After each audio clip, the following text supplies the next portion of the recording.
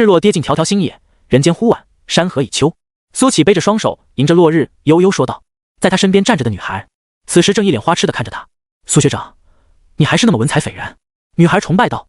苏启转过身，那张完美无瑕的脸，差点让女孩尖叫出声。苏启深棕色的瞳孔像是最纯净的琥珀，他深情注视着女孩，向前走了一步，萌萌，其实我……下一秒，哎呦！苏启一声惊叫，不知为何，他竟左脚打右脚，摔了个狗啃泥。苏启连忙警惕地打量四周，空空荡荡，四下无人。还好，没人看见。苏启长舒一口气，方才的那一幕只不过是他的幻想，除了眼前的落日是真的，这张英俊无瑕的脸是真的，其余都是假的。苏启从地上爬了起来，皱眉道：昨天才新买的衣服，旅行第一天就弄脏了，还真是一如既往的倒霉啊。苏启掏出手机看了看时间，5点46分，最后一趟下山的观光车是6点30分，他有充足的时间赶往站点。沿着山间的公路，苏启一路向下，四周的美景在落日的余晖之下显得极其的不真实，就好像是从另一个世界映照而来，好像跟上山的风景不太一样。苏启皱眉想着，脚步却不停。就在此时，忽然身后传来了刺耳的喇叭轰鸣声，嗡嗡！苏启猛地转过身，看到一辆不知从何而来的货车已经快要冲到他的面前。这一刻，苏启飞快闪过了几个念头：卧槽，搞什么啊？这货车司机哪来的？我得躲开。就在苏启想要躲开的时候，脑子里突然传来一声提示：叮！检测到合适宿主，系统激活。宿主苏启，气运10，评价平平无奇的倒霉帅哥。迎面来的是一辆负责送勇士前往异世界的货车，只是他好像搞错了对象。现在的你有几个选择：1. 接受命运的安排，代替勇者前往异世界，奖励豪华新手礼包。2. 拦下货车，训斥司机不要在上班时间分心，下次搞清楚要创的对象，奖励终极新手礼包。3. 多一事不如少一事，赶紧躲开，奖励初级新手礼包。苏启在千分之一秒的时间里已经想好了答案，他来不及开心自己觉醒了系统。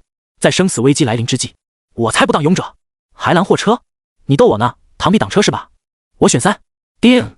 选择成功。苏启感觉一股力量拉扯着自己，瞬间把他从马路中间拉扯到了马路边缘。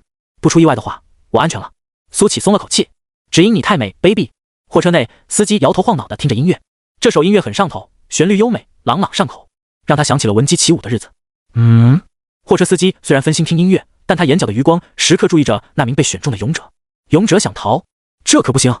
我负责护送勇者前往异世界，23年从未失手，人称金牌司机。念及此处，货车司机一个漂移，撞向了一脸懵逼的苏启。尼玛，货车还能漂移？苏启耳边传来系统提示音。叮！由于宿主气运负加持，碰到金牌司机，很遗憾，躲避失败。砰！下一秒，苏启被撞飞了，一股神秘的力量拉扯着他从这个世界消失了。昏迷之前，苏启只有一个念头：坑爹呢！你一个系统干不过一个司机，造孽啊！当苏启再次醒来的时候，天空一片澄净，蓝得很透明，耳边传来系统奄奄一息的声音。叮！本系统在与金牌司机的对抗中两败俱伤，幸不辱命，成功将宿主从原定低5世界脱离。苏启听闻此言，立马兴奋道：也就是说，咱没有穿越成功？哈哈，不愧是你啊，系统，我错怪你了。说实话，苏启不想穿越，他有美满的家庭，英俊的容貌，良好的头脑，虽然运气是差了点。比方说，吃方便面必定没有调料包，上厕所必定塞马桶，买易拉罐必定没有拉环，买奶茶必定没有吸管，吃西瓜必定都是西瓜子，排队必定被人插队，必定挤不上公交车。但这不重要，重要的是他爱那片土地，爱的深沉，以及那不太重要的还未挥霍的上百万存款。苏启高兴还不到10秒，系统便又奄奄一息道：经过本系统力挽狂澜，成功将宿主从原定低5世界脱离，在返回原世界中途出了点意外，现已落入修仙世界。苏启愣住了，他想起了张律师，在我的据理力争之下，我方被告200万罚款全免，改判20年有期徒刑。苏启经常看小说，他当然知道低5世界和修仙世界这完全是2个概念。低5世界什么降龙十八掌、九阴白骨爪，再猛也不夸张，就是天下第一武学奇才被几百上千人围殴也得饮恨西北。而修仙世界呢，仙人动辄焚山填海，逆转阴阳，邪修更是动辄屠城杀人，炼化生灵。用屁股想也知道哪个世界更好混一点。系统，要不你还是把我送回原世界吧，实在不行的话，你能不能叫货车司机再撞我一次？苏启生无可恋地说道。Warning， Warning， 本系统遭遇意外，程序即将崩溃，之后一切都靠宿主自己了。千里路途我只陪你一程，从此风雪艳阳我都不问，祝你好运。说完，苏启脑海里再没系统的声音。系统，系统你快回来啊！没有你我可怎么活啊系统。但任凭苏启如何呼喊，系统再也没了声音。开局激活系统，然后系统崩溃了。苏启花了5分钟才接受了这个事实。算了，既来之则安之。苏启平复了一下心情，从地上爬了起来，然后一个对话框突然出现在面前。系统损毁严重，仅保留基础功能。宿主苏启，气运10，评价平平无奇的倒霉帅哥。因 bug 不确定是什么的初级新手礼包待提取，提示提取后本功能将彻底消失。苏启出灵修仙界，一个好消息，一个坏消息。坏消息，系统崩溃了。好消息，没完全崩溃。提取。苏启打开了新手礼包，接着一条提示弹了出来：恭喜宿主获得长生体。长生体，与天同寿，与地同齐，都是垃圾。你将拥有无穷无尽的生命，只要不被杀，就不会死。接着，苏启就感觉一股神秘的力量涌入了自己的身体，很玄学的，他感觉到自己拥有无限寿命了。这岂不是说我只要能苟，我就无敌了？苏启眼睛一亮，自语道。就在这时，又一个对话框弹了出来：出灵修仙世界的你十分茫然，接下来你要做什么呢？一、拜入仙宗，正式踏上仙途，奖励筑基丹。二、谨慎行事，先入江湖，了解这个世界，奖励黄金千两。三、什么也不做，奖励气运加一代价，寿元10年。没想到系统崩溃之后还能做选择题，苏启犹豫了 0.1 秒，便直接选了3。如果是正常人的话，当然不会选3。一个寻常人的寿命才多少年？能活到70已经是古稀之年，但苏启拥有无限的寿命，选3才是最正确的选择。系统的提取功能已经崩溃，即便我完成了第一或者第二个任务，也不可能得到奖励。况且奖励越高，危险也就越大。即便是功能正常，我也不会选择1和2。前提是我拥有无限寿命，就是不知道这气运需不需要提取。苏启闪过一系列的念头，然后他看了一眼面板，宿主苏启，气运9，评价平平无奇的倒霉帅哥，可以直接加在气运上。苏启顿时激动了，从小到大他都是倒霉蛋，但若是能把这气运加到0甚至更高，他应该就能摘掉这倒霉的称号，从平平无奇的倒霉帅哥变成平平无奇的帅哥了。就是不知道这个任务多久能够触发一次。苏启真是迫不及待想把气运变成正数了，不过一想到自己拥有无限的寿命，便又不急于一时了。朝夕太短，只争1万年。这时候苏启才有功夫打量起四周的景色，这应该是在山顶上，苏启能够看得很远，在山脚下好像有一座城镇。于是苏启动身前往。在下山的途中，苏启在半山腰一处隐秘的地方发现了一处洞府，应该很久没人住了，角落里结满了蜘蛛网，不过没有什么修仙秘籍之类的，倒是有一张木床，勉强能睡。苏启没有在此久留，不过记下了这处秘密据点，以后闭关什么的就到这里来，不容易被人发现。花了2个小时，苏启终于下山了。那座城镇就在眼前，目测走个把小时就能到。走近后，苏启看清楚了这座城镇，规模不大，但像模像样的，竟然还有官兵镇守。苏启有点担心会被盘问，犹豫了片刻之后，他还是决定上前试试。一定不能慌，要淡定，这样说不定能够蒙混过关。苏启在心里说着，但还没等他靠近，就看到官兵拦下了一个黑袍人。站住，缴过路费。黑袍人发出桀桀怪笑声，蝼蚁也敢拦本座。黑袍人一抬手，那2名官兵惨叫着变成了一具干尸，就像是被什么东西吸干了一样。路人纷纷惊慌逃跑。黑袍人再次一抬手，周围数十人惨叫着变成了一具具干尸。死！苏启倒吸一口凉气，这是什么运气？一来就碰到邪修杀人。苏启不敢再靠近，连忙躲到了树后。许久之后，苏启才敢探出头，发现邪修已经不见了，只剩下一具具的干尸，证明刚刚发生的一切不是幻觉。城镇太危险，还是躲回我的深山老林吧。此念头一起，便再也压抑不住。苏启拔腿就跑，他决定在气运苟到正数之前不再出山。回到那处隐秘洞穴之后，苏启方才感觉安心了些。修仙世界实在是太危险了，如果刚刚自己的腿脚再快一些，只怕跟那些倒霉蛋一样，已经变成干尸了。苏启往床上一躺，正式开启了自己的躺平生活。前1个月，苏启把洞府简单的收拾了一下，住得更舒服了一些。他时常会想起故土的生活，自己的突然消失，父母朋友一定很着急吧。想到此生可能都无法再见，苏启不禁又犯起了文青病。旅馆寒灯独不眠，客心何事转凄然。故乡今夜思千里，愁病明朝又1年。半年过去了，苏启出洞府的次数屈指可数，并且每次出去都差点丧命。这负9点的气运在修仙界举步维艰。躺平了半年的你，决心要做点什么？一、再探城镇，奖励筑基丹。二、搜索周边，打点野味解解馋，奖励3品妖丹。三、什么也不做，奖励气运加一代价，寿元10年。苏启果断选择了3。半年出现一次，这样说来的话，我还需要仅仅4年就可以出山了。苏启觉得生活有了盼头。可是接下来2年，系统再也没发布过任务。第3年春，系统再次发布了任务，发布的什么不重要，重要的是苏启发现第3项永远不会变。于是他又选择了3。春去秋来，年复1年，5年、10年、15年、20年。苏启已经失去了时间观念，墙壁上刻满了正字。20年以来，他没有跟人说过话，都快丧失语言功能了。头发和胡子已经长得不能看，远远看去，恐怕还以为他是一个猿人。如果不是体内的文青之魂熊熊燃烧，45经每天在脑内循环播放，只怕他已经成为了一个疯子。20年，系统仅仅发布了10次任务，他的气运也终于从负数成为了0。逝者如斯夫，不舍昼夜，20年的寂寞快要击溃你了。一、不顾一切，再次前往城镇，奖励9转金丹。二、出去走走，奖励筑基丹。三、什么也不做，奖励气运加一代价，寿元10年。苏启麻木的再次选择了3，他快要不知道自己在做什么了，这一切完全出于本能。但就在他点完3的那一瞬间，洞外传来一声巨响，轰隆！苏启稀里糊涂的就成了一个道士，多了一个便宜师傅。那日山洞巨响之后，他慌乱之中撞到墙壁昏迷了过去，在醒来之时已经在一处道观中。根据他那便宜师傅的说法，那日他与蛟龙大战，最后大败蛟龙，意外发现了昏迷的苏启，便捡了回来。对此苏启持怀疑态度，因为他师傅陆长安实在不像什么高人。这道观叫做长生观，总共只有2人。以前陆长安是观主兼任道士，苏启来了之后，陆长安终于可以清闲的当他的观主，苏启成了小道士。长生观位于清溪镇以北5里，这清溪镇就是苏启差点丧命的那座小镇。长生观香火不算旺盛，但自从苏启来了之后，这座道观的香火慢慢也鼎盛起来，多的那部分皆是年轻女子。为了一睹这传闻中的英俊小道士，其实英俊不英俊并不重要，主要是喜欢道士。连苏启也不知道自己怎么就出名了，想来想去归结于自己已经为正的气运。自从他气运为正以来，出门捡钱已经成为家常便饭，再也没有各种各样能够威胁他生命的事出现，日子倒也过得悠闲起来。姓名苏启，气运1，评价有点幸运的帅哥。苏启坐在后院中看着系统面板，他来长生观已经有1年了，慢慢也已经熟悉了这种悠闲的生活。徒儿，李奶奶家的猫找不到了，你去帮她找找。就在这时候，前院传来陆长安的声音。知道了。苏启懒洋洋地答应了一声，随后起身朝着前院走去。来到前院，一名如花似玉的妙龄少女目不转睛地看着苏启，随后嫣然一笑：麻烦你了，小苏道长。这是李奶奶。苏启看向陆长安，用眼神问道。陆长安咳嗽了一声说道：这位是李奶奶的孙女，她知道猫最后跑丢的地方。你好，小苏道长，我叫李小小。少女走上前来，眉眼含笑。你好。苏启笑着点点头。气运为正以来，苏启经常帮父老乡亲们找猫啊狗的，苏启也很乐意。虽然是小，但胜在安全。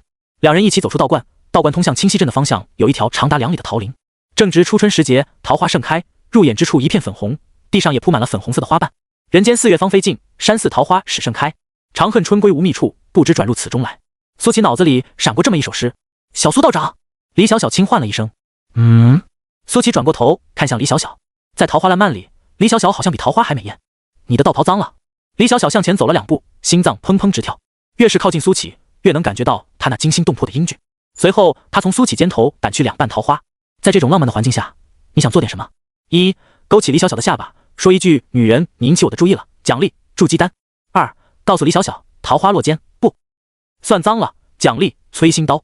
3. 什么也不做，寿元10年，气运加1。没想到你这个浓眉大眼的系统竟然这么油腻，我果断选3。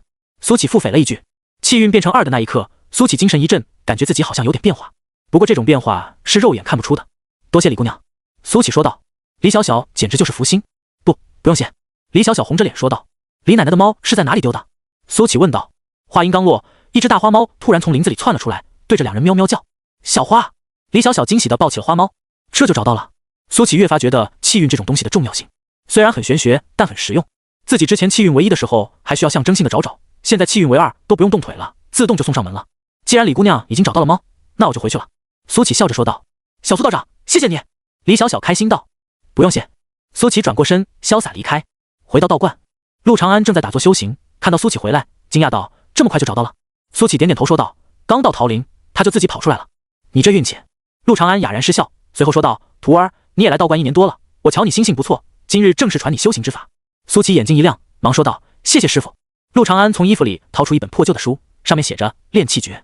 陆长安一本正经说道：这本心法可以助你修行到炼气期，修士等级划分为炼气期、筑基期、金丹期、元婴期、化神期、炼虚期、合体期、大成期、渡劫期。那炼气期之后呢？苏启问道。陆长安严肃道：炼气期乃修行之本，夯实基础尤为重要，先不要好高骛远。要知道，有的人终其一生也只能在炼气期徘徊。我知道了，师傅。苏启点头道。那我炼气期夯实基础之后呢？之后再说吧。陆长安老脸一红，为师目前还没有适合你的筑基期心法。原来是没有。苏启心想，看来师傅说的大战蛟龙果然是吹牛的。拿着炼气期的心法，苏启回到了后院，开始了自己的第一次修行。为师不是没有筑基期的功法，即便是渡劫期的也有，而是没有适合你的功法，之后为师会给你物色的。前院又传来陆长安的声音。知道了。苏启懒洋洋地回复道。苏启花了3天的时间就入门了。根据陆长安的说法，每一个境界都分9层，他现在算是炼气1层。1年的时间，苏启从炼气1层突破到炼气2层，期间又加了2点气运，高达4点的气运让他修行之路如有神助。寒来暑往，一晃5年的时间过去了，苏启的气运已经达到了10点。他发现气运越高，越容易触发系统任务。他的修为也正式跨入了炼气9层。气运加持，修行中的你顿悟了，修为加1。苏启愕然查看体内，发现他竟然从炼气9层变成了炼气10层，还有这种操作。陆长安说每一个大境界最多9层，但现在自己竟然突破到了10层。苏启察觉到10层比起9层来说强大了不止一点点。虽然他不知道筑基期的修士有多强，但现在他感觉跟筑基期也差不了太远。虽然系统崩溃了，但还是很给力啊。苏琪美滋滋地想着。就这样，又过了3年，苏琪的气运已经到了恐怖的20点。气运越高，他修为也就加得越频繁。目前为止，他已经炼气39层。由于没有筑基期的功法，苏琪无法突破到筑基，但他觉得自己现在应该比筑基期的修士强多了。每增加1层，他的实力都在成倍的增长。不知不觉间，苏琪已经在长生关待了9年。这9年，时间没有在他的脸上留下任何的痕迹。前3年，李小小每年都会来4到5次，后来次数逐渐减少。第5年的时候，是李小小跟苏琪见的最后一面。当时他哭着说自己要嫁人了，等不到苏琪了。再后来就再也没出现过了。苏琪每年也会去2、3次清溪镇。他在清溪镇的人缘很好，一方面是因为英俊的外貌，另一方面则是因为陆长安。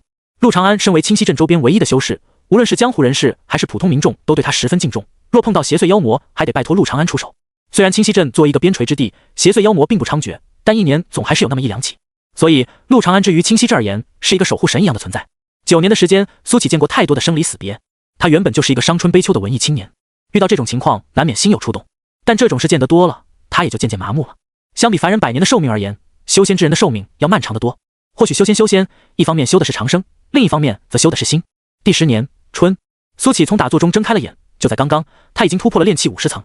之所以醒来，是因为道观来了一名不速之客。陆长安。陆长安来者是一个50多岁的男人，衣着华贵，脸上却布满风尘之气。苏琪来到前院，看到了这个男人，正想让他不要大呼小叫的时候，陆长安从正殿里走了出来。陆子明，你来做什么？陆长安神色淡然地问道。你随我回长安。陆子明不由分说便要上前拉扯。修道之人不应沾染凡尘，你请回吧。陆长安淡然道。说完，他一挥袖袍，陆子明便被一阵清风拖到了道观门口。陆长安，爹快不行了，他只想再见你最后一面。陆子明凄声说道。陆长安原本淡然的脸终于动容，攥着拂尘的手不自觉的青筋凸起。良久，他松开了拂尘，轻叹了一声，何时动身？就现在，一刻也耽搁不得。陆子明立马说道。你先出去吧，我需要跟我徒弟交代一些事。陆长安说道。陆子明看了苏琪一眼，然后转身离开。徒儿，你过来。陆长安对苏琪说道。苏琪走上前说道，师傅，你放心回家探亲吧，我会照顾好道观的。陆长安严肃的脸松展开来，笑道，每次看到你这张脸，就让我想起了我年轻的时候，也像你这般英俊。随后他又说道，我希望你守护好这座道观，也守护好清溪镇的居民。如果碰到邪祟作乱，以你如今的能力，应该足以应对了。若碰到实在应对不了的事，可打开此锦囊。苏琪接过锦囊，郑重道，我知道了，那我就走了。陆长安笑道。看着陆长安离去的背影，苏琪忽然有些不舍。10年的朝夕相处，苏琪早已将陆长安当做了亲人。他发现陆长安的腰背似乎佝偻了一些，发间也多了几缕银丝。原来一直未曾改变的只有自己而已。师傅！苏琪大喊道。陆长安转过头，你何时回来？我会备上你最爱吃的桂花糕。苏琪问道。陆长安笑了，笑得很灿烂。他说道，来年桃花盛开的时候。陆长安离开了。偌大的道观只剩下苏琪一人打理，虽然平时也是我一人打理，但总觉得有些不同了。苏琪在心里默默说道。长生关的香火依然很足，基本上每一个来这里的人都会问上一句，陆道长呢？今天怎么不见他的身影？回家探亲了，很快便回来。对此，苏琪总是这样说道。1月的时间一晃而过，苏琪如今拥有高达28点的气运，修为也来到了炼气56层。他不知道自己如今有多强，只觉得体内的灵气犹如江河翻涌，充盈无比。这日，苏琪正在院里打坐，道观外传来急促的叩门声。苏琪打开道观大门，来者是一名神色慌张的男人。这3更半夜，你为何如此惊慌？苏琪问道。这是一张生面孔，苏琪可以肯定自己以前从未见过。小道长，前方桃花林有邪祟作乱，还请你救救我家妻儿。男人哀求道。带路。苏琪转身拿起桃木剑，说道。好，好。男人面色一喜，带着苏琪直奔桃花林而去。但进入桃花林后，苏琪并未看到邪祟害人。就在此时，带路的男人突然砰的一声倒地，失去了生命气息。结，一阵怪笑声传来，一名身体七拼八凑的鬼物从树后走了出来。头颅是老太的，身体是青年的，左手是小孩的，右手是女人的，双腿是男人的，看起来极其的怪异。小苏道长，可还记得我？鬼物说话了，是那老太的头在说话。你是镇口的刘婆。苏琪皱眉道。镇口刘婆3年前就已经去世了，没想到如今以这种鬼样子活了过来。小苏道长，没想到你还记得我，我好饿，我真的好饿，让我吃你的肉，喝你的血吧。鬼物嘶吼着向苏琪冲了过来，肢体不协调，但速度极快，若是普通人见了，恐怕会被吓成神经病。刘婆既然死去了，那就好生安息，我来超度你吧。苏琪举起桃木剑，随手斩下。轰！这一剑，苏琪没有动用灵力，但恐怖的力量直接斩出罡风，比刀子还要锋利。罡风吹过的地方，一切化为齑粉。不！鬼物仅发出一声惨叫，便瞬间化为了灰烬。物理超度，最为致命。出来吧！苏琪淡淡说道。啪啪啪！一阵鼓掌声传来，一名黑袍人从黑暗中走了出来。你一个小小炼气7士如何发现我的？我并未发现，炸你一下而已。苏启摊了摊手说道。他看着面前的这个黑袍人，觉得有些眼熟。30年前的那一幕涌入了脑海，这人是30年前的那名邪修。苏启心底涌上一个声音，当初出灵修仙界的他，被清溪镇前的邪修吓得在山林里躲了20年，却未曾想到还有再见之日。听到苏启的话，邪修身子一僵，隐藏在黑暗里的脸多了一抹阴冷，他竟然被一个小道士给炸了。你是陆长安的徒弟吧？邪修狞笑道。是，怎么了？苏启淡淡问道。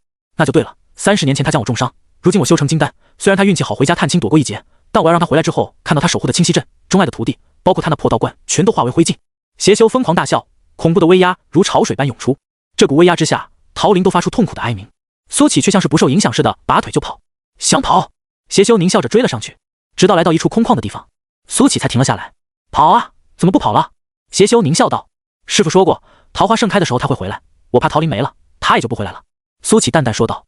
这种时候还想着那种无聊的事，我不会让你轻易的死去，我要将你的神魂抽离，用丹火烧上9981天，让陆长安那个老家伙知道得罪我的下场。邪修一抬手，天地哀鸣，无数冤魂组成的潮汐从邪修身体里涌出，朝着苏启狂涌而来。冤魂潮汐所过之处，生机全被掠夺，植被枯萎，飞鸟坠落。而在苏启的身后就是那片2里桃林。苏启犹如江河的灵气疯狂涌入桃木剑，桃木剑在夜空里发出淡淡的辉光。斩！没有花里胡哨的招式，苏启斩出一剑，他只有一招，也只有一剑。吃！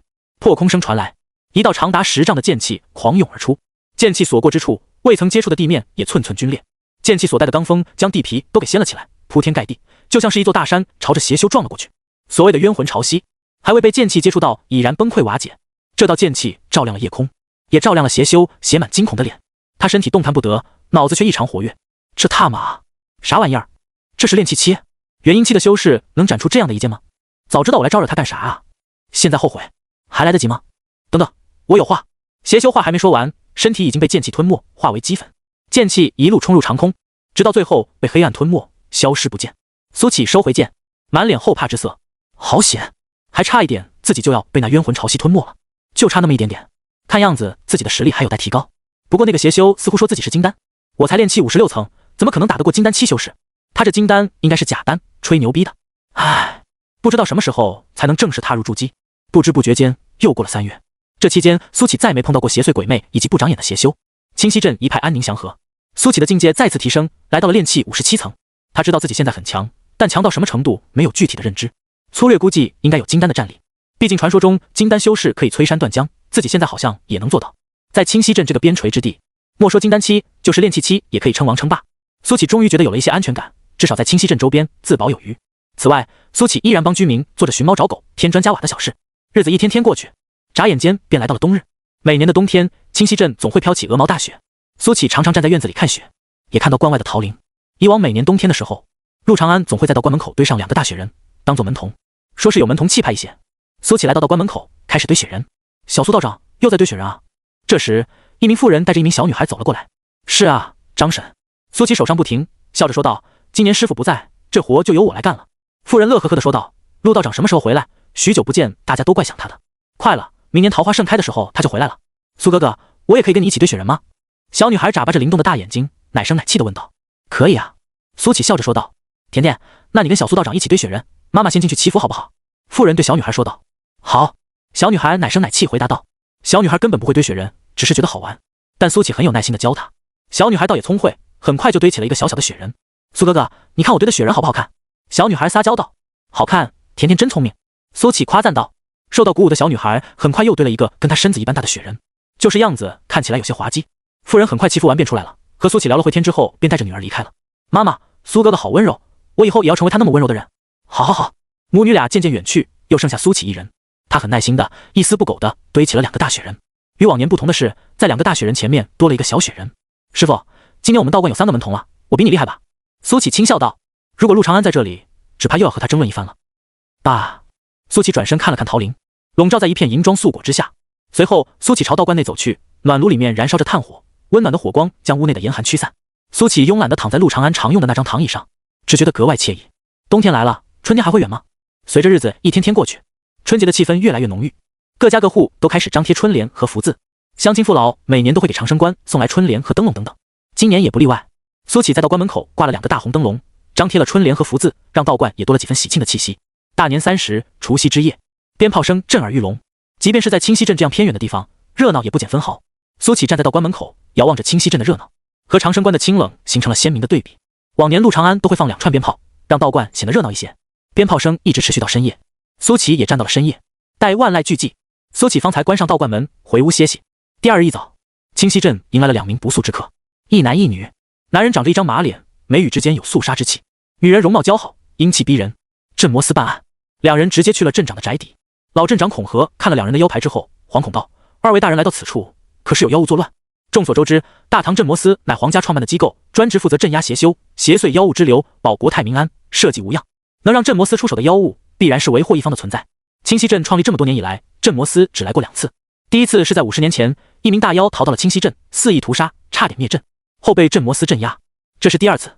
史兴华板着脸说道：“我问你，你可在昨夜见过可疑的人或事？”孔和连忙摇头，不曾见过。史兴华皱眉道：“立刻召集全镇居民，我要挨个问话。”好，好。孔和连忙点头道，随后急忙开始召集居民。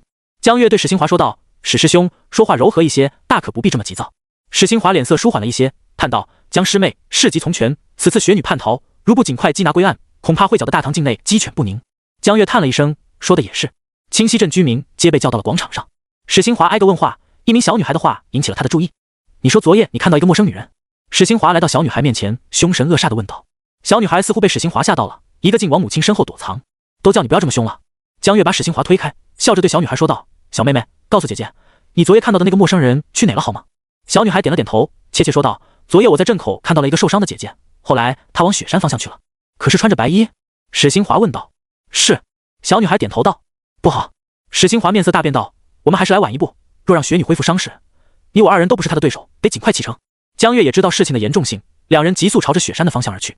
直到2人走后，小女孩方才松了口气。她摊开手掌，手心有一朵晶莹剔透的雪花，这是昨夜那个姐姐送给她的。那个姐姐是坏人吗？小女孩喃喃说道。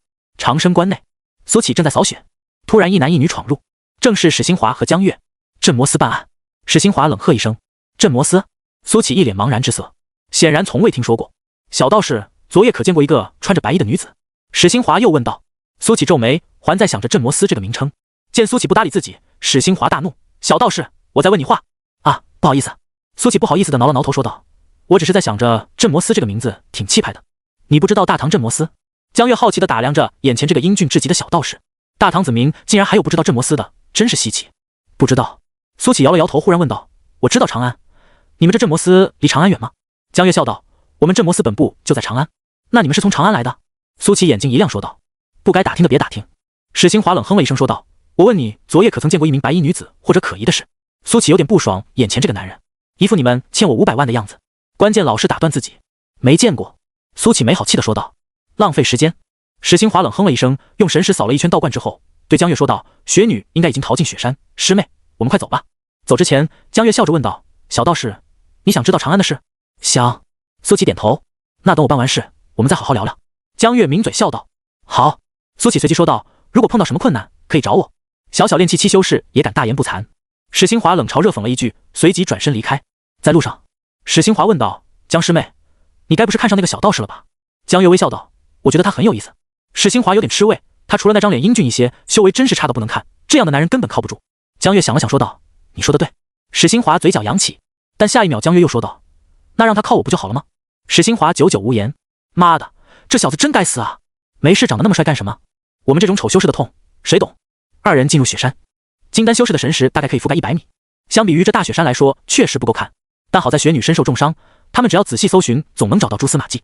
有血迹！史兴华振奋道。2人随即朝着血迹的方向追了过去。半个时辰后，血迹戛然而止，线索断了。怎么会这样？史兴华面色难看。史师兄别着急。江月掏出一个罗盘，雪女身上有镇摩司的印记，1000米之内，罗盘能准确找到她的位置。罗盘毫无反应。2人面色大变，这意味着雪女的伤口愈合了。雪女伤口愈合，也就意味着她的实力会极快的恢复。巅峰时期的雪女堪比元婴巅峰的修士，他们2人根本不是对手。轰隆！就在此时，雪山传来一声巨响，铺天盖地的积雪自山顶倾泻而下，如大江奔涌，壮观至极。雪崩了！史兴华面色难看，不用猜，这就是雪女搞的鬼。雪崩的速度极快，眨眼间便来到了2人的面前。但金丹期的修士可以摧山断江，区区雪崩自然无需畏惧。史兴华掏出随身长剑，一剑斩出，轰！灵力倾泻，雪崩被一分为2，中间露出一条安全通道来。雪崩从2人身旁奔腾而去，站在中间的2人毫发无损。但下一秒，两人耳边传来一声女人的轻笑声，二人面色大变。史新华瞬间变成了一座冰雕，江月身上的护身符破碎，冰霜犹如枯骨之躯蔓延，最多几秒的时间，他也会变得跟史新华一样。咔嚓，江月捏碎了一张传送符，下一秒，他从原地消失。江月逃到了长生关，他浑身上下都充斥着寒毒，快要冻得他失去意识。苏启看到江月这样，连忙请他进屋。屋内的温暖也没有让他感觉好一点，浑身发抖，难以自控。我中了雪女的寒毒，须得用灵力驱散。但江月话还没有说完，苏启就一下子抓住了他的手腕。别！江月刚想阻止，一股醇厚温暖的感觉就注入了体内。啊！这股醇厚的灵气所过之处，将寒毒尽数驱散。那种暖洋洋的舒爽感让江月忍不住呻吟出声。紧接着，他连忙捂上自己的嘴，脸红透了。这也太丢人了！1分钟不到，江月的寒毒被驱散。你刚想说什么？苏启松开了手，问道。没什么。江月有些失神道。那股温暖的感觉撤出体内，让他感觉有点空虚，好想再体验一下。其实他刚想说的是，灵力不够的话会被寒毒反噬，变得跟他一样。却未曾想到，这个练气期的小道士灵力如此醇厚。那个总爱板着脸的男人呢？苏启问道。大概是死了。江月神色黯然道。雪女显然已经恢复了实力，甚至又有精进。如果不是他有师尊给的传送符和护身符，只怕跟史新华的下场一样。苏启一听便警惕起来，他们这来了个不得了的妖物啊，连金丹期修士都吃瘪了，自己恐怕也不是对手。要不要打开师傅的锦囊？苏启犹豫着。我需在你这里休息一夜，待的灵力恢复，我会联系最近的镇魔司派人支援。江月说道。他寒毒虽驱除了，但体内灵力已经空空荡荡，根本无法使用特殊手段联系镇魔司。好。苏启闻言打消了打开锦囊的念头，随即问道。你能跟我讲讲长安吗？你对长安这么感兴趣，此次是了，不如随我去长安。江月笑着问道。如果能跟苏启这英俊的小道士结为道侣，似乎也是一件很不错的事。我答应过师傅守好道观。苏启摇了摇头。那你为何对长安这么感兴趣？江月好奇道。因为我师傅去了长安。苏启说道。江月点头，随后说道。原来是这样，长安是大唐皇都，繁华无比，应有尽有，你想得到想不到的都能在长安见到。苏启听得有些神往，又问道。那厉害的修士是不是有很多？金丹多如狗，元婴变得走。江月又补充道。当今大唐国师也在长安，他是大成期修士，随时可能迈入渡劫期飞升仙界。苏启一听，顿时打消了对长安的向往。太危险了，万一碰到一个神经病修士，自己完全不是对手。保险起见，还是苟在这边陲之地比较好，先苟个1000年，有了足够的实力再去长安。怎么样，是不是想去长安了？江月笑着问道。完全不想。苏启摇头说道。傍晚时分，夕阳西下，苏启正在院子里扫雪，一对夫妇急吼吼地冲了进来。张婶，张叔，什么事这么着急？苏启问道。小苏道长，甜甜她不见了。妇人急得眼泪都快掉下来了。怎么回事？苏启问道。男人抽了自己一巴掌，都怪我，我当时正在田里耕作，没有看好甜甜，再回过头时她已经不见了。现场有什么痕迹吗？苏启皱眉道。这是在现场捡到的。张婶连忙拿出一个晶莹剔透的雪花。苏启接过雪花，入手冰凉，这似乎是用某种水晶打造而成的，是雪女。就在此时，江月走了过来，神色凝重道。小苏道长，你可一定要救救我女儿啊！妇人闻言，砰的一声跪倒在地。镇长已经将真相告诉居民，2位镇魔司的大人正在搜捕妖物，甜甜落入妖物之手，还能有好？男人也跟着跪了下来。小苏道长，甜甜如果有个3长2短，我们也不知道怎么活了，求求你救救我女儿！苏启连忙将两人拖起，说道。张婶，张叔，你们放心，我一定会救出甜甜。说罢，苏启转身拿起桃木剑便朝着雪山走去。江月连忙追了上去，他跟在苏启后方劝道。小道士，你不是雪女的对手，你别去。不得不去。苏启说道。为什么？你等到明天我灵力恢复，我就能联系上镇魔司的人，你也不会白白送了性命。江月不解道。苏启摇摇头。联系了之后呢？他们多久能赶来？时间一长，甜甜还有命在。苏启想起了那天小女孩堆雪人的场景。此时天空又飘起了鹅毛大雪。可是你只是练气期，去了也不顶用。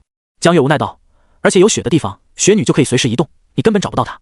雪山范围极广，覆盖的积雪何止千万，总要试试，不是吗？苏启抬起手接住了一片飘落的雪花。而且我答应过师傅，一定会守护好清溪镇的居民，但行好事，莫问前程。江月站在原地，眼睁睁看着苏启一步步朝着雪山深处走去。但行好事，莫问前程。江月心有触动，自己是镇魔司的一员，却还不如一个民间小道士勇敢。想到这里，江月追了上去，大不了就把那东西用了，说什么也不能被一个小道士看扁了。等等我！江月追了上去，与苏启并肩而行。你怎么来了？苏启有些意外，他还以为江月已经被雪女吓破胆了，毕竟他的同伴已经折损了。因为我是镇魔司的人。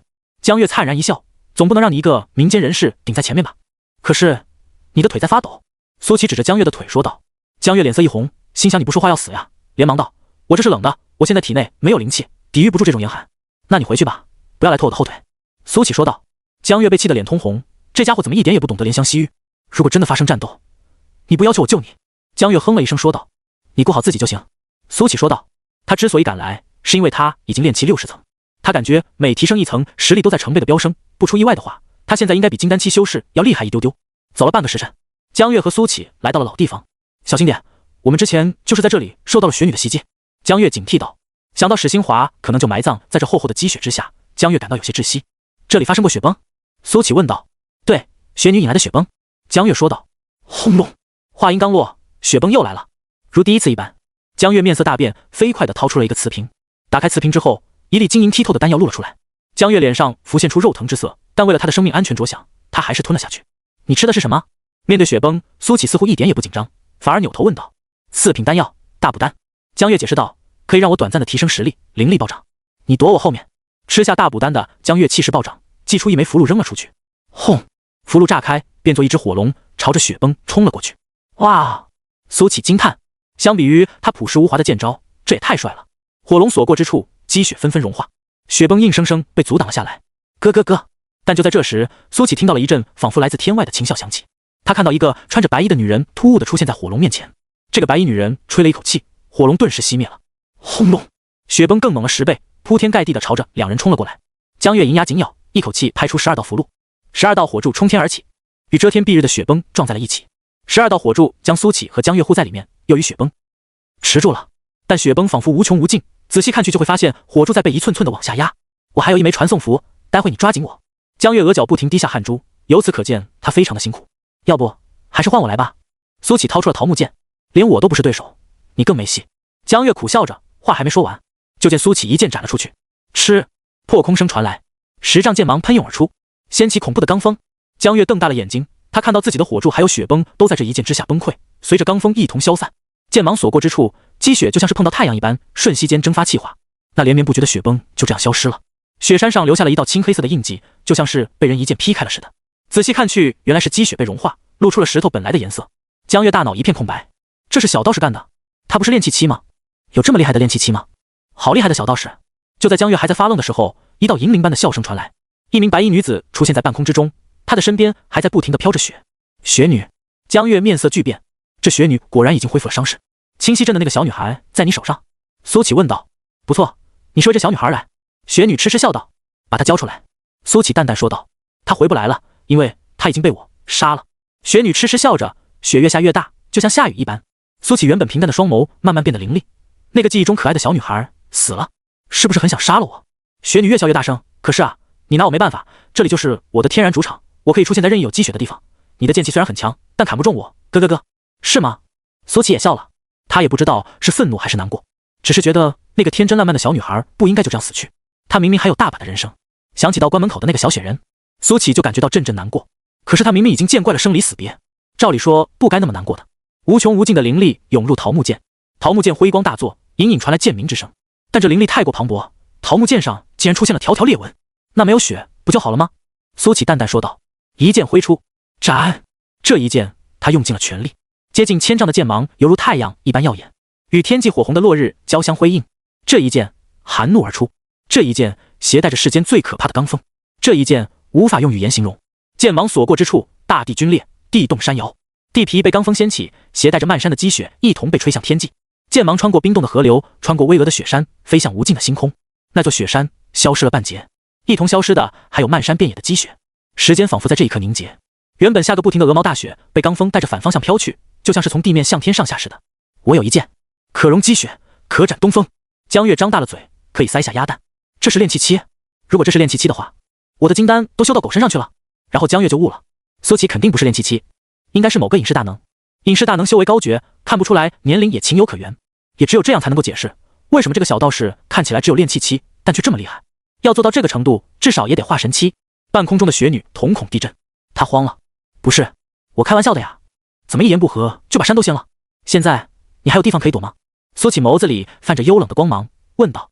雪女头皮一阵发麻，她连忙摆手说道：这位前辈有话好说，其实我开玩笑的，那个小女孩现在好好的。在哪？听闻此言，苏启的杀意才收敛了一些。雪女连忙说道：您跟我来，我这就带您过去。称呼不自觉都变了。苏启和江月跟着雪女一起来到了一个洞穴，还好苏启那一剑没有波及到这里，不然的话这洞里的人都死翘翘了。来到这里之后，苏启看到了张甜甜，也就是那个小女孩，此时正坐在火堆旁烤火，一点也没有受伤的样子。在他旁边还有一个被五花大绑的男人。史师兄，江月震惊道，他还以为史新华已经死了，现在看来雪女并没有下杀手。苏哥哥，你怎么来了？张甜甜看到苏启之后，开心的跑了过来。你看吧前辈，我就说甜甜没事吧，我可喜欢她了，怎么会对她下杀手呢？雪女讪笑道。史新华的嘴被一双臭袜子堵上了，他看到苏启还有江月，顿时呜叫了起来。江月冲上前把史新华嘴里的臭袜子扯掉。史新华大叫道，师妹，你也被抓来了，这个雪女不是人，她折磨我，呜！一个大男人竟然当众哭了，这得受到多大的打击啊！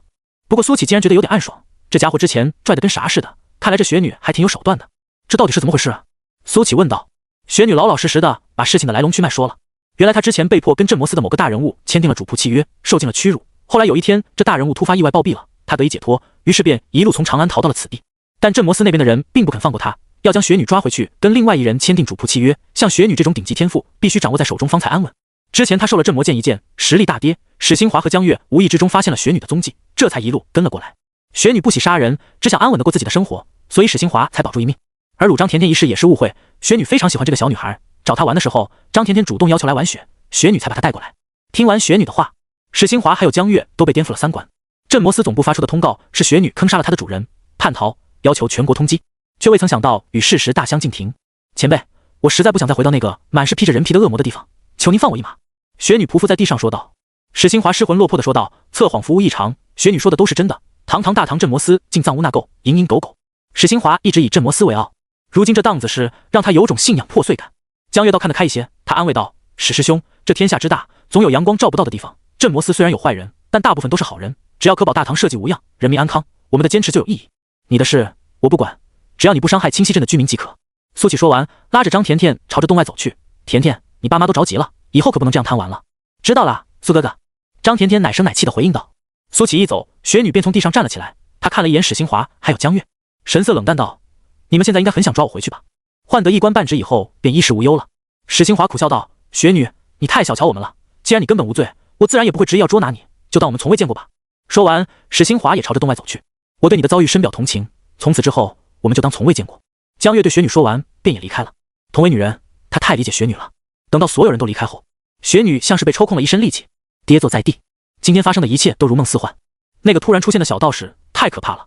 好在这些人都是一些明事理的人，在听了自己的遭遇之后，都选择放他一马，以后还是不要装坏人了。雪女苦笑着自言自语，为了保护自己，她戴上了坏人的面具。可现在她发现，只要真心换真心，这世界终归还是好人居多。苏启成功带回张甜甜，张甜甜父母千恩万谢，带着张甜甜回家了。苏启叮嘱张甜甜不要告诉父母真相，就当是两人之间的小秘密。苏启虽然见惯了生离死别，心也逐渐坚硬，可说到底，他还是坚持着所谓的善良和正义。夜晚，史新华去了清溪镇买醉，他要一醉方休，忘记今天的不快。而江月留了下来，与苏启秉烛夜谈。今夜天气很好，可以看到漫天星河。两人坐在院子里，一起遥望苍穹。前辈，你真的没有去过长安吗？江月问道。没有。苏启摇头说道。江月误以为自己是化神修士，隐藏了修为，扮猪吃虎。对此，苏启也懒得解释了，毕竟炼气60层说出来更不可思议，索性就让他误会好了。那前辈如果以后要来长安，可来江家寻我，我带前辈看尽长安繁华。江月掏出一枚玉佩笑道，这是我的随身玉佩，现在赠与前辈。江家众人见此玉佩如见我本人，如果前辈以后有什么需要，也可携此玉佩前往江家寻求帮助。虽然我知道前辈大概一辈子也用不上这玉佩，但全当留作纪念与感谢吧。谢谢前辈今日不吝出手，才能有这圆满的结局。苏启接过玉佩，忽然想到了一句诗，春风得意马蹄疾，一日看尽长安花。冬去春来，寒冷的冬天终于过去了，长生关外的积雪日渐消融，苏启的修为在有条不紊的提升。随着他气运的不断提升，长生关的香火也是日益旺盛。苏启时常驻足道观外，看着那片桃林，心里关于重逢的画面已经演练了无数遍。桃树开始结新芽，苏启看着花骨朵含苞待放，心里想着快一点，再快一点。终于桃花开始开了，桃树林又到了每一年最美的时候。2里桃林路，一片粉红海，苏启的心情也从平静变得愉悦。他到清溪镇上买了陆长安最爱吃的桂花糕，心想着师傅去了长安这么久，肯定想死清溪镇的桂花糕了吧，毕竟以往每个月他都会叫自己去买上2、3次。苏启一直等啊等，等到了桃花最烂漫的时候，心想陆长安大概已经快到清溪镇了，又等啊等，等到桃花快要凋零的时候，便想着陆长安差不多应该到了，一直等到春天过去，夏天来临，陆长安也没回来。苏启便想着师傅他老人家呀，到底还是失约了，长生关还是只有苏启一个人。不过张甜甜经常来找苏启玩，也让这孤单的日子增添了几分活力。等到夏日炎炎，陆长安终于有了消息，是镇长带来的一封陆长安的亲笔信。见信如晤，徒儿近来可好？为师时常想念清溪镇的桂花糕和乡土人情，总觉得和长安格格不入了。但俗世缠身，脱身不得，今年到底还是食言了。但为师已经在准备返程事宜，此外也给徒儿物色了一本合适的筑基期心法，静待为师的好消息。看完来信，苏乞笑着自语道：“你这老家伙可算没忘记，还欠我一本筑基的功法。”又是一年桃花盛开，陆长安还是没回来。苏乞的气运越来越高，修为也越来越高。3年、5年、10年，陆长安每年都会来信，总说归期将近，但最后都被俗事耽搁。苏乞慢慢也习惯了。10年以来，她的容貌还是没有任何变化，而当年的小女孩已经成为了花季少女。苏哥哥，为什么你还跟我小时候一模一样啊？张甜甜常常发问。因为心态好的人显年轻，苏乞总是这么说。张甜甜生的花容月貌，提亲的媒婆都快踏破张婶家的门槛了，但张甜甜总说不嫁，暂时还没有这个想法。张甜甜父母都很宠爱她，加之家里也不缺钱，便也由她了。10年间，大家也都慢慢习惯了陆长安不在的日子，上到斩妖除魔，下到寻猫找狗，苏乞都能够胜任。有事就找小苏道长，准没错。或许是受苏乞超高气运值的影响，清溪镇10年以来十分祥和，莫说魑魅魍魉，就连强盗土匪也未曾见过，真就像是世外桃源一般。宿主苏乞，气运99，评价拥有大气运的美男子一枚啊。苏乞看着系统面板，如今的他已经炼气188层，已经很久没有触发过加修为的事件了。苏乞也不知道自己的修为大概在哪个层次，反正10年以来也没有一次机会出手。苏哥哥，我来了。道观外传来少女的呼声，随后穿着绿裙的少女如精灵一般蹦了进来，她手里还提着一个饭盒。苏哥哥，来尝尝我亲手做的乌鸡汤。张甜甜蹦跳着来到苏乞的面前。张甜甜基本上每周都会来3、4次，每次来都会带着自己做的美食。苏乞打开饭盒，喝了一口浓郁的乌鸡汤，点了点头说道：“好喝。苏哥哥喜欢喝的话，我以后都做给你喝。”张甜甜笑着，眼睛变成了一弯月牙。不用了。苏乞微笑道：“再好吃的山珍海味也有吃腻的时候。”张甜甜神色一怔：“那我会换着花样给苏哥哥带饭的。”甜甜。苏乞平静地看着张甜甜。啊！张甜甜没来由的一慌，总觉得有什么不好的事要发生。你以后不要再频繁来道观了。苏乞淡淡说道：“会有人说闲话的，别人说什么对我来说不重要。”张甜甜咬了咬牙说道：“重要的是，我想陪在苏哥哥身边，对我来说重要。”苏乞说完，转身回到了道观内。张甜甜站在原地，眼泪在眼眶里打转，终究还是没有掉下来。随后，她收拾好了碗筷，消失在了春天的艳阳里。苏乞叹了口气，张甜甜与当初的李小小何其相似。苏乞记得当时自己也跟李小小说过这样的话：永生者和凡人是不宜牵扯太深的，对两人都不好。苏乞是一个重感情的人，他养了10年的猫去世，他都会难过好一阵。这些年见识过太多的生离死别，也让他明白自己不宜动情，也不能动情。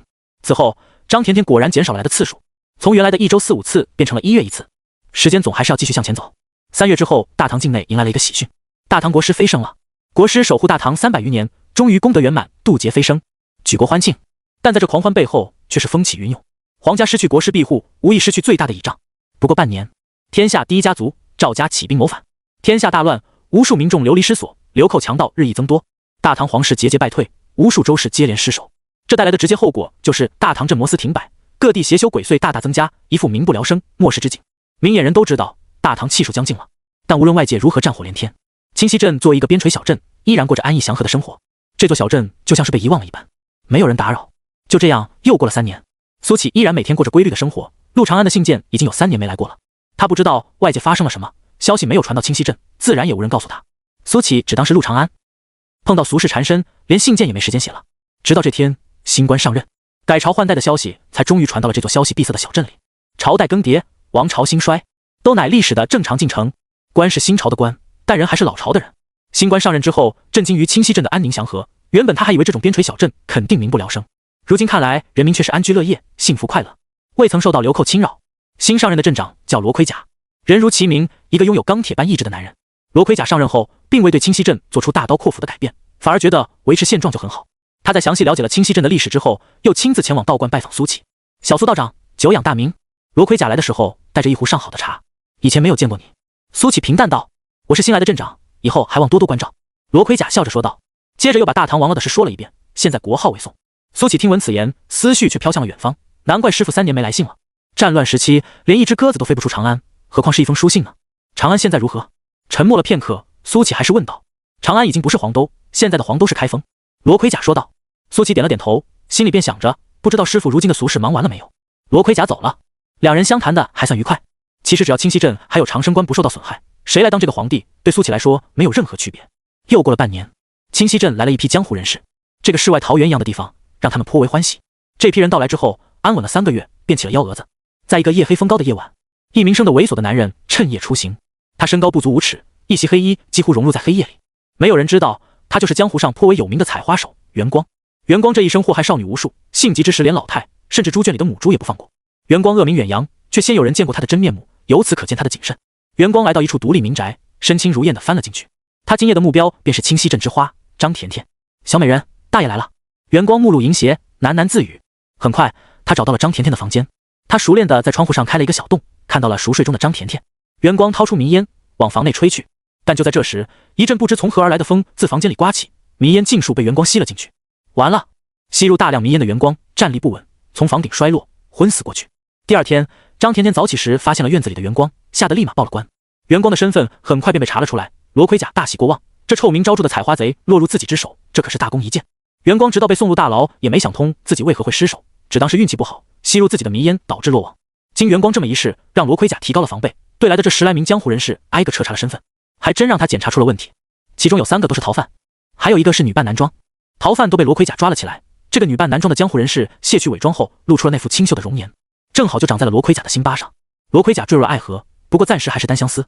张甜甜再一次来到了长生关。苏哥哥，张甜甜唤道。怎么了？苏启悠闲地泡着茶。我知道是你给我的护身符救了我。张甜甜将脖子上的护身符拿在手里，说道。这护身符是苏启送给张甜甜的，用灵气温养了长达5年。没错。苏启点头说道。如果没什么事，你就回去吧。苏哥哥，我想跟你一样。张甜甜倔强道。什么跟我一样？苏启不解道。我要跟你一样成为修士。张甜甜说道。我想一直陪在你的身边，所以我也想修行。以前我的想法很简单，和爱的人简简单单过完一生，生一个小孩，过着美满幸福的生活。可是修士和凡人的寿命相差太多了，我想陪你久一些。张甜甜的话让苏启的心境略有波澜，可很快就被他压制下去了。他的寿命是永恒，就算张甜甜现在开始修行，炼气期修士寿命不过125年，筑基期250年，金丹期500年，即便是修成渡劫，飞升仙界，寿命亦有尽头。况且他也没有修行之法可以传给张甜甜，仅有的那本还是陆长安给他的炼气诀，我教不了你。苏启坦诚道。我知道了。张甜甜神色倔强地站了起来，即便你不传我修行之法，我也会想办法的。说完，张甜甜便离开了。苏启依然泡着茶水，却是微不可察地叹息了一声。有些时候，太过清醒的人反而最痛苦。张甜甜站在桃花树下，怔怔看着飘落的花瓣发呆。她还记得小时候跟苏启第一次见面的场景，苏启温柔地教她如何堆雪人，没有丝毫的不耐心。还记得苏启从大雪山里带她回家的场景。后来她看到大雪山少了一截，镇里的人都以为是天神发怒，只有她知道那是苏启的手笔，并且还是为了自己。雪姐姐亲口告诉自己的。不知道从什么时候开始，穿着青衫的那袭身影已经深深烙印进了心里。张甜甜从衣服里摸出了一本书，这本书是用牛皮纸做的，封面什么也没写。她坐到桃树下，开始翻看。张甜甜翻开第1页，上面用娟秀的字体写着苏启杂诗。这些诗都是从苏启口里说出来后，张甜甜用心记下，回家一笔一画的摘抄下来的。张甜甜一页页翻看着，这些神奇的诗句让她沉迷其中。蝶恋花，春景，花褪残红青杏小，燕子飞时，绿水人家绕，枝上柳绵吹又少，天涯何处无芳草，墙里秋千墙外道，墙外行人，墙里佳人笑，笑见不闻声渐巧，多情却被无情恼。看到这里，张甜甜口中一直喃喃道，多情却被无情恼。良久，她合上了书本，将书放回了原位。张甜甜最后回头看了一眼道观，然后毅然决然地转身离去。苏哥哥，我要去寻找属于我的修行机缘了，我会陪你很久很久很久。大宋3年，天下经济复苏，一片蒸蒸日上。原本大战期间，璧山的各大宗门也重新开启，广招门徒。天下谁人不想长生？上到天子，下到平民。于是新一轮的修仙热开始了，炼气200层竟有如此变化。此时苏启盘坐在道观内，就在刚刚，他突破到了炼气200层，惊人的变化发生了，他的左手竟然跟灵力同化了。这种同化不是指的左手变成了灵力，而是从那儿外的被贯通，体内灵力越强，他这只左手也就越强。只要灵力足够，他的左手可以刀枪不入，水火不侵，甚至能一拳打爆一座山。我这算是另一类的炼体了吧？苏启有些欣喜，既然炼气200层就能同化左手，是不是意味着以后400层还能同步右手，直到浑身上下灵力化？那时他应该也算另类的肉身成圣了。心情大好之下，苏启久违的打算去镇上逛逛。他已经有3年没有出过道观门了。来到清溪镇后，苏启发现变化不大，但还是新修了几座茶馆和酒楼，这些都是外来的江湖人开的。小苏道长，好久不见了呀！小苏道长，今天怎么出道观了？我见你3年都没出门了。小苏道长，来尝尝我新研制的肉包子。小苏道长，基本上每一个碰到苏启的人都会热情的打招呼。现在的他比当年的陆长安还要受欢迎。对此，苏启也会和每个人客套几句。在路过张家的时候，苏启撞见了正在扫地的张母。10几年的时间，这个曾经风韵犹存的中年妇人也有了白发，脸上多了许多皱纹。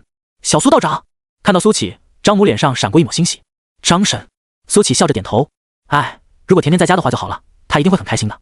张母叹气道：3年前，张甜甜从道观回来之后，不顾父母的劝阻，几天之后只身出了清溪镇，说是要去寻找修行的机缘。直到如今杳无音信，也不知人在何方。张婶，你也不要太过担心，甜甜她吉人自有天相，不会有事的。苏启安慰道。他抬头看了一眼张家的2楼，那曾经是张甜甜的房间，现在窗户外还挂着苏启送的风铃。时过境迁，睹物思人，如今这个倔强的姑娘也不知怎样了。苏启平静的心湖却也泛起阵阵涟漪。小苏道长，我知道你是有大本事的人，从你10多年容颜未老，我就可以看出来。张母轻声说道。如果小苏道长有朝一日要走出这清溪镇，恳请您能找到甜甜，就说我们想她了，在外要保重身体。好。苏启点头答应。张母欣慰笑道，这样我便放心了。道过别后，苏启便继续向前走了。望着苏启的背影，张母喃喃道，甜甜，其实我和你爹都知道你的心思，可小苏道长是住在天上的人，又怎会与凡人结合呢？人呐，还是得信命，有仙人收徒，大家快去镇口看看啊。什么？哪来的仙人？听说叫什么道佛仙宗，听起来就很高大上。走走走，凑凑热闹。苏启正买桂花糕时，听到身后传来一阵动静，他转过身，看到居民们三三两两，急匆匆地朝着镇口跑去。仙人收徒，苏启来了点兴趣，付过钱之后便朝着镇口走去。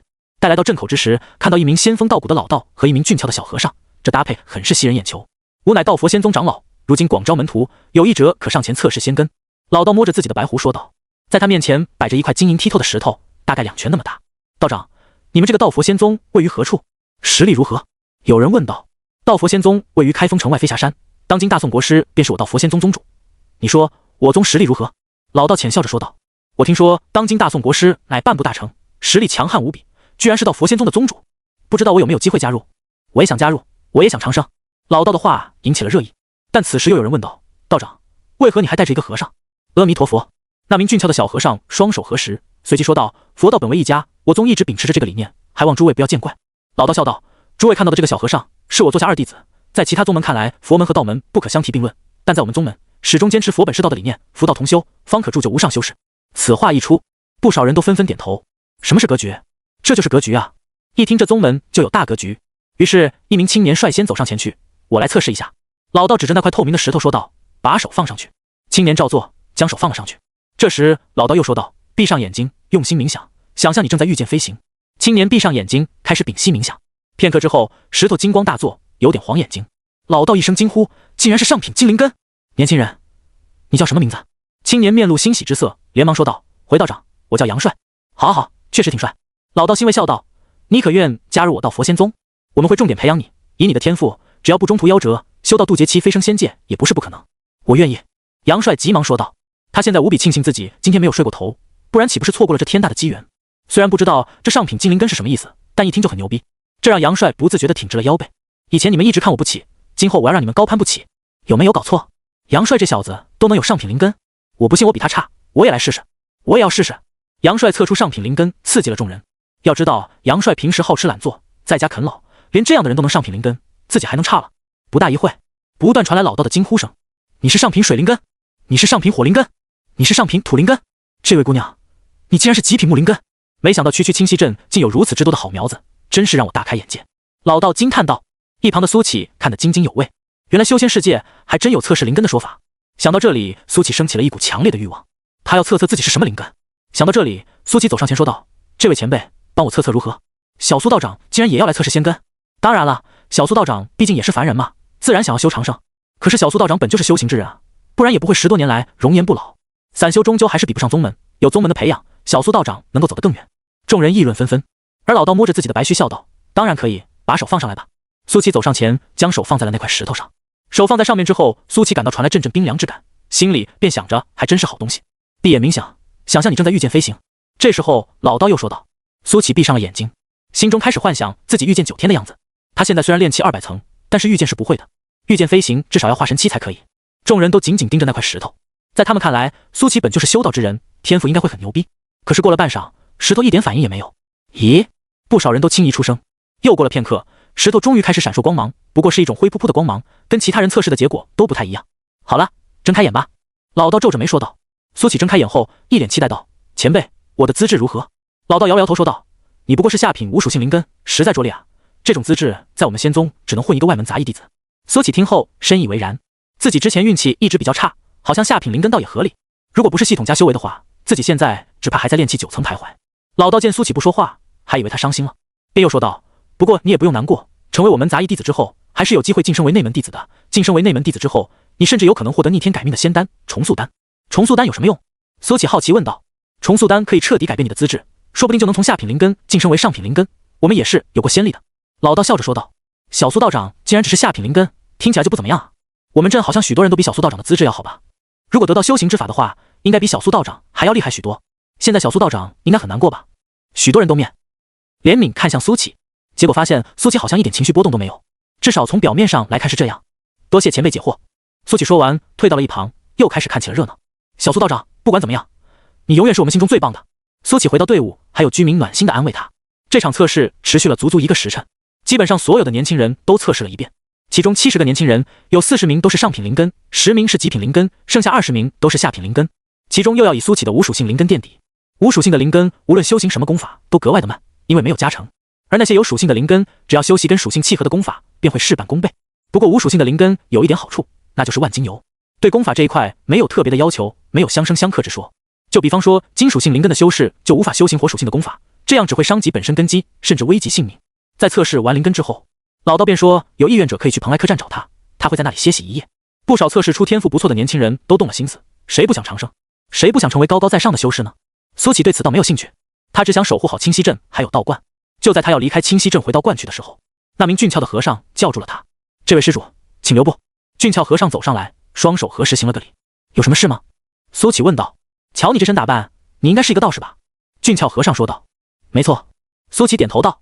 这跟问修空调的师傅是不是修空调的有什么区别？道士本就与我宗有缘，你不必气馁，可以今夜子时来客栈寻我，我会给你提供帮助。俊俏和尚笑着说道。你要给我提供什么帮助？苏启好奇道。道士来了便知，记得不要被人发现。俊俏和尚笑着说道。说完便转身离开了。那便子时前往看看吧。苏启在心里说道。瞧着俊俏和尚神神秘秘的样子，倒还真让他有些兴趣。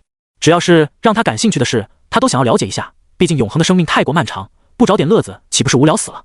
苏启不知道的是，同样的话术，俊俏和尚对这70个人说了70遍，只是寻他的时间各有不同，但大致的意思都是你与我宗有缘，免费援助了解一下。夜晚，皓月当空，银河耿耿，清溪镇一年四季都有这样的景色。苏启躺在镇口的一棵老树之上，遥望遥遥星野，心中思绪万千。不修行的时候，他总是有许多奇奇怪怪的想法，就比方说母猪的产后护理怎样做能保证肉质鲜嫩，意大利面到底是拌42号混凝土好还是拌 C15 混凝土好，牛顿万有引力和勾股定理会产生怎样的化学反应。仔细思考之后，苏启还真琢磨出一些道理来。就比如一件事如果不成功的话，那就是失败了，每过60秒就失去了1分钟。牛油果之所以叫做牛油果，是因为它吃起来会有一股浓浓的牛油果的味道，因此当你在吃牛油果的时候，你会尝到有牛油果的味道。还有就是他从下午躺到现在，发现有50个年轻人都东张西望的进过客栈，然后又出来。所以这俊俏和尚在搞什么飞机？子时一到，苏启便从树上翻身而下，他现在太好奇了，真想看看这和尚葫芦里卖的什么药。来到客栈以后，客栈老板连头都没抬一下，便说道：来找仙长的吧。2楼甲字号房。苏启径直上了2楼，然后找到了甲字号房。房门是虚掩着的，并未关严实。苏启敲了敲门，进。屋内传来俊俏和尚的声音。苏启推门而入，看到俊俏和尚正站在窗边，月光洒下来，让他的头部显得锃光瓦亮，还颇有几分意境。你来了，施主。俊俏和尚笑着说道。你今天下午说可以助我，如何助我？苏启笑着问道。阿弥陀佛。俊俏和尚双手合十。那我就直说了，施主既然身为道士，想必也知道香火的重要性，施主若能捐赠我一些，带得进入宗门，我也好助你一臂之力。原来是要钱。苏启心中念头一闪，难怪觉得怪怪的，这老道士和这小和尚恐怕是江湖骗子。那个所谓的测试天赋的石头，怕是也有猫腻。不过苏启并不急着揭穿，而是问道：哦，要多少呢？俊俏和尚脸上露出了莫名的微笑，100两银子就可以了。100两银子可不是小数，寻常人家得需要20年才能攒下这么些银子，这还真是狮子大开口。苏启心想着，不过他表面不露声色，而是问道：贵宗难道也流通凡间的货币吗？不知这钱你能用来做什么呢？众所周知，修士对于钱财基本无需求，一般用来交易的东西都是灵石之类可以辅助修行的东西。招收门徒是一项苦差事，我等行走凡间，自然得需要钱财傍身，并且这些钱大部分会捐给各大寺庙，也算是给施主积功德了。修道之人切不可将钱财看得过重，施主可不要这香了呀。俊俏和尚笑着说道。那如果我拿不出这个钱来，是不是就与贵宗无缘了？苏启问道。以施主的资质，恐怕今生都只能是外门杂役弟子。俊俏和尚叹气道。那真是太遗憾了。苏启笑着说道。看来我与贵宗无缘，那我就先离开了。俊俏和尚脸上闪过一抹意外，这道士竟能抵挡此等诱惑。直到苏启离开后，房门再一次被推开，白天的老道士走了进来。如何了？老道士问道。70人共有50人有意愿，其中又有30人明确表示明天就会将银子送上门20人表示要考虑考虑。俊俏和尚笑着说道。老道士点了点头，笑道：干完这一票，我们就发财了，足以衣锦还乡。对了，那小道士来了没有？我打听过了，这小道士是这附近道观的人，道观香火鼎盛，只怕积攒了不少积蓄。老道士又问道。俊俏和尚脸上露出一丝鄙夷道：爹，此人就算有钱，也是一个分文不掏的吝啬鬼，方才已经离开了。老道士露出一丝遗憾，可惜了，又要少赚上一大笔。爹，我还约了一个姑娘一会见面，你那媚骨伞借我一用。谈完钱的事，俊俏和尚的脸上露出邪淫之色。浩儿，你这处处留情的性格得改改，否则早晚惹出大祸。老道士严肃道。爹，我有分寸，我动的女人都是那些没什么背景的，不会给我们惹出麻烦的。俊俏和尚说道。老道士最后还是掏出了一个小瓷瓶递给了和尚，随后老道士回到了自己的房间。没人知道他俩就是江湖上臭名昭著的老少骗组合，更没人知道他们是父子关系。老道士叫罗婉博，小和尚叫罗浩。大宋建国3年，他俩行骗也已3年。这3年期间，两人依靠各种各样的骗术，已经骗取巨额财富。罗婉博准备干完这最后一票，就金盆洗手，衣锦还乡。罗浩熟练地泡了一壶茶，打开瓷瓶，把媚骨散倒了进去。他脸上露出淫邪之色，心想着今晚又是一个良宵。不多时，房门被敲响。罗浩整理了一下表情，随后正声道：进来。房门吱呀一声被推开，一名穿着鹅黄衣裙的少女走了进来。这少女有一副清秀可人的外貌，看起来楚楚可怜，惹人怜爱。仙长，我来了。少女轻声说道。过来坐。罗浩和颜悦色地说道。少女走了过去，切切坐下。仙长今日所说能帮助我成为宗门的正式弟子，是真的吗？少女被测为下品水灵根，按照老道的说法，只能成为杂役弟子，但罗浩却说可以帮助他直接成为宗门的正式弟子。自然。罗浩微微一笑，然后问道：在此之前，你先告诉我你的名字。我叫赵和烈。少女说道。好名字，看来你爹娘是个文化人。罗浩笑道。这名字是爹娘让小苏道长给我取的。赵和烈不好意思地说道。听我爹娘说，我这名字还有一首诗相称。哦，什么诗？罗浩一边说着，一边开始倒茶水。一番过语，绿荷池面，冷静流离。赵和烈说道。那小道士倒是有些文采。罗浩将茶水递了过去，来尝尝我泡的茶。谢谢仙长。赵和烈接过茶水，轻轻抿了一口后说道：好喝，那便多喝一些。罗浩嘿嘿一笑。赵和烈不疑有他，便多喝了下去。喝完之后，他就感觉浑身发热，脸蛋绯红，不由说道：仙长这茶好像有些奇怪。这是仙茶，可以洗精伐髓，一会还能让你飘飘欲仙。罗浩的笑容开始变得阴邪。只需要5分钟，这少女就会丧失理智，任他予取予求。想到此处，罗浩便有点急不可耐了。仙长，你今日跟我说的那是？赵和烈又问道。今夜我们只谈风月，不谈其他。罗浩说道。啊？赵和烈自喝下那杯茶起，思维就有些混沌了。仙长说只谈风月是什么意思？还没等他想明白，罗浩就凑了上来。赵和烈，你愿与我结为道侣吗？道侣？赵和烈只感觉大脑一片混沌，思维已经开始有断片的迹象。请问仙长，道侣是什么？赵和烈脸红彤彤的问道。就是你我水乳交融，合体双修的那个意思。罗浩吐着热气说道。啊？赵和烈猛然惊醒过来，头摇得跟波浪鼓似的。不行不行，仙长，这个不行的。为何不行？罗浩一把拉住赵和烈的手腕，轻浮的笑道：跟我双修，我能让你飘飘欲仙，还能让你修得长生。赵和烈挣扎着说道：仙长你是出家人，请你自重。好了，别挣扎了，难道我这模样配不上你吗？罗浩将赵和烈一把推到了床上，像是饿虎一样扑了上去。赵和烈眼中流露出绝望之色，他想反抗，但浑身绵软无力，竟是靡靡之音，根本动弹不得。好兴致！就在这时，一个声音从罗浩身后传来：谁？罗浩猛地转过身，看到了抱着双手倚靠在窗边的苏琪。月光洒下，将他的面庞衬得更加梦幻，如谪仙下凡一般。原来是你这道士，给我滚！罗浩被打搅了兴致，愤怒道：你行骗也就罢了，不该做出这等禽兽之举的。苏琪淡淡说道：如果只是骗钱，他懒得管，但做出这种事已经触碰到他的底线了。哼，趁我还没有发火之前赶紧滚，老子的事你也敢管？信不信我分分钟把你斩杀？罗浩嚣张道。小苏道长，别管我，你快走。躺在床上的赵和力断断续续地说道。媚药已经快要冲垮他的意志了，可他依然不想苏琪受到伤害。苏琪就像没听见似的，一步步朝着罗浩走了过来。我再说一遍，给我滚！罗浩有点慌了，但依旧色厉内荏地喊道。见苏琪脚步不停，罗浩终于忍不住跳了起来，打算要逃，但苏琪一把抓住了罗浩的衣领，单手将他提了起来。罗浩只不过是一介凡人，就是一个炼气1层的修士，也能轻松击杀他，更别说苏琪了。罗浩完全没有反抗之力。苏琪随手一甩，没怎么用力气，但罗浩像是麻布口袋一样飞了出去，把房门都撞塌了。救我，爹！罗浩发出了杀猪似的惨叫。旁边的房门打开，老道士连忙跑了出来，看到罗浩的惨样，罗婉博连忙跑了上去，想要扶起罗浩。罗浩却连忙惨叫道：别动，断了。罗婉博看向房内，看到了一袭青衫的苏琪，他神色冷漠，毫无感情地看向这边。罗婉博头皮一阵发麻，多年走南闯北的经验让他本能地感到危险。爹，给我杀了他！罗浩惨叫着，浑身动弹不得。罗婉博尽管现在心中怕极了，但他还是板着脸说道：年轻人，你伤我仙宗弟子，真不怕遭到猛烈的报复吗？不怕。苏琪微微一笑，即便是天王老子来了，他也不能在清溪镇撒野。此言一出，罗婉博浑身一震，看来今天这事不能善了。这小道士不是容易糊弄之辈，你开个价，多少钱肯放过我父子俩？罗婉博咬牙道：“我不需要钱。”苏启淡淡说道：“不如你带他去衙门自首，如何？你这是想要我父子俩的命？”罗婉博愤怒道：“自首之后，以两人的罪行，只怕直接就被判死刑了。爹，不要跟他废话了，用那件东西把他吸成人干！”地上的罗浩疯狂叫嚣：“年轻人，我并不想跟你鱼死网破，我给你1万两，你放过我父子俩，否则的话，我会拉你陪葬。”罗婉博神色凶狠地说道：“哦。”苏启微微一笑：“你有那个本事吗？”他朝着罗婉博走了过去。罗婉博眼中绝望之色一闪而逝：“是你逼我的。”说罢，他从兜里掏出了一根白骨，这根白骨似乎是人骨，上面还雕刻着一些复杂的铭文。罗婉博没有犹豫，咬破手指，白骨刹那间变得黑雾缭绕，他的血像是不要钱似的被这根白骨疯狂吸食。砰！1分钟后，白骨脱手掉在地上，罗婉博的精神变得极其萎靡，肉眼可见的他从方才的仙风道骨变得行将就木，骨瘦如柴，好强的诡异气息。苏启看向那根白骨，此时已经变得血红，应该称作血骨了。这是你逼我的，血魔将士，整个小镇将无人生还！罗婉博癫狂大笑。话音刚落，那根血骨忽然长出了血肉，血肉疯狂蠕动，很快便膨胀起来，变成了一个肉球。肉球又一阵蠕动，便做了一个血人。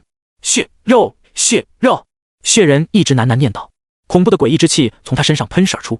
罗婉博仿佛已经看到这美丽的小镇变作一片炼狱的场景。血魔是他赖以生存的底牌，虽然每次使用都会消耗10年的寿元，但为了活命，罗婉博并不在乎。毁灭吧，统统毁灭吧！罗婉博双眼充满着癫狂，吵死了！就在这时，传来了苏启不耐烦的声音。紧接着，罗婉博就看到血魔被这小道士打穿了。没用的，即便你……罗婉博话还没说完，就看见血魔炸开了，连带着那根血骨也一并崩碎。罗婉博怔怔发神，发生了什么？血魔这就挂了？那可是他好不容易得来的秘宝啊！这血魔不知道帮自己度过了多少次难关，什么时候变得如此脆弱了？既然你们不愿意自首，那我就帮你们一把好了。苏启将父子俩捆绑在了一起，随后回到房间。这时赵合力已经完全失去了意识，在床上蠕动着，还要脱自己的衣服。苏启坐下，捏住他的手腕，将灵力灌入了他的体内。灵力所过之处，媚药的药力被尽数驱散。不过片刻，赵合力已经恢复了意识。当他意识到自己的丑态后，红着脸连忙跳了起来，对苏启道谢：“小苏道长，谢谢你。”苏启转过头，指着赵合力说道：“你走光了。”啊！赵合力低头看了一眼，尖叫出声。罗婉博父子被送官了。罗盔甲喜上眉梢，自从来了这清溪镇，真是好运连连啊！事业爱情双丰收。虽然说爱情这方面自己还在努力，但政绩这一块可是做得足足的，说不定不用多久就会升官了。经过这次的诈骗事件，清溪镇居民的防范心上升了不少，以后再碰到这种情况也不会再轻易上当。苏启的生活又恢复了平静，他还是会在空闲的时候思考一些宇宙哲学的问题。陆长安已经6年没来过信件，苏启心中隐隐有些担心，但长安太过遥远，甚至他都不知道怎么去。又是1年过去，还是没有来信。今年的夏天格外炎热，连镇口的哈巴狗都烤得没了力气。长生关却迎来了一位故人，前辈好久不见。江月对苏启行了个礼。自上一次相见已经过了17、18年，江月虽为金丹期修士，脸上也有了岁月的痕迹。看着苏启这些年毫无变化的外表，江月再次肯定了自己心中的猜测，苏启一定是隐世大能。好久不见，苏启淡淡说道。此次前来，江月有一事相求。江月开门见山地说道。说。苏启一简言赅。在距离清溪镇150里处，有一个石溪村，最近鬼事频发，男人和漂亮女子只要路过此村，皆会无端暴毙。我此次奉命前往调查，心中却有些没底，希望前辈随我一同前往。江月说道。镇魔司还在？苏启却问道。江月苦笑道：国号虽变，但镇魔司未曾改变，如今叫做大宋镇魔司。我可以随你前往。苏启想了想说道：此次是了，我要你去长安帮我寻一人，你可愿意？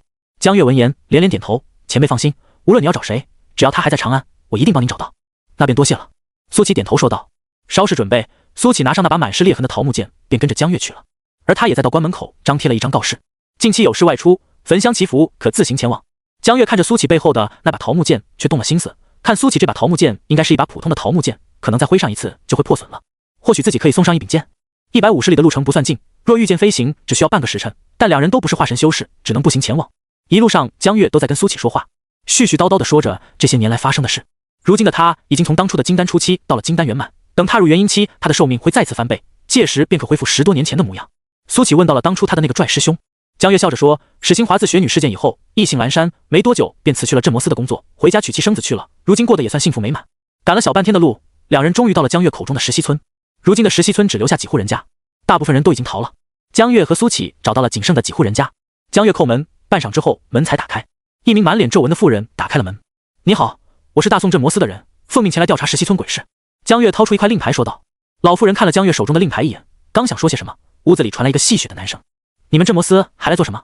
这件事我青云门接管了。”说着，一名年轻男子走了出来。在他看到江月和苏启之后，愣了一下，然后死死盯着苏启，心中翻起了滔天骇浪。怎么可能？怎么可能？不可能！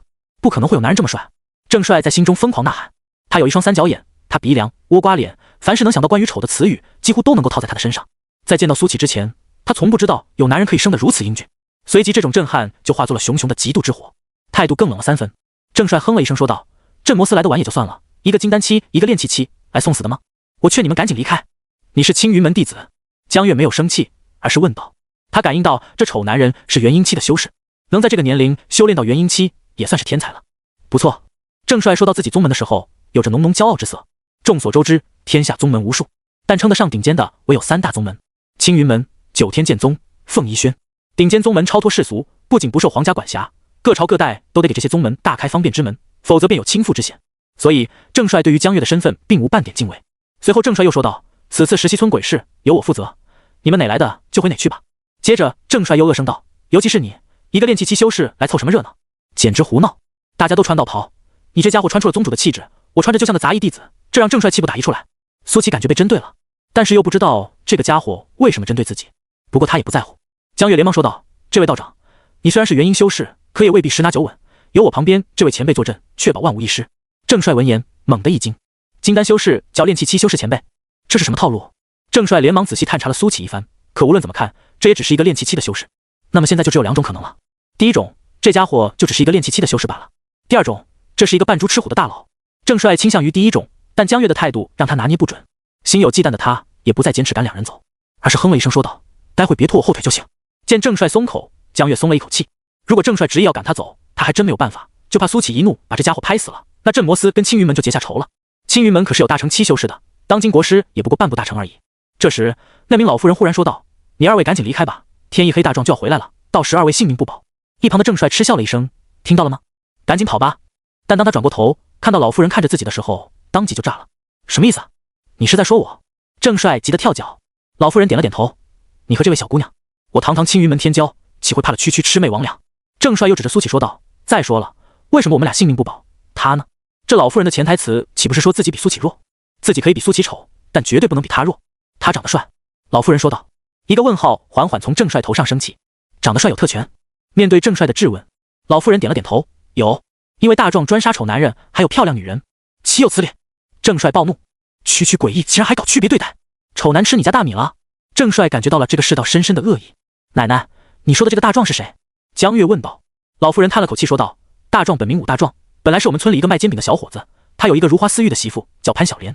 要说这小伙子也生得俊俏，跟潘小莲很是登对。可是后来有一天，他发现自己妻子跟人偷情，这个人还是我们村最丑的刘铁匠的儿子，长得比他爹还丑10倍，不知道为什么2人就搞到一起了。武大壮发现之后，将刘铁匠的儿子暴打了一顿，不过深爱潘小莲的他还是选择了原谅。武大壮本以为这事就这么过去了，可是后来他发现自己妻子丝毫不知悔改，又与那刘铁匠的儿子通奸，急怒攻心之下犯了心脏病，气死了。潘小莲跟那刘铁匠的儿子不知廉耻，在给武大壮守灵的时候再次通奸，结果死去的武大壮从棺材里跳了出来，将2人弄死了，死状那叫一个惨烈。从那以后，村里的漂亮女人和丑男人都被武大壮弄死了。不止如此，但凡有晚上还待在石溪村的丑男人和漂亮女人，都会被武大壮弄死，除非那种极其英俊的男人才会幸免于难。听完老妇人的话，3人面面相觑。郑帅虽然知道自己长得丑，但绝不允许他人提起。他冷哼了一声说道：“既然如此，正合我意，我今天就等着那武大壮来帮他超度一番。专杀丑男的绿帽鬼，我郑帅今天必把你打得魂飞魄散。”郑帅在心里恶狠狠地说道：“你不是他的对手。”老妇人叹息道：“笑话，区区绿帽鬼能打得过我？”郑帅冷哼了一声，他身为青云门天骄，同辈之内先有敌手，区区绿帽鬼如何是他的对手？你们俩不要跟来。郑帅看了苏启和江月一眼，扭头出了房门。这小伙子太冲动了，你们去劝劝他吧。老妇人说道。江月笑着说道：“没事的，奶奶，刚刚那位是青云门的天骄，寻常厉鬼不是对手。”老妇人见劝说不动，叹了口气，也不再劝说。苏启和江月2人也走了出去。出去之后，郑帅已经不见了踪影。前辈，现在已是申时，按照那位奶奶的说法，有时这厉鬼大概就要出来了。江月说道。那便等吧。苏启说道。听了老妇人的话，苏启心想，这还是个绿帽鬼，难怪怨气这么大。怨气越大的鬼，法力越强。像是红衣厉鬼已经相当于元婴修士，若是黑衣厉鬼，那跟化神期修士也能打个有来有回。这些产生了神智的鬼，还能够修行，被人称作鬼修。苏启找了块平整的石头坐了下来，静待黑夜降临。江月也坐了下来，又开始和苏启絮絮叨叨地说了起来。而另外一边，郑帅找到了武大壮的家。一剑把他家给夷为了平地。你这绿帽鬼，我今天便在这里等着，有本事就来杀了爷爷我！郑帅大声说道。这种针对丑男的鬼，他一定要诛杀。我们丑男没得罪任何人。时间一点点过去，郑帅就站在原地一动未动。冬天的白昼总是短一些，天色慢慢暗了下来，一股鬼气在这石溪村弥漫开来。正闭目养神的郑帅猛地睁开了眼睛，他感觉到了一股滔天鬼气正在复苏。绿帽鬼，爷爷在此！郑帅声若洪钟，响彻了整个石溪村。随着他的叫声，鬼气凝聚的速度更加快了。轰隆！地面炸开，一名穿着红衣的男人跳了出来。这名男人容貌生得俊俏，可以看得出生前是一名大帅哥。他双眼只有眼白，看起来很是诡异。红衣男人便是武大壮。他看到了郑帅，随即猛地激动了起来。丑男，该死！一道鬼爪凭空出现，朝着郑帅抓了过去。竟然是红衣厉鬼！郑帅心中一惊。红衣厉鬼相当于跟他同境，看来这一次并没有自己想的那么轻松。滚！不过郑帅也不怂，长剑出鞘，将鬼爪瞬间崩碎。前辈，打起来了！江月略有担忧，既然是红衣厉鬼，我们要帮忙吗？先看看吧。苏启说道。郑帅刚刚可是说了不要跟着他的，而且看起来现在还能够应付。丑男，死！武大壮发出更为凄厉的尖笑，鲜红的血液从红衣上喷涌而出，一只巨大的血爪出现了。唰！血爪传来破空声，朝着郑帅抓了过去。郑帅面色一变，再次斩出一剑。当！长剑被弹回，这次的血爪竟然劈不开。郑帅却也不急，冷哼一声，掐诀喊道：煌煌天威，九天神雷！轰隆！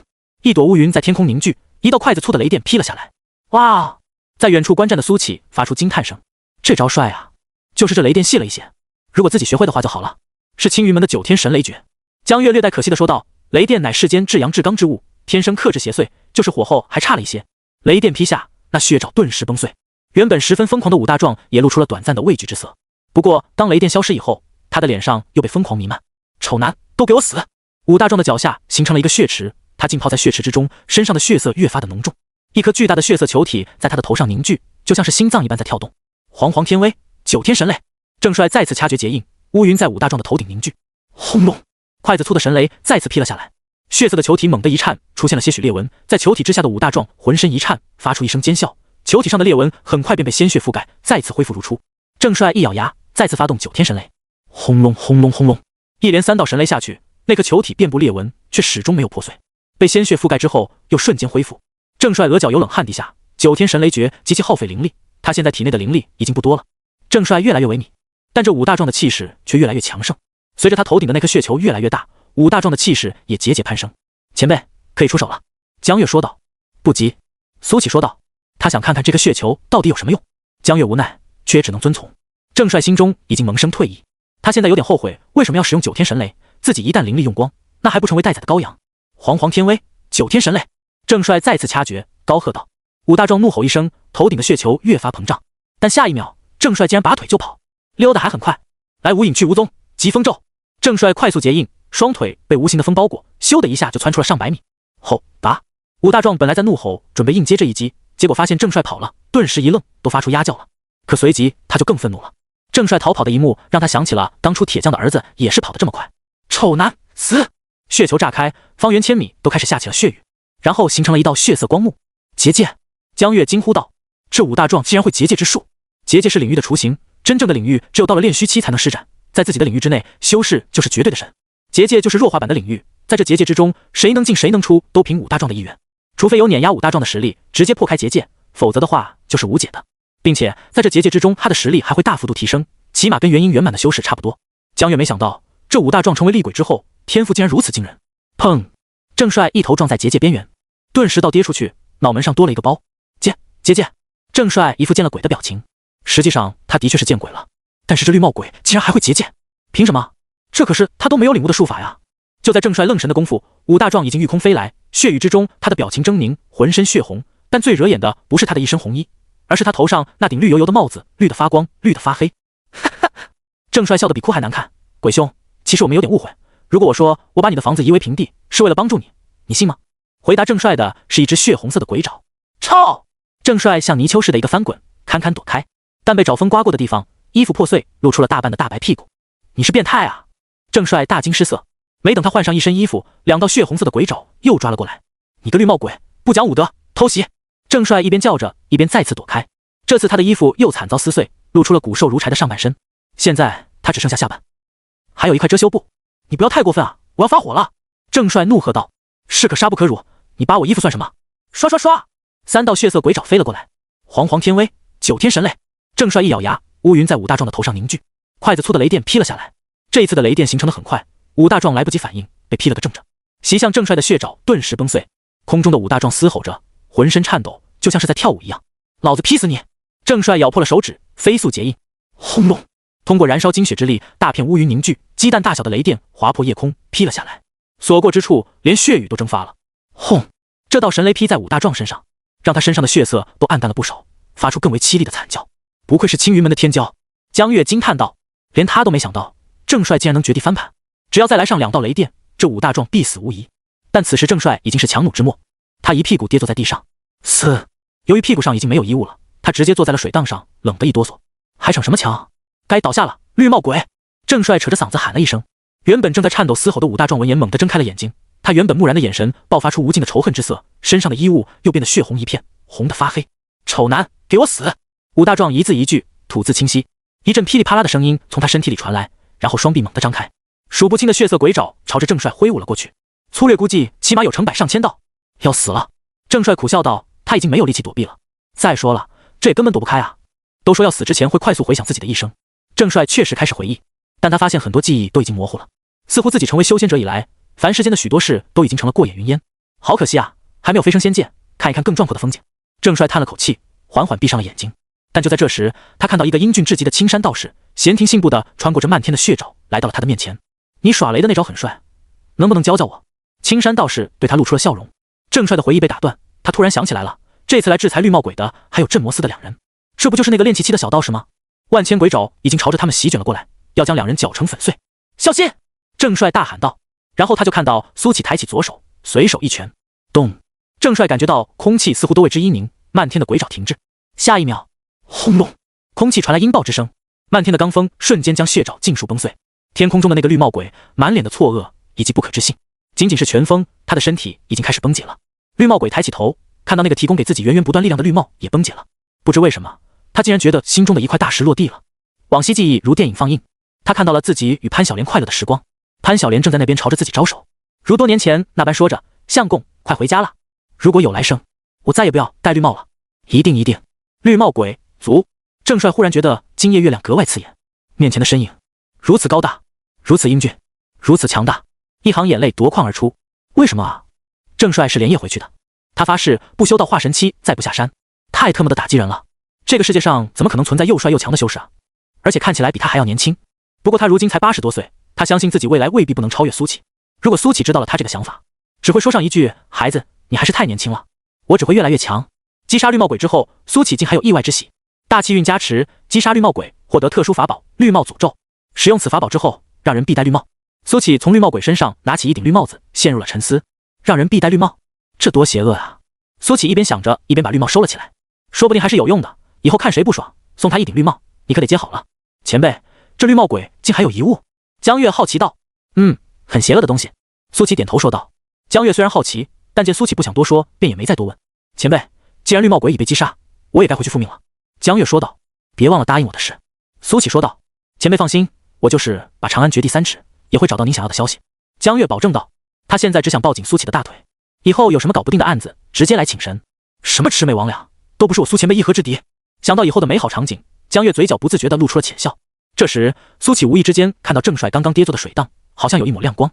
他走过去，捞出了一块精美非常的令牌，整体用极品美玉打造而成，上书“青云”2字，是青云门的身份令牌。江月惊呼道。苏启翻到另一面，果然写着郑帅的名字。他将令牌收了起来，等下次碰到他，再还给他吧。说完，2人便离开了。绿帽鬼死后，石溪村的鬼气全都消散一空，又恢复了往日安宁祥和的样子。但就在这时，一户人家的门打开了，那个接待过苏启等人的老妇人脸有惊骇之色。绿帽鬼竟然死了，此事得尽快禀报大人。说罢，老妇人化作一缕黑烟消失了。苏启出差还没有1天，第2日清晨时分已经回到了道观。他将那张告示撕了下来，又回到了道观之中。许久没有看过自己的属性面板，苏启再次打开的时候，他竟有些吃惊。宿主苏启，气运130，修为炼气260层，评价拥有大气运的美男子1枚啊！这次竟然还多出了一个修为的面板，不过没什么卵用，自己炼气多少层，一查看体内便知。只是说这样更直观一些，聊胜于无了。苏启盘坐下来，轻车熟路地开始修炼。不过今日下午却迎来了一名贵客，清溪镇的镇长罗盔甲。罗盔甲自从上任清溪镇镇长以来，这是第2次来道观，第1次是刚上任的时候。小苏道长，我给你带来了最极品的美酒。罗盔甲谄笑着说道。无事不登三宝殿，镇长找我做什么？苏琪眼睛都没睁开，懒洋洋地问道。嘿嘿，我听说小苏道长是有大本事的人，可以算吉凶，测姻缘。我此次前来就是想测姻缘的。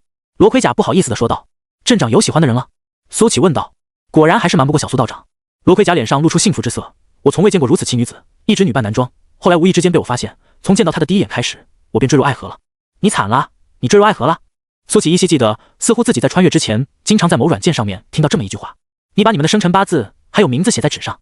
苏琪拿出2张纸说道。跟了陆长安这么些年，测姻缘算吉凶，他还真会。罗盔甲连忙接过纸，拿起笔开始写了起来。罗灵盔。苏琪问道。你不是叫罗盔甲吗？罗盔甲说道。罗盔甲只是我的化名，罗灵盔才是我的真名，只不过这些年来大家都叫习惯了，我也习惯了。苏琪点了点头，又看向另一张纸，面色变得古怪了起来。王铃铛，一个盔甲，一个铃铛，这名字简直绝了。这个名字应该是假的，我查过他的真名叫王以灵，这次主要是想算算我们哪2个名字比较合。罗盔甲笑着说道。苏琪表示了解，然后便开始测算起来。大概过了5分钟，他睁开眼睛说道。恭喜，无论是罗盔甲和王铃铛，还是罗灵盔和王以灵，都是天作之合，从五行再到生肖，又或是天干地支，你们都是我近些年来见过命格最合的一对。真的吗？罗盔甲猛地站了起来，脸上写满了惊喜。真的。苏琪点头道。多谢小苏道长，我想给桂冠捐些香火。心情大好之下，罗盔甲也不吝啬，果断说道。镇长请便。苏琪笑着说道。罗盔甲捐过香火之后，走路都在飘飘然，一直说着以后2人的婚礼一定会邀请苏琪来喝酒，问世间情为何物，直叫人生死相许。苏琪感叹道。凡人的情情爱爱，他不愿去触碰，但看到有情人终成眷属，他还是会心生愉悦。或许是拜冠得到了苏琪的肯定，罗盔甲回去之后便发动了猛烈的攻势。3月之后，一封喜帖便递到了苏琪的手里，是罗盔甲亲手送来的。人逢喜事精神爽，罗盔甲看起来年轻了10岁不止。小苏道长，多谢你，如果不是你的话，我恐怕依然不敢勇敢去爱。罗盔甲笑着说道。我表白之后才知道，铃铛他也喜欢我。我们的婚宴定在3天之后，还望您来参加。面对罗盔甲的邀请，苏琪笑道。我一定准时到。清溪镇的婚礼，他不知参加了多少次，见证一对对有情人终成眷属，他很欣慰，还有些羡慕。凡人生命不过100年，活好当下便是永恒。3日的时间很快便过去了。罗盔甲大婚这天，整个清溪镇都张灯结彩，一派喜庆之色。苏琪准时来到了镇上，街上的人都在讨论这次罗盔甲的大婚。我们镇好久没有办过这么隆重的婚礼了，很是怀念啊。你们都见过新娘了吗？我竟然还没见过。见过了，跟镇长很是登对，一看便是天造地合的一对。小苏道长。当众人看到苏琪之后，纷纷打起了招呼，大家都很喜庆啊。苏琪笑着说道。那可不嘛，镇长大婚，100年难遇啊。镇长平时待我们还蛮好的，我们都为他开心。众人回应道。跟众人闲聊了一会，苏琪朝着罗盔甲的家走去。八抬大轿，明媒正娶。苏琪对这种婚礼仪式特别欣赏。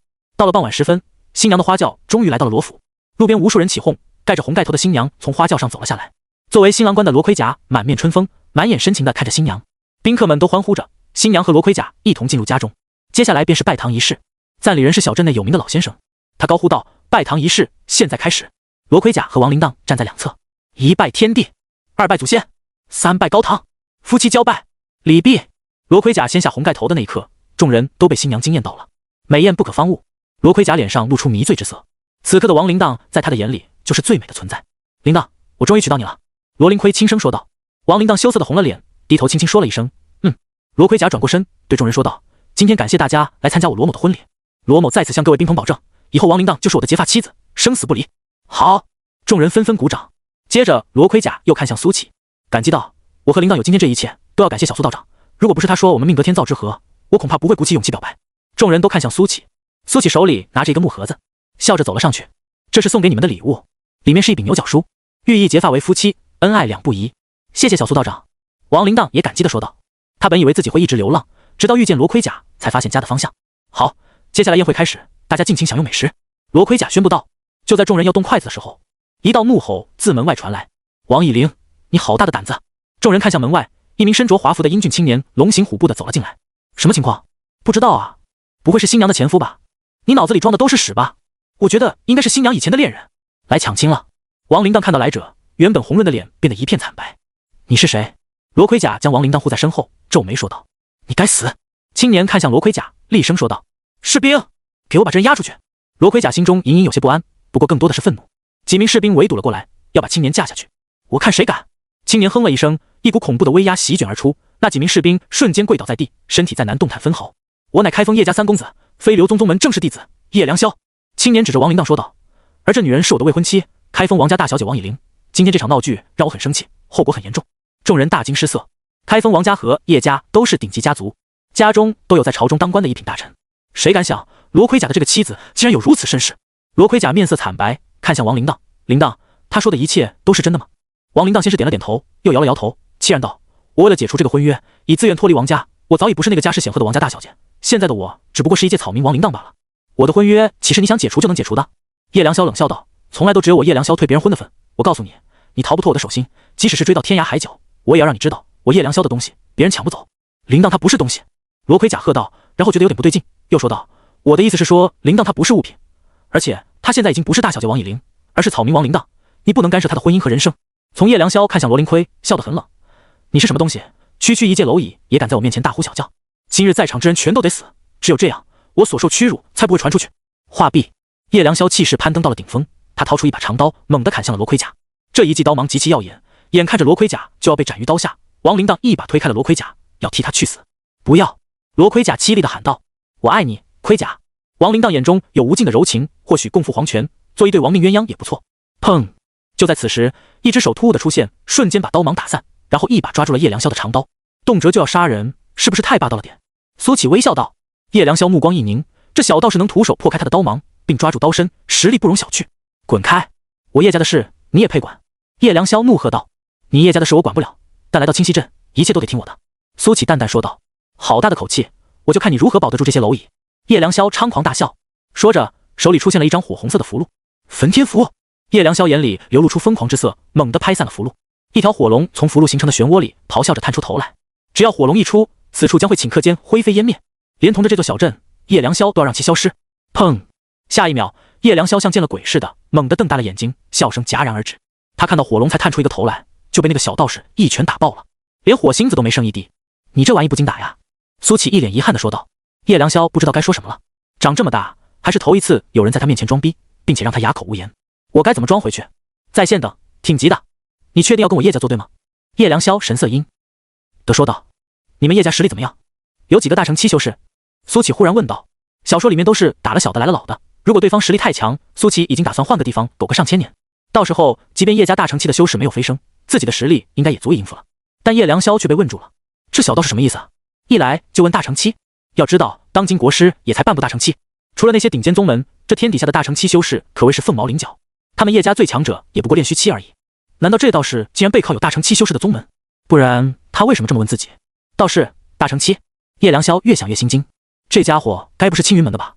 在青云门这尊庞然大物面前，莫说他们叶家，就是他背后的飞流宗也是蝼蚁一般。想到此处，叶良霄的背后已经被冷汗打湿。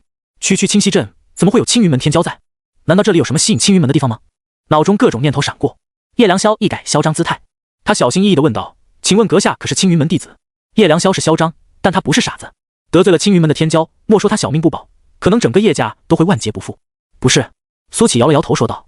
叶良霄松了口气，幸好不是，接着他的表情又变得桀骜了起来。刘管家！叶良霄扯着嗓子喊了一句。一名中年人轻飘飘地走了进来，身上带着元婴修士的波动。少爷有何吩咐？中年人问道。叶良霄脸上笑容越发张狂，他虽然才住机期，但可是有元婴的护道者在，今天这里的人一个也别想逃，包括这个小道士。给我！都杀了3个字还没有说出口。他看到苏琪好像有点困了，打了个哈欠，刚被道袍遮住的一块挂在腰间的玉令牌露了出来，上面赫然写着青云2字。咕咚！叶良霄猛地吞了口唾沫，眼珠子瞪得老大，只感觉背后已经被冷汗打湿了。他见过青云门的令牌，跟苏启身上戴的一模一样，差一点，就差那么一点点。叶良霄忽然神经质地大笑了起来。天不亡我呀，这道士就是青云门的天骄，绝对不能得罪。哪知道刘管家却会错了意，以往叶良霄如此大笑的时候，就代表着他要灭人满门了。于是刘管家神色一冷，说道：都杀了。听闻此言，叶良霄浑身一抖，随即大骂道：你特么脑子进水了啊！刘管家不知道自己为什么被骂了。叶良霄恨铁不成钢地说道：我让你进来是给大家端茶递水，不要打搅了大伙的兴致，你说的什么玩意儿啊？刘管家傻眼了，他感觉脑子进水的不是他，而是自己家少爷。他这次来不是要大闹的吗？现在这是什么情况？还当起服务员来了啊？什么呀？一会动作利索点，打扰了大家的兴致，我饶不了你。叶良霄冷哼了一声说道：好的少爷，我知道了。刘管家尽管百般不解，但还是点头说道。随即叶良霄变脸变得比翻书还快，一脸谄笑地对众人说道：方才打扰了大家的兴致，其实我只是开玩笑的，今天这场婚礼我举双手双脚赞成。众人都傻眼了。叶良霄前后态度简直就是两个人，这人该不是精神病吧？不少人如是想着。罗盔甲还有王林荡也傻眼了，怎么画风转换的如此之快？明明刚刚叶良霄还一副不肯罢休的样子，他们哪里知道叶良霄是被苏启无意之中捡到的令牌吓破了胆，就连苏启本人也不知道。不管怎么说，婚宴又恢复了正常。叶良霄一直屁颠屁颠的跟在苏启后面。你跟着我干嘛？苏启奇怪道。这叶良霄从刚刚开始就不对劲了，无事献殷勤，非奸即盗。难道这家伙竟然有龙阳之好？想到这里，苏启看向叶良霄的眼神充满了警惕。如果必要的话，他会出手，打得这家伙满地找牙，断了这非分之想。敢问道友如何称呼？叶良霄谄笑道：苏启。苏启一简言该。叶良霄浑身一震，这位太对了，他以前碰到的那个青云门弟子就是如此高傲。苏兄，你隐藏自己的身份，潜伏在此处，可是宗门有什么重要的任务？叶良霄又悄悄问道。你在说啥？苏启纳闷道。他怎么听不懂叶良霄的话？叶良霄却表现出一副我了解的神色，连连说道：我懂得，我懂得。宗门机密嘛，哪是能够轻易暴露的？但他却动了心思，这是一个攀上青云门的好机会啊！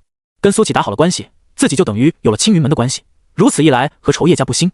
而且有这么一层关系在，以后自己只要不作死，那走到哪里都能够作威作福了。天下三大宗门之一青云门，连天子都要朝拜的宗门。至于王林荡的事，那还重要吗？天下女人那么多，又不是非得这一个。叶良霄本就不是什么深情之人，他只做对他有利的事，即便是苏启不搭理他，他还是死皮赖脸的跟着。机会是自己挣得，而不是别人给的。等到婚宴结束之后，就是闹洞房。罗盔甲被众人闹得鸡犬不宁，一直到大半夜，众人才离开，就只剩下了他和林荡两人。夫人，罗盔甲叫了一声，王林荡轻轻嗯了一声，然后拿起2个酒杯。这便是最后一个环节了，喝完交杯酒，代表永结同心，百年好合。夫人，你真是王家的大小姐吗？罗盔甲看着王林荡美艳的脸，喃喃问道。我不是什么大小姐，只是你的妻子王林荡。王林荡将酒杯递给了罗盔甲，罗盔甲也嗯了一声，只觉得此刻自己就是全天下最幸福的男人。两人同饮交杯酒，一生一世一起走。罗盔甲和王林荡的婚礼虽然有一点小意外发生，但最终的结果依然是圆满的。叶良霄那边也不急着回家了，整日像个小跟班似的跟在苏启屁股后面。刘管家对此很不理解，可当叶良霄说出苏启的身份之后，刘管家当即表示叶良霄是舔狗1号，自己就是舔狗2号。一大一小2大舔狗在长生关住了下来。长生关本就有对外的客房，只要付钱便是。对此，叶良霄毫不吝啬地捐出一笔巨款，说是要修缮长生关。苏启当然没有意见。长生关扩建花了月余，以前一些老旧的地方也都重新修缮了一遍，现在看上去更加大气了。不知道是日子太过安逸，还是受了苏启的影响，叶良霄的脾气改善了许多，现在逢人也不再摆着一副臭脸，而是笑脸相迎。3个月之后，刘管家问道：少爷，我们还要在这待上多久？这鸟不拉屎的地方闲得我蛋疼。那便割了。叶良霄看了刘管家一眼，淡淡说道。刘管家感觉下身一凉，连忙讪笑道：其实这里山清水秀，空气清新，倒也是个休养的好地方，只是少爷你莫不是忘了老爷的生日快到了？叶良霄沉思了良久，方才说道：我爹叫啥来着？啊！刘管家张大了嘴巴。叶良霄却忽然笑道：开玩笑的，你不说我还真忘了，这里的生活太安逸了，我去跟苏兄告别。刘管家松了口气，以为叶良霄真傻了。叶良霄来到前殿，苏启果然在这里盘坐修行。苏兄，家父生日，我得回家一趟，日后再来叨扰，你不介意吧？叶良霄作揖道。苏启眼睛都没睁开，淡淡说道：付钱就行。那是自然。叶良霄拱手说道。叶良霄离开了，带着刘管家一起。原本多了些生气的道观又变得冷清了，不过这一次没有冷清太久。3日之后，江月披星戴月的赶来了。苏前辈看到苏启之后，江月连忙拱手说道：有消息了。苏启看向江月，有消息了。江月点了点头。苏启不知为什么竟有些紧张，已经太久没有陆长安的消息了。坐。苏启指着坐垫说道。坐下之后，江月犹豫了片刻后说道：苏前辈，我事先跟你说清楚，这个消息不是什么好消息。苏启倒茶的手一顿，然后轻轻嗯了一声。令师尊陆长安当年回长安为他父亲奔丧，守孝之后几度想要离开长安，但都被陆家人拦了下来，不知是因为什么原因。过了大概1年，陆长安担任了陆家的家主，原本陆家已经摇摇欲坠，岌岌可危，但在陆长安当任之后，竟然蒸蒸日上，没多久就重回8大家族之列。这样的好日子持续了好几年，后来不知道犯了什么事，惹恼了当时的大唐皇帝，国师出手要抹除掉陆家。听到这里，苏启放下了茶壶，问道：那个大成期的修士？江月点头说道：对，现在已经飞升了。继续说。苏启点头道。江月便又继续说道：众所周知，国师是大成期的修士，想要抹除一个家族实在是太简单了，可谁都没想到出了意外，陆长安挡下了国师，两人大战了3天3夜，最后陆长安被擒。陆长安被擒之后，禁卫军很快就将陆家抄家灭门了，然后没过半年，国师便一朝悟道，白日飞升，浩大的雷劫将长安城外10里地都夷为平地。听到这里，苏启闭上了眼睛，回忆着与陆长安的点点滴滴。难怪师尊这么守诺的人，一去长安便再也没有回来，甚至于后来连书信也没了。可笑的是，自己要报仇都不知道找谁，因为罪魁祸首已经飞升，不在此界了。苏前辈，不过还有一个小道消息，应该算是好消息。江月又说道：“什么好消息？”苏琪又睁开了眼睛。据说国师的雷劫很不正常，明显比古书里记载的要声势浩大了许多，甚至有旁观者说，当时看到有2人再度雷劫，最后飞升的时候也是2人，而另外1人很可能便是令师尊陆长安。江月语出惊人道。说到这里，他还取出了一颗酷似水晶球的东西，郑重地递给了苏琪。苏前辈，这是当时旁观修士记录的影像，你可以看一下。苏琪接过了水晶球，这东西他只在传说里听到过，影像时就跟地球上的录像机差不多，甚至要更牛逼一些，不仅能够记录当时的场景，甚至能让人身临其境，沉浸感 max。江月花费了莫大的心血才搞到的这东西，激活影像时的方法也很简单，注入些许灵力即可。苏琪拿着水晶球，将灵力灌入其中，刹那间，周围的景色都暗了下去，场景变换，他来到了当时录制影像的地方。苏琪转过头，看到了身后气势恢宏的长安，晴空如洗，如画一般。他又转过头，看向身前，距离长安10里之外，天空乌云密布，电闪雷鸣，轰隆隆，天空就像是雷池一般，比树桩还粗的深蓝色雷电不断劈下。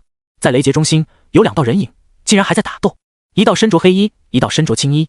苏琪浑身一颤，青衣身影如此熟悉，即便看不清脸庞，但光凭轮廓他也知道，那就是陆长安。2人的打斗不断升级，方圆10里的地面都碎成了齑粉。一招一式之间都带动着天地之力，如果不是刻意控制着，只怕10里之外的长安也会因为战斗的余波被夷为平地。由此可见，录制此影像的修士也不是简单角色，竟然敢靠这么近录制。最后雷劫结束，2人没有分出胜负，在七彩霞光的照射之下，被强行拖入了仙界，就此飞升。看完影像，苏琪久久缓不过神来。师尊没有骗自己，他真的很强，甚至可以跟大唐国师平分秋色，最后还一同渡劫飞升。难怪自从大唐覆灭之后，陆长安便再也没来过觐见，原来是已经飞升仙界了。周围的场景开始崩溃，又陷入了一片黑暗。片刻之后，光明回归，苏琪已经回到了道观。他睁开眼睛，将影像石还给了江月。谢谢你。江月受宠若惊的连忙摆手，苏前辈大可不必这么客气，毕竟你也帮了我那么多忙。得知师尊无事，苏琪的心情大好。仙人寿命也有尽头，但相较于下界的修士来说，要漫长太多太多。苏琪相信自己只要努力修炼个几千年，应该也能飞升仙界，到时师徒2人还有重聚之日。不过苏琪觉得自己应该稳妥一些，先苟1万年。毕竟仙人的实力更是恐怖，自己若贸然飞升，可能会有危险。仙人的寿命都是以10万年来计的，所以苏琪并不用着急。苏前辈，影像中那人可是令师尊？江月小心翼翼地问道。是。苏琪点头说道。尽管心中已经有了猜测，但听到这个消息的江月还是大受震撼。那可是仙人啊！身为仙人的弟子，苏琪身上只怕也有飞升的传承，只要自己舔得够好，岂不是也有飞升的机会？在修真界，一个好的传承是非常重要的。要想飞升，首先得有一部能够修炼到渡劫期的功法，而这种功法凤毛麟角，这也是为什么飞升的修士几乎断层的原因。想到这里，江月看苏琪的眼神更加火热了。这次多谢你了。苏琪说道。不用谢，苏前辈你帮了我那么多，这都是应该的。江月笑着说道。接下来的一段时间，江月都住在了长生关。作为此次陆长安消息的报酬，苏琪没有收费。长生关总有一种莫名的魔力，来到这里的人都会感觉到莫名的放松，外界的一切烦恼好像都不重要了。所以江月这段时间过得很放松，没有外界的纷纷扰扰，他的修为竟然再一次有所精进，已经触摸到了元婴期的门槛。这也更让他坚定了抱大腿的念头。他打定了主意，以后就是苏琪的小跟班。等于，在距离清溪镇100多里的一处深山，一名娇俏女子正跪在一名穿着血衣的男子面前。这名男子容貌生得非常妖异，明明看上去非常出众的容貌，偏偏给人一种浑身不舒服的感觉。如果仔细去看，会发现男子的每一处五官都生得十分好看，但拼凑在一起就显得不伦不类，本该完美的颜值也变得妖异。血奴，你让本座很失望。妖异男子病恹恹地说道。跪在地上的女子浑身一颤，然后说道：主上，确实是那个道士太厉害了，绿帽鬼根本不是他的对手。我不想听狡辩之词，我现在恢复需要大量的怨气，你到哪里给我弄？妖异男子眼中有血光闪烁，不耐烦地说道。女子连忙说道：主上放心，我已经找好了地方，距离石溪村100多里有一个清溪镇，那里的人更多，我会想办法将他们都坑杀，为主上凑齐怨气。你已经搞砸一次了，我希望也是最后一次。妖异男子闭上了眼睛。主上请放心，我一定办妥。女子从地上爬了起来，慌乱地逃走了。女子离开不久之后，空气一阵扭曲，一名黑衣男子出现在原地。主上，黑衣男子行了一礼说道。尹奴，对于血奴说的话你怎么看？妖异男子睁开眼睛，眼睛中闪烁着幽冷。主上，我觉得这就是血奴办事不力给自己找的借口罢了，如果换作是我，绿帽鬼绝不可能白白牺牲。黑衣男子笑着说道。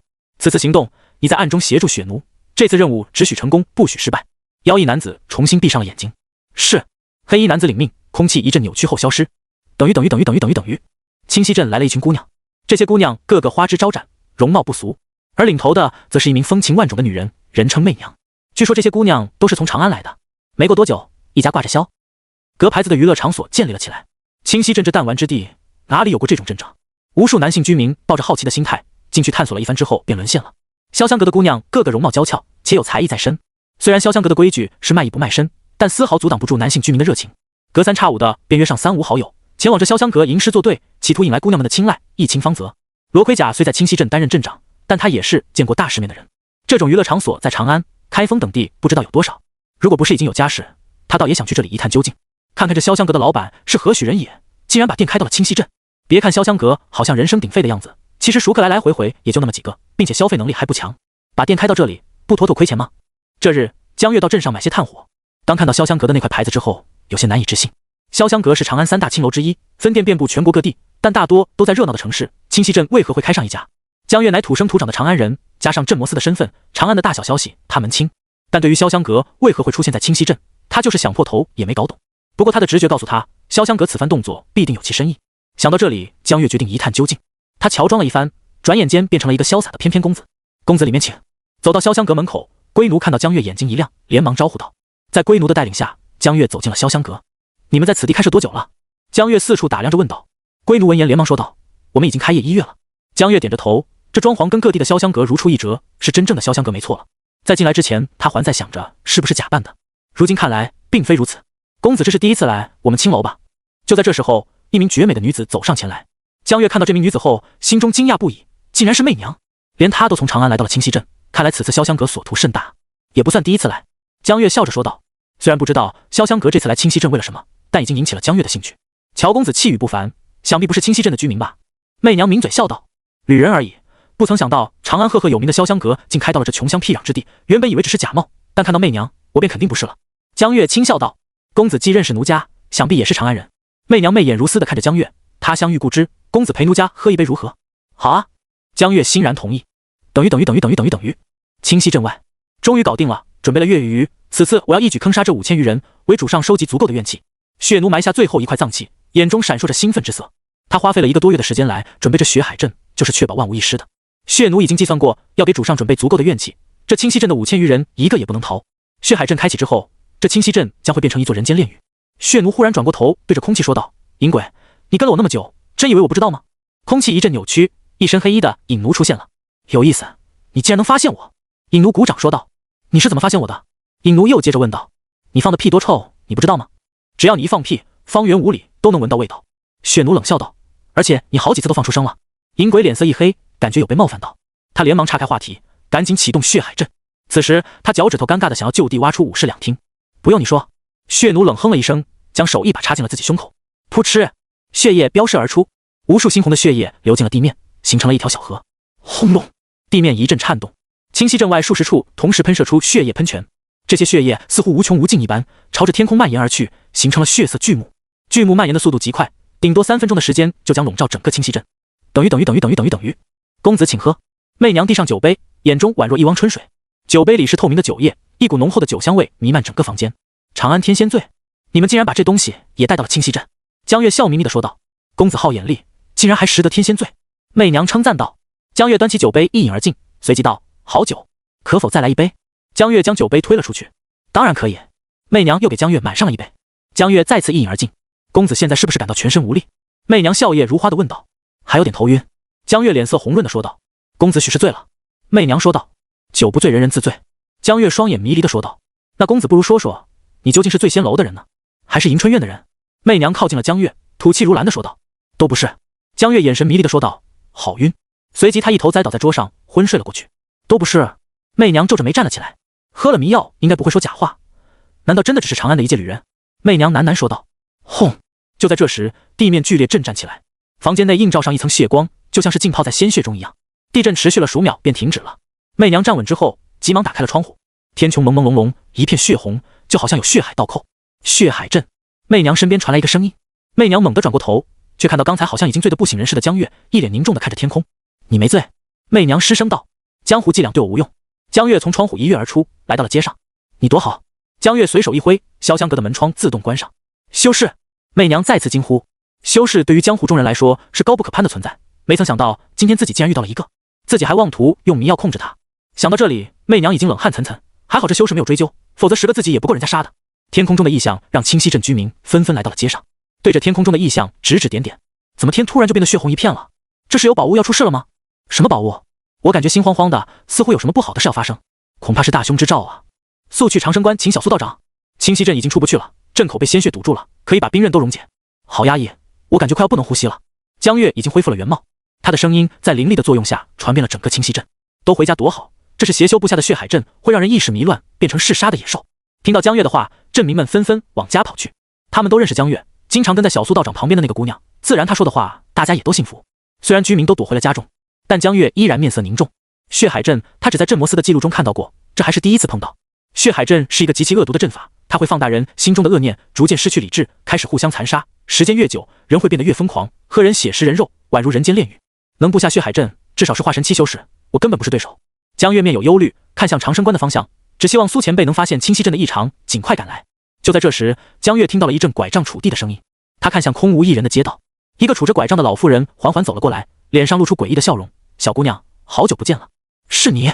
江月瞪大了眼睛，这个老妇人竟然是石溪村的那个老妇人，当时还给他们讲了5大壮的故事，但当时的她浑身上下没有一点鬼气，与常人无异，今天却鬼气森森的，浑身上下散发着恐怖的波动。这波动至少在元婴期。好久不见了。老妇人笑着，露出一口血红的牙齿。当时我就觉得你的肉肯定很好吃，但有那个丑修士在我不敢动手，如今没人能护着你了。咚！老妇人将手中拐杖猛地砸进地面，江月身边的地面忽然开裂，鲜血犹如喷泉一般朝他喷射而去。江月面色一变，一枚符箓丢了出去，下一秒他就出现在了老妇人的身后。我如今是半步元婴，未必不能一战。江月的手中出现了一柄利刃，狠狠朝着老妇人扎了过去。但老妇人就像是背后长眼睛了，她的手臂以完全不符合常理的程度弯曲，瞬间抓住了江月的手。火符！江月被抓住并不紧张，一张符箓从另一只手拍出，轰！烈焰瞬间将两人包裹。老妇人的手猛地松开，惨叫着化作一滩血水。江月却愣住了，老妇人的气势是元婴期的波动，不可能这么简单就死掉了。轰隆！就在这时，天空劈下一道血色闪电，在地上形成了一大滩的血液，随即这血液变成了10个一模一样的老妇人。你好啊，小姑娘！10个老妇人异口同声地说道，然后抬起拐杖，10条血龙咆哮着冲了过去。冰符！江月扔出一张符箓，爆开之后，那10条血龙瞬间被冻住。刃符！江月再次扔出一张符箓，血龙瞬间被切割成了成百上千块。但他还没来得及松口气，天空中不断有血色的闪电劈下，一个个的老妇人出现，成百上千，密密麻麻的填满了整个街道。这上千个老妇人同时施法，上千条血龙震天动地，江月就像是大海中的一叶扁舟，随时有覆灭的可能。遁符！江月的身子陷入地面，但很快就感觉半截身子都进入了莫名的液体之中。江月心下一惊，想要逃走，但这些液体将他牢牢地困住，动弹不得。江月低下头，看到了困住自己的液体，是无穷无尽的鲜血。上千条血龙咆哮着汇聚到了一起，形成一道宽10丈有余的血柱，铺天盖地地朝着他砸了下来。苏前辈！江月在心中呐喊，多希望苏琪此刻出现在这里，他还不想死。咻！就在这时，一道剑光犹如闪电划过，将那血柱瞬间一分为2，并且霸道的剑气蔓延开来，将被斩断的血柱搅成了碎片，直接蒸发在半空。嗨，美丽的姑娘，没事吧？江月看到一个持着长剑的白衣剑客走了过来，他浑身上下一片雪白，仿佛不沾染人间半点烟火气，但偏偏那张脸却嬉皮笑脸的，破坏了这种氛围感。白衣剑客走到江月面前，伸出手说道：“把手给我。”江月伸出手，被他轻松的拉了起来，然后白衣剑客朝后退了数米：“不好意思，我有洁癖。”江月低下头，看到自己下半身都是血污，不由脸一红，随即说道：“多谢道友帮助。”“不必道谢，邪祟作乱，我自然要管；美人有难，我自然要救。”白衣剑客拢了拢自己的长发，眨眼一笑：“记住我的名字，九天剑宗王南博。”说罢，在江月争神期间，他连斩3剑：桃花剑、飞雪剑、烈阳剑。每斩1剑，白衣剑客便会喊上一句。江月看到每一道剑光后都有各种异象出现：纷飞的桃花，飘飞的大雪，炙热的阳光。3道剑光组成了一幅美丽的画卷，将上千个老妇人瞬间绞杀一空。九天剑宗第2天骄王南博。江月忽然想起了修真界的传闻，九天剑宗最年轻的绝世天骄，修真不过120年，已经成就化神。但他之所以被称为第2天骄，不是因为有同辈人比他强，而是他自称第2天骄，一是希望能找到一个像样的对手，二是警醒自己要不断奋进，才能登上这第1之位。化神期已经可以初步利用天地元气，一招一式之间都可以带来各种异象。如今看来，传闻无误，王南博真的已经化神期了。好弱！王南博咂了咂嘴，然后高声喊道：“能布下这血海阵，想必也是化神修士，出来与我一战如何？”声震四野，但街道依然空空荡荡，连天空中的血海都安静了片刻。真没意思，身为邪修藏头鹿尾。王南博见无人响应，将手中长剑高高举起。既如此，这血海阵我便给你破了，到时你自然会显露真身。且慢！就在这时，一道女声传来。江月看向来者，一袭红衣，美艳非常，只是鬼气弥漫，给人一种诡异感。阁下可是九天剑宗的弟子？妖艳女子问道。竟还是个美人，看来有一句话说得好，蛇蝎美人，古人诚不欺我。王南博哈哈笑道，却不回答妖艳女子的问题。妖艳女子也不恼，而是笑道：“我的主上跟你九天剑宗还有一些渊源，不如今天你就当无事发生过，自行离去可好？王南博笑道：不好。妖艳女子被拒绝，面色变冷。你我同为化神期，我还有血海镇的加持，已然立于不败之地，给你机会离去，是看在贵宗与我主上的渊源，你可不要不识抬举。何必废话，太久没有尽兴打过了，希望你能让我好好爽爽。王南博一剑斩出，剑光犹如奔雷，瞬间将妖艳女子撕碎。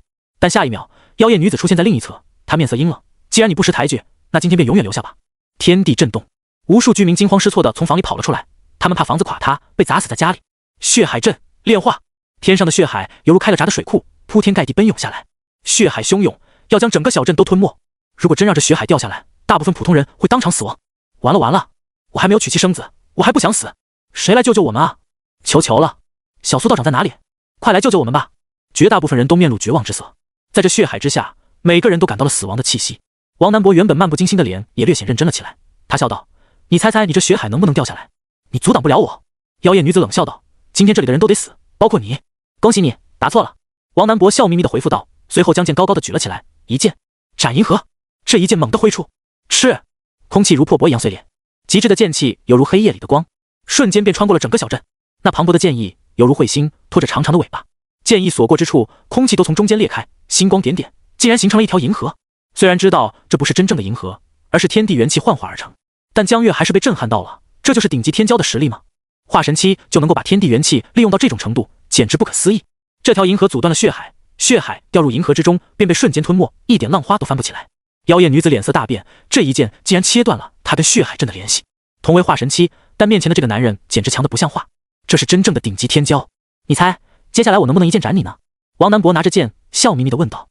你虽然暂时斩断了我跟血海镇的联系，但想杀我你还嫩了点。妖艳女子冷笑道。是吗？王南博横着剑，做事要斩，那就试试喽。妖艳女子看王南博抬剑，瞬间往后退了100多步。别紧张啊，我只是手有点累了，换个姿势。王南博一脸无辜地说道。敢耍我？妖艳女子气恼不已。不只是你可以利用天地元气。妖艳女子的身体慢慢从地上悬浮了起，眼中血光大作。我说过，今天在场的人都会死。轰！妖艳女子忽然炸开，化作漫天的鲜血，随后形成了一只面目狰狞的厉鬼，在她身后有一双血红色的血翼。血鬼！王南博眼睛微微眯起，有意思。射血！血鬼口中传出凄厉的叫声，恐怖的音波如浪潮一般冲向了众人。即便音波还没到，镇民们就露出了痛苦的神色，体内的血液不受控制的疯狂流动，就好像要脱体而出，飞向血鬼的方向。狂风剑！王南博又一剑挥出，狂风骤起，竟然形成了一道无形的风墙，将这音波阻挡在了外面。在这阵风下，镇民们又恢复了正常，他们脸上皆有震撼之色。原来这就是修士吗？各种神通看得人眼花缭乱，而且很帅。血咒！血鬼抬起手，手臂忽然炸开，无数猩红的血液在空中凝聚成了一道红色的咒印。下一秒，这咒印也炸开，出现在了王南博的额头上、眉心之间。王南博的双眼顿时变得血红，条条狰狞的血色纹路出现在他的脸上。糟了！江月心中一紧，血咒是极其歹毒的一种术法，中咒者会被吸去一身精血，最后变成一具干尸。雕虫小技！王南博却哈哈笑道，他的双眼犹如利剑，剑意喷射而出，眉心的那道咒印瞬间粉碎。噗嗤！血鬼喷出一口鲜血，眼中露出了骇然之色，连血咒都奈何不了面前这个小子。这个小子实力未免也太过恐怖了。血崩！血鬼银牙一咬，从空中狠狠砸到了地上。轰隆隆！地面就像是发生了10级大地震，犹如水面一样波动了起来。所有人都站立不稳，接着无数的鲜血出现在了裂缝之中，看样子就要喷射而出。这些都是血鬼的本命精血，被沾染之人会瞬间被吸成一具干尸。震地剑！王南博手中长剑飞射而出，瞬间插进地面，露出半截剑身。地面停止震动，那些裂缝再难扩大半分。太强大了！众人心里纷纷升起这样一种感觉，甚至有不少人都开始想着，如果是小苏道长在这里，能压得住这恐怖的血鬼吗？恐怕是不行的吧。血鬼也升起一种无力感，在同级之中，他还是第一次碰到这么棘手的对手，用尽全力了。王南博笑道，我可是还有余力哦。得意什么？你又能撑得住多久？血鬼不服气地说道，我为什么要撑？斩了你不就好了？王南博手里又出现了一柄长剑，不过这柄长剑比起刚才那柄更为精美。接好了。说罢，长剑脱手而出，化作一柄10丈巨剑，朝着血鬼直冲而去。法器飞剑！江月目露向往之色，化神期修士可以御剑翱翔9天，而这法器飞剑就相当于飞行器。恐怖的剑意还未接近血鬼，就让他浑身都在崩血了。淫鬼，还不出手！血鬼齐声尖叫道：叫什么？来了！噗！伴随着一声惊天屁响，淫鬼闪亮登场，他一把抓住血鬼，两人消失在原地。竟然完全隐匿了气息。王南博手指一动，巨剑缩小，飞回了他的手中。他闭上眼睛，神识外放，瞬间将整座小镇笼罩，但依然找不到消失的两人。啊！就在此时，人群里有人惨叫，瞬间变做了一具干尸。血鬼的身影出现在了人群里，他恢复了人身，舌头舔舐着娇艳的红唇，咯咯笑道：“真是甜美的鲜血啊！”王南博面色一变，飞剑脱手而出，朝着血鬼飞了过去。但下一秒，血鬼的身影又消失了。啊！再次出现的时候，人群的另一面又有人化作了干尸。一时之间，众人都慌了，纷纷朝着王南博冲了过去。仙长，救救我们！我还不想死，我上有老下有小，一家都指望着我生活，快逃命！人群一旦混乱起来，就如同脱缰的野马。血鬼的身影不时出现在人群之中，然后便有一人变成干尸。恐慌的情绪在人群之中蔓延。血鬼在银鬼的帮助下神出鬼没，连王南博也无可奈何。血鬼明明可以瞬间将数百人吸成人干，可他偏偏不这样做，就好像是在戏耍着人群，也在戏耍着王南博。王南博皱起了眉头，即便他再强，也难阻挡2大化神期的修士对凡人进行屠杀。他可以自保，但无法保护他人。2个化神期的修士就跟缩头乌龟似的，只敢对凡人下手，不觉得羞耻吗？王南博朗声说道。哈哈，四面八方都响起了银鬼的声音。激将法对我等邪修是无用的，凡人犹如猪狗，杀了又如何？银鬼很谨慎，连声音也是从四面八方传来的，这让王南博根本无法定位。刚刚你不是还很嚣张吗？我说过，今天这里一个人也逃不走，包括你。血鬼的声音也从四面八方传来。我若真想走，你们还留得住我不成？王南博淡淡说道。我们是留不住你，但你会眼睁睁看着这些凡人被屠杀吗？血鬼咯咯笑道。这就是你们这些自诩正派修士的致命弱点，凡人的性命犹如草芥，可你们依然不肯放弃，即便是搭上性命。等到你的剑意散去，这血海镇恢复与我的联系，我2人你如何抵挡？听到此话，王南博却笑了。你们还真以为我会如此迂腐？凡人性命与我何干？我随时可以御剑离去，而等待你们的将是9天剑宗无穷无尽的追杀。9天剑宗？可笑！血鬼咯咯笑道。等我主上恢复实力，莫说你9天剑宗，这天下所有宗门都将臣服，否则等待你们的只有灭顶之灾。啊！又有一人惨叫着变作人干，人群越发惊慌了，不少人哭爹喊娘，求王南博救救他们。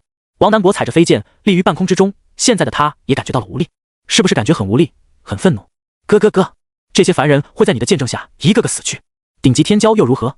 不过也是我等玩具罢了。王南博叹了口气，空中的剑意正在减弱，再等上3分钟，血鬼将会与血海镇恢复联系，届时血海镇的禁锢之力将会大大增强，他要逃出去也要付出一些代价，最好的办法便是现在离去。可他是9天剑宗的弟子，当今天下3大宗门之首的首席弟子，如果退了，他的道心将会受损，诞生心魔。有心魔的修士是无法渡过雷劫的，也就意味着他的仙路断了。想到这里，王南博的眼神逐渐变得凌厉。修士与天争，与地争，与人争，修行本就是一条逆天行的道路，如果这是他命中注定的结束，他不能退。既如此，只能赌上那一剑了。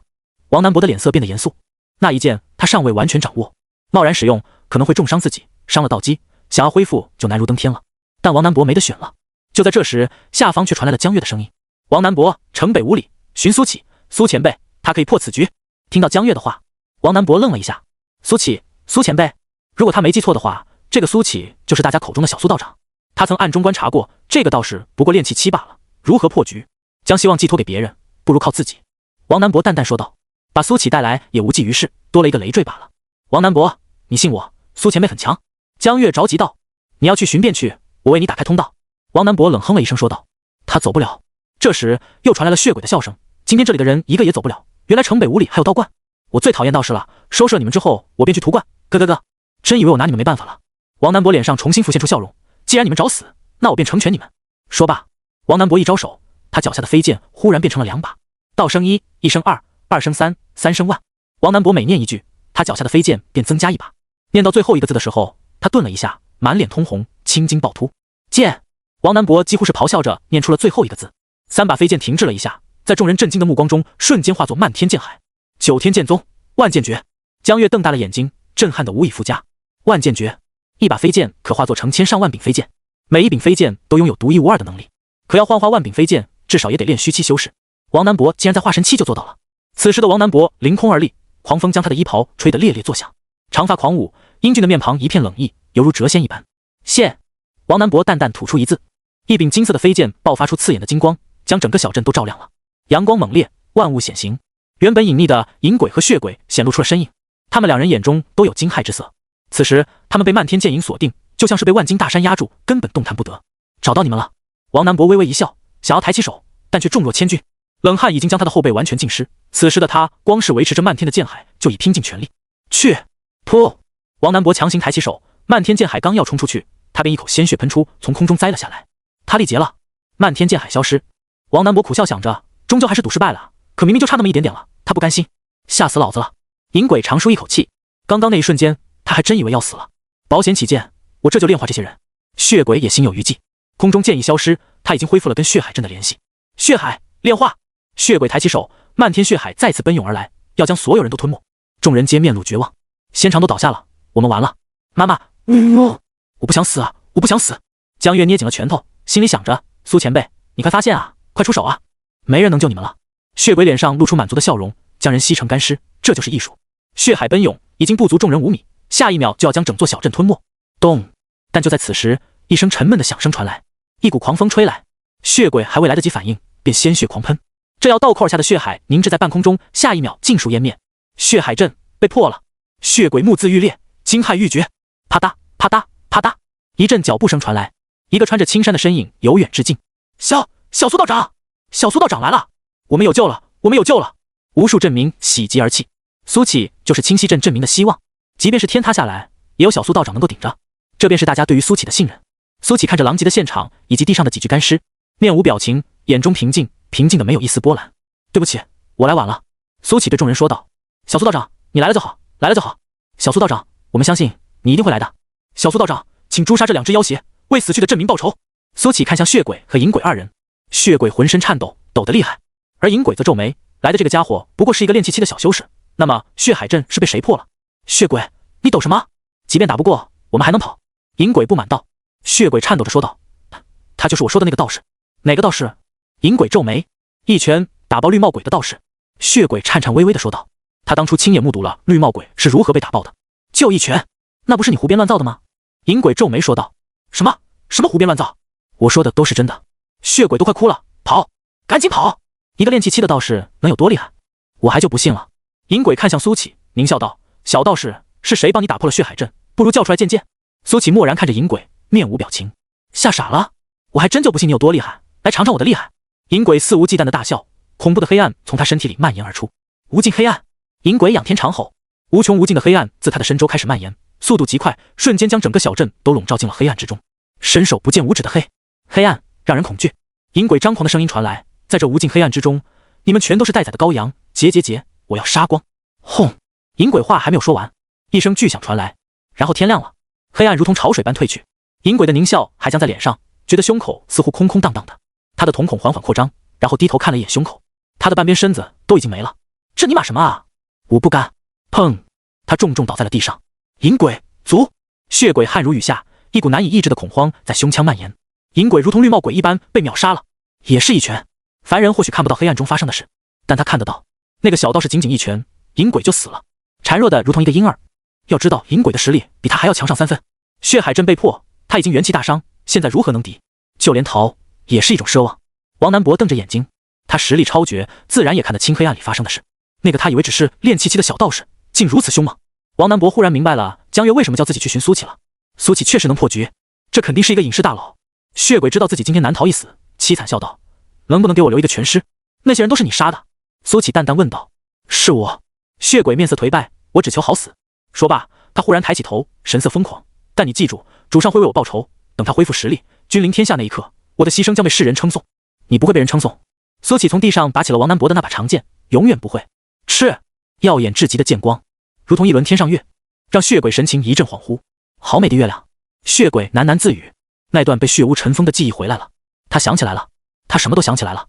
在疯狂信仰主上成为血鬼之前，她只是一个普通至极的少女，有美满的家庭，有订婚的爱人，还有一群好友，一切都很美好。可在一个月圆之夜，她所在的那座城市被屠城了，她倒在血泊之中，鲜血浸湿了双眼，连同天空中皎洁的月亮也变作一轮血月。而屠城的人正是她疯狂信仰的主上。后来她被封印了记忆，成为了主上最忠诚的血奴，真是讽刺啊！血鬼在凄厉大笑，血泪从双眸流出。我不是血鬼，我叫钱思英，血鬼足。但死之前，他解脱了。在苏启的力挽狂澜之下，清溪镇再一次化险为夷。灾后重建工作异常的简单，在王南博和江月的帮忙下，清溪镇很快恢复了原样。死者被大家葬在了后山上，摆满了鲜花。经过这次的事件，很多人都升起了修仙的念头，求自保，也求长生。无数青年结伴从清溪镇离开，去寻找属于自己的机缘。看着青年们迎着朝阳离开，苏启问道：“你不走吗？”王南博和江月一左一右，如同2大护法站在他身边。我不走。王南博笑着说道：“好不容易找到能让我奋起直追的目标，我为什么要走？我只是练气期。苏启强调道。装逼！王南博压根不信。这段时间他跟苏启也混熟了，说话也随意了起来，而且他也知道了苏启的真实年，竟然还没有他大。也正是因为如此，王南博要留下来，一方面是为了激励自己不断变强，另一方面是要看看苏启强大的秘密。可惜这段时间他什么也没发现，苏启除了打坐就是睡觉，然后就是吃饭，根本没有秘密可言。如果真要说有的话，苏启每天都会吃1颗苹果。王南博也问过苏启为什么每天要吃1颗苹果，结果苏启的答案雷的他里嫩外焦，一天1苹果，医生远离我，这是苏启的原话。王南博很想吐槽，大哥，我们修仙者根本不会生病的好吗？不信就算了。苏启淡淡说道，转身便走。哎，苏兄，先别走啊，我们去潇湘阁吟诗作对一番如何？王南博拉着苏启说道。潇湘阁？那是哪里？苏启问道。王南博瞪大了眼睛，不是吧，苏兄，你真瞎还是假瞎啊？500米外不就是潇湘阁吗？顺着王南博手指的方向，苏启看到了一座金碧辉煌的建筑。不去，我是正经人。苏启摆了摆手说道。自己如此正直的人，对于这种地方，好像还真有点好奇。那不就对了，不正经的人谁去潇湘阁啊？王南博硬扯着苏启往潇湘阁走去，说罢还对江月说道，你说是吧，江美女？苏前辈，王南博说的没错，潇湘阁不是寻花问柳的地方，而是文人雅士最爱去的高级场所。江月回应道。原本都走到潇湘阁门口了，一听这话，苏启立马便停下了脚步。不是，搞了半天是个正经场所。苏启心想，他顿时觉得有些意兴阑珊，本还想去见见世面的，看看书中的青楼长啥样，现在全无兴趣了。我突然想起今天还没有吃苹果，我先回去了。苏启转身便走。苏兄，搞什么？我们都到门口了。王南博傻眼了。叮铃铃，苏启路过潇湘阁的门口，还是忍不住朝里面看了一眼。潇湘阁门口的风铃于这一刻无风自动，突兀的响了起来。苏启连忙偏过头，目不斜视的离开了。咦？王南博奇怪道，我来了这么多次，怎么没发现这门口还挂了风铃？就在此时，潇湘阁里急匆匆的跑出来一道倩影，正是媚娘。媚娘一脸惊喜的看向王南博还有江月。媚娘，见我要来，这么开心吗？都主动出来迎我了。王南博笑道。媚娘脸色一红，王公子不要调戏奴家，刚刚门口风铃响了，你们可看到是谁动了这风铃？没人动这风铃啊，他自己就响了。王南博说道。对。江月见媚娘看向自己，也点头说道。那你们看到刚刚有谁路过了吗？媚娘着急道。此时的苏启早没影子了。王南博也没多想，说道，刚刚是有人路过，我本想和苏兄一同来玩的，结果他有事先离开了。苏兄？媚娘疑惑道。你见过的，苏启，你们口中的小苏道长。王南博笑道。小苏道长？媚娘愣了一下，喃喃说道，竟是小苏道长，这风铃难道是有什么说法不成？王南博终于反应了过来，感兴趣道，莫不是不正经的人来到这正经的场所，这风铃便会作响？没想到苏兄表面境遇高冷，私底下竟如此好色。江月闻言翻了个白眼，你可不要瞎说，小心苏前辈听了揍你。切，说实话也有错，不然为什么我们来这么多次，这风铃都不响，苏兄一来就响了？王南博笑着说道，转而又看向媚娘，媚娘，快跟我们讲讲，这风铃有什么说法？媚娘嫣然一笑说道，王公子，这个不能告诉你，反正不是你想的那样就是了。哎，可惜，本以为抓住苏兄的把柄了。王南博一副遗憾的样子。江美女，我们一起进去喝几杯。王南博又对江月说道。我不去了，我要回去给小苏道长做饭。江月摇了摇头离开了。都走了，真没意思。王南博又看向媚娘，媚娘，看来今天还是只有你和我了。媚娘抱歉道，王公子，今天可能不行，我还有事，我让小春和小东陪你吧。算了算了，你们都没空，那我还是回道观了。王南博意兴阑珊的说道。下次王公子若再来，媚娘一定陪好。媚娘说道。一言为定。王南博说完，转身离开了。看到王南博走后，媚娘急匆匆的回到了潇湘阁，她写下一张字条，塞到竹筒里，随后绑在了信鸽腿上，将之放飞。看到信鸽消失在天际，媚娘喃喃说道，如果是小苏道长的话，也不算委屈。信鸽刚飞出清溪镇没多远，便被一个御剑飞行的男人抓住了。这个男人正是王南博。小鸽子呀，小鸽子，别害怕，我看完字条就放了你。王南博一边说着，一边将竹筒里的字条取了出来，嘴里还在嘟囔着，我倒要看看你潇湘阁有什么秘密。他展开字条，上面只写着一句话，阁主，人找到了。人找到了？找谁？苏兄吗？王南博喃喃说道。他又来回翻看了好几遍，只有这几个字。于是他又把字条塞了回去，自言自语地说道，潇湘阁找苏兄做什么？还真是让人好奇啊。小鸽子，飞快点，快把消息送给你们阁主。王南博把鸽子再次放飞，信鸽扑腾着翅膀消失在天际。好乏啊，感觉每个人都有秘密，偏偏就我一头雾水。王南博落了下来，躺在草地上，翘着个二郎腿，嘴里叼根草，毫无化神期修士的形象。莫非苏兄跟着潇湘阁有什么血海深仇？潇湘阁想要报复？不对不对，看媚娘的表现不像是这样。再说了，潇湘阁只不过是一个凡间青楼，苏兄抬手可灭。又或者说，这潇湘阁的阁主是苏兄失散已久的父亲？这相当有可能。苏兄还如此年轻，父母健在也不是不可能。但那风铃为什么会响呢？有没有其他的可能呢？算了算了，不想了，烦人的事太难猜了，还是修行有意思。王南博从地上一跃而起，就要御剑飞走，但刚踩上飞剑，他又落了下来。我知道了，那风铃一定是某种法器。王南博眼冒金光，喃喃自语，这法器定是记录了苏兄的头发或者血液之类的可以匹配他信息的东西，只要苏兄一靠近，这风铃便会作响。如此说来的话，我推测的第二种情况便有可能了。苏兄肯定是小时候跟父母走散了，又或者说潇湘阁的阁主那时候穷，抛弃了苏兄，这也就是为什么风铃能够记录苏兄的信息，为的就是有一天飞黄腾达了，找苏兄弥补这么多年以来的亏欠。这也是为什么潇湘阁会开到这穷乡僻壤，应该是潇湘阁的阁主找了占卜大师算过了。我这逻辑形成了完美的闭环，这问题被我解开了。哈哈，我果然是天才。自以为解开谜题的王南博一脸骄傲地回到了长生关。在饭间的时候，他好几次忍不住笑出了声。王南博，你抽风啊？江月瞪着王南博说道。刚开始接触的时候，江月还以为王南博是那种高冷无敌的天骄，接触多了才发现这家伙纯就是一个逗逼。尽管已经化神期，但一点没有化神期修饰的样子，整天嘻嘻哈哈的，拈花惹草，没个正形。王南博嘴角一咧说道：小江啊，怎么跟你伯哥说话的？你伯哥现在可是掌握了一个天大的秘密。神经！江月翻了个白眼。王南博见江月一点也不感兴趣，便把目光转向安静吃饭的苏琪。小苏啊，给我加个菜。王南博贱兮兮地说道。江月难以置信地看着王南博，心想这孩子今天真疯了不成？这不是找锤吗？果不其然，苏琪手一顿，然后笑眯眯地看向王南博：你想吃哪个菜啊，王大爷？王南博咳嗽了2声说道：小苏啊，你可别用那种眼神看着我，我害怕。你要知道，我有一个天大的喜讯要告诉你。天大的喜讯？苏琪不明就里。据我合理的推测，你的亲生父母很快就要来寻你了。王南博摆出一副高深莫测的样子说道。亲生父母？苏琪都快记不清他们的模样了，只是他们远在地球，怎么可能过来呢？除非他们也能穿越。想到这里，苏琪笑着摆了摆头，你这推测根本不可能实现。为什么？王南博不服气地说道。我这套逻辑可是有完美闭环的，因为我父母在另外一个世界。苏琪说道。听闻此言，王南博傻眼了。他辛辛苦苦做出的推理，本以为掌握了事情的全部真相，可是现在才发现，那你……我猜错了。苏琪说的另外一个世界，在王南博的理解里就是已经羽化了。虽然很不愿意接受这个事实，但王南博不得不承认自己推理错了，所以他又陷入了纠结。潇湘阁找苏琪究竟所为何事？长安城朝代更迭，如今长安已经不是都城，但繁华依旧。要论当今哪2座城市堪称顶级，一座是开封，那么另一座便是长安了。长安城内3大青楼之一的潇湘阁，位于长安最繁华的市中心。从外观上看去，其豪华程度堪称夸张，一切关于奢华的描述都能用在它的外观之上。但进入潇湘阁之后，这种奢华感反倒降低了许多，到处都透着典雅的气息。这里是文人雅士的天堂，也是达官贵人们首选的谈事地方。潇湘阁不做皮肉生意，那些都是长安城内最低级的一些勾栏坊间才会做的生意。此时，位于潇湘阁的顶层房间，这里是潇湘阁阁主的房间，也是潇湘阁守卫最严密的地方。咚咚咚，急促的敲门声打断了正伏案练字之人的思绪。进来。这个练字之人是一名女子，也是长安城第一美人宋潇湘。门被打开，一名容貌姣好的女子冲了进来，手里拿着一张字条。阁主，是媚娘来信。女子跪在地上说道。念。宋潇湘说道。阁主，人找到了。此话一出，宋潇湘的眼睛里金光一闪，喜悦之色溢于言表。清照算的没错，他果然在这边陲小镇。宋潇湘来回踱步，脸上既是喜悦又是惶恐。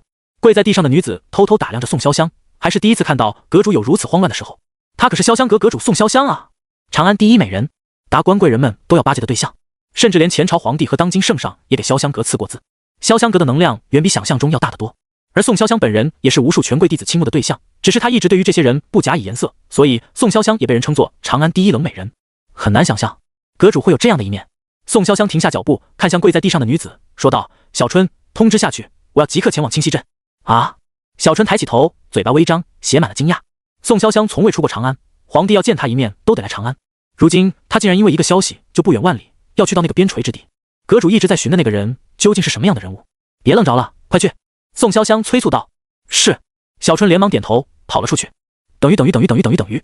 宋潇湘要出长安的消息，先是引爆了整个潇湘阁，随即引爆了整个长安。或许是瞒不住，又或许是不相瞒。大张旗鼓，浩浩荡荡，潇湘阁出动了上百人的队伍，护送宋潇湘前往清溪镇。望着宋潇湘出行的队伍，长安街头围观众人交头接耳。宋潇湘从未出过长安，如今却带领大批人马大张旗鼓的出行，难道是要去前线打仗？你有毛病啊！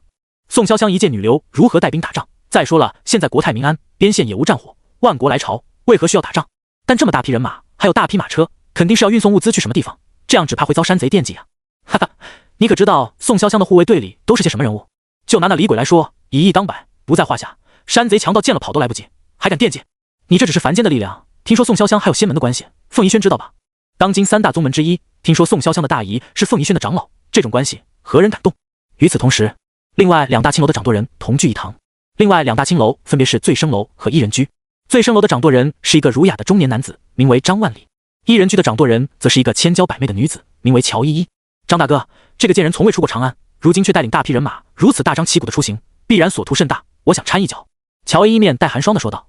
我倒觉得他此次出行是我们的一个机会。张万里摇着折扇，置诸在握的说道。愿闻其详。乔依依说道。宋潇湘是潇湘阁的灵魂人物，如果他倒了，潇湘阁自然也就垮了，到时候空出的大批份额都会被我们2家抢占，从此以后便没有3大青楼，只有2大青楼了。张万里笑眯眯的说道。你是说？乔依依不太肯定的问道。就是你想的那样。张万里依然笑着。可是宋潇湘身边的护卫以及他的仙门关系，我们不得不考虑。乔依依说道。狗屁的仙门关系，那只是世人以讹传讹罢了，他一介青楼女子哪里可能有这么大的能量？张万里不屑道。但当今圣上都对这贱人恭敬有加，这个有目共睹。乔依依说道。当今圣上也不过忌惮于传言罢了，但我已经暗中调查过，宋潇湘没有仙门关系，就是有，我也不惧。张万里十分自信地说道。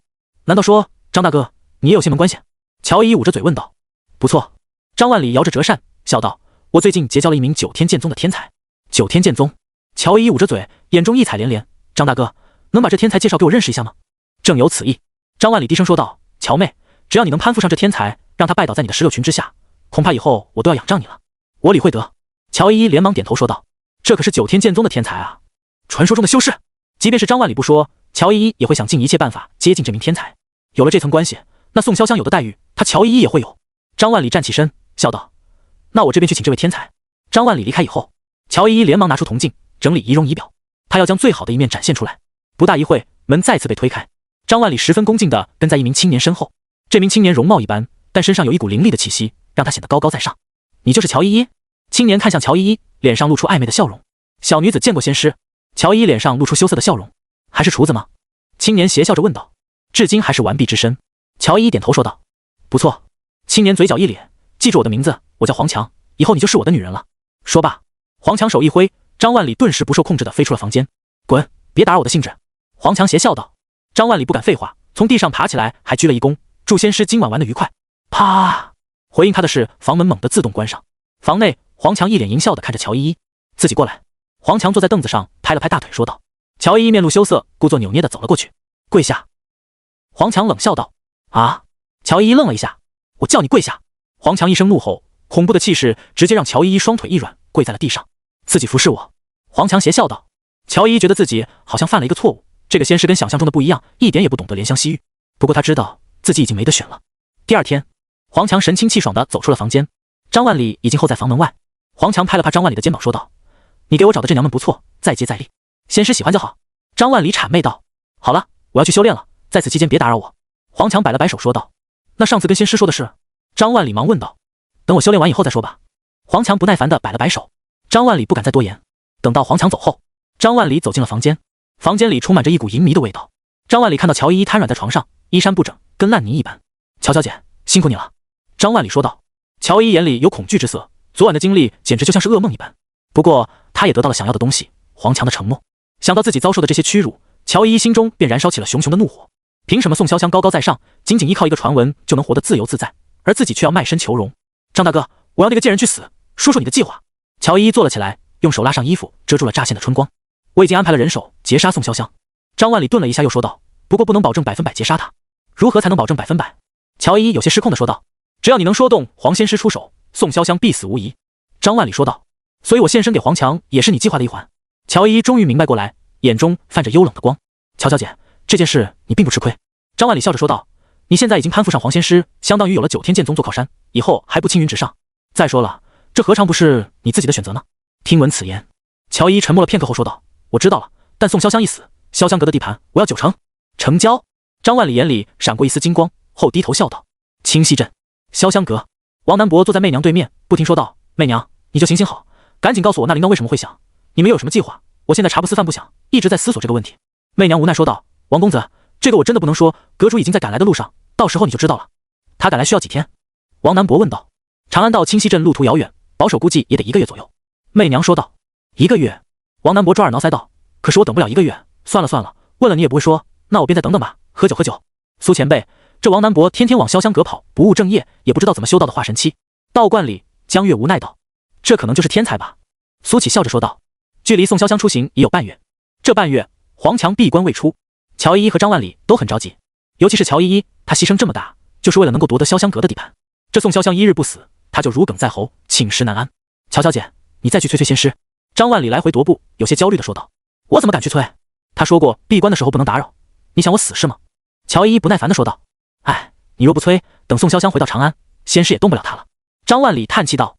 修仙之人虽然高高在上，但也不能随意屠戮，否则的话会引来镇魔司的镇压，大宗门也是要脸面的，自然也不允许宗门里的弟子对凡人随意屠戮。烦死了！乔依依皱眉说道。他很想责骂张万里，但当初确实也是他自己眼巴巴的往上凑。不过让他去催黄强，他也是绝不敢的。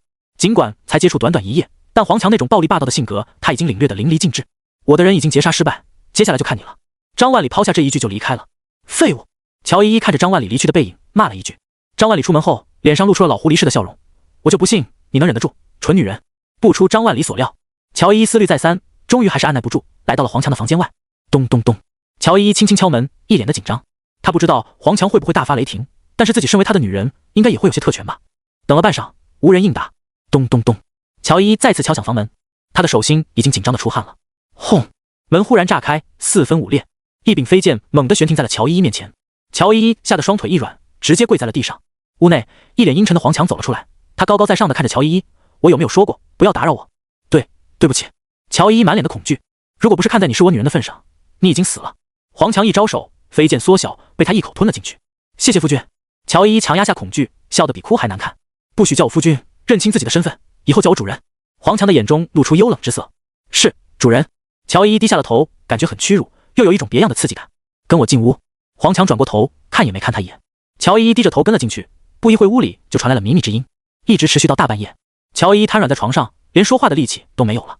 这是你打扰我修行的惩罚。黄强邪笑着说道。主人，奴家知错了。乔依依媚眼如丝的说道。说吧，有什么事？黄强神清气爽的说道。主人，奴家想拜托您帮我除掉一个贱人。乔依依说道。除掉谁？黄强漫不经心的说道。潇湘阁阁主宋潇湘。乔依依说道。这潇湘阁是什么组织？黄强问道。潇湘阁是长安3大青楼之一，主人帮我除掉宋潇湘，我就能一跃成为长安最大的青楼主，说出去您也与有荣焉。乔依依贴在黄强身上说道。黄强邪笑道。我对这些虚名不感兴趣，你成为长安最大青楼主之后，像你这种姿色的，能给我提供多少？乔依依脸色一白。黄强只是缠他身子，看样子一点都没想负责。不过他很快就调整了过来，自己与这黄强不过是互相利用的关系罢了。于是他笑着说道，要多少有多少。好。黄强邪笑着，既然如此，我便帮你成为这长安的青楼主。谢谢主人。乔依依眼中露出激动之色。终于，宋潇湘你这个贱人，终于要死了。从此以后，长安只有乔依依，没有宋潇湘。乔依依在心里说道。你说的这个宋潇湘现在何处？黄强又问道。主人，这个贱人半月之前大张旗鼓的离开长安，现在已经到了万花一带。乔依依说道。不在长安，那就更好办了。黄强邪笑着，明日一早我便出发，现在张嘴。第2日一早，黄强早早离开了。在黄强离开不久后，张万里又来了。乔小姐，我就知道你一定可以的。张万里满脸笑容的吹捧道。乔依依冷哼了一声说道。你以为我跟你这个废物一样？张万里的笑容一滞，不过很快就被掩饰了下去。张某在这里先祝贺乔小姐成为这长安最大的青楼主，以后我一人居的地盘，你醉生楼需退避3舍，否则后果你知道。乔依依淡淡说道。张某自当为乔小姐马首是瞻。张万里弯着腰说道。退下吧。乔依依下了逐客令。张万里弯着腰走了出去。一到外面，他的满面笑容消失无踪，转而变得阴沉可怖。小贱人，想过河拆桥？谁是黄雀，谁是螳螂，还真不好说。宋潇湘出行的队伍已经击退了第3波来犯人员，这些来犯人员不乏武林高手，但宋潇湘的护卫更胜一筹，所以有惊无险。辛苦大家了。宋潇湘笑着对众人说道。阁主说笑了，这有什么辛苦的？这些小瘪三不过是来徒增笑柄的罢了。哈哈，就是说老子我还没有热身呢，希望再来几波吧。这世上的蠢人太多，居然敢打我们阁主的主意，真是不知天高地厚。宋潇湘身边的那些护卫哈哈大笑，高谈论阔。这3波来犯之人甚至都没有让他们受伤，实在太弱了。站在宋潇湘旁边的是一名赤裸着上身的壮汉，古铜色的肌肤在太阳之下流转着光晕。他抱着双手，从始至终没有说上一句话。他便是宋潇湘的第1护卫李鬼。李鬼一身横练功夫，登峰造极，看武艺更是以真化境，是现在江湖上为数不多的武道大宗师之一。武道宗师，武可通神，这是民间的说法，但武道大宗师确实有其神异之处。一些强横的武道大宗师甚至可以和化神期的修士媲美，这并非天方夜谭。比如李鬼就曾经3拳镇杀过元婴期修士，或许这元婴期修士有轻敌的成分，但这也可以看出武道大宗师的含金量。宋潇湘在感谢完众人之后，又回到了马车上。马车内的空间很大，在桌子上有一个卷轴画像。宋潇湘摊开卷轴，画像上的人赫然就是苏乞。画像中的苏乞白衣胜雪，仰望天际，有一股孤寂感。手握日月摘星辰，世间无你这般人。宋潇湘抚摸着画像，喃喃自语：长生观。秋去冬来，天空又飘起了鹅毛大雪。每一年的冬天是清溪镇最美的时候，冰封万里，银装素裹。苏启即便已经炼气300层，可依然会感觉寒冷。往年冬天他都要自己生火烧炭，但自从江月来了以后，这种活已经轮不到他了。慢慢的，他好像活成了陆长安的样子，有了观主的势头。苏前辈，今天我们喝排骨汤。江月端着砂锅，笑盈盈的走了过来。苏启露出笑容，辛苦你了。王南博在一旁使劲抽了抽鼻子，我去，这么香，小江月，你的厨艺又有进步啊。江月放下砂锅，王南博急不可耐的就要打开盖子，却被江月把手拍开，这是给苏前辈的，你没有。王南博翻了个白眼，你这么大一锅排骨，苏启他一个人吃得完啊？吃不完也不给你吃。江月哼了一声说道，小江月，你这就不对了，好歹我平时也带你出去花天酒地，没有功劳也有苦劳吧。王南博说道。江月不理王南博，又端来一个小碟子，里面是蘸水。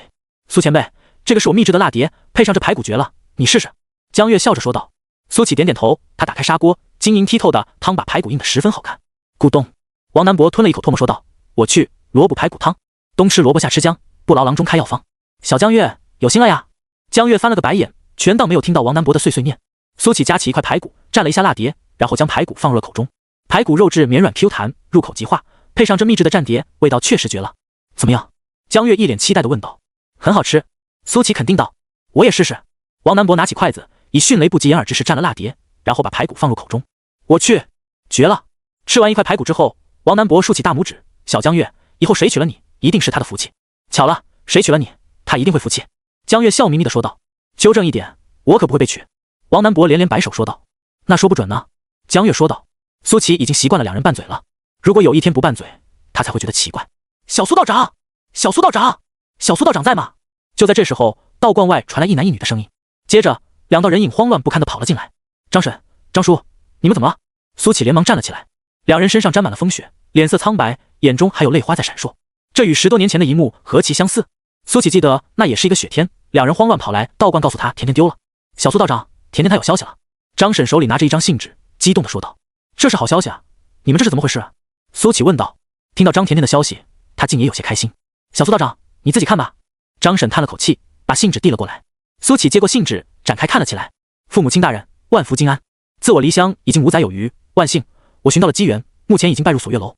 一直想给你们写信，但宗门事务繁多，我资质愚钝，需勤加修炼，也就一直耽搁了。我时常想念家乡的月，家乡的稻香，家乡的桃花，家乡的你们，还有家乡的他。也不知道小苏道长现在怎么样了，他应该还跟以前一样，一袭青衫，犹如人间谪仙人吧。也不知道你们怎么样了，是否还在怪我不辞而别，固执的去寻找机缘，还是你们也释怀了，支持了我的决定。母亲，您常常跟我说人要性命，可我不信。在我不懈的努力下，我终于得到了成为正式弟子的机会。听宗门里的正式弟子们说，考核十分的凶险，我连1成的机会都没有。可我要踏入修行路，这是不得不跨过的难关。我没有告诉过别人，我很害怕，我怕再也回不来，怕再也睡不醒，怕再也见不到你们，怕小苏道长失望。可我再也不是那个可以躲在你们庇护下的小孩了，我已经成长了。倘若这次我成功了，我便衣锦还乡；倘若这次我失败了，请在来年春天的时候折上一束桃花，替我跟苏哥哥好好告别。信到这里就结束了。苏启折起了信纸，递还给了张婶。他闭上眼睛，脑海里闪过和张甜甜相处的点点滴滴。与其说这是张甜甜的一封家信，如说是一封诀别信，是在报平安，也是在告别。小苏道长，我不知道这锁月楼的考核是什么，但恳请您一定要救下甜甜，我们不想白发人送黑发人。张叔双膝一屈，就要给苏启跪下。苏启抬手扶住了张叔，刚要说些什么，这时一旁的王南博说话了。老伯，你刚说的是锁月楼？王南博好奇道。正是，先尝您知道。张叔面露激动之色，这个三流宗门还在搞那一套筛选制度啊，愚蠢不堪。王南博摇着头说道。你知道锁月楼的考核？苏启看向王南博。不知道，我只是听说过。王南博耸了耸肩说道。就在苏启想给他一拳的时候，王南博指着江月说道，但小江月肯定知道。苏启看向江月，江月叹了口气说道，我确实知道。张婶和张叔又把目光看向了江月，江月便继续说了起来。锁月楼又称锁月教，在诸多宗门里面排名末尾，所修行的功法叫做锁月诀。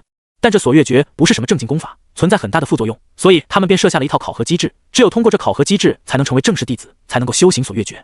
但锁月楼的考核机制是反人性的，他们教派认定只有抛却人性才能有神性，所以这考核的死伤率也很高，10个里面大概只能活下 0.5 个，也就是说活下来的那个也去了半条命。听到这里，张婶和张叔都快要站不稳了，一副要昏厥的样子。小苏道长，你可一定要救救我们甜甜。张婶泪眼婆娑地说道。好了，你别说了。苏启抬手阻止了江月，随后说道，张婶你放心，我会保甜甜安然无虞。谢谢，谢谢小苏道长，谢谢谢谢。老两口拼命的道谢，有了苏启的保证，他们安心多了。好了，你你们赶紧回去吧，我这边准备好之后便会出发了。苏启劝道。那我们就不给您添麻烦了。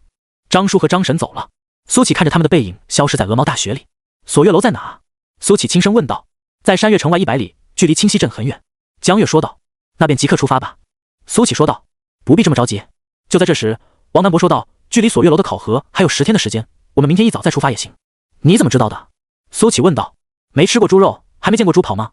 王南伯笑着说道。这锁月楼在我们一众宗门里面是最奇葩的，每次考核还要邀请广大宗门弟子和江湖人士来观看，这次也不例外，我早就收到邀请了。说着，王南伯从空间戒指里掏出了一个请柬，这请柬做的倒是不赖，通体还用鎏金镶边，请柬上还有锁月楼的标志。苏启看了看，开始时间果然就是10日后，地点就在山岳城外100里，岳山。江月在一旁说道，每年镇魔司都会收到锁月楼不少请柬，我可以找最近的镇魔司要2封请柬。没有请柬还进不去？苏启问了一句废话。没有请柬的话会被拦在宗门外面。江月说道。那便明日出发吧。苏启说道。终于又要出门了，在这里待了这么久，都快忘记外面的花花世界长什么样了。王南伯伸了个懒腰，笑着说道。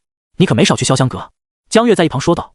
小江月，山珍海味再好吃也有吃腻的那天，你还小，不会明白的。王南伯笑眯眯地说道。呸！死渣男！江月骂了一句。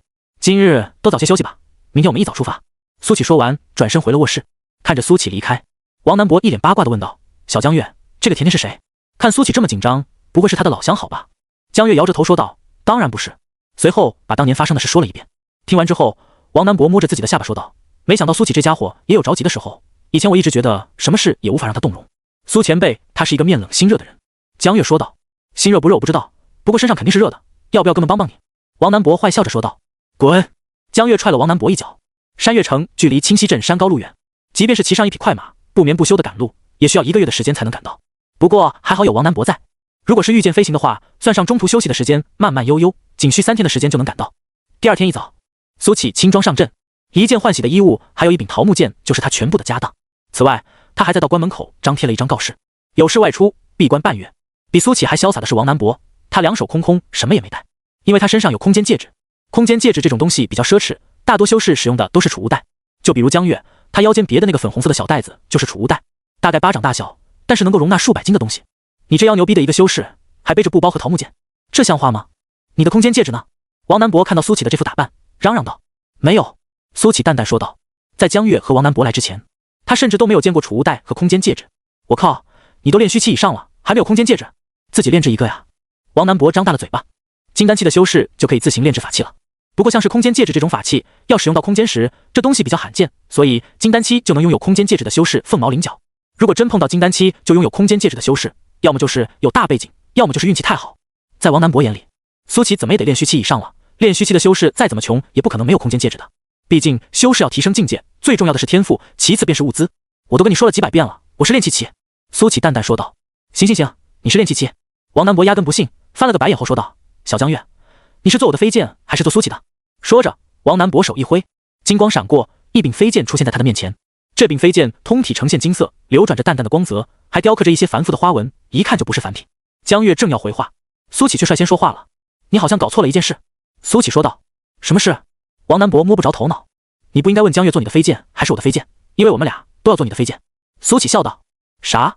王南伯瞪大了眼睛。大哥，你飞剑呢？王南伯问道。我没有飞剑啊，我一个炼气期哪来的飞剑？苏启理所当然地说道。王南伯扶额，叹了口气。我服了你了，这种时候要不我们就别装了吧，这个世道还能不能好了，说真话都没人信。苏启也叹气道。王南伯见苏启死活不承认，只好说道。行行行，你们俩都做我飞剑可以了吧？大！说着，王南伯掐了个法诀，他这柄飞剑瞬间变大到几丈，躺几个人都绰绰有余。苏启走到飞剑上，第一次做飞剑的他十分好奇地左右打量，他发现自从站上飞剑之后，就有一层浅浅的光晕包裹住他，似乎是防止他摔倒。走了。等到王月和江月都站好，王南伯喊了一声，下一秒飞剑冲天起，似乎是为了炫技，王南伯来了个90度垂直起飞。如果按照万有引力来讲，王月此时应该掉下去了，但是因为有那2团光芒的包裹，让他现在如履平地，还真是神奇。希望能早日找到修炼到更高境界的功法，这样一来我也能够御剑飞行了。苏启心想着。飞剑的速度很快，垂直冲上云霄之后，开始朝着山岳城的方向而去。我每次御剑特别喜欢这云上的场景。王南伯笑着说道。江月有些羡慕地说道。也不知道我什么时候才能御剑。哈哈，小江月你的天赋不错，好好加把劲，再过20年是有机会的。王南伯笑着说道。借您吉言。江月没好气地说道。20年对于常人来说或许很漫长，对于修士来说那就太过短暂了。他如今金丹巅峰，突破到元婴期之后才能冲击化神。从元婴到化神，资质差一点的修士可能要用上百年。苏琪，你就别装了，要不把你的飞剑放出来，我们竞赛一番。王南博笑着说道。修为越高的修士御剑的速度越快，但是王南博不怂，他每次御剑就喜欢跟人竞赛。我没有，苏琪淡淡说道。他在看着周围的景色，就跟穿越前坐飞机一样，四周都是云海。不过这样的视野更好，他伸手就能够摸到。你们要不要刺激一些？王南博忽然问道。怎么刺激？江月好奇道。现在我开启了法阵，可以抵御狂风，但这样太平淡了。我把法阵打开，让你们体验一下什么叫做真正的速度与激情。王南博笑着说道。好啊！江月目露兴奋。来，苏琪也说道。那来了。下一秒，法阵撤去，狂风瞬间吹拂了过来，将三人的头发高高扬起，漫天狂舞。哦！第一次乘坐飞剑的江月张开嘴大叫了起来。苏琪也感觉心跳加速，有一种站在飞机上要跳伞的感觉。加速！王南博哈哈笑着，飞剑的速度再一次提升。三人在云层之间肆意遨游，好不畅快。3个时辰以后，飞剑降落在一处山头。有点累了，王南博说道。他们已经赶了差不多1/5的路程。御剑飞行十分耗费灵力，寻常的化神期修士1个时辰便得休息一次，不然的话灵力耗尽就要从天上掉下来了。御剑飞行真有意思，我有修行的动力了。江月笑着说道。苏琪也点了点头，确实。大哥，你还装？如果你真想快点赶路的话，赶紧把你的飞剑拿出来，我们继续赶路。王南博说道。我真没有。苏琪无奈道。怎么自己说真话就是没有人相信呢？算了算了，不逼你了。王南博坐在地上看了看天色，等我恢复1个时辰，我们继续赶路。说罢，盘坐起来开始恢复灵力。苏琪发现王南博在修行的时候，头上有一柄灵力化作的小剑，闪烁着淡淡的光芒，天地间的灵气源源不断地朝着王南博灌注而来。是错觉吗？为什么感觉他吸收灵气这么慢呢？苏琪在心里想着。像他吸收灵气可以用鲸吞来形容，如果全力吸收的话，方圆10里的灵气都会在很短的时间内被他吸收一空。不过苏琪现在根本用不上吸收灵气，他体内的灵气犹如江海，源源不断。或许这就是炼气300层的神异之处吧。苏琪在心里默默想着。王南博很准时，说1个时辰没有超过1秒钟。他睁开眼睛之后，头顶上的那柄灵气化作的小剑也消失无踪。好了，我们继续出发。王南博笑着说道。他已经完全恢复了灵力。三人再一次冲天起，又是3个时辰过去，相当于今天三人赶了12个小时的路。从早晨出发，现在已经繁星满天。这附近没有城市，只有一座小镇，于是三人便降落在了这座小镇外面。王南博收起飞剑之后，三人一同步行走了进去。这座小镇没有多少灯光，只有镇口挂着2个大红灯笼，把那块牌匾印得血红。葬花镇。王南博看着牌匾，念道：这地方怎么透着一股子阴森之气？方才在天上还感受得不真切，现在觉得很是诡异。江月也说道。而苏起什么感觉也没有，只是觉得这座小镇灯光有点暗罢了，可能跟他的境界有关系，让他的五感没有那么敏锐。稍等，我用神识探探。王南博犹如实质的神识，瞬间掠过了这不大的小镇，一切画面尽收眼底。像是神识这一块，金丹期就可以产生神识，到了元婴期便可以神识化形，但让神识真正具有杀伤力和千变万化，还得化神期。所以也说化神期是修士的分水岭，只有踏入化神期的修士才算真正踏入了仙道，初步有了仙人的手段。奇怪，这竟然是一座空镇。王南博面露疑惑。空镇？江月喃喃说道。在一座荒郊野岭的地方出现一座空镇不奇怪，但这空镇竟然还有点点灯光，每家每户的门前都挂着2个大红灯笼，这就有些诡异了。噼啪！就在此时，一道闪电照亮了夜空。你看，这镇口竟然还有一块木板。江月惊呼了一声。方才他们没有注意到，在镇口的2个大红灯笼下方还有一块竖起的木板，上面用鲜血写着葬花镇，生人勿近，违者死。有意思，我还就不信了。王南博露出感兴趣之色。我们进去看看。也不怪他不怕，他们今天3个人，一个金丹期，一个化神期，一个至少炼虚期，他自认为的这种配置碰到一些魑魅魍魉，随手就可以将之打得魂飞魄散。见王南博往前走，苏起和江月都跟了上去。在葬花镇的镇口还有一条红线，似乎是在警告来者，跨过这条红线就得死。装神弄鬼。王南博率先踏过了红线，苏起也跨了过去，紧接着就是江月。好冷。江月跨过红线之后忽然说道。冷？是有点凉飕飕的，但是也不至于冷吧？王南博皱着眉头说道。而苏起则什么感觉也没有，跟进来之前并无二致。想到这里，苏起抓住江月的肩膀，渡了一些灵气。灵气入体，江月瞬间就感觉暖和了，这让他想到了10多年的那一幕，自己被雪女的寒气入体，当时苏起也是这样为他驱散了严寒。谢谢苏前辈。江月小脸微红说道。没事。苏起说道。三人一路朝着镇里走去，这里的街道十分干净，甚至连一点灰尘也没有，还有一些水果摊，摊位上竟然整整齐齐摆放着水果，这里的一切都井然有序，一点也不像是一座空镇，就好像是前一秒这里还有人在整理一样。还真是怪了。王南博又用神识扫了一遍，还是没人。他随手从摊位上拿起了一根黄瓜，闻了闻，似乎跟普通的黄瓜也没什么区别。随后他又把黄瓜放了回去，处处都透着诡异。江月说道。随后他从储物袋里面取出了一块石头，输入了一点灵气之后，这块石头变得透明，显露出了一个光点，周围是繁杂的地形。这是探路石，里面记录着大宋的地图以及我们现在的方位。江月解释道。民间竟然还有这种玩意，以后我也搞一个玩玩。王南博笑道。这个东西可不是民间的，我们镇魔司独有的宝贝。江月有点骄傲地说道。我们现在处于何处？苏启问道。江月看了一会后说道。大宋地图上并未收录这座小镇，看方位的话，这小镇往东200里外是镇西城，这就有些奇怪了。奇怪什么？王南博问道。镇西城是大宋西部地区最大的一座城市，每一座大型城市周边千里，我们镇魔司的人都一寸寸探索过，才会指出这地图。照理来说，不应该存在一座未被发现的小镇。江月皱眉说道。总之，这座小城处处透着诡异，我们还是小心为好。既然如此，王南博微微一笑，随手一挥，轰！他的金色飞剑飞上半空，爆发出绚烂无比的金光，将整座小镇都照亮了。在这耀眼无比的金光之下，小镇的每一处都被照得纤毫毕现。不管阁下是谁，能躲过我的神识探查，想必也有非凡手段。不如出来一剑如何？王南博高声说道。江月扶额，刚刚才说要小心一点，这家伙马上就搞这么高调的一出。不愧是你啊，王南博。只是小镇还是一样的静谧，没有人回答王南博。5分钟后，王南博收起了飞剑，摆手道：“没意思，看来这真是一座空镇。是等我恢复之后继续赶路，还是在这里休息一夜？”王南博又问道。“问问苏前辈吧。”江月说道。虽然他很想说别在这里休息，但一想到苏启在旁边，就没什么好怕的了。继续赶路吧。”苏启说道。“我不过是一个炼气300层的小修士，要尽可能的规避一切风险。”“稳住，不要了。”苏启在心里说道。“行吧，行吧，等我们回来的时候再来探探这座镇，看看是不是还是一座空镇。”王南博盘腿坐下，就地开始恢复灵气。苏启找了一棵老槐树坐下，这树下有根凳子。结果刚一坐下，苏启就感觉一股浓浓的困意袭来，他心中一惊，但还是不可避免的睡了过去。苏启再次睁开眼睛，他发现自己还是坐在老槐树下，但是江月还有王南博都不见了踪影。苏启站了起来，一个男声忽然在他身后传来：“你一个炼气期的小修士，也敢踏入葬花镇，真不怕死吗？”苏启转过身，看到一个身材曼妙、穿着白裙的男人。不看那张脸，单看身材还有肌肤的话，这绝对是一名美人。可是配上那张丑陋的脸庞，就显得很违和了。“你……”苏启措辞了好久，才说道：“你是人妖？”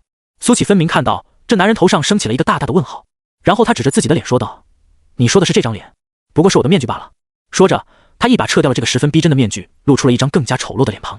没想到吧？面具之下是更丑的面具。男人笑着说道。苏启忽然觉得这家伙是不是脑子有点不正常？我将你带到这里，其实并不是因为你修为最低。男人笑着说道。So， 苏启歪着头问道。是因为你这张英俊的脸。男人指着苏启的脸说道。人世间所有的险恶都在你这张脸上了，如果我拥有你这样的脸，应该不会走到今天这一步。男人笑着说道，脸部的肉像是树皮一样堆砌在一起。所以啊，我要把你的这张脸扒下来，变成我的面具，你不必害怕，也不必挣扎，剥皮的过程不会很痛苦，我会尽量让你感到愉悦一些。男人一边说着，一边朝着苏启靠近。我能问一个问题吗？苏启忽然说道。问。男人停下脚步说道。为什么这里一个人也没有？苏启问道。我还以为在生命的最后一刻，你会问一些有营养的话题，或者是告饶的话之类，没想到问了这么一个。男人想了半天，好像是在措辞丑陋的问题。可是我确实很好奇这件事。苏启歪着头想了一会，然后说道。这里当然没人了，因为整座小镇的人都被我杀光了，不然你以为我这一层又一层的面具从何而来？男人笑着又扯掉了一副面具，露出了一张更加丑陋的面庞。所以这里的人都长得这么丑吗？还是说你戴上之后就变丑了？我觉得应该是后者。苏启说道。男人的面庞在抽搐，似乎是想到了什么不好的记忆。好了，你的问题问完了，现在乖乖躺下，让我来给你剥皮吧。男人朝着苏启走了过来。等等，苏启抬起手说道。又怎么了？男人有点不耐烦地说道。你还有什么想问我的吗？苏启笑着说道。我没有什么想问你的，你乖乖站着就好。男人说道。好吧，那我要出手了。苏启说道。这是属于梦境空间，你所有的能力都无法施展，何况你还是一个炼气期的小修士，别白费力。操！男人吓得爆粗口了。他看到苏启出拳了，这一拳看起来平平无奇，但偏偏带来了可怕无比的罡风。拳风所过之处，空间层层崩溃，就像是破碎的玻璃一般。现在外界的炼气期都已经强大到这个程度了。轰隆隆，空间不断破碎，开始地动山摇。男人知道这是梦境空间快要崩溃了，他想逃，可是浑身像是陷入泥潭，抽身不得。等等，我有话要讲。男人张开嘴想要求饶，但下一秒他就被拳风吞噬了，就如同风中的残烛，熄灭了，连一点痕迹也没有留下。刚刚已经问过你还有没有话要讲，下辈子有话早点说。苏启叹了口气说道。自己都出拳了，收又收不住，这怎么办吗？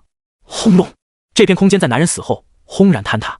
苏启再次睁开眼睛，又是在老槐树下，只是这次王南博和江月都在，周围的一切都跟来的时候一样，好像什么都没有发生过。一片枯叶掉落，正巧落在了苏启的脚下。我睡了多久？苏启看向江月问道。1刻钟不到。江月说道。苏启点了点头，看来这个莫名其妙的男人拥有把人拖进梦境空间的本事，如果在梦境空间里面死了，可能在外界也就真的死了。苏启没有把刚才发生的一切说出来。一个只敢找炼气期下手的小妖，属实没什么好说的。与此同时，远在千里之外的一座深山，噗！一名脸色红润的男子忽然口喷鲜血，脸色刹那间变得煞白。梦奴，怎么回事？坐在王座上的妖异男子皱眉道。被唤作梦奴的男子面有惶恐，禀主上，我的梦魇分身被人击杀了，可曾看清模样？妖异男子皱眉道。画面传回来，已经损毁严重，只看到一身道服。梦奴面色苍白道，又是道士。妖异男子猛地一拍王座，我最近是捅道士窝了。主上息怒，现阶段还是以恢复实力为重。梦奴连忙劝解道，哼，等我恢复了实力，第一个便去把那清溪镇的道士灭了，给血奴和影奴报仇。妖异男子眼中泛着红光说道，血奴和影奴泉下有知的话，也会感到欣慰的。梦奴连忙吹捧道。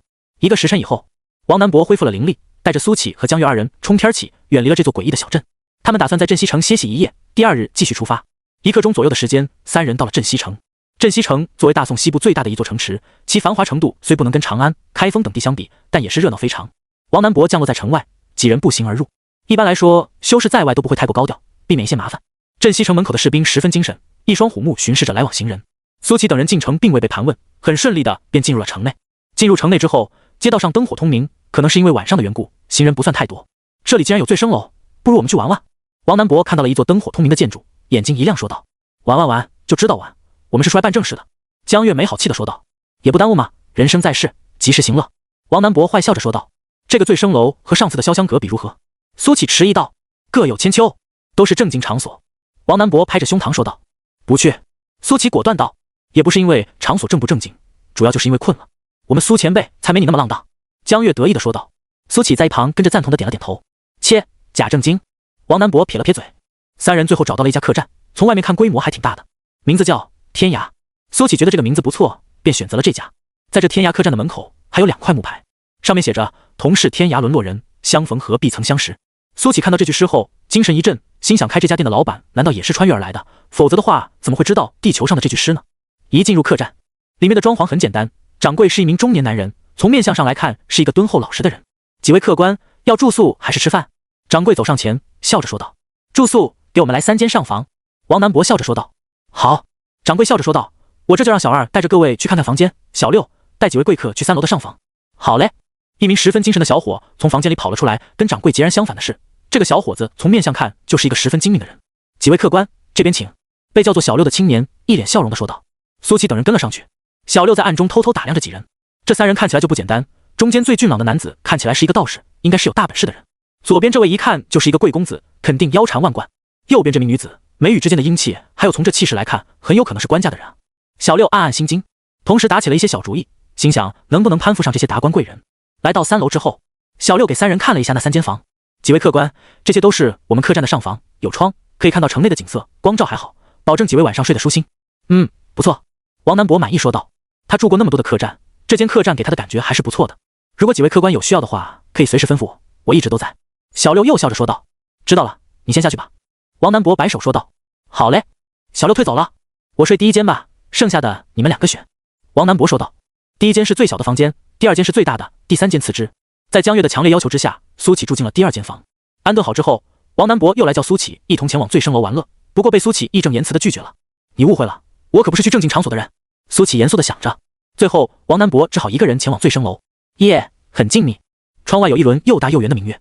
苏启打开窗户，望着这轮明月。今人不见古时月，今月曾经照古人。苏启忽然有感而发，在穿越之前他便喜欢看月亮，如今的月亮虽然比那时更为好看，但好像已经没有那时的那种心情了。与此同时，在千里之外，黄强还在不停赶路。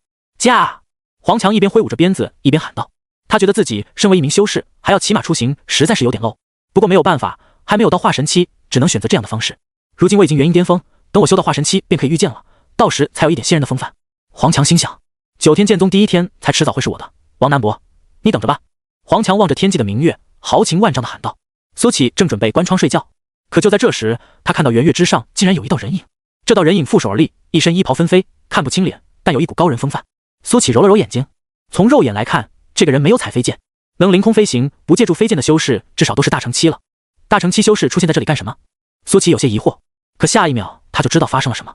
只见这道人影一挥手，天空中的一切都消失了，星星、月亮、云朵，黑，无尽的黑，斗转星移之术，这是真正的顶级修士。原本晴朗的夜空瞬间变得漆黑如墨，连城里的灯光都被遮蔽了。黑，伸手不见五指的黑，一股浓厚的死亡气息自苏启心里蔓延开来。这是要屠城，炼化整座镇西城。这么多年以来，他头一次感觉到了死亡的恐怖。这一刻，他忽然明白过来，什么炼气300层都是浮云，果然外面的世界还是太危险了。偏居一隅，在清溪镇才是最安全的。但苏启并不打算动弹，他根本不具有逃跑的手段。有机会的话，还是要学一门逃跑的技能。这是苏启唯一的想法。何人胆敢再次撒野？就在这时候，一道爆喝声传来，金光冲天起，成为了这黑暗里唯一的光。苏启看到一个和尚凌空飞起，手中有一串佛珠，浑身弥漫着神圣的气息。慧智和尚，你竟然在这里！月影之上的那个人淡淡开口：“原来是你，魔尊。”慧智双手合十，身上金光再次暴涨，将黑暗驱散了半数之多。今天有我在，你屠不了成。慧智说道：“那便试试吧。”被称作魔尊的男子说道。但就在这时，苏启看到一道寒光闪过，很难形容这怎样的一道光，无论是佛光或是黑暗，在这一刻尽皆破碎，重新露出了朗朗晴空。剑意，极致的剑意。苏启感觉浑身都起了鸡皮疙瘩，太惊艳了。尽管看不真切，但那种感觉让灵魂都为之颤抖。滚出镇西城！一袭白衣的剑客站在镇西城最高的钟楼上，淡淡说道：“李太白，没想到你也在这里。”魔尊笑着说道。剑客靠在钟楼上，一言不发。也罢，既然你也在这里，我就给你个面子。说罢，月影之上的那个人影便消失了。慧智和尚对着那名剑客施了一礼，但在抬起头时，那名剑客已经不见了。此时的苏启除了震撼之外，还有欣喜，因为刚才系统又触发了奖励，大气运加持，领悟剑招，瞬剑。苏启闭上眼睛，刚才的那一剑竟然已经被映入了脑海，在脑海里不断循环播放。我一定要练会这一招，苏启自语道。只不过他现在没有一柄趁手的兵器，只能在脑海中不断的模拟这一剑。越学就越心惊，相较于这一剑来说，自己以前简直就是在乱砍一气，毫无章法可言。这一剑至少可以提升我5成的实力，甚至更多。苏启暗暗说道。这一夜，苏启就盘坐在地上，不断在脑海里模拟这一剑，一直到天明时分，王南博才满身酒气的回到了客栈。走走走，出发了。王南博推开苏启的房门，满身酒气的说道。苏启盘坐在地，神色淡然，先把你的一身酒气去了。嗨，这有啥？王南博一挥手，灵气直接将满身的酒气化解掉了，他也恢复了清醒，没有了刚才醉醺醺的样子。苏启，你不懂那种微醺的感觉，那才真是飘飘欲仙。王南博笑着说道。好了，我们出发吧。苏启睁开眼睛，从地上站了起来。不知道为什么，王南博在苏启身上似乎感到了一股强绝的剑意，虽然只是一闪即逝，可是身为9天剑宗天骄的他，对于剑意的感知绝对不会错。原来苏启这家伙还是一个隐藏的剑道强者。王南博心中一凛，可随即便是兴奋。他跟在苏启身边就是为了激励自己不断的变强，如今他又有了一个奋斗的理由。苏启现在感觉特别好，可能是有系统辅助的原因，这一剑招他领悟的很快，在脑海里他已经能使用出这一剑，虽然还不太熟练，可那种惊天动地的破坏力可是完全模拟出来了。如此一来，又有了一个保命的手段。苏启在心里想着，还没等两人前往江月的房间，江月就主动过来了，要出发了。江月已经收拾整齐。对，王南博说道。三人离开后，那名叫做小六的年轻人有些失落，自己原本还想攀附权贵，可是没想到这几人根本不停留，直接便离开了。2天之后，三人终于降临在山岳城。山岳城是靠近西北地区的一座城池，这座城池不算大也不算小，总体来说可以用平平无奇来形容。因为常年风沙的原因，这里的房子都是以平房居多。走在山岳城的街上，可以看到还有不少的标语在宣传着锁月楼这次的考核。锁月楼第99届宗门考核举办在即，诚邀各大宗门与江湖人士前往观摩。人生能有几回搏，莫待老年恨蹉跎。史上最大规模宗门测试，你绝对不能够错过。看着路边的这些标语，王南博咂舌道：早就听说锁月楼玩的花，没想到这么雷人，搞得跟菜市场卖菜似的。锁月楼一直都是这个风格。江月倒是见怪不怪了。苏启在盘算着自己要如何找到张甜甜，找到张甜甜之后呢，又如何让他心甘情愿地放弃这次考核，这是一个问题。除非自己这里有正统的修行传承可以给这个妮子，但可惜的是自己没有。于是苏启便把目光看向了王南博。王南博感觉有点凉飕飕的，莫名其妙道：苏启，你这么看着我干嘛？你说过你是宗门的首席弟子是吧？苏启笑着问道。不错，怎么了？王南博挺了挺胸膛。你说的这个首席弟子，他的权力大吗？苏启问道。那当然大，走到哪里，只要是宗门的弟子，辈分比我低的皆要喊我一声师兄。王南博得意地说道。那要是有人想拜入你的宗门，你可以做主吗？苏启笑着问道。这个吗？王南博忽然回过神来。你想把你的老相好送进我们宗门？不是老相好，是我的妹妹。苏启纠正道。今天姐姐明天妹，后天变成小宝贝。王南博下意识地说道，然后就被江月踹了一脚。王南博被踹了一脚之后，正色道：这个嘛，主要看你那个妹妹的资质，如果资质好的话，自然是没什么问题，如果资质不好的话，恐怕就有点难了。不管怎么说，你想办法，否则我就当你这个首席弟子是在吹牛。苏启说道。大哥，你这就不讲道理了，算了算了，总之先见到人，我一定想办法把他弄进宗门。王南博叹了口气说道。在他看来，在锁月楼这个三流宗门混迹了5年多，还没有成为正式弟子，资质想必也好不到哪里去。不过这样一来，自己把他弄进了宗门，苏启不就欠下自己一个天大的人情吗？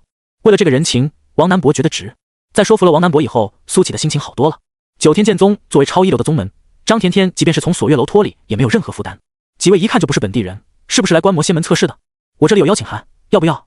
就在这时候，一个瘦子凑了上来，笑着问道：“不用，我们有邀请函。”王南博说道：“有邀请函了，应该还没有住宿吧？现在接近仙门测试期间，房源很不好找，交给我，一切放心。”瘦子继续推销道：“这个也不用，听说锁月楼会提供客房。”王南博笑着说道：“嗨，那是要高规模的邀请函才行，普通的邀请函是没有这种特权的。”瘦子笑着说道。接着，王南博便掏出了一张邀请函，说道：“那你看看我这种有没有特权？”王南博一掏出邀请函，瘦子的眼睛都直了，他下意识地吞了口唾沫，说道：“有，您这是最顶级的邀请函，可以入住锁月楼。”说罢，瘦子又看向江月和苏启，犹豫道：“那这二位也拥有这种级别的邀请函吗？”江月点了点头，说道：“我们都是一样的。恕我直言，3位这邀请函出不出？这种级别的邀请函可以卖出天价。”瘦子咬牙说道：“你看我们像是缺钱的样子吗？”王南博笑着说道：“好吧。”瘦子叹了口气，随即又说道：“不过3位此去锁月楼路途遥远，是否需要租赁马车或者快马？我这里也可以提供。”这个吗？可以有。王南博想了想说道：“每一个宗门都有规矩，锁月楼10里之内禁止御剑飞行。王南博虽然是9天剑宗的人，但也得入乡随俗，不然的话会被人说9天剑宗不懂规矩。他身为9天剑宗的首席弟子，在外也是需要维护9天剑宗脸面的。”瘦子锲而不舍的精神终于招揽到了生意。苏启在一旁看得暗暗点头，这小子是个做销售的人才啊。得到肯定答复的瘦子立马喜笑颜开：“那3位贵客跟我来，我带你们去马帮。”3人跟着瘦子走了差不多1刻钟，来到了北城门。在城门这里有很多马匹和马车，看起来都是用来租赁或者买卖的。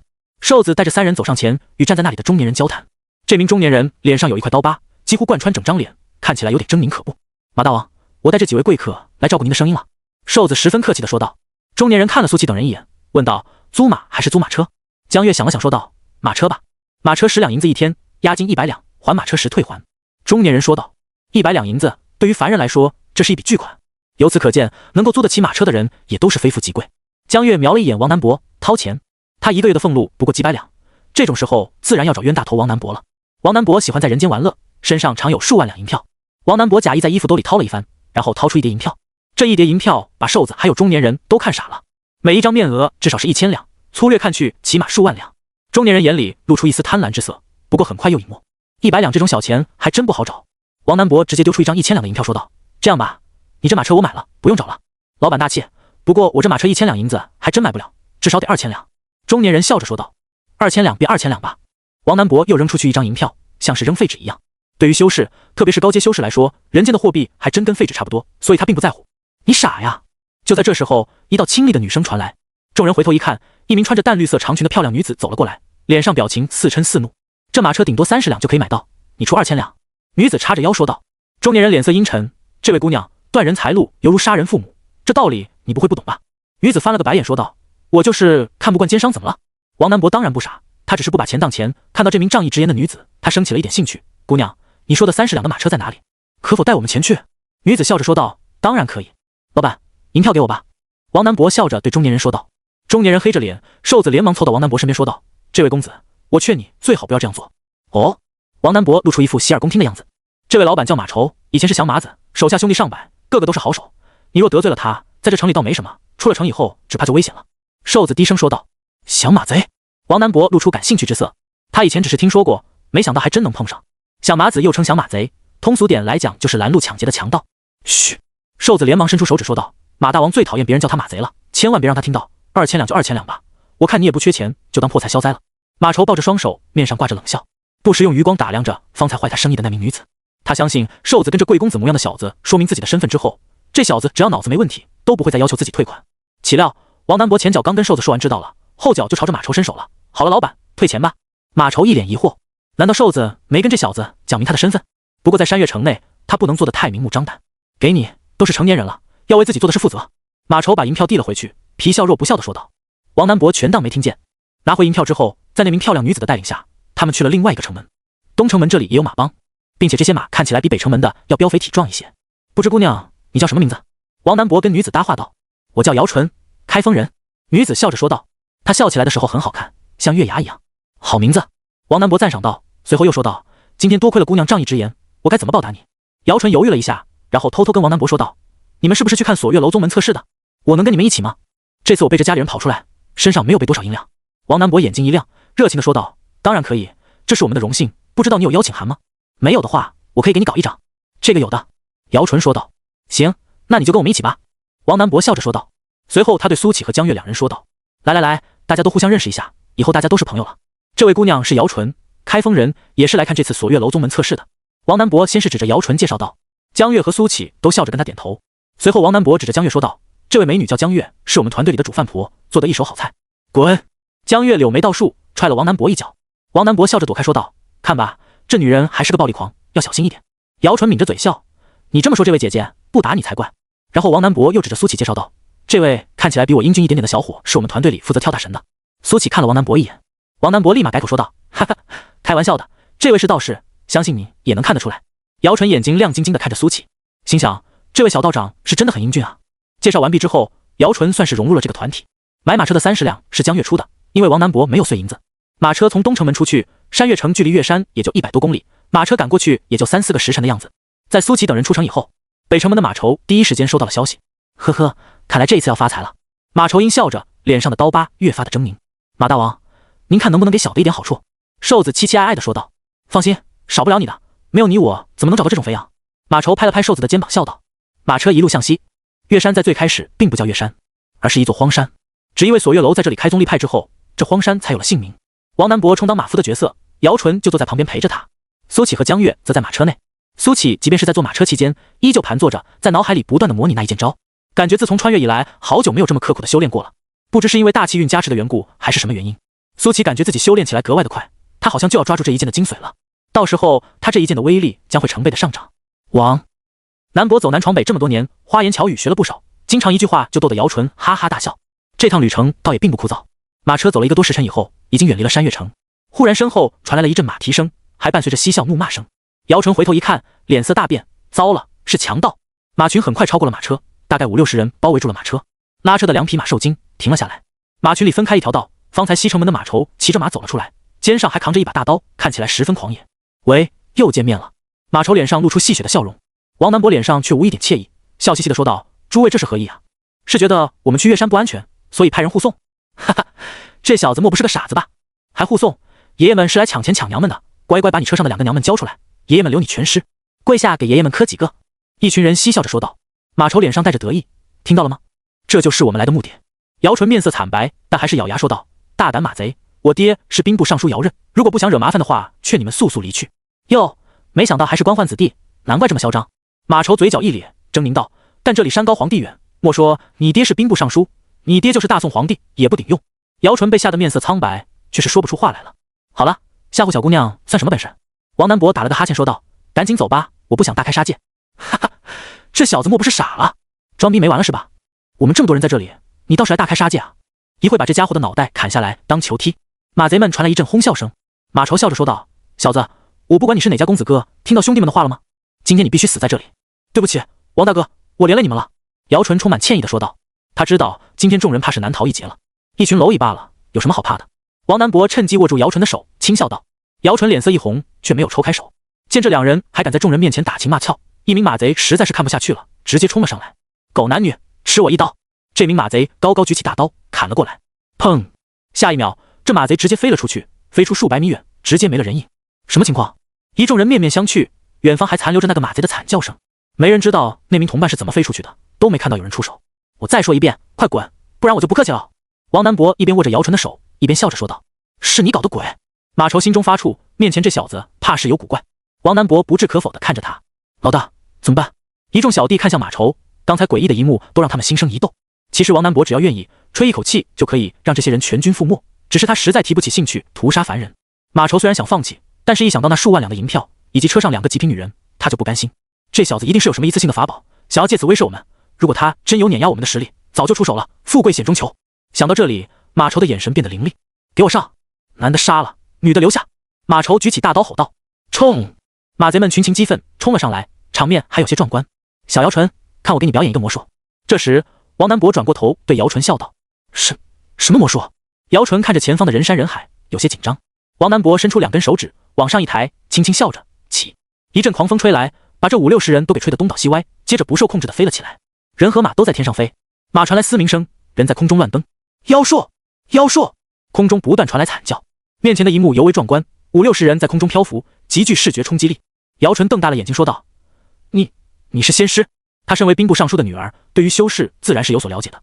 仙师这个名字我不太喜欢，不如你叫我博哥哥如何？王南博笑着说道。空中，马稠被惊慌的马踹了好几脚，还有几脚踹在下体上，让他痛不欲生。仙师饶命！马稠惨嚎着说道。在这一刻，他哪里还认不清形势？难怪面前这个小子有恃无恐，原来竟是高高在上的仙师。一想到今天自己竟然来抢一个仙师，若不是现在身体不受控制，他就打自己几个大嘴巴子了。真是要钱不要命啊！你们该庆幸的是今天碰到的是我，换做其他人，你们早就没命了。王南博淡淡说道。但死罪可免，活罪难逃。小姚纯，看好了，博哥哥给你表演一个才艺。说着，王南博2根手指来回晃动，每动一次就有一只马踹在马贼的下体上一次，让其发出哦的一声惨叫，此起彼伏，很有节奏感，竟然有点像是一首协奏曲，自行带入甩葱歌的节奏。这一幕把姚纯笑喷了，心想博哥哥真是太坏了。王南博玩够了之后，便继续驱使着马车离开了。在他离开之后，天上的那些马贼才掉了下来，重重摔在地上。现在每一个人都有一种鸡飞蛋打的感觉，在地上哀嚎着半天爬不起来。马稠是最惨的，除了鸡飞蛋打以外，脸上也挨了好几脚，肿得跟馒头似的。对于刚才发生的一切，苏启在马车内看得清清楚楚，他不由也感叹王南博真是会玩。这个9天剑宗的首席弟子一点也不正经。江月更是对王南博这种行为不耻，表示十分下流。但姚纯可就不同了，在王南博展示了这么一手之后，一双桃花眼亮晶晶地看着他，充满了崇拜之色。博哥哥，你怎么那么厉害啊？姚纯捧着脸看着王南博说道。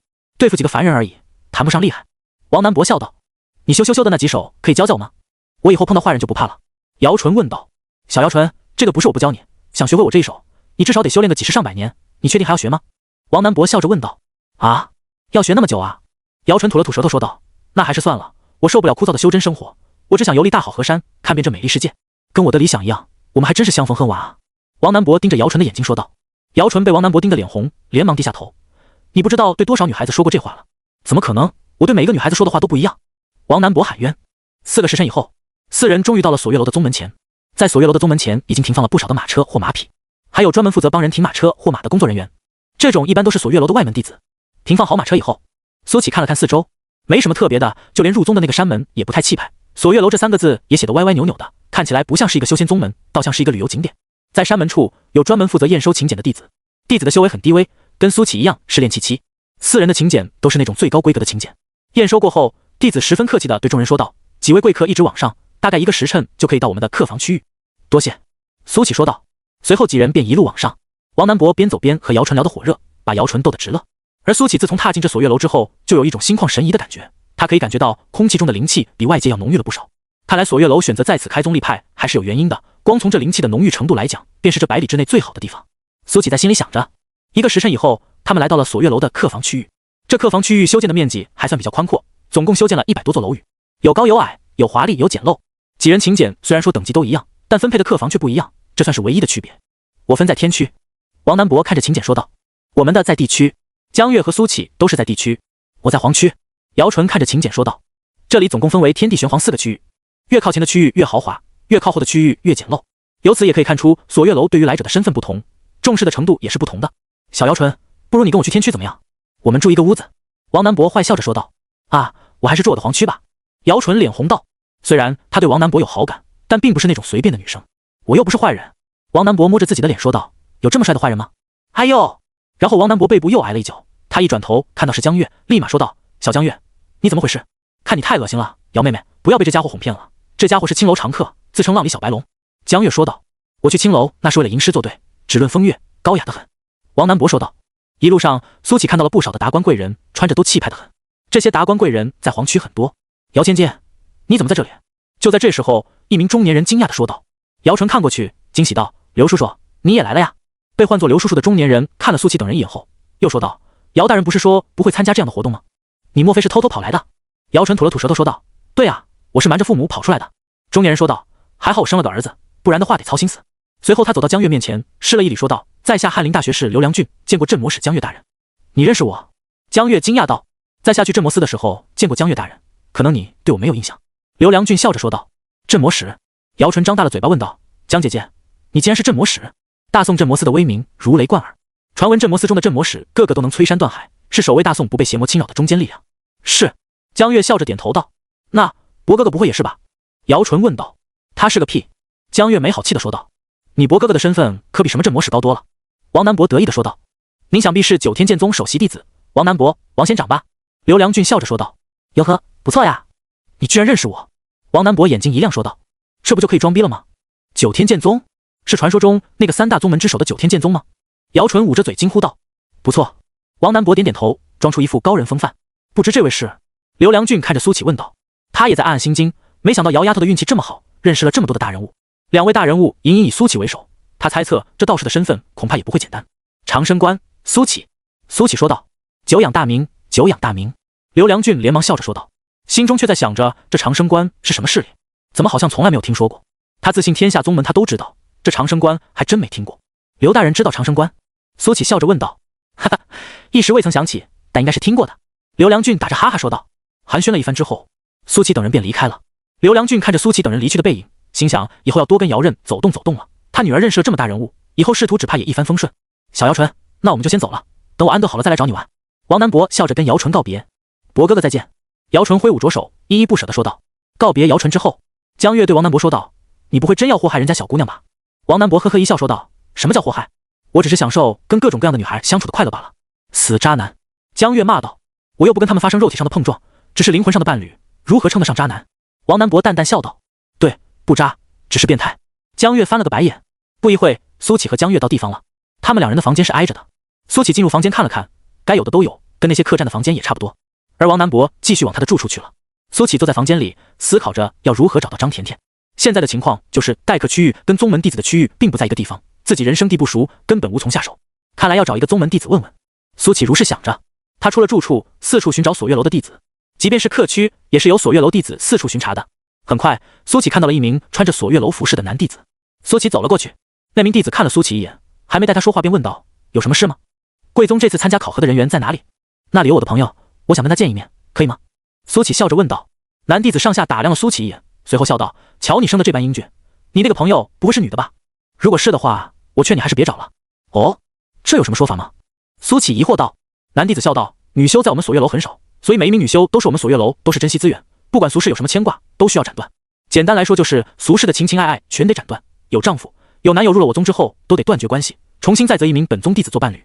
考核中有一项便是要选择一名本宗弟子灵肉交融方可通过，否则就会被情欲之火焚烧致死。你那名朋友如果是女修，我劝你就不要再妄念了，你们已经不是一个世界的人了。听完男弟子的话，苏启面无波澜，但是心里却起了疑窦。以张甜甜的性格，如果知道考核内容的话，一定是不会参加的。那他为什么又要参加次考核呢？但无论如何，苏启不能够看着张甜甜往火坑里跳。多谢提醒，但我的朋友是一名男修，可否告知我他们的住处？苏启不动声色地从兜里掏出了一张大额银票。这种负责巡逻的弟子一般都是外门弟子，外门弟子与俗世牵涉较深，所以民间的银票对他们还是很有吸引力的。男弟子眼睛一眯，看了一下四周，连忙把银票收了起来，随后笑着说道，你小子倒是懂事，这些参加考核的弟子还要往上走一截路，大概1个多时辰，不过那里你们去不了，被巡山弟子发现了，可能会被当场击杀。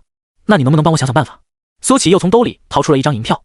这下男弟子的笑容更灿烂了，这个嘛也不是没有办法的，你可以找一个其他宗门的弟子和你一起上去，这名宗门弟子一定要有足够的分量，只要有一个正当理由，你甚至可以走到宗门大殿去。说罢，男弟子正色道，我们从来没有见过，也没有任何关系，你也没有找我问过路，我走了。说罢，男弟子离开了。苏启笑了，这么说的话，不是有一个现成的冤大头吗？九天剑宗首席弟子，够分量了吧？10分钟以后，王南博听完了苏启的计划。你让我去踢馆？王南博瞪着眼睛说道，你堂堂九天剑宗首席弟子，挑战锁月楼的首席弟子，不会有压力吧？苏启淡淡问道。这有什么压力？别说一个首席弟子，就是锁月楼所有的弟子来了，也不够我打的。王南博傲然道。行，那你就挑战锁月楼的所有弟子。苏启说道。哎，王南博头上冒起一个问号，搞事情是吧？大哥，我要挑战锁月楼也得师出有名吧，不然我一个超一流宗门的弟子来挑战3流宗门的弟子，总觉得有些以大欺小。王南博纠结道。身为超一流宗门的首席弟子，自当随心所欲，无惧流言蜚语。修仙之人若不随心而行，随心而为，那修什么仙？不如回家种红薯得了。苏启淡淡说道。听闻此言，王南博眼睛亮了，喃喃说道，好一个随心而行，随心而为，兄弟，你这话说得很中肯，这个忙我帮了。苏启嘴角一咧，搞定。王南博这家伙其实就是一个很随意的人，唯一的目标就是不断变强，只要他觉得有意思，就肯定会出手。对不起了，锁月楼的弟子们，谁让你们破宗门有那么恶心的规定呢？今天就让王老师来给你们上课。苏启和王南博出了客区，一路往上，很快就碰到了第一个巡山的弟子。什么人？上方乃我宗重弟，速速退去。这名弟子警惕道。苏启推了王南博一下，该你上了，兄弟。王南博邪魅狂狷的一笑，九天剑宗王南博前来踢山。踢山？那名弟子先是一愣，脑海中又过了一遍王南博的话。这家伙似乎说他是什么九天剑宗王南博。等等，九天剑宗王南博？弟子的眼睛猛地瞪大。九天剑宗，修真界超一流宗门，碾压锁月楼不知道几条街。王南博冠绝当代，压得各大宗门天骄喘不过气，只有寥寥数人可以跟他一争高下。这样一个传说中的人物跑来踢山，我锁月楼何德何能，能被您盯上？弟子说话都不利索了。你要踢山？王南博淡然说道。怎么，还需要我说第二遍吗？听说你锁月楼弟子个个修为超绝，扬言天下宗门都是垃圾，今天我就便来试试深浅。苏启暗中点赞，一来就是大帽子扣上，王南博这家伙很有经验啊。胡说，谁这么不要脸在造谣？弟子激动道。别废话，你要阻我！王南博化神期的威压如潮水喷涌而出，这名弟子不过筑基期，直接双腿一软，一屁股坐在了地上。这特么可是化神期啊！他们宗门的客卿长老也才化神期，他拿头打。弟子带着哭腔说道：“您请。”王南博看也不看这名弟子一眼，和苏启头也不回的朝山上走去。直到王南博消失不见，弟子才终于回过神来，连忙掏出传讯时将此事传递了出去。九天剑宗王南博来踢山了。消息像是长了翅膀，很快就传遍了整个锁月楼。大部分锁月楼的弟子对于九天剑宗都抱着仰望的态度，一听说九天剑宗顶级天骄来踢山，纷纷哗然。跟那名弟子一样，第一反应就是他们配吗？苏启和王南博一路向上，巡山的弟子看到两人之后纷纷躲开，并且全程陪笑。可以看得出，这些人是真的害怕王南博。看到了吗，小苏，这就是我的威慑力。王南博膨胀了，要不我给你一拳？苏启似笑非笑的说道。哈哈哈，那倒也不必啊。王南博讪讪说道。你特么的可是一拳打爆血海镇的猛男，我接得住一拳？两人很顺利向前走了半个时辰，然后终于碰到了第一个赶拦路的弟子。你就是那狗屁王南博？一名穿着锁月楼宗门服饰的青年抱着手居高临下的说道。王南博笑道：这是要拦我呀？都说九天剑宗厉害，我今天就要看看你们首席弟子是不是浪得虚名。青年一跺脚，属于金丹期的气势瞬间弥漫开来。尹航出手了。尹航是二长老的小弟子，天赋十分强悍，就算打不过应该也可以过上几招吧。不要太乐观，对面可是超一流宗门的首席弟子，不要长他人志气，灭自己威风。一些躲在暗处围观的锁月楼弟子开始窃窃私语，而王南博被尹航逗笑了。一个金丹期的修士竟然这么勇，他们可是差了整整2个段啊！一边去！王南博双指一并往前一戳，狂暴的罡风形成一道利剑，直射尹航而去。尹航面色大变，他的护身罩瞬间被打破，这柄狂风化作的利剑直插而来。当！无形的利剑插在他的护身甲上，莫大的力道直接让尹航飞了出去，飞出上百米远，砸进了树林中。一个照面的功夫，尹航就败了。王南博甚至都没拔剑，那些看戏的弟子们都傻眼了，这差距未免也太大了吧！解决了尹航之后，苏启和王南博继续向上，没有不长眼的弟子再出来阻拦了。又走了1刻钟，这次路又被拦住了。拦住道路的不止1个人，足足5人站在那里。王南博，回去吧，这里不是你能够撒野的地方。为首的一名弟子冷着脸说道。我没有撒野啊，我只是想踢山而已。王南博无辜地说道。我们五虎将不会放你过去的，如果识相的话就转身离开。一个一个上我们不是对手，但5个一起上你也只能甘拜下风。乖乖回客去，我们可以既往不咎。5人你一言我一语，试图给王南博施加压力。什么五虎将？我怎么没有看到？王南博茫然地说道。你瞎呀，我们就站在你的面前。其中一人愤怒道。哦，你们就是五虎将啊，别废话了，一起上吧。王南博摆手说道。操，这家伙太嚣张了，兄弟们上，给他点颜色瞧瞧。五虎阵安排。哼，哈！5名金丹期的修士整齐划一的哼哼哈哈，就像是表演杂技似的。不过好像还真有点效果。5人的气势节节攀升，没多大一会就超过了金丹期的界限，有了元婴期的气势。嚯哟，有点意思啊！王南博眼睛一亮说道。五虎擒月。哼，哈！这整齐划一的呼喊声颇有气势，但不知道为什么，苏琪感觉有点绷不住了，他想笑啊。王南博一脸严肃，可是从他那抽搐的嘴角来看，他也忍得很辛苦。5人喊完之后，摆出猛虎之势，一只灵气化作的猛虎朝着王南博扑了过来。只是不伦不类的是，这老虎的额头上不是王字，而是一个月亮的标志，有点像是苏琪看过的动画片《美少女战士》。好，这灵气猛虎虽然造型不伦不类，但其气势还是十分足的。眼看着猛虎就要将王南博吞噬，后者一抬手，2指一并，轻轻一甩，上百柄灵气化作的飞剑朝着猛虎爆射而去。扑哧扑哧扑哧，猛虎瞬间被打成了筛子，一声哀鸣之后，化作一团灵气消失了。那5人皆哇的一声吐出一口鲜血，就跟喝醉了似的，东倒西歪，摇摇欲坠。喂，行不行了？不行的话就走开吧。王南博说道。5人互相对视了一眼，都从各自的眼中看到了不甘。五虎将永不退缩。哼，哈，操，跑！下一秒，看到王南博抬手，5人一哄而散。五虎将战败了。这个消息很快传遍了锁月楼。五虎将虽然是有点搞笑，但是他们实力还是有的。5人合体，堪比元婴期。可即使是这样，还是被王南博轻松碾压。这时候他们才知道顶级天骄与他们之间的差距。云泥之别，欺人太甚。锁月楼一处洞府，伴随着一声怒喝，一名青年从闭关中苏醒。他是锁月楼的首席弟子简超凡。在简超凡的洞府前，已经有数十弟子齐聚，看到简超凡出关，纷纷激动起来。简师兄，你终于醒了，那王南博都快打到正殿了。这9天剑宗太嚣张了，简师兄务必挫挫这王南博的锐气。有简师兄出马，我们就放心了。面对群众的呼声，简超凡轻哼了一声，说道：“诸位师弟放心，我一定将此辽打得跪地求饶。”说罢，他背着双手，如风一样朝着山下赶去。与此同时，苏启和王南博终于来到了考核弟子所在的区域。这里跟客区其实也差不多，修建着一些房屋，不过每一座房屋都修得很精致。宗门重地，闲人勿进。在门口还有一块告示牌，你进去吧，我继续往山上打，吸引他们的注意力。王南博对苏启说道：“谢了。”苏启拍了拍王南博的肩膀：“咱两兄弟谁跟谁？”王南博哈哈笑道，继续朝着山顶而去。只有他把动静闹得足够大，苏启这边才会更加顺利。咚咚咚，谁啊？我，祁阳州。张甜甜打开了房门，一名高大的男子站在门口。祁师兄，有什么事吗？张甜甜的美眸透着警惕。甜甜师妹，我今天是来跟你商量正事的，先让我进去吧。祁阳州笑着说道。祁师兄，就在门口说吧。张甜甜阻拦道。只是祁阳州就像是没听到似的，越过张甜甜，径直走了进去。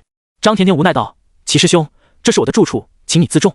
这屋子很小，只有一张桌子一张床，甚至连一扇窗也没有。”祁阳州径直坐在了张甜甜的床上，笑着说道：“甜甜师妹，过来坐。”说着，他还拍了拍床。祁师兄，有事你直说，说完就请你快离开吧。张甜甜说道。甜甜师妹，这考核在即，师兄也就不瞒你了，我想跟你结为道侣。祁阳州呵呵笑道。张甜甜闻言直接拒绝道：“祁师兄，我不想跟你结为道侣。你瞧你，性子这么急做什么？”祁阳州笑道：“跟我结道侣有什么不好的？你可以搬到更大的房子，拥有更好的资源，也能更快成长为真正的修士。”祁师兄，你不要再说了。张甜甜毅然决然地说道：“我不会同意的。”祁阳州大笑道：“甜甜师妹，这可由不得你了。你既然参加了这次考核，有些事就躲不掉了。”什么意思啊？张甜甜皱眉说道：“还记得我跟你说过的吗？考核共分5关，我没跟你说的是第2关叫做情欲关，你必须选择一名参赛者为道侣，灵肉交融才能安然度过情欲之火的焚烧。”祁阳州笑得越发灿烂。我今天找你来，就是想和你提前磨合一下，尝尝这灵肉交融的滋味，到时候才不会慌乱。张甜甜的脸色变得煞白，她慌忙说道：“我不会与你结为道侣，更不会与你行那苟且之事。我罢赛便是了，我不参加了。”说罢，张甜甜就要转身离开。祁阳州猛地扑了上来，将门轰的一声关上，笑道：“甜甜师妹，你是不是忘记我跟你说的了？参赛之后不能退赛，否则的话会被宗门认定为懦夫行为，到时候你将会沦为宗门弟子们的玩物，求生不得，求死不能。”说到这里，祁阳州一把抓住了张甜甜的手，猛地吸了一口，露出了陶醉之色，真香啊！张甜甜浑身一颤，感觉鸡皮疙瘩都起来了。她猛地一推祁阳州，就想要拉开房门逃走，但祁阳州哪会让她如愿？他拖着张甜甜，一把将之扔到了床上，然后扑了上去，将张甜甜死死压在身下。“你滚开，滚啊！”张甜甜拼命挣扎，吓得泪水都掉下来了。“甜甜师妹，3年了，整整3年了，从第一次见到你开始，我就想要得到你。可笑的是，你看不到我付出的真心，一再拒绝我。”祁阳州掐着张甜甜的脖子，邪笑道：“没有人能拒绝我，我生下来便是主角，这世界都要服从我的意志。我18岁那年看上了刘家的媳妇，那小娘们是真的水灵啊，可是她不识相，誓死不从，没办法，我只好把她的丈夫当着她的面活活勒死了。你不知道，她最后哭着求着要和我媾和，而我完事以后就仁慈的让她去见她那死鬼丈夫了。我19岁那年看上了一名女子，她父母不同意，我就只好将她的父母喂狗了。我20岁那年。”祁阳州一只手掐着张甜甜的脖子，一只手去脱自己的裤子，嘴里不停述说着他当年的那些罪恶事迹。对，就是这种表情，你跟那些贱货没什么两样，最后都要成为我胯下的玩物。多亏了那个什么9天剑宗的首席弟子，否则的话，我还真没办法这么明目张胆。哈哈哈！祁阳州扒下了自己的裤子，又伸手去扒张甜甜的，泪水已经打湿了张甜甜的双眸，强烈的窒息感让他产生了幻觉，他好像又回到了无忧无虑的小时候，和苏启一起堆雪人，一起看花，骑在他的脖子上唱着咿咿呀呀。苏哥哥，你在哪？张甜甜双眼上翻，她感觉自己快要死了。轰！房门炸开，阳光透了进来。祁阳州吓得浑身一颤，放在张甜甜裤子上的手也停了下来。什么人？祁阳州扭过头，看到了一袭青衫。因为阳光的原因，他看不到来者的脸，但一种犹如实质的杀意让他浑身发冷。下一秒，祁阳州瞪大了眼睛，他看到来者瞬间来到了床前，一把抓住了他的头。透过指缝，他终于看清楚了这张脸，英俊，无比的英俊。但这张英俊的脸上布满了寒霜，双眸之间的杀气犹如实质，让祁阳州浑身发冷，都要被冻僵了。放开我！祁阳州惨叫着，他被抓着头，硬生生的提了起来，空荡的下半身被冷风吹拂。苏启猛地一甩，祁阳州像是破布口袋被扔了出去。轰！祁阳州狠狠砸在墙上，连墙都被砸穿了。他软趴趴的卡在了墙的缝隙之间，全身已经没了知觉，只剩下大脑不断反馈痛感。救命啊！祁阳州嘶吼着，喊叫着，绝望的泪水夺眶而出。他能感受到生命的流逝，偏偏无能为力。他希望有人能听见他的吼叫，只可惜如他说的那样，绝大部分人都被王南博吸引了注意力，这里根本没有人了。苏启没有理会祁阳州，他的胸口起伏着，看向床上。他怕他怕看到那个天真可爱的小女孩被玷污，但看到张甜甜衣衫还算完整，苏启长舒了口气，还好来得不算太晚。张甜甜终于顺过气来，她听到了刚才的动静，但她不知道发生了什么，恐惧让她脑袋发昏，泪水模糊了双眼。张甜甜隐约看到了一袭青衫，与记忆中的那袭青衫慢慢重合。张甜甜浑身颤抖，她连忙伸手抹去了泪水。当看到苏启的那一刻，她再也忍不住泪崩了。苏哥哥，张甜甜也不知道是激动的还是感动的，泪水不停地掉。苏启走上前，从衣兜里拿出了一张手帕递了过去，都哭成小花猫了，来擦擦。张甜甜接过手帕，这张手帕还是她当年送给苏启的。张甜甜又哭又笑，一边抹着眼泪，一边露出傻笑。她擦干泪水以后，从床上爬起来，一把抱住了苏启。苏哥哥，我以为这辈子再也见不到你了。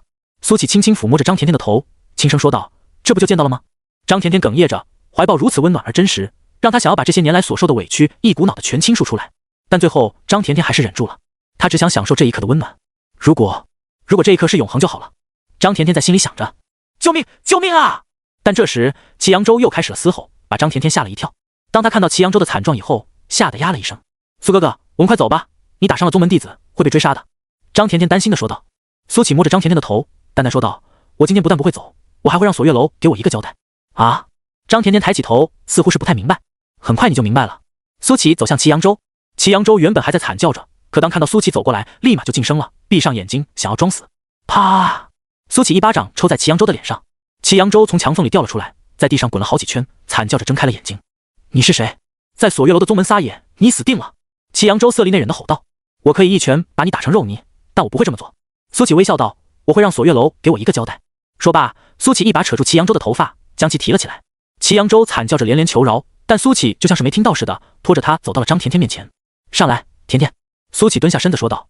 张甜甜愣了一下，随即领会过来，跳到了苏启的背上。被苏启背起以后，张甜甜只觉得十分的温暖，好像又回到了小时候。她鼻子一酸，差点又哭了。下一秒，轰！苏启将灵气灌注在双脚，猛地一蹬，身体犹如炮弹般射起，直冲山顶而去。原地寸寸皲裂，出现了一个直径10几米的大坑。哈哈，锁月楼的弟子都是这水准吗？都一起上吧，小爷我今天玩得痛快。山顶处躺了一片，王南博迎风而立，潇洒的随时要乘风而去似的。就连被寄予厚望的简超凡也被王南博一招败了。锁月楼的弟子们彻底绝望了，一人碾压整个宗门的弟子。现在封主和长老不出手的情况之下，已经没人能治得住这家伙了。年轻人，得饶人处且饶人，差不多就请回吧。就在这时，一道人影御剑而来，落在场中。二长老来了。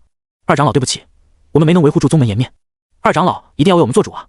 来者正是锁月楼二长老厉元武。厉元武的修为在炼虚后期，整个人的气势也比王南博强了不止一线。我这挑战贵宗的弟子，似乎用不着您老人家出手吧？王南博却怡然不惧，笑着说道。虽然他修为比不过厉元武，但打不过可以跑啊。再说了，厉元武也不敢对他出手，这不符合规矩。不守规矩的话，他身后的庞然大物可不是开玩笑的。这次踢山，我们锁月楼败了，我们认输。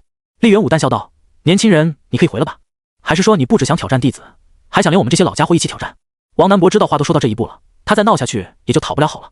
刚想说些场面话离去，就看到一个人影从天而降。轰！地面一声轰响，一个大坑出现了。烟尘散去之后，王南博看到苏启背着一名美少女，手里提着一名光着下身的锁月楼弟子走了出来。卧槽，这是什么造型？王南博吞了口唾沫，忽然意识到苏启这是要闹事啊，把人家的弟子打得半死，扯着头发就来了，这不是要闹事是什么？不过王南博不但不害怕，反而很兴奋。你这老家伙，我是打不过你，但我兄弟可以啊。是祁阳州，他怎么被打成这样了？来者是谁？他还背着甜甜师妹，这是要闹事吗？厉元武皱着眉头，他看向来者，从波动来看是一个炼气期的修士，但炼气期的修士可无法造成这样的破坏。也就是说，来者有隐秘修为的法门，连自己都看不出其真实修为，这让厉元武有些拿捏不准。二长老，救我！祁阳州看到厉元武，像是看到了救星，激动地喊道：“你是什么人？为何打伤我宗弟子？”厉元武皱着眉头问道：“长生观，苏启。”苏启淡淡说道：“长生观？”厉元武满脑子搜索，却怎么也找不到长生观这个名字。我今天来只为一件事，兴师问罪。苏启又接着说道。厉元武眯起了眼睛，说道：“说来我听听，你锁月楼的弟子想要强暴我的妹妹，这件事怎么算？”苏启淡淡说道：“强暴。”厉元武看向祁阳州，冷声说道：“祁阳州，老实说来是怎么一回事？”祁阳州浑身一颤，连忙否认道：“还请二长老明鉴，此人一派胡言，我只是撞破了他跟甜甜师妹的奸情，他就痛下杀手，想要置我于死地。我们锁月楼的弟子向来都是内部消化，何时轮得到外人染指？我也是一时冲动，想要与他理论，却不曾想被其打成重伤。”在苏启背上的张甜甜听闻此言，怒骂道：“二长老，事情绝不是这样。今天祁阳州来我住处说是要与我谈论事情，说什么考核有一道情欲关，要与我结为道侣。我明确拒绝了他，他便恼羞成怒，想要强暴我。两人各执一词，都说得情真意切。围观的弟子们也都分成了两派。我相信祁阳州，他平时与人为善，助人为乐，我不相信他是那种人。知人知面不知心，我相信张甜甜师妹，她那么纯情，不会拿这种事开玩笑。哼，最毒妇人心，这张甜甜一看就不是什么好东西。我亲眼看见过祁阳州虐杀小动物，我觉得他才是那个禽兽。厉元武对于两人的发言都没发表任何意见，而是看向苏启说道：年轻人，不管怎么说，这是我宗门内部的事，你一介外人打伤了我宗门的弟子，该给我一个交代。我给你交代。苏启冷笑道：你要我怎么给你交代？自废修为，留下张甜甜，然后滚出锁月楼。厉元武淡淡说道。哈哈，苏启大笑起来，厉元武的话成功激怒了他。贵宗果然是上梁不正下梁歪，今天我算是见识了。苏启脸上的笑容隐去，淡淡说道：这么说来，你是不打算给我交代了？厉元武强硬道：该给交代的人是你，你若不自废修为，我便要动手了。好。苏启不再多言，从身后取下了那把桃木剑。这柄桃木剑已经布满裂纹，看起来破破烂烂的，围观的那些弟子都开始哄笑起来。不是吧，这位口气这么大的高手没有法器吗？一破烂桃木剑吓唬谁呢？笑死我了呀！哈哈，有的人口气越大本事越小，我们就等着看好戏吧。一定要把这家伙抓起来，挂在宗门前1个月，以儆效尤。王南博却有些怜悯这些家伙了。他跟苏启认识这么久以来，还从未看他拔过剑。虽然这只是一把桃木剑，但在真正的剑道强者面前，莫说一把桃木剑，就是一草一木都可能成为这世间最锋利的剑。看来苏启是真的生气了啊！厉元武抱着双手，就冷眼看着苏启。他虽然摸不清苏启的修为，但他更倾向于苏启修炼了什么隐秘修为的功法，或者拥有隐秘修为的法宝。而且这家伙还拿的是一把桃木剑。厉元武不相信苏启能翻起什么浪花来。厉元武今天如此强硬也是有原因的，掌门外出未归，各大长老都在闭关，如今自己就相当于是锁月楼的牌面，牌面怎么能向外人低头？见厉元武并不打算阻拦自己，苏启嘴角一扬，心想如此托大，待会可不要哭。他闭上了眼睛，脑海中那惊艳的一剑又开始循环播放。苏启跟着动作起来，体内犹如江海的灵气疯狂地涌向了手中的那柄桃木剑。桃木剑光芒大作，就连裂纹也开始发光，竟还有些意外的美感。好恐怖的灵气！王南博神情一凝，他可以感觉到桃木剑身上被灌注的源源不断的灵气，其庞大程度远远超过了这片地界。而且苏启好像完全没有尽头似的，还在源源不断的灌注。王南博甚至不敢想象人体可以容纳这么多灵气。厉元武也终于动容，他觉得不能让苏启这么灌注下去了，否则的话还真有阴沟里翻船的可能。既然你不肯自废修为，那我便亲自动手了。厉元武冷哼一声，双手一摊，恐怖的灵压席卷而出，一轮灵气化作的明月高高升起。月余，厉元武双手猛地一收，那轮明月爆发出无比刺眼的光芒，比太阳还要明亮。这光带着极强的杀伤力，仿佛万物都被这光消融。苏启就像是大海中的一叶扁舟，随时会被这恐怖的月光吞没。但就在这时，苏启睁开了双眼，瞳孔竟然变成了银灰色，一股恐怖至极的剑意自他体内狂涌而出。瞬间，苏启淡淡吐出2字：吃。破空声传来，一道银色的闪光瞬息而至。这一道闪光蕴含着强绝的剑意，好像可以展开这世间的一切，用言语很难形容这一剑的惊艳程度。凡是目睹了这一剑的人都张大了嘴，难掩其震撼之色。银色闪光所过之处，一切湮灭。那不可一世的月光犹如遇到了阳光的雪，纷纷溶解。银色闪光照亮了整个锁月楼，也照亮了厉元武脸上难掩的恐惧之色。他的心中涌起无限后悔，早知道苏启实力如此恐怖，他便直接把祁阳州处理了，根本不会有一丝犹豫。但一切都晚了。等等，这一剑好像不是冲我而来。厉元武心中闪过一丝庆幸，可紧接着便是无尽的惶恐。如果不是冲着他而来的，那这一剑……厉元武艰难地转过身，这一剑如果不是冲他而来，那只能是冲着他而去的了。厉元武看到银色闪光所过之处，两眼一黑，差点直接昏厥。锁月楼气势恢宏的大殿被这一剑直接斩成了2段，被恐怖的剑气搅成了齑粉。其他弟子们嘴巴就没合拢过，很难用言语形容他们此刻的心情。象征着宗门颜面的大殿竟然被人毁了，还毁得如此彻底。你怎么敢？厉元武喃喃说道。既然你不给我交代，我只能自己要一个交代了。苏启手中桃木剑在斩完这一剑以后轰然崩解，连一点痕迹也没有留下。说完这句话，苏启看向躺在地上的祁阳州。祁阳州被苏启看着，在众目睽睽之下，那光着的下体竟然流出了一滩黄色的液体，竟然是被吓尿了。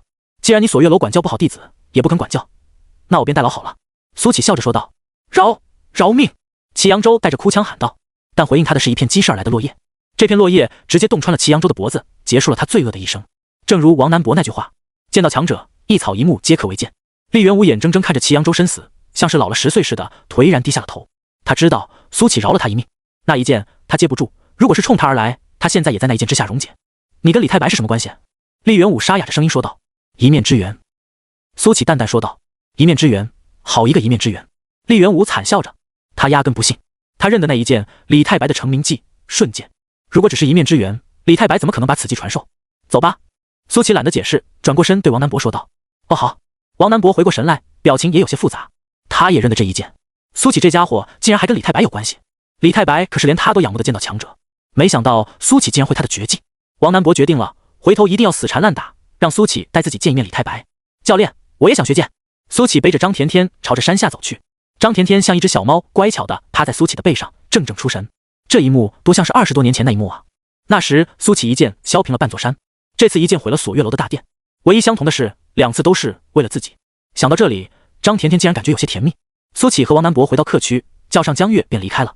至于姚纯，王南博表示人家是要来看宗门测试的，便不叫了。回到山下，王南博添油加醋地把这次大闹锁月楼的事讲了一遍。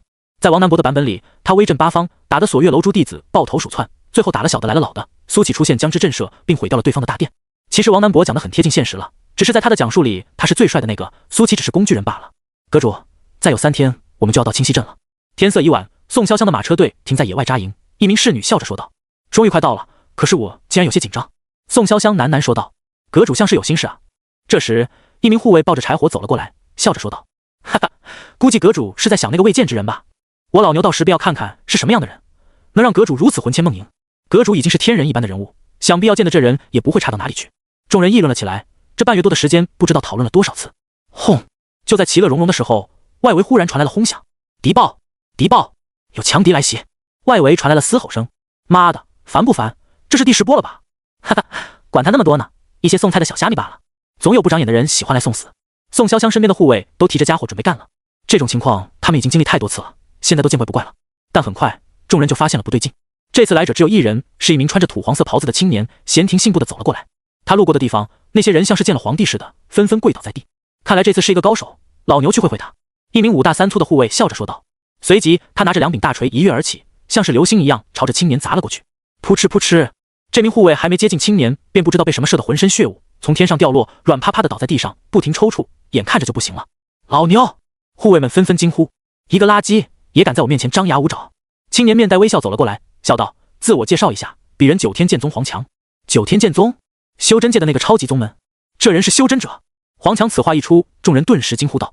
黄强很满意众人的反应，他的目光极具侵略性地看向宋潇湘，随后笑道：“你便是宋潇湘？”“是我。”宋潇湘平静地说道，一点也不见畏惧之色。“你不怕我？”黄强感兴趣地说道。“为什么要怕？”宋潇湘反问道。“哈哈，你就不怕我一个不爽，直接让你香消玉殒？”黄强一招手，一柄飞剑在他的身边盘旋，这种隔空控物的手段让一众守卫都脸色大变。这是修真者没跑了，也只有修真者拥有这种手段。宋潇湘淡笑着说道：“就算你再怎么卖弄，我也不怕你。你是修仙者，不是表演杂技的，希望你认清自己的身份。”哈哈，黄强大笑道：“有意思，真是有意思。这些年我见过很多女人，她们怕我，恨我，讨好我，仰仗我，只有你敢骂我。原本我是想直接杀掉你的，可是见到你之后，我改变主意了。做我的女人，我让你享尽荣华富贵，如何？”面对黄强的邀请，宋潇湘始终带着淡淡的微笑：“你可能并不了解我，我宋潇湘要的何须你给？霸气，我喜欢。”黄强竖起大拇指，点点头说道：“你这样的女人征服起来才有意思。”宋潇湘笑而不语。“你就没什么想问我的？”黄强好奇道。“比方说，谁叫我来杀你的？我为什么要来杀你之类的？”“知道了又如何？”宋潇湘反问道。黄强背对的哑口无言，过了好半晌才说道：“罢了，看在你是我女人的份上，我就不与你计较了。你那辆马车不错，今晚我们就在那上面洞房。对了，你还是处吧？”黄强又邪笑着问道：“如果不是处的话，我可是会生气的哦。”“精虫上脑的白痴。”宋潇湘淡淡说道。“虽然我喜欢你这种个性，但一而再再而三的骂我，我还是会给你惩罚的哦。”黄强看了一眼那些护卫说道：“我舍不得伤你，不如就拿你的这些护卫开刀，如何？”“开你奶奶的刀，臭傻逼，装逼犯，修饰了不起，滚回家吃你妈的奶去吧！看到你那欠揍的脸，老子想上去就是2个大逼斗，打得你妈都不认识。”岂料那些护卫纷纷开始大骂了起来。黄强脸色一黑，他最讨厌被人骂了，尤其还是被一群他眼中的蝼蚁骂。呵呵，很好，既然你们都想死，那我就成全你们。黄强一抬手，数十把灵气化作的飞剑朝着一众护卫激射而去。“鬼大爷，该你出手了！老李，快救我们！鬼哥，别睡了！”面对袭来的飞剑，修士们脸色大变，纷纷喊道：“轰！”一座铁塔般的身影从树上猛地跳了下来，然后一拳轰出。那些袭来的灵气飞剑瞬间被打爆，消散在空气中。赤裸着上身的李鬼打了个哈欠，说道：“催催催，催命啊！老子刚梦到一拳打爆天劫，渡劫飞升了，就被你们这群催命鬼叫醒了。”黄强脸色一变，眼睛眯了起来，难怪一个个都这么嚣张，原来是有一个炼体者撑腰。只是炼体者在我眼中不过只是玩具罢了。闻言，李鬼把目光看了过来，不屑撇了撇嘴说道：“就一个垃圾元婴修士也敢大言不惭？垃圾！”黄强气笑了：“我今天就让你看看谁才是垃圾！”斩！黄强手一挥，环绕在他身边的那柄飞剑如闪电般朝着李鬼插了过去。李鬼从身后取出那柄巨斧，朝着飞剑猛地砸了过去。轰！恐怖的力道直接将飞剑砸进了地里。没用的。黄强冷笑道。下一秒，飞剑从地里破土而出，朝着李鬼的喉咙直插而去。当！李鬼挥舞着巨斧，将飞剑砸飞了出去。飞剑飞出数百米，但很快又如流星一般飞了回来。我说过，没有用的。黄强哈哈笑着，肉身再强又如何，还不是得被我活生生玩死？哦，是吗？李鬼这次不闪不避，直接朝着飞剑走了过去。找死！黄强冷笑着，但下一秒他就瞪大了眼睛，怎么可能？只见他的飞剑被李鬼一把抓在了手中，无论他怎么驱使都难以挣脱。就这破玩意，想插谁啊？李鬼面带不屑，随即双手猛地用力，我让他变成一坨废铁。在李鬼狂暴的力量之下，飞剑发出哀鸣，竟然肉眼可见的弯曲起来。黄强终于急了，这可是他的本命飞剑，如果被折断，对他的修为也会造成致命的影响。笑！飞剑缩小，瞬间插向了李鬼的喉咙。吃！飞剑抵在李鬼的喉咙上，虽然破了点皮，却怎么也插不进去。玩够了吗？李鬼对黄强露出了一个笑容。黄强浑身一震，心中警钟大鸣。下一秒，他看到李鬼一蹬地面，犹如炮弹一般击射过来，数十米的距离转瞬即逝。操！黄强双腿灌注灵气，匆忙向后退去。轰隆！他堪堪躲过李鬼的突袭，方才站的地方被对方踩出一个大坑。破金剑！黄强一咬牙，双手结印，他的那柄飞剑裂开，化作上百的短剑，携带着淡黄的光芒朝李鬼插去。李鬼抬起巨斧，犹如大风车一样抡了起来，漫天的短剑全被他砸了下来。他那柄巨斧也不知是什么材质，黄强的破金剑都无法将之击碎。哈哈，太弱，太弱了！李鬼大笑着，巨斧旋转着，以迅雷不及掩耳之势砸向了黄强。黄强躲闪不及，被巨斧砸中。虽然幸运的是被尾部砸中，但那股怪力还是将他直接击飞了出去。噗！空中，黄强喷出一口鲜血，他已经萌生退意。面前这个家伙就跟怪物似的，他根本破不了防御。但就在黄强还没落地的时候，一道黑影从天而降。黄强瞪大了眼睛，看到李鬼不知何时已经来到了他的头顶上，铁塔般的身影犹如大山压下。等等！黄强骇然开口。轰！下一秒，他被狠狠砸进了地里。黄强被踩在地上，只感觉五脏六腑都移位了。他从没想过自己能被一介凡人打得这么惨过。砰！李鬼接住了旋转而来的巨斧，狞笑着说道：“小趴菜，你太弱了，就你这样的垃圾还敢对阁主不敬？我是九天剑宗的弟子，放开我！”黄强满嘴鲜血的说道：“我管你是什么宗的弟子！”李鬼神情冷漠，高高举起巨斧，伤了我的兄弟就要做好被斩杀的准备。你敢杀我，九天剑宗不会放过你的！黄强惊恐道：“那就让他们来找我好了。”李鬼猛地挥下巨斧，噗嗤，鲜血飙射，黄强先是被斩断，随后被砸成了肉泥。你给我等着，我会将你碎尸万段，挫骨扬灰！黄强体内飞出一个发光的小人，仔细去看，就是黄强的容貌，这是他的元婴，此时正一脸咬牙切齿，满脸恨意。说完之后，黄强的元婴冲天起，消失在天际。清溪镇，苏启顺利把张甜甜带了回来。爹娘，张甜甜眼泛泪花，扑进了父母的怀里。甜甜，你终于回来了，让我看看这些年瘦没有。张母也眼泛泪花，上下打量着张甜甜。张父在一旁偷偷抹眼泪。家人团聚，阖家欢乐。苏启在一旁嘴角也不自觉掀起一抹弧度。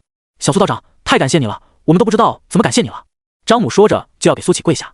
张婶，不用这么客气。苏启把张婶拖了起来，说道：“你们每年为道观贡献那么多的香火，师傅也叮嘱过我要守护好清溪镇的人民，所以大可不必那么客气。长安道长和小苏道长都是我们清溪镇的守护神，有你们在是我们清溪镇的福分。”张父感动地说道。这时候苏启又说道：“张婶、张叔，回来的路上我也跟甜甜讲过了，如果他一心追求长生路，那我会想办法把他送进九天剑宗。九天剑宗身为超一流的宗门，不是锁月楼那种三流宗门能比的，也不会那么危险。”张母和张父担忧地看向张甜甜，得知自己女儿还是不肯放弃，他们想劝，却也不知道怎么劝。爹娘，我已经想好了，你们不用劝我。张甜甜坚定地说道。哎，甜甜，你也长大了，我们支持你的决定。张母最后长叹了一声，将张甜甜送回家以后，苏启回了长生关。兄弟，甜甜的事就拜托你了。苏启对王南博说道。放心，这件事我肯定给你搞定。王南博笑着说道。王南博的效率的确很快。2天之后，长生关来了一名仙风道骨的老者。在看到这名老者之后，王南博像见了兔子的鹰似的，吓得一蹦3丈高。三长老，您老人家怎么来了？王南博原本悠闲的在躺椅上晒太阳，看到老者的那一刻，慌忙站了起来。哼！老者冷哼一声说道：“我再不来你都要翻天了。现在修真界，你王南博的名字可是威风的很啊！”哈哈！王南博尬笑着说道：“其实也没那么威风，锁月楼的那些弟子太弱了。”老者淡淡说道：“我怎么听说不只是打弟子，还把人大殿也给毁了呢？别人长老都来告状了。”三长老，这就瞎讲了吗？我只是打了弟子，他们长老我又打不过。王南博嘿嘿笑道。三长老还是板着脸跟你一同大闹锁月楼那人呢？您找我？这时苏启从长生关内走了出来，问道。三长老上下打量了苏启一阵，就在王南博想说些什么的时候，三长老却忽然笑了，笑得还很开心。哈哈哈，好，果然英雄出少年，悔得好，老夫早就想这么做了。啊！王南博愣住了，他还以为三长老是来问责的，结果怎么好像跟他想象的不太一样。三长老又笑道：“自我介绍一下，我是九天剑宗的三长老，南荣见，小友想必就是李前辈的弟子苏启吧？我不认识什么李前辈。苏启摇头说道。小友既然不想承认也没关系，总之这次你做的这件事大快人心，锁月楼这破宗门早就该有此一难了。南荣见笑道。三长老，你跟锁月楼有仇？王南伯好奇道。南荣见瞪了王南伯一眼说道，别瞎说。接着南荣见又说道，你不是说这次发现了一个好苗子吗？正好我路过此地，正好来看看。王南伯闻言立马对苏启说道，苏兄，快把甜甜叫出来。苏启回到道观，把张甜甜给叫了出来。他对南荣剑说道，前辈，这是我妹妹，如果可以的话，还请您多照拂一二。南荣剑身为九天剑宗的长老，如果有他罩着张甜甜，想必也不会有不开眼的人去招惹他。张甜甜有些怯怯地看着南荣剑，他知道这是能够决定自己命运的人。南荣剑在看到张甜甜的那一刻，手里的石头就开始不断震颤起来，发出金铁交鸣之声。他眼中射出金光，脸上难掩激动之色，竟是先天剑体，这简直就是天生学剑的料啊！先天剑体，王南伯也吓了一跳。你没搞错吧，三长老？事件时有如此反应，绝不可能会错。南荣剑斩钉截铁道。随即他对苏启说道，苏小友，你放心，令妹交到我手上，我一定不会让她受半点委屈，从此以后就是我南荣剑的关门弟子。天生剑体是什么意思？张甜甜怯怯问道，连名字都说错了。王南伯连忙解释道，先天剑体便是天生与剑道契合的人，修习剑道事半功倍。我们九天剑宗第一代掌门便是天生剑体，后来斩灭天劫，强势飞升，直到现在还流传着他的传说。苏启有些惊讶，却也替张甜甜高兴。如此一来的话，他在九天剑宗会备受重视，不会再存在锁月楼的那种情况。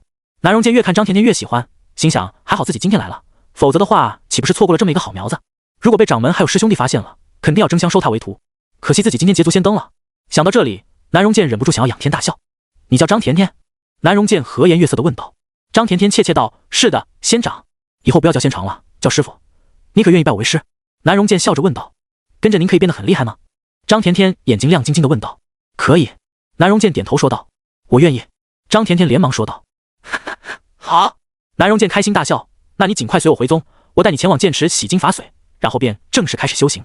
张甜甜转头看了苏启一眼，欲言又止。去吧。苏启笑着说道。他是真心为张甜甜感到开心。苏哥哥，那我一定会变得很厉害，以后换我来保护你。张甜甜坚定地说道。好。苏启点头说道。张甜甜想要修行的心十分强烈，于是当天跟父母告别之后，便随南荣剑去了九天剑宗。望着南荣剑消失在天际的背影，王南伯笑道，苏启，我都没想到甜甜竟然是先天剑体，说不定以后的成就还要在我之上，连我都有些嫉妒了。不用嫉妒别人，你也被别人嫉妒着。苏启淡淡说道。哈哈，这倒也是大实话。王南伯美滋滋地说道，给宗门找了一个这样的好苗子，我回去之后不用挨训了，说不定还要得到褒奖。我们去潇湘阁开心一下。面对王南伯的邀请，苏启果断道，不去。夜里，苏启坐在院中，仰望着耿耿星河，江月静静陪在一旁。苏前辈，为什么你不亲自教导甜甜呢？江月好奇地问道。我教不了。苏启说道。江月点点头说道，甜甜先天剑体确实交给九天剑宗教导比较好。你看这满天的星星，像不像一个又一个的世界？苏启忽然问道。江月笑道，没准真的是呢。书中不是常说3000世界吗？听说仙人可以任意穿梭各界，说不定星星那端的人也在一同仰望我们呢。仙人可以穿梭各界？苏启喃喃说道。如果真的是这样，那等他成仙之后，说不定可以回到地球。只是到时地球只怕早已沧海桑田，不复从前了。等我成仙以后，我一定要找到当初创我的那个司机报答一顿。苏启在心里暗暗发誓，如果不是这失职的异世界司机，自己又怎么会掉落此地？第二天一早，王南伯从潇湘阁精神十足地走了出来，但媚娘却叫住了他。王公子，你之前不是一直好奇我们阁主找小苏道长什么事吗？媚娘笑着问道。你肯告诉我了？王南伯眼睛一亮说道。不用我告诉你了，马上你就知道了。媚娘笑道。就在王南伯想问什么的时候，忽然听到锣鼓震天自清溪镇外传来，他连忙朝着清溪镇外看去，只见一个100余人的队伍浩浩荡荡地朝着清溪镇来，30余辆马车，数十匹骏马，为首的护卫个个昂首挺胸，看起来英武不凡。听到动静的居民纷纷驻足观看，不知道这是什么情况，这是哪来的人马？看起来不一般啊，这是有大人物来清溪镇了吗？他们锣鼓鸣天，这是想要干嘛？大场面啊，快去叫镇长来。接到消息的罗盔甲连忙跑到了现场。这支队伍进了小镇以后，在潇湘阁门口停了下来。队伍中间的马车帘子打开，一张清丽的容颜探了出来。众目睽睽之下，一名少女从马车上跳了下来，引起了一阵议论。这姑娘看起来气度不凡，莫非是王董哪家大小姐？看起来古灵精怪的，跟邻家少女一样。这派头真足啊，肯定是富贵人家。但少女却后在马车旁拉开了帘子，似乎是在等什么人出场。在众人翘首以盼的目光中，一名女子走了出来，所有人的眼睛都直了。这名女子身穿是淡白色宫装，淡雅处却多了几分出尘气质。宽大裙服逶迤身后，优雅华贵。墨玉般的青丝，简单的挽个飞仙髻，几枚饱满圆润的珍珠随意点缀发间，让乌云般的秀发更显柔亮润泽。美眸顾盼间华彩流溢，红唇间漾着清淡浅笑。尤其是那张脸，仿佛是这世间最完美的艺术品，一颦一笑之间都散发出惊人的魅力，让人挪不开目光。宋潇湘，罗盔甲惊呼道：“他怎么能不认识宋潇湘？整个长安最有权势的女子，两朝皇帝都对她敬畏有加，达官显贵们争相巴结的对象，世家子弟们口口相传的女神。这样一个天上般的人物，今日竟来到了这小小的清溪镇，这是你们阁主？”王南博也惊呆了，即便是在修真界，他也没见过像宋潇湘这般的女人，就好像真正的高高在上的仙女，那种气质难以用言语形容。他之前还一直以为潇湘阁的阁主一定是个人老珠黄的老太婆，或者说老态龙钟的老头，这差距未免也太大了些。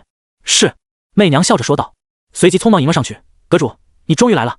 宋潇湘浅浅笑道，媚娘辛苦你了。不辛苦，不辛苦。媚娘连忙摇头说道。随后宋潇湘的目光看向了王南博，笑道，你是九天剑宗的首席弟子王南博吧？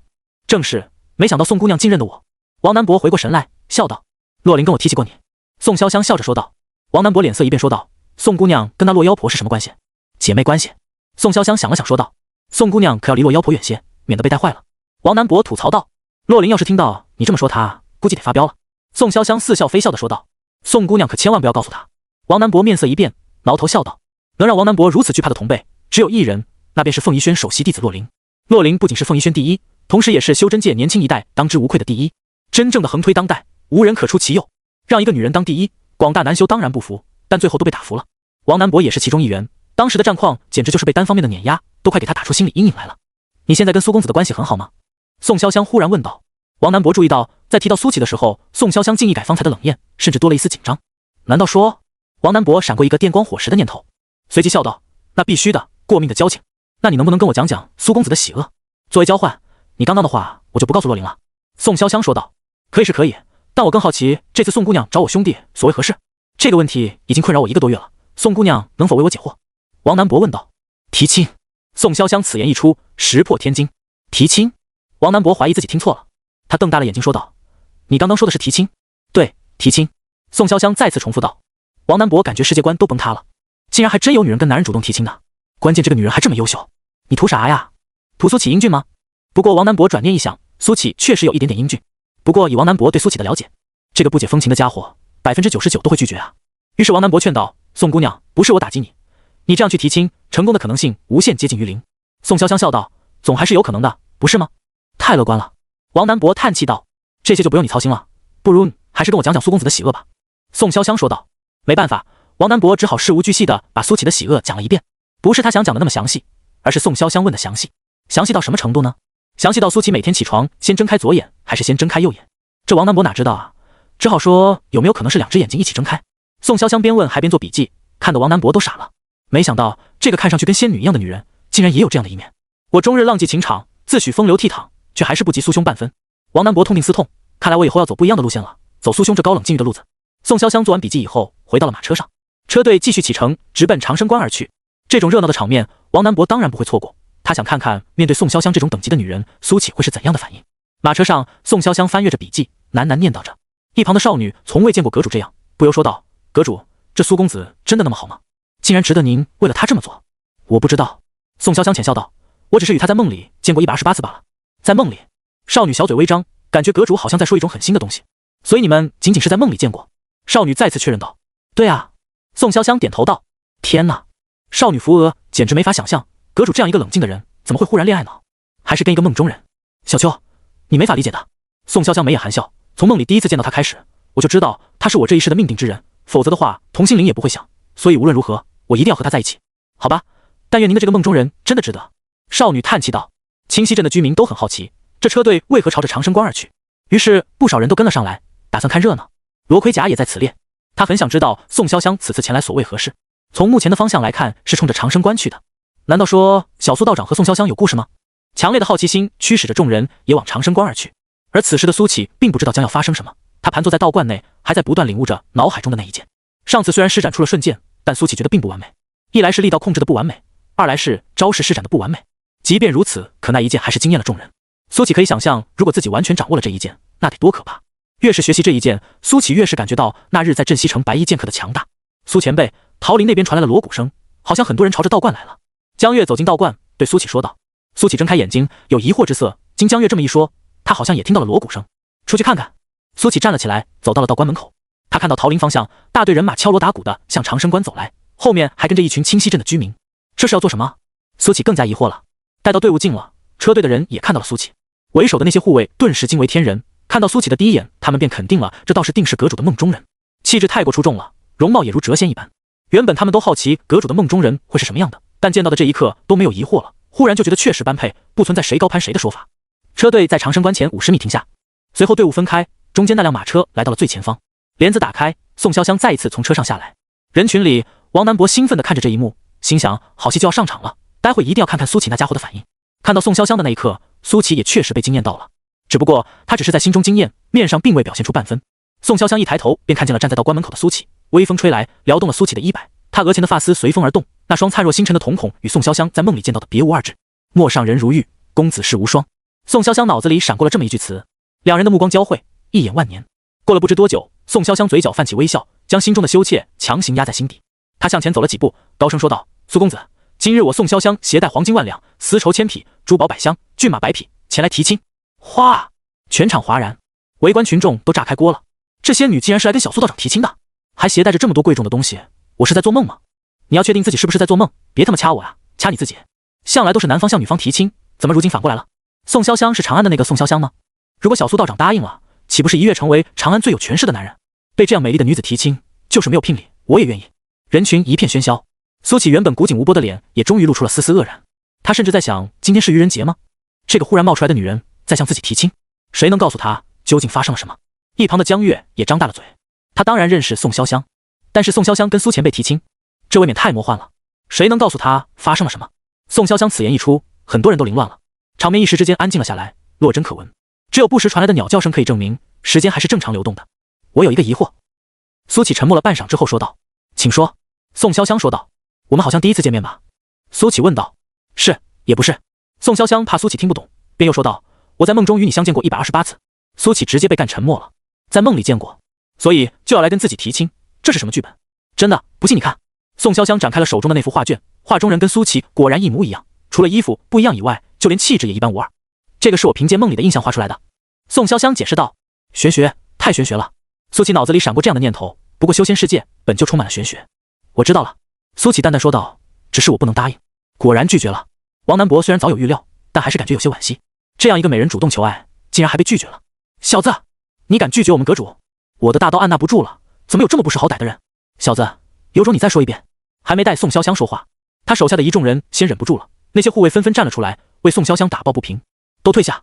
宋潇湘喝了一声，护卫们顿时蔫了，都不再说话。我知道这对你有些突然，你的拒绝也在我的意料之中。宋潇湘浅笑道：但我不会放弃，总有一天你会爱上我的。童心灵已经告诉了我答案，请回吧。苏启说完，转身回了道观。那些护卫们恨得牙痒痒，但没有宋潇湘的准许，他们也不敢对苏启怎么样。好了，返回清溪镇吧。宋潇湘吩咐道，随后上了马车。尽管众人都感觉很憋屈，但宋潇湘的命令没人会去违背。在返程路上，护卫们窃窃私语：妈的，那个小子拽得跟什么一样，居然拒绝了阁主的提亲，看得我真来气。正常男人应该都不会拒绝，但是因为是阁主看中的男人，所以特立独行一些，好像也没什么奇怪的。我不管，阁主就是我心中的神，神是不能被拒绝的。哎，要不是阁主拦着，真想上去揍那小子一顿。就在这时，一座铁塔般的身影拦住了返程的马车。鬼哥！拦住的人正是李鬼，他抱着双臂站在路中间，对发问的人置之不理。马车帘子再次打开，少女的脸探了出来。大傻哥，你干嘛？少女不满地说道。阁主，虽然那人是你的意中人，但他的态度让我很不满。李鬼淡淡说道。马车内，宋潇湘的声音传了出来。所以呢？我曾发过誓，不让阁主受半点委屈。如果就这样走了，我愧对我的誓言。李鬼说道。我并没有觉得自己受了什么委屈，爱情本就是要勇敢去追逐的。宋潇湘的声音平淡。我要试试他的实力，如果他连阁主都无法保护，那么我不会同意你们在一起。李鬼说道。所以你是要替我做决定吗？宋潇湘平静地问道。静。车队一片寂静。宋潇湘能问出这样的话，证明他已经有些生气了。我不会替您做决定。李鬼先是低头，然后又抬起头说道。但我必须要考验他有没有这个资格。说罢，李鬼一蹬地面，如炮弹一般射向了长生关。马车内，宋潇湘表情平静如水，他端起茶水喝了一口，谁也不知道他在想什么。少女小心翼翼地说道：阁主，傻大个心思单纯，您不要生气。围观众人本以为此事已经告一段落，正打算折返，但就在这时，轰隆！李鬼从天而降，砸在了长生关门口。门口的青石阶梯被踩得粉碎，他抱着双臂，如同一个战神。李鬼前来拜官，还请出来一见。李鬼声若洪钟，响彻方圆5里。吱呀！道观门打开，苏启走了出来。他看到道观门口一片狼藉，皱眉道：你弄的，一不小心使了点劲，不好意思。李鬼说道：道歉的话就不用了，3天之内给我修复好。苏启淡淡说道：“这个没问题。此外还有一事，我要挑战你。”李鬼瓮声说道：“没兴趣。”苏启说完就要回道观，但李鬼又猛地一跺脚，原本已经狼藉不堪的道观门口顿时多了一个坑洞。你若能接住我一拳，那我便不再反对你跟阁主的姻缘，所以你今天必须跟我打。李鬼哼了一声说道。苏启沉默了片刻后说道：“我跟你们阁主没有姻缘。”李鬼摇了摇头说道：“同心灵既响，你跟阁主便是命中注定，这个不会有错，所以你得接我一拳。”苏启有点头疼，这叫什么事啊？简直就是人在家中坐，锅从天上来。记得3天之内把门口给我修缮好。苏启叹了口气，摇了摇头就要回去。如果你不跟我打，我便把你的道观拆了。李鬼哼了一声说道。苏启脚步一顿，转过头问道：“你想怎么打？我只出一拳，不管你用什么方法，只要你接住，我就认可你。”李鬼说道。出拳吧。苏启做了一个请的手势。轰！见苏启如此干脆，李鬼也不废话，一拳轰了过来。空气传来音爆之声，他这一拳竟然带动了天地元气，犹如一只狂龙铺天盖地朝着苏启咆哮着冲来。狂暴的拳风将苏启的青衫吹得猎猎作响，他的长发在狂风中散开，多了一分邪魅。好恐怖的一拳！小苏道长接得住吗？你们太小瞧小苏道长了，完全没有问题好吗？这男人也好强，拳头竟然能打出虎啸龙吟之声。围观群众议论纷纷，然后他们看到苏启慢慢抬起了左手，双指一屈一弹，轰！李鬼瞪大了眼睛，一股连他都无法理解的力量瞬间化解了他的攻势。紧接着，一股巨力自手臂传来，他的身体不由自主地离地而起，像是炮弹一样直接飞出去数百米之远，最后一分不差地掉回了车队前。李鬼从地上爬了起来，他的右手已经没有了知觉，他神情骇然地看向长生观的方向，苏启已经扭头进了道观。他知道苏启手下留情了，想到刚才说的那些话，他有些躁得慌。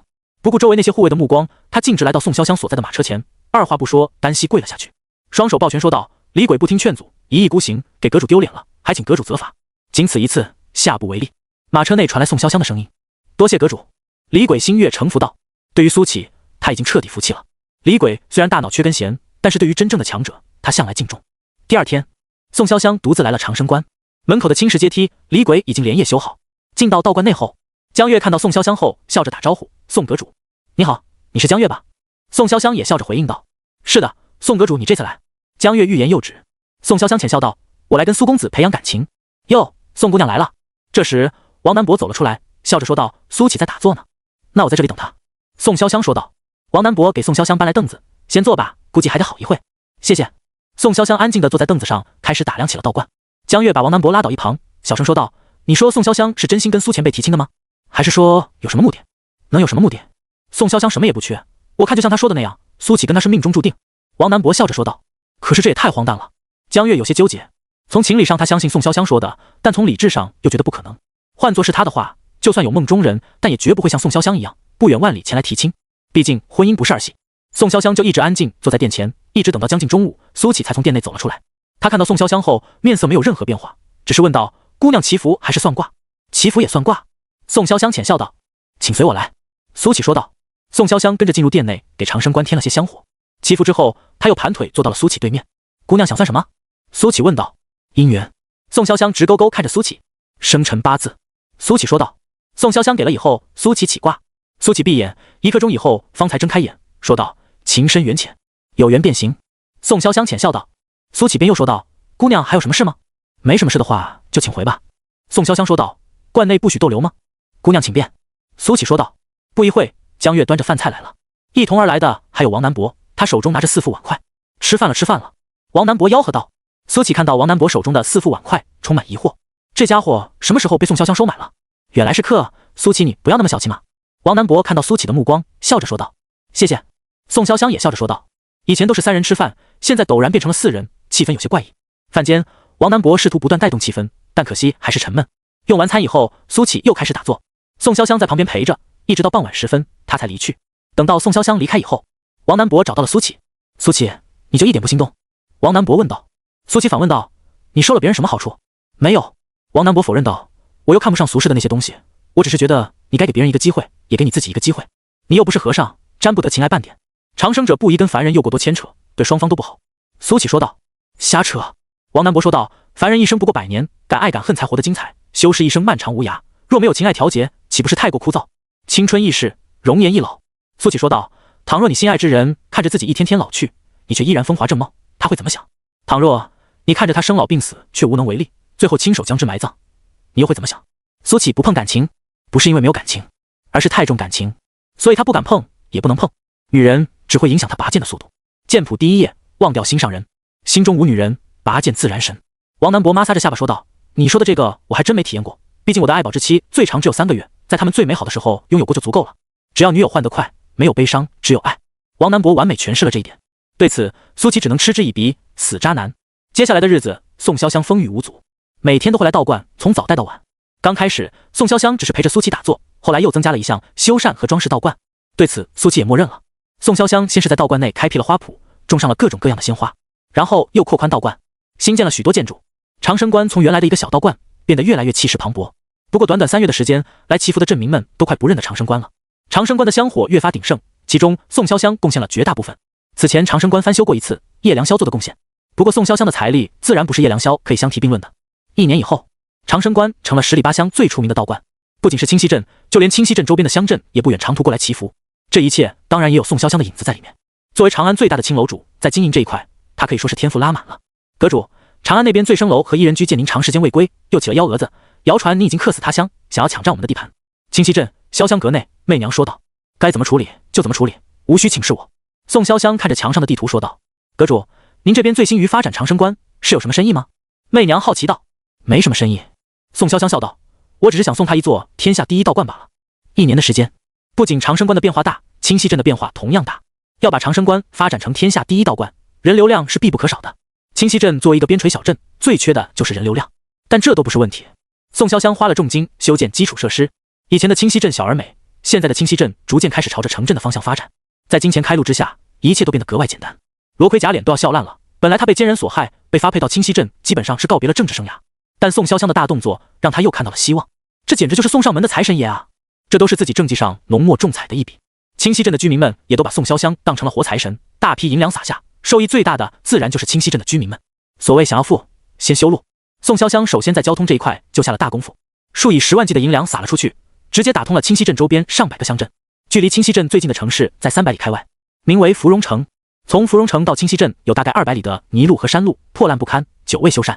宋潇湘把这200里路修得比芙蓉城自己掏钱修的路还好，并且这条路经过了许多风景优美的地点，完全可以称得上是景观大道。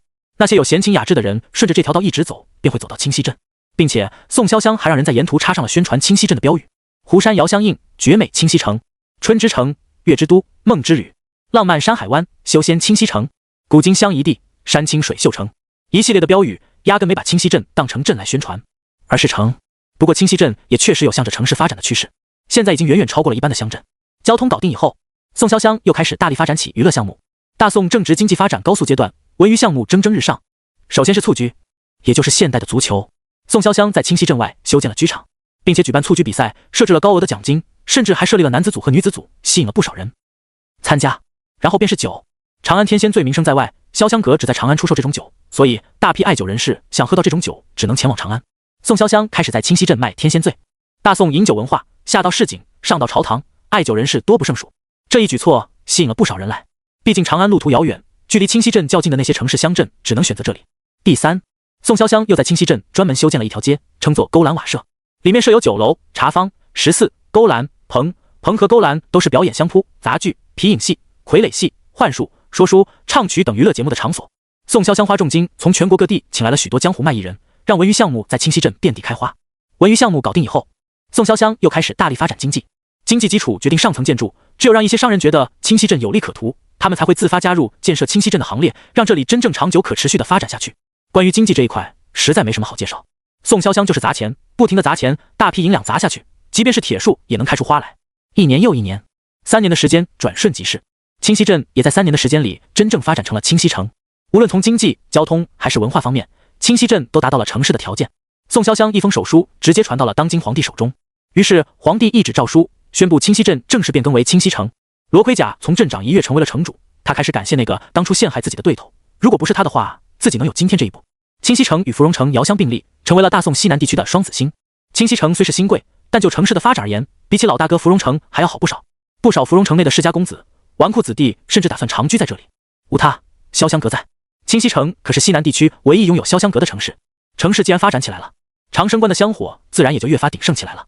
有苏启、江月、王南博在，长生观的香火想不鼎盛也难。长生观的香火越旺盛，名声也就越大，整个西南地区都知道了清溪城的长生观。长生观向着天下第一关的目标迈进了一大步。宋潇湘3年期间风雨无阻，每天必然要在苏启身边待满3个时辰。这3个时辰，他什么也不做，就捧着脸看着苏启打坐，或是帮他人卜卦等等。他还会帮苏启打扫道观、削水果、整理衣物，甚至跟江月学起了做饭，宛如一个真正的贤妻良母。外人根本无法想象，那个呼风唤雨、架海晴天，仅仅3年就将清溪镇变成的超级女强人，也有这么柔情的一面。苏启是铁人吗？当然不是。在这样的坚持之下，连铁树都该开花了。他不得不承认，宋潇湘真的撬开了他的心门，留下了一道磨灭不去的影子。但他的面上依然未表现出半分。不过平日里偶尔流露出的一些细节，还是让宋潇湘感受到了。宋潇湘也没有戳穿，享受着这种年复一年、日复一日的平淡生活。师傅，长生观一家独大，享受着最顶级的香火。我打听过了，清溪城方圆300里没有其他的道观或是寺庙。如果我们在此扎根，甚至取而代之。这日，城内来了一老一少，都穿着道士的衣裳。年轻道士嘿嘿笑着说道：“那名老道士看面相倒也不老，留着山羊胡，满身正气。长生观既然香火如此鼎盛，自然有其原因。你搞清楚了吗？”老道士问道。“师傅，我已经摸清楚了。那长生观就只有1个道士，2个门徒，甚至还有个女的，这不是胡闹吗？”“那道士我看水平也不怎么样，肯定是比不上您的。”小道嘿嘿笑道。“那你有什么计划？”老道问道。“简单，我们只需这样。长生观现在地位稳固，就算我们再厉害，也很难动摇长生观在这些居民心中的地位。但若是我们制造出一场危机，长生观不能解决，但我们解决了，那我们便能站稳脚跟。”小道成竹在胸地说道。老道抚摸着自己的山羊胡说道：“这倒不失是一个好方法，但是这危机如何制造？这还不简单吗？只需要把我们平时抓的那些孤魂野鬼稍微放几个出来，那这清溪城不就大乱了吗？”小道嘿嘿笑道。“不可。”老道摇头说道：“我们捉鬼一脉、捉鬼遇鬼都不可用来祸乱人间，这坏了祖训。师傅，我们一直恪守祖训，但现在都快活不下去了。这世间如此太平，我们捉鬼一脉功不可没，但世间是如何对我们的？”小道不甘心地说道：“捉鬼传承已经上千年，但我们这1000年传承就要断绝了，这样如何对得起列祖列宗？再说了，我们并不是祸乱人间，放出那些孤魂野鬼，事先定好规矩，只要吓唬凡人即可，这样也不算坏了规矩。”老道露出异动的神色，显然是有些被说动了。小道说得对，他们捉鬼一脉的传承就要断绝了。如果一直墨守成规、迂腐行事，他就要成为这罪人。但倘若这次的事情成功，捉鬼一脉说不定可以开枝散叶，再度光明起来。小道见师傅有动摇的迹象，便又连忙说道：“师傅，我已经打听过了，这清溪城内没有镇魔司，这正是我们的好机会。捉鬼一脉的没落跟镇魔司的崛起不无关系。镇魔司成立以来，民间捉鬼人、驱魔人之类的职业越发衰败，百姓碰到诡异之事，上报镇魔司，不多日便有镇魔使前来调查。官方创办组织，能人异士辈出，寻常鬼怪哪里是对手？久而久之，人们就养成了习惯，不再需要民间捉鬼人、驱魔人这些职业了。徒儿，你脑袋向来机灵，为师便听你一次。”最后，老道下定决心说道。但随即他又说道：“徒儿，你可曾确认清楚，那长生观真无能人？若我们放出的鬼怪被人灭了，那可就赔了夫人又折兵了。”小道信心满满的说道：“师傅你就放心吧，长生观的道士我一看就是草包，不可能坏我们的计划。”夜幕降临，以往的清溪镇到这时候基本上街道上黑灯瞎火，冷冷清清，但现在的清溪城灯火通明，即便是夜里也一派繁荣之象。小道来到一处无人之地，鬼鬼祟祟掏出了一个小瓶子，啪嗒，瓶子打开，几缕青烟冒了出来。很快，这几缕青烟变成了几个面目狰狞的恶鬼。“听好了，一会你们就这样做。”小道吩咐道。“是。”“嘿嘿嘿，不就是吓人吗？我最擅长了，就吸食一些凡人的精气也没什么吧？我都快饿死了。”几名恶鬼七嘴八舌的说道。小道面色严肃道：“绝不可伤人，否则的话我定不轻饶。”几名恶鬼不情不愿的答应了，很快消失在黑夜里。小道抬起头看向夜空，月色皎洁，群星闪烁，就好像他的前路一样光明。他不由露出了憧憬的笑容。“喂，你小子站在那里干嘛呢？”就在这时候，一声厉喝传来，小道吓得浑身一抖，手里的瓶子都差点掉到地上。他匆忙转过身，看到一名巡夜的卫兵一脸严肃地看着自己。“这位大人，我赏月呢。”小道心虚地说道。“赏月？”卫兵走了过来，上下打量了小道一眼，又看了看四周，说道：“鬼鬼祟祟的，我告诉你，城内不允许随地大小便。你若要上厕所，每500米就有公厕，违者重罚。大人，你看我像随地大小便的人吗？”小道连忙喊冤：“你这手中的瓶子就是你方便之物吧？”卫兵摇头说道：“你方便完也不要瞎倒，去公厕，否则的话一样算你随地大小便。”说罢，卫兵转身离开，嘴里还嘟囔着：“瓶口这么小，这得多细啊！”小道听到这话，脸都黑了，不带这么侮辱人的，怀疑自己随地大小便就算了，还说自己细，有眼无珠的狗东西！小道下意识去摸了摸那地方，果然有眼无珠啊！流氓！就在这时候，小道旁边传来一声惊呼，他脸色一僵，扭头一看，一名女子路过，正巧看到了他刚刚下意识的动作。那没走远的卫兵又折返了回来，一脸严肃地说道：“怎么回事？你小子搞事是吧？”“大人，我没有。”小道欲哭无泪，他是真冤枉啊！别废话，把你居民证拿出来，我看看。卫兵严肃道。居民证类似于现代的身份证，上面会记录个人的详细信息，包含居住地址、姓名之类的。小道摸索了半天，把居民证掏了出来。卫兵接过之后，仔细看了看。杨伟。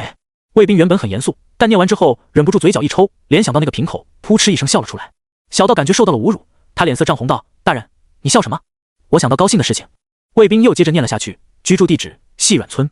扑哧，卫兵又笑出声了。够了！小道脸色涨红道：“别以为我不知道你在笑什么，我们是受过专业训练的，无论多好笑都不会笑。”卫兵严肃道。接着他又忍不住看了一眼居民证。扑哧，除非忍不住。最后卫兵把居民证还给了小道，还带着一些怜悯之色。卫兵凑到那名女子旁边说了几句以后，女子看向杨伟的眼神也变得有几分怪异，随后嫌弃的咦了一声，连忙走了。好了，警告你小子，以后不要再闹事了呀。卫兵指着杨伟说道。走了几步又扭头说道：“同为男人，我很理解你的痛，我们城有一个中医馆，你得空也可以去看看。”小道站在风中凌乱，他堂堂捉鬼一脉第250代传人，竟被人误会成患有顽疾，岂有此理！叔可忍，婶婶不能忍。杨伟思虑再三，最终还是忍了。我堂堂捉鬼人，不与凡夫俗子计较。不过杨伟还是远离了这个地方，他觉得这个位置不太吉利，自己就放了个鬼怪，就被人侮辱了。晦气！杨伟放出的那几只鬼，实力不算强，也就相当于炼气期的修士，太强的鬼他也不敢放，怕镇不住。杨伟开始在城里四处闲逛起来，这座新建起来的城市比他见过的很多城市都要繁华得多。听说是潇湘阁的阁主花重金将这清溪镇变成了清溪城，杨伟开始幻想，听说这阁主还是个大美人，要是能抱大腿就好了。潇湘阁内，王南博正被群女环绕，笑着与众女谈天说地，天文地理，博古通今，常常一句话就引得众女传来惊叹之声。恰好杨伟也走进了潇湘阁，他曾在长安去过一次潇湘阁，确实是文人雅士的天堂。当他看到被众女环绕的王南博以后，不由嗤笑了一声，心中想着，这长生观果然是一群草包，区门徒不看好道观，却在这里花天酒地。在大宋最南方有一个地方叫做天涯海角，那里有一个宗门叫天涯宗，还有一个宗门叫做海角宗，这两大宗门本师出同源，后因为理念不同分家了，所以变成了现在的两大宗门。杨伟走过去，恰好听到了王南博在跟众女讲故事。不得不说，王南博很有说书人的天赋，讲的那叫一个抑扬顿挫。于是杨伟的注意力也被吸引了过去，开始认真倾听。两大宗门互相看不顺眼，时有摩擦。天涯宗有一名天才叫郑天涯，海角宗也有一名天才叫车海角，这两人因为宗门原因经常切磋，要决出谁才是这天涯海角的第一天才。结果你们猜怎么着？两人打着打着打出感情来了，竟互生情愫。这时有人打断了王南博：“王公子，你好像没有说两人的性别。”王南博笑着说道：“小春，你别着急，我正要说呢。这两人都是男的。”哇！众女发出一声惊呼：“都是男人，这有点刺激啊！”杨伟听到这里皱起了眉头，心想以后自己可要离这天涯海角远一些，否则以自己的英俊程度来说很危险啊。两人互生情愫以后，便经常借着切磋之名花前月下。但是听到这个但是，众人的心又提了起来，这代表故事要转折了。车海角变心了，爱上了他的师妹。郑天涯很伤心，他不相信曾经那个口口声声说着爱自己的男人变心了，他为爱冲锋，冲进了海角宗，大声质问车海角为什么变心。但车海角对之前的事矢口否认，并说郑天涯是个疯子，自己怎么会喜欢男人，当场将郑天涯打成重伤。郑天涯悲痛欲绝，被人丢出了海角宗。恰好这时候他碰到了我。说到这里，王南博便停了下来。后来呢？王公子你怎么不说了？难道你跟郑天涯在一起了？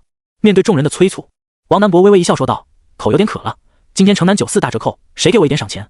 等我买了酒，再来与你们分享郑天涯的复仇计划。”切，我还以为这次的事是真的，结果又是王公子编的，就是太坏了，亏我还听得津津有味。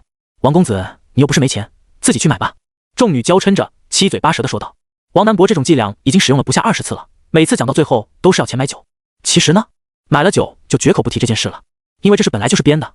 众女已经吃过亏，自然不会再信。哎，你们都学精明了，不可爱了。王南博叹气道。杨伟有些嫉妒，看到王南博被众女环绕娇嗔，心想着那人要是自己该多好。正巧这时候他看到青面鬼飞了进来，正藏在雕梁画栋之间，看我好好吓吓你，让这些女人看看你的丑态。杨伟面色一喜，然后他对青面鬼使了一个眼色。青面鬼生前便是一名色鬼，他也看王南博不爽，这家伙被众女环绕实在是太欠揍了。在得到杨伟的指示以后，他便飘了下来，打算骑在王南博的头上，好好教训一下这小子。但就在这时，王南博抬起了头，一眼就看到了一脸狞笑的青面鬼。青面鬼没有显形，凡人是看不见的，但南博可不在此列，这家伙能看到我。青面鬼愣了一下，他分明看到王南博眼中的意外，看到也好，看我吓尿你。青面鬼努力做出狰狞恐怖的样子，朝着王南博扑了过来。姑娘们，你们都见过鬼吗？王南博忽然笑着问道。听说过，却从未见过。王公子又要讲什么关于鬼的故事吗？哈哈，大家都是懂王公子的。众女笑着说道。既然大家都没见过，那我就给你们见见。王南博笑着一招手，青面鬼顿时感觉一股怪力袭来，身体不受控制地掉落了下去，啪的一下摔在地上，显露出了本体。啊！对于突然出现的人影，众女惊呼一声，吓得跳了起来。别怕别怕，就是一个小鬼罢了。王南博笑着说道，然后手指一动，这青面鬼就翻了个面，露出那张衰脸。这张衰脸顿时把众女给逗笑了，瞬间觉得没那么可怕了。这就是鬼吗？哪来的哦？长得好丑，这鬼好重的黑眼圈啊！当了鬼都不自律，这是熬夜了吧？以前觉得鬼都很可怕，现在看来很衰啊！青面鬼被众女品头论足，都快哭了。妈的，自己没变成鬼之前都没这么窝囊过，变成鬼了反倒受人欺负。青面鬼一脸无助看向杨伟，哥，救我呀！杨伟扭头便走，感觉头皮发麻。刚刚那一瞬间，他察觉到了王南博的灵力波动，浩瀚如海。具体什么修为他不知道，只知道比自己师傅还要强得多。糟了呀，这长生关怕是没自己想的这么简单。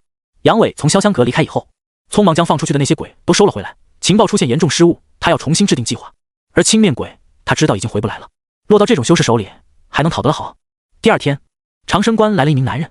江月看到这名男人以后，便知道来活了。自从来了长生关，自己已经有好几年都没有接过任务了。不过修为这一块，江月已经正式迈入了元婴。江师妹，好久不见了。布衣笑着说道。不师兄，这次你亲自前来，任务难度不低吧？江月问道。布衣点头说道，10月镇出了鬼事，已经死了上百平民，司主的意思是你比较熟悉这片地界，让你协助我一起解决这次鬼事。布衣的修为在元婴巅峰，半只脚已经踏进了化神境，能派遣他来调查这次鬼事，足以看得出其严重程度。好，你等我收拾一番。江月点头说道。布衣颔首，随后开始打量起了这座道观。他都没有想到，在这边陲之地，竟然有一座如此之大的道观。还有清溪城也让他大开眼界，虽然说比不上长安的庞大与繁华，但麻雀虽小五脏俱全，是一座适合休养的好城。江月收拾好之后，找到了苏启。苏前辈，我要出任务去了，这段时间没办法做饭了，可能就要麻烦潇湘姐姐了。江月笑着说道。这3年以来，宋潇湘跟江月已经成为了好姐妹，注意安全。苏启叮嘱道。身为长生者的他，其实不需要吃饭，不过江月做的饭很美味，能够大饱口福的前提下，苏启是不会拒绝的。想了想，苏启又说道，如果解决不了的话，可以传讯给我。一定，我解决不了的话，就要麻烦苏前辈出手了。江月俏皮道。江月离开了，王南博回来发现没有美味的饭菜以后，便又去了潇湘阁，那里有大厨，饭菜都很美味。至于宋潇湘做的饭菜，只能说可以吃，但没必要。今天只剩下我们俩了。宋潇湘来到道观后，开心地说道。要做饭很开心吗？苏启问道。那要看是给谁做了，跟我们苏公子做的话，我确实很开心。宋潇湘凑到苏启的耳边，小声说道。嗨嗨。苏启差点被口水呛到，总感觉宋潇湘在开车，但是他没有证据。哎呀，公子这是怎么了？怎么呛到了呀？宋潇湘笑眯眯地说道。看来公子也很期待嘛。苏启板着脸说道。调戏观主，罚你面壁3天。宋潇湘撅着嘴说道。才不要面壁呢，要不……说着，宋潇湘又凑了过来。苏启怕他再说出什么虎狼之词，立马摆手说道。行了，处罚免了，快去做饭吧。宋潇湘风情万种的白了苏启一眼，然后去了厨房。1个时辰以后，宋潇湘灰头土脸的把饭菜端了上来。你这是掉炕里了？苏启忍不住笑道。别说了。宋潇湘有些沮丧道。只跟江月妹妹学了做菜，却没有学生火，我能把饭菜做好已经是很不容易了。苏启看了看今天的菜，明显火候控制的不好，甚至有的已经糊了，但苏启却觉得这样蛮可爱的，毕竟能事事俱到的女生有神性，却少了点人性。如此看来，宋潇湘也并非全能。苏启先是夹起了一块黑漆漆的肉说道。这个是什么？宋潇湘脸一红说道。辣子鸡。我猜这鸡肉本来就长这样。苏启笑道。哎呀，被我炒糊了，我控制不好火候。宋潇湘撒娇道。苏启看得一愣，还是第一次见宋潇湘有这样小女儿的一面。随即宋潇湘夹起了一块没有炒糊的鸡肉，递到了苏启面前，快张嘴尝尝味道。苏启张嘴，鸡肉送进嘴里，他嚼了2口后点头道。不错，有盐有味的。真的吗？宋潇湘惊喜道。今天是他第一次独立掌厨，以往都有江月在一旁指点。说着，宋潇湘夹起了一块鸡肉塞进嘴里，呸呸呸，刚嚼一口他就吐了出来，苦着脸说道。怎么这么咸啊？盐不要钱是吧？随即他又想到这个菜是自己做的，立马又改口说道。一看这掌厨的人就不小气，同样的一道菜要比别人多放那么多的调料，实在……噗嗤。苏启笑了，这自卖自夸的模样还真是有点可爱呢。哎呀，我虽然一道菜没有做好，但我其他菜肯定不错。宋潇湘又夹起了一块茄子说道。来试试我做的凉拌茄子，这个肯定好吃。苏启嚼了几口后点头道。的确不错，酸酸甜甜的，是吧？宋潇湘得意的夹起一块茄子，然后塞进了自己嘴里，呸呸呸，然后他马上就吐了出来，一脸嫌弃道。这也太酸了吧，醋坛子打翻了。看到苏启似笑非笑的看着自己，宋潇湘脸红道。还有最后一道菜，我就不信了。这最后一道菜是辣椒炒肉，也是宋潇湘做的最多的一道菜。他相信这道菜肯定不会翻车。这一次他没有让苏启先吃，而是自己夹起一筷子塞进嘴里，呸呸呸。宋潇湘再一次吐了出来，苦着脸说道。太咸了，太咸了。宋潇湘一脸的生无可恋，明明自己之前都做的不错的，今天怎么就翻车了呢？不过宋潇湘忽然想起以往都是江月在旁边，他来放的调料，便明白了，自己这只是学会了炒菜，但放调料这一块却没有学。算了算了，今天这顿饭失败了，我一会去潇湘阁给你打包一份大厨做的菜。宋潇湘沮丧地说道。但他却看到苏启将菜放进了碗里，面不改色的和着饭吃完了。其实刚刚好，我的口味比较重，吃完以后，苏乞微笑着说道：“噗嗤。”宋潇湘笑了，他白了一眼苏乞，说道：“我们苏公子什么时候也会说这么拙劣的谎话了？”回眸一笑百媚生，6宫粉黛无颜色。3年来都没有更进一步的关系，好像在宋潇湘独立做了一次饭菜后，拉近了许多。夜里又剩下苏乞一人，他猛地睁开眼睛，瞳孔竟然变成了淡金色，金色的雾气在氤氲，就好像是祥云一般。宿主苏乞，气运365，修为炼气730层。评价：拥有大气运的美男子一枚啊！气运突破365，可转换为金色气运，是否转换？苏乞的面前出现了一个对话框。金色气运有什么用吗？没人为苏乞解惑，但他毫不犹豫地点了转换，应该不是坏事。轰！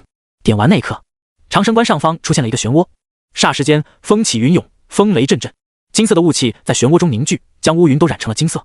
正在清溪城的王南博浑身一震，他看向窗外，不禁失声：气运道观，竟然是气运道观！这一届要出现天命之子了吗？轰隆隆，天地震动，金光破开乌云，将长生关笼罩。这金光在黑夜里无比的耀眼，长生关这神异的景象也吸引了清溪城人们的目光。天哪，那是什么？佛光普照吗？蠢货，佛光怎么会照到道观去？一定是三清上神显灵了。即便是离得这么远，光是看着那束光，我就感觉浑身暖洋洋的。一定是仙界的指示，长生关受到了仙界的庇护。我定居清溪城1年多了，竟然还没去过长生关，明天便去奉上香火。众人议论纷纷。而此时的苏乞比任何人的感受都要强烈，在金光照耀之下，他分明看到数不尽的金色水滴从身体里漂浮出来，悬停在半空之中，煞是好看。苏乞数了一下，不多不少，正好365滴。难道这便是我的气运？苏乞喃喃说道。下一秒，365滴金色水滴颤动起来，飞快地映入了苏乞的眉心。每一滴水滴落下，便会在他的额头上形成一道淡淡的水滴印记。当最后一滴水滴落下，苏乞眉心形成了一个水滴状的印记，闪烁着淡金之色。金色气运转换完成，修为加270。苏乞的眼前闪过一条对话框，这也意味着苏乞正式突破炼气1000层，体内的灵力开始疯狂涌向左脚。片刻之后，左脚也成功与灵力同化。苏乞在炼气400层的时候完成了右手的灵力化。他猜测灵力化需要的层数应该是递增的，800层可以转换左脚，那么下一次1600层才能转换右脚。以此类推，苏乞猜测大概要6400层左右才能完成全身的灵力化。这是一个漫长的过程，但他等得起。转换完成之后，苏乞感觉自己又变强了。他看了一眼面板，信息也更新了。宿主苏乞，金色气运1，修为炼气1000层。评价：拥有金色气运的超级美男一枚啊！不知道这金色气运能给我带来什么惊喜呢？苏乞喃喃说道。因金色气运加持，领悟许愿树。刚说完，苏乞面前又弹出一个对话框。许愿树？苏乞有些懵。许愿树，拥有金色气运的你被本界天道钟爱，每1年可许愿一次。注：金色气运越高，许的愿望越容易实现。看完许愿树的介绍，苏乞瞪大了眼睛。小说中有位面之子的说法，自己竟然能向天道许愿，那岂不是说……想到这里，苏乞迫不及待的想要尝试一下，1年才能许愿一次，那我要许什么愿望比较好呢？这愿望应该也不能太离谱，不然的话就太 bug 了。但苏乞还是决定尝试一下，让我立马成为渡劫期。苏乞虔诚许愿，过了半晌，毫无反应。苏乞有些遗憾，果然不能太离谱，让渡劫期修士拜我为师。苏乞又许愿道。苏乞心想，要是收一个渡劫期的弟子，那以后自己就可以当甩手掌柜了，先安心苟个1万年，到时候飞升仙界也有自保之力。可惜这个愿望也落空了，让渡劫期修士当我保镖。苏乞心想，这个总不过分了吧？结果还是没有任何反应。算了，还是先来一个实际点的。苏乞最后放弃了，他想了想说道：给我来一本筑基期的心法。许愿成功，一行小字闪过，啪！一只大鸟忽然飞了进来，撞在门梁上晕了过去。苏乞走过去一看，这鸟嘴中竟然还叼着一本书，3界最强筑基术。苏乞捡起来一看，顿时来了兴趣，竟然敢叫这个名字，应该不赖吧？不过这送货的方式未免有些太简单粗暴了点。苏乞拿起来翻阅了一下，很快他就掌握了筑基的方法。不过他忽然想到，假如我筑基了，我岂不是不能全身灵力化了？不行不行，现阶段还不能筑基，等我全身灵力化了之后再筑基吧，反正我等得起。苏乞将这本3界最强筑基术收了起来，至少自己现在有功法了，不至于忧愁以后不能提升境界。这次还是太过保守了，下次直接许愿到渡劫期的功法。苏乞心想着。苏乞！就在这时候，苏乞听到了王南博的喊声，他抬头看向天空，王南博踩着飞剑如流星一般飞了过来，一脸的激动。在看到苏乞以后，王南博从天空一跃而下，然后跑到苏乞面前，上下打量了苏乞一阵，那眼神看得苏乞头皮发麻。你喝多了？苏乞嫌弃道。气运道观，气运道观，气运道观。王南博猴急地说道：那个天命之子是不是你？什么天命之子？苏乞有点疑惑地说道。你没有发现1刻钟前的异样吗？整个长生关都被大气运笼罩了，你就没有一点感觉？王南博瞪大了眼睛，原来转换金色气运动静这么大吗？苏乞闪过一个念头，随后说道：当时我正在修炼，没什么特别的感觉。天命之子，一听就纷争不断的样子，果断不能认啊。王南博怀疑地看着苏启，他不相信苏启说的，但是他又在苏启身上感受不到半分的气运波动。一般来说，传说中的天命之子浑身都被大气运笼罩着，别说靠近了，隔个100米远都会觉得耀眼。可是苏启看起来，除了帅得很耀眼以外，似乎并没有符合天命之子的地方。难道是我搞错了？王南博开始怀疑起来。可是刚才的那一幕分明就是气运道观，他曾在书中看到过对这场景的介绍。没事的话就一边玩去，不要打扰我修炼。苏启盘腿坐下，淡定地说道。九天剑宗，段剑灵，掌门，方才西南方向有大气运波动，疑似天命之子现世。一名中年男子对盘坐在地上的一名老者说道。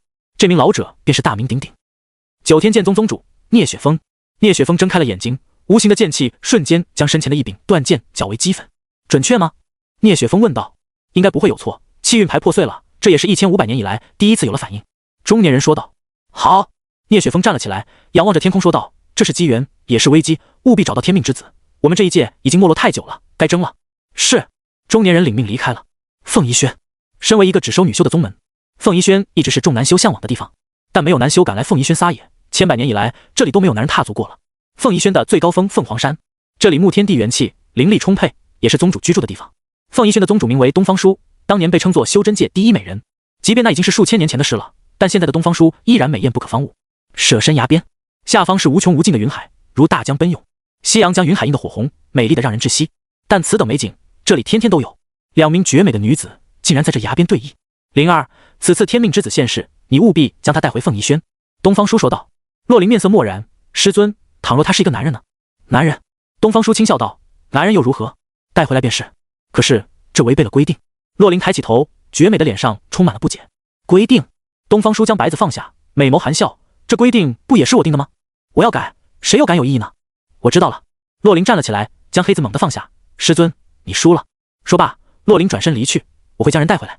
东方舒望着洛灵离开的背影，摇头笑道。这丫头跟我当年如出一辙。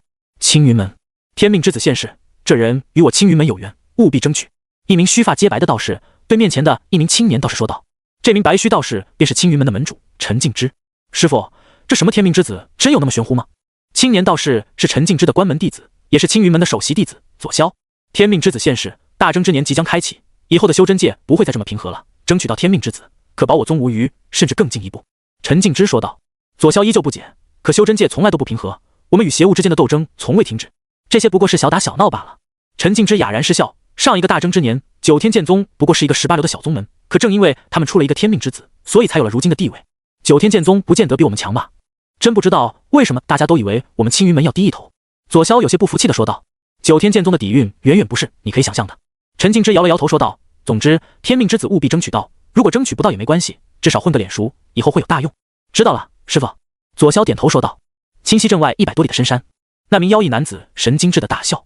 哈哈，妖异男子眼中的红光越发强烈，大争之年终于又要来了，天命之子，哈哈哈！无数的宗门在上演着3大宗门的那一幕。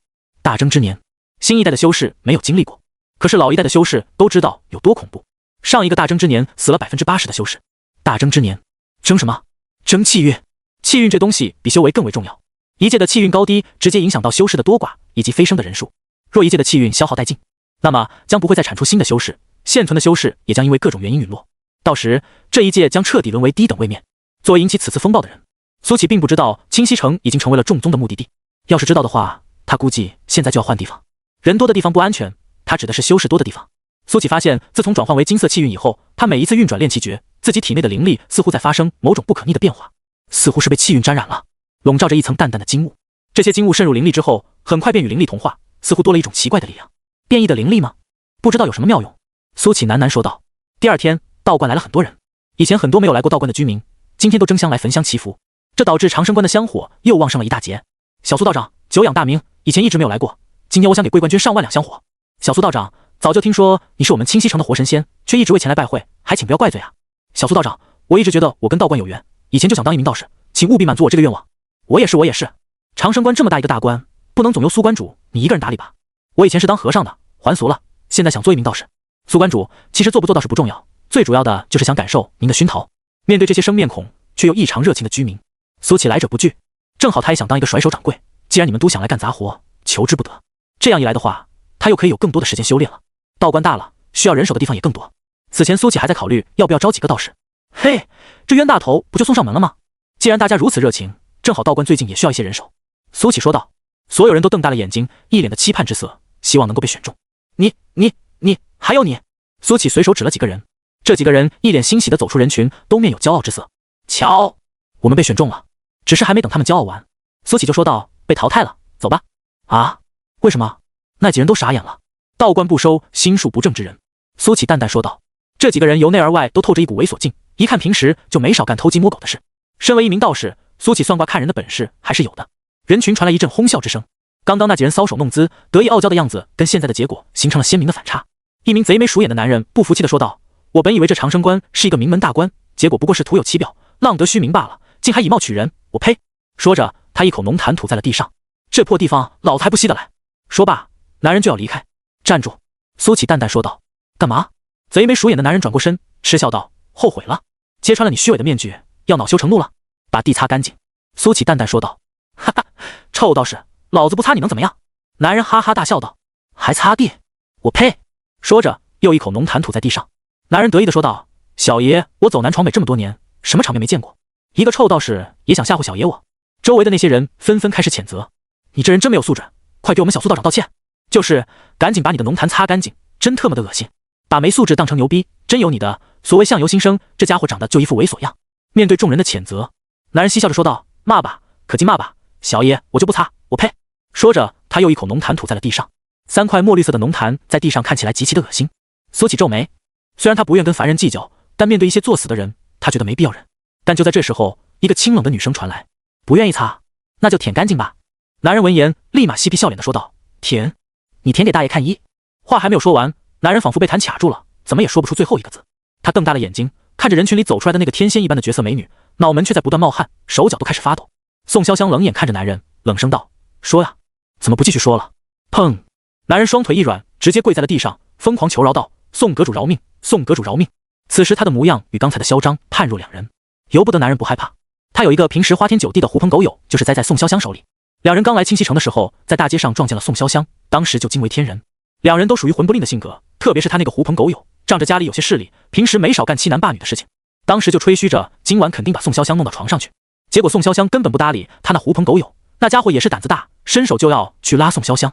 结果不知道从哪里冲了一群人出来，当街把他那狐朋狗友打了个半死，然后就拖走了。男人吓得立马去报了官，结果自然是不了了之。在这之后，他都没有再见过他那狐朋狗友了，就好像人间蒸发了一般。后来男人一打听，才知道那个仙女是宋潇湘。他十分庆幸当时自己没有上前装逼，不然人间蒸发的那个人可能就是他了。此时此刻，男人都快哭了，跟宋潇湘说了如此冒犯的话，自己还有命吗？把地舔干净。宋潇湘再次强调道：“我舔，我舔。”男人立马像狗一样爬到了他吐的浓痰面前，看着那恶心的浓痰，他的胃里一阵翻江倒海，头一次觉得自己体内的东西是如此恶心。但宋潇湘就在一旁，他不敢犹豫，狠下心舔了上去。哦！围观的群众差点吐了，连忙挪开了目光。猥琐男刚刚有多嚣张，现在就有多狼狈。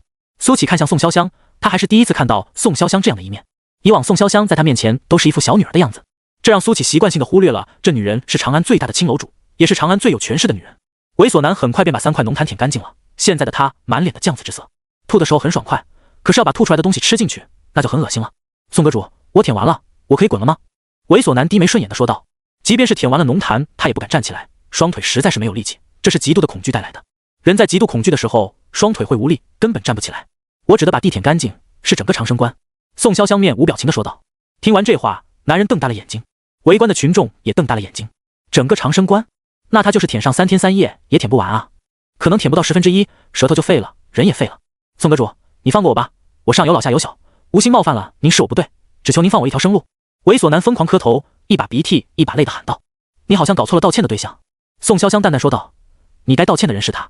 众人顺着宋潇湘的手指看了过去，看到了正看戏的苏启。我未来的夫君也是你能侮辱的？哗！听到宋潇湘的话，人群一片哗然。我刚刚没有听错吧？小苏道长是宋阁主的未来夫君？你没有听错，我也听到了。不过仔细看来，两人确实很般配啊。不行，我不同意这门婚事。有你什么事？一边玩泥巴去！我不能接受。宋阁主竟然有心上人了，这比杀了我还难受。那你去死吧！我好像听人说过，3年前宋阁主跟苏关主提过亲，但是被拒绝了。我还一直以为是流言来着。人群都开始小声议论了起来。跪在地上的那个猥琐男已经彻底傻眼了。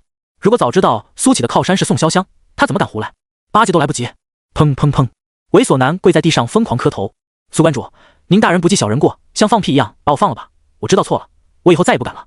猥琐男一把鼻涕一把泪的哭喊道：“我上有老，下有小，一家老小都指望着我讨生活，求求您了！”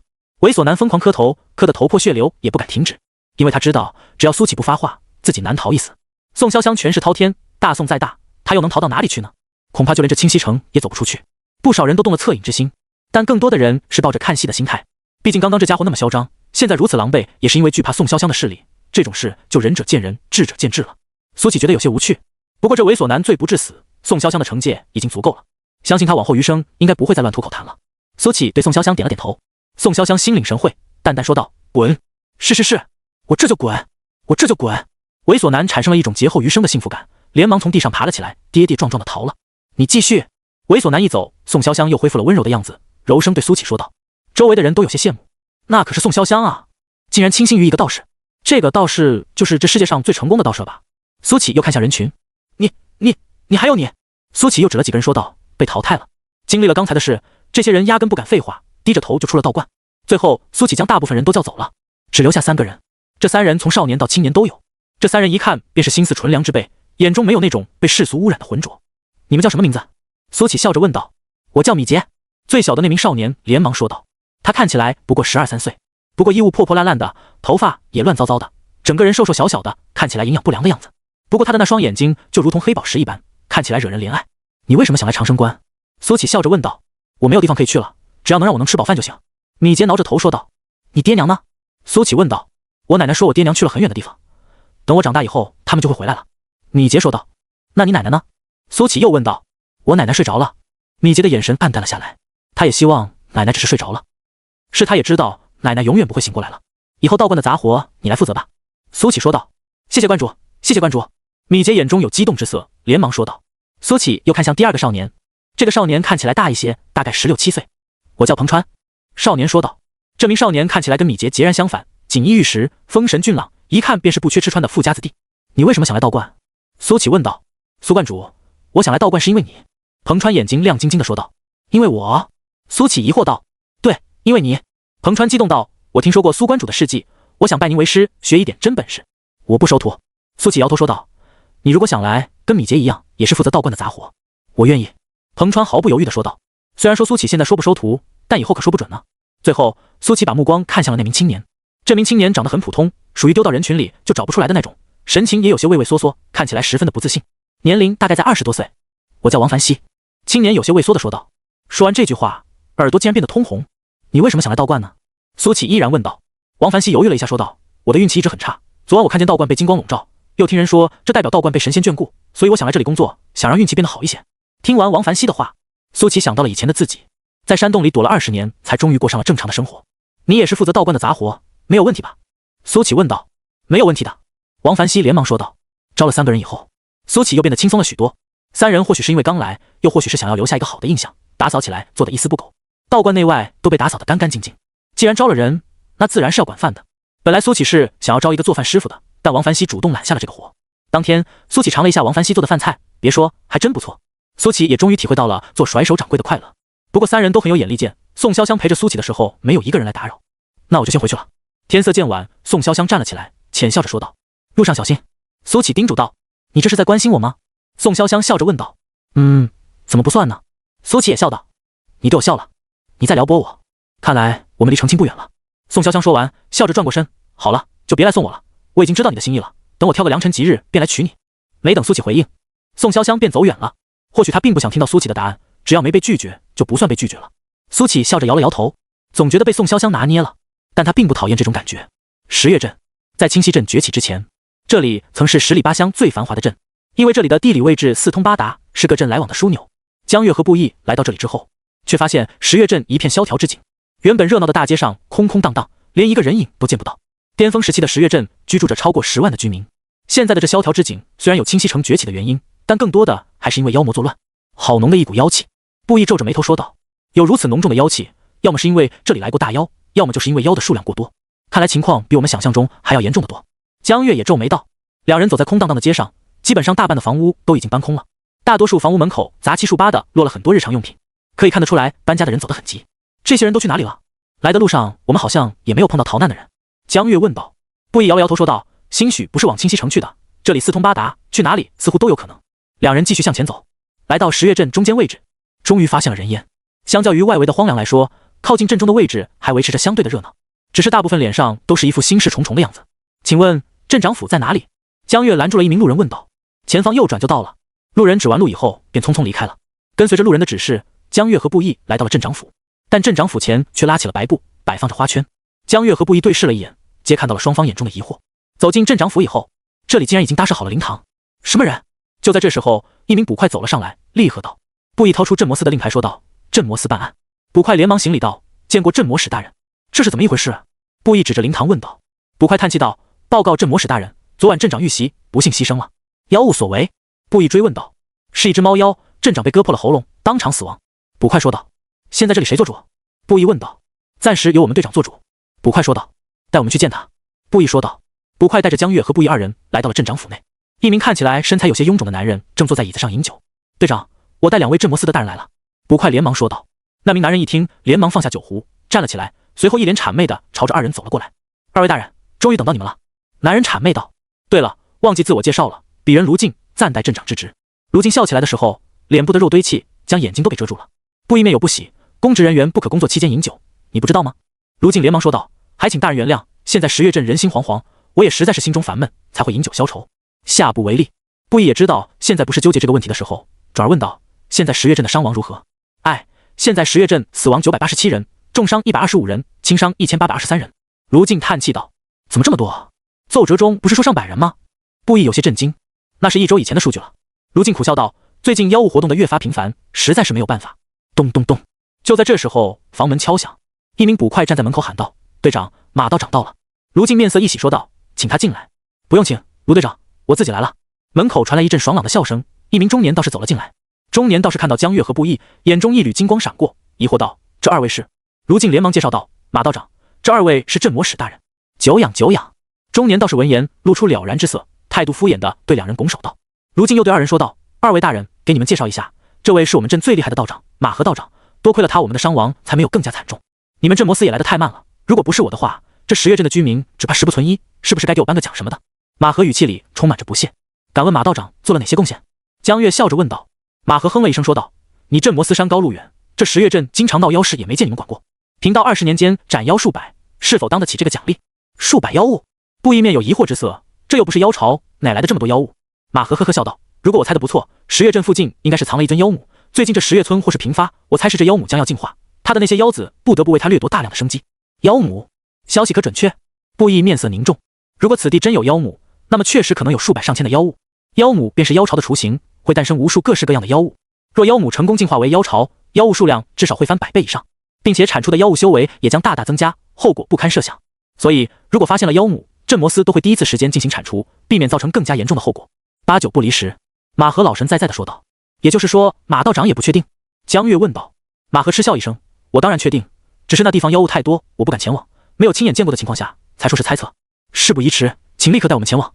布衣严肃道。慢着。马和抬手2指来回搓动说道：我九死一生探到的消息，要一些报酬不过分吧？布衣脸色有点不好看，这个马和真是太没有大局观了，这种时候竟然还在索要好处。正在他要说什么的时候，江月拦住了他，笑着跟马和说道：马道长，报酬肯定会有的，你先带我们去找到那妖母，如果真的是妖母的话，我向你承诺，肯定会给你满意的报酬。我怎么相信你们？马和呵呵笑道：你们是官方的人，我势单力薄，到时候你们就是要赖账，我也拿你们没有办法。我以镇魔使的名义担保。江月说道。你镇魔使的身份在我这里一文不值。马和说道。马和，你不要太过分。布衣终于忍不住了，怒声道：有，这是恼羞成怒了。马和笑眯眯地说道：别跟我耍横，这里山高皇帝远的，我可不吃那一套。马和明显是滚刀肉一样的角色，如果不是碍着自己镇魔使的身份，布衣肯定要他好看。江月面不改色，依然笑道：那马道长要怎么才能相信我们？简单，把你们的法宝抵押在我这里，一人一件。马和说道。这样一来，你们就是赖账，我也不亏。一件法宝，即便是最低级的法宝，也价值数百灵石，这可是灵石，凡间的货币即便是上千两，也难换一块灵石。你是不是真以为我们不敢动你？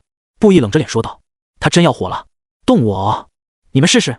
马和哈哈笑着，一股属于化神期修士的波动瞬间席卷而出。江月和布衣都一惊，这马和不显山不露水，竟然是一个化神期的修士。哼，如果不是你们镇魔司的身份，跟我这样说话，早就已经死了。马和不屑地说道，随即收敛起了一身气势。马道长，你稍等，我们商量一下。江月说道。随便。马和找了一张椅子坐下。卢队长，给我来杯茶。卢静笑着凑了过来。马道长，这是上好的西湖龙井，来尝尝。江月和布衣走到门口，江月凝重道：“布师兄，这马河既然是化神修士，连他都不敢去探的地方，那妖母恐怕已经成了气候，我们恐怕得求援了。”布衣摇头说道：“书中记载，即便是最顶级的妖母，也不过是元婴期而已。我看这马河不是不敢，而是不愿意。”不愿意？江月疑惑道。不错。布衣点头说道：“以他这爱财如命的性格，若是一次性铲除了妖母，那他还怎么赚钱？这次事情闹大了，引来了我们，这妖母肯定是要被铲除的，所以他才会趁机敲诈我们最后一笔。”听完布衣的推测，江月觉得以马河现在的表现还真有可能。但如果推测属实的话，马河便不是什么十月镇的守护神，而是一个借着斩妖除魔的名义疯狂敛财的小人。但一个修士需要这么多的凡间钱财做什么？并且还是一个化神期的修士，这是一个疑点。布师兄，虽然不排除这个可能，但稳妥起见，我觉得还是等待增援比较好。江月说道。来不及了，芙蓉城的镇魔四分部现在没有元婴期以上的修士，等消息传回长安，再派人增援，一来一回至少需要大半个月的时间，那时候妖母说不定都已经进化完成了。布衣皱眉说道。那好吧。江月犹豫了再三，最后还是说道。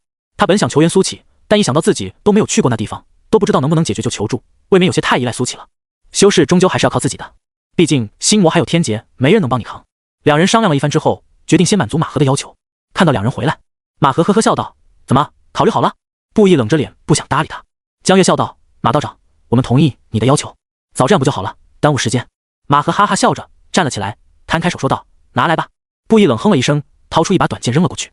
马河接过短剑以后，看也没看就丢在了地上，哐当，短剑掉在地上。“你干嘛？”布衣怒视道。“什么垃圾货色也拿来糊弄贫道？”马河指着布衣腰间的佩剑说道：“把这剑给我。”“不可能！”布衣瞪着眼睛说道：“这把剑是他的心血，绝不允许外人染指。那你们便自己去找吧。”马河挥手说道：“慢走不送。妖母在修真界是出了名的难找，一来是因为他能隐匿气息，二来是因为他常常躲在让人意想不到的地方。如果江月和布衣从头找起，可能找上半年也没有头绪。”“布师兄。”江月轻声唤了一句。布衣的拳头攥紧又松开，攥紧又松开，青筋暴突，可以看得出他此时的纠结与愤怒。但最后他还是取下了腰间的佩剑，递了过去。马河接过佩剑，蹭，剑出鞘，寒光逼人。“好剑。”马河笑道。“马道长，若那地方没有妖母？”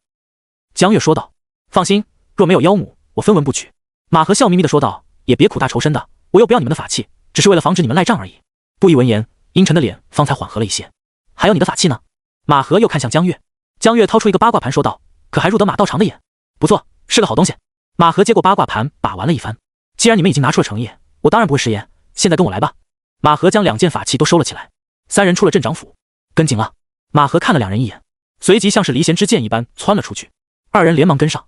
半个时辰以后，三人来到了一座平静的湖面前，周围十分的空旷，这湖清澈见底，甚至可以看得到鱼群在其中嬉戏。“到了。”马河说道。“到了。”布衣冷哼了一声说道：“这里半点妖气也没有，你在耍我们？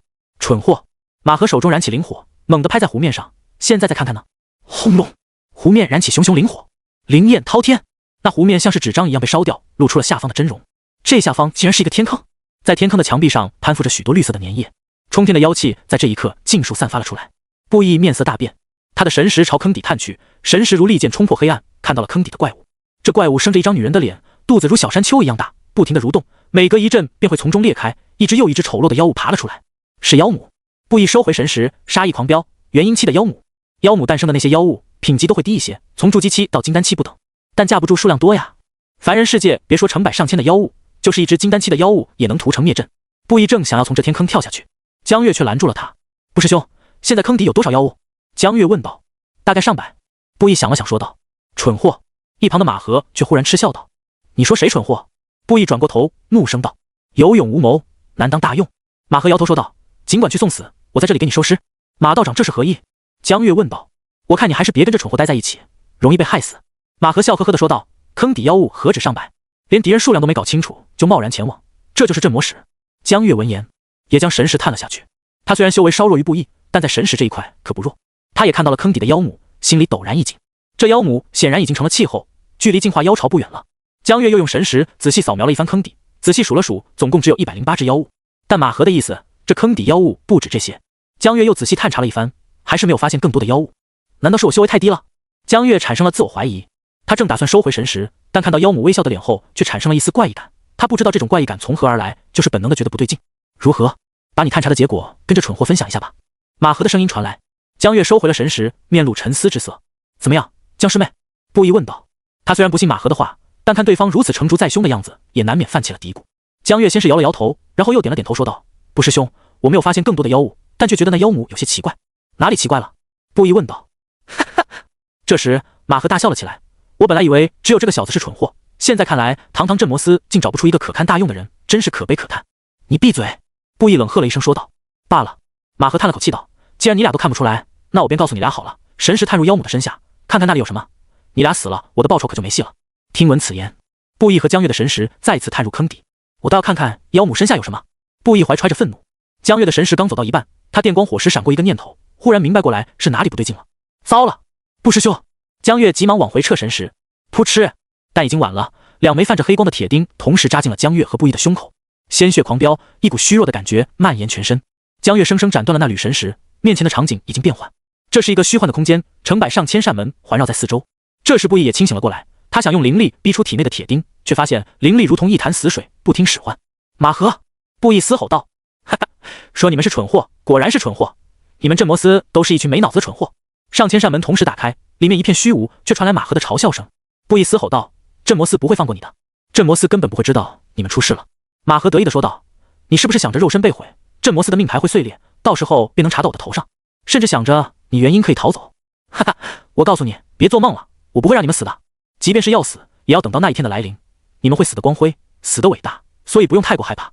还有，你们也不用白费力气了，这锁魂钉连炼虚期的修士都无法挣脱，更何况你们两个小小元婴修士。”说罢，上千扇门同时关闭，没了半点声响。江月微不可察地叹了口气，他在看到妖母的脸后，已经产生了怀疑。当时没来得及细想，便被马和打断了。后来被一步步引导着再探天坑。在神识走到一半的时候，江月已经醍醐灌顶，但可惜已经晚了。江师妹，我们现在怎么办？布衣浑身无力地说道。等。江月说道。等什么？现在没人知道我们的处境。布衣面色灰败地说道。成为镇魔使这么多年，头一次感觉自己像是个傻子，被人玩弄于股掌之间。这世界上没有不透风的墙。江月苍白的脸上浮现出一抹笑意。这马和虽然机关算尽，却终究还是算漏了一招。师妹，你有后手？布衣连忙问道。还记得我给他的八卦盘吗？江月笑着说道。你那八卦盘有蹊跷？布衣问道。隔墙有耳，你过来。江月小声说道。布衣连忙蠕动着身子来到了江月旁边。江月凑到了布衣耳边。那八卦盘是师傅给我的求救法器，每一天我便要拨动一次，若有一天未动，师傅便知道我遇险了。这是马和并不知道。听完后，布衣张大了嘴说道。江师妹，真有你的，等我们得救，我一定要将那马和碎尸万段。就在这时，上千扇门再次打开，传来马和的狂笑声。果然是蠢货，既然知道隔墙有耳的道理，以为悄悄话我便听不到了吗？多谢提醒，否则的话我还真是百密一疏了。哈哈，偷听到机密的马和正想拨动八卦盘，手指都已经放上去了。不对，马和的手停了下来，脸色一阵变幻。他喃喃说道：“这女娃既然知道隔墙有耳的道理，为什么还要跟那个蠢货解释？只要安心等着我不拨动八卦盘就行了，到时自然会得救。那么就只有两种可能了。第一种，这个女娃和那蠢货一样没有脑子，以为说悄悄话我便听不到了。第二种，故意说给我听，只要我一拨动八卦盘，他的师傅便会知道他遇险了。这两种可能性，哪种大一点呢？我倾向于第二种。可倘若他说的是真的，马和心中在天人交战，1/2的概率，只要他赌错，那么便功亏一篑了，可能自己性命都会有危险。到底是哪种呢？马和打量起两人的表情，试图看出点什么来。在这虚幻的空间内，江月的脸变得一片惨白，有一种被偷听了秘密的惊慌。完了，江师妹，我们的对话还是被偷听了。布衣懊恼道：“早知道我就不问了，我真是太蠢了。”江月摇了摇头，安慰道：“不师兄，那马和生性谨慎，即便我不说，他大概也能发现八卦盘的奥秘，你也不必太自责了。”唉，布衣叹了口气，躺在地上，脸上充满了懊悔之色。如果自己刚刚不问的话，可能真的有机会获救吧。江月强颜欢笑，眼中不时也流露出后悔之色。马和观察了半天，也没有看出个所以然来。如此自然的表现，不像是在表演。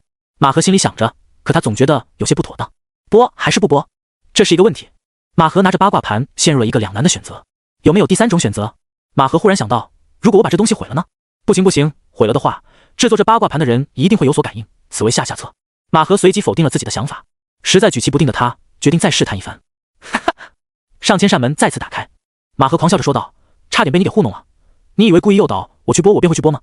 你这女娃倒是比那个蠢货机灵一点，但也不过如此了。”江月先是露出愕然之色，随即懊恼道：“既然被你发现了，你的确是个老狐狸。布衣才是最猛的那一个。”他傻乎乎地问道：“江师妹，所以那八卦盘必须要拨动才能求救？”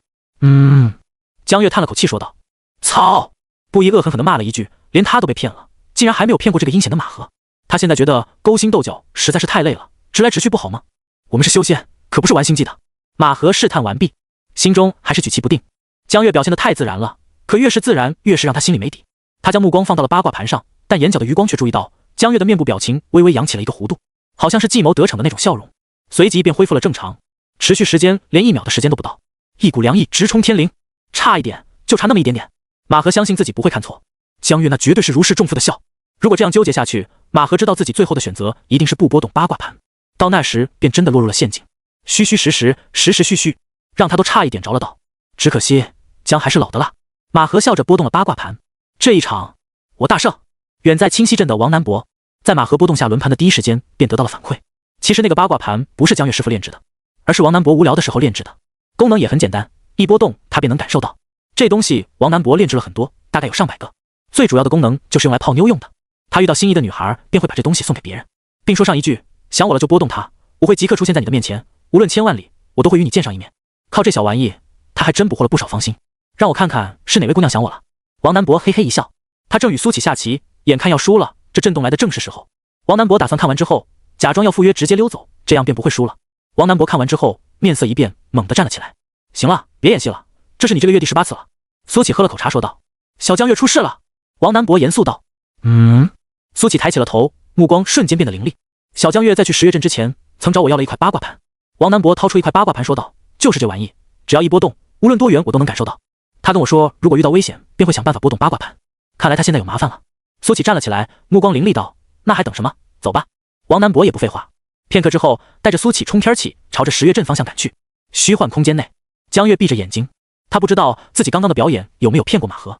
这马和心思阴沉，诡计多端，他应付起来也有些吃力。布衣在地上躺了半天之后，又一屁股坐了起来，问道，江师妹，我想了半天也没想明白，你是如何发现这老狗有诈的？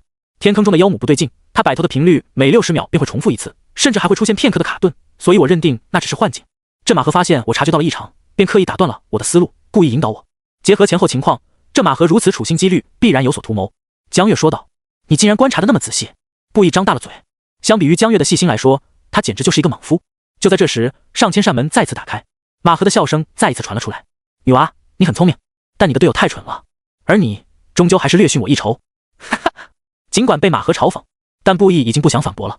比起两人来说，他确实跟个傻白甜一样。道友，修仙界可不兴勾心斗角啊！如果勾心斗角有段位的话，布衣觉得自己应该连练气都不如，成王败寇，没什么好说的。江月闭着眼睛，脸部的肌肉还在微微的抽搐，似乎真是生气的不行。这演技如果放在地球，一定能惊艳不少人。这时，马和又笑眯眯的说道：再告诉你一个好消息，那个八卦盘我已经丢到了100里开外，就算真有人找来，掉入我设置的陷阱，也够喝上一壶了。江月闭着眼睛，面不改色，但心里已经升起了一股担忧。这马和如此阴险，想必设下的陷阱也不可小觑。希望苏前辈还有王南博能够应付，但那可是苏前辈啊。很快，江月就把担忧压了下来。在绝对的力量面前，一切阴谋诡计都是纸老虎。苏起和王南博来得很快，半个时辰不到就赶到了现场。波动是从山洞里面传来的。王南博指着面前的一个洞口说道。两人降落在了洞口，面前的山洞一片漆黑，就像是张开大口的远古凶兽要择人而噬。我有一种不妙的感觉。王南博皱眉说道。而苏起什么感觉也没有。我去探探。苏起说道。等等。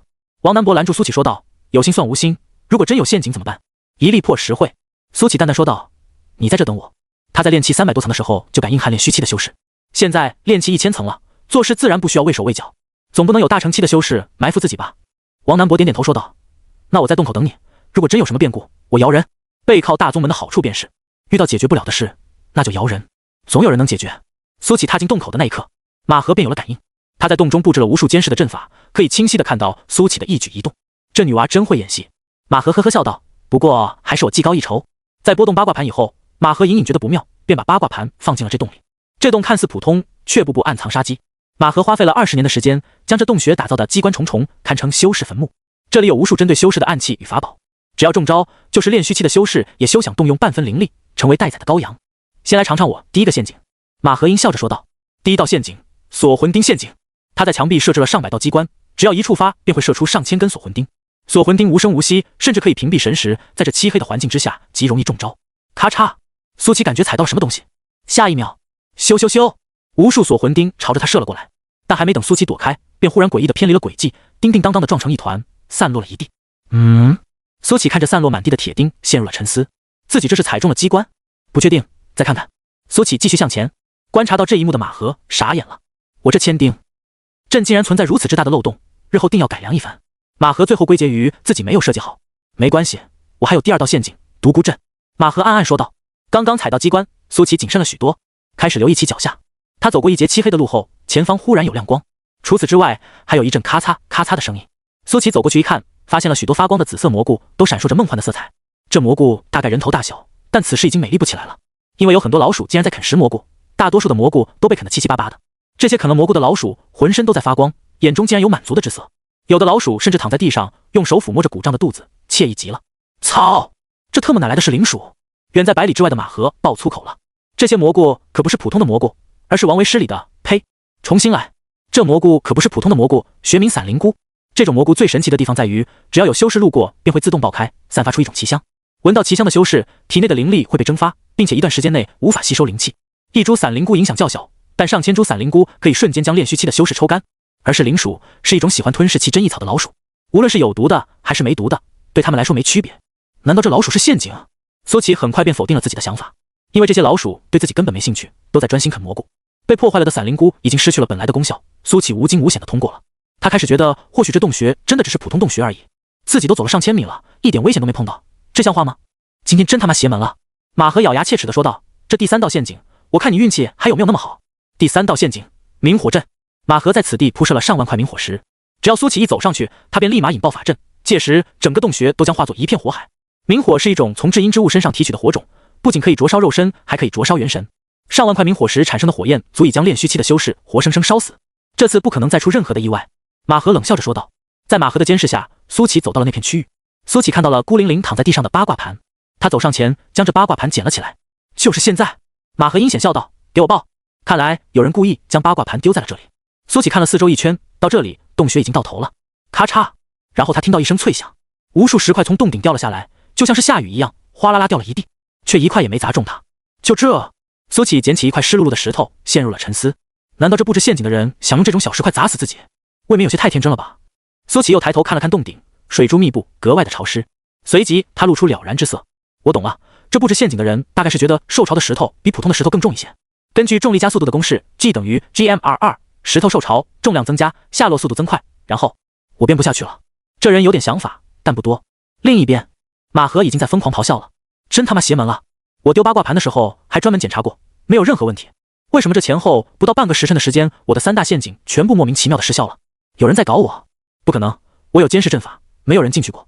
难道是我最近沾染了什么因果，让我变倒霉了？马和咆哮了一阵之后，冷静了下来。我现在再怎么愤怒也无济于事，得想办法把此子坑杀，否则难解我心头之恨。马和恶狠狠地自言自语道。另一边，苏琪已经毫发无损地走出了山洞，里面没埋伏或者陷阱什么的。王南博凑上来问道。他没有听到打斗声，看苏琪一尘不染的样子，也不像有陷阱。大概没有吧？苏琪迟疑了一下，说道。他并不觉得那2个搞笑的机关是陷阱。至于那发光的蘑菇，苏琪甚至没把它当成陷阱。刚刚我探查过这4周了，没有任何打斗的痕迹。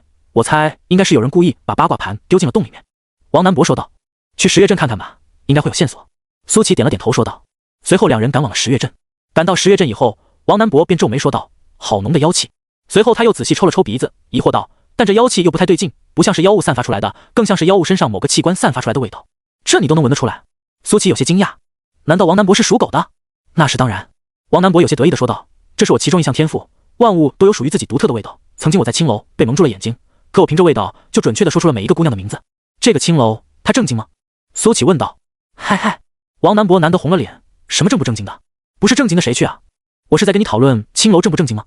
我跟你说我鼻子灵，你问我青楼正不正经？你急了。苏琪淡淡说道。我没有。王南博一脸严肃道。你没有？我没有。那就没有吧。什么态度？你这是？我王某人光明磊落，这一辈子没有去过正经的，呸，不正经的青楼。哦，你不信我？信。那你要什么？你急了。一路上，王南博都在争辩自己并没有去过不正经的青楼，但苏琪只是敷衍的点头，漫不经心的样子让王南博争辩欲望更加强烈。这可是关系到自己一世清白的事。但殊不知，苏琪的想法却是还真有不正经的青楼啊，好想去看看。怎么才能套路他主动带我去看看呢？2个人很快来到了镇长府。苏琪了解镇摩斯办案的方式，必然是要来这地方的。进到镇长府以后，捕快拦住了2人，站住！什么人？9天剑宗，王南博。王南博淡淡说道。什么9天剑宗，10天剑宗的？丧事期间，任何闲杂人等不得入内。捕快铁面无私地说道。王南博还是第一次自报家门吃瘪，面前的这个小捕快竟然不知道9天剑宗。你不知道9天剑宗？王南博终于还是忍不住问道。不知道。捕快冷着脸说道。少套近乎。其实这也是像十月镇这种边陲小镇的常态。大部分普通人知道有修仙者，但是并不知道具体的宗门，毕竟这距离他们的生活实在是太遥远了。好吧，王南博耸了耸肩，随即打了个响指，啪，10数柄飞剑忽然出现，环绕在他身周。修士，你总听过吧？捕快面色终于变了，连忙抱拳说道：“不知道是仙长驾到，有失远迎，还望见谅。”无妨。王南博收回了飞剑，笑眯眯地说道：“我问你，今天可有2名镇魔司的人来过？”来过。捕快小心翼翼地问道：“仙长跟2位镇魔使大人有过节？你们这里谁管事？带我们去见见。”王南博说道：“请跟我来。”捕快带着苏启和王南博来到了卢静的屋子。队长，有仙长来访。捕快高声呼道。苏启和王南博看到了一个肥硕的身影，此时正翘着2郎腿在悠闲地喝酒。听到捕快嚎的这一嗓子，吓得手一抖，酒水洒了出来，打湿了半片衣襟。然后他连忙放下酒杯，一脸谄媚地跑了过来。2位仙长的到来真是让我们十月镇蓬荜生辉。卢静笑的眼睛眯成了一条缝，自我介绍一下，鄙人卢静，现任十月镇镇长之位。卢镇长，我们今天来只为一件事。王南博笑着说道：“今天那2位镇魔使去哪了？”卢静连忙说道：“不知道2位仙长找2位镇魔使大人所为何事？你只管说便是。”王南博说道：“是。”卢静擦了擦额角的汗说道：“2位镇魔使大人去了西北方向，说是那里有妖母要去铲除，具体去了哪里我便不清楚了。”妖母？王南博抹擦着自己的下巴，思索了片刻后，转头对苏启说道：“看来他俩遇到的麻烦跟这妖母有关。”苏启问道：“什么是妖母？”妖母？王南博沉吟了片刻后说道：“你就想象成爱拉屎的妖物，拉出的那些屎也是妖物。”懂了。苏启点头道：“走吧。”就在2人要走的时候，卢静忽然说道：“2位仙长等等。”怎么了？王南博转头问道。西北方向地形较为复杂，容易迷路，不如我给2位找一个向导如何？这样也能更快找到2位镇魔使大人。卢静搓着手笑道：“也行。”王南博想了一下说道：“那2位仙长在此稍后片刻。”卢静像一阵风跑了出去，像一个敏捷的胖子。片刻之后，一名道士走了进来。“2位道友好。”来者正是马和，他笑眯眯地打招呼道：“你一个化神修士，给我们当向导？”王南博疑惑道。他已经感受到了马和身上的波动。马和心中一惊，没想到自己有隐秘修为的法宝，竟还藏不住这一身修为，看来面前这小子是个高手。一个化神期带一个炼气期吗？这小道士竟然是炼气期，我可以坑杀炼虚期的宝洞，竟然没搞死一个炼气期，妈的，真是狗屎运啊！马和一瞬间闪过了很多念头，随即他拱手笑道：“2位道友有所不知，我在这十月镇20年了，一直肩负着斩妖除魔的重任。今天2位镇魔使来的时候，我没有赶上，听闻2位要去寻找镇魔使，我正好搭个伴，若铲除了妖母，便可以还十月镇一个朗朗乾坤。”马和说此话的时候正气盎然，似乎真是一个嫉恶如仇的人。王南博点了点头说道：“那边一起吧。”3人离开之后，卢静摸了摸已经被冷汗浸湿的后背，希望马道长能够成功，否则的话别说这位置保不住，人头也要落地了。3人遇见前往西北方向，一路上马和都在跟2人攀谈，言语风趣幽默，分享着这20年以来斩妖除魔的趣事。在吹牛打屁这一块，王南博自诩还没输过，于是2个人你一言我一语，述说出了2段波澜壮阔的经历。当年我刚修成金丹，意气风发，便碰到了一名元婴期的妖物，我本想逃，但我身后是数十万的民众，于是我誓死不退，以金丹修为怒斩元婴老妖。虽然我付出了惨重的代价，但我听到民众高呼马道长，我便觉得值了。当年我刚筑基，向往着人间生活，不顾师门劝阻，执意下山。师门长老皆劝我，修仙之人应放下凡尘俗事，追求大道。但我却说我练的剑是红尘剑，我修的道乃人间道。我在人间游历20余年，修为未有寸进，所有人都以为我贪恋凡尘，这辈子也就这样了。但在异域夜，我遇到了人生最大的转折点，一名化神邪修欲要屠城，城内100万民众性命悬于一线。我义无反顾挺身而出，以我这20余年的经历为基石，以民众的安危为动力，将那邪修一剑斩灭，成就无上天才之名。从那之后，所有人都知道了我的名字，九天剑宗王南博。王道友，你这吹的有点过了吧？筑基修士一剑斩灭化神修士，你跟我开玩笑呢？马道长，是你先跟我开玩笑的，我说的都是真的，我说的也是真的。你放屁，你放屁！马和从来没有碰到过比他还能吹的修士，今天算是棋逢对手，将遇良才了。苏启在一旁听得直摇头，直呼卧龙凤雏，卧龙凤雏。终于，3人来到了一处很怪异的地方。之所以很怪异，是因为四周光秃秃的一片荒原，而这中间却突然出现了一个突兀的天坑，好重的妖气，看来便是此处了。马和凝重道：“确实挺重的。”王南博皱了皱眉说道：“而且还有一股异味。”马和眼角一跳，故作疑惑道：“异味？跟你说了也不明白。”王南博落到了天坑旁，天坑里一片漆黑，什么也看不见。下一秒，王南博的神识霸道地驱散了黑暗，直接探底。马和装模作样地走了过来，看向天坑，做事要探，实际手里已经拿出2枚锁魂钉。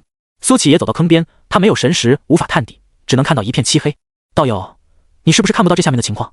马和热情地凑了过来。苏启点头。那我来给你将这黑雾破开，你就能看到了。马和一边笑着，一边走到了2人身后，然后眼神瞬间变得凌厉。就是现在，2枚锁魂钉如闪电一般从马和手中飞了出去。马和脸上已经露出了得逞的笑，仿佛已经看到了自己大胜的场景。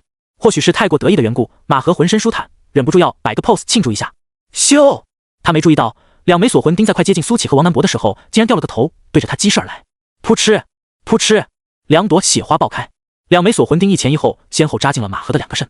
马和难以置信地瞪大了眼睛，一股虚弱的感觉瞬间席卷全身，额低肾啊！马道长，你这是怎么了？苏启转过头，疑惑地说道。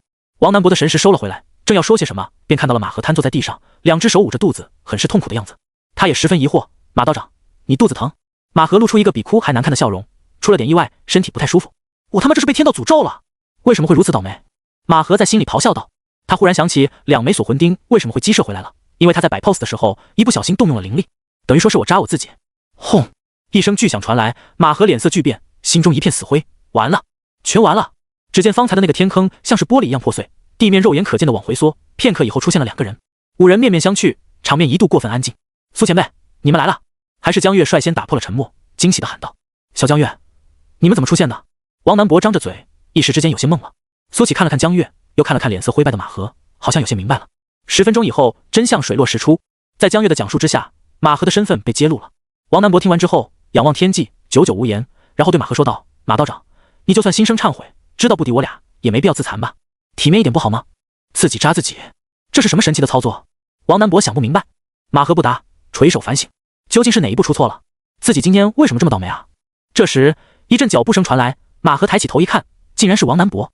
王南博一脸同情说道：“都怪我，如果不是我给你讲了那么一个故事，你又怎么会吓得自残呢？好吧，我摊牌了，那故事确实是我编的，我他妈不是被你吓的，我……嘘。”王南博把手指放到嘴边打断，露出我懂的笑容，不用解释，解释就是掩饰。马和气急攻心晕了过去，晕过去之前还在想着，这世间怎么会有如此厚颜无耻之人？马和被带回镇长府的那一刻，卢静便浑身瘫软地瘫在了椅子上，他知道一切都完了，我都交代。卢静一脸苦涩地说道：“20年前10月镇来了第一只妖物，死了很多人，后来马道长来了，将那妖物斩于剑下。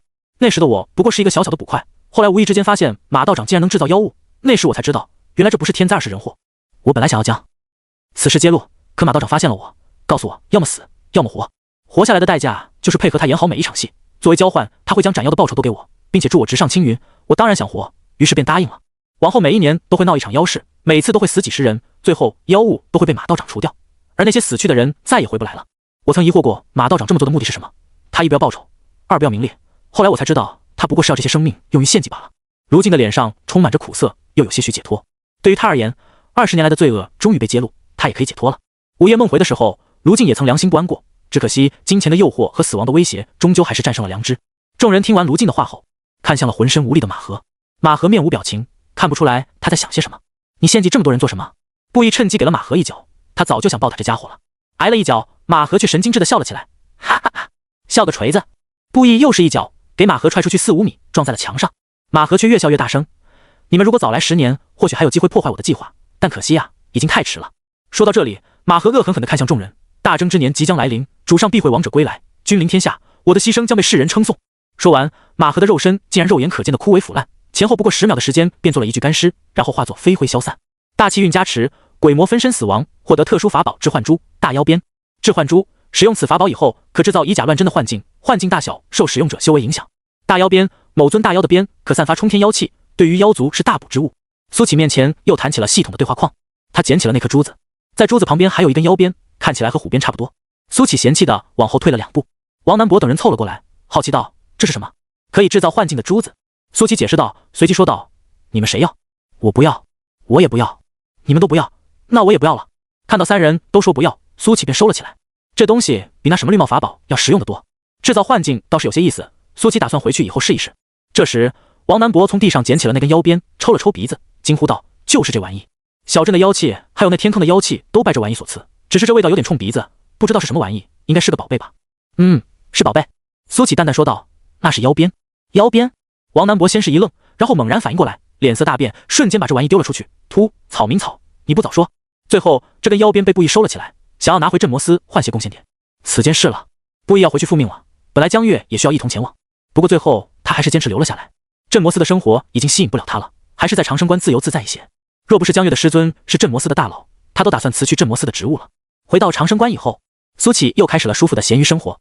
道观有人打扫，饭有人做，衣服有人洗，自己只需要每天修炼，偶尔给人算卦看相就行了。苏启发现，比起打打杀杀的修仙生活，果然还是这种闲鱼生活更适合自己一些。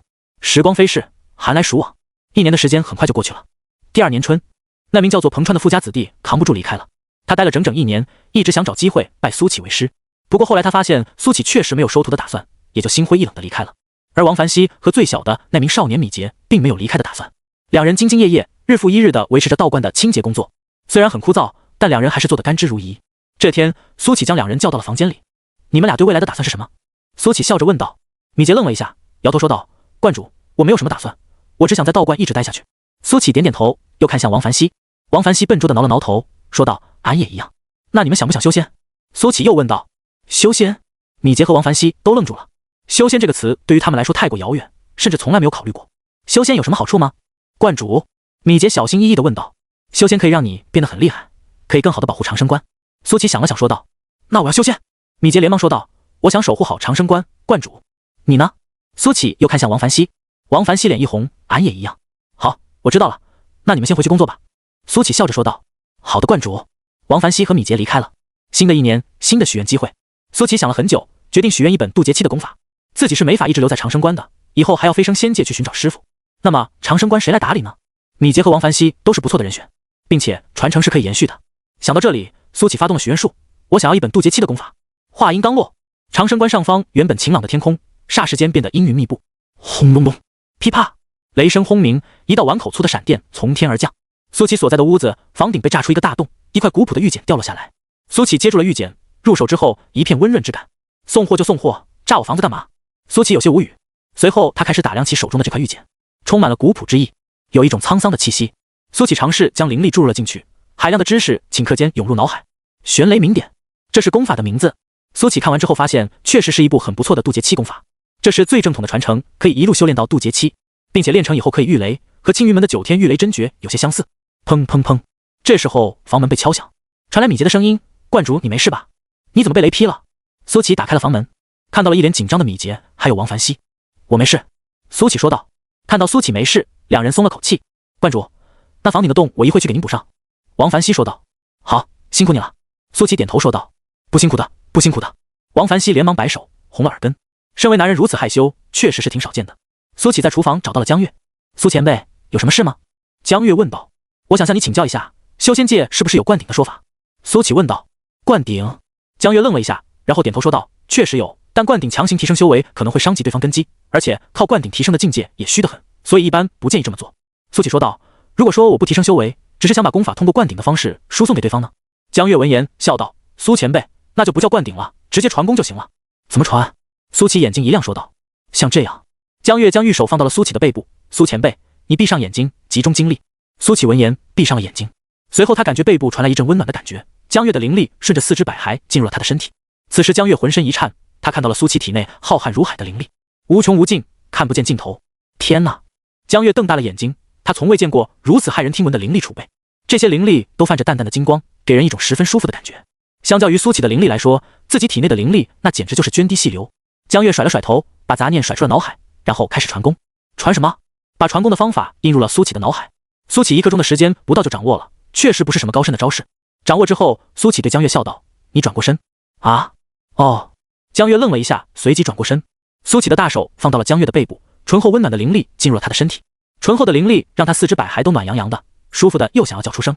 江月连忙用手捂住了自己的嘴巴，生怕发出那种丢人的声音。他想起了多年前的那一幕，但很快他的瞳孔就放大了，嘴巴也张得老大，因为他看到了苏启传给自己的那部功法玄雷明典。啊！这次江月不是舒服的呻吟，而是激动的尖叫。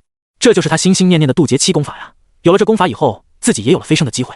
江月没注意到的是，苏启灵力携带的那些金光，有部分遗留在了他体内，与他的身体发生了某种化学反应。传完功之后，苏启的灵力撤出了体内，空虚的感觉再一次涌上心头。不过很快就被激动的心情压了下去。苏前辈，你这是？江月瞪大了眼睛，满脸惊喜地问道。这么多年辛苦你了，这本功法或许对你有用。苏启微笑着说道。其实从一开始他就知道江月的目的，虽然这些年以来江月都快忘记自己的目的了，但苏启没有忘。江月这些年以来的付出，还有他的人品，担得起这样一部功法。谢谢苏前辈，我真的很需要他。江月激动地说道。加油修炼吧。苏启说完转身离开了。看到自己的朋友开心，他也开心。如果不是王南博不需要，他不介意再给王南博一份。江月看着苏启离去的背影，捏紧了拳头，暗暗发誓不能辜负苏启的信任，自己一定要变得更厉害才行。苏启来到大殿中，然后将米杰和王凡熙叫了过来。现在我正式传你们修行之法，但我希望你们记住一点，不可欺凌弱小。苏启郑重地说道。米杰和王凡熙都点头，满脸坚定地说道：“我知道了，观主。”苏启将双手分别放到两人的背后，开始传功。1刻钟以后，他撤回了灵力。米杰和王凡熙面面相觑，刚才神奇的经历是他们一辈子都不曾有过的，脑海中的那部功法让他们打开了新世界的大门。好了，你们空闲的时候勤加修炼，争取早日成为道观的顶梁柱。苏启说道：“我一定不会辜负观主的期望。”米杰小脸写满坚定：“俺也一样。”王凡熙一点头说道。两人说完，正准备离开，苏启又叫住了他们：“等等！”两人转过头，苏启郑重道：“还有一点尤为重要，你俩记住，修仙之道最重要的便是猥琐发育，别了。”两人似懂非懂地点着头，表示知道了。苏公子，苏公子！就在这时，道观门口传来了宋潇湘清脆的声音，这大概便是人为道而生先智。很快，宋潇湘的身影来到了大殿内。今天的宋潇湘穿着烟绿宫装，外披一层薄透的银纱，如瀑青丝简单挽起，垂下些许在颈边，头上的金饰随着帘布叮叮当当作响，双眸似水，面上含着浅浅的笑。今天少了几分仙气，多了几分俏皮。宋潇湘看到苏启之后，更是眉开眼笑，像是鲜花一样灿烂。苏公子，我们去放纸鸢吧。宋潇湘手里拿着一只纸鸢，巧笑倩兮地说道。可是我要修炼。苏启说道。宋潇湘才不听这些，莲步轻移来到苏启的身前，然后蹲下身子，直视着苏启的眼睛，可怜巴巴地说道：“苏公子，你陪人家去放纸鸢吗？好不好吗？我都好些年没有放过了。”好。苏启最后无奈道：“爷。”宋潇湘开心的原地打转，放纸鸢喽，放纸鸢喽。就在这时，门口进来了一对夫妇。他们看到蹦跳的宋潇湘，先是愣了一下，然后善意地笑道：“小苏道长，宋阁主，我们来祈福。”嗨嗨。宋潇湘面色不改，轻咳了2声说道：“你们请便。”只是从苏启这个位置可以看到，宋潇湘的耳根肉眼可见的变红了。于是他忍不住轻笑出声，心想宋潇湘还真是有些反差萌。宋潇湘转过头，风情万种白了苏启一眼，似乎在说着不许笑。在长生关以西5里，有一块草地，或者用草原来形容比较贴切。草色青青柳色浓，玉壶清酒满京中。笙歌嘹亮随风去，织尽关山地几重。每年春天是这里最美的时候，有许多清溪城的居民都喜欢来这里放纸鸢、野炊之类。苏启和宋潇湘来到了这里。苏公子，你看他们的纸鸢放得好高。宋潇湘指着天上的纸鸢说道。这里有很多热恋中的情侣，大多是男女同放一个纸鸢，亲昵的样子看得宋潇湘有些羡慕。该你表演了。苏启说道。那我要是放不起来怎么办？宋潇湘问道。你不会笑话我吧？不会。苏启摇头说道。那我们去人少一点的地方，我怕被人笑话。宋潇湘犹豫了一下说道。身为潇湘阁的阁主，宋潇湘在外人面前一向是很要强的。好。苏启点头。两人走了大概半个时辰，终于远离了人群。没了外人，宋潇湘又变得肆无忌惮起来。那我就要放了。宋潇湘拿着纸鸢笑道。苏启站在一旁看着。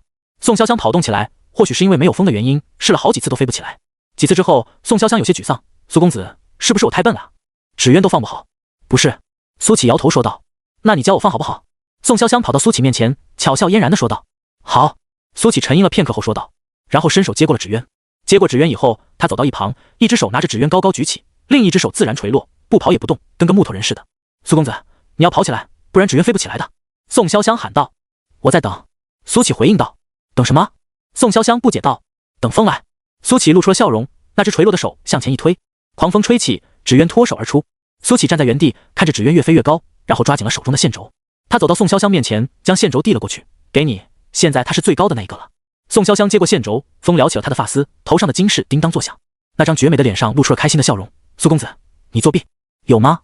苏启一脸无辜地说道。我又不傻。宋潇湘娇嗔了一句，随后抓着线轴跑远，脸上写满了开心。他转过头喊道。不过我还是很开心，谢谢你，苏公子。不知为什么，苏启的嘴角也微微扬了起来。他抬着看着天际的纸鸢，思绪放空，好像回到了无忧无虑的小时候。他看到自己和一群小伙伴拿着各式各样的风筝在河畔奔跑。或许是运气太差的原因，别人的风筝都飞起来了，他的风筝却每次都中途坠落，直到最后精疲力尽，瘫坐在地上，风筝也飞不起来。但这时候风偏偏就来了，好像跟他故意作对似的。结伴儿同裤者红，手提线索骂天公，人人夸你春来早，欠我风筝5丈风。苏启浅笑着，有感而发。如今他想要这风，已经不需要再看老天的脸色了。苏启看着宋潇湘快乐的样子，他的心好像也跟着年轻了许多。若我只是一介凡人，大概便不会这样瞻前顾后了吧。苏启对自己说道。道者，清心寡欲为罪，故太上忘情。这时心中另一个声音说道。这句话犹如瓢泼冷水，将苏启拉回了现实。是啊，宋潇湘只是一介凡人，而他是一个永生者。若两人真在一起了，100年之后，他能接受黑发人送白发人吗？宋潇湘能接受自己一天天老去，而他始终容颜不衰吗？苏启闭上眼睛，心中开始了天人交战。两个声音在脑海里不断争辩着，而他竟是那个旁观者。狗屁太上忘情，难道宋潇湘就不能修仙吗？你是大气运者，有你的庇护，宋潇湘定能得大道，与你携手到老。可笑！倘若宋潇湘不愿修仙呢？又或者资质低微，一辈子也无法修得大道呢？哪有这么多假如？瞻前顾后，畏首畏尾，你还修什么仙？情最难久，故多情人必致寡情；性自有常，故任性人终不失性。世事无常，你又怎知你们会相伴到老？狗屁理论一套一套，你的心里已经有了宋潇湘的影子，他注定是你永生难忘之人，空留遗憾，什么也不做。你别修长生了，找块地方把自己埋了吧，当一块石头是你最好的选择。道之真意，太上忘情。你即便再愤怒，也无济于事，这便是你的长生之道。那我宁可不要永生。两个声音不断争论着，苏起冷眼旁观。哈哈，可是看着看着，他却笑了起来。随着他的笑声，心里的那两个声音停止了。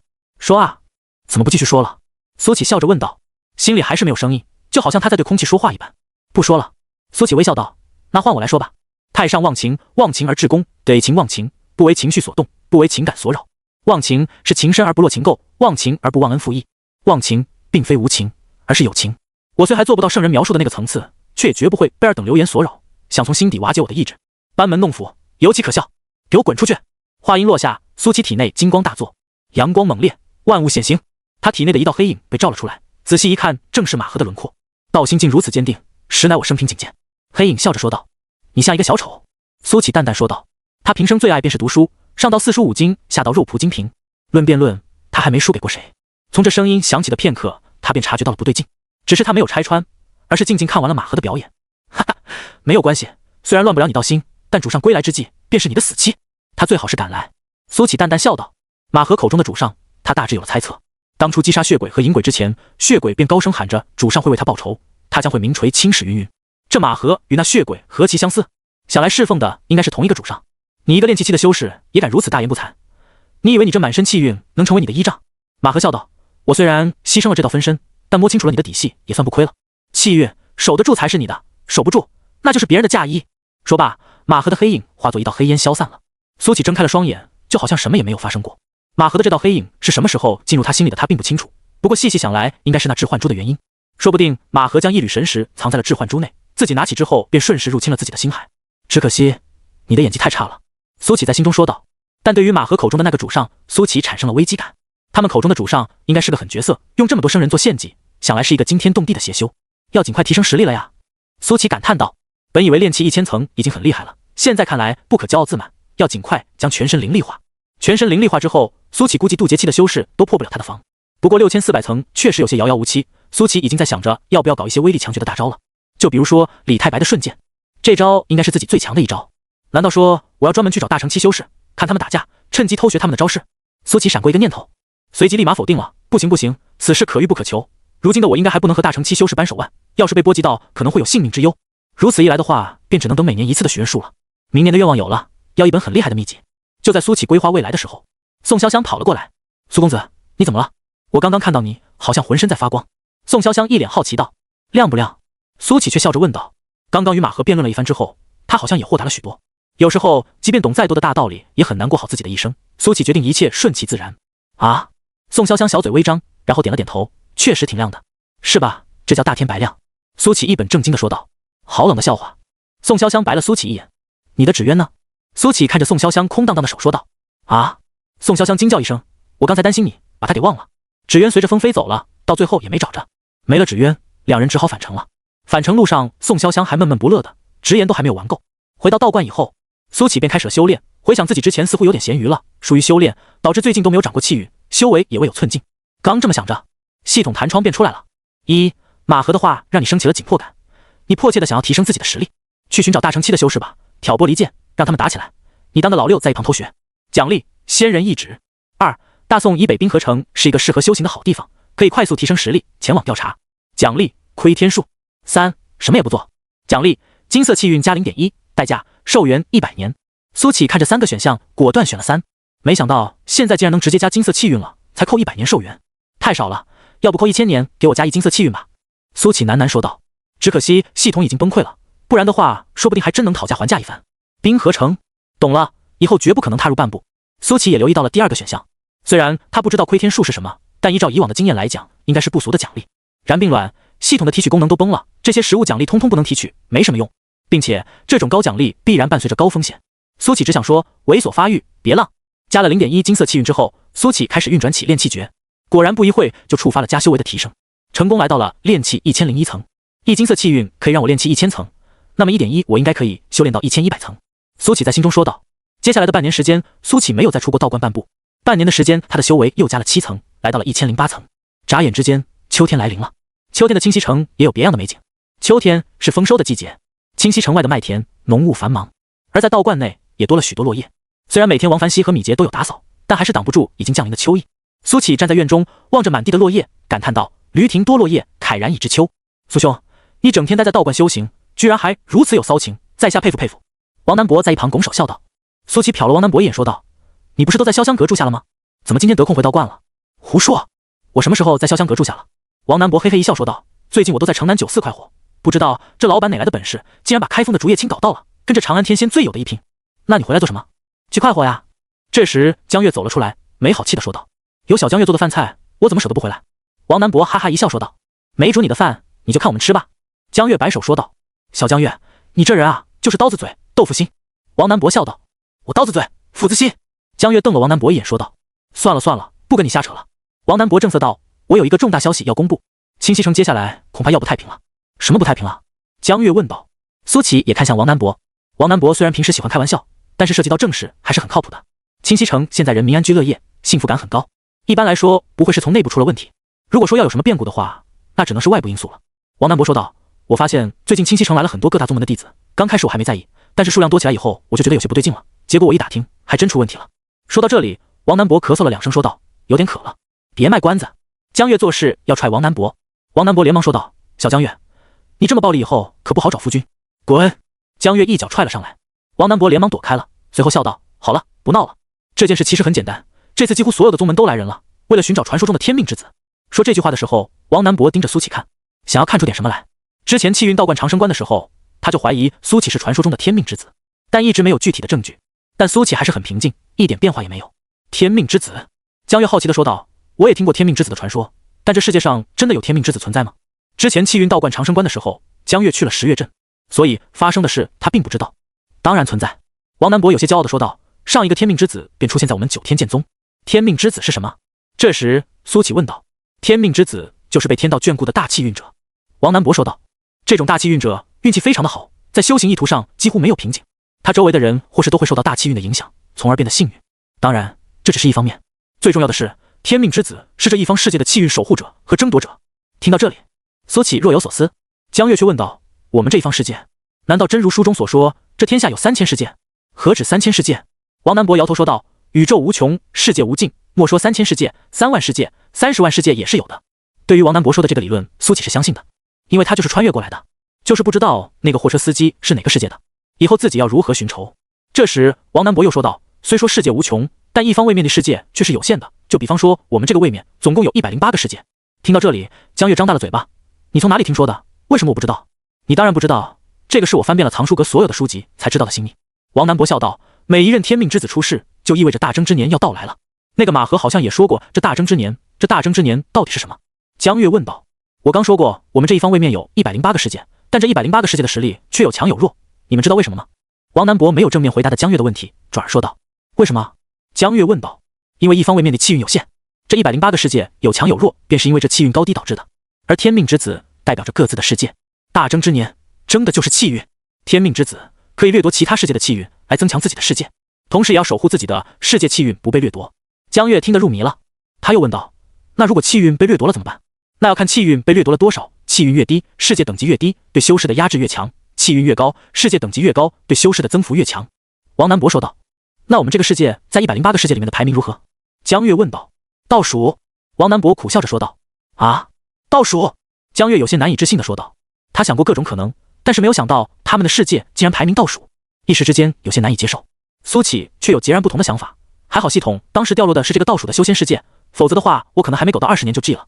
王南伯苦笑道：“是啊，倒数，我第一次知道的时候也很震惊。我们的世界化神期才可御剑飞行，就是因为世界等级太低，天地法则对修士的压制太强，但在高等级的修仙世界，他们筑基期甚至炼气期就可以御剑飞行，金丹期修士的神识可以覆盖10里至40里，到了元婴期以后，甚至可以不借助飞剑就可以凌空飞行，1日千里不在话下。化神期以后，各种神通更是眼花缭乱，移山填海，缩地成寸。在之后的境界我便不说了，总之第一次看到这些介绍的时候，震撼了我一整年。”听完王南伯描述的画面，苏启无比庆幸自己没有落入高等级的修仙世界，不然的话应该不会过得如此舒服。江月却紧皱起了眉头。那这么说来的话，大争之年那些高等级的修仙世界岂不是很占优势？当然会占优势。王南博叹气道，他们的灵力等级比我们高，虽然说来到低等修仙世界以后会受到天地法则压制，但比起同境界的修士来说，还是要厉害一大截。可能一个普通的筑基期的修士都可以轻松打败金丹期修士，要是更天才一些，筑基期便可大败元婴修士。苏启顿觉不妙起来，听这意思，大争之年竟然还有其他世界的修士会来，而且还那么强。早知道就不转换金色气运了，这耽误了我的狗道大业啊！苏启心中暗暗发苦，早知道转换金色气运会带来这种后果，他当初就应该先苟个几千年再转换。不过天道规则自然不会完全偏向高等级修仙世界，他们顶多只能派遣化神期的修士来到我们的世界，而我们却可以出动大成期修士，这是我们为数不多的优势。王南博又继续说道，但按照你的说法，我们大成期的修士应该比不上高等世界的大成期修士吧？江月说道，如此一来的话也不算优势了，可以打秋风吗？王南博笑着说道，能在高等修仙世界搞几块灵石回来都是不错的收益了。那上一次大争之年的战绩如何？江月好奇地问道。惨烈。王南博沉吟了好一会才说道。惨烈。江月疑惑道，有多惨烈？据记载，我们这一届应该死了80%的修士，高级修士几乎陨落殆尽，低级修士更是浮尸百万，流血千里。王南博沉重地说道，就连我们的天命之子最后也陨落了。江月张着嘴巴想要说些什么，最后却什么也说不出。这时王南博又笑道，不过好在我们守住了，否则的话现在可能连化神期都飞不起来，得合体期甚至大成期的修士才能飞了。那时可能就会出现一个场景，化神期的修士追杀一个炼气期的修士，但炼气期的修士却还能不停挑衅，你的马没有我的马快，从而被人笑死。想到那个画面，江月扑哧一声笑出声来。虽然说是一个很沉重的话题，但就是很想笑。苏启面色古怪，想到穿越前看的一部电视剧《斗宗强者斗气化马，恐怖如斯》，所以说这次各大宗门寻找天命之子都怀着势在必得的心。王南博笑着说道，就连我们九天剑宗也来人了。上一次大争之年惨胜，或者说不算胜，这一次大争之年希望能够小胜吧，到时世界等级提升，我们的实力也会暴增一截。那这大争之年什么时候会开启？江月又问道。苏启也认真倾听起来，他心中产生了一种紧迫感。如果他真是什么天命之子，这大争之年一来还怎么苟得下去？在此之前要尽可能的提升实力才行啊。这个不一定，也许1年，也许100年，也许1000年。王南博摇头说道。为什么无法确定呢？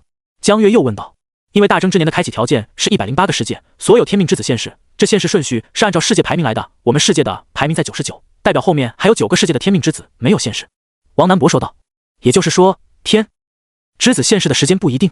江月点头说道。话虽如此，但情况还是不容乐观。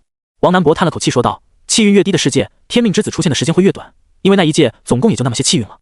江月心中有些沉重，上一次大争之年死了80%的修士，这一次大争之年呢，又能存活多少？那如果说一届的气运被掠夺完了呢？苏启终于提问了。王南博说道，那么就会彻底从这一位面被剔除，沦为低等世界，等待灵气复苏。接下来的一段日子，确实如王南博所说，清溪城的修士越来越多了。好在这些修士都很守规矩，并没有闹出什么动静来。其实他们早在1年以前就出发了，只是当时测出的结果太过宽泛，显示西南地区有大气运者出世，所以的话才耽搁了这么长的时间。清溪城是整个西南地区的最后一站，所有地方都已经搜索过，那么就只剩下这一个可能了。修士们守规矩，并不是因为素质好，单纯是因为想给天命之子留下一个好印象，为宗门增加一分可能性。但所谓有人的地方就有江湖，冲突终究是无法避免的。清溪城北城门，城门处有3个游手好闲的年轻人，长得奇形怪状，高矮胖瘦都有，用一句话来形容就是丑得千奇百怪。哥几个，有没有觉得最近清溪城来了许多生面孔？一个穿着布衫的青年笑着说道。另一名面相敦厚老实的胖子说道，确实挺多生面孔，这些人还都不把钱当钱，那叫一个财大气粗，羡慕死我了。又一名有些阴柔的青年说道，有什么好羡慕的？这世界是公平的，他们拥有金钱的同时，必然也会失去很多烦恼。刘兄，我总觉得你在说废话。第一名青年说道。胖子点头附和，听君一席话，白读10年书。阴柔青年不屑一笑，你们以为我在说废话，其实仔细品味会觉得包含着人生的诸多哲理，只能说你们难以理解哥的境界。3人都是城北客栈的伙计，站在这里不为其他，就是为了揽客。因为最近来了许多生面孔，个个都有钱，各大客栈都在争抢客源。像3人做的这个工作，只要成功拉新1名客人，便可以得到1贯赏钱，可以潇洒1个多月了。第一名青年叫做蒋有奇，人如其名，很喜欢下棋，但其实是一个臭棋篓子。第2名胖子叫做谢柳冰，人如其名，为人真的很谢，又因为喜欢吃，所以长得比较敦实。第3名阴柔青年叫做刘仁龙，人如其名，自诩人中龙凤，是要在这江湖闯出一番名头来。就在这时，蒋有奇眼睛一亮，指着城门口说道，哥几个快看，美女！哪？谢柳冰顿时瞪大了眼睛，朝着城门看了过去。没见过世面，我就要看看有多。刘仁龙话还没说完，就瞪大了眼睛，嘴巴微张，哈喇子都要流出来了。那是一名少女，衣着如雪，发黑如墨，裙装随风飘扬，衣摆时起时落，空灵的眼睛寂静如丝，清冷的轮廓透出一股出尘，犹如天山上的雪莲，清雅出尘，不染尘世半点，可远观不可亵玩焉。蒋有奇痴痴说着。仙女啊！谢柳冰眼睛发直，唯有刘仁龙掏出一面铜镜，仔细看了一下自己的装扮，抹了一把嘴角的哈喇子，怀着最热情的笑容，大踏步地朝着那名少女走去。刘兄这是去干嘛？蒋有奇疑惑道。大概是去作死吧。谢柳冰痴痴说道。少女的到来吸引了很多如刘仁龙这样拉客的人，从少女穿的衣服就可以看得出家境不差。刘仁龙洋溢着热情的笑容来到了少女的面前。这位姑娘，很高兴认识你。刘仁龙露出自以为最帅的笑容，这个笑容他曾在镜子前练习过千百次。少女停下脚步，清冷的目光从刘仁龙身上掠过。刘仁龙忽然感觉浑身一凉，就好像被剥光了一样。在少女的眼神下，他的所有一切纤毫毕现，就连内心那点龌龊的想法也暴露无遗。刘仁龙心中大惊，他生平还是第一次有这种感觉，这少女肯定不是凡人，难道是仙师？刘仁龙冒出一个恐怖的想法。滚开！少女语气冷漠。啊？哦，好。刘仁彤愣了一下，随即满头大汗地退到了一旁，背后已经被冷汗浸湿了。少女离开了，都不曾拿正眼看过他。又有几个像刘仁龙这样的人凑了上去，可在少女的一眼之下，全都败退。那一瞬间，他们就好像被剥光了，扔在大街上，羞耻、无助、恐惧。谢柳冰和蒋有奇跑了上来。刘兄，怎么回事？这一看就是富贵人家的小姐啊，为什么放走了？蒋有奇问道。谢柳冰笑道，被人家的美色迷得说不出话来了。刘仁龙一转过头，他们俩才看到他额头上的冷汗都快成瀑布了。我去，你肾虚啊？这么凉快的天，你流这么多汗？蒋有奇吓了一跳。比我还虚。谢柳冰也一脸同情地说道。妈的，别瞎说，那个少女很有可能是仙师。刘仁龙艰难地吞了口唾沫说道。那种体验，他这辈子不想再有了。仙师？蒋有奇和谢柳冰都愣住了，看着少女离开的背影，有些难以置信，但一想到那种轻易出尘的气质，便又觉得不是没有可能。糊涂啊！就在这时，谢柳冰却一脸懊恼地说道。刘仁龙的头上冒出一个问号。女大三抱金砖，女大30送江山，女大300送仙丹，女大3000位列仙班。谢柳冰恨铁不成钢地说道。你这是错过了多大的机缘啊！那你去吧。刘仁龙没好气地说道。这还真是站着说话不腰疼。少女一路吸引了无数的目光，最后她停在了潇湘阁前，驻足了片刻之后，少女迈步走了进去。少女的到来让潇湘阁内热闹的气氛都为之一滞，她站在那里就好像是整个世界的中心，让人为之侧目。这时急忙跑来一道身影，仔细一看是媚娘。周围的人都好奇地看着这一幕，他们很少见到媚娘如此匆忙。洛姑娘，你终于来了。媚娘笑着说道。洛灵依然一副冷漠的样子，只轻轻点了点头。你跟我来吧，阁主等你很久了。媚娘浑然不在意，笑着说道。接着两人朝着楼上走去，但在路过一处的时候，洛灵停下了脚步。说时迟那时快，王大侠将那贼人斩于剑下。王南伯手舞足蹈，慷慨激昂地跟姑娘们讲着王大侠的故事。就在这时，他似有所感，看向了洛灵的方向。啪！王南伯手中酒壶猛地掉在了地上，像见了鬼似的惊呼道：洛妖婆！说罢，脚底抹油，瞬间消失在了原地。洛灵没有去追，转而跟上了媚娘的步伐。只是地面微不可察的出现了一丝裂缝，洛灵的眼神更冷了3分。他敢叫我妖婆？但在洛灵离开之后，方才出现裂缝的地面又悄然复原，像从来没有出现过一般。两人来到最顶层，房门推开，宋潇湘正伏案作画。阁主，洛姑娘来了。媚娘唤道。好，你先下去吧。宋潇湘对媚娘说道。是。媚娘离开，带上了房门。房间内，宋潇湘露出了笑容。我们灵儿好像又长漂亮了。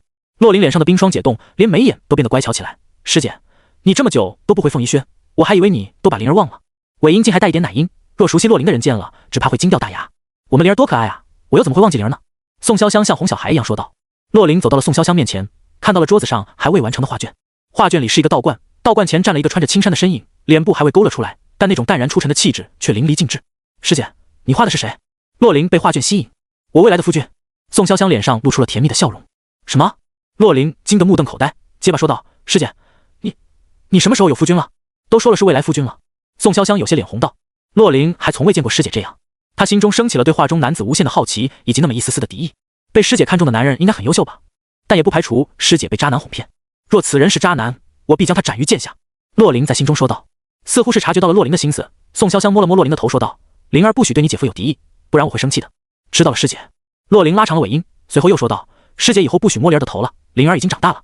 长大了就不让摸头了。宋潇湘又揉了几下说道。哼。洛灵娇哼一声，然后逃到了一旁说道：师姐，什么时候带我见见你未来夫君？一会我便要去，你跟着我便是了。宋潇湘浅笑道：记住嘴甜一点，叫姐夫。我才不呢。洛灵偏过头说道：师姐又不是不知道，我可不会给外人好脸色，而且还不是姐夫，他还要通过我的考察才行。洛灵在心中说道。王南伯逃也似的回到了长生关，看到王南伯如此慌张的样子，江月忍不住说道：王南伯，你慌慌张张的干嘛呢？偷别人家东西了？小江月，接下来一段时间我都不去潇湘阁了，我决定闭关修炼。王南伯一脸坚定的说道。你发什么疯？你能闲得住？江月满脸不信。我的天敌来了。王南伯一脸晦气道：凤仪轩怎么把这妖婆给送来了？这不是胡闹吗？这世间竟还有让你王南博惧怕的女人？江月乐了，王南博还有害怕的女人？玄幻小说都不敢这么写啊！我不是怕她。王南博傲然道，我只是不屑与一介女流计较罢了。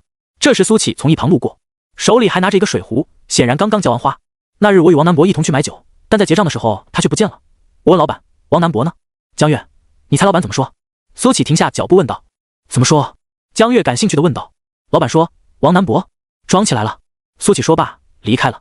王南博仔细揣摩了一番这话，跳脚道，苏启，你别瞎说，我什么时候跟你一起去买酒了？这是重点吗？重点是苏前辈说你装起来了。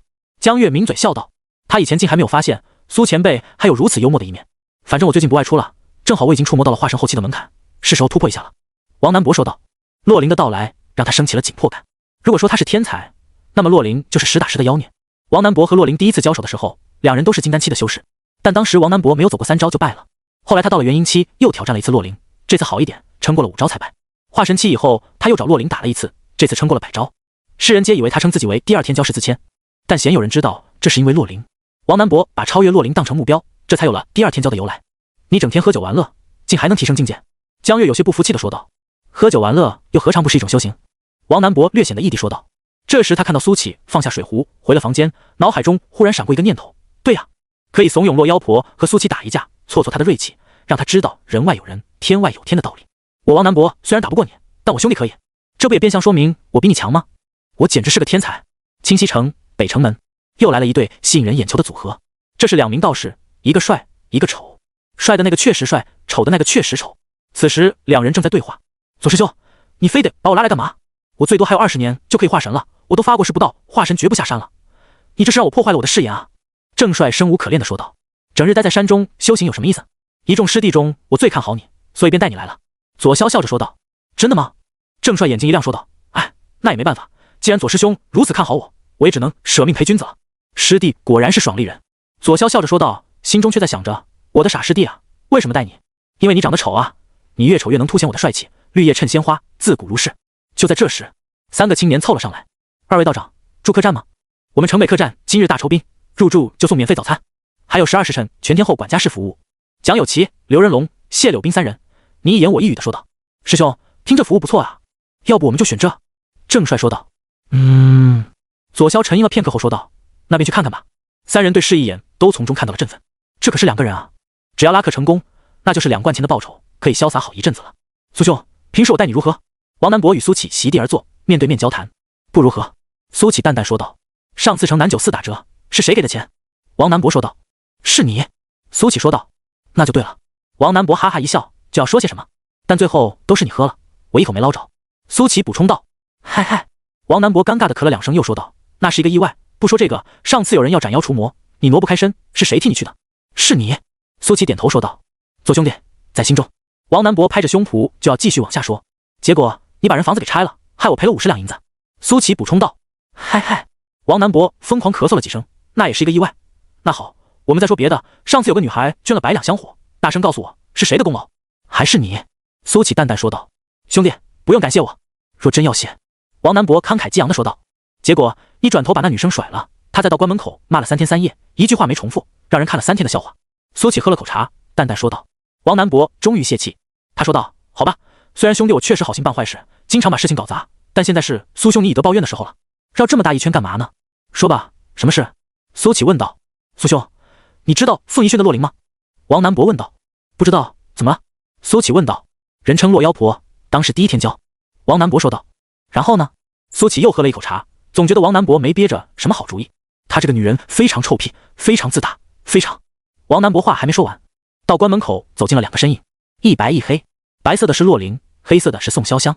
王南博抬起头，刚好和洛灵的视线交织在了一起，他的话卡在了嘴边，怎么也吐不出去了。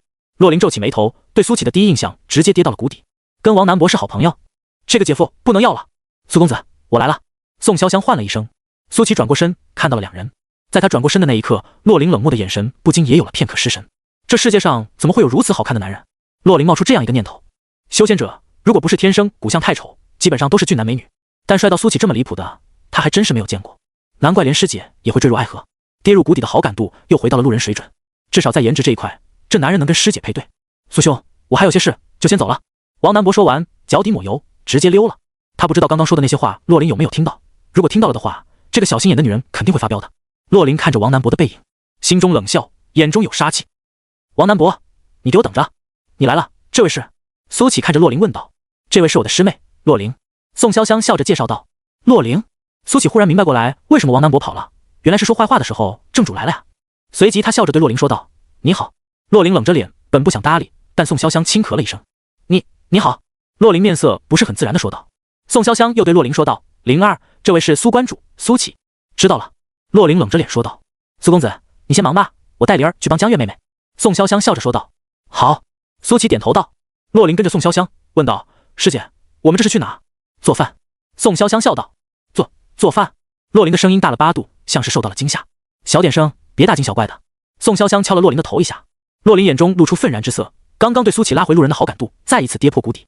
师姐是天人一样的人物，怎么能给男人做饭？她怎么舍得？她怎么敢的？师姐，你怎么能给男人做饭？洛灵拉住宋潇湘的手说道。给自己喜欢的人做饭是一件幸福的事。宋潇湘轻笑道。灵儿，你以后有了喜欢的人也会给他做饭的。师傅说的没错，男人就是祸水。洛灵摇头说道。就是打死我也不可能给男人做饭的。师姐，我感觉你被感情冲昏了头脑，醒醒，你可是傅仪轩的弟子，男人都是花心大萝卜，不可信。灵儿，苏公子不同，而且他是你未来姐夫，可不能说他坏话。师姐。最后洛灵还是不情不愿地被宋潇湘拉到了厨房。此时江月正在清洗食材。江月妹妹，我来帮你了。宋潇湘笑着说道。潇湘姐姐，你来的正好，今天我们做麻婆豆腐。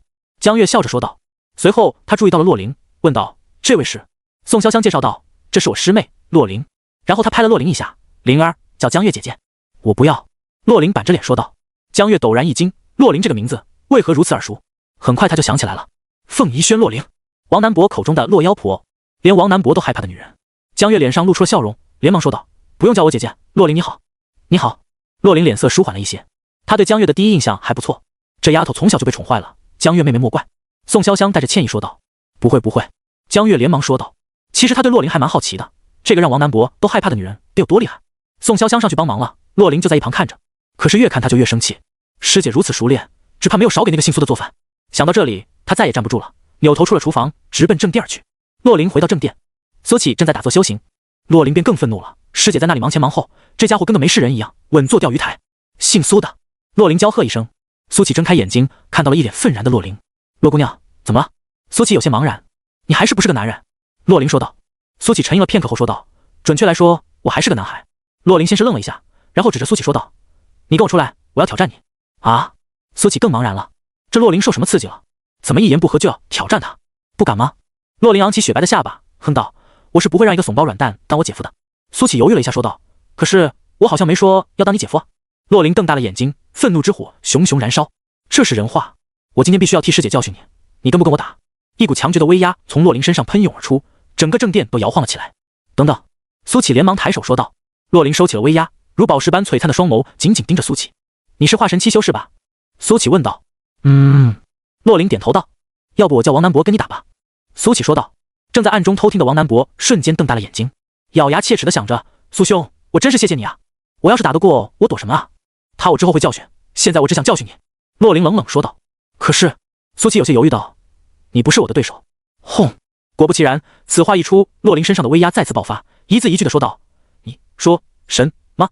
行了，你要打便打吧，去远一点，别把我道观拆了。苏启无奈道。洛灵再次收起威压，冷声道：带路。苏启和洛灵一前一后离开了道观。王南博鬼鬼祟祟地跟了上去，满脸兴奋之色。哈哈哈！洛妖婆，今天终于轮到你吃瘪了。远离道观以后，两人来到一处空地。苏启随意往内站，满身破绽地说道：来吧。洛灵看到苏启这样，便气不打一处来。这是瞧不起他吗？竟然如此松懈，我劝你最好认真一些。洛灵冷声说道。身为当世第一天骄，洛灵的实力毋庸置疑，横推当代，一点不夸张。好。苏启点头说道，只是浑身都透着一股懒洋洋的劲。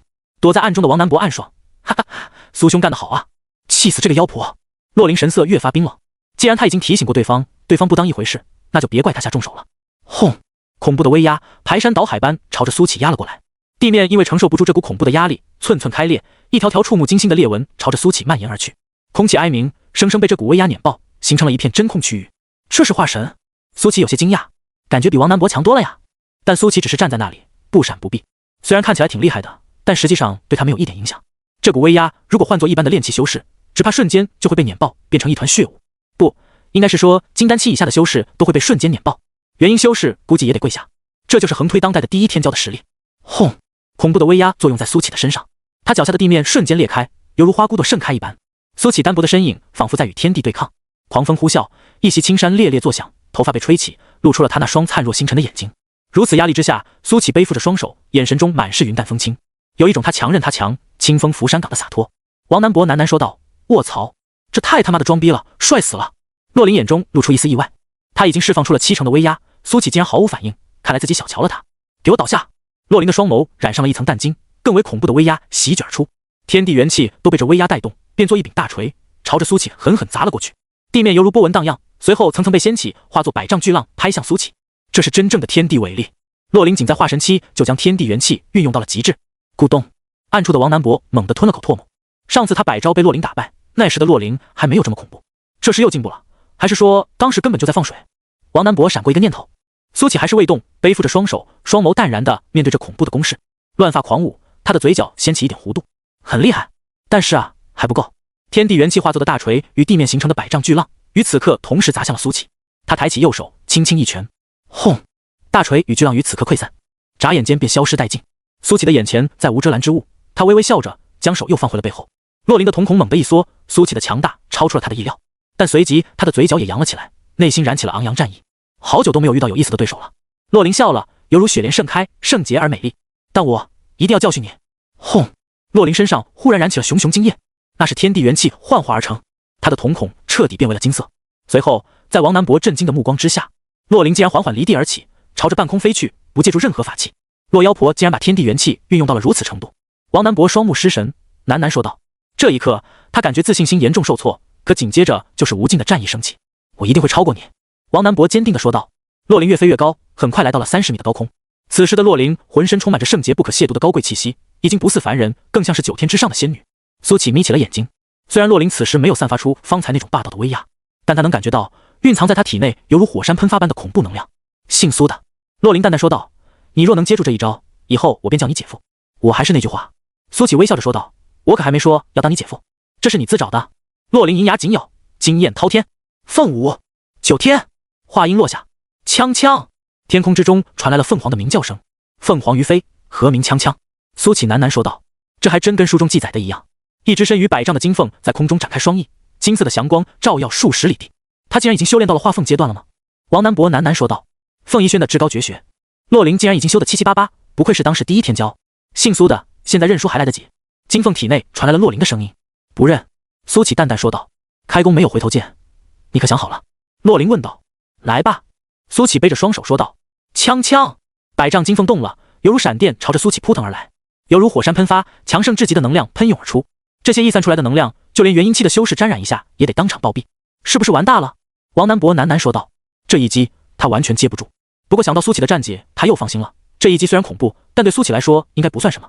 金凤带来的暴风将苏乞的衣袍、长发都朝后吹起，但不仅没有让他显得狼狈，反倒更加英俊不似凡人。100丈金凤在半空俯冲而来，而苏乞背着双手，目光淡然面对这一幕。若有旁人记录下这一幕，定会震撼一生。终于，苏乞再次抬起了右手，这次他不是轻轻一拳，而是稍微用了些力气。这一拳缓缓地出，然后轰在了金凤的头上。时间仿佛在这一刻凝滞，万籁俱寂。下一秒，金凤传来一声哀鸣，轰！金凤在这一拳下寸寸湮灭，眨眼间消失无踪。洛林从中跌落下来，哇！他一口鲜血吐在地上，双眸满是震惊之色。躲在暗处的王南博忽然有点淡淡的忧伤，他45度抬头望天，尽显忧郁本色。虽然洛妖婆败了他很开心，但是被这样轻描淡写的击败，岂不是变相说明了苏乞的强大？要知道苏乞的年龄比他还小啊，看来我以后只能称作第3天骄了。王南博叹了口气，喃喃说道。此时场中，洛林愣愣地看着苏乞，还有些没回过神来，自己最强的一招就这样被破了。苏乞看起来还是懒洋洋的样子，洛林很怀疑他刚刚甚至没有使劲。给你。苏乞从怀里掏出了一张手帕递过去。不需要。洛林直接用手将嘴角的血迹拭去，然后他紧紧盯着苏乞问道，你今年几百岁了？听到这，苏乞认真思考了片刻后说道，记不清了，60多。听闻此言，洛林攥紧了双拳。如果苏乞告诉自己他已经500-600岁，那他还能想得通一些，但才60多岁，他修仙都已经快100年了，生平第一次。洛林感觉自己不算天才，面前这个姓苏的才是传说中的天才吧。然后他站了起来，方才用力过度，现在体内还阵阵空虚。我输了。洛林干脆地说道。然后他嘴角如捏了许久，方才眼睛一闭，喊了一声姐夫。但从苏乞这个角度看过去，可以看到洛林雪白的脸蛋染上了点点红晕。苏启没有再去刺激洛林，转身朝着道观的方向走去，回去吃饭吧。洛林睁开眼睛，看着苏启背负着双手离开的背影，银牙紧咬，喊了一声：“姓苏的，你别得意，我一定会打败你的。”苏启没有回应，身影很快消失无踪。洛林哼了一声，快步追了上去。躲在暗处的王南博拿着影像时嘿嘿直笑：“洛妖婆，今天可算抓到你的把柄了，没想到你也有害羞的时候。”苏启回到道观以后，又到正殿坐下了。不一会，江月和宋潇湘就端着饭菜上来了。苏公子，来尝尝我做的麻婆豆腐。宋潇湘巧笑嫣然地说道。好。苏启点头道。有江月在，宋潇湘做的饭菜口味还是不错的，至少不会做出黑暗料理。就在这时，面色还有些苍白的洛林走了进来，比起刚来时的骄傲，现在的他明显有些许不自然。灵儿，快过来坐。宋潇湘笑着招呼道。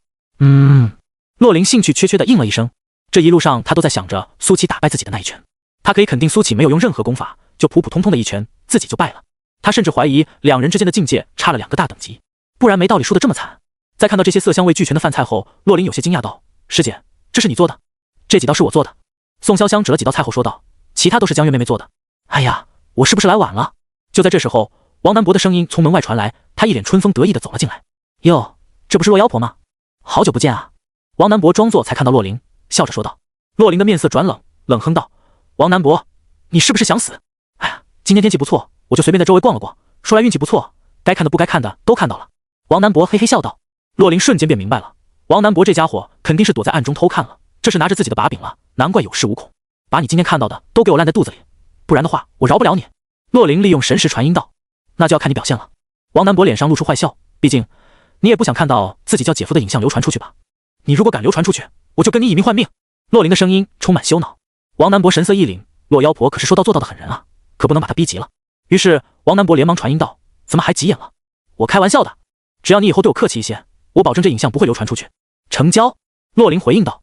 两人结束了传音，脸上表情各不相同，却都当作无事发生。苏启却觉得这其中定有猫腻。之前王南博见了洛林就跟老鼠见了猫似的，现在怎么突然变得这么勇了？城北客栈，郑帅和左骁二人被领了进来。第一眼看去，这客栈装修的确实不错。郑帅四处打量了一番之后，还是十分满意的。掌柜，接客了。蒋有奇嚎了一嗓子。一名大腹便便的中年男子走了出来，他看到郑帅和左骁以后，眼睛一亮，说道：“二位客官要住店吗？”左骁点点头说道：“来2间上房。”“好嘞，二位客官请跟我来。”掌柜连忙带路。客栈一共有3层楼，掌柜带2人来到了3楼。“二位客官，这2间都是上房，应有尽有。”掌柜介绍道。郑帅推开一间房门，逛了一圈之后，被桌子上的木牌子给吸引了注意力。只见上面刻着本店特色项目玉人按摩，全天候上门式服务。郑帅脑中忽然有了画面，他连忙叫住掌柜：“掌柜的，你这个特色有多色？”掌柜愣了一下，然后笑道：“客官，您说的特色是什么？”郑帅指着小牌子说道：“就是这个什么玉人按摩。”掌柜恍然说道：“哦，你说这个啊，这个是我们店与满春院合作的项目，按摩技术过硬，可以放松筋骨，客官想要尝试一下吗？”这时左骁从另一个房间走了过来，听到两人的对话，连忙凑了上去。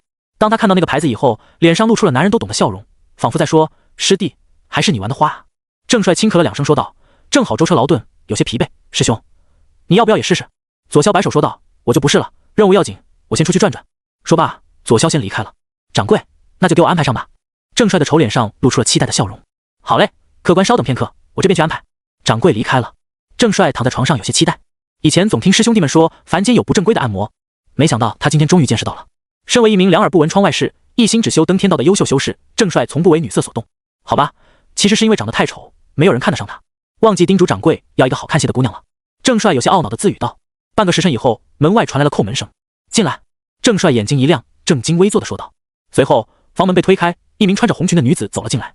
看到这名女子之后，郑帅眼中露出惊艳之色，瓜子脸，高挺的鼻梁，一对含情的桃花眼，很有一种异域风情的味道。红裙女子看到郑帅后，并未露出丝毫异色，而是行了个礼：“奴家见过道长。”郑帅有些手足无措地说道：“不必多礼。”红裙女子看向郑帅，抿嘴一笑：“道长，我怎么感觉你这么紧张？”郑帅老脸一红，为了掩饰自己的尴尬，连忙问道：“你叫什么名字？”红裙女子抿嘴笑道：“奴家名叫南宫琉璃，道长叫我琉璃就好了。”“琉璃姑娘，你真是我见过最好看的女子。”郑帅说道。“道长也是我见过最特别的男子。”南宫琉璃抿嘴笑道：“我这模样不会吓到你吧？”郑帅有些不好意思：“当然不会，其实比起相貌来说，男人最重要的还是要有才华，何况道长你还那么的有才华。”南宫琉璃娇羞道：“琉璃姑娘真是慧眼如炬。”郑帅开心大笑，这么多年以来，还是第一次有姑娘不说他丑，就算可能只是逢场作戏，但这也让他遍体鳞伤的内心感到些许慰藉。“那道长想要做什么项目呢？”南宫琉璃笑道。“你们有什么项目？”郑帅期待道。“猴子摘桃，凌波微步，白蛇吐心，青龙摆尾，四面埋伏，冰火两重天。南宫琉璃笑道：“不知道道长想体验哪一种？”听到这些名字，郑帅有些想入非非。他思考了片刻之后说道：“可不可以都体验一遍？都体验一遍，我怕道长的身体吃不消，所以我们一般是推荐客人选择一种就行了。”南宫琉璃笑道：“我吃得消，我身体背好，吃嘛嘛香。”郑帅拍着胸膛说道：“那我们就先做一项，道长到时要觉得还吃得消，那就再做下一项，怎么样？”南宫琉璃问道：“好好，快来吧。”郑帅有些迫不及待了，他又问道：“我需要脱衣服吗？”南宫琉璃轻笑道：“当然要脱衣服了，道长换上我们按摩用的服装吧。”说着，南宫琉璃丢过去一件冰丝制作的衣服。还有服装，这么有情趣吗？郑帅心里如是想着，拿起衣服摸了摸，很滑很舒服。郑帅迫不及待地换好了衣服，一脸期待地问道：“我接下来要怎么做？”道长趴在床上便行了。南宫琉璃说道。郑帅连忙趴了上去，心中隐隐有些激动。道长是要先做哪个项目？南宫琉璃又问道。来一个名字最长的吧。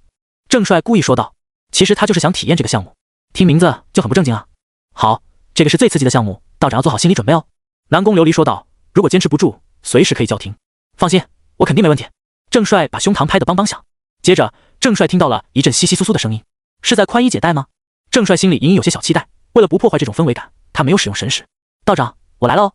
南宫琉璃说道。来吧，我准备好了。郑帅说道。接着他感觉自己的衣服被解开了，露出了光滑的背部。道长的皮肤好好。南宫琉璃夸道。平时注重养生。郑帅嘴角一咧说道。嘶。紧接着他倒吸了一口凉气，感觉一股不明液体倒在了背上，冰冰凉凉的，即便以他元婴期的修为也抵御不住这种寒冷。紧接着又一股不明液体倒了下来，一种灼烧感升起，与之前的冰凉感形成了鲜明的对比。啪！接着郑帅就感觉背上被抽了一鞭子，他懵了，说好的冰火两重天呢？还没等他反应过来，又是几鞭子抽了下来。啪啪啪！郑帅被抽懵逼了，背部传来火辣辣的感觉，但是那种冰凉的液体又有镇痛的效果，让他不知道如何形容这种感觉。等等，3分钟以后，郑帅连忙叫停，耳边传来南宫琉璃的声音：“道长，怎么了？坚持不住了吗？”郑帅神识离体，没有看到自己想象中的香艳一幕。南宫琉璃衣衫完整，手里拿着一根皮鞭，精致的脸上有疑惑：“这就是冰火两重天？”郑帅有些难以置信地问道：“对啊。”南宫琉璃点了点头说道：“我手里的这根皮鞭叫做通络鞭，给您倒的那东西是我们特制的按摩精油，两相结合可以达到疏通经络的效果，清除体内杂质。做完这个项目以后，会有浑身放松的感觉。”郑帅突然有点想哭，搞了半天竟然是正规的按摩，他有点不甘心地问道：“那其他的项目呢？”凌波微步是用这个不断敲击您的背部。南宫琉璃拿出一双铁靴说道：“也是舒缓疲劳的佳品。这个是白蛇吐心的道具，这个是猴子摘桃的道具。”郑帅看着南宫琉璃从包里一件一件掏出稀奇古怪却又十分正经的道具，欲哭无泪。草率了呀，这还真是正经按摩。半个时辰以后，郑帅终于结束了冰火两重天的体验。道长还想做其他的项目吗？南宫琉璃笑盈盈地问道。今天就到此为止吧，再做就不礼貌了。郑帅生无可恋的摆手说道。好的，谢谢惠顾，接下来该收取报酬了。南宫琉璃笑着说道。多少？郑帅还没把钱字说出口。啪！只见南宫琉璃打了一个响指，随即一阵浓浓的困意袭来，郑帅不受控制的睡了过去。等到郑帅再次醒来，南宫琉璃正笑盈盈地看着他。我这是怎么了？郑帅揉着头，好像有点头疼。跪下。就在这时，南宫琉璃的声音传来。郑帅一愣，他看到南宫琉璃的眼中冒出粉色的光芒，随即他不受控制的跪在了南宫琉璃面前，叫主人。南宫琉璃嘴角扬起一抹笑容。主人。郑帅的眼睛变得空洞，也泛起了点点粉光。告诉我，你们找到天命之子了吗？南宫琉璃说道。还没有，我们刚到清溪城。郑帅说道。若后续有天命之子的消息，你便在心中呼唤我的名字，记住了吗？南宫琉璃说道。是，主人。郑帅低头说道。很好。南宫琉璃轻笑一声，随即转身离开了。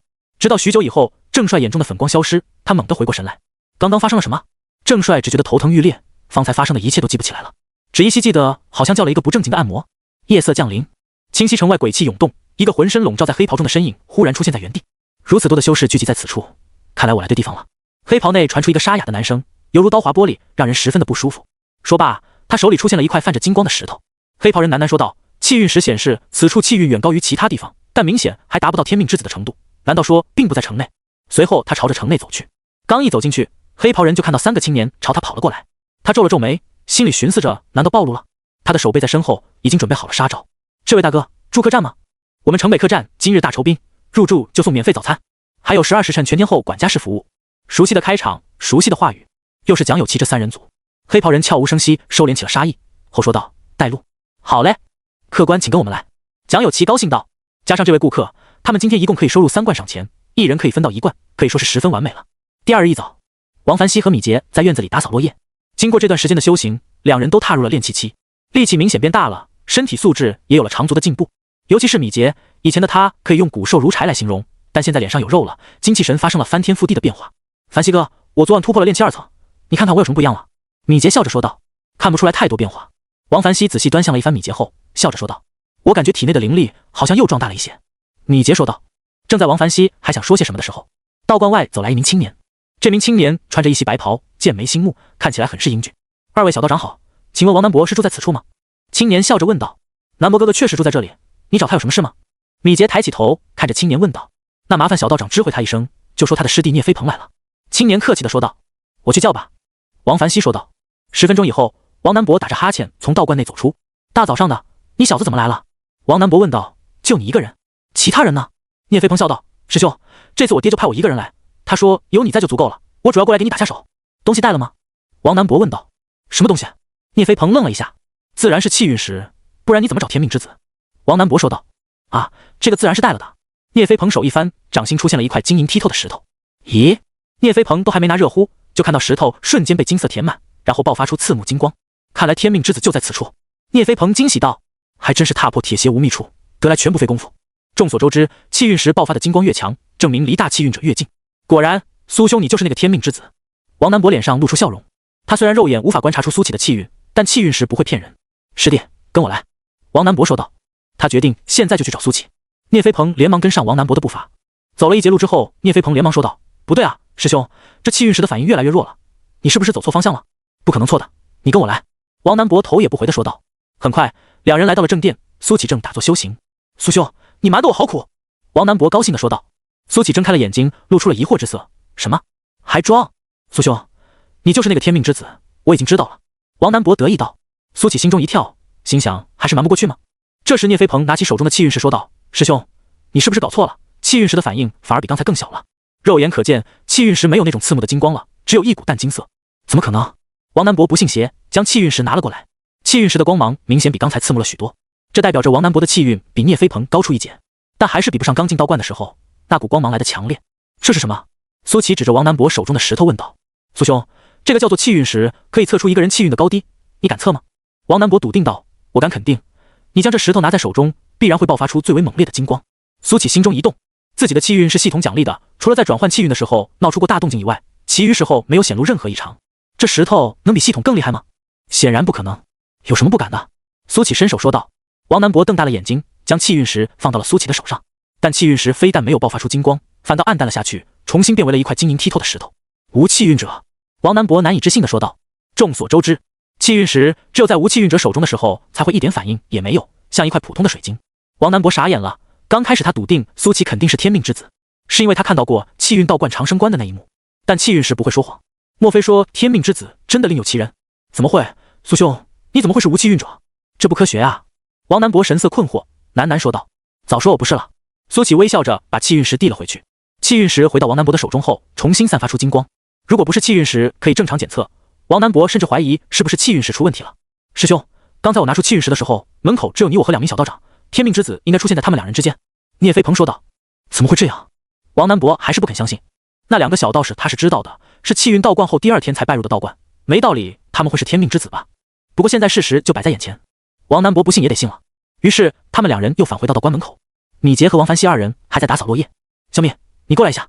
王南伯说道。米杰拿着扫帚快步跑了过来，眼睛里闪烁着好奇。怎么了，南伯哥哥？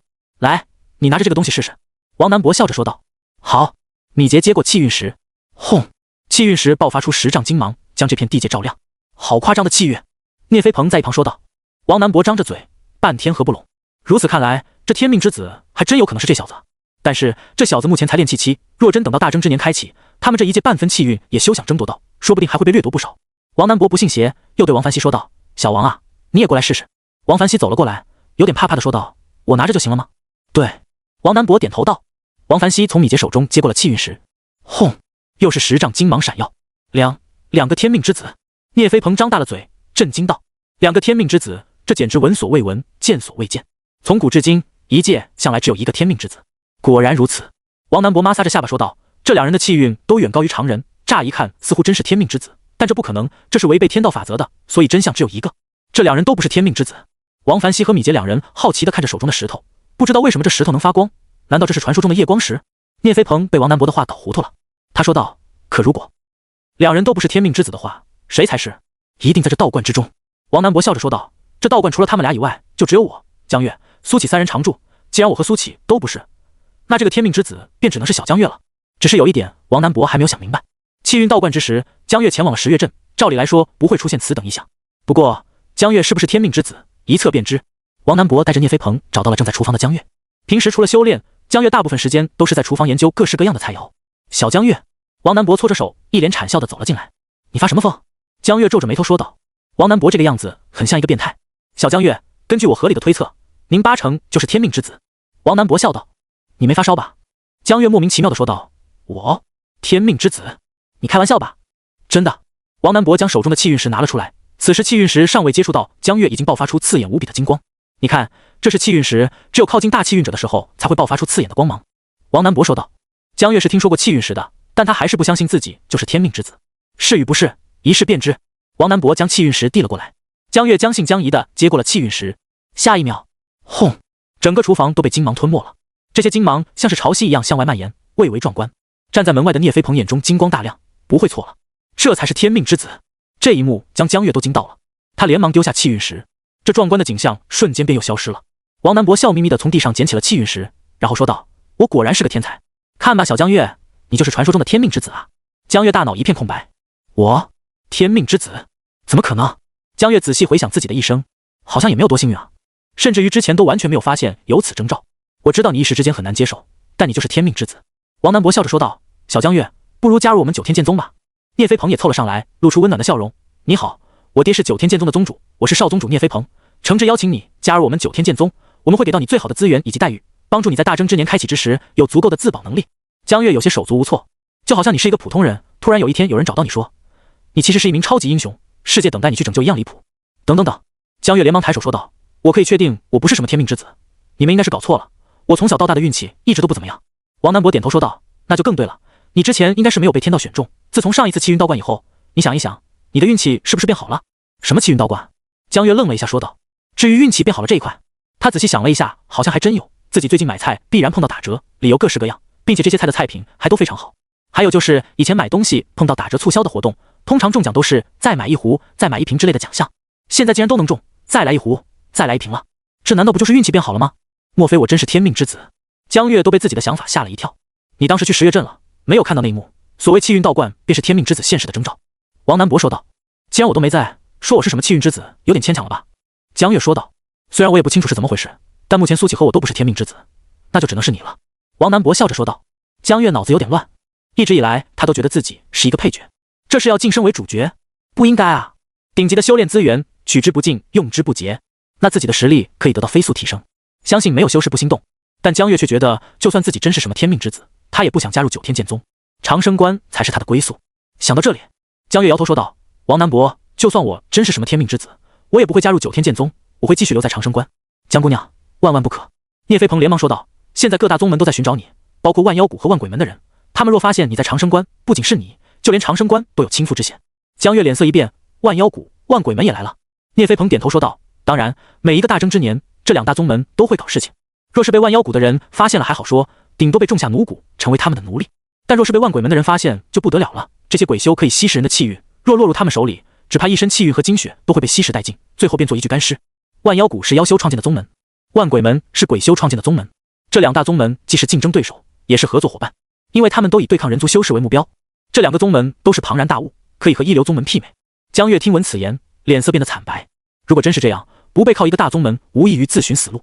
九天剑宗作为超一流的修真宗门，是一棵好的大树，所谓大树底下好乘凉，大抵如是。但他又实在舍不得这里的生活。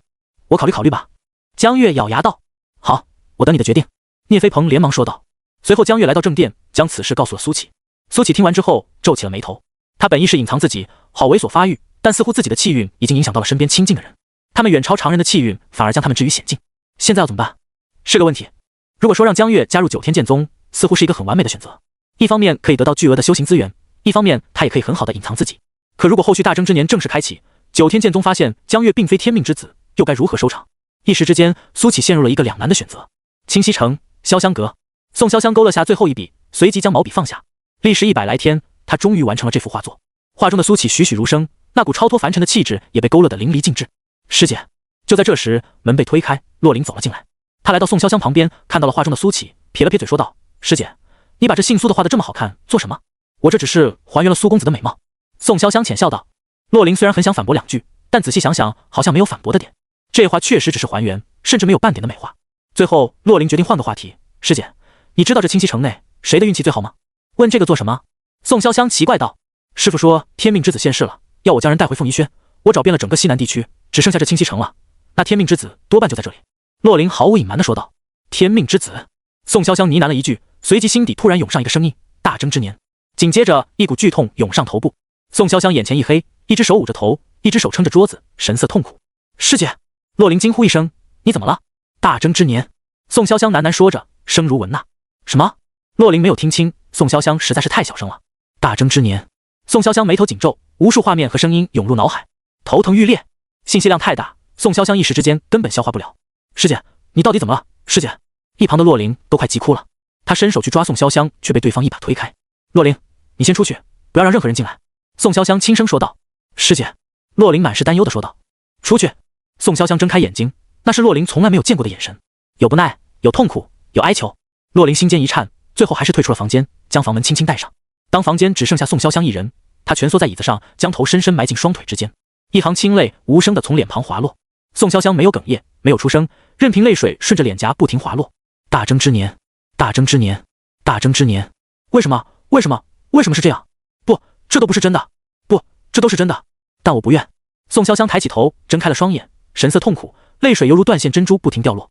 他的额头上出现了一抹印记，那是一朵莲花印记。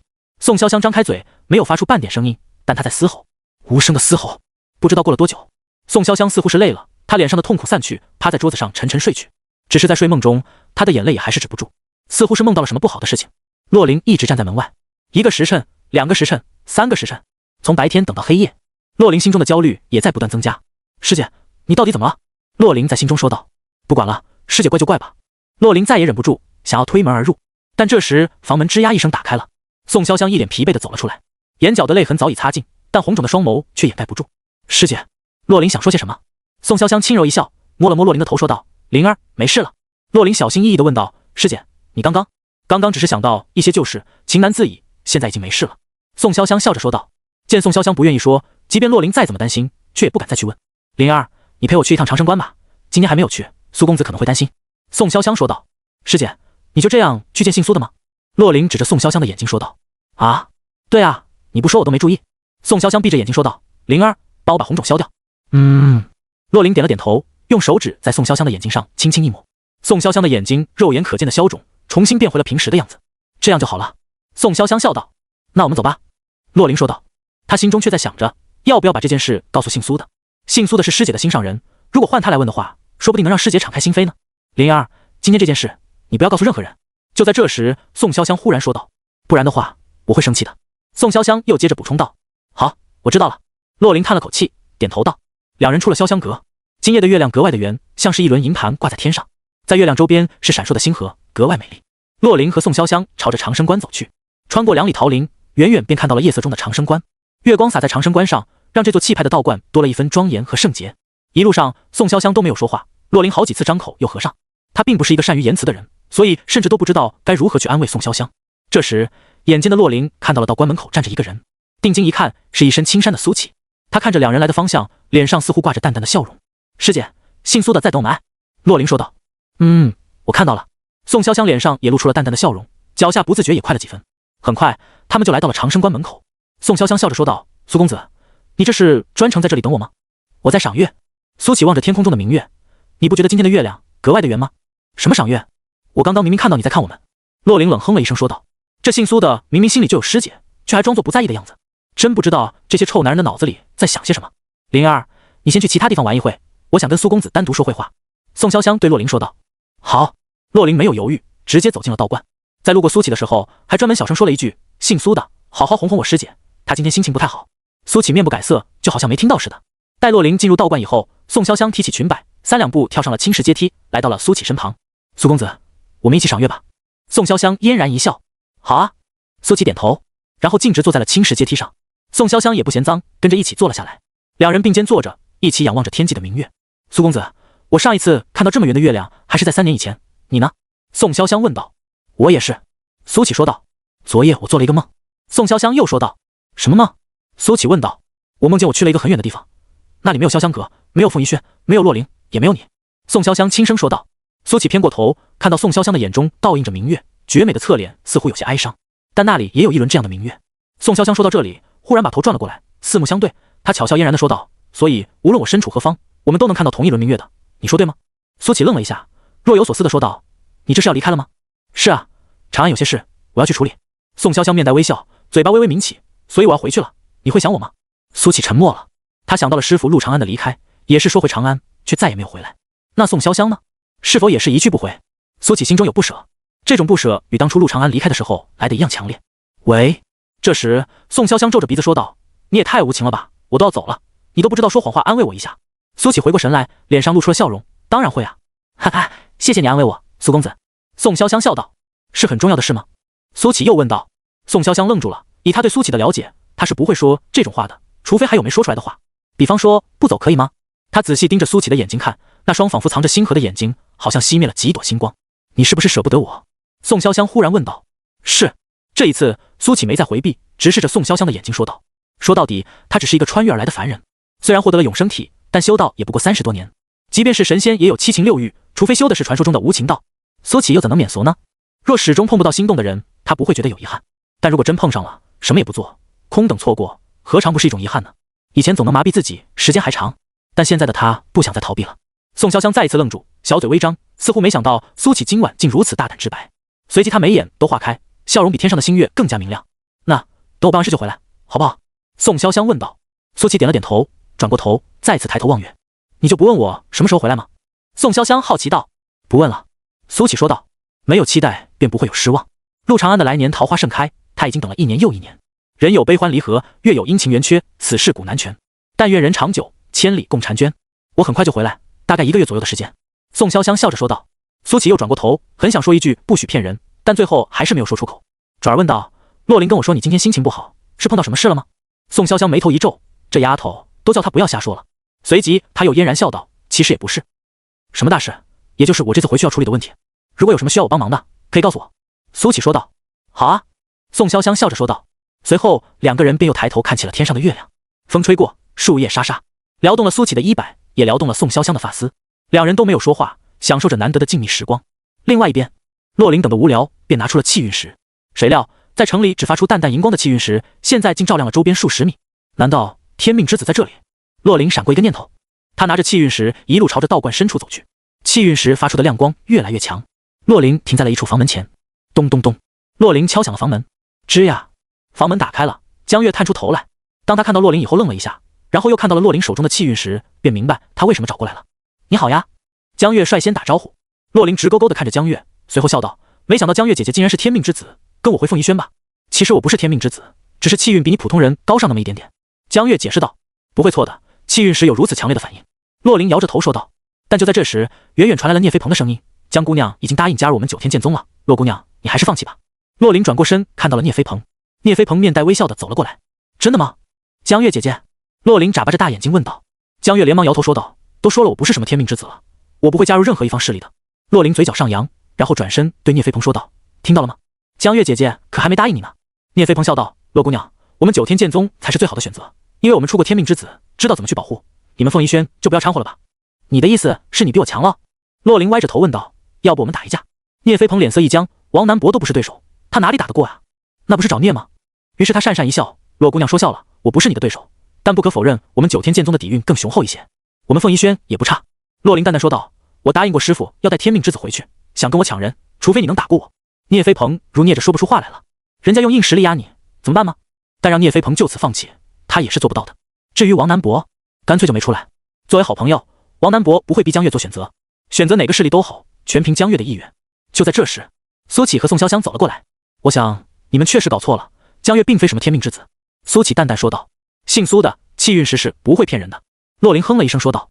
苏关主，江姑娘的气运强度乃我生平仅见，绝对不会错的。聂飞鹏也说道。那是你们没有见过真正的大气运者。苏启笑道。姓苏的，你这意思是你见过？洛灵连忙问道。当然。苏启点头说道。王南博，你出来。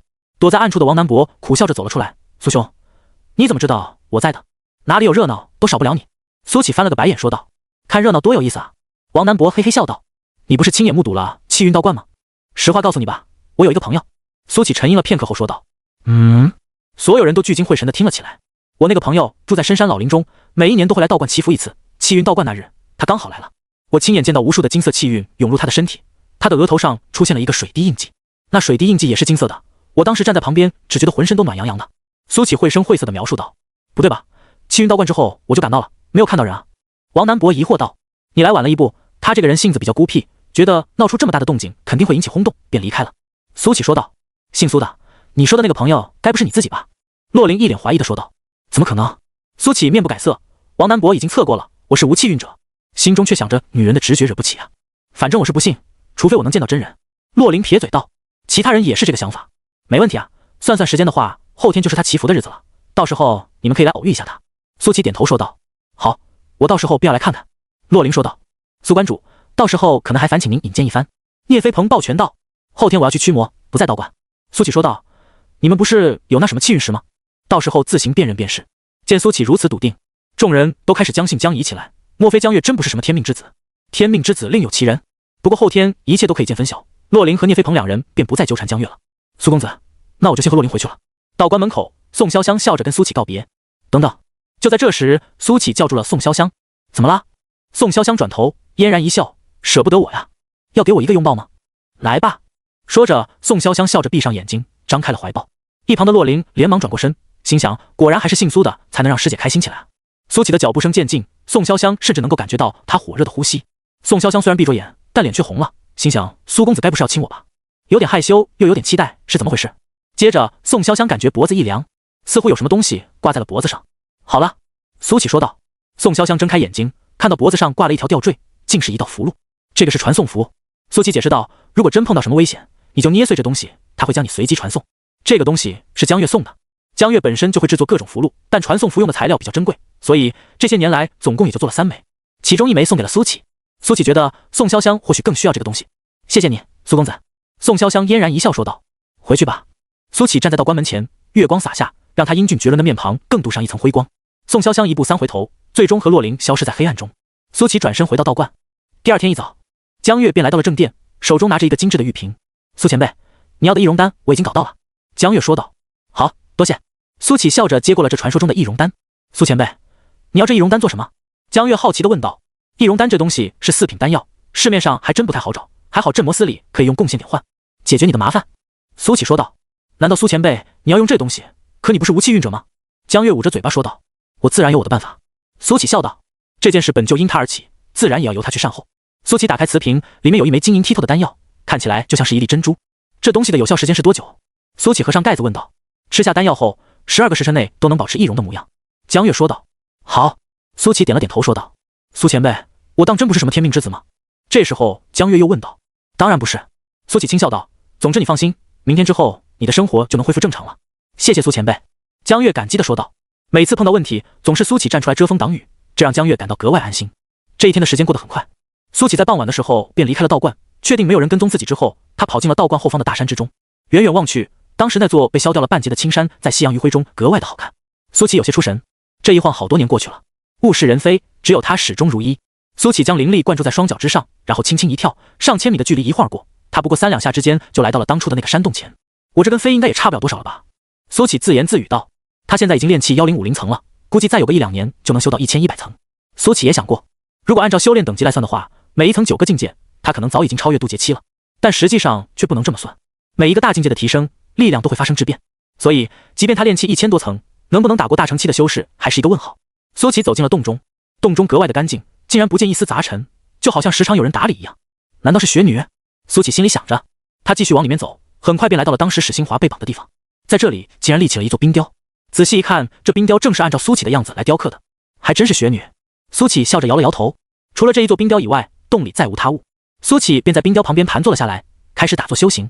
第二天一早，朝阳初升，阳光照在了洞口。苏启从瓶中倒出那粒丹药，毫不犹豫吃了下去。丹药入口即化，微甜。当糖豆吃好像不错，明年许愿一本炼丹术得了，没事的时候炼丹陶冶情操。除了炼丹以外，炼气也可以了解一下，还有法阵之类的，不能虚度光阴。苏启在心里想着，金色气运加持，易容丹药力提升，任何人无法识破伪装，持续时间提升至24个时辰。这时，一个对话框弹出，苏启心中一喜，这样即便一些高阶修士用神识勘察他，也不会露出蛛丝马迹。随即，苏启感觉药力流转，四肢百骸，他闭上眼睛，惊奇发现体内多出了另一个自己，而他可以随心所欲地改变外貌，就跟他以前玩网游那种捏脸系统差不多，从骨到皮都可以变化，神奇至极。但变成什么样，苏启却犯了难。这辈子当惯了帅哥，还没有当过丑男，要不便试试这个方向。苏启心里如是想着，然后他脑海里就自然而然地想起了一张面孔，青云门郑帅，他大抵是自己见过最有个性的一张面孔了。想到此处，苏启按照郑帅的样子开始改变。5分钟以后，他彻底变做了郑帅的样子。苏启站在冰雕前，看着倒映出来的面孔，不由感叹易容丹的鬼斧神工，好像我本就长这样似的。苏启捏了捏自己的脸，丑陋的面庞看起来有点狰狞，这样容易吓到小朋友，还是遮起来吧。苏启换了一身衣服，大帽子还有围巾把他遮得严严实实。一切准备妥当以后，最后一项，既然系统能帮我隐藏气运，那就应该能释放。如何释放呢？苏启心里想着。这么想着的时候，他忽然看到金色气运后面多了一个按钮，金色气运 1.1 展示。苏启点了一下展示，界面又变成了金色气运 1.1 隐藏。哟呵，还挺智能的。苏启笑道。如此一来的话，万事俱备，只欠东风。苏启出了山洞，然后3两步之间便来到了大道上。随即他朝着长生观走去。此时的长生观有些热闹，洛林和聂飞鹏已经到了，还有其他祈福焚香的人。小江月，你说苏兄说的那什么朋友是真的吗？王南博与江月站在一起问道。他怎么琢磨怎么觉得不对劲。你要相信苏前辈，反正我不是什么天命之子，也不想当天命之子。江月说道。我就不一样了，我就想当。王南博笑道。这样一来的话，洛妖婆肯定就不是我的对手了。就在这时，随着一个浑身笼罩在黑袍里的人走进道观，洛林和聂飞鹏手里的气运石爆发出耀眼无比的金光，整座道观都被照亮了。来了！洛林和聂飞鹏都眼睛一亮，隔着这么远，气运石就有如此之大的反应，比江月还要强烈的多。黑袍人自然就是苏启，他低着头走进了道观，熟练地开始焚香祈福。洛林和聂飞鹏不声不响来到苏启的身后，待他转过身，看到洛林和聂飞鹏以后，明显吓了一跳。你干嘛？苏启问道。男人。洛林心中升起一股不适感，如果是男人的话，自己还要带回凤仪轩吗？不过想到师傅的话，他还是要争。聂飞鹏率先开口道，这位兄台，我是九天剑宗少宗主，想要邀请你加入我们九天剑宗。为什么？苏启问道。因为你是传说中的天命之子。聂飞鹏解释道。随后他便把利害关系跟苏启讲了一遍，他说的那些我们凤仪轩也能够做到，并且我们凤仪轩全是女修，说不定你的缘分就在。等到聂飞鹏说完以后，洛林淡淡说道，虽然他是很不屑于用这个噱头去吸引面前这个男人的，但他怕这个男人因为九天剑宗的名气就加入了，毕竟在外界传言九天剑宗一直稳坐第一。洛林却知道并非如此，他们凤仪轩的底蕴丝毫不比九天剑宗差。兄台，我们九天剑宗也有不少女修，虽然基数没有凤仪轩大，但质量肯定毫不逊色。聂飞鹏连忙说道，他还真怕苏启是个沉迷女色之辈。我想你们误会了，我不是什么天命之子。苏启却摇头说道，不会错的。聂飞鹏将气运石递了过来，你拿着这个石头，如果你是天命之子，它会出现异象。苏启毫不犹豫地接过了气运石，轰隆，这一下动静极大，金色的光芒形成了一条金色的巨龙，直冲天际，耀眼的金芒方圆20里都能够看到。好，巨龙在天空咆哮，翻腾在云海之间，这么夸张的异象把所有人都惊呆了。这才是天命之子啊！聂飞鹏喃喃说道。洛林小嘴微张，这动静，好家伙，比之前江月的动静要大了不知多少倍。王南博和江月也张大了嘴巴。王南博之前还觉得江月肯定就是天命之子，这苏启说的朋友不一定存在，可此时此刻他才知道，原来是自己眼界窄了，这种夸张的异象才称得上是天命之子啊！江月作为唯一知道实情的人，他大脑有点宕机，心想苏前辈究竟是怎么做到的？这一动静不但惊动了道观里面的人，连带着清溪城里面的人也被惊动了。我去，那是什么玩意？龙吗？这是长生观第2次出现异象了，看来这座道观的确是被上天眷顾的道观。好壮观的景象，我一辈子也忘不了。这是普通民众的对话，而各大宗门的弟子则都明白这代表着什么。这是天命之子搞出来的动静吧？没错了，这种夸张的气运强度肯定是天命之子。那边好像有一座什么道观，快过去看看。找了这么久，终于找到你了。一时之间，人潮汹涌，宗门弟子都纷纷朝着道观跑去。城北客栈内，左骁敲响郑帅的房门，师弟，快走，天命之子现世了。但是敲了半天也没有人回应。左骁用神识探了一探，却发现根本没人。这家伙跑哪里去了？左骁奇怪道。不管了，正事要紧。左骁快步离开了。长生观这边，聂飞鹏和洛林也意识到了情况不妙，他们事先没有想到动静会这么大，这不得把清溪城的那些宗门弟子都吸引过来啊！兄台，这次你信了吧？聂飞鹏有些着急地说道。加入我们九天剑宗吧，我们会全力保护你，让你成长起来。别听他的，加入我们凤仪轩更好一些。洛林也说道。九天剑宗更好。说着，聂飞鹏用手住了苏启左手的袖子，郑重道，我们九天剑宗出过天命之子，知道如何去培养，可以少走许多弯路。凤仪轩更好。洛灵拉住了苏启的另一只袖子，说道：“9天剑宗的那个天命之子最后生死道消，足以说明他们的保护力度还不够。我们凤仪轩就不一样了，一定会举全宗之力力保你。”聂飞鹏面色一变，天命之子的死一直是9天剑宗的一道伤疤，若不是打不过洛灵，他都想翻脸了。兄台，不要听他的。聂飞鹏说道：“那只是一个意外，我们有了失败的经历，所以才知道怎么更好的去保护你。”洛灵笑道：“意外？谁知道这种意外还会不会再发生？”聂飞鹏被对得哑口无言。而作为当事主的苏启早已料到这一幕，他现在就是要将所有寻找天命之子的宗门都吸引过来，那些对他有歹意的，他会毫不犹豫地解决掉。打不过的，他就跑。反正现在他没有以真面目示人，谁也不会联想到他苏启头上来。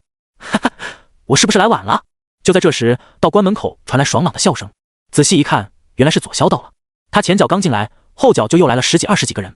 他们在观察道场中的情形之后，纷纷眼睛一亮，看向了苏启。这位兄台，家师曾算过一卦，你与我青云门有缘，加入我青云门如何？左骁笑着说道。哈哈，我看这位兄弟跟我们无极宗也有缘，不如还是加入我们无极宗吧。这时候，又一名男子站了出来，他挑衅地看着左骁，好像在说着你能拿老子怎么样？这名男子叫做万六，无极宗的大弟子。之所以敢这么大胆，那是因为无极宗是准一流的修真宗门，随时都有可能晋升一流宗门，自然可以不把3大宗门里最弱的青云门放在眼里。左骁没有理他，径直来到了苏启的面前。兄台，家师卜卦一事从未有错误，我们青云门肯定会拿出最大的诚意。左骁笑着说道。万六也走了上来，笑着说道：“这位兄弟，我不整那些虚头巴脑的，只要你进入我们宗门，就送6品丹药洗髓丹一枚。”众人都倒吸一口凉气。洗髓丹啊，6品丹药，如果你的资质不好，或者有什么暗疾，一枚洗髓丹足以改变这一切。丹药分9品，6品丹药在小一点的宗门都算是镇宗之宝了。不就是洗髓丹吗？我们9天剑宗也可以提供。聂飞鹏说道。我们凤仪轩也是。洛灵也附和道。左骁还想说些什么，但被苏启抬手打断了。既然今天大家都齐聚于此，那我就实话实说了，我闲鱼也喝惯了，不会加入任何一个宗门，请你们以后不要再打扰我。苏启说道。此言一出，现场嘈杂了起来。听这家伙的意思，是一个没捞着。哈哈，这样也好，反正我们也竞争不过那些庞然大物。话虽如此，最后肯定还是要被迫加入某个势力的，毕竟天命之子的处境确实危险。万妖谷和万鬼门的那些人可不是善男信女，区区妖修和鬼修怕什么？若让小爷见了，分分钟将他们打得魂飞魄散。而苏启面前的4人则都开始劝解起来。就在此时，一道霸道至极的神识忽然冲了过来，直接闯入了苏启的识海，留下一个黑色印记之后又飞速撤退。苏启心中一惊，然后便想着，看来应该是万鬼门或者万妖谷的人来了，这是要追踪我啊。不过苏启并无半分害怕，兵来将挡，水来土掩，以他如今的实力，就算称不上无敌，但想要逃跑应该也没人拦得住。好了，你们就别再说了，我意已决。苏启抬手说道。万六听闻此言，偷偷将神识探了出去，想要看看苏启的庐山真面目。虽然说现在他没有同意，但得知了长相以后，自己这里也更好发挥一些。就比方说私底下找到这个人，谈谈条件。万六相信这世界上没有谈不成的买卖，只看你的筹码是否足够。出于对天命之子的尊重，大家都默认没去看苏启罩袍下的脸。万六的神识探出以后，其余人立马察觉到了，没人阻止，他们也探出神识，想要看看苏启的庐山真面目。好了，没什么事，我就先走了呀。苏启说道。还没等众人反应过来，他将灵气灌注在脚下，3两下便不见了踪影。看到这一幕，不少人都瞪大了眼睛。他速度怎么这么快啊？就跟飞一样，难道是大成期的修士？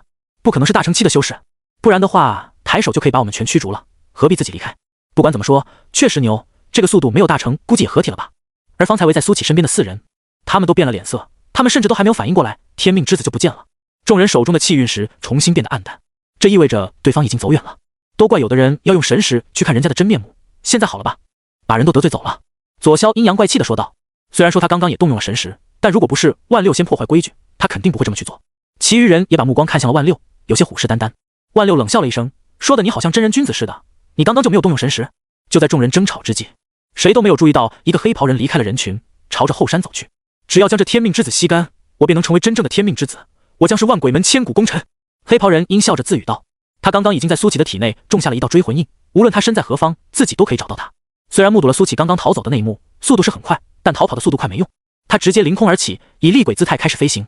鬼修有一个好处便是，他们天生会飞，毕竟是灵体修仙。一直追了半天，黑袍人发现苏启终于停下了。终于跑累了吗？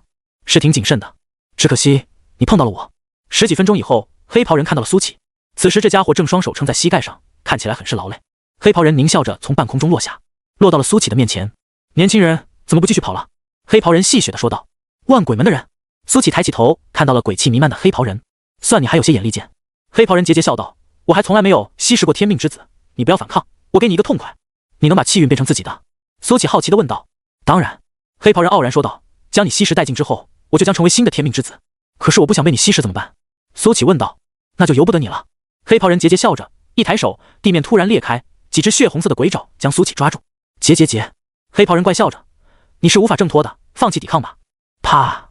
下一秒，黑袍人的脸色就僵住了。他看到自己的鬼爪，苏启随意动了一下就破裂了，跟纸糊的一样脆弱。怎么可能？黑袍人失声说道。可以问你一个问题吗？苏启忽然说道。说。黑袍人神色阴冷，已经在准备下一个杀招。你是什么修为？苏启问道。何其？黑袍人傲然道。哦，知道了。苏启点了点头，然后消失在原地。在黑袍人还没反应过来之际，苏启这一拳已经轰在了他的肚子上。轰隆！巨响传来，狂暴的拳风将黑袍人身后的一座大山都夷为了平地。你干什么？黑袍人后知后觉地说道。安息吧。苏启拍了拍黑袍人的肩膀，轻声说道。黑袍人闻言低下头一看，肚子已经一片空洞，可以看到后方的风景。我是灵体，我不会死。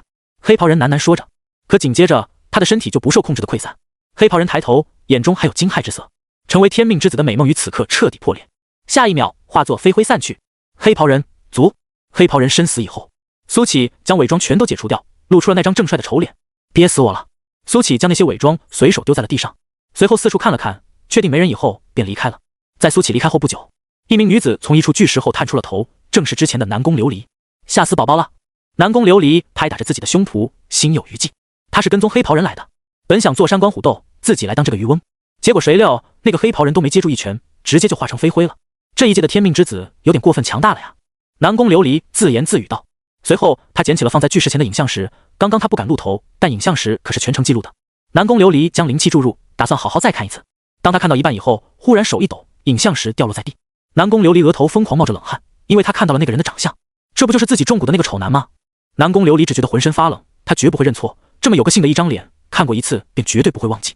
而自己可是给这丑男种下了情蛊啊！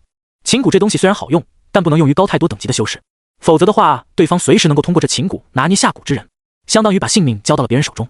但当日我探查他的修为，分明只是元婴器，他现在竟能不借助任何法宝，一拳轰杀合体修士。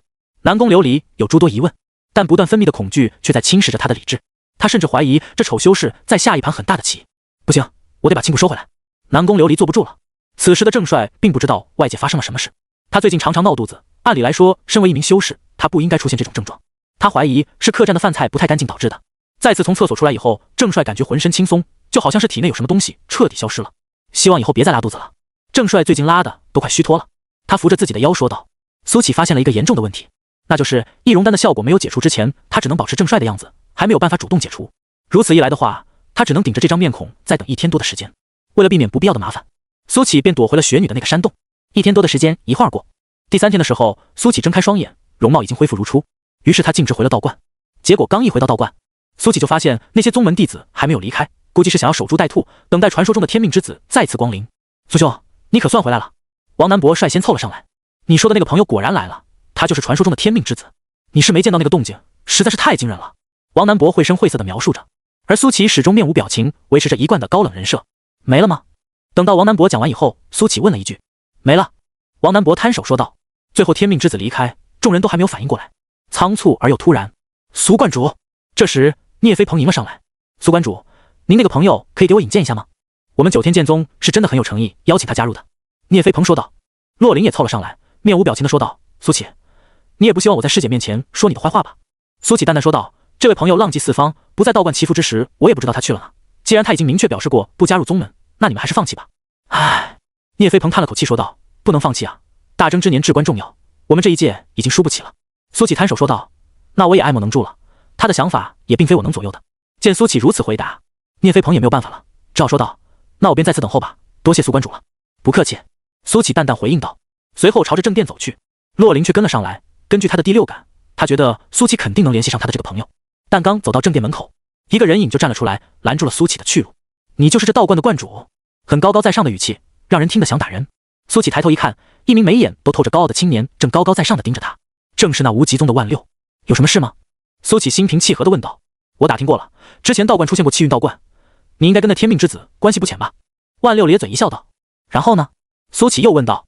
带我去见见他，这个炼气丹是赏你的。万六从兜里弹出一枚丹药，在手里把玩着。炼气丹是2品丹药里面最普通的那种，但对于寻常人而言也是高不可攀之物。在万六看来，苏启只是一俗世道观的观主，没有理由拒绝。说完，他将这炼气丹丢了出去。啪嗒，但苏启却没有伸手去接，任凭丹药掉落在地。万六脸色一变，异俗世的道观观主也敢不给自己面子？说完了吗？这时候苏启问道。说完了。万六阴沉着脸说道。那便让一让。苏启淡淡说道。你挡着我路了。周围的宗门弟子都倒吸一口凉气。虽然说万六的确嚣张，但是别人有嚣张的资本啊。一是背靠准一流的宗门，二是自身实力已经元婴巅峰，听说随时可以踏入化神，而他的年龄也仅仅比王南博大10岁而已。这道观的观主是不是脑子不太好使？他凭什么这么嚣张？你知不知道你在跟谁说话？万六眼中有愤怒的火焰在跳动。洛灵站在后方并没有阻止，抱着双臂开始看起了热闹，心里想着这无极宗的蠢货要遭殃了。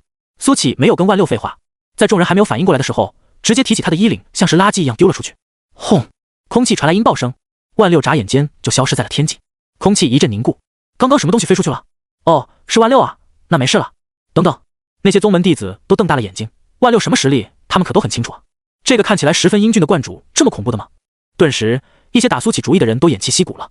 连万六都被秒了，还有他们什么事啊？苏启进入正殿以后，洛灵也跟着走了进来。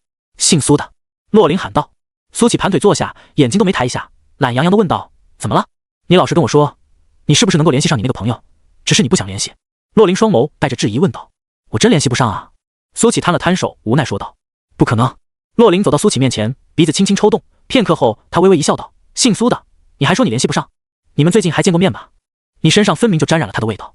什么叫身上沾染了他的味道？苏启翻了个白眼，说的他就像是一个 gay 似的。我闻得出来。洛灵笃定地说道。你跟王南博一样。苏启又说道。什么？洛灵不明所以。狗鼻子啊。苏启说道。你才狗鼻子。洛灵面色一红。苏启淡淡说道。我确实联系不上我那个朋友，如果你想要套我话的话，恐怕要失望了。洛灵面色变幻，用神识扫描了一圈周围之后，忽然变脸。姐夫。洛灵甜腻地喊道。苏启只觉得鸡皮疙瘩掉了一地。平时高冷的洛灵忽然露出这样的一面，还真是有种奇怪的反差感。你正常点。苏启说道。姐夫，我已经答应过师傅要将天命之子带回去，你想啊，如果我不回去的话，肯定要被师傅训斥的，对吧？我被训斥不要紧，但师姐最疼我了，她一定会心疼的。她一心疼，你不就会心疼吗？与其到时候心疼，不如将这种趋势扼杀在摇篮里面。你只需要带我找到你那个朋友，并且说服他让我带他回去就行了。至于加不加入凤仪轩，我就不管了。总之，我的任务完成了吗？洛灵蹲在苏启面前，眨巴着大眼睛，半可爱的说道。虽然说这种夹子音让洛灵自己都有点想吐，但小不忍则乱大谋，有舍才有得嘛。姐夫，人家都叫你姐夫了，你怎么也得拿出姐夫的样子来吧？你说呢，姐夫？洛灵的眼睛眨呀眨，就跟星星一样好看。少跟我来这一套。苏启闭上眼睛，我说联系不上就是联系不上。姓苏的。洛灵站起身来，大喊了一句。原形毕露了。苏启淡淡说道。你给我等着，我一定会找到蛛丝马迹的。洛灵哼了一声，转身离开了。他算是看明白了，苏启就是一块茅坑里的石头，又臭又硬，啃不动。就这样，很多宗门弟子都在长生关住了下来，倒是又给长生关带来了一笔可观的收入。他们相信，只要耐心等待，那个天命之子一定还会来祈福的，到时候还是有争取的机会。无极宗的万六足足过了1个月才重新回到长生关，一瘸一拐的，不敢再跟苏启叫板，而是老老实实的交了伙食费，再次安顿了下来。就这样，日复一日，年复一年，眨眼时间3年过去了。3年期间，有一些小宗门实在等不下去了，便主动离开了，留下来的都是一些中大型的宗门，就比如3大宗门的代表一个都没有离开，一些二流宗门也坚持了下来。苏启对此倒是无所谓，这些人一方面可以增加道观的收入，另一方面就当免费看门的了。王凡熙和米杰2人在3年期间成功筑基，米杰的天赋明显要比王凡熙好一些，两人一同修炼，米杰筑基的时间比王凡熙要早了快半年。不过王凡熙并没有气馁，还是每天坚持不断的修炼着。宋潇湘那边并没有食言，说的1个月，其实20天就回来了。在得知事情的来龙去脉以后，宋潇湘无条件的站在苏启这边，他还是每天正常赶来道观，陪苏启一起打坐修炼，给苏启做饭等等。3年的时间，王南博也成功迈入了化神后期，他又作死找洛灵打了一架，这次洛灵没有惯着他，2招不到的功夫就把他打垮了。王南博痛定思痛，决定要努力修炼，在那之后便很少前往潇湘阁玩乐了。时间在流逝，每个人心里的紧迫感却与日俱增，谁也不知道大征之年到底什么时候会开启。各大宗门都发起了催促令，要求尽快找到天命之子，但可惜的是，天命之子再也没有来过道观，他们也无从找起。也有一些人进入过后山寻找，但什么也没有找到，无论去多少次都是无功而返。天命之子就像是惊鸿一现，片刻闪耀之后便悄无声息了。第1个3年过去了，第2个3年也过去了，眨眼时间便是6年过去了。宗门弟子基本都撤走了，他们已经耗不起了，只能主动去寻找，无法再在这里守株待兔，浪费时间。宋潇湘在第2个3年的时间，每年都会花上1个月的时间回到长安处理事务，然后再赶回来。宋潇湘没有主动讲起过是什么事，苏琪每次问起都会笑着说只是潇湘阁内的一些小事。不过苏启发现，每次回来宋潇湘都要比之前更粘人一些，但再没提起过成亲的事，就好像他在害怕什么一样，害怕失去，亦或是害怕拒绝，苏启不得而知。而6年的时间，苏启的金色气运已经来到了 1.2， 修为也达到了炼气1200层。现在的他，除了没跟大成期的修士打过以外，基本上可以算得上是大成以下我无敌了。姓苏的，6年了，整整6年了，你还是不肯联系你的朋友吗？这日，洛灵又找到了苏启，大声喊道：“联系不上。”苏启还是这个答案，没时间了，大征之年就要开启了，他若再不现身，我们都不知道怎么打了。洛灵无奈道：“你知道准确开启的时间？”苏启好奇道：“上一次大征之年是在天命之子出现后120年开启的，这次应该也差不多，但无法肯定会提前还是延后。”洛灵说道：“那还早。”苏启松了口气，再给他100多年，说不定已经完成了全身灵力化，到时候管他什么大征之年，自己足以横推一切，就算无法横推，至少也能保证自身不会受到伤害。已经不早了，洛灵说道：“万一今天就开启了呢？我们现在都还没。”轰隆！洛灵话音刚落，一道惊雷炸响，天地震动，霞光万丈，无数金云在空中形成，像是大海一样奔腾，场景蔚为壮观。我这乌鸦嘴！洛灵看到天空中的异象之后，面色大变。上一个大征之年在天命之子出现之后，等了120年，这个大征之年竟然8年不到的时间就来了。洛灵甚至怀疑是不是自己的嘴开光了。苏琪也惊呆了，这大征之年怎么说开启就开启？他都准备好再苟100年了，结果这么突然就开启了，他还没有准备好啊！王南博和江月都跑了过来。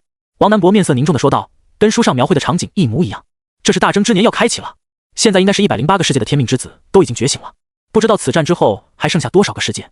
江月最近的进步也很大，已经来到了元婴后期，可是这样的修为在大征之年跟炮灰差不多。清溪城内，无数居民望着天空中的异象，议论纷纷，这是祥云将士啊，看来今年又是丰收的一年。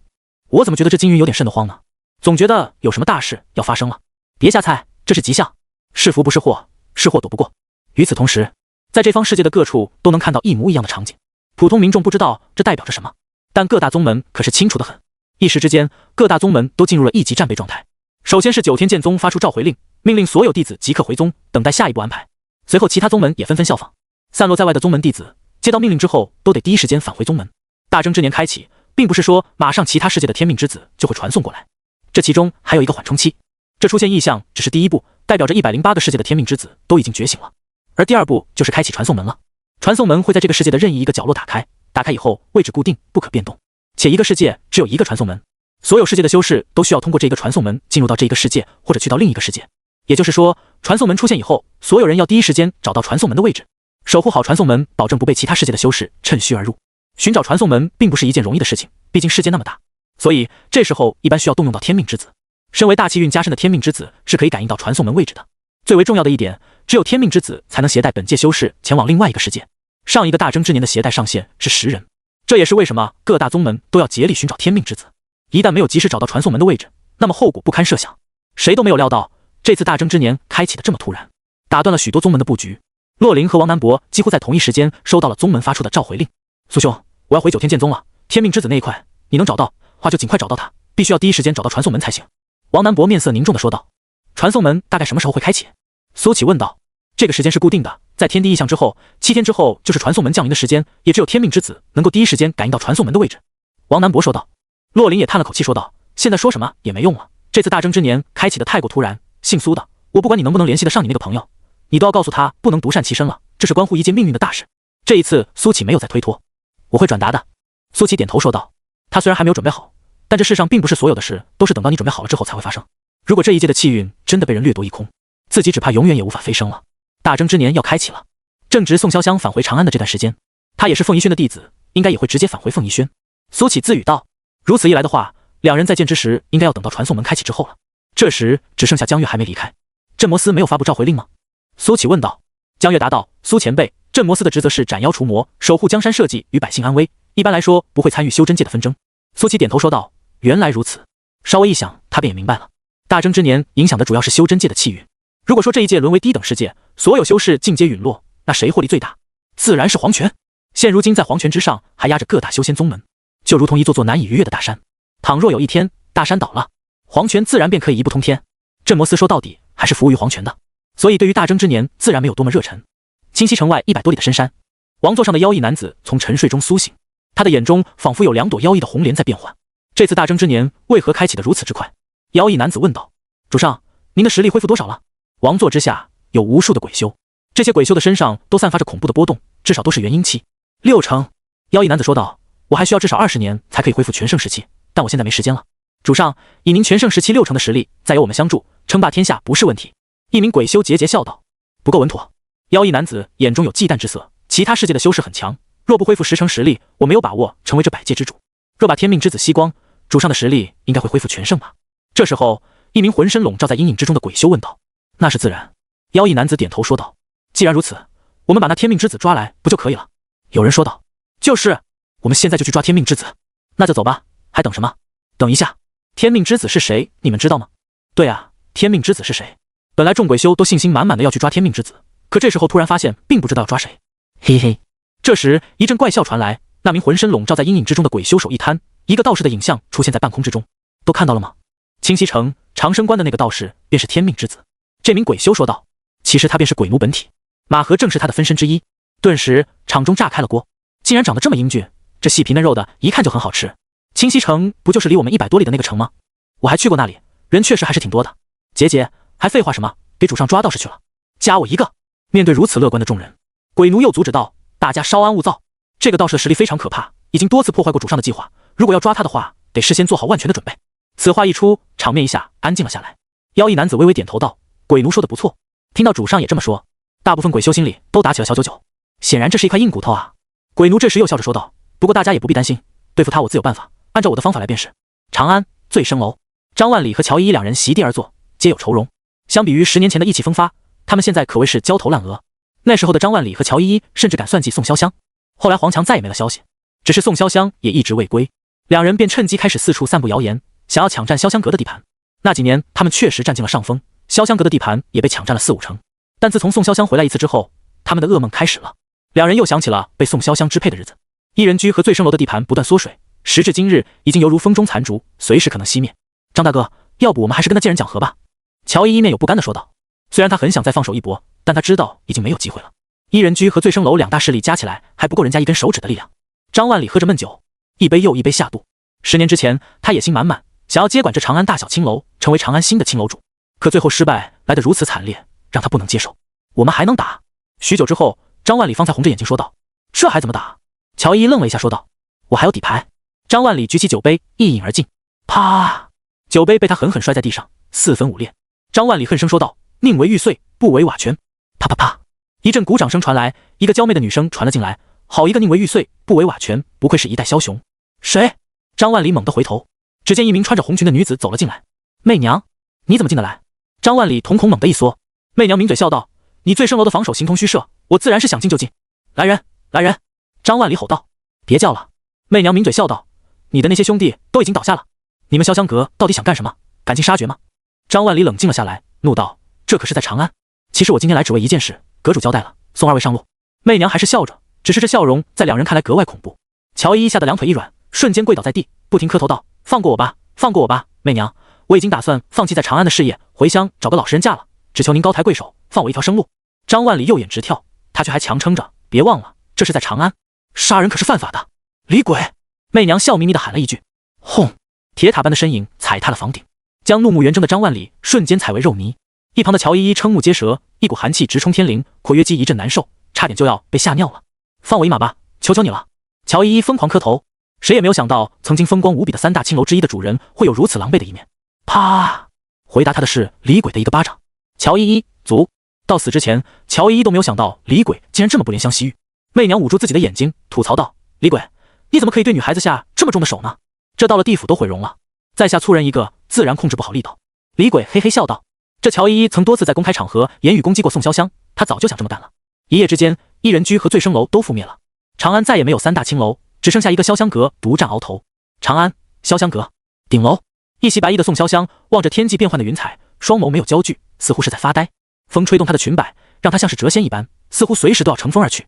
这时房门被推开，媚娘走了进来：“阁主，您吩咐。”的事都已经办妥了。媚娘抱拳说道：“好。”宋潇湘转过身，轻笑道：“辛苦了。”“不辛苦，不辛苦。”媚娘连忙摆手说道：“阁主，你这次回凤仪轩什么时候回来啊？潇湘阁没有您坐镇还是不行。”媚娘小心翼翼地问道：“问这个做什么？”宋潇湘笑道：“等到事办完了，我自然就回来了。”媚娘还想问什么，但却被宋潇湘抬手打断了：“好了，不要再问了。”是。媚娘连忙说道：“出去吧，我想一个人待一会。宋潇湘说道。是。媚娘连忙退了出去。等到她回到1楼以后，众人都围了上来，七嘴八舌的发问：怎么样，媚娘，打听清楚了吗？阁主什么时候回来啊？就是，阁主这次突然把潇湘阁所有的隐患都解决了，反倒把我们心底弄得没底了。阁主最近好像都有点反常，我每次看到他都在发呆。会不会是想苏公子了？也想苏公子，想苏公子的时候他会看那张画，但大多时候还是对着天空发呆。阁主不会不回来了吧？最后一句话不知是谁问出来的，让场面一下子安静了下来。虽然谁都不愿意承认，但却又止不住担心这个问题，因为阁主实在是太反常了，解决了潇湘阁所有的后顾之忧，那他还会回来吗？别瞎猜，肯定会回来的，我相信阁主。就是潇湘阁是阁主一手创建的，他怎么会舍得自己的心血？我也相信阁主，他不会抛弃我们不管的。顶楼，一道倩影自天际御剑而来，降落在宋潇湘面前。师姐，我来接你了。洛灵笑着说道。苏公子他怎么样了？宋潇湘问道。姓苏的好得很，就是天命之子，我们还没有找到。不管了，反正姓苏的说过会想办法联系上对方的。洛灵说道。宋潇湘点了点头，随后说道：我们走吧。片刻之后，飞剑冲天起，消失在了天际。师姐，你说这次我们大争之年能赢吗？洛灵问道。能赢的。宋潇湘说道。真的吗？洛灵又有些犹豫。可是师父说其他世界的修士很厉害的，我有预感。宋潇湘笑道。长生观正殿，苏启在6年期间许愿了3次，分别得到了炼丹术、炼气术、结阵术，这3者他都入门了，只是这完全不够。对于即将来到的大争之年，苏启心里压力很大，他想要更多的时间。我还有3次许愿机会，不知道可不可以全都消耗，换一次比较厉害的许愿。苏启在心里想着，于是他开始尝试消耗3次许愿机会，给我更多的时间。苏启在心里喊道。没有任何反应，甚至连1次都没有减少。消耗3次许愿机会，给我一个能制造更多时间的法器。苏启灵机一动，又喊道。下一秒，奇迹出现了，3次许愿机会清零了，成了。苏启十分惊喜。哐当！就在这时，苏启看到一个有些破烂的八卦盘从正殿的雕像后方掉了下来。苏启连忙捡了起来，心想之前怎么没有发现雕像后方还有这玩意？破损的时间阵盘，已经破损的时间阵盘启动之后可以加快周围3米的时间流速，但因为破损的原因，只能消耗寿命来启动，每秒消耗1天寿命。看着手中这东西的介绍，苏启十分惊喜，这简直完美契合他的需求啊！于是苏启试着启动了一下，冥冥之中他感觉到生命在流逝，但这种感觉可以忽略不计，就像从大海里抽走了一滴水。苏启开始打坐修行，直到运转了1个周天之后，方才关闭了阵盘。通过多方求证以后，苏启算到了大概的时间，大概在1点15分左右。也就是说，外界1天，他在阵盘的范围内已经过去了15天，这简直就是修士梦寐以求的法宝。当然，前提是有那么多的寿命，本身1秒钟就要消耗1天的寿命，相当于1分钟就要消耗2个月的寿命，1个小时就要消耗10年，1天就要消耗240年。而且因为本身15倍的流速，相当于外界过去1天，你已经消耗了3600年寿命，就是先帝也不敢这么花，但苏启敢，这就是为他量身定做的宝贝。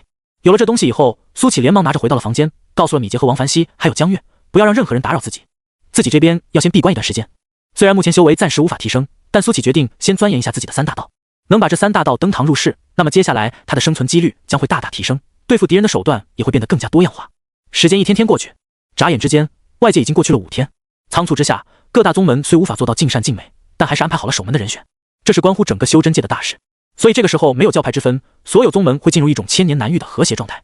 而苏启这边已经过去了75天，金色气运又一次起了大作用，他的炼丹术、炼气术还有结阵术都小成了。苏启左手炼气，右手炼丹，2只眼睛还盯着各类阵法看个不停。啪！他随手打开丹炉，一阵丹香传来，9枚极品炼气丹出炉。这些极品丹药的身上都有丹云，药效要比普通的炼气丹高出不止1截。这东西虽然对我没用，但应该能卖个不错的价钱。苏启随手拿起1枚，端倪了半天，满意说道：当！这时他的左手边一柄长剑锻造而成，他随手拿了起来，剑身泛着幽冷的光，给人一种锋利至极的感觉。不错，虽然只是铁剑，但很趁手。苏启拿起随手挥舞了2下，自言自语道：这是凡铁锻造的兵器，但用上了修真界炼制法宝的手法，所以有一种削铁如泥的感觉。算算时间，传送门差不多要出现了。苏启将时间阵盘停止，时间流速恢复了正常。照理来说，他这75天的时间已经花费了几10万年的生命，但容貌依然没有丝毫的变化，就连身体也一丝变化也没有。这就是无限生命的恐怖之处。苏启打开房门走了出去，久违的阳光安静地洒在道观里。这是一个静谧的午后，就连喧嚣的蝉也都睡着了。苏启走到正殿，正殿外王凡熙正拿着扫帚一丝不苟地打扫卫生。凡熙，苏启叫了一句：观主，您闭关完了。王凡熙惊喜地跑了过来。其他人呢？苏启看了一眼四周问道。阿杰在修炼，江月姐姐在厨房。王凡熙说道。苏启点了点头，随后察觉到王凡熙身上的波动，笑道：已经筑基中期了。王凡熙不好意思地挠头说道：给您丢人了观主，我资质比较愚笨，跟阿杰比不了。米杰的修炼速度确实要比王凡熙快不少，目前已经筑基巅峰，估计再过些年甚至就能结成金丹了。每个人都有属于自己的路，坚持下去，早晚都会在顶峰出现。苏启笑着说道：“我记住了。”王凡熙连忙点头说道。苏启拍了拍王凡熙的肩膀，又去了厨房。江月安静地坐在灶台前，正在烧柴做饭。阳光从窗户洒进来，把江月的侧脸镀上了一层金边，少了一分阴气，多了一分柔和。苏启推门而入后，江月转过身，看到苏启之后，惊喜地站了起来：“苏前辈，你出关了？”“对。”苏启点了点头，调侃道：“你怎么一天12个时辰，有10个时辰都在厨房？”“因为做饭使我快乐。”江月笑着说道：“我甚至发现做饭的时候，我的修为还提升得快一些。这天下3000大道，难道你竟是厨道？”苏启笑道：“如果真有这么个道，那我觉得挺适合我的。”江月有点跃跃欲试：“来，送你一些东西。”苏启笑着拿出一包锅碗瓢盆：“这么多厨具，苏前辈你哪来的？”江月好奇道：“这些厨具看起来竟还有些灵气，不像是凡品。这些都是我自己炼制的。”苏启说道：“这些是他在学习炼器的时候随手炼制的东西。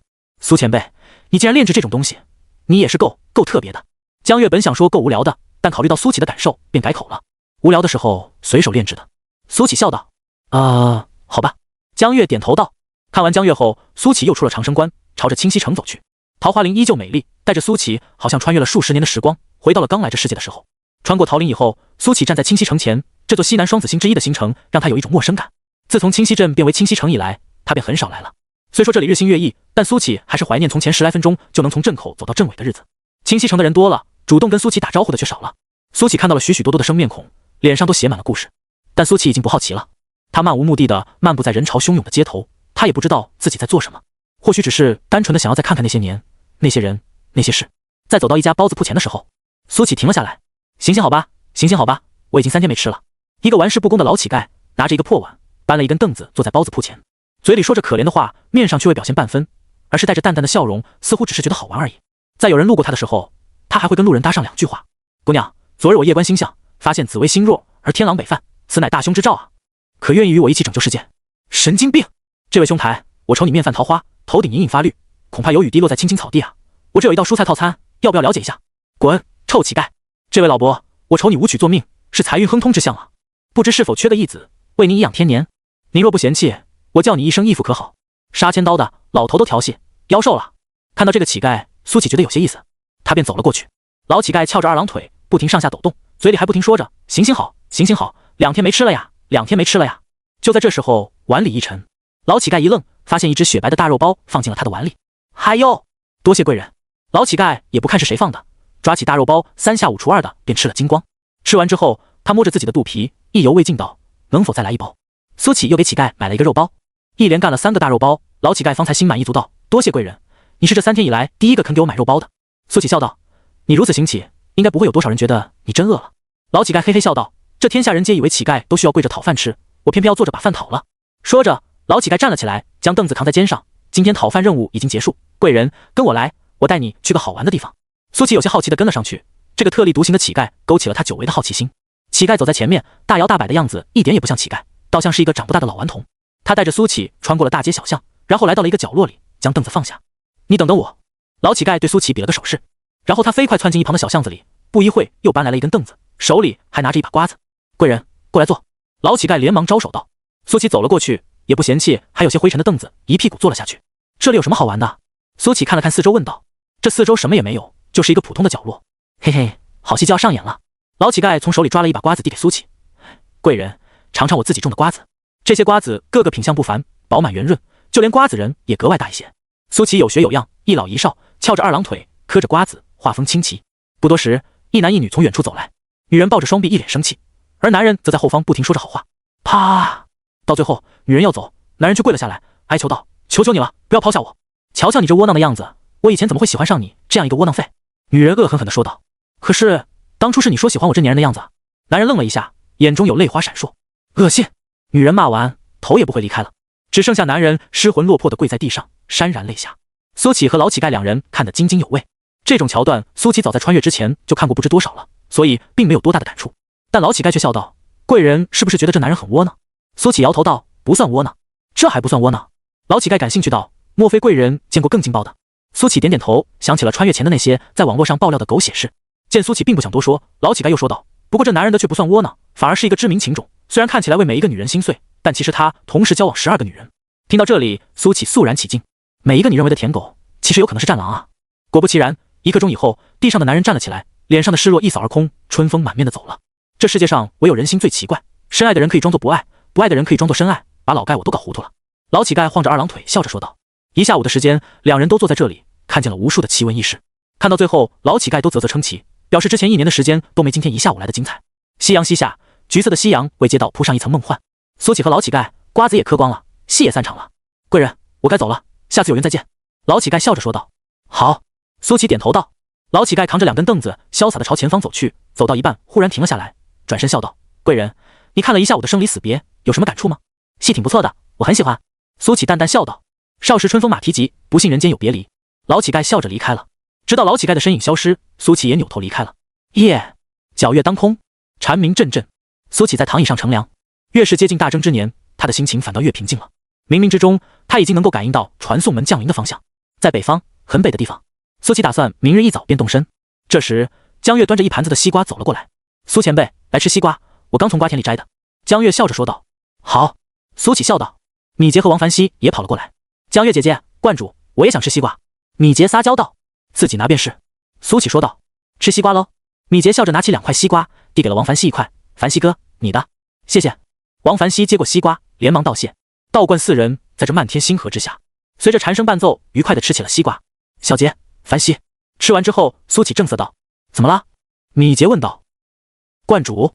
王凡熙连忙道。明天我便要出一趟远门，你们要照看好道观。苏乞淡淡说道。观主，你放心，我们一定会将道观打理好的。王凡熙连忙承诺道。观主，你这次什么时候回来啊？米杰黑宝石般的眼睛闪烁着疑问。终于轮到别人问自己了吗？苏乞闪过这样一个念头，随后他笑着说道。暂时还没有决定好，看情况吧。米杰似懂非懂地点点头，随后说道。那观主，你一定要平平安安的回来，我和凡熙哥一定会把道观打理好的。好。苏乞点头道。观主，你一定会回来的对吗？米杰又问道。会。苏乞再次点头。那我们拉钩。米杰忽然伸出小拇指说道。苏乞愣了一下，随后笑道。好，拉钩。拉钩上吊，100年不许变。约定成。苏前辈，我跟你一块去吧。江月说道。你也留在道观，他们俩终究还小，遇到什么解决不了的事，还是需要你出手的。苏乞笑道。可是我想跟你一块去。江月又说道。这是师父留给我的道观，你守住了，他比守住了我更重要。苏乞看着身后偌大的道观，充满眷恋道。江月还是留了下来。苏乞一个人离开了，一路向北。到这个世界这么久，苏乞还是第一次离开长生关去那么远的地方。具体在北方哪里，苏乞并不知道，只知道在很北的远方。苏乞并没有多少的时间，于是他将灵气灌注在双脚，快速赶路。有多快？大概御剑飞行也不过如此，甚至比御剑还要快一些。苏乞跑过的地方只有一道残影掠过，遇山翻山，遇水涉水。大道之上，2匹快马正在比赛。一阵风掠过，坐在马上的人揉了揉自己的眼睛，对另外一人说道。刘兄，你可看到一个人跑过去了？另外一人哈哈笑道。我们这是世间最为稀有的汗血宝马，人怎么可能跑得过？你若想依靠这种手段赢我，那可真是太天真了。我靠，我说的是真的。这人立马说道。我不信。另外一人大笑着，策马奔腾。一处大江之上，有2只渔船正停靠在江中心，船上有2名渔夫坐在船上悠闲的垂钓。李老头，今天的战绩如何啊？我可是已经钓了10来条鱼了。一名渔翁说道。另一名渔翁笑了笑。周老头，不过10来条鱼，瞧把你得意的，我待会钓1条鱼就可以秒杀你了。哈哈，你就吹吧，你钓鱼还学人家姜太公，弄一个直钩，你这哪里钓得起来鱼哦？李老头哈哈大笑。我这并非效仿前人，钓鱼的最高境界便是无钩胜有钩。周老头淡淡说道。就在这时，周老头的鱼竿忽然动了，他古井无波的脸有了笑容。这不就来了吗？嘿嘿。李老头瞪大了眼睛说道。不可能，绝对不可能。但波动的鱼竿分明就像是有鱼咬钩了。可这世间真的会有鱼去咬直钩吗？但很快2人就发现了不对劲，分明不是杆动，而是船在动啊。不对，不是船在动，是水在动。李老头忽然喊道。轰隆隆，2人听到轰鸣声自远方传来，他们俩连忙抬起头看向了远方。那里江天一色，怎么会有声音传来？但很快他们看到了一个穿着青衫的影子，背着双手在水面上行走，每走一步他的身子就会像是瞬移一样朝前方窜出一大截的距离。那些轰鸣声来自于他的身后，恐怖的速度形成了疯狂的气压，将水都带了起来，形成了一道遮天蔽日的水墙。这是仙人吗？李老头瞪大了眼睛，竟然可以在江面行走，这是在传说中才听过呀。周老头手中的鱼竿不知道什么时候已经掉落在水中，他张大了嘴巴，半天无法合上。就在这时候，苏乞停在了2人身前，身后的水墙在这一刻崩塌。他弯下身子，从水面捡起了那根鱼竿，还给了周老头。下次小心一些。苏乞笑着说道，随后继续踏江而去。仙人给我捡了鱼竿。半晌之后，周老头方才面色红润的说道。他爱不释手地抚摸着手中的鱼竿，心想这东西自己老死以后也要带进坟墓里。在一处绝壁之上，一名少年正攀附在这绝壁之上，像是壁虎似的，一点点朝着前方腾挪。在悬崖之上，一名少女趴在那里，看着下方的少年，着急道：“阿虎哥，你快上来吧，不要再冒险了。”那名叫做阿虎的少年面带倔强道：“爷爷的病只有这绝壁之上的石头花才能够救，我一定要找到。”少女急得满头冒汗：“你这样太危险了，花没有找到，把自己还搭进去了，那爷爷会伤心死的。”“我知道花在哪里。”少年大声回应道。他一点点抓着绝壁之上的杂草向旁边挪动。半个时辰以后，在绝壁之上出现了一簇美丽的花，跟石头类似的颜色，在绝壁之上开得格外灿烂。找到了！少年兴奋地大叫。少女探出头来，露出了开心的神色：“阿虎哥，那你快拿了花上来。”“好！”少年一把抓向石头花，很轻松地采摘了一朵。他笑了，好像看到了爷爷生的希望。但就在这时候，意外发生了。少年脚下一滑，左手抓的野草断裂，整个人发出一声惨叫，不受控制地跌落。“阿虎哥！”悬崖之上传来了少女心碎的叫声。少年朝着深渊坠落，脑海里快速闪过了一生的画面，心中涌现无限后悔。如果自己再小心一点就好了。耳畔的风声与强烈的失重感告诉他，这辈子就到这里了。然而就在这时，他忽然感觉到下坠停止了，一个温暖的怀抱将他包围。片刻之后，当少年再睁开眼睛的时候，他已经回到了悬崖之上。少女一脸泪光地看着他：“阿虎哥！”少女喊道。少年茫然道：“我不是掉下去了吗？下次不要再做这么危险的事了。”这时候，少年身后传来了一个温柔如风的声音。他转过身，看到了一个青山道士，英俊的不像是凡人。“谢谢道长救命之恩。”少年跪了下去，诚心感谢道：“相逢即是缘。”苏起笑道，然后便消失在了原地。“阿虎哥，刚刚那位便是传说中的仙人吧？”少女一脸好奇地说道。“应该是了。”少年点头说道。他低头看了一眼手里紧紧攥着的石头花，生平第一次升起了修仙的念头。这一路，苏起碰到了许许多多这样的事，遇到可以帮忙的，他会顺手帮上一帮；遇到不能帮忙的，他会直接略过，眼不见心不烦。第一次出远门的苏起，对于很多事物都抱着好奇的心态。他看到了许许多多清溪城还有长生关没有的风景，外面的世界是如此丰富多彩，他忽然升起了云游四方的念头。等到这次大征之年后，米杰和王凡希应该也成长得足够守护道观了，到时候我便四处游山玩水吧。苏起在心里想着，一直从白天跑到晚上，苏起没有劳累的感觉，他却已经横跨了大半个大宋。那很北的地方，他快到了。这是一座一望无际的冰原，在荒郊野岭之中，天空中有梦幻的极光，五颜六色，十分美丽。四下无人，偶尔有各式各样的野生动物叫声传来，增添了几分空旷与恐怖。苏起找了一处巨石坐了下来，他还是第一次看到这样的场景。冥冥之中，他感觉到传送门就将降临在此处。苏起闭上眼睛，静静修炼，等待第二天来临。当朝阳出生，划破黑暗的那一刻，金色的阳光伴随着潮汐一样的金色气运在这片地界翻涌。苏起睁开了眼睛，在金色气运狂涌之下，他看到了一扇门的轮廓出现。这扇门大概有3、4个人那么高，7、8个人那么宽。随着气运涌动，越发凝实。半个时辰以后，这扇门成型了。成型的那一刻，所有的气运消散。这扇门的造型很古怪，就像是那种无边框屏幕似的，左右两边的门框很窄，不知道用什么材料打造而成。而上方的门框有一个金色的数字，写着99。看到这个数字以后，苏起想起了王南博说的话，他们的世界排名99，看来这数字代表的便是他们世界的编号了。第99号，在门框中心是一片虚无，用肉眼看不到尽头的虚无，就好像连接着未知的世界。苏起知道，进入这里之后可能会通往任何一个世界，虽然很想去其他世界看看，但目前将传送门的消息传递出去才是最重要的。苏起拿出八卦盘，这个是王南博炼制的，门在我这。苏起简单的写了一句话。远在九天剑宗的王南博第一时间接收到了苏起的消息，他激动的跳了起来，连忙找到了聂雪峰。掌门，门的位置找到了。聂雪峰睁开眼睛，爆发出无尽的战意。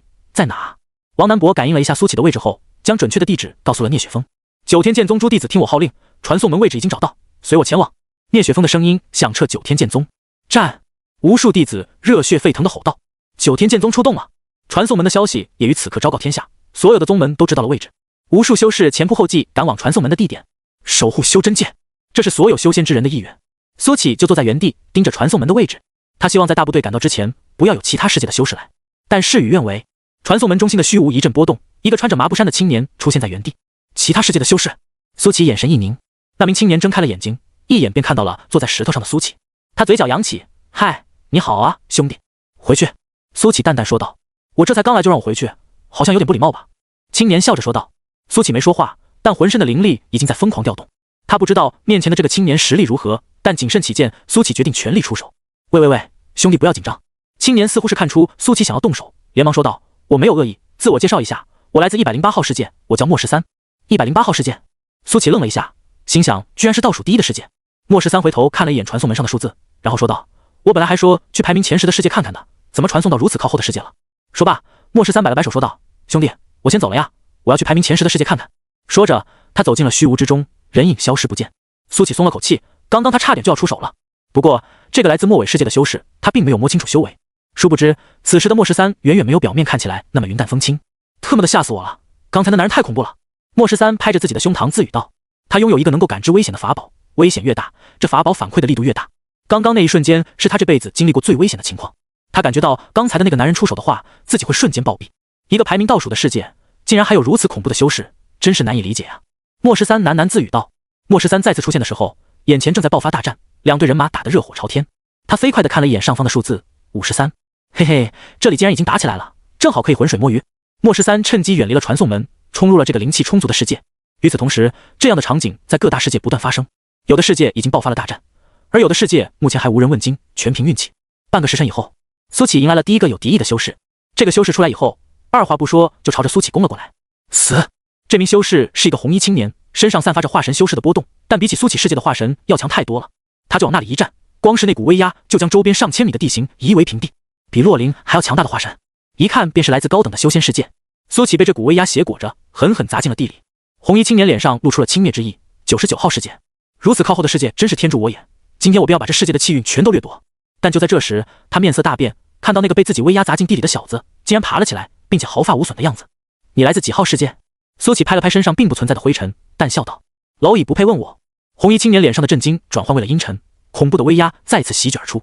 这股威压像是一只巨手抓住了苏启，将他提了起来。我要把你烧成灰烬！红衣青年脸上露出邪恶的笑容，随即张开嘴，轰！恐怖的真火从他的口中吐出，朝着苏启席卷而去。苏启抬手，然后一拳砸下，狂暴的灵力犹如山洪喷发，铺天盖地的砸向那道真火。轰！这看似凶猛的火焰直接被拍散了，并且于事不减，狂暴的拳风直接冲向了红衣修士。红衣修士面色大变，脚下一迈，直接出现在100步之外。缩地成寸之术，红衣修士方才站立的地方直接出现了一个泉坑，深不见底。倒是我小瞧你了。红衣修士眼中有忌惮之色，方才的那一拳，如果他不躲开的话，只怕会被当场震杀。紧接着，他感应了一下苏启的修为，面色一变再变，炼气修士。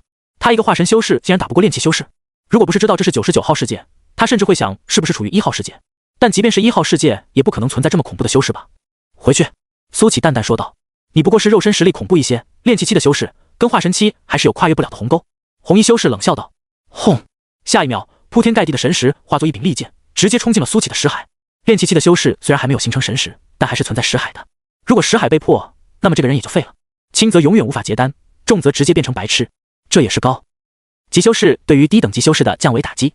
但他的神识冲进去以后，却看到了无穷无尽的灵力，像是大海一样，瞬间将他的神识淹没。噗！红衣修士一口鲜血喷出，满脸惊骇之色。他从未见过苏启这样的识海，就好像这个人浑身上下都是灵力一样，就连识海也都被灵力填满。到我了！苏启一登地面，以不可思议的速度来到了红衣修士面前。这家伙的手段层出不穷，苏启决定不给他机会了。红衣修士又一步出现在100步之外，但苏启立马就跟到了身前。红衣修士不停地变换位置，但始终甩不开苏启。缩地成寸算是神通的一种，也是要消耗精力的。红衣修士知道自己不能这么下去了，否则被抓住难逃一死。他看准了方位，3两步之间便来到了传送门前，然后重新进入了门中。红衣修士逃了，苏启却高兴不起来，他还是第一次跟其他世界的修士交手，那缩地成寸的神通让他感到十分棘手。空有力量，但在神通之前还是无法对人造成有效威胁。这还只是化神期的修士，如果是等级更高的修士，缩地成寸更远的那种，他岂不是根本抓不住？如果我会缩地成寸就好了。苏启如是想着，他又在这里等了大半日，没有修士再出现。9天剑宗的人也终于赶到了。苏兄，王南博的声音远远就传了过来。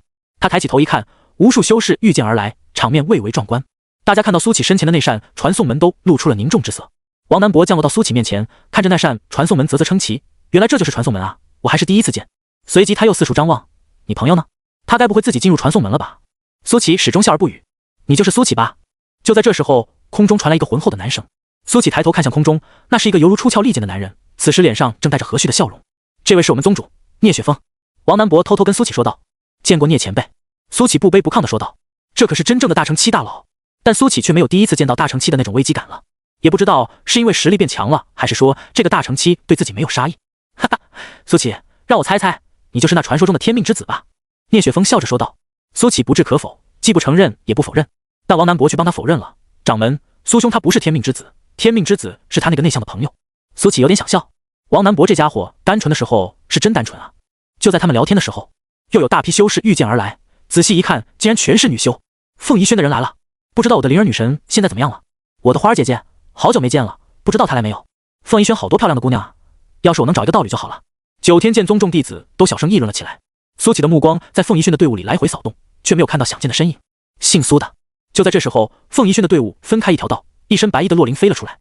随着洛灵登场，九天剑宗众弟子又激动了起来。我的灵儿女神出来了！什么叫你的灵儿女神？那是我的！你们都没睡醒啊？不要对着我老婆发了！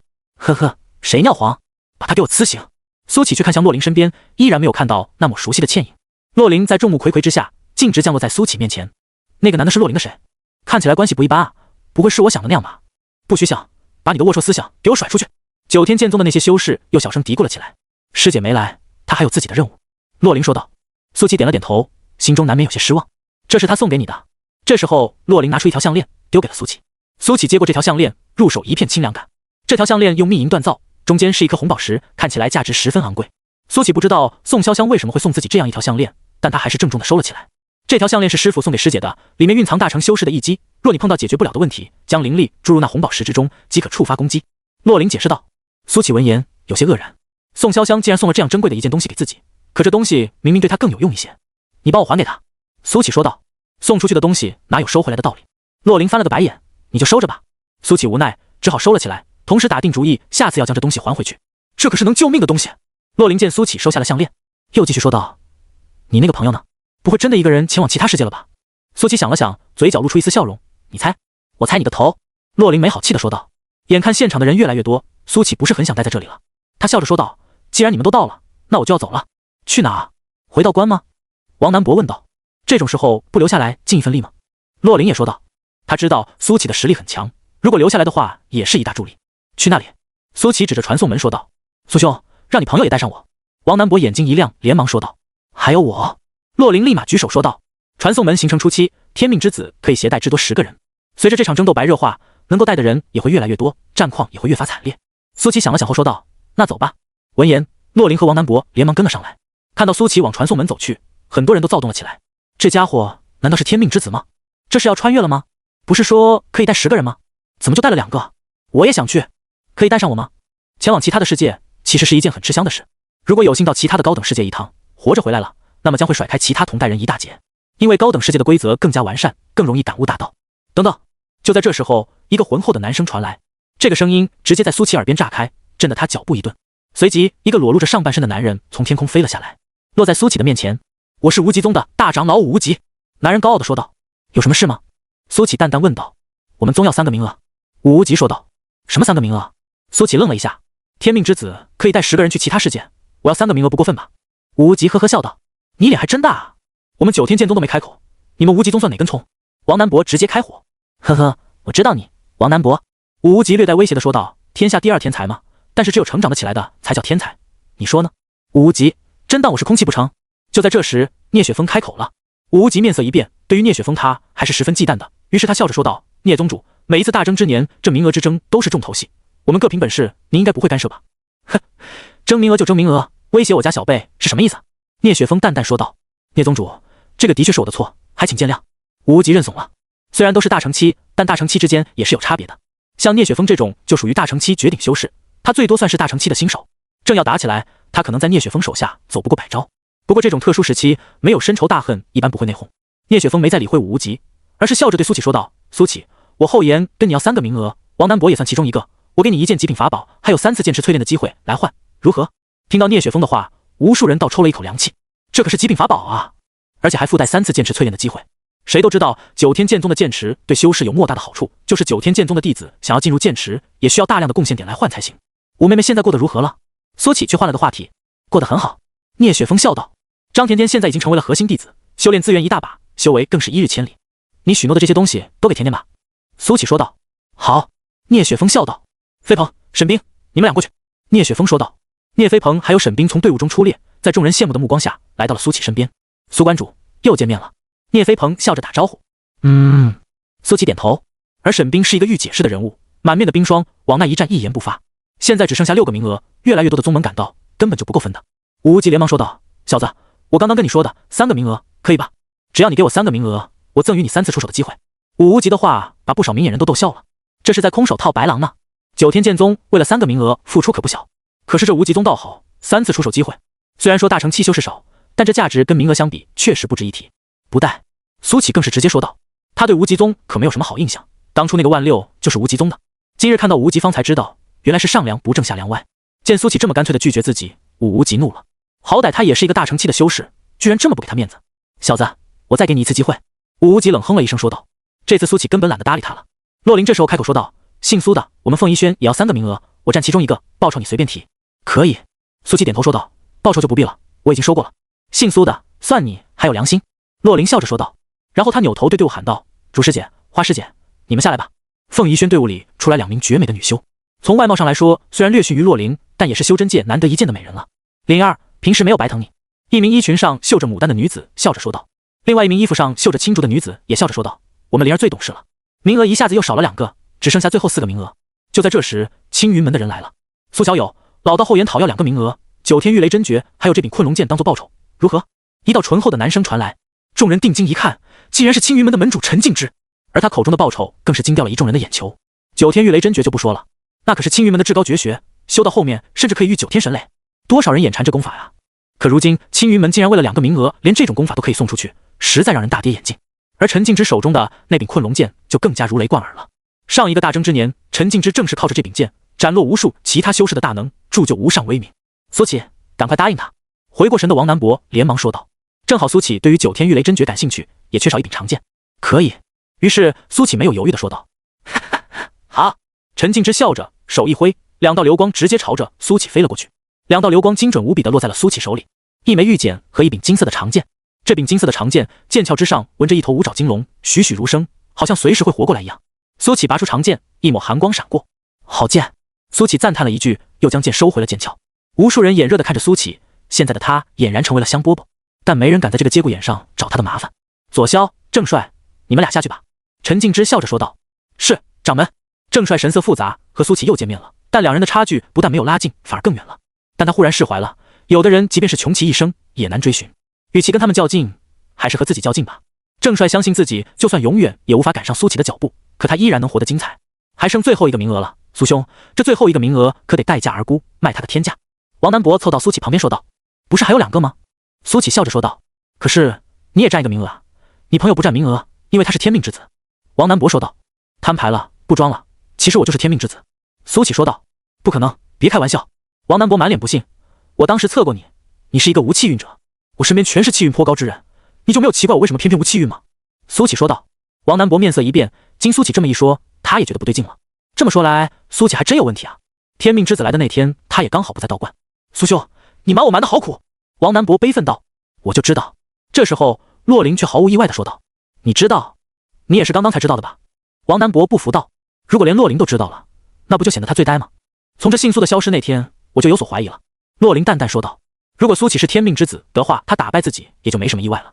无极终于急了，这只剩下最后2个名额，如果他再拿不到的话，这次无极宗可真就没名额了。小子，我出高价买你最后2个名额，一枚敌尘丹如何？无极咬牙说道。说出这话以后，他感觉浑身的肉都在疼。这可是7品丹药啊，就是对大成期的修士也颇有裨益。不卖。苏启淡淡说道。你不要太过分。无极终于怒了，得罪了我无极宗，大征之年一过去，你真以为有人能护得住你吗？哦。苏启淡淡说道。气煞我也。无极想要发飙，但无数宗门虎视眈眈，他也不敢在此撒野。大征之年阶段，天命之子就是所有宗门的宝，半分动不得。这最后2个名额，我万妖谷要了。就在这，一道轻笑声传来，随即一个一身红裙的女子从天而降，在她身后还跟着2名少女，其中一名正是之前出现在清溪城的南宫琉璃。这名红裙女子让不少人都变了脸色，武无极更是直接怒骂道：南宫红，这里不欢迎你万妖谷，给我滚！武无极，大征之年所有修士都需同心协力，你在这里狗叫什么？南宫红轻笑道。南宫红是万妖谷的大长老，一身修为已至大成巅峰，是世间少有的强者之一。若不是今天人多势众，武无极是断然不敢这样跟南宫红说话的。武无极本还想说些什么，但聂雪峰打断了他的话。南宫红，只要你守规矩，便可以留在这里。南宫红闻言嫣然一笑，所有这些虚伪的面孔里，我还是最喜欢你这一张聂老怪。聂雪峰却没再搭理南宫红。南宫红如狐狸一般勾人的眼神看向苏启，媚笑道：好英俊的小道士，我要你手上最后的2个名额，我把2个徒弟许配给你，如何？官人好，人家叫南宫琉璃。南宫琉璃羞涩地说道。而另外一名女子则显得清冷了许多，却也还是自我介绍道：官人好，我叫齐星月。南宫红媚笑道：看我的2个徒弟多听话，他们可是会很多招式的哦。苏启看着南宫红，面色淡然道：丑剧。此话一出，不仅南宫红愣住了，南宫琉璃和齐星月也愣住了。随即南宫琉璃的面色涨得通红，喝道：“你这臭道士，说谁丑呢？我要跟你决斗！”齐星月也露出了感兴趣的神色，看向苏启，却是一言未发。小家伙，你可得罪我的2个徒弟了。南宫红撩了撩自己的发丝，说道：“不过你若不喜欢这个报酬，我再给你其他的报酬如何？比如我。”丑剧。苏启再次说道。南宫红愣了一下，随即抿嘴大笑了起来，犹如银铃般的笑声响彻四野。哥，好久没见过这么有意思的小家伙了。好吧，那我认真一些，你想要什么报酬才可以答应我的要求？南宫红媚眼如丝的说道。2个名额，2个承诺，我需要的时候你不能拒绝。苏启淡淡说道。好，我答应你。南宫红笑眯眯的说道。看似付出不少，实则什么也没有付出。就算他到时要赖账，苏启又能拿他怎么办？但这都是后话了。至此10个名额全都已经确定好了。武无极在一旁十分阴冷的看着苏启，如果不是现在不能动手，他都想冲上去把苏启给挫骨扬灰了。而苏启直接无视了他杀人的目光，他走到了传送门前，然后将手放了上去。轰！传送门爆发出金光，然后直接将苏启还有他身后的10人吞没。金光散去以后，众人已经消失在了原地。传送门又恢复了原样，即便有人尝试想要进去，但也被无形的规则给拦住，根本无法硬闯。苏启被金光吞没以后，只觉得脑袋一片混沌。等到他再次恢复意识的时候，已经站在了一处陌生的地方。这里是一处草原，四周环绕着白云，就好像是在天上一般。但奇怪的是，这里一个人也没有。卧槽，竟然是1号世界！这时，苏启身后传来了王南博的惊呼声，众人连忙朝着上方的传送门看去，上面用数字写着1号世界。没有人来过，这是一个完全未知的世界。根据记载，之前的大征之年，他们世界到过最靠前的世界，也不过是9号世界，竟然没有修士守门。难道说1号世界的人都这么头大吗？聂飞鹏说道。我感觉体内的灵力在蠢蠢欲动，竟然要突破了，不愧是1号世界，太厉害了。左骁双眼放光的说道。既然来到这里，大家就各凭本事吧，告辞。南宫琉璃带着齐星月直接离开了。他们不想回去了？郑帅奇怪道。这时聂飞鹏说道，到了其他世界以后，想要返回可以随时进入传送门，就会被遣返，这时候不需要天命之子开门。万妖谷这2个妖女肯定是觉得跟着我们目标太大，所以自己跑了。左骁说道，要不我们也分头行动吧，1号世界肯定有许多宝物，不抓紧探索太亏了。王南博摆手道，要走就赶紧走，别碍眼。左骁带着郑帅离开了，队伍一下就只剩下了7个人。洛林和王南博并不打算离开苏启，所以其他4人自然也不会离开。而苏启这边自从来到1号世界以后，便感觉到体内似乎有什么枷锁被打开了。他感觉到体内的灵力在雀跃，在欢呼，身体每一个毛孔都在贪婪的吮吸周围的灵气，体内的灵力质量在提升。姓苏的，我们也快走吧，一会这里的修士来了，我们不一定是对手。这时洛林说道。好。苏启点头。就在这时，聂飞鹏传来惊呼声，我感觉我能够御剑了。不对，我甚至可以不借助飞剑就能够飞。说着，聂飞鹏的身体慢慢腾空而起，越飞越高，不一会就飞上了100米高空。看到这一幕，所有人都惊到了，都自行开始尝试。不一会，各式各样的惊呼声传来。卧槽，我也能不借助飞剑飞行了，这种感觉太神奇了，原来御空飞行是这样的吗？这就是高等修仙世界吗？书上没有骗我们。除了苏启，所有人都飞了起来，这里除了他，最低都是元婴期。一时之间，在这草原之上，众人像是雄鹰一样，在这天空自由自在的飞翔。王南博飞行的速度很快，不借助飞剑比之前借助飞剑还要快得多，并且他感觉到了神通自成。就比方说传说中的缩地成寸，他竟然自行领悟了。哈哈，我会缩地成寸了。王南博笑着迈出一步，瞬间出现在1000米之外。而洛林没动，他眼神充满疑惑，盯着自己的手看。他也觉醒了神通，并且还不止一个神通。苏启看着有些混乱的场面，突然想起，我能御剑了，不是说高等修仙世界炼气期也能御剑吗？那他现在应该也可以了吧？其实御剑就是控物的手段。苏启将灵气注入困龙剑，本想试一下，结果异变陡升。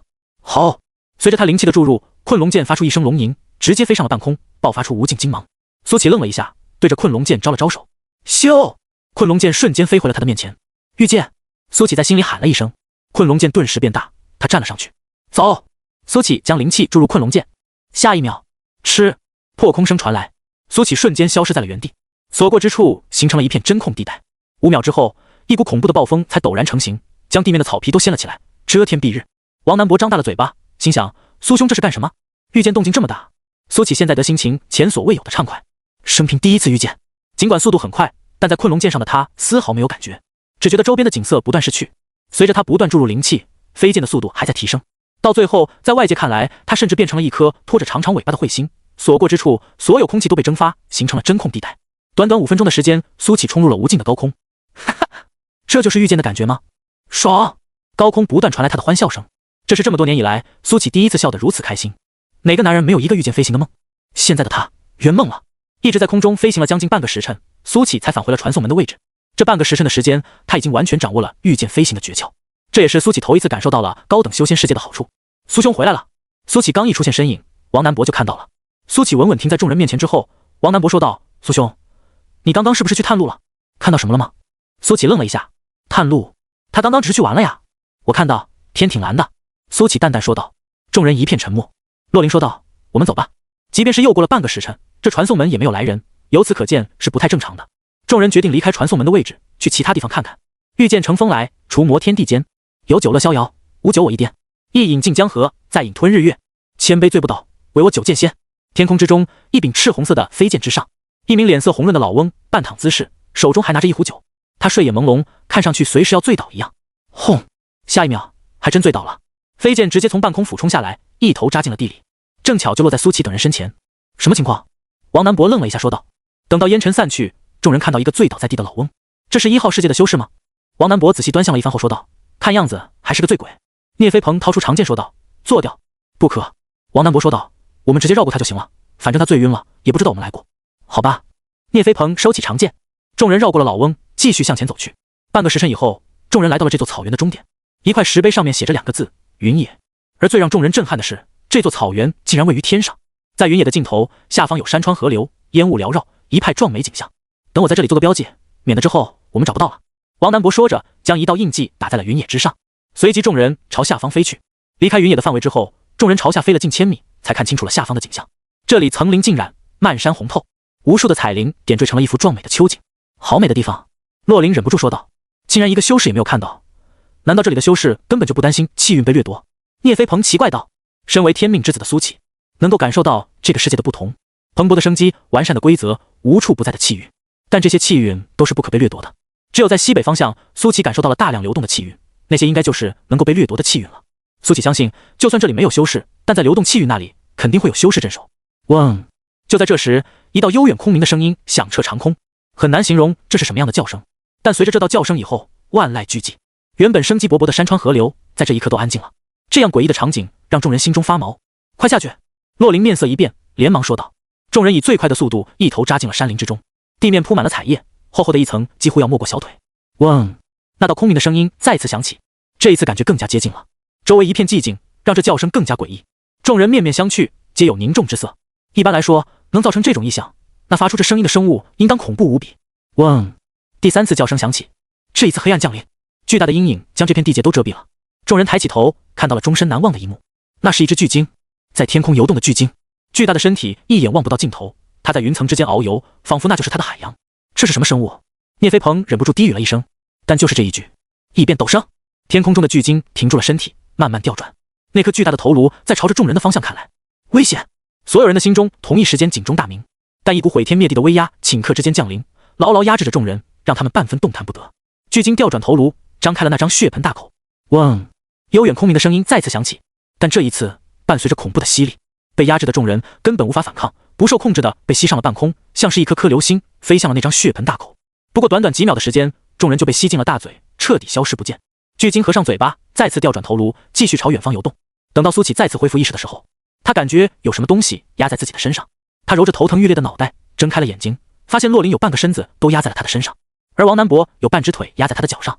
他挪开洛林还有王南博的腿坐了起来，开始打量起周围的环境。其他人已经不见了，这里只剩下他们3人。四周怪石嶙峋，还有一些残破的法宝随意散落四周，天空中闪烁着幽蓝色的光，拥有很好的视野。我们不是被那怪物吞进肚子里面了吗？苏启忽然想了起来，他连忙看向洛林还有王南博，还好2人都还拥有呼吸，只是暂时晕了过去。也就是说，我们现在位于巨鲸的肚子里面。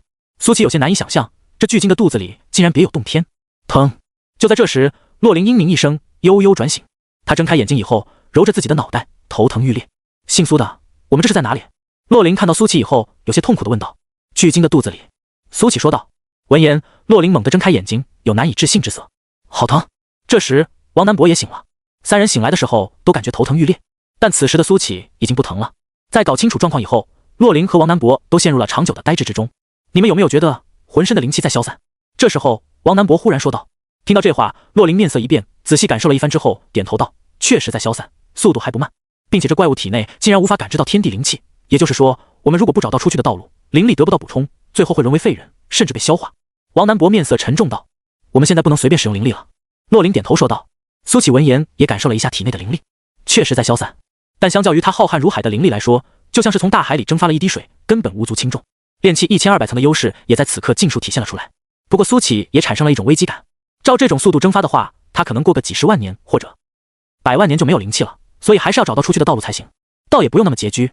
王南博笑着从兜里掏出了一堆灵石，我带了上千枚灵石，应该足够我们找到出口了。洛林点点头，随后也掏出了一堆灵石，正好我也带了上千枚。厉害！苏启在一旁点头说道，不愧是大宗门的首席弟子，这富有程度远非一般修士能够比的。不过灵石蕴含的灵力有限，终究不是长久之计。我们现在往左走还是往右走？王南博问道。随后两人都把目光看向了苏启。苏启作为天命之子，他们相信他的运气。苏启想了想，然后指着左边说道，往左走。好，那就往左走。王南博点头说道。三人朝左边走去，穿过怪石嶙峋的山坡，眼前豁然开朗，这是一片荒原，远处被一层黄色的雾笼罩，看不真切。这片荒原很大，看不到尽头，不过一想到这巨鲸的身体，也就能够理解了。继续向前吗？王南博问道。向前，苏启说道。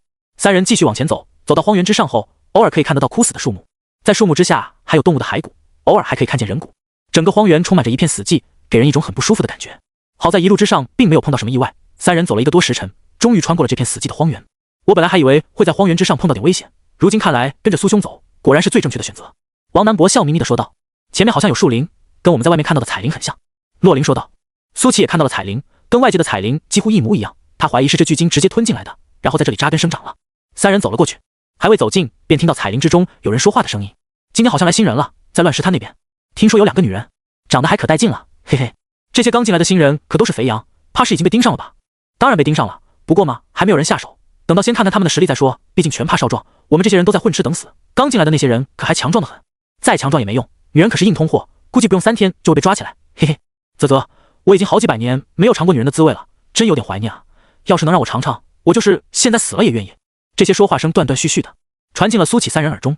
洛林面色一变，连忙说道，他们说的很有可能是竹师姐和花师姐，我们得救他们。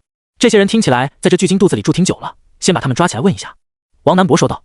三人快步朝着彩铃走去，走进去之后看到了3名骨瘦如柴的修士，这3名修士都是男的，眼眶深陷，就像是那种倒多了的人，已经病入膏肓。看到突然出现的苏启三人，这3名男修一时之间竟然没有反应过来。三人的第一反应都是盯着洛林看，那眼睛都直了，嘴巴也不自觉地张大，呼吸开始变得急促。女人？我没有看错吧？不是女人，是仙女。就是进这之前，我也没有看到过如此漂亮的仙女。难道是老天听到我的心声了？三人眼冒绿光，就好像下一秒就要扑上来一样。王南博二话不说，冲上去就是一人一巴掌。都给我醒醒！王南博打完之后，厉声说道。3名男修挨了一巴掌，都清醒过来，这才注意到了洛林旁边的苏启还有王南博。你竟然敢打我！其中一名最虚弱的男修愤怒道。啪！回应他的是王南博又一巴掌，打了你又怎样？另外2名男修想要反抗，只可惜长久以来的灵力亏空，让他们甚至比不上一个普通的成年男性。王南博一拳一脚全都撂倒了。现在我问你答。王南博将最虚弱的那名男修踩在了脚下。男修虽然愤怒，但更多的是害怕。现在他已经知道了，这3人都是才进来的新修士，这些新修士个个都是肥羊，并且灵力也还充沛，要是想杀他们的话，简直不用吹灰之力。大哥别激动，你问什么都可以，只是问完以后可不可以打赏我2块灵石？再得不到灵气的补充，我就要死了。男修可怜巴巴地说道。你叫什么名字？王南博笑眯眯地问道。大哥，我叫袁剑人。男修连忙说道。这个名字不错，很适合你。王南博笑道。大哥，那我灵石的事？袁剑人充满期待地说道。好好回答问题，如果回答得好，我可以考虑。王南博说道。随后他又对另外2人说道，如果他说了谎，你们2个可以举报他，或者有什么补充的也可以跟我说，那么他这个奖励就归你们了。另外2人一听，眼冒金光，连忙说道，大哥，你尽管问，我们一听知无不言，言无不尽。现在的他们就像是要渴死的人遇到了绿洲，只要给他们一瓶水，他们甚至愿意奉献自己的生命，更别说只是问问题了。第一个问题，你们刚刚说的那2个女修在哪个位置？王南博问道。袁剑人连忙说道，大哥，不止2个女修，还有1个男修，方位的话就在西南方向的乱石滩，今天消息已经传遍整个昊天城。袁剑人生怕自己说的不够详细，又连忙补充道，这1男2女，男的看起来像是一名剑修，另外2名女子长得十分明艳动人，听说是难得一见的美人。王南博看向另外2人，笑着问道，你们俩有什么想要补充的吗？2人面面相觑，袁剑人描述的十分详细，他们实在是没什么好补充的，于是都摇了摇头。王南博点了点头，很好。第2个问题，这昊天城是什么地方？袁剑人闻言连忙说道，昊天城是以我们城主叶昊天的名字命名的，所有流落在此的修士最后都会来这里寻求庇护。为什么？王南博问道。袁剑人连忙说道，因为这里没有灵气补充，所有的修士都会慢慢虚弱，到最后变成一个废人，而这里能够威胁生命的生物有很多，就比如野外的一些妖兽，没有灵力根本无法对抗，所以的话待在野外是很不安全的，随时都有生命危险，但在昊天城就不一样了，那里有很多强大的修士可以护我们周全。王南伯又问道：昊天城庇护你们，不收取任何好处？袁建仁苦笑道：当然不是，进入昊天城就需要办理一个居民证，作为能够进出的凭证。这居民证的有效期是1个月，每个月收取10个灵石的管理费用，不然的话就会被赶出去。你都穷成这样了，还住得起昊天城？王南伯问道。除了缴纳灵石以外，还可以用另一种方式留下来。说到这里，袁建仁脸上露出了恐惧之色，似乎是想到了什么不好的事。细说。王南伯说道。采灵液。袁建仁艰难地说道。苏启三人都疑惑地看着他，这个什么灵液以前还真没有听说过。灵液是一种可以补充灵气的宝贝，如果支付不起灵石了，就可以申请去采灵液，1斤灵液可以抵扣1块灵石。但是采灵液的地方对修士的身体伤害极大，一不小心命都可能会搭在那里。袁建仁有点恐惧地说道。所以你变成现在这个鬼样子，就是因为去采灵液了？王南伯问道。是。袁建仁苦笑道。我现在身体虚弱不堪，如果得不到灵气补充，就真的要羽化了。既然灵液可以补充灵气，你们采灵液的时候为什么不趁机补充？洛灵淡淡问道。仙女，没你想的那么简单，灵液必须要经过提炼才可以转换为可以补充灵气的东西。这个提炼技术掌握在叶昊天手中，他的原液对修士来说没有任何作用，甚至还有伤害。袁建仁跟洛灵说话的时候，明显语气欢快了许多。听到这里，苏启大概明白了，这个所谓的昊天城，其实就是通过不断压榨修士，来保证叶昊天能够持续获得灵气的补充。这样一来，他就能一直掌控这里，成为这里的土皇帝。这时候，王南伯又问道：你们就没想过找到出去的路？应该也没那么难找吧？袁建仁长叹了一口气，进入吞天晶体内就别想出去了。他每次张口的时候，都伴随着无法抗拒的吸力，吸完以后，那张大嘴就闭上了，根本出不去。你们可能不信，还抱有幻想，但时间一久，你们就会明白，到了这里，活下去才是最重要的。苏启三人当然不信不能出去的鬼话，既然能进来，那就能出去，这是肯定的。问到这里，王南伯差不多也问完了，大概搞清楚了这里面的情形。那个叶昊天性情如何？就在这时，苏启问道。袁建仁想了想说道：叶昊天是一个好色之徒，那些有点姿色、走投无路的女修最后都成了他的小妾，但成为他的小妾可以拥有源源不断的灵气补充，所以还是有不少女修趋之若鹜。袁建仁心想，要不是自己的性别不允许，他甚至都想要把自己送出去了。你说的那1男2女3名修士被盯上了，被谁盯上了？王南伯又问道。其实城中除了叶昊天的势力以外，还有其他势力存在，就比方说刘家和谢家，这2家最爱做的便是趁火打劫。除了这2家以外，还有一些散修也是很茬子，对于你们这种新进来的修士，就是他们狩猎的对象。袁建仁说道。你们还有什么想问的吗？王南伯看向苏启2人。苏启和洛灵都摇了摇头，现在情况已经大致摸清楚了，要做的就是尽快找到其他人。让洛灵比较在意的是1男2女3名修士，那么就还少了1人，少的是谁？又去了哪里？这是一个问题。你们俩还有没有什么要补充的？王南伯又看向另外2名男修。2名男修互相对视一眼，知道这是最后表现的机会了，疯狂的搜肠刮肚，想要说点不一样的情报来。思考了半晌，其中1名男修说道：城中的情况我没什么好补充的了，但那乱石滩的情况我可以补充一下。你说。乱石滩是这里面最危险的地区之一，那里经常有妖兽出没，还有各大势力和散修布置的陷阱，一不小心就可能会丧命，所以你们要找那几人的话，得尽快动身了。你这好像也算不上什么特别有价值的情报。南修犹豫了片刻，然后掏出了一枚玉简，这个是整个吞天晶体内的地图，我想用这个换100块灵石，不，50块就可以了。苏启3人对视一眼，王南伯接过玉简，将灵气注入，一幅还算完整的地图出现在他的脑海中。给你。王南伯直接掏出50块灵石丢了过去。得到灵石的南修浑身颤抖，眼冒金光，喃喃说道：我有灵石了，我有灵石了。袁建仁看得眼热无比，他连忙对那名南修说道：李兄，见者有份，是不是也分兄弟们几块？这地图是我费尽千辛万苦才得到的，你们想分灵石？凭什么？南修冷笑着说道。另外1名南修连忙说道：李兄，你这话说的就有些绝情了，好歹我们共患难这么久，连几块灵石也不肯吗？南修抓着灵石，很快便吸收完了1块，他的脸色由枯槁变得有了些许光泽。呵呵，你们俩要灵石就用等价的东西换，别打我的主意了。南修说道。在这种地方，灵石就是命，南修当然不会把命交到狐朋狗友的手中。看着眼前的这一幕，苏启3人毫无波澜。这就是修仙界，各种各样的事都有，只有你想不到，没有做不到。另外1名南修闻言醍醐灌顶，连忙从兜里掏出了1块石头。几位，我也有宝物可以交换。你这是什么东西？王南伯好奇道。我这个是空间石，可以用来炼制空间法器。南修连忙说道。你准备卖多少？王南伯感兴趣的说道。空间石这东西在外界可贵了，这么大的可以卖到上万块灵石，1000不100就可以。南修见王南伯脸色一变，连忙改口，10块灵石。王南伯淡淡说道。成交。南修根本没有丝毫犹豫，直接说道。说着，生怕王南伯反悔，连忙把石头递了过去。王南伯接过这块石头以后，把玩了一番，将灵气注入，果然是一块上好的空间石。苏兄，你不是还没有空间法器吗？这个送你。王南伯将空间石送给了苏启。多谢。苏启并没有拒绝，他最近正好在学习炼器，关于空间法器的炼制其实已经烂熟于心，只是苦恼于没有材料而已。如今材料有了，之后就可以开始动手炼制了。我们兄弟俩说什么客套话？王南伯笑着说道，随后随手丢给南修10块灵石。虽然看起来南修亏了，但在这种绝境之下，能换到10块灵石已经是天大的好事。毕竟他们现在3个手无缚鸡之力，对面就是赖账，他们也毫无办法。另外2人都有灵石了，袁建仁眼睛都绿了，只是他除了一些情报以外，身上什么好东西也没有，只能干瞪眼。前辈，刚刚说好的报酬？袁建仁最后还是厚颜问道，连称呼都换成了前辈。王南博丢了一块灵石过去，这是你的报酬。虽然只有1块灵石，但袁建仁丝毫不敢抱怨，连忙从地上捡了起来，嘴里还在千恩万谢。我们走吧，尽快与他们会合。洛灵说道。苏启和王南博点头，3人离开了。离开之后，剩下的这3人又开始讨论了起来。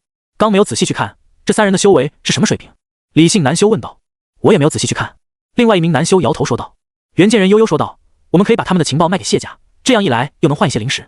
李姓修士连忙摇头说道，不行不行，怎么说他们也是我的恩人，这可是50块灵石，我不能恩将仇报。另外一名修士也摇头说道，这3人刚进来摸不清楚实力，万一很强，在昊天城内我们都不安全，还是不要惹是生非了。袁建仁哼了一声说道，你们俩什么时候这么胆小怕事了？李姓修士嘿嘿一笑说道，袁兄，我这并非胆小怕事，只是明事理罢了。另外一名修士也说道，说不定之后得到宝贝还能从他们手里抠点出来，还是算了吧。袁建仁的脸色红润了一些，他已经把手里的那块灵石吸收完了。随后他将灵石随手丢在了地上，妈的，1块灵石打发叫花子呢。其余2名修士眼睛一亮，连忙凑了过来，想要捡起地上那块用完的灵石。这种用完的灵石城主府再收，1块用完的灵石可以换取1小瓶提炼过的灵液。这袁建仁肯定是脑子秀逗了，才会乱丢。2名修士互相推搡，李兄，你都有50块灵石了，这东西就给我吧。周兄，你也有10块，不少了，还是给我吧。看着争抢的2人，袁建仁无声无息地来到2人身后，眼睛中闪过一抹狠色，用刚恢复的1点灵力祭出飞剑，瞬间将2人洞穿。噗嗤，鲜血喷洒长空。2名修士瞪大了眼睛，满是不可置信之色。他们都没有想到袁建仁竟然会动手。袁建仁从2人怀里捡起了那些灵石，嘴里喃喃说道：“2位兄弟，别怪我，要怪就怪你们背着我私藏了宝贝，是你们背叛我在先的。”袁建仁盘坐在原地，花了10块灵石，让体内的灵力恢复了一些。他的皮肤虽然仍然枯槁，但已经红润多了，深陷的眼眶也有了神采。袁建仁眺望远方，脸上露出了笑容，居然敢用1块灵石羞辱我，我会让你们付出代价的。乱石滩，这里作为吞天境内部最乱的地方之一，是有其原因的。首先，这里的地形有沼泽，有各式各样的碎石，一不留神踩空，可能就会陷入恐怖的沼泽地中。这里的沼泽地拉扯力极强，只要陷入，基本上就没命了。此时，一男两女3名修士正走在乱石滩上，仔细去看，这3人正是苏启队里的3人：聂飞鹏、沈冰以及花希音。花希音也就是洛灵教的花师姐，而竹师姐林玉竹现在不见踪影。花姑娘，好像有哪里不对。星号，沈师妹，有些不妙，我们好像被人盯上了。聂飞鹏一脸凝重地说道。沈冰一脸寒霜，手中的长剑微微颤抖。刚刚他们已经斩了几头元婴实力的妖物，损耗有些大。我也感应到了，这里好像有其他的修士，对我们抱有很大的恶意。花希音蹙眉道。随着他的话音落下，响亮的掌声传来，啪啪啪，5名男修从一处巨石后走了出来，为首的一个人正在鼓掌。大家好啊！为首的这名男修笑着说道。这名男修长得很俊美，但是那双眼睛有点邪性，时时刻刻都在散发着一种嗜血的气息。别过来，退后！聂飞鹏冷声说道。不要紧张，我不是什么好人。男修笑着说道。自我介绍一下，谢家谢意，可保你们安全，我们不需要你的保护。聂飞鹏冷声道。他在这群人身上感应到了莫大的恶意，这是修士的直觉，不会错。你这就有些不识抬举了。谢意笑着说道。你去打听打听，拒绝我谢意的人最后都怎么样了？哈哈！谢意身后的其他几名男修顿时笑了起来。拒绝谢大少的人最后都消失了，这小子只怕也没喽，可怜他的2位女伴。什么叫可怜？应该是恭喜，有我们谢大少做靠山，以后还不跟着吃香喝辣？哈哈！只怕不止吃香喝辣吧，还吃。哈哈！恶心！花希音脸上露出嫌弃之色。恶心？还有更恶心的，要不要见识一下？谢意笑眯眯地说道。我再说一遍，滚！聂飞鹏手中长剑直指谢意，不但敢拒绝我，还敢用剑指我，我看你真是不知道死字怎么写。谢意冷笑道。男的打死，女的留下。上！谢意身后的4名修士顿时冲了上来，4柄飞剑犹如电光，直插聂飞鹏而去。这4个人竟然都是元婴期的修士。聂飞鹏面色冷峻，手中长剑顿时飞射而出，烈阳剑。炽热的剑光携带焚天之火，瞬间将那4柄飞剑吞没。聂飞鹏作为9天剑宗少宗主，虽然修为不及王南博，但也是难得一见的天才，以一敌4，丝毫不慌。噗！谢意身后的4名修士本命法宝被毁，皆吐出一口鲜血，面有骇然之色。不过一个照面，他们就败了。谢意面色也变得凝重起来，原本以为只是软柿子，自己带了4个元婴修士，怎么也够了，却没曾想到对面虽然也是元婴，实力却如此恐怖。就这？聂飞鹏面露轻蔑之色，我还以为是什么厉害角色，结果是一般货色。你！其中一名男修面色一变，指着聂飞鹏说道：“你别太嚣张。”我就嚣张？你咬我？聂飞鹏轻蔑道。装逼这一块，他可是跟王南博学到了5成，足以应对了。我还没出手呢，真以为自己无敌了？谢意冷笑道。你不发声，我差点把你忘了。聂飞鹏右手一挥，飞剑朝着谢意插了过去。当！谢意身周出现一圈金色护罩，将飞剑弹飞了出去。小小元婴期，连我的防御都破不了。谢意嘴上露出讥讽之色，他脖子上的项链正散发淡淡的金光，护照就是来自于这条项链。法宝倒是不错，聂飞鹏淡淡说道。老子有法宝，你有什么？谢意得意道。法宝？我也有啊。聂飞鹏随手一挥，数十柄飞剑出现在身周，他笑道，用你的龟壳正好来试试我的剑。去！数十柄飞剑陡然分裂，变为了数百飞剑，然后像是暴雨一样朝着谢意冲了过去。叮叮当当，一时之间，谢意身周传来金铁交击之声，他那金光闪闪的护照在这剑雨之下颜色不断变淡。但聂飞鹏的剑雨无穷无尽，被谭飞再一次冲上来，就好像永远也不会停。谢意脸色终于变了，照这样的情况，他不出3分钟就会被打破护照，然后被射成刺猬。都愣着干嘛？给我上！谢意吼了一声。另外4名修士头皮发麻，但还是纷纷拿出法器朝着聂飞鹏攻击。但沈冰出手了，他是9天剑宗第3天才，否则的话聂雪峰也不会把这个机会给他。沈冰的剑如人一样清朗，一剑之下寒风刺骨，将4名修士的攻击尽数拦下。沈冰蹙眉，这些人太弱了，甚至比不上刚刚对付的那些妖兽。不消片刻，4名修士纷纷败下阵来。谢大少，顶不住了，快喊人！其中1名修士连忙喊道：废物，一群废物！谢意额头青筋暴突，正要拿出通讯法宝喊人，但就在这时，一道笑声传来：弟弟，你可真是废物啊，被新来的修士打成这样。所有人都朝着来者看去，2个男人。走在前面的那个男人看起来很年轻，而身后的那个男人看起来已至中年。谢意面色不善道：谢航，少说风凉话，把这些人给我拿下。有这么跟你哥说话的吗？谢航微笑道：该打。少废话！谢意怒道：虽然我很讨厌我这个弟弟，巴不得他去死，但毕竟他是我弟，你们不该欺负他。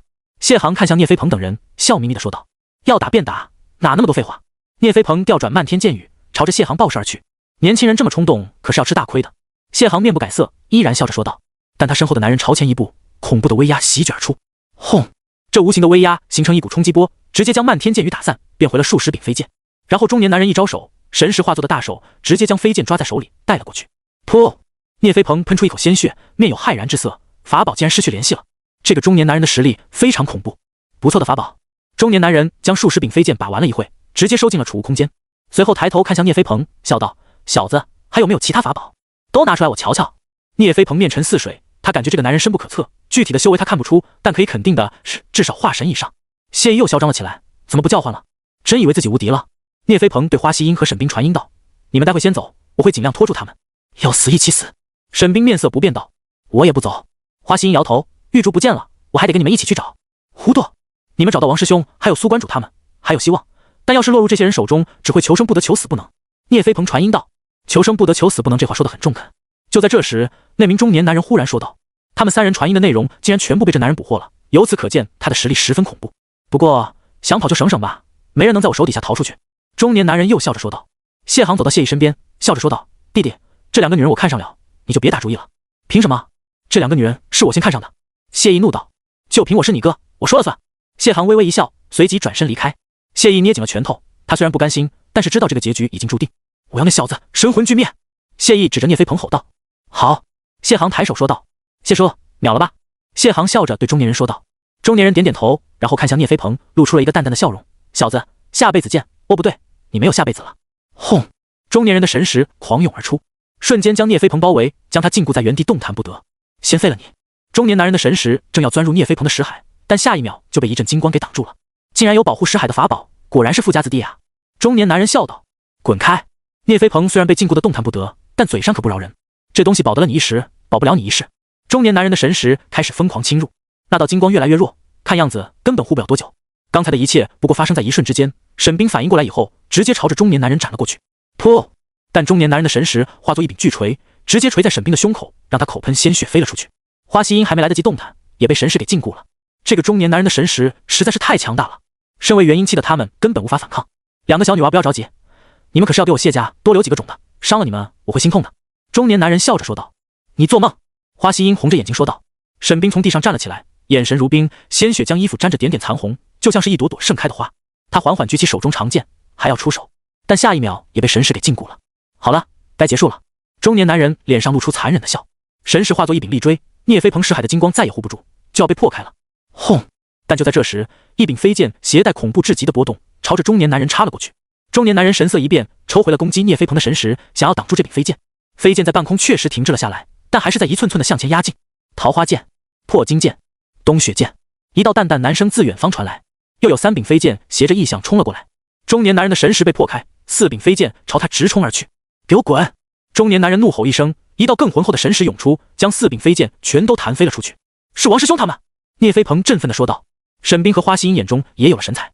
轰隆隆，四柄飞剑刚被弹飞，一道恐怖的威压犹如浪潮压了过来，飞沙走石，地动山摇。一袭白衣的洛灵背着双手御空而来。仙女！谢航和谢意眼中揭露出痴迷之色，之前从未见过如此惊艳的女人。而中年男人已经面色大变，这个女人太恐怖了，竟然隐隐有压制他的迹象。给我下来！中年男人的神识化作一只大手，朝着洛灵抓了过去。而洛灵面色淡然，缓缓抬起手，轰！铺天盖地的威压，还有神识狂压而下，无差别覆盖了这片地狱。大地哀鸣，无数碎石顷刻之间化为齑粉。谢意和谢航还有那4名修士瞬间跪在了地上，然后齐齐喷出一口鲜血。众人眼中皆有骇然之色。如果不是中年男人的神识还在对抗，那一瞬间就足够将他们碾爆。太强大了，只有这样的女人才配得上我。惊恐之后，谢意舔着嘴唇，眼中露出了欲望。他想要征服这个女人，越强大他越兴奋。而谢航则没有他这么精虫上脑，他看得出中年人有些吃力，不一定是对手。想到这里，他连忙拿出了传讯法宝，开始摇人。跪下！洛林眼中金光乍现，体内隐隐有凤鸣之声，威压和神识陡然再上升了一个层次。中年男人额头青筋暴突，咬牙坚持，只可惜颤抖的双腿暴露了他已至极限。洛妖婆来了，这个世界更恐怖了。王南博咂舌说道。苏启点点头，比起在他们世界，洛林确实强大了不少，并且他还没有展示过他的神通。轰！就在这时，中年男人终于坚持不住，猛地跪倒在地，膝盖下的地面犹如蜘蛛网一样碎裂。噗噗噗噗！中年男人一跪下，那4名修士瞬间就爆为一蓬蓬血雾。如果不是他还用余力护着谢航和谢意，这哥俩也会瞬间爆炸。住手！中年男人连忙吼道。再晚一刻，他怕自己连喊都喊不出了。只可惜洛林像是没听到似的，风吹起他的裙角，眼中的淡金色不减反增。他再次抬起手，猛地向下一压。轰！中年男人趴下了，连带着谢意和谢航两兄弟也都一并趴在了地上。谢意口鼻都溢出鲜血，他头一次感觉到死如此临近，快想办法呀！谢意咬牙对谢航说道。闭嘴废物！谢航怒道，随即他猛憋了一口气，脸色涨红喊道：女侠饶命！什么条件我们都接受，你要什么尽管开口。喊完这句话，他已经浑身大汗，这恐怖的威压之下，连正常说话都成了奢望。我要你们的命！洛林淡淡说道。下一秒，他的神识化作一柄利剑，直接冲进了谢航和谢意的识海。进入识海之后，利剑瞬间将两人的识海破坏，连带着想要出逃的元婴也被绞杀。两人到死都没有想到自己竟然会栽在这个地方，还是栽在女人手里。两人死后，中年男人浑身颤抖地喊道：你完了，你们完了，家主会将你们挫骨扬灰。但下一秒他就无法开口了。王南博的飞剑将其一脸消瘦，元神也无法逃走，被洛林生生碾爆。方才还不可一世的几人在此刻尽数陨落，只在原地留下了3个空间戒指。那4名最先死去的修士连空间戒指都没有。王师兄，洛师妹，聂飞鹏和花希音同一时间喊道。随后两人奔跑了过来，沈冰也一瘸一拐地走了过来，脸上露出了淡淡的笑容。劫后余生，总是让人心生愉悦。洛林眼中淡金之色散去，缓缓降落在地，问道：竹师姐呢？玉竹她跟我们没有在一处，我还以为她跟你们在一起。花希音愣了一下，然后喃喃道：没有吗？洛林的眼中一暗，最坏的情况还是发生了，林玉竹不见了。没事，我们会找到她的。这时候苏琪走了过来。事不宜迟，我们现在就动身。洛林有些着急地说道。但我们现在没有目标。苏琪说道。那怎么办？洛林问道。这还不简单，抓几个本地人就知道了，他们不是到处狩猎我们这种新进来的修士吗？肯定会有人知道的。王南博在一旁说道。好主意。聂飞鹏眼睛一亮说道。其实他们之前就想过这个方案，只可惜他们的实力不够，现在随着回归大部队就不需要再那么畏首畏尾了，毕竟他们队伍里可是有3尊大神在的。沈冰受了些轻伤，众人决定让他先疗伤，疗伤也很快，丹药入体1刻钟的时间就可以恢复。1刻钟以后，众人正想启程去抓人，没想到就有人送上门来了。一名中年男人带着10几名元婴期的修士来到了现场。这个中年男人是化神期的修士，他就是被谢航叫过来的外围人员。在看到现场的状况以后，他脸色大变，连谢友都死了。谢友就是谢航带来的那名中年人，他的实力跟着谢友还差了一截，当时心里就打起了退堂鼓，这种事得尽快禀告家主才行。诸位，我只是路过，希望没有打扰到你们。谢基陪着笑脸说道。他感应到王南博和洛林都是化神期，他现在只想尽快离开这个是非之地。站住！王南博却不让他们走。诸位还有什么事吗？谢基还是笑呵呵地问道，就好像是一个和善的人。只有他身后的那些手下才知道，谢基平时根本没有这么好说话。你们跟他们是一伙的吧？王南博笑眯眯地问道。怎么可能？我根本就不认识他们。谢基连忙否认。你刚才气势汹汹地赶来，还有你们的服装都一样，怎么解释？王南博笑道。诸位有所不知，其实这几人是我们家族出的叛徒，我们是来将其捉拿回去的。既然这几人已经被斩杀了，我们的任务也就完成了，还得感谢诸位仗义出手。谢基睁眼说瞎话道。只是他说的还真有那么些逻辑，似乎也说得通。是这样吗？王南博歪着头问道。那还能有假？谢机说着，走到谢友的尸体前，猛踹了几脚。这老狗死得好！行了，行了，别演戏了。王南博笑着说道：“接下来我问你一个问题，回答得上来，你走；回答不上来，你就跟他一样留在这吧。”您尽管问。谢机头皮一阵发麻，连忙说道：“如果不是谢友死在这里，他不会这么怂。他现在有点担心自己连逃都逃不掉。我们再找一个落单的女修，也是新进来的修士，你知道吗？想好了再回答。”王南博笑眯眯地问道。谢机愣了一下后说道：“你说的落单女修是不是还挺好看的？”当然。王南博点头说道。谢机苦笑道：“还真有这样一个女修，今天城内来了一个漂亮女修，吸引了很多人的注意。不过那些去招惹的人都吃瘪了。她没事吧？”这时候洛林问道。谢机摇头说道：“在城内没有人敢轻易出手，叶昊天不允许这样做，所以的话，他目前没有任何问题。”洛林松了一口气，只要竹师姐没问题就好，我们可以走了吗？这时候谢机小心翼翼地问道，他生怕对方不让他走，那今天只怕是凶多吉少了。别急。王南博拍了拍谢机的肩膀。谢机浑身僵硬，心想果然还是免不了一战吗？但这时候王南博又补充道：“带我们去昊天城。”谢机闻言松了一口气，只是带路的话当然没有问题，而且自己这也算把家族的仇人带回去了，说不定还能立个功。当然没问题。谢机连忙说道。接下来谢机一行人在前面带路，苏七等人跟在后面。你们感觉这老小子说的话靠谱吗？王南博问道。不管靠不靠谱，我们都要去看一看。洛林说道。我觉得应该是真的，我观察了他的神态，不像是在说谎。聂飞鹏说道。希望玉竹师妹安然无恙。花希音说道。不过最后众人都达成了共识，要去这昊天城看看。他们是一个团体，一个人都不能少。昊天城并不远，一个时辰以后，众人已经可以看到昊天城的轮廓。昊天城的城墙用石头建造，看起来倒是有几分高大雄伟。诸位，昊天城到了，那我就先进去了。谢机拱手说道。哎，等等！王南博笑着叫住了他。还有什么事吗？谢机小心翼翼地问道。有没有居民证？给我们几张呗。我们可穷了，交不起那个费用。王南博笑嘻嘻地说道。谢机在心里骂了一句无耻。你们这些新修士的灵石储备是最丰富的，竟然跟我叫穷。不过几张居民证对于谢机而言压根算不上什么。他掏出一叠石片递给了王南博。来，这就是居民证，大概有10张的样子，都给你们了。谢机说道。老哥大气。王南博点赞道。这居民证其实就是一种会发光的石片，上面印着昊天2字。据说这种石片每过1个月就要重新加工一下，否则的话就会重新变成一块不发光的石片。石片不发光了，就意味着居民证过期了，到时就无法正常进出昊天城了。在城内也会定期检查居民证，一旦发现过期的，就会被赶出来。谢机离开了。离开之后，他松了口气，心想着要把这件事尽快告诉家主。刚刚他有一种与虎谋皮的感觉，随时都有生命危险的那种。而苏琪等人人手一张居民证，走向了昊天城。走到昊天城门口，这里看门的人也是修士，有4个，看修为都在金丹期左右，这还是比较惊人的。站住，出示居民证！看门的修士站了出来，冷面说道。苏琪等人把居民证都亮了出来。看门的修士有些意外，不过有居民证，他们也不好说什么，退到了一旁。苏琪等人顺利进入了城内。城内的建筑看起来都很简陋，不过想想也是，这里毕竟是吞天晶的体内，材料什么的都还是比较稀缺的。与外界不同的是，这里10成10的都是修士，只不过有的修士看起来长期营养不良，已经皮包骨头了。只有少部分修士比较体面，不过也都或多或少面带愁容。在这样一个环境内，大部分修士都要为了温饱奔波，所以幸福感都很低。苏琪等人的到来引起了众人的注意。这时又有新修士来了吗？肯定啊，一个个穿得如此光鲜亮丽，不知道这种虚假的光鲜能持续多久。刚来的都还是过得比较滋润的，过个1年半载就要沦落成我们这样了。竟然有3个女修，都好漂亮，要是能跟其中一个翻云覆雨一晚，我少活100年都愿意。哈哈，你能不能再活100年都是问号。这里的修士修道之路基本已经断绝了，没道可修，自然就诞生了许多俗世的欲望。就比方说淫乐，每一个来到这里的女修都会成为许多人的目标，特别是长得漂亮的更加危险。因为城内不能动武的原因，这些人污言秽语丝毫不顾忌，经常让人烦不胜烦。洛林蹙眉，一些污言秽语传进了他的耳朵里面，如果不是因为人生地不熟，他当场就要发飙。你过来！王南博随手指着一个看起来最淫荡的男人，这个男人比袁建仁还虚，看起来随时都要挂掉那种。有什么事吗？男人凑了上来，一脸淫荡的看着洛林等人。我问你，今天城里来了一个新人，是一个落单的女修，你知道在哪吗？王南博问道。我为什么要告诉你？男人挠了挠那里，一脸的淫荡之色，色眯眯的盯着洛林等人看，都没有看王南博一眼。王南博笑眯眯的掏出一块灵石，大声说道：谁能告诉我今天那名新人在哪？这块灵石就是谁的？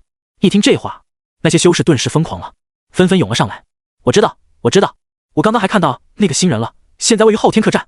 最先冲上来的一个男人连忙说道，他盯着王南博手中的灵石，都快眼冒绿光了。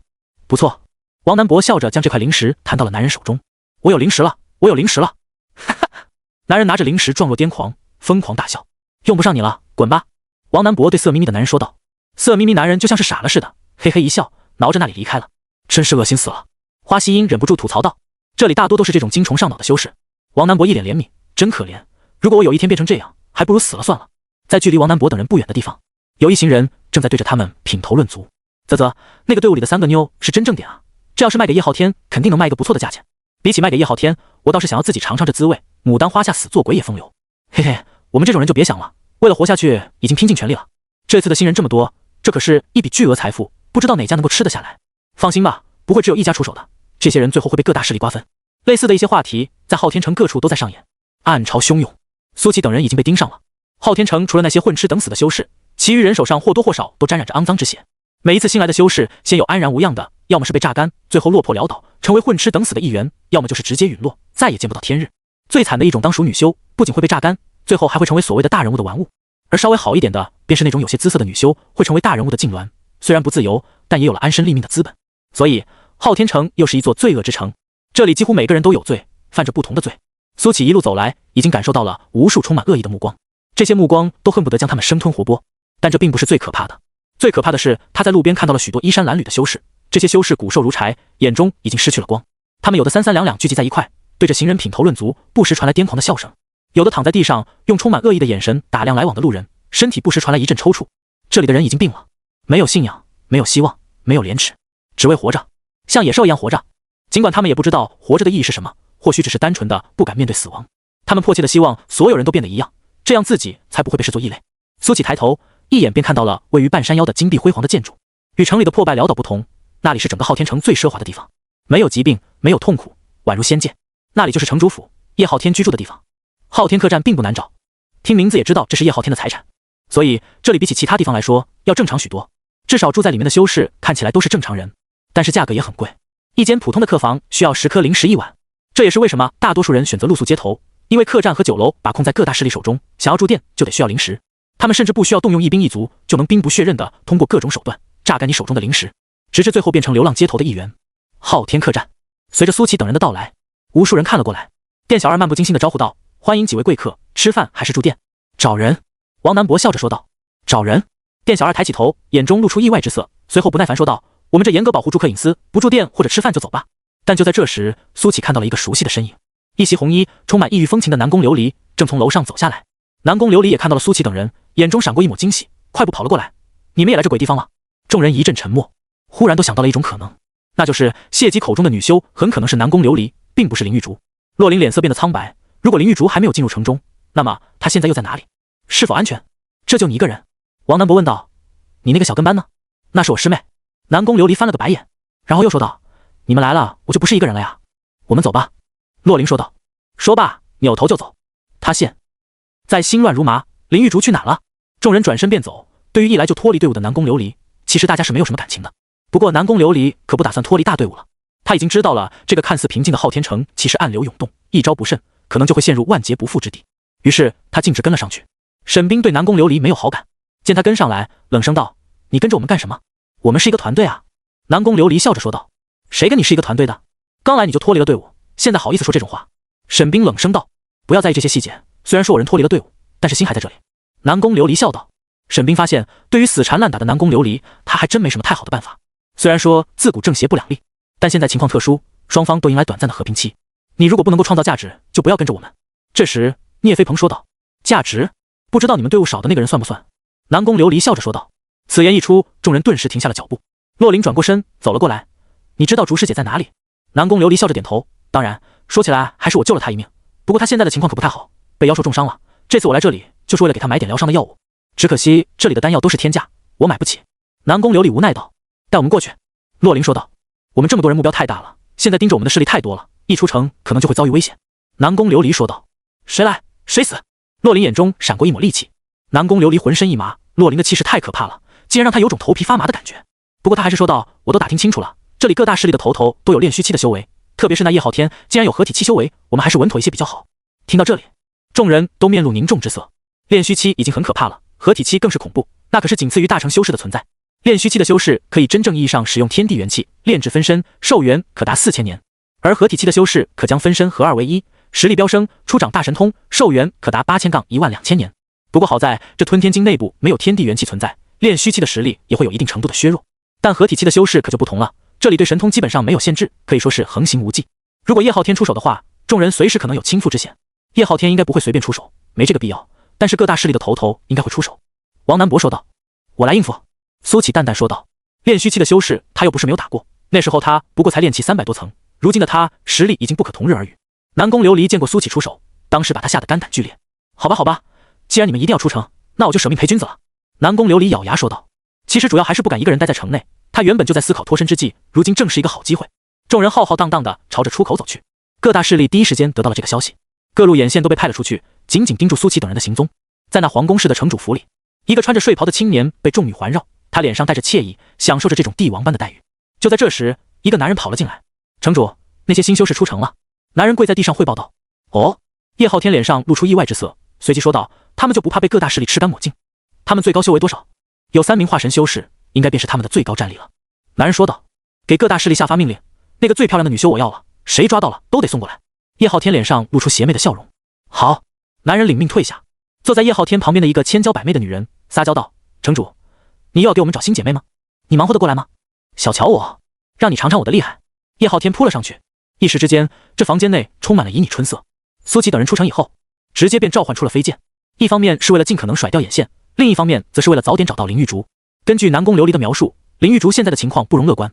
飞剑冲天起，很快便消失在了天际，那些眼线也纷纷召唤出飞剑追了上去。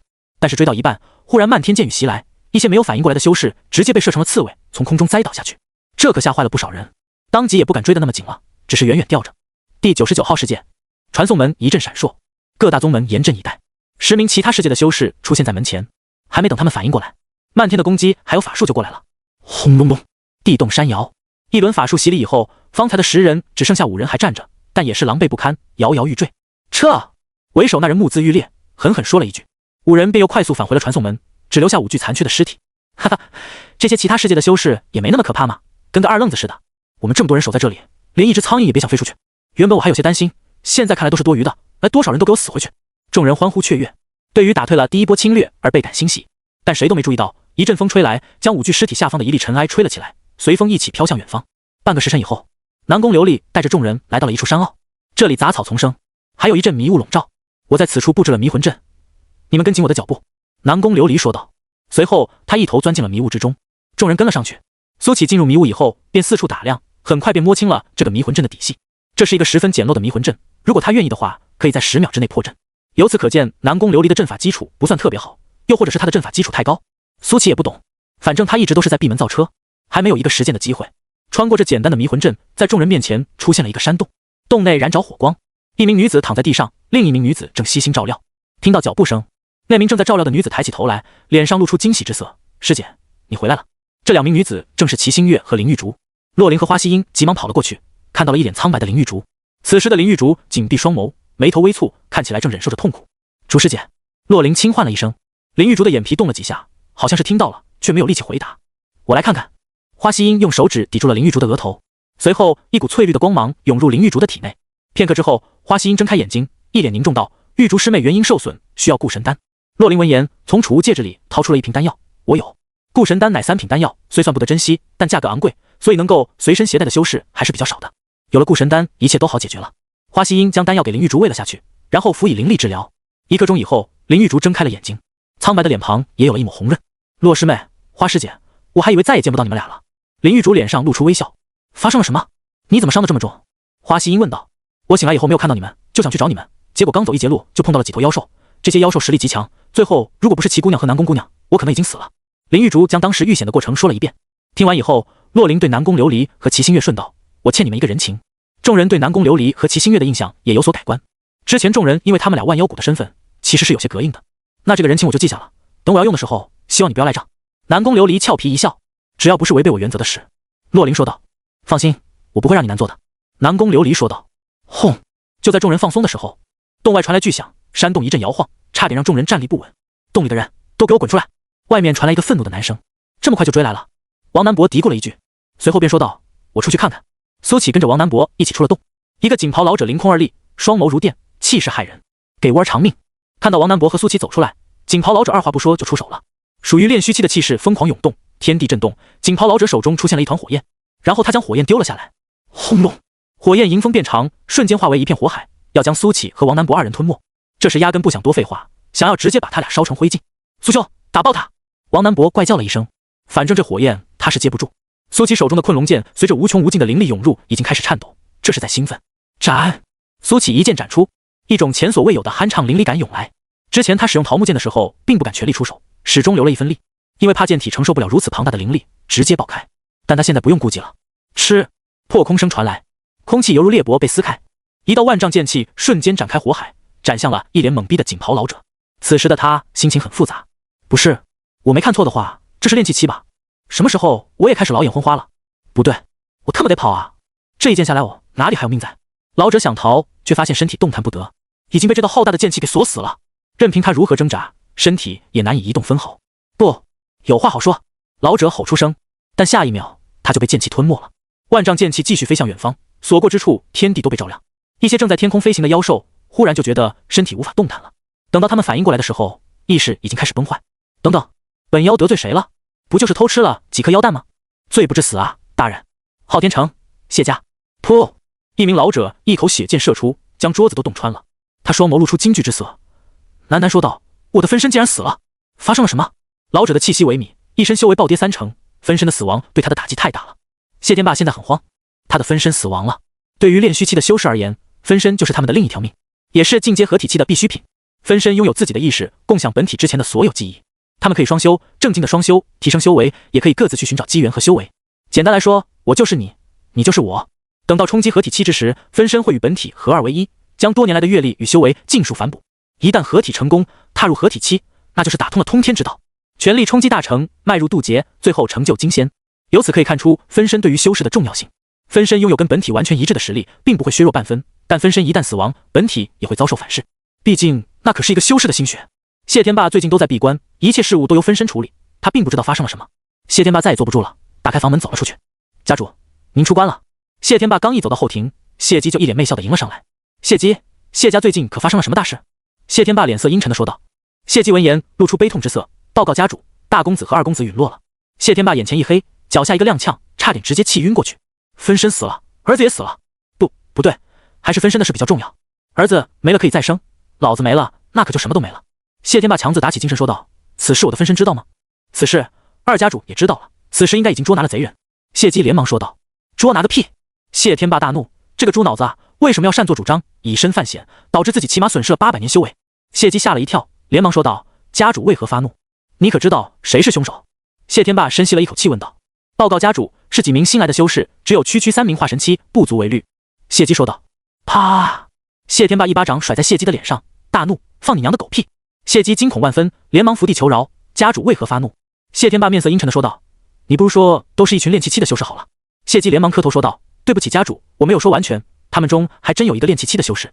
你是真蠢还是假蠢？”谢天霸一脚踹在谢姬身上：“化神期能够击杀炼虚期，你不如说是那个炼气期击杀炼虚期好了。”谢姬这才回过味来，他只觉得眼前一黑，惊恐万分道：“二家主陨落了！”就在这时，天空突然被照亮，刺眼的金光就像是众人许久未曾见过的阳光，太过炽烈。众人抬头看去，一道上万丈的金色剑气从头顶掠过，是他带来了光。剑气所过之处，有金色剑意散落，像是淅淅沥沥下起了一场小雨。那些浑浑噩噩、混吃等死的修士，感受着这磅礴的剑意，纯净、温暖、炽热，他们的眼眶忽然湿润了。一个人的剑意可以体现一个人的内心，这剑意好像母亲的手在耳边温柔呢喃，抚平内心的创伤。很多人都记起来了，以前的自己不是这样的，以前的自己对未来充满热忱，锐意进取，敢于直面挑战，与天争，与地争，与人争。可什么时候他们变成了这样一个鬼样子？贪生怕死，混天度日。许多人抱头痛哭，为自己虚度光阴而痛哭，为自己行尸走肉而痛哭，那仅有的廉耻之心竟被无限放大了。立马宣布下去，谢家闭门3月，不，3年。谢天霸右眼皮疯狂跳动，近乎吼着说道。与其他人不同，他只有恐惧，因为他在那道万丈剑芒之上感应到了分身残留的气息。不出意外的话，分身就是被这剑芒给融化了。谢天霸不敢想象是何等惊艳的人能斩出这样的一剑。叶浩天能吗？或许能。现如今恐怕也只有叶浩天能跟此人过上2招了。吞天境内部好久没来过这样的超级狠人了。远在城主府的叶浩天此时正坐在窗边，看着这道万丈剑芒远去。他拿着酒杯的手不停颤抖，右眼狂跳。他用左手强自按住了右手，将杯中酒一饮而尽。这是属于我的帝国，我的心血，我的一切，我不会让人夺走，绝对不会。叶浩天将手中酒杯狠狠砸在地上，随即站了起来。万丈剑芒远去，无数人望着他的消失。漫天的剑意在消散，可是短暂的光明唤醒了无数人心中的斗志。我本可以忍受黑暗，假若我未曾见过光明。无数修士站了起来，感觉心中有一团火焰在燃烧。我不要再像猪狗一样活着，我不要再去那暗无天日的灵夜池，我不要再露宿街头，对着来往女秀意淫。我！一名骨瘦如柴的修士站了起来，举着拳头疯狂呼喊。噗嗤！但就在他慷慨激昂之时，一柄飞剑穿过他的脖子，鲜血溅射长空。扑通！修士跪倒在地，双眸还残留着生前的怒火。但他的死犹如一盆冷水浇在了无数人的头上。那些好不容易鼓起勇气的修士，在这一刻又畏缩了。聒噪！一名巡逻的修士呸了一声，召回了带血的飞剑。他环视了一圈四周，脸上露出轻蔑：“你们要觉醒了，要反抗啊！不识抬举的，都给我滚出城去！”无数人噤若寒蝉，什么也不敢说。那是城主府的兵，敢在城内闹事者，一律杀无赦。好美的一剑！王南博眯着眼睛说道。他本就是剑道强者，对于苏启的这一剑尤为欣赏，竟然没有留下戒指。苏启找了一圈地面，有些可惜的说道：“就是有，也被你的剑气带走了。”王南博说道。这时候，其余人都走了出来。咦，怎么跟刚才有些不一样了？南宫琉璃有些疑惑的说道：“怎么面前的山坡少了一截？这得问那个倒霉的炼虚修士了。”王南博啧啧有声说道：“之前便知道苏启的强大，但这一剑把炼虚7秒了，属实是有点夸张。”洛灵深深看了苏启一眼，也不知道在想些什么。总体来说，这次救援行动圆满成功。现在我们人都到齐了，该去寻找出口了。王南博说道。其实我一直比较在意这天空的光源是哪来的。聂飞鹏说道。去看看不就知道了。王南博笑着说道。说罢，王南博召唤出飞剑，冲天起。我们就别飞了，等他回来。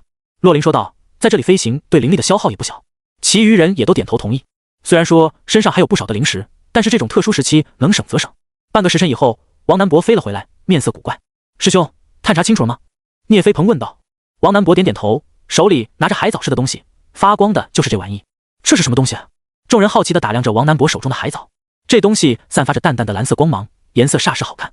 王南博指了指天上，那里有数以亿计的这种海藻，就是这东西带来了光亮。除此之外就没有了。洛灵问道。没了，我飞了上千里，全是这种玩意。王南博叹了口气说道。看来出口没有这么好找，或许我们可以去城里找人问问。这些修士待在这里这么些年，总该有些线索。南宫琉璃面露犹豫之色。啊，还去啊？那里的人都太变态了。怕什么？有苏兄在，说不定那什么叶浩天来都给干翻了。王南博笑着说道。你吹牛别带上我。苏启说道。他还没跟合体的修士打过，谁胜谁负还真不好说。但昊天城就是一个销金库，我们这么多人只怕要消耗不少灵石。聂飞鹏有些犹豫道。他们携带的灵石不算多，这么多人可能1个月不到的时间就能花完。为什么要花灵石？王南博坏笑道。苏兄刚刚不是把谢家老祖都秒了吗？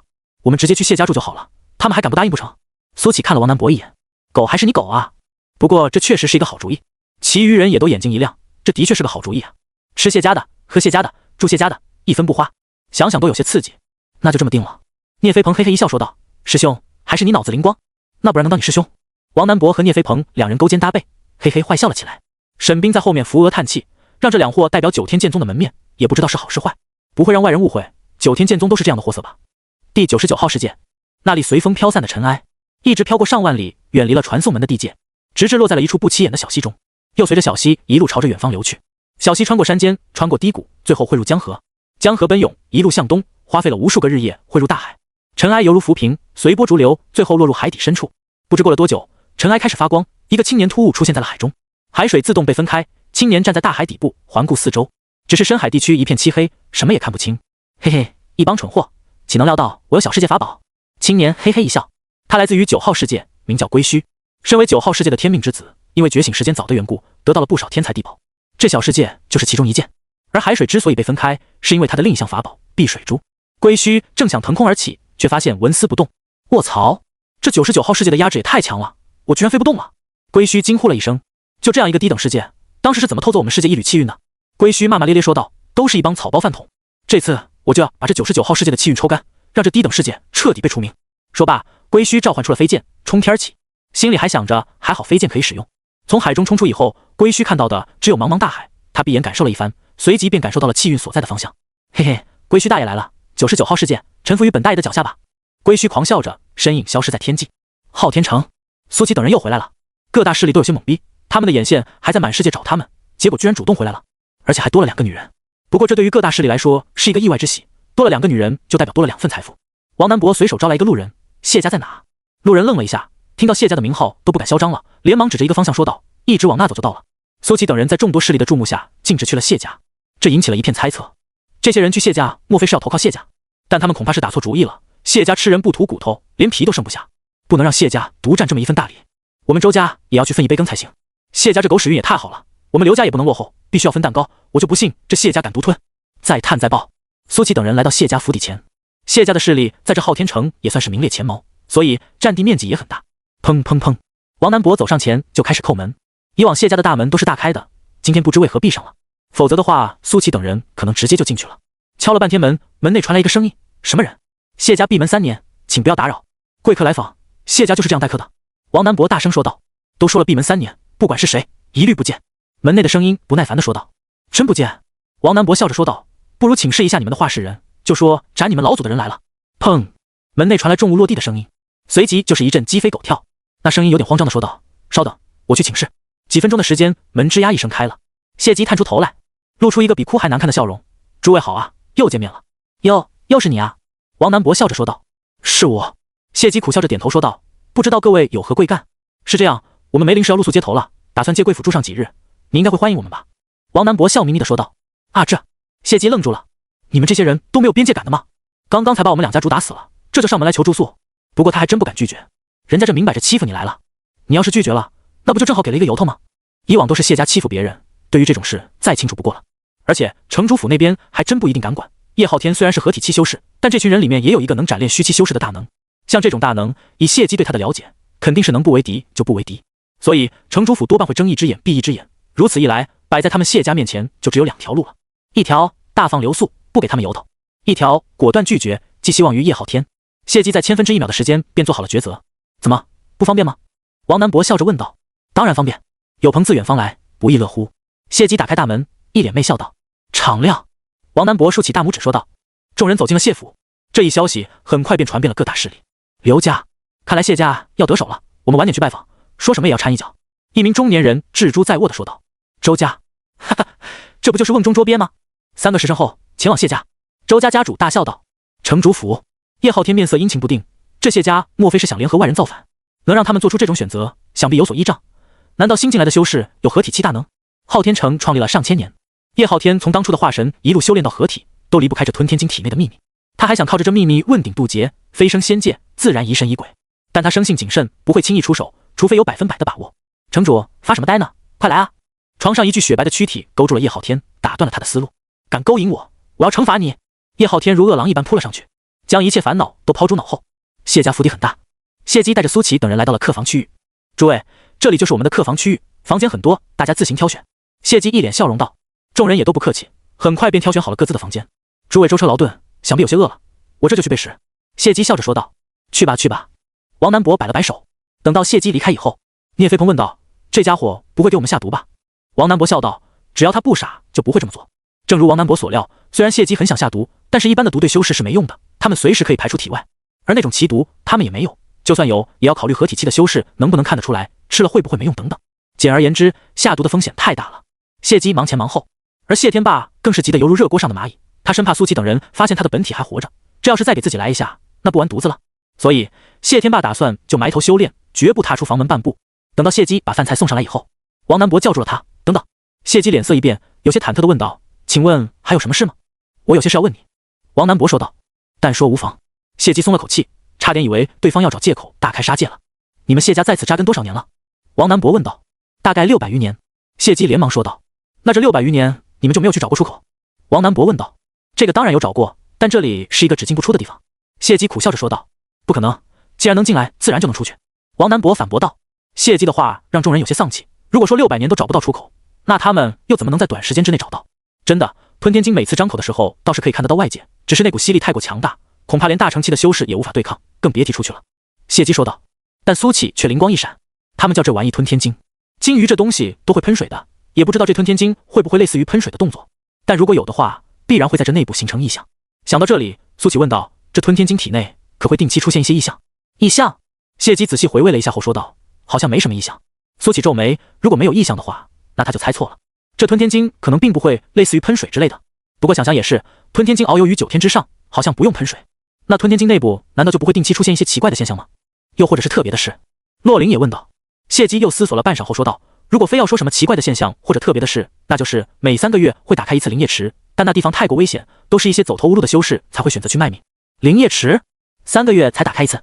苏启想起了之前袁剑人的话，不过他并没有说3个月才打开一次，只是谈及那个地方的时候充满了恐惧。你知道灵液池内部的情况吗？王南博问道。谢基连忙摆手说道：这我哪里知道，这种地方我连靠都不会靠近，只有那些踩过灵液的低等修士才清楚。看来得找一个去过灵液池的修士问话了。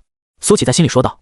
灵液池，采灵液，这对于那些去过灵液池的修士来说就是噩梦一样的地方。吃过饭以后，苏启和王南博来到街头，随机抽取幸运路人。一般露宿街头的修士，不说100%，至少80%都是去过灵液池的，所以还是比较好找的。很快，他们找到了第一个目标。这个男人骨瘦如柴，看起来比袁建仁还要虚得多。兄弟，过来，问你一件事。王南博对着那名男人招手道。那名男人愣了一下，有些畏惧的看了王南博和苏启一眼，但还是走了过来。二位爷，有什么事吗？男人问道。他的眼里透着渴望。他认识这两人，新来的修士直接住进了谢家。如果能够赏他2块零食，那么他会高兴一整天。我问你几个问题。王南博笑着说道。方便吗？当然方便，您尽管讲。男人连忙说道。你去过灵液池吗？王南博问道。男人面色一变，眼中有抑制不住的恐惧，好半晌才艰难地点着头说道。去过。能跟我讲讲灵液池内部的情况吗？王南博问道。男人再次面色大变，匆忙摇头说道。不能讲，不能讲。为什么？王南博问道。反正不能讲。男人说完掉头就走。你也不要再问了，没人会告诉你的。看着男人开的背影，王南博嘀咕了一句，看来这灵液池的确有古怪，我们再找其他人。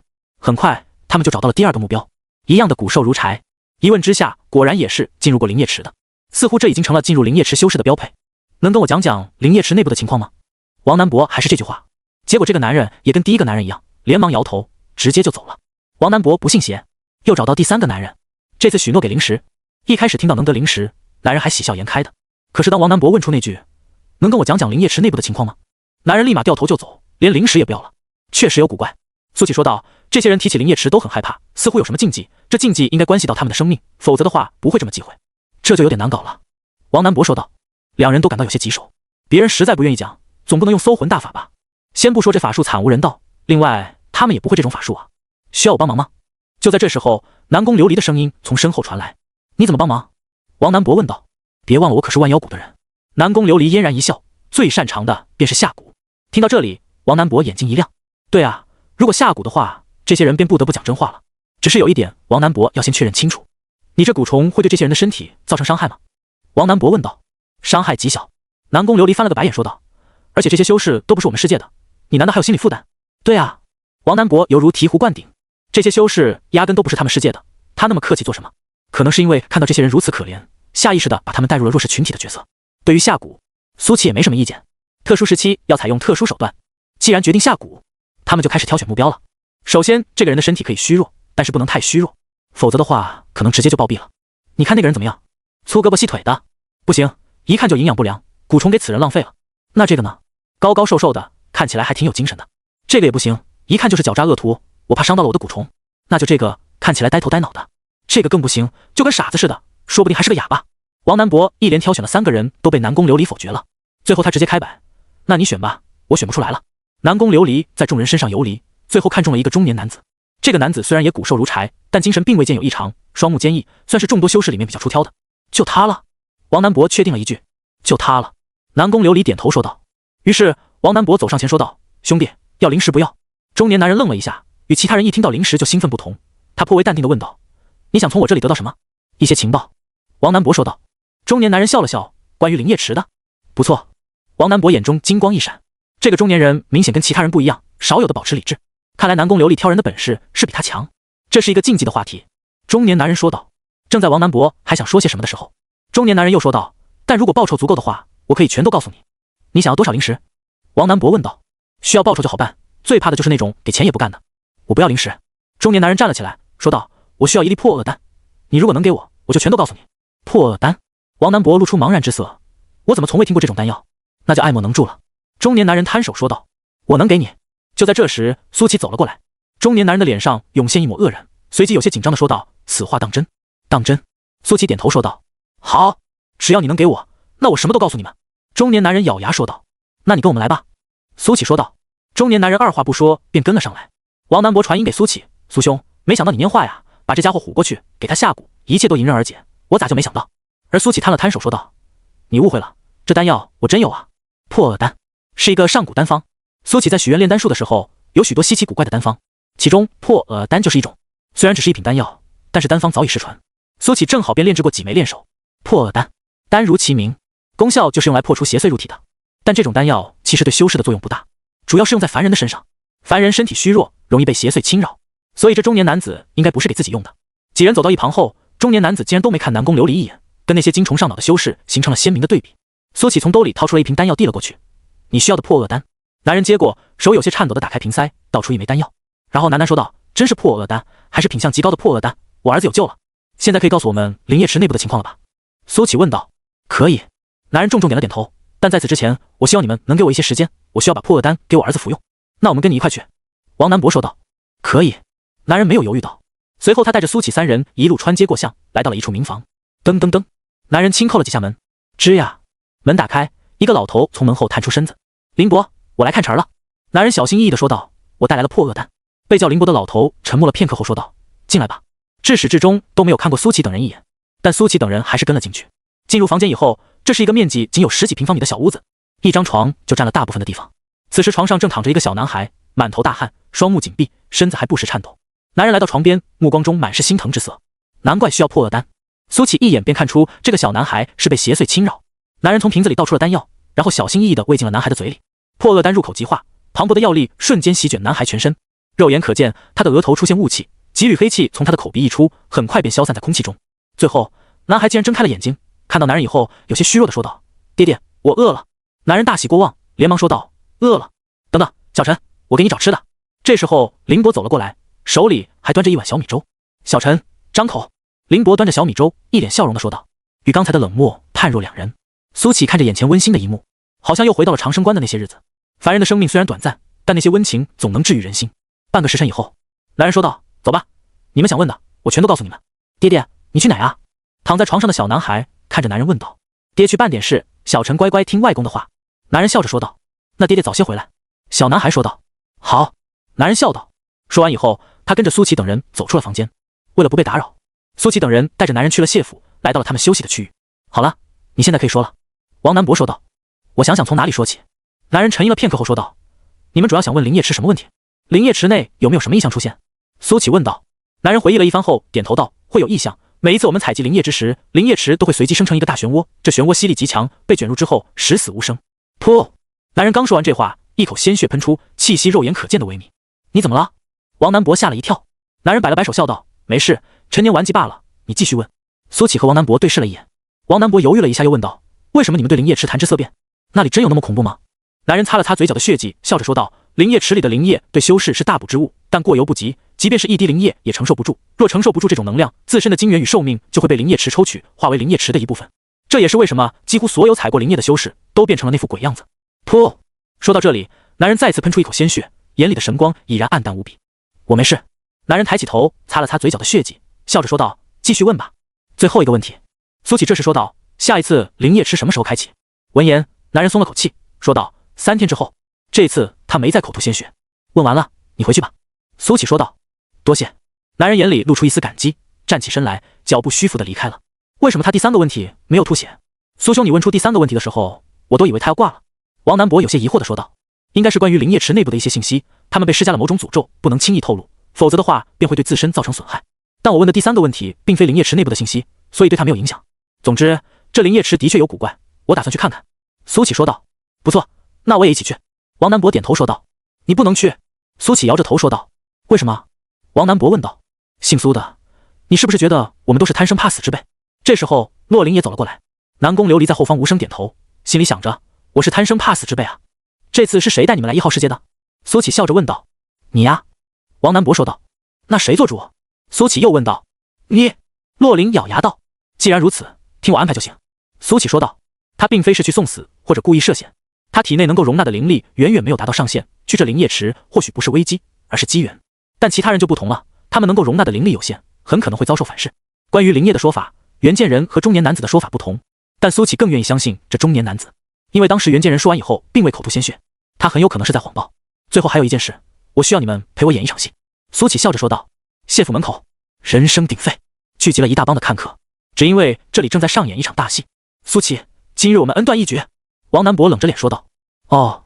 苏启淡淡说道。从现在这刻起，滚出谢府，你不配和我们一起。王南博说完，冷哼一声，转身回到了谢府。砰！谢府的大门轰然关上，留下苏启一人在外面。那些后来的不明所以的路人问道：怎么回事？发生什么了？嘿嘿，闹崩了呗。一个练气期的修士不知道天高地厚，脱离了队伍，很快就会沦落得跟我们一样。我看到了事情的经过，好像是因为这练气期的小修士心术不正，勾结外人，想要对团队里的女修行不轨之事，被赶了出来。这练气期的小子细皮嫩肉的，要不是在城里，我怎么也得让他知道世道险恶。嘿嘿，你说他脱离了队伍，还有钱去住客栈吗？一个练气期的修士应该没什么零食吧？不一定哦，看他这么硬气，说不定很富有呢。苏启没有搭理路人的议论声，一脸愤然地离开了谢府。在他离开不久，几个不怀好意的男人跟了上去。喂，小子，借几块零食花花。走到一个偏僻处，几名骨瘦如柴的男人拦住了苏启。为首的那人赫然是袁建仁，而这句话也是袁建仁说的。比起刚见到他的时候，这时的袁建仁已经面色红润了许多，看起来也有了精气神。这都是灵力得到补充的原因。见苏启不说话，只是看着他们，袁建仁有些不爽地说道：“喂，听不懂人话吗？你现在可没有化神期大佬做倚仗了，一个区练气期的小子，不要这么嚣张，容易被收拾。”苏启忽然一笑说道：“你们来的正好，我正好想问问你们怎么报名采灵液。”一听苏启这话，那些人纷纷愕然，随后互相对视一眼，哈哈大笑起来。哈哈，竟然还有主动要求去采灵液的家伙，还真是头一次见啊！这小子细皮嫩肉，丰神俊朗的，正好适合去采灵液，到时变得跟我们一样枯瘦，容颜不在，才能融入我们吗？坏了，他都主动要求采灵液了，说不定根本就没有零食啊！我靠，是真的，这小子空间戒指都没有。几人先是嘲笑，然后就是傻眼了。袁建仁见苏启没什么油水，摇了摇头，然后走了过来说道：“小子，实话跟你说吧，本来我打算报复你们的，但你现在被赶出来了，连一块零食都没留给你，由此可见，那是一帮无情无义的东西。你都惨到要求主动加入采灵液的队伍了，我就不欺负你了，以后我们都是兄弟。”袁建仁突然转变态度，是有他的考虑的。他打算把苏启作为自己复仇计划的一环，并且介绍人去采灵液，可是有奖励的。多谢。苏启笑着说道：“灵液池3天以后开放，我现在带你去报名。”袁建仁微笑着说道。他对其余几人使了个眼色，他们都心领神会地露出了笑容。报名处就设在昊天城中心位置。其实报名从1月前就陆陆续续开始了，每天都有走投无路的修士前来报名。负责报名的是一个大腹便便的男子，眼睛很小，但时时刻刻都透着精明。刘大人，我带我兄弟前来报名。袁建仁笑着说道。男子斜着眼睛看了两人一眼，说道：“练气期，这去了10有8九回不来，这让我很难办啊。”袁建仁闻言连忙说道：“刘大人放心，我都去过灵液池数十次了，多少也算有些经验，我会全程带着他的，您多少给点就行，其余的就全当孝敬您的。好吧，要不是看在你老人的身份上，我指定是不同意的，给你2块零食吧。”男子说道。多谢刘大人，多谢刘大人。袁建仁喜笑颜开的说道，内心却在骂骂咧咧：“刘扒皮，10块零食的介绍费扣下8块，你他娘的可真行。”男子随手丢给袁建仁2块零食，然后看向苏启：“规矩你都懂吧？还请大人讲解一下。”苏启说道：“呵呵，看来你交的兄弟也不靠谱啊。”男子嗤笑了一声后说道：“进入灵液池，我们城主府会给你提供防护设备以及采集设备，再出来以后，这些都是要归还的。1瓶灵液可以兑换1块零食，灵液接触到皮肤就会融入你的体内，让你暴毙，所以不要想着私藏，只有我们城主府提供的瓶子才能装得了。另外，在进入之前，你需要跟我们签订一项契约，看到的所有一切都不能告诉其他人，违反契约你会被诅咒而亡。这些你都记住了吗？”听完男子的话，苏启终于知道了为什么所有进入灵液池的人都讳莫如深了，原来是城主府在进行风口，就是不知道这个契约是什么形式的。记住了，苏启回答道。好，那便签了吧。男子指着桌子上的一块石板，把手放上去，契约即成。这块石板看上去平平无奇，苏启没有犹豫，直接将手放了上去。放上去以后，苏启感觉到了一股诅咒之力涌入了他的身体，只要他违反契约，这诅咒之力便会发作。原来是一个诅咒类的法宝。苏启在心里想着，很好，3以后准时去灵液池。男子满意的点头说道：“刘大人放心，到时候我会带着我兄弟按时前往的。”袁建仁连忙笑着说道。苏启成功报完名以后，袁建仁带着苏启离开。在路上，袁建仁说道：“苏兄弟，你也看到了，今天带你去报名，刘大人给了我2块零食，不过这个报酬我不会分给你，其他兄弟们好久没有得到灵力补充了，你才进来，灵气应该还比较充足，我打算给他们，你没有意见吧？”苏启摇了摇头说道：“没意见，随便。”第99号世界，归墟一路飞行，可是还没飞上半天，他就感觉有些疲惫了，灵力的消耗也异常的快，他只能停下来休整。妈的，这99号世界真是一个破地方，我堂堂化神修士，竟然半天飞了不到800里。归墟盘坐在地上，骂骂咧咧的说道。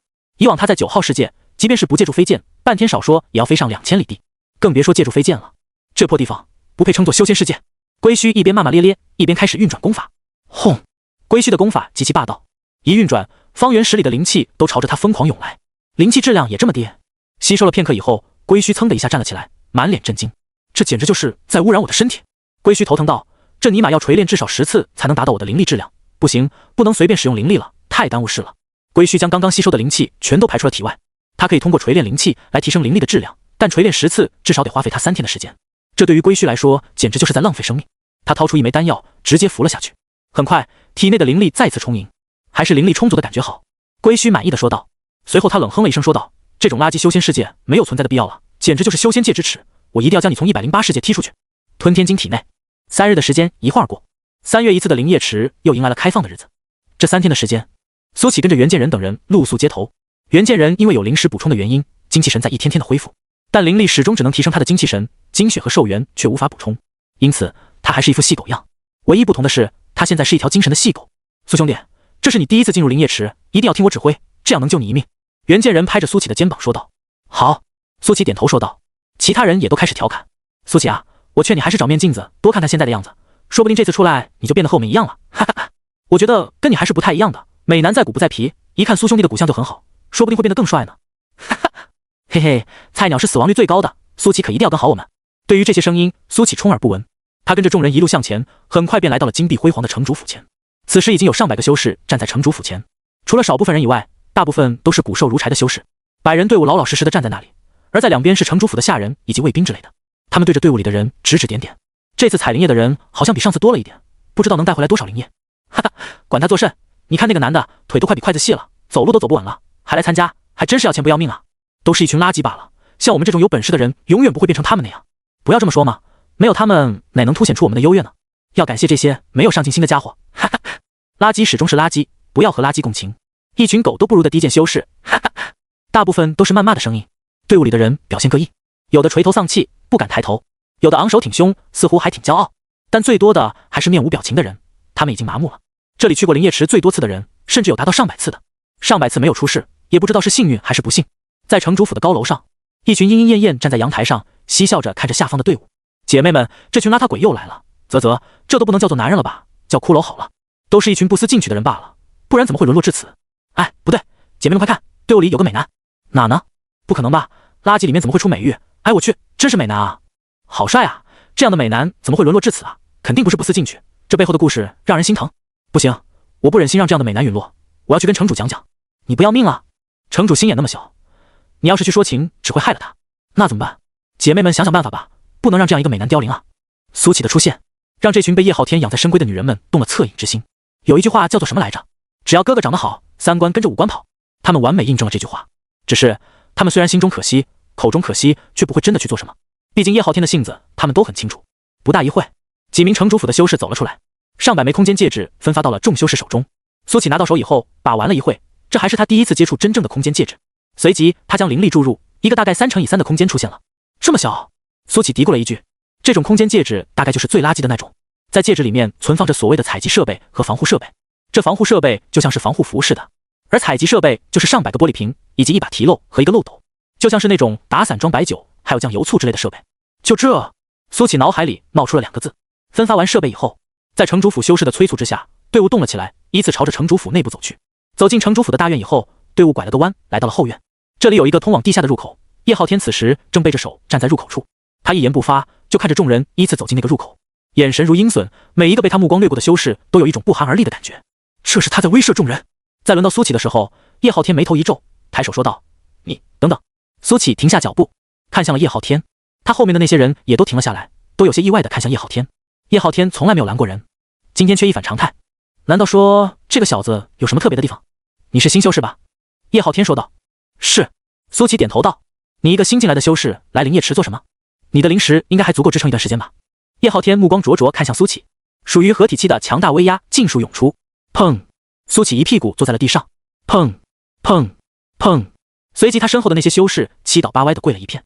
袁建仁双腿发软，连忙替苏启解释道：“城主大人，他被队伍赶出来了，一块灵石都没有分到。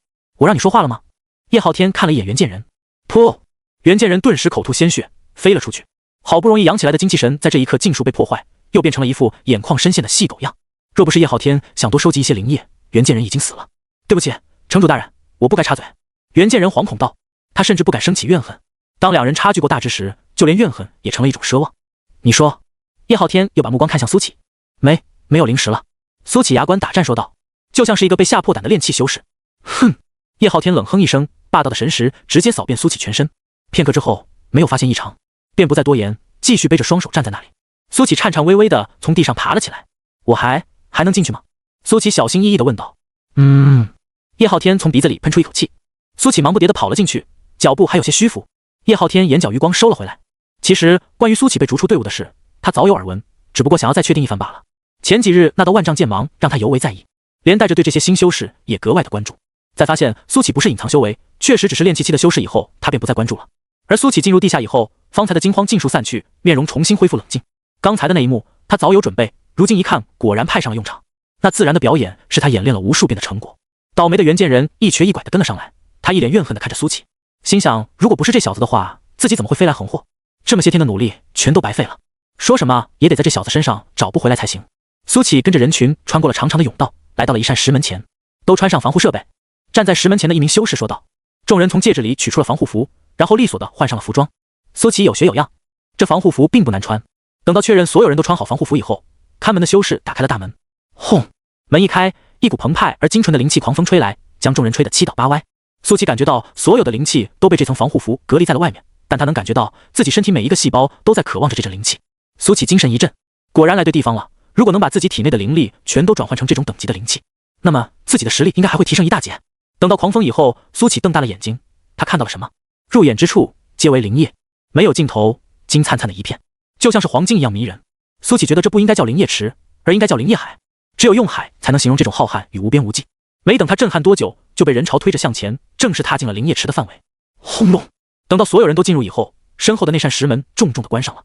在来之前，袁剑人就跟苏启讲过了，灵液池的开放时间为1天，1天之后他们才会被放出去。在此期间，生死有命，富贵在天。灵液池就像是大海，无数人蹲在海边，掏出玻璃瓶，还有提漏和漏斗，开始打捞灵液。看起来这应该是一项很简单的工作，但会有意外发生。就比如突然一朵浪花拍起来，灵液溅射到身上。苏启看到大量灵液溅射到一个倒霉蛋的身上，那身防护服犹如虚设，直接就被烧没了。然后灵液通过毛孔疯狂涌入这个倒霉蛋的体内。倒霉蛋先是脸色一阵潮红，浑身气势大增，舒爽的表情就像是要飞起来似的。可随即他的身体鼓胀了起来，因为受不了如此庞大的灵气，直接被撑爆了。砰！倒霉蛋炸开了，却没有血肉留下，他的身体被庞大的灵液蒸发，眨眼间就消失了。这种直接在岸边打捞的都是新手，往往死得惨不忍睹。袁剑人在一旁说道：“这防护服看起来没什么用啊。”苏启问道：“量大没用，但是量少的话还是有一定防护作用的。我当时就吸收了半滴灵液，差点被撑爆，还好最后只是被带走了部分寿元和精血。”袁剑人心有余悸地说道：“这里的灵液最诡异的地方便在于，你如果容纳不了它，它便会带走你体内的一切，包括灵气、精血、寿元，甚至生命。走吧，我带你去一个我常去的好地方。”袁剑人说道。“人多吗？”苏启问道。“不多，很少。”袁剑人笑道，心里想着人多的话，我怎么坑你呢？好。苏启点头道。人少的话正合他意，他想找个人少的地方，试试先吸收个1-2滴灵液，看看会出现什么效果。在没有摸清楚之前，苏启并不打算大量吸收这种灵液。跟着袁剑人，苏启走了大概有半个时辰，两人来到了一处荒无人烟的地方。这里有一处石墩，距离灵液池有一定距离，如果蹲在上面去打捞的话，很不容易被灵液沾上。我这地方不错吧？袁剑人笑着说道。不错。苏启点头。袁剑人拿着设备走到了石墩上，轻快地打捞起了一瓶灵液，全程不超过3分钟。你来试试。袁剑人说道。苏启有学有样，来到了石墩之上，然后很快速地打捞了一瓶灵液。金灿灿的灵液在玻璃瓶里面显得尤为好看。可以啊，手脚很快。袁剑人惊讶道。还行。苏启说道。两人就在这里打捞了1刻钟。苏启打捞了10瓶灵液，袁剑人打捞了8瓶。就在这时，袁剑人忽然捂着肚子说道：“苏兄弟，我有点肚子疼，可能没法继续工作了，你帮我打捞一会可好？”“可以。”苏启头也没回的说道。“那就多谢苏兄弟了。”袁剑人脸上一喜，没想到苏启竟然会答应的如此痛快。在这种地方，基本上不会有人帮你打捞灵液，一来是因为风险太高，二来是因为这都是灵石啊，所以除非特别要好的关系，否则的话没有人会答应。袁剑人退到后方，假装肚子疼，蜷缩成一团，实际上已经在心中偷笑了。苏启并不知道，这里每隔半个时辰就会来一次小浪，到时会有些许灵液溅射在身上。以苏启这修为，袁剑人相信这家伙不死也残，死了的话，自己正好把那些装好的灵液占为己有；没死的话，自己这边也可以借此开启复仇计划，简直就是一箭双雕。袁剑人美美的想着，觉得自己就是个天才。苏启抽空看了一眼袁剑人，发现对方紧闭双眼以后也不装了，装好一瓶灵液以后，小心翼翼地倒出了一滴，倒在了手上。轰！苏启感觉脑袋一阵轰鸣，一股庞大至极且高质量的灵气涌入了他的体内。苏启敏锐地感觉到，这灵液竟然还附带着一丝气运，只是这灵气冲入他那无穷无尽的灵气海之后，一朵浪花都没翻起，直接就被融化了。这也不行啊！苏启嘀咕了一句。刚开始他还以为这一滴灵液多牛逼，结果连浪花都没翻起一朵。于是苏启大胆地将一整瓶灵液全都倒在了手上。轰！大脑再次轰鸣，只是动静小了许多，更为庞大的灵气冲入身体，这次翻起了一朵小小的浪花，就好像一粒小石子丢入了大海，有浪花，但不多，并且眨眼之间就风平浪静。但苏启可以感觉到，同化的那部分让他的灵力品质提高了，确实有用，看来这东西对我的威胁不大。苏启心中有底了，将原本已经打捞起来的那些灵液，包括袁剑人的8瓶，全都使用了。用完以后，苏启有爽感，但不多。他把目光看向了面前无穷无尽的灵液海，一个疯狂的念头涌入脑海：要不下去游个泳？苏启在认真思考这个问题。这些灵液应该足以将他的灵气全部转换了吧？但如果多了的话，他会不会被撑爆？就在苏启思考这个问题之时，袁剑人在后方偷偷睁开了眼睛。算算时间的话，这浪应该就要来了。但是当他睁开眼睛之后，人傻了。不是，我灵液呢？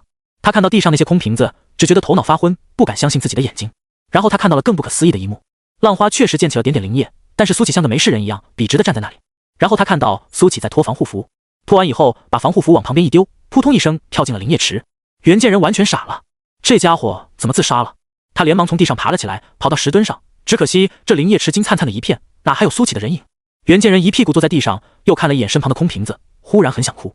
你自杀就自杀，你把我灵液倒了干什么呀？此时的苏启并不知道袁剑人的内心活动，他感觉自己好像跳进了温里，周身暖洋洋的，无数高质量的灵气冲进四肢百骸，他的灵力海在发生翻天覆地的变化。检测到气运入体，自动等比例转化为金色气运。就在这时，苏启看到了系统弹窗，果然这灵液池蕴含庞大气运，我没有感觉错。苏启瞪大了眼睛，打开面板，看到他的金色气运在不停地跳动。金色气运 1.20001， 金色气运 1.20010， 金色气运 1.20020， 几乎每秒这个数字都在跳动。苏启激动不已，直接盘腿全力运转功法，开始全力吸收这些灵液。他的身体慢慢沉入了池底，无数灵液通过四肢百骸狂涌而入，变强，变强，变强。每分每秒每时每刻，苏启都感觉自己在变强，看得见，摸得着。半个时辰，1个时辰，2个时辰，苏启的金色气运已经涨到了 1.5， 他许久未动的炼气修为也开始往上升，1300层，1400层，1500层，金色气运还在涨。6个时辰以后，外界已经炸锅了，千百年以来未曾减少的灵液池竟然在退潮，还是肉眼可见的速度退潮，就好像是被什么东西吸走了，又或者是在疯狂的蒸发。怎么回事？我进来30多次了，还从未见过这种状况，为什么会退潮？是不是内部出现了什么变化？不会没了吧？那我们以后还怎么赚灵石？很多修士都开始担心，这是他们赖以生存的根本，如果说没了，他们恐怕就只有死路一条了。于是很多人都疯狂了，不管不顾追逐浪潮，开始疯狂打捞灵液。但不时打来的浪花吞没了一个又一个的修士，终于让他们冷静了一些。灵液是重要，但更重要的是自己的小命。虽然说灵液池在退潮，但离干涸还远得很，不必这么担心。8个时辰，10个时辰，再有2个时辰就到了灵液池关闭的时间。以往的灵液漩涡今天竟然还没有出现，这让众多修士既欢喜又忧愁。欢喜的是没有漩涡出现，可以安全的打捞更多灵液；忧愁的是这种变化也不知道是好是坏。轰！就在这时，一个巨大的漩涡突然出现在灵液池的中心地区，原本还算平静的海面顿时变得波涛汹涌起来。灵液漩涡来了！再次出现的灵液漩涡，让原本那些心存担忧的修士把心放回了肚子里。如此异象将修炼中的苏启也惊醒了，他的双眸里有金光闪耀，片刻之后隐没。苏启看了一眼自己的面板，只觉得前所未有的强大。宿主苏启，金色气运 2.0， 修为炼气2000层，评价拥有金色气运的超级美男子一枚啊！此时金色气运已经不再跳动了，苏启怀疑这满池的金色气运已经被他吸收一空。由于修为在不断突破的原因，他体内的灵力才转换2/3，还有1/3还没来得及转换。但这出现的灵液漩涡，苏启必须要去看看，这关系到他们能不能出去。苏启朝着漩涡游了过去，轻轻一滑，整个人以一个夸张至极的速度一头扎进了漩涡之中。这是暴增的力量，他还没有习惯，导致没有控制好力量。进入漩涡以后，苏启感觉一阵天旋地转，更为狂暴的灵液涌入体内。随后他被漩涡带到了底部，在这底部他看到了一枚已经充满裂纹的巨型铁钉，这枚铁钉似乎将什么封住了。苏启沉吟片刻，没有贸然去动这枚铁钉，很显然这是人为的。能够在灵液池底部种上这样一枚铁钉，肯定不是一般修士。每次出现的灵气漩涡大概与这铁钉有关，我要不要打破它？苏启思索着这个问题。他站了5分钟，这时候他猛然发现自己体内的灵气竟然已经要全部转换完毕了，要做出决定了。苏启在心里想着，他的灵气全部转换完毕以后，大概就再没有机会来到这池底了，否则的话也会跟他人一样被撑爆。于是苏启不再犹豫，拿出了困龙剑。浩瀚无垠的高质量灵力涌入困龙剑，苏启猛地斩向了这充满裂纹的铁钉。瞬间，怕打不碎这铁钉，苏启直接用上了最强的一招吃。轰！剑光闪过，苏启周身的灵液被一分为二，整个灵液池在这一瞬间裂开了，就像是海面突然出现了一条天堑，而苏启就站在其中，不被灵液侵扰半分。一剑断海，大抵如是。那枚充满裂纹的铁钉也于此刻被一分为二。轰！暴风涌来，新鲜的空气，欢快的灵气于这一刻通通涌来。铁钉之下竟是一个通道。嗡！吞天经的声音从这通道内传来，似乎充满了愉悦。那被苏启断开的灵液于这一刻骤然消失，在消失之前，苏启抓准机会将体内的灵力全部转换完成。岸上，无数修士目瞪口呆地看着这一幕。突然出现的苏启让他们的脑袋宕机了。这家伙不是那个新来的修士吗？他什么时候跑到灵液池底部去了？他们来不及多想，忽然之间天旋地转，似乎是吞天晶的身体翻了一转，让天地都随着旋转。轰！就在这时，一股无法抵挡的吸力自通道内传来，所有人不受控制的被吸向了通道。苏启首当其冲，他眼前一黑，只感觉身体就像是火箭发射一样，不受控制的朝着天空飞去。数秒以后，他眼前一亮，竟然已经来到了蓝天之上，下方就是吞天晶巨大无比的身体。吞天晶竟然真的会喷水！苏启来不及高兴，连忙将飞剑召唤出来，避免自己掉下去摔死。其实鲸鱼喷水是为了呼吸，那里相当于他的鼻孔。这吞天晶的鼻孔不知道被什么人给堵上了。苏启打碎铁钉的那一刻，他终于不鼻塞了。而此时，吞天晶体内也发生了翻天覆地的变化，因为身体翻面的原因，昊天城也翻了一转，地变空，空变地，无数来不及反应的修士顿时惨叫着消失了。这个高度摔下去，只有死路一条。那些在屋子里的人要好一些，至少被挂住了。苏兄这是干嘛了？这么大的反应！王南博凌空而立，惊讶说道：“我好像听到什么声音了。”洛林也凌空而立说道。其余人要么召唤飞剑，要么坐在房门上，全都看向了城主府的方向，因为声音是从那里传来的。叶昊天原本正在坐床上运动，突如其来的变故让他差点掉下去，还好他及时飞了起来。城主，发生什么事了？在叶昊天怀中的小妾连忙问道。坏了！叶昊天面色一变，正想去看看灵液池的情况。轰隆！随着一声轰鸣传来，恐怖的吸力将城主府连根拔起，所有人和物都消失了。随之而来的就是整个昊天城，于此刻化作废墟，所有人和物都被这阵吸力带走了。第99号事件，归墟一路向南。为了不耽误时间，他一直在服用补气丹。连续的飞行不仅消耗灵力，也耗费精神。他都不知道为什么传送门开在这么北的地方，但是气运却在那么南的方向。快了，越来越接近了，这气运我要定了。归墟桀桀笑着，再次加快了飞剑的速度。长生关，苏启的离开没有影响到长生关的正常运行。米杰和王凡熙两人将道观打理得井井有条，他们俩的修为也在与日俱增。而江月这段时间也拼了命在修炼。大征之年，虽然战火并未波及到这边陲之地，但不怕一万就怕万一。江月有一种紧迫感，他不想成为拖后腿的那个人，他也想要帮上一点忙。苏启给的那本功法让江月的进步很快，他在一个月黑风高的夜晚也终于突破到了化神期。梦寐以求的化神并未让江月停下脚步，他知道这还不够，远远不够。1号事件，苏启在出口等了半天，终于等来了王南博等人，当然等来的还有赤身裸体的叶昊天。他在坐床上运动的时候被吸走，连衣服都没来得及穿。叶昊天连忙从戒指里掏出一套衣服换上，但刚刚的那一幕已经让许多人忘不掉了，因为叶昊天实在太细了。叶昊天一脸愤怒地看向苏启，怒声道：“是不是你搞的鬼？”苏启站在飞剑上，全然不见第一次见面时的紧张，而是淡淡一笑说道：“是我。炼气2000层，苏启相信足以应对合体修士了，自然不需要再装孙子。给我死来！”叶昊天怒吼一声，轰！天地色变，狂暴的威压瞬间将周围的修士都弹飞了出去，目标直指苏启。合体期，出掌大神通，方为合体。叶昊天并未动用神通，在他看来，一个炼气修士仅凭自己的威压就能将之碾爆，但凡事总有意外。这威压作用在苏启身上，就好像是清风拂面，没有半分波澜。他依然是一副淡然的样子，甚至连面色也未变化半分。有古怪！叶昊天心中警钟大鸣，他本就是谨慎之人，这一幕让他确信苏启并不像是表面上那么简单。下一秒，他的身体忽然出现在千米之外，随即猛地抬起手，一股恐怖至极的气息肆意而出。贪天指！叶昊天抬手紧紧伸出一根手指，指向了苏启。伴随着这一指，天地元气暴动，苏启周身空间陡然坍塌，朝内挤压，他就像是三明治一样被夹在中间，动弹不得。大神通！王南博面色凝重道：“大神通的威力可不是普通功法能比的，都快可以媲美法则之力了。法则这一块，一般是大成期巅峰的修士才能触碰，那才是真正的无法抵挡，一般修士触之即死。还好苏启的四肢都已经经过灵力化，加上他体内的灵力质量，现在他的四肢堪称不坏金身。面对这恐怖的大神通，苏启撑开双手，硬生生抵挡住了这种挤压之力。但他的躯干以及头颅毕竟是还没灵力化过的，这种挤压之力还是会让他感到难受，就好像有10来个壮汉压在你的胸口，让你无法呼吸。苏启没有犹豫，无穷无尽的灵力通过脚底涌入飞剑，轰！飞剑带着苏启硬生生撕开了坍塌的空间，飞了出来。挤压之力消失一空，苏启浑身轻松，随即看向千米之外的叶昊天。此时的叶昊天脸色阴沉的能滴出水来，他这招大神通，别说炼气期，就是炼虚期的修士来了也得嗝屁。但这家伙竟然能毫发无损的逃出来，岂不是说明他跟自己同境？真是装得一手大尾巴狼。叶昊天不甘心，却也知道没有挽回的余地了。他苦心经营上千年的昊天城，于今天正式崩塌了。但一想到那些灵液，他就十分的心疼，那可是能助他飞升的好东西啊！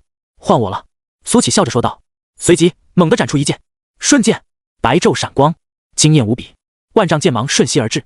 叶昊天浑身汗毛倒立，这一剑让他嗅到了死亡。千钧一发之际，叶昊天用缩地成寸之术，瞬间出现在了10里之外，但这一剑如影随形，10里距离片刻不离。操！叶昊天头皮发麻，直接施展数十次缩地成寸之术，终于摆脱了那恐怖的一剑。我会复仇的。叶昊天目露凶光，苏启相当于破坏了他的飞升之路，简直就是不共戴天之仇。而另外一边，苏启有些失望，竟然没有把这家伙斩了。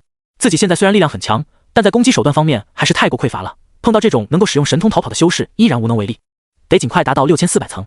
苏启在心中说道，如此一来他才能放心升级，早日像这些高阶修士一样觉醒神通。苏兄厉害啊，差点就把那叶昊天斩了。王南博飞了过来，你们都没事吧？苏启问道。没事，都好着呢。王南博说道。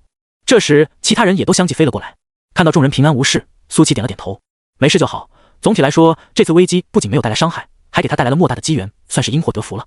嗡！就在这时，吞天鲸又传来了叫声，只是这一次他的叫声充满了愉悦。轰隆！吞天鲸猛地一摆尾，狂风呼啸，他的身子遨游在9天之上，很快远去。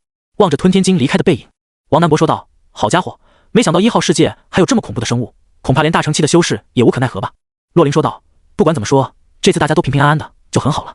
南宫琉璃嫣然一笑说道，既然已经安全了，我们就再次告辞了。王南博闻言说道，跟着我们怕抢你机缘啊，下次再遇到危险可就没这么好运能碰到我们了。南宫琉璃抿嘴笑道，王公子说笑了，只是我们姐妹俩还有其他任务，不便打扰。说完，南宫琉璃带着齐星月再次离开了。苏兄，话说你是怎么找到出口的？王南博感兴趣道。苏琪把灵液池的事简单说了一遍。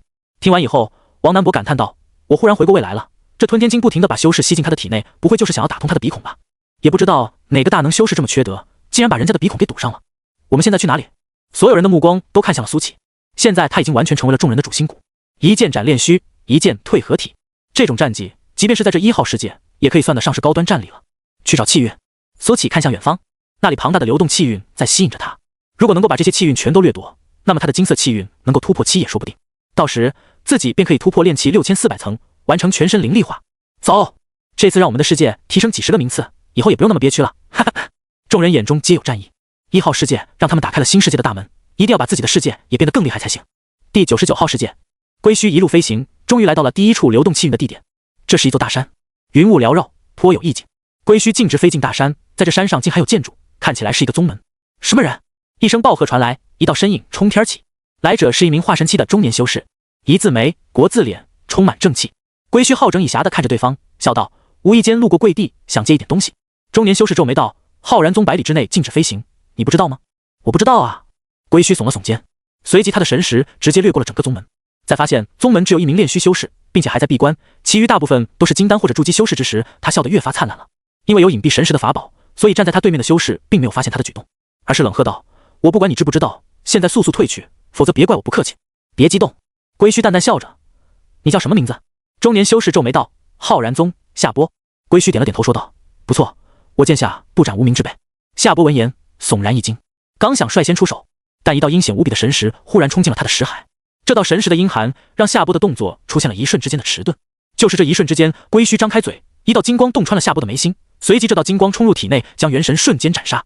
不过片刻之间，夏波已经变成了一具冰冷的尸体，从天空坠落。归墟用神识将他的空间戒指扒了下来，拿到手里看了一圈之后，不由吐槽道，真特么的穷。随即将这戒指丢进了储物空间之中。夏师叔死了，快去请掌门，有人袭击。弟子们乱作了一团，而作为始作俑者的归墟慢慢悠悠地飞了下去。大家不要紧张，我只是来贵宗借点东西罢了。归墟笑眯眯地说道，只是没有人理会他，都在往回跑。夏师叔作为一个化神期的大能都死了，他们又有什么资本能去跟人扳手腕？但有一名女弟子没跑，她呆呆地站在夏波的尸体前，双目失神。你为什么不跑？归墟笑眯眯地来到了女弟子的面前。女弟子木然地抬起头，双目之中没有焦距，但归墟还是在其中看到了一种情绪，悲伤。夏波是你什么人？归墟又笑着问道。是你杀了他？女弟子呆呆地问道。是我。归墟点头说道，扑哧一声就死了，连元神都没跑掉。哈哈，太弱了，杀起来犹如猪狗，不太爽快。恶魔。女弟子的双目有了色彩，那是一种叫做愤怒的色彩。她双目通红，抬起手中的剑朝归墟刺了过来。砰！归墟忽然瞬移到女弟子身旁，一拳轰在了她的头上。女弟子的脑袋瞬间塌陷，倒飞出去，砸在地上，死得透透的。一个筑基期的垃圾也敢对我出手？归墟摸了摸自己的拳头，还好没有脏了我的手。喜儿！一声惨叫传来，归墟看到一个男修冲了过来，一把将地上的女弟子抱在了怀里，眼泪狂涌。男修看着女弟子已经面目全非的面庞，嘶吼道：恶魔，你到底是谁？我要杀了你！归墟双眸充满漠然，嗤笑道：无聊的情感，修仙就要摒弃七情六欲，为了一个女人崩溃，真是有辱修士之名。禽兽！男修站了起来，双眸之中有滔天恨意。我修真300余年，方成就金丹知道，今天我即便是生死陨落，也要撕下你一块肉来。说着，南修的身体开始金光狂冒，然后膨胀了起来。他知道自己不是归墟的对手，但他要自爆金丹，以死明志。噗嗤！但不等他自爆，归墟再次张口，金光瞬间穿透南修的头颅。噗嗤！血花绽放，掉落在女弟子的身上。南修抱着女弟子就此身陨，死之时脸上还带着无尽的悲伤与愤怒。无聊的情感。归墟看也没看两人，朝着宗门内部走去。他已经看到了那流动的气运，就在那名炼虚期修士的蒲团下面。这个炼虚期的修士正在闭关，对外界发生的事一无所知。你倒是会享受，竟然想独占这气运。归墟脸上露出冷笑之色，就让我试试这个垃圾世界的炼虚修士有多厉害。归墟从戒指里掏出了一柄锤子，随后他高高举起，锤子的体积忽然变大，随即狠狠砸下。轰隆！地动山摇，地面瞬间塌陷，坍塌的速度很快，瞬间便把正在闭关修炼的修士活埋。但下一秒，轰！天地元气暴动，瞬间将碎石气化。一名穿着白衣、看起来潇洒无比的中年人从地底踩着飞剑飞了起来，他便是浩然宗当代掌门白泽阳。你是何人？白泽阳皱眉问道。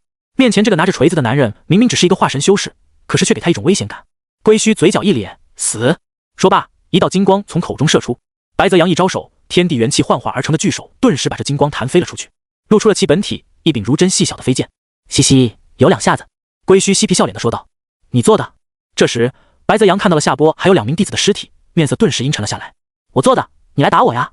归墟嘻嘻笑道。白泽阳不再废话，悍然出手，完全掌握天地元气，方为炼虚。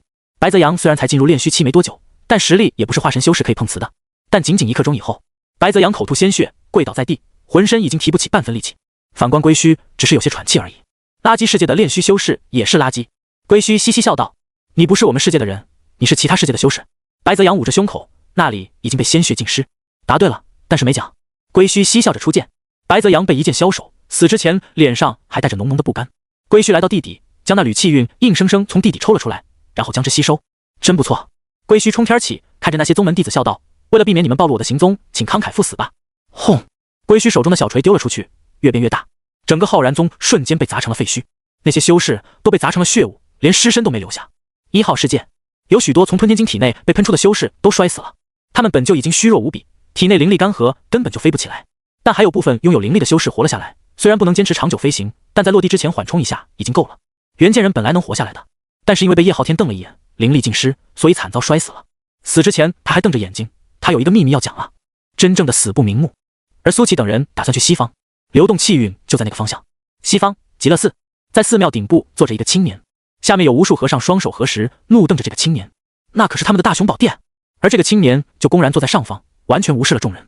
如果不是打不过的话，这些和尚都想上去屋里超度了。萧施主，能不能请您先下来？一名须发皆白的和尚无奈说道。他是极乐寺的住持达摩。极乐寺是1号世界一流势力，换任何一个人坐在青年的位置，都会被他们轰杀成渣渣。但这个青年不行，因为他是1号世界古往今来的第一天才萧秋风，也是1号世界的天命之子。同时，萧秋风还是唯一的超一流宗门星辰殿的大弟子，3重身份加持之下，基本上没有人敢动他。而一般的天才在他面前就真的只是一般。修真100余年，萧秋风已经是合体境大能，有不少传闻称他是仙人转世，所以才会修炼得如此之快，根本不存在瓶颈。不出意外的话，他会在近2年直接冲入大成境，成为有史以来最年轻的大成期修士。萧秋风懒洋洋地靠在金碧辉煌的砖瓦上，淡淡说道：“达摩和尚，不就借你这破地方坐一下吗？小气巴拉的。”达摩是极乐寺的住持，更是大成期的强者，一般修士哪里敢和他这样说话？达摩脸上露出无奈之色，丝毫未见生气，而是说道：“萧施主，你要坐的话，哪里都可以坐，没必要一定要坐在那里，对吧？这里太阳好。”萧秋风微眯着眼睛，再说了，我在这里能更好的观察气运变化情况，我这也是为了咱们世界的气运不被盗取，你应该感谢我。萧秋风，你骗谁呢？观测气运哪里不能看？你坐我们大殿之上就能观测得更清楚了。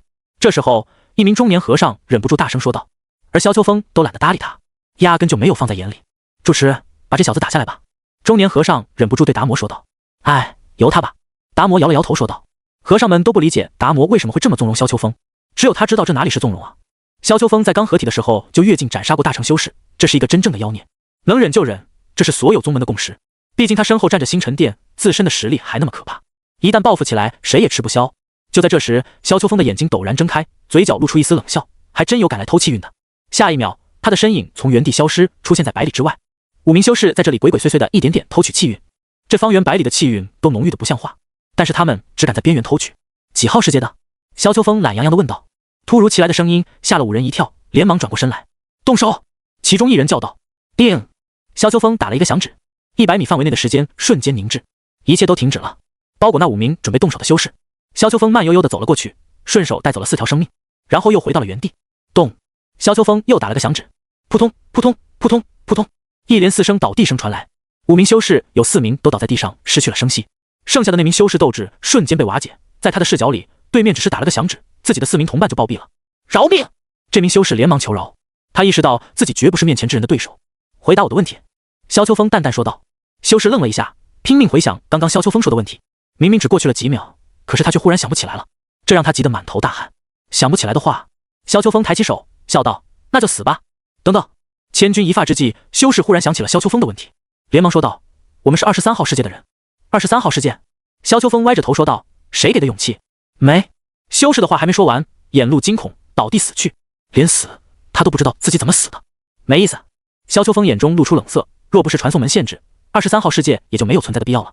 苏琪等人一路跨山过海，气运在西方很远，苏琪估计全力赶路的话，也需要3天左右的时间。一路上，他们路过了不少的宗门，这些宗门都极其强大，方圆100里都有禁空阵，他们只能远离。路上也碰到过一些修士，不过他们并没有过多关注苏琪等人，除非他们主动去说，不然也没人知道他们来自其他的世界。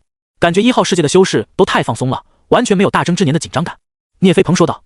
沈冰面色凝重道：“如此一来的话，只有一种可能了，在气运之地有强大无比的存在镇守。”王南博笑着说道：“你们不会怕了吧？放心，有苏兄在，我相信一切迎刃而解。”苏琪却说道：“我觉得现在回去也是不错的选择。”洛林点头说道：“我同意。”不是吧？来都来了，不去逛一圈，你们甘心吗？王南博说道。看这些修士一点都不担心，事出反常必有妖。林玉竹看向花希音，花师姐，要不你算一算吧。花希音点了点头，手里出现了一个签筒。这是什么？求签啊！这得让苏兄来。王南博好奇道。吉凶签筒。花希音解释道，这是一件法宝。说着，他使劲摇了摇，一根签子落地。花希音捡起之后，面色大变。众人好奇地看了过去，只见签上写着大凶。此签一出，众人面色各异。王南博问道：“这签筒准吗？”“当然，这是掌门炼制的东西。”花希音点头说道：“大凶，说明此次凶险程度难以估量，很有可能有去无回。”洛林说道：“我们回去吧，没必要去了。气运虽好，但也要有福消受才行。”众人又把目光看向了苏启，最后还是要由他来做决定。苏启稍微思考了半晌，便决定放弃。气运哪个世界都有，总不能因为这是1号世界就以身涉险吧？这不符合他的理念。但凡有一点危险，他都要三思而行。而且现在他不仅要为自己的安全负责，还要为众人的安全负责。回去吧，我们去其他世界打秋风。苏启笑着说道。见苏启这么一说，众人都有如释重负之色。其实来到1号世界，要说没有压力，那都是假的。即便王南博嘴上再怎么不在乎，内心还是拎得轻轻重的。这里的修士都太反常了，完全没有大争之年的紧张感。这种情况，要么是蠢，要么是有恃无恐，显然后者的可能性更大一些。于是众人准备折返，然而刚刚才往回飞了一截路，一道流星似的身影从天而降，拦在了众人面前。嘿嘿，跟了你们一路了，怎么现在想走了？这可不行。待烟尘散去，众人看到了面前这个人，纷纷面色一变。这是一个拿着酒壶的老头，当时在云野之上自称九剑仙的家伙。当时聂飞鹏还提议做掉他来着。一路之上，众人竟然没有发现他在跟踪，那么只能说明这家伙的实力极其可怕。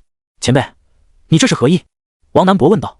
老头的眼睛微眯，喝了一口酒，迷迷糊糊的说道：“你小子不错，不会趁人之危，否则当时我就将你们全斩了。”众人面色一变，从老头的话里可以看出来，这家伙其实什么都知道，包括当时醉倒在众人面前，怕也是在试探而已。前辈，我们来到你们世界，什么也没干，还顺手帮一头金鱼通了鼻孔，我们现在要回去了，你没有道理拦我们吧？王南博摊了摊手说道。嘿嘿，九剑仙笑道：“你小子少给我灌迷魂汤，既然来到1号世界没有第一时间退去，那就不用走了。”此话一出，众人都身体紧绷起来，看来这一战在所难免了。苏启提起困龙剑就欲出手，但九剑仙嘿嘿一笑，直接拿起了葫芦收。一股恐怖的吸力传来，众人瞬间不受控制的被吸进了葫芦里。收完众人以后，九剑仙摇了摇葫芦，面带微笑：“嘿嘿，还想跑？又能给徒儿添几缕无敌意了。”说罢，九剑仙冲天起，眨眼消失在天际。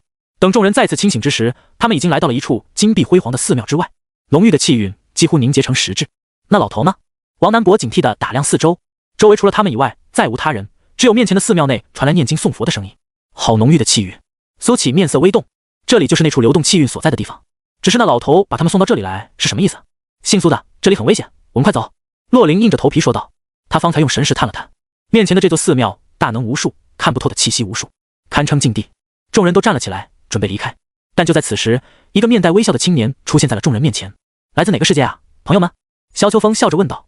众人都警惕地看向突然出现的青年，看不透，根本看不透。这个青年可以用深不可测来形容。我们只是来打酱油的，一不小心走错了地方。这么说，你信吗？王南博嘿嘿一笑说道。萧秋风笑眯眯地看着他，说道：你信吗？这时，王南博传音给众人：风景，扯呼。萧秋风又看向苏启，说道：我能感觉到你是大气运者，其他世界的天命之子吧？苏启看着萧秋风，点头道：是。萧秋风看起来随意，但苏启能感觉到他平静表面下的杀意，这是一个极度危险的人物。这样吧，我们来玩一个游戏。萧秋风笑着说道：你只要能在我手下走过3招，你们就可以走。可以。苏启沉吟了片刻后说道。他对王南博使了个眼色，对方心领神会。对于萧秋风的话，他是不信的。待会只要一打起来，其他人就跑路，这才是最稳妥的。好，萧秋风笑道，虽然你看起来只是练气期的修士，但我知道你的实力远不止表面那么简单。但可惜的是，你遇到的对手是我。萧秋风一个响指，时间空间都凝滞，他追求的是一击必杀，汹涌的法则之力将所有人都禁锢在了原地。萧秋风背着手漫步到了苏启的面前，随即一指划向了苏启的颈部。但这时苏启的双手却忽然爆发出无尽金芒，猛地轰在了萧秋风的胸口。萧秋风压根没有料到苏启竟然还能动弹，毫不设防的情况下挨了个结结实实。轰！法则之力破碎，萧秋风犹如炮弹一般倒飞出去，直接撞塌了极乐寺的高墙，连地面都离出一条深深的沟壑来。走！苏启对其他人喊了一句，反应过来的众人顿时冲天起，就要离去，但飞了不过几米就掉落了下来。这里也有净空法阵。随即众人拔腿就跑，速度极快。阿弥陀佛！一声佛号传来，随即一道天地元气化作的墙阻挡了众人。王南博等人全力轰击，这堵墙也没有丝毫波动。轰！就在此时，萧秋风以比去时更快的速度冲了回来，他的嘴角还有一丝血迹，可以看得出苏启那一拳让他受了轻伤。很好，你激怒我了。萧秋风面带冷笑，脚下一蹬，身子犹如瞬移一般来到了苏启身前。轰！天地元气暴动，全都凝聚在了萧秋风的一拳之上。好！天地元气于这一刻化作一只金龙，张牙舞爪的朝着苏启扑了过来。花里胡哨的，苏启丝毫不惧，一拳轰出。其实他最怕的就是萧秋风用各种神通法则来对付他，但这家伙不知道是不是被激怒了，竟然想用肉身跟自己硬碰硬，这简直就是厕所里打灯笼，找死！轰！苏启的灵力犹如山洪倾泻，右拳闪烁着刺眼的金光，整个手臂隐隐有光泽流转，这是灵力化的表现。这一拳直接轰在了龙头上，狂暴的金色灵力瞬间将龙头覆盖，场面安静了片刻。但下一秒，轰！更多的金色灵力汹涌而出，瞬间将金龙整个覆盖，肉眼可见的冲击波将地面一圈圈的碾成齑粉，金龙被一拳打散了。萧秋风再一次飞了出去，这一次他没有飞出太远，便被九剑仙接住了。这老头笑眯眯地说道：我的傻徒弟，这家伙明显肉身超群，你不用长处对付他，反而用短处去硬碰硬，这不是找不自在吗？萧秋风脸色苍白，嘴角又溢出一丝鲜血。身为1号世界的第一天才，他还从没有这么憋屈过。我知道了。萧秋风点头说道。还有一招，别忘了你的承诺。苏启说道。说好的3招，但2招都被对方轻松破解，这让萧秋风有种颜面尽失的感觉。放心，最后一招足以杀你。萧秋风淡漠道。说着，萧秋风的手里出现了一把刀，这把刀大约有1人长，闪烁着幽冷之色，刀刃所向之处，就是连吹来的风也会被分割成2半。萧秋风举起刀指向苏启，一刀杀你。说罢，萧秋风高高举起长刀，天地元气源源不断涌入，刀身出现各种异象。极乐寺内，那些僧人议论纷纷，没想到那个其他世界的修士这么强，竟然2次让萧秋风吃瘪。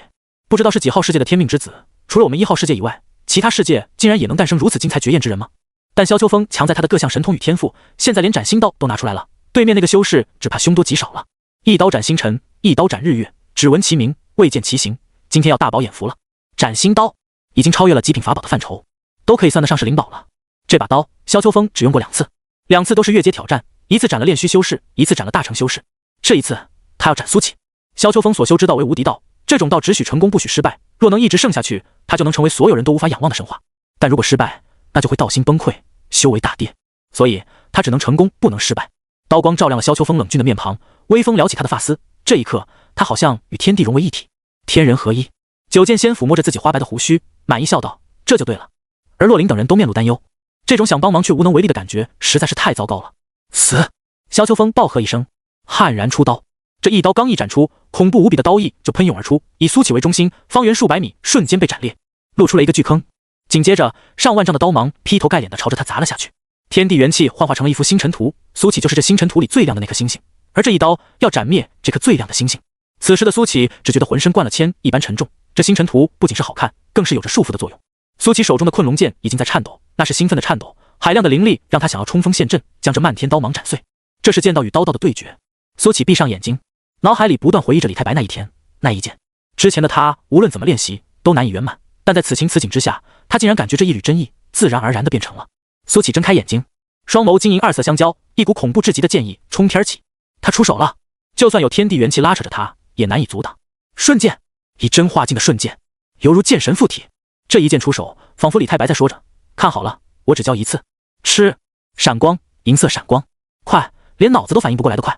剑光跨过时间与空间，穿过那霸道无匹的刀芒，要将万物都碾碎的刀芒。静，可怕的寂静。这一剑除了刚开始的破空声，从头至尾都是悄无声息的。枪，清脆的金铁交击之声响起，将众人从呆滞拉回了现实。九剑仙站在萧秋风面前，用飞剑挡住了苏起的这一剑，只是他的那把飞剑上竟然留下了一条白痕，消散不去。与此同时，瞬剑的威力才初入峥嵘，一道浅浅的白痕出现在空中，似乎就差那么一点点虚空都要被展开了。这道白痕一直延续到九剑仙面前，刚才如果不是他挡下这道剑光，萧秋风可能已经身首异处了。萧秋风的瞳孔微缩，有点点惊恐充斥其中。其实那一剑他看清了，但他无能为力，因为太快了，快到让他的身体来不及反应。他看到剑光瞬间湮灭刀芒，也看到剑光展开了天地元气，还看到剑光差点将他湮灭。轰隆隆！直到这时，白痕散去，从苏起到九剑仙面前的地面一分为二，朝两边崩塌，露出一条深坑。好强！王南博吞了一口唾沫，刚才那一剑太惊艳了，就好像李太白本人亲临一般。洛林眼中异彩连连，心想果然不愧是师姐看中的男人，这一剑就是李太白本人来了也得懵逼半天。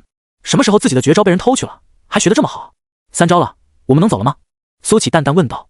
长剑入鞘，苏起站得笔直，微风吹来，衣袂纷飞，把他衬得随时要乘风而去似的。走！九剑仙冷笑道，往哪走？今天你们一个也走不了。呵呵，苏起轻笑道，原来1号世界的修士都是出尔反尔之辈吗？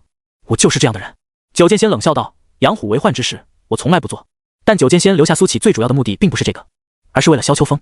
萧秋风走的是无敌道，此时已经在苏起的一剑之下出现了裂纹，若让苏起就此离去，那么他的道心将会崩溃。道心崩溃，萧秋风的修仙之路就到头了，终其一生也无法渡劫飞升，甚至就留在合体境也说不一定。而挽救的方法便是让萧秋风亲手斩杀苏起，就算道心不能恢复如初，却也不会继续崩坏。如此一来，还有挽救的余地。师父，我输了。就在这时，萧秋风低下头，捏紧了拳头说道。正如九剑仙所料，萧秋风的道心在崩溃，本来清晰无比的前路开始变得模糊，他的斗志也在瓦解，甚至产生了归隐山林的念头。身为1号世界的天命之子，竟然败了，有何颜面再谈修仙？不，你没败。九剑仙将手搭在萧秋风的肩上，笑着说道。萧秋风迷茫地抬起头，不知道九剑仙的话是何意，可他明明差点被一剑带走。还记得为师跟你说过的吗？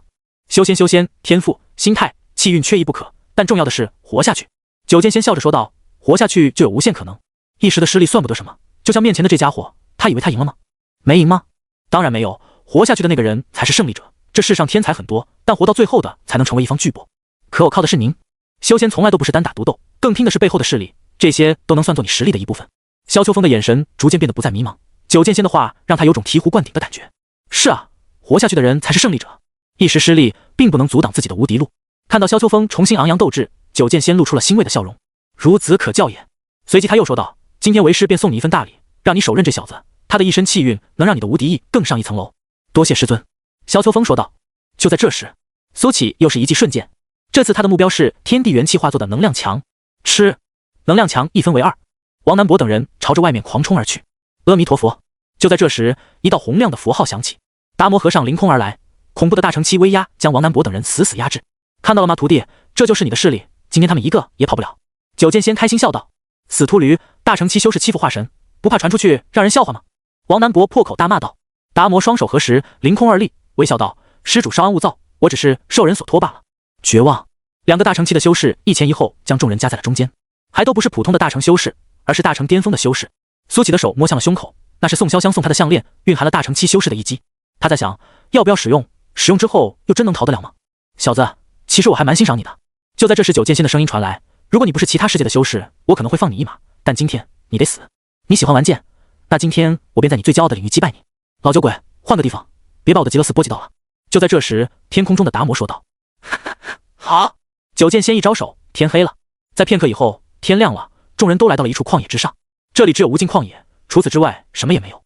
小世界，洛林面色难看道，你这女娃倒是有些眼力见。九剑仙夸了一句，随后看向苏起，小子，让你看看什么才叫剑道。说罢，九剑仙一挥手，手中飞剑朝着苏起直冲而去。轰隆隆，声势浩大，飞剑将地皮掀了起来，形成一座大山撞向了苏起。苏起并未坐以待毙，又是瞬剑出手，大山被斩断，但那柄飞剑只是停滞了片刻，再次朝着苏起飞了过来，只是气势已经大减。瞬剑，苏起像是不要钱一样挥剑，体内的灵力可以让他任性。飞剑的声势不断被削弱，但还是以极快的速度撞向了苏起。这是境界上的压制，九剑仙甚至都还没动用神通。无奈之下，苏起只好将困龙剑横在身前，硬吃了这一击。砰！恐怖的巨力将苏起先飞了出去，双手传来微麻的感觉。咦？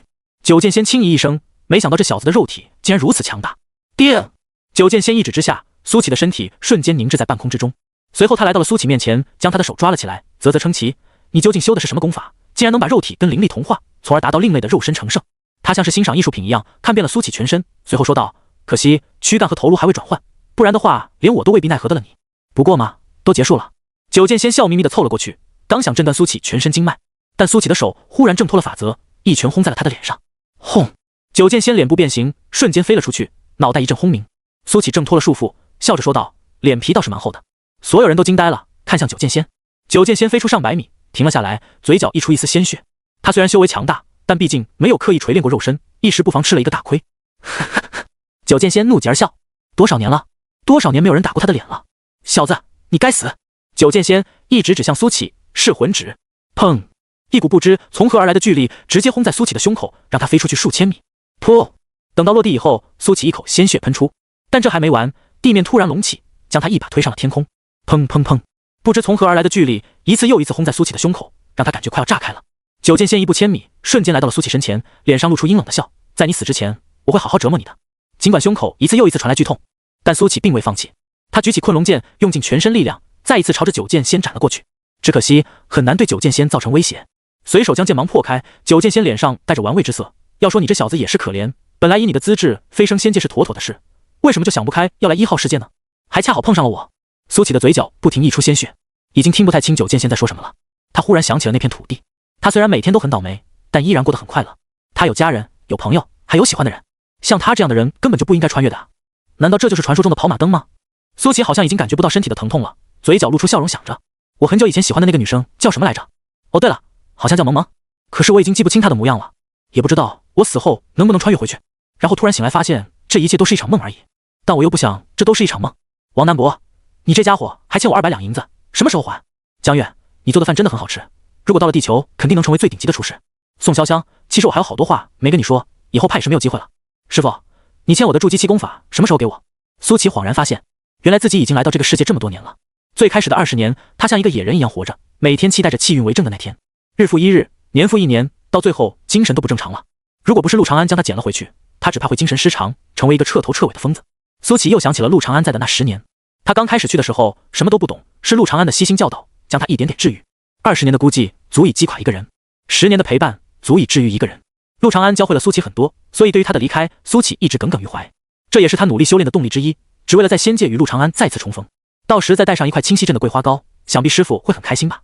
苏起嘴角含笑，好像看到了重逢的那一幕。接下来便是宋潇湘。在这将死之时，苏起忽然读懂了自己的内心。对于毫无征兆忽然出现的宋潇湘，刚开始苏起是充满防备的，想要逃离的。可随着了解越来越深，苏起看到了他的另一面：敏感、温柔、机灵古怪。她并非世人眼中那个无所不能的女强人，其实也是一个在爱情面前会伤心、会难过、会退缩，却又无比渴望爱的可爱女人。苏起以前总是提醒自己，长生者是不宜和凡人或修士牵涉过深的，可是现在她才明白，这都是错误的。人非草木，孰能无情？一次又一次的错过，这才更遗憾，不是吗？苏公子，今夜的月亮好圆。恍惚之间，他好像回到了长生观那一夜。两人坐在台阶之上，仰望天际的明月。但愿人长久，千里共婵娟。与进入跑马灯模式的苏起不同，外面王南博等人已经疯狂了，他们拼命挣扎，用尽了全身力气，但还是被达摩和尚压制的死死的，动弹不得。萧秋风脸上露出一抹快意，对于这个差点击溃自己道心的人，他并无半分怜悯，甚至已经在想着待会自己要用什么姿势一剑消手。九剑仙看着苏起已经逐渐涣散的目光，嘴角露出一丝冷笑，真是没意思，随便打一打就要死了，该结束了。九剑仙将手指放到了苏起胸口，感受到一个硬硬的东西。什么东西？九剑仙想要把这东西拿出来，但苏起却忽然清醒了过来，一把抓住了他的手腕。那是宋潇湘留给他的东西。轰！九剑仙也忽然失去了看这东西的兴趣，一指落下，苏起犹如炮弹从空中砸落，地面陷下去5、6米。苏起嘴角吐出血沫，感觉身体已经不属于自己了。咔嚓！他胸口的那串项链掉了出来，那枚红宝石已经被九剑仙震碎了。洛灵说这项链里含有大成气的一击，却什么也没有发生。苏起双目无神看着天空，这或许是他离死亡最近的一次，但他却丝毫没有害怕，有的只是遗憾。徒弟，斩了他！九剑仙打爽了，哈哈笑道。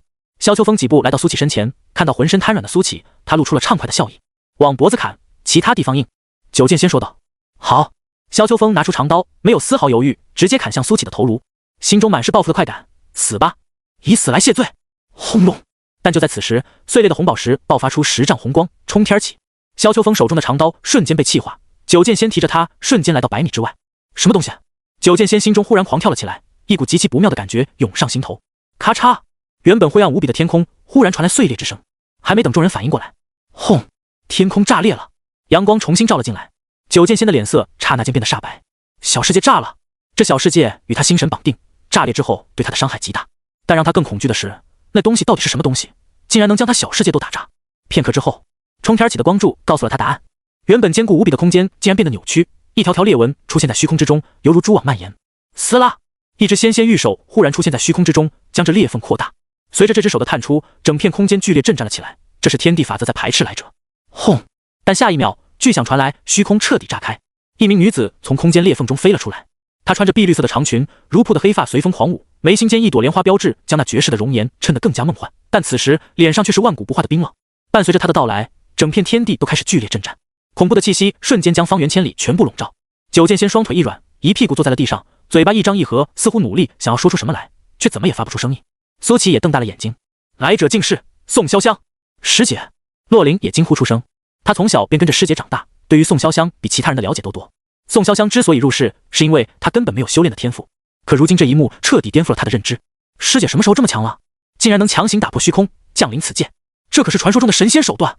宋潇湘看向苏启，苏启的惨样让他的眼里涌现一抹心疼，随即这片世界震颤得更加厉害了。伤他的人该死！萧秋风面色煞白，他感觉腿肚子在打颤，这个突然出现的女人太恐怖了，光是气势就将他压得快要崩溃了。而且他还是第一次看到师尊如此失态。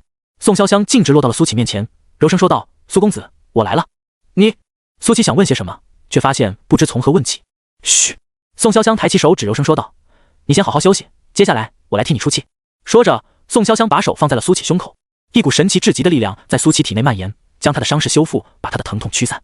苏启感觉前所未有的好，他从地面站了起来。宋潇湘松了一口气，随即他看向了九剑仙等人：“谁动的手？”宋潇湘淡淡开口。镇压王南博等人的达摩不知何时已经从天空落下，他的眼底也不停流露惊慌。他看不透宋潇湘，但能撕裂1号世界的戒壁，来者的身份他不敢想象，这可是能无视天地规则的猛人。误会，都是误会。九剑仙连忙说道：“你来给我解释解释。”宋潇湘笑了，却没有一丝温度。什么叫做误会？噗！紧接着，九剑仙猛地喷出一口鲜血，双眸露出无尽骇然。对方都没有动手，仅仅一眼他就受伤了，这绝对不是人界修士的力量。仙，这女子是仙，还不是普通的仙，否则的话不可能强行降临此界。我问你，什么叫做误会？宋潇湘冷声问道。噗！九剑仙再次喷出一口鲜血，这是法则之力，却不是这一界的法则，而是这女人言出法随。前辈，这其中的确有误会，我是星辰殿的太上长老，不知您是哪方势力，我宗在仙界也有些关系，此次得罪了您，一定上门谢罪。九剑仙急忙说道。星辰殿是有仙界势力的，并且还不弱。九剑仙搬出这一层关系，就是想要保住一条性命。我最后问你一遍，什么叫做误会？宋潇湘淡淡说道。冷汗从九剑仙的脸上淌下，他的喉头滚动了好几下，一时之间竟然说不出话来。哪有什么误会，不过是仗势欺人罢了。讽刺的是，他刚才还跟自己徒弟说修仙要看势力，转头就撞上了钢板。如果早知道苏启的背景如此恐怖，他不可能把事做绝，但现在悔之晚矣。看来前辈是不打算放过我了。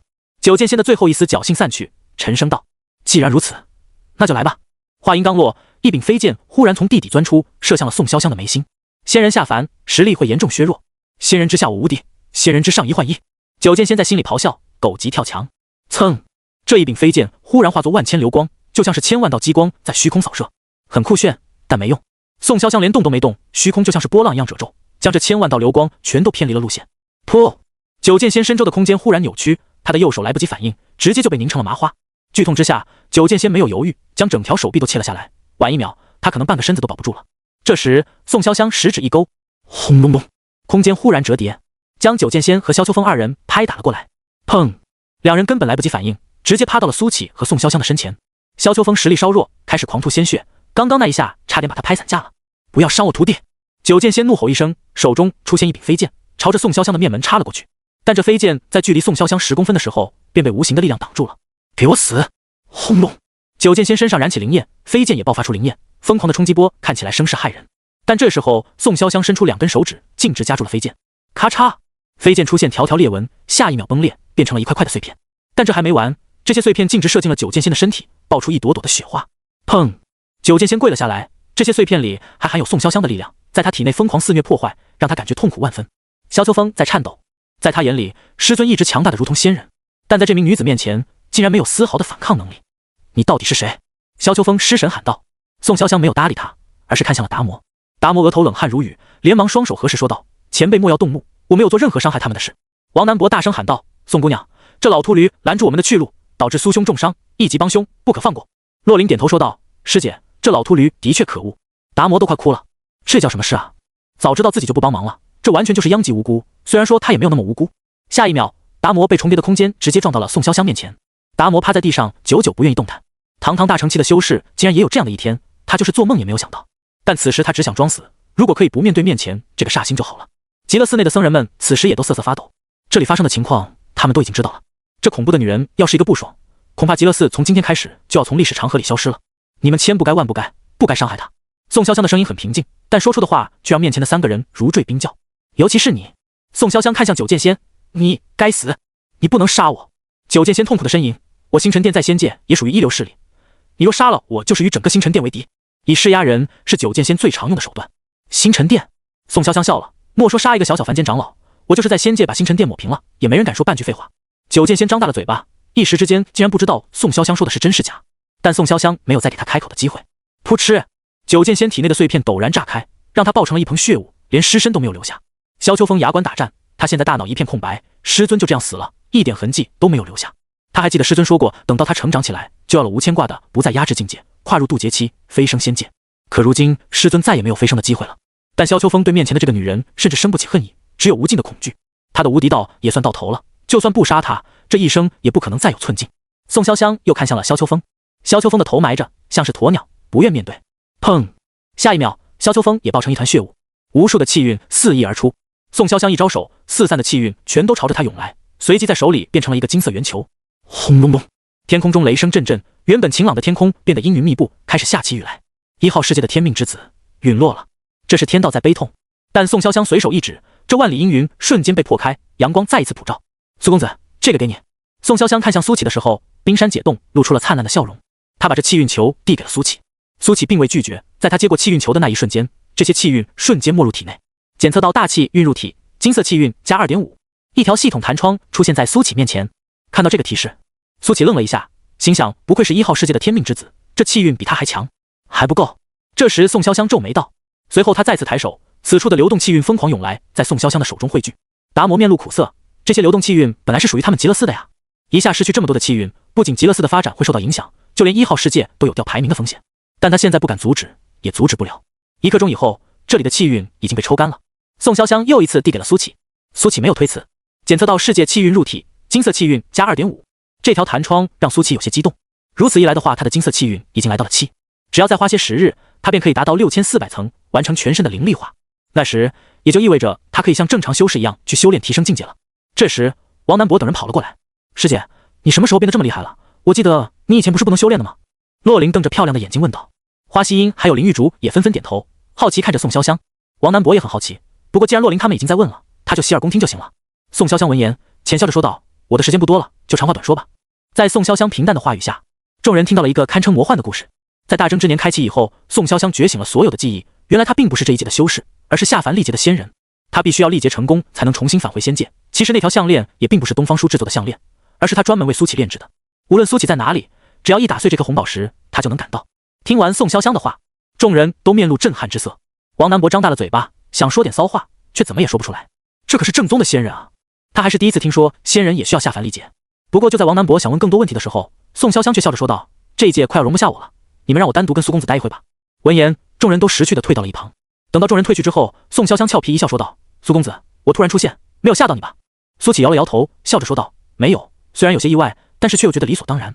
我本来还以为会吓你一跳，然后你觉得配不上我，从而奋起直追，又是一个励志的故事，咯咯咯。宋潇湘说着说着，连自己都笑了起来。你说的没错，看来我是要努力修炼了。苏启却笑着点头说道。这一刻，他觉得内心很安宁。对了，等我回去以后，我们再去赏一次月吧。苏启忽然说道。宋潇湘愣了一下，这好像还是苏启第一次这么主动。随即他嫣然一笑说道，好啊，那我等你回来。宋潇湘这一笑，好像春暖花开，美艳不可方物。随即他手里出现了一封书信，递给了苏启。苏公子，这是我写给你的信，但是你不能现在就看，答应我，回道观以后再打开，可以吗？苏启愣了一下，随后点了点头说道：“我知道了。”说着，他接过了书信，郑重地收了起来。他没有问宋潇湘为什么要给他写信，也没有问为什么要回到道观才能打开。这时，宋潇湘看向了达摩还有极乐寺，浅笑着说道：“那么就剩下最后一件事了。”达摩的身子开始颤抖，他本来以为自己已经逃过一劫了。轰！一声巨响以后，达摩和极乐寺都消失无踪。一道金光从天而降，接引着宋潇湘消失在了此界。宋潇湘离开了，苏启望着他的身影消失在天际，不知为什么竟然感觉有些失落。真没想到宋姑娘这么强。王南博走了过来，啧啧有声地说道：“可以啊，你苏兄。”说着，王南博捶了苏启一拳，然后笑着说道：“以后你就有仙人做靠山了，这天下之大，哪里去不得？”苏启笑了笑，宋潇湘是不是仙人，他并不在意。当他读懂自己的内心以后，便决定不再逃避。我们掠夺了这么多的气运，回到我们的世界，是不是就能够升级了？聂飞鹏问道。那是肯定的。王南博点头说道，说不定我们的世界能够直接提升20个名次。苏启刚刚吸收的世界气运，其实只吸收了一部分，还有更大一部分他是吸收不了的，这部分应该便是能够反哺给天道的。不过想到天道这么照顾自己，每年给自己一个许愿的机会，苏启觉得不亏。自己给的越多，天道越强，自己许的愿望也就越能够实现。洛灵并不关心那些，而是对苏启说道：“姓苏的，师姐跟你说什么了？他是不是回我们的世界了？”苏启想了想说道：“我约他回去以后一起赏月，他答应了。”洛灵松了口气说道：“那就好。”有一个想法他没有说出来，他想着既然师姐恢复了记忆，是不是就要离开了？毕竟一个仙人显然是不能长久待在凡界的。接下来众人打算离开1号世界了。这一次若不是宋潇湘突然出现，只怕所有人都会栽在这里。苏启看了一眼面前的废墟，宋潇湘在离开之前顺手将极乐寺抹去了。曾经金碧辉煌的极乐寺就像是从来没有存在过。众人一路回到了云野，再没有遇到任何危险。一阵天旋地转以后，众人回到了99号世界。在回归的那一刻，苏启身上金光冲天起，轰隆隆，天地震动，金色的雾气蔓延在天地之间，灵气质量还有法则都提升了许多。许多人感觉到身上一阵轻松，明明什么都没做，但是实力凭空就涨了一大截。而王南博等人则感觉尤为明显，不过他们不是变强，而是被削弱。1号世界的那种感觉消失无踪，感觉又被扣上了枷锁。不过他们还是比本界的修士强出了一大截，因为在1号世界领悟的神通还有提升的灵气质量是不会消失的。他们回来了，我们的世界等级好像提高了，好玄妙的感觉，这就是高级修仙世界的感觉吗？众人纷纷议论了起来。苏启注意到传送门上的99多出了一个括号，现在显示的是99、66，一下子提升了33个排名，说明这1号世界的气运的确是难以估量。仅仅一处流动气运就让世界等级提升了这么多。不过苏启猜测，括号里的名次应该只是暂时的，会等到大征之年结束以后再稳定下来。王南博等人都回到了各自的宗门，汇报遇到的情况，不过都把宋潇湘的事情隐匿了，这是回来的时候大家商量好的。这时，一袭红衣的南宫红来到了苏启的面前。南宫红还是那副妖娆多姿的样子，鲜艳的红唇对着苏启努了努：“小道长，我就知道你非同凡响，竟然能带回这么多的气运，为了感谢你，奴家陪陪你怎么样？”丑剧，苏启还是那句话，只是不同的是，上一次他拒绝的是南宫琉璃和齐星月。南宫红愣了一下，随即抿嘴咯咯笑道：“小道长，奴家还是第一次被人说丑，我好像更喜欢你了。落花有意随流水，流水无意恋落花。”苏启说完，转身离去。大征之年虽然还在继续，但他现在只想回到道观，看看怀中的书信。他想看看宋潇湘给自己写了什么。好一个落花有意随流水，流水无心恋落花。南宫红先是一愣，随即喃喃说着，看着苏启离开的背影，眼中意味不明。归墟已经来到99号世界有一段时间了，在这期间，他灭了4、5个小宗门，零零散散的也掠夺了一些气运。越靠后的世界，气运越分散，不像是一些排名靠前的世界，气运大多都聚集在一处。如果掠夺成功，那就是一波肥。真是没意思，这里的修士都这么垃圾吗？归墟无聊的打了一个哈欠，不过辛苦了这么多天，好歹还是有点收获。这些气运应该能让这破世界再掉几个名次。归墟嘿嘿笑道，随即他将目光看向了西南方向，没想到气运最强盛的地方竟然是一个边陲小镇。如果能把这里的气运掠夺，那么这垃圾世界大概就要被除名了。归墟眼中金光一闪，但就在这时候，他感觉到天地震动，紧接着灵气还有天地元气的质量都提升了。归墟猛地看向北方，这世界的天命之子倒是有点本事，竟然掠夺来了这么大一笔气运。嘿嘿，不过我还蛮期待的，如果你们这惊才绝艳的天命之子死在我手里，你们会有多绝望？归墟冲天起，朝着西南方向狂冲而去。不管怎么说，他决定先把这地的气运掠夺了，就算不能让99号世界除名，但至少能够让他好不容易提升起来的等级又下降一波。归墟很快便来到了这气运所在之地，清溪城。归墟有些惊讶，一个凡人的城池竟然会有大气运庇佑。他本想随手屠城，但无意之间却感受到了更为庞大的气运，在清溪城以外5里传来。从天上他可以清晰地看到，那是一座道观。这座道观被浓郁至极的气运包裹着，而且还有香火漫天。啧，在这边陲之地竟然还有这么一座气派的道观，比那些小宗门看起来还要气派一些。归墟嘿嘿一笑，然后朝着道观飞了过去。我倒要去看看，你这凭什么有大气运笼罩？其实一般人是看不到气运的，他们只会觉得待在此地心旷神怡，那是一种说不清道不明的感觉。但各大世界的气运之子不同，他们能看到气运，也能感受到气运。除了排名靠前的世界，归墟很少见到有一个地方能够聚集如此之多的气运。短短1分钟不到，归墟就来到了道观前。来到镜前以后，归墟便闻到了金钱的味道。啧，这么大的道观得花上不少钱吧？这香火的确旺盛。归墟啧有声说道。然后他直接用神识覆盖了整座道观，想要看看有没有什么棘手的角色。结果看了一圈以后，有些失望的摇了摇头，竟然就2个筑基期的小鬼和一个化神期的女人，凭什么坐拥如此之大的气运？随即，归墟掏出了他的小锤子，朝着长生观主殿丢了过去。轰！主殿一阵摇晃，那些在焚香祈福的香客们纷纷尖叫着跑了出来。咦，竟然还有阵法！方才是防御阵法拦住了他的锤子，不过这防御阵法的等级并不是很高，归墟相信自己多来几锤子，这阵法一定会崩塌。但就在这时，一道流光冲天起，眨眼间便来到了归墟的面前。住手！来者正是江月，他的眼中隐隐有雷光闪烁。这段时间他转修玄雷明典，已经小有成效。这本天道给的功法，比起青云门的9天御雷真诀，甚至还要略胜一筹。大气运，能者居之。归墟背着双手，脸上带着不屑之色。就你们这种垃圾地方，也配坐拥大气运？江月皱眉，面前这个青年一来就是什么大气运，如果不是他经历过之前的事，一定以为这是一个脑子有问题的人。但一联想到大征之年的背景，江月很快便有了猜测，这应该是其他世界的修士。当江月感应到对方是化神期修为以后，并没有放松警惕。王南博说过，高等世界的修士比同等级的修士要强上太多，自己才跨入化神期不久，如果真碰到了高等世界的修士，只怕是凶多吉少。请回吧，我们这里不欢迎你。江月说道。虽然凶险，但他不会退。他已经答应过苏前辈，要守护好道观，一如当年苏启答应陆长安一般。回？我当然会回，不过是在掠夺完这里的气运之后。归墟哈哈笑着，再次一飞剑斩了出去。江月也祭出飞剑，撞在了一起。枪！飞剑在空中传来金铁交鸣之声，但江月的脸色陡然一变，他的飞剑竟然被砍出了一个豁口。归墟用的飞剑要比他高级太多了。哈哈，不知道用什么垃圾材料炼制的飞剑，也好意思叫飞剑？归墟哈哈笑着，又掏出了10来把飞剑，一把你都挡不住，再来几把怎么样？咻，10来把飞剑朝着江月直奔而去。这一次江月没有再用飞剑硬顶，而是掏出了一张符箓。江月将符箓丢出，轰隆，惊雷炸响，一道水缸粗的雷霆从符箓中涌出，将10来柄飞剑都笼罩在其中。雷霆之下，归墟暂时失去了对飞剑的控制，有点意思。归墟嘻嘻笑着。江月没有停手，一手丢出4张符箓，天地元气被勾动，4只元素异兽成型，在他身周守护着他。好，下一秒，4只异兽奔腾而出，朝归墟冲了过去。有点意思。归墟再次笑道，随后拿起了他的小锤子，小锤子瞬间变大，超过10丈。轰！归墟拎着锤子朝着江月抡了过去，4只元素瞬间被拍散，这一锤带着无可匹敌之势砸向了江月。江月面色一变，捏碎了传送符，瞬间消失在原地。轰隆！锤子砸在地上，砸出了一个巨坑。如果不是那些香客早已经逃出道观，只怕现在已经被砸成肉泥了。玩符的化神，有点意思。归墟扛起锤子，并没有打算去找江月，他的主要目标是这道观的气运。你滚出去！就在这时，下方传来了吼声。归墟看向下方，只见2名小道正对他张牙舞爪。呵呵，2个不知死活的小鬼。归墟的神识如箭，直接射向了2人，他要将这2人直接碾爆。但这时候，另一道神识冲了过来，拦下了归墟的神识剑。这神识竟还带有一点雷电属性，把他的神识电了一马。江月去而复返，再次拦在了归墟的面前。本来你当缩头乌龟可以活一命的，何必呢？归墟摇了摇头，叹息道：既然回来了，那就都别走了。归墟高高举起了锤子，轰！一股恐怖的气息从锤子中涌出，随后这一只手大小的锤子直接变成了一柄1000丈巨锤。死吧！归墟猛地将锤子砸下，这一锤带来了大片的阴影，如果真落下，整个长生观只怕会顷刻间化为废墟。轰隆隆！江月爆发了，他的眼睛瞬间化作淡蓝色，原本万里无云的青空，刹那之间阴云密布。虽然只笼罩在长生观的上空，但这已经很惊人了。噼啪，10来道钢粗的雷电从天空劈下，轰轰轰！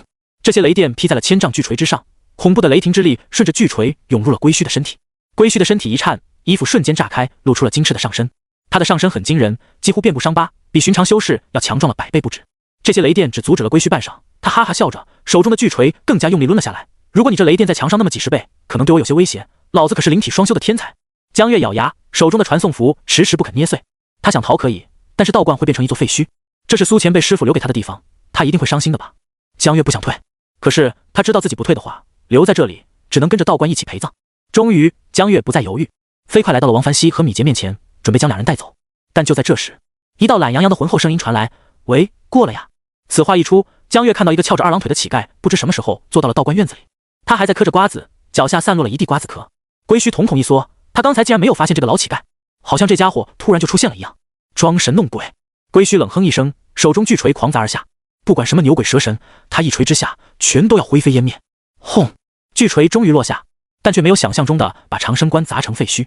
龟须瞳孔收缩，一股凉气从脚底直冲天灵盖，怎么可能？江月看到，巨锤之下，那名老乞丐仅仅靠一只手掌就撑住了这恐怖的巨锤，嘴上嗑瓜子的动作不停，还一边唠叨着现在的年轻人真没礼貌，老是喜欢打扰别人嗑瓜子。龟须想要收回锤子，却发现锤子不听使唤了，不仅抬不起来，连缩小都做不到。怎么回事？龟须心中有些慌张，他大致也能猜测到是这老乞丐在搞鬼，但这怎么可能？一个如此偏僻的地方竟然有这种大能存在，这些低等世界的大能不都喜欢去守门吗？就在龟须这么想着的时候，一股巨力忽然作用在他的手臂上，咔嚓，原本强健无比的手臂顿时骨折。吃痛之下，龟须松开了巨锤，真是没礼貌，抓着别人的东西干嘛？老乞丐吐槽了一句，随后这锤子不停缩小，很快就变成了普通锤子的大小。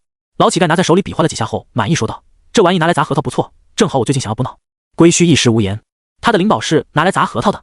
最关键的是，这件自己以心血运续的灵宝，现在竟然完全断去了联系，就好像从未属于过自己一样。面前这个老乞丐绝对不是简单之辈，龟须已经做好了逃跑的准备。他这时候终于知道这地方为什么会有大气运笼罩了，感情是藏了一个隐世大能啊！前辈，我有眼不识泰山，冲撞了您，只是你手里的那东西是我心血蕴养的法宝，能否还给我？龟须一边说着，一边将手放进了兜里，只要情况一个不对，他立马传送离开。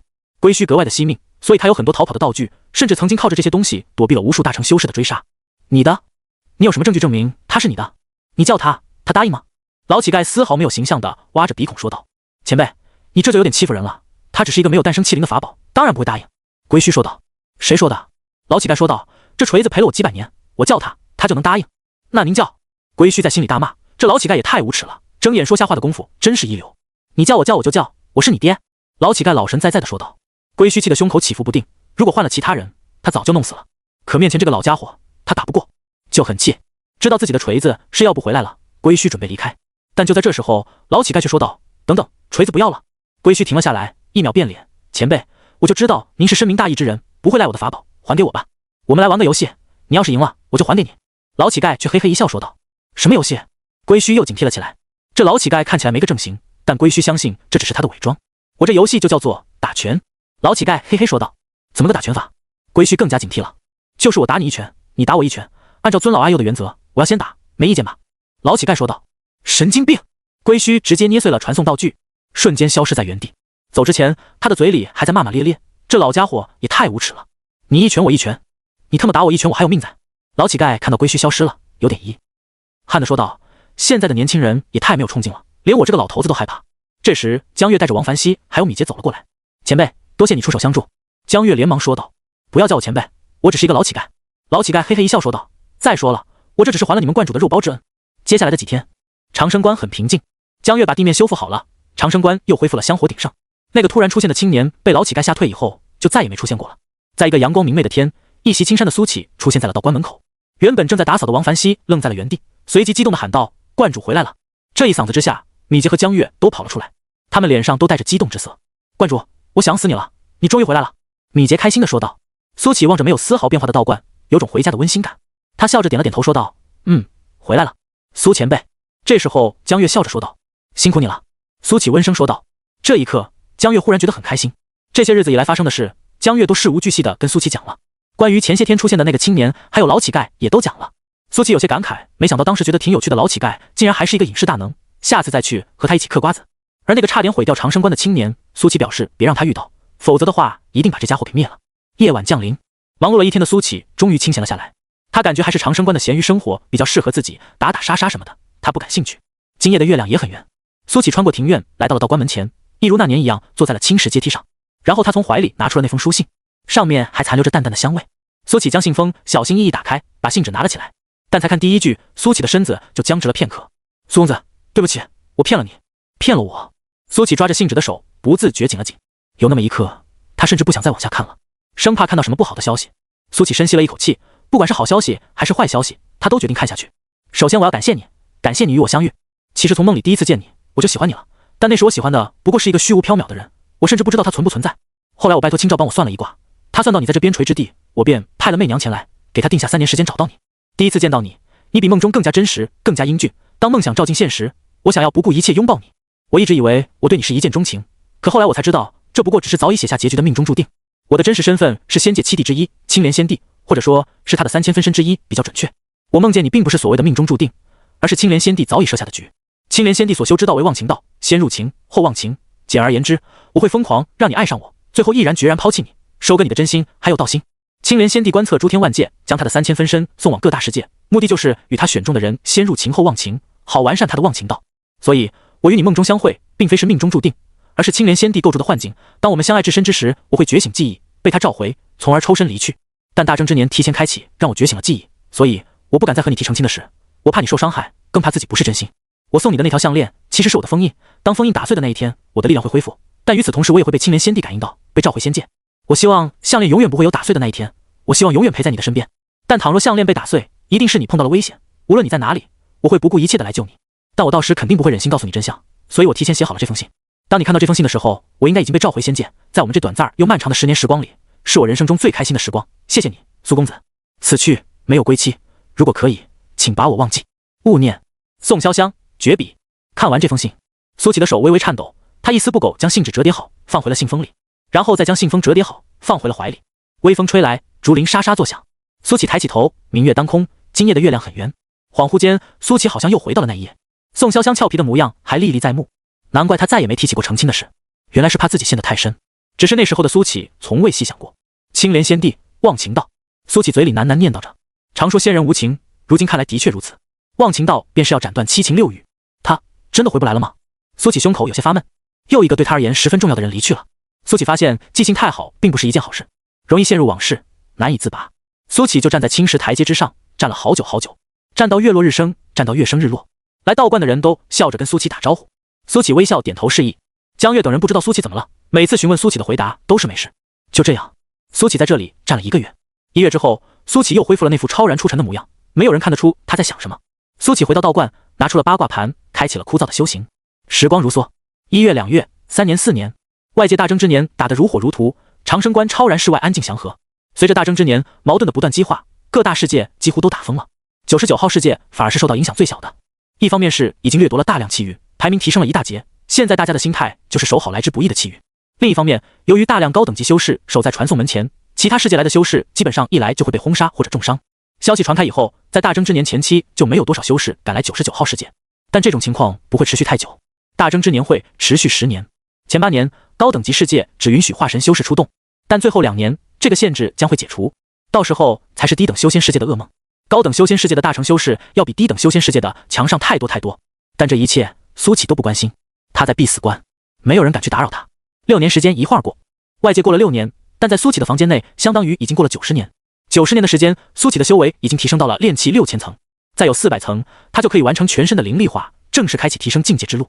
6年，长生关几乎没有变化，变化的只有道观里的人，比如说米杰，已经从刚来时的小不点变成了一个丰神俊朗的少年，变化之大，犹如丑小鸭变白天鹅。他于1年以前已经正式踏入金丹期，现在的他举手投足之间都有难掩的超然。大家都夸米杰有苏启的影子。清溪城内有许多少女都对米杰暗暗倾心，但米杰对此不甚关心，他沉醉于修道。而王凡熙和米杰不同，他的资质并不是很好，现在也才筑基中期，人如其名，平凡不惹眼。但王凡熙还是兢兢业业修炼打扫，把道观管理得井井有条。江月已经踏入了化神中期，在道观的这些日子，他的修为都可以用1日千里来形容。又是1年秋天，秋意萧瑟，一名看起来病殃殃的弱不禁风的少女来到了长生关，她的眼里有数不尽的哀愁，站在道观门口迟迟不愿踏入。王凡熙走上前去，笑着说道：“这位善人，算卦还是祈福？”少女看向王凡熙，柔声说道：“道长好，请问您这里可以测姻缘吗？”测姻缘？王凡熙愣了一下，然后点头说道：“这个倒是可以，那您帮我算算姻缘吧。”少女叹息了一声说道：“其实关于测姻缘这一块，苏启是教过米杰和王凡熙2人的，不过米杰对此不太感兴趣，但是王凡熙详细研究过。别看他现在才筑基期，但是论道观业务这一块，要比米杰精通。”王凡熙领着少女走进了正殿，随后找到蒲团坐了下来。王凡熙拿出纸笔，然后问道：“这位善人，你的名字？”“我叫柳青青。”少女说道。“生辰八字呢？”王凡熙写下名字后又问道。少女将生辰八字也说了一遍。“男方的姓名与生辰八字。”王凡熙又说道。“魏一川。”少女说道。王凡熙点了点头，随后开始测算起来。随着时间的推移，他的眉头越皱越深，最后睁开眼睛说道：“姑娘，你们命格犯冲，若强行结合，只怕会适得其反。”柳青青闻言苦笑道：“我就知道，除了刚在一起的那2月，我们几乎都是在争吵与冷战中度过。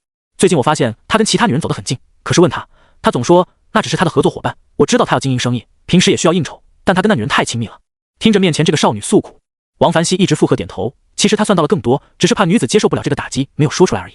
从命格来看，男方的烂桃花会非常的多，本身也不是什么稳重的人，所以私生活非常的混乱。道长，你说我该不该跟他继续下去？柳青青幽怨道。我觉得当断不断，必受其乱。王凡熙说道。可是我对他还是有感情的，他也说过非常爱我，总有一天会娶我入门。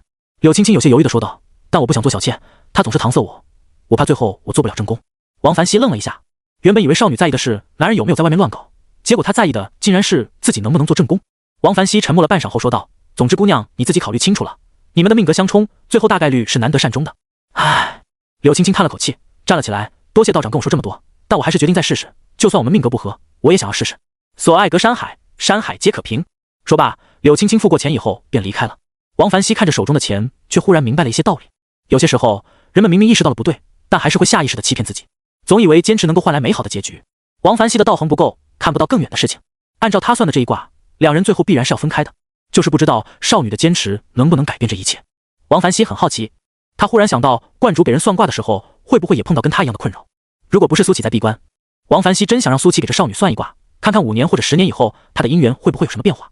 清溪城外100多里的深山，伴随着万鬼欢呼，那名俊美却又古怪的男人从王座上站了起来，浑身散发着诡异而恐怖的气息。恭喜主上恢复全盛状态，我们龟缩此处上千年，终于可以再一次称霸修仙界。哈哈，让那些自诩名门正派的垃圾修士都尝尝我们的厉害。主上威武，主上无敌。大争之年还没有结束，我们可以找到天命之子，把他的气运掠夺。如此一来，还有谁人可以阻挡我们？面对众人的吹捧，男人的眼底闪过一抹傲然，他声若洪钟，我要让整个修仙界都知道，我鬼无涯回来了。还有9天剑宗，我要让他血债血偿。鬼无涯随即望向了东方，但在此之前，我要去将这道观碾碎，为血奴和瘾奴报仇。报仇，报仇！主上的荣光将会洒向修仙界每一个角落。嘿嘿，清溪城的美女繁多，看来我们有福了。你那玩意早就腐烂了，还想这种事干嘛？我们是鬼修，鬼修懂不懂？鬼修又怎样？把他们都变成女鬼，不也可以吗？卧槽，思路清奇，我怎么就没有想到呢？如此一来，我们便屠城吧。屠城，屠城！仙界，青莲圣境，这里是整个仙界最清冷的地方。偌大的圣境内只有一人，那便是青莲仙帝。这里种满了睡莲，满池的睡莲几乎充斥着圣境的每一处。在池上漂浮着淡淡的云雾，让这里像是仙境一般。在池中央有一处简单的庭院，青莲仙帝大多时候都居住在这里。1号，我再问你一次，你可知错？青莲仙帝淡淡说道。在他面前跪着一人，正是宋潇湘。此时的宋潇湘有点惨，四肢被贯穿，牢牢钉在地上，动弹不得。宋潇湘低着头，尽管已经很虚弱了，但他依然说道：“我没有错。”青莲仙帝很平静，斩断了7情6欲的他，面对一切事都可以不喜不悲。他淡淡说道：“你违背了我的意志，入情却没有忘情，还没有错。如果爱人也有错，那我宁肯一错再错。”宋潇湘惨笑着，咳出几口鲜血。还嘴硬。青莲仙帝淡淡说道。随着话音落下，宋潇湘身上的几根倒刺亮起了青芒，无尽的痛苦顺着倒刺涌入宋潇湘的身体，让他浑身禁不住痉挛。但宋潇湘一声不吭，脸上有着倔强之色。1号，你本是我最得意的杰作。青莲仙帝的声音依然很平淡。你是我所有分身中实力最强的，也是所有分身中最接近我的存在。我本对你寄予厚望，但你如今的所作所为让我很失望。你若不肯忘情，即便再可惜我，也要将你抹除。我不允许自己沾染半分因果和情欲。青莲仙帝的话并没有威胁到宋潇湘，他轻笑道：“如果不能和喜欢的人在一起的话，让我做仙帝，我也不会开心的。动手吧。”青莲仙帝的眼神毫无波动，还是淡淡说道：“你可想清楚了？你若被抹除了，就再也见不到他了。如果让我忘记他，那跟杀了我也没有什么区别。”宋潇湘倔强地说道：“你是本帝的分身，堂堂仙帝分身与凡人是不可能的。”青莲仙帝淡淡说道：“你可想过，你的寿元接近无限，而他呢，不过是一个炼气期的修士，看着他一天天老去，你却什么也做不了，你不会难过吗？重要的从来都不是结局，而是过程。在我看来，什么事都会有结局，花开中会有花落，船也终会靠岸，蜡烛终会熄灭。但在花开时的花香，船靠岸前的风景，蜡烛熄灭前的光亮，都是可以体会的，拥有的。两个人的结局如何，已经不重要了。”宋潇湘的话让青莲仙帝沉默了许久，最后他淡淡说道：“你的确是我最得意的杰作，你拥有自己的意识、自己的体会、自己的坚持，但这些都不是我需要的。再给你一段时间吧，若你真想不通，最后我也只能将你抹除了。”说罢，青莲仙帝转身回到了房中。宋潇湘依然跪在地上，身上的倒刺明灭不定。不知不觉间，王凡熙成为了道观的牌面。苏启闭关，江月闭关，最后连米杰也闭关了。于是道观虽然有4个人，但一切事务都是由王凡熙在打理。但他并不觉得枯燥，每一天都做得一丝不苟。他很享受这种生活，每天都会见到许多形形色色的人。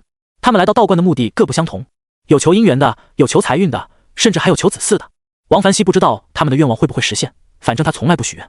这种脚踏实地的感觉让他觉得安稳。空闲的时候，他喜欢研究卜卦观星之术，常常在夜深人静的时候到房檐上观漫天星河。那些闪烁的星星让他着迷，有一句话叫观宇宙之无穷。王凡熙也常常想象在星星之上存在什么，会不会有人跟他一样也喜欢观星之术？或许隔着无数万里，两人一同看着这同样的风景。每想到这种可能性，他都会感叹生命的奇妙，明明是不同的个体，却拥有相同的兴趣爱好。王凡熙相信，这世上应该还存在另一个自己，拥有完全不同的性格，过着完全不同的生活。这一夜，王凡熙照例来到了房檐上，他已经习惯了在同一个位置观星，这里都快被他给磨平了。但今夜没有星星，被大片乌云挡住了。这时候，王凡熙就想着自己要是能够御剑飞行就好了，穿过这满天乌云，一定能够看到那满天的星星。看来今夜无法观星了，王凡熙有些遗憾地说道。就在这时，他突然看到一个男人凌空飞了过来。这个男人穿着一身黑袍，在黑夜里很不起眼，但是那张脸很白，惨白的那种白，就像是死了几十天的人。寻常人看到的话一定会吓一跳，但王凡熙没有，甚至他还问了一句：“这位善人，请问你来焚香还是祈福？”鬼无涯愣了一下，随即桀桀笑道：“你不怕我？来到这里的都是善人。”王凡熙却说道：“桀。”鬼无涯大笑着说道：“我可不是什么善人，我是索命的厉鬼，要将你这道观夷为平地，杀光你们这些可恶的道士。善人，虽然你嘴上恶意满满，但我感觉不到你的杀意，所以这并不是你的真心话。”王凡熙摇头说道。鬼无涯愣了片刻，恼怒道：“别总装了解我，你懂个屁！老子今天就抹平了你这破道观，让你看看我到底是不是善人。”说着，鬼无涯抬起手来，带着凶戾气息的黑雾朝着王凡熙狂冲而去。但王凡熙不躲，眼中没有一丝惧色，他能感觉到面前这个男人在虚张声势，其实并不想下杀手。果不其然，黑雾在王凡熙面前停了下来。鬼无涯恼怒道：“你为什么不躲？”善人。王凡熙笑着说道。蠢人。鬼无涯骂了一句，随即转身飞出了道观。王凡熙望着鬼无涯离去的背影，不知道为什么，他在这男人身上感受到了一丝亲切感，就好像两人认识了很久一般。可是明明他们两人都没有见过。鬼无涯回到了自己的洞穴，那些鬼兵鬼将们都迎了上来。主上，那长生关已经被您抹除了吗？废话，你还怀疑主上的实力不成？主上出手，这长生关分分钟被抹除掉。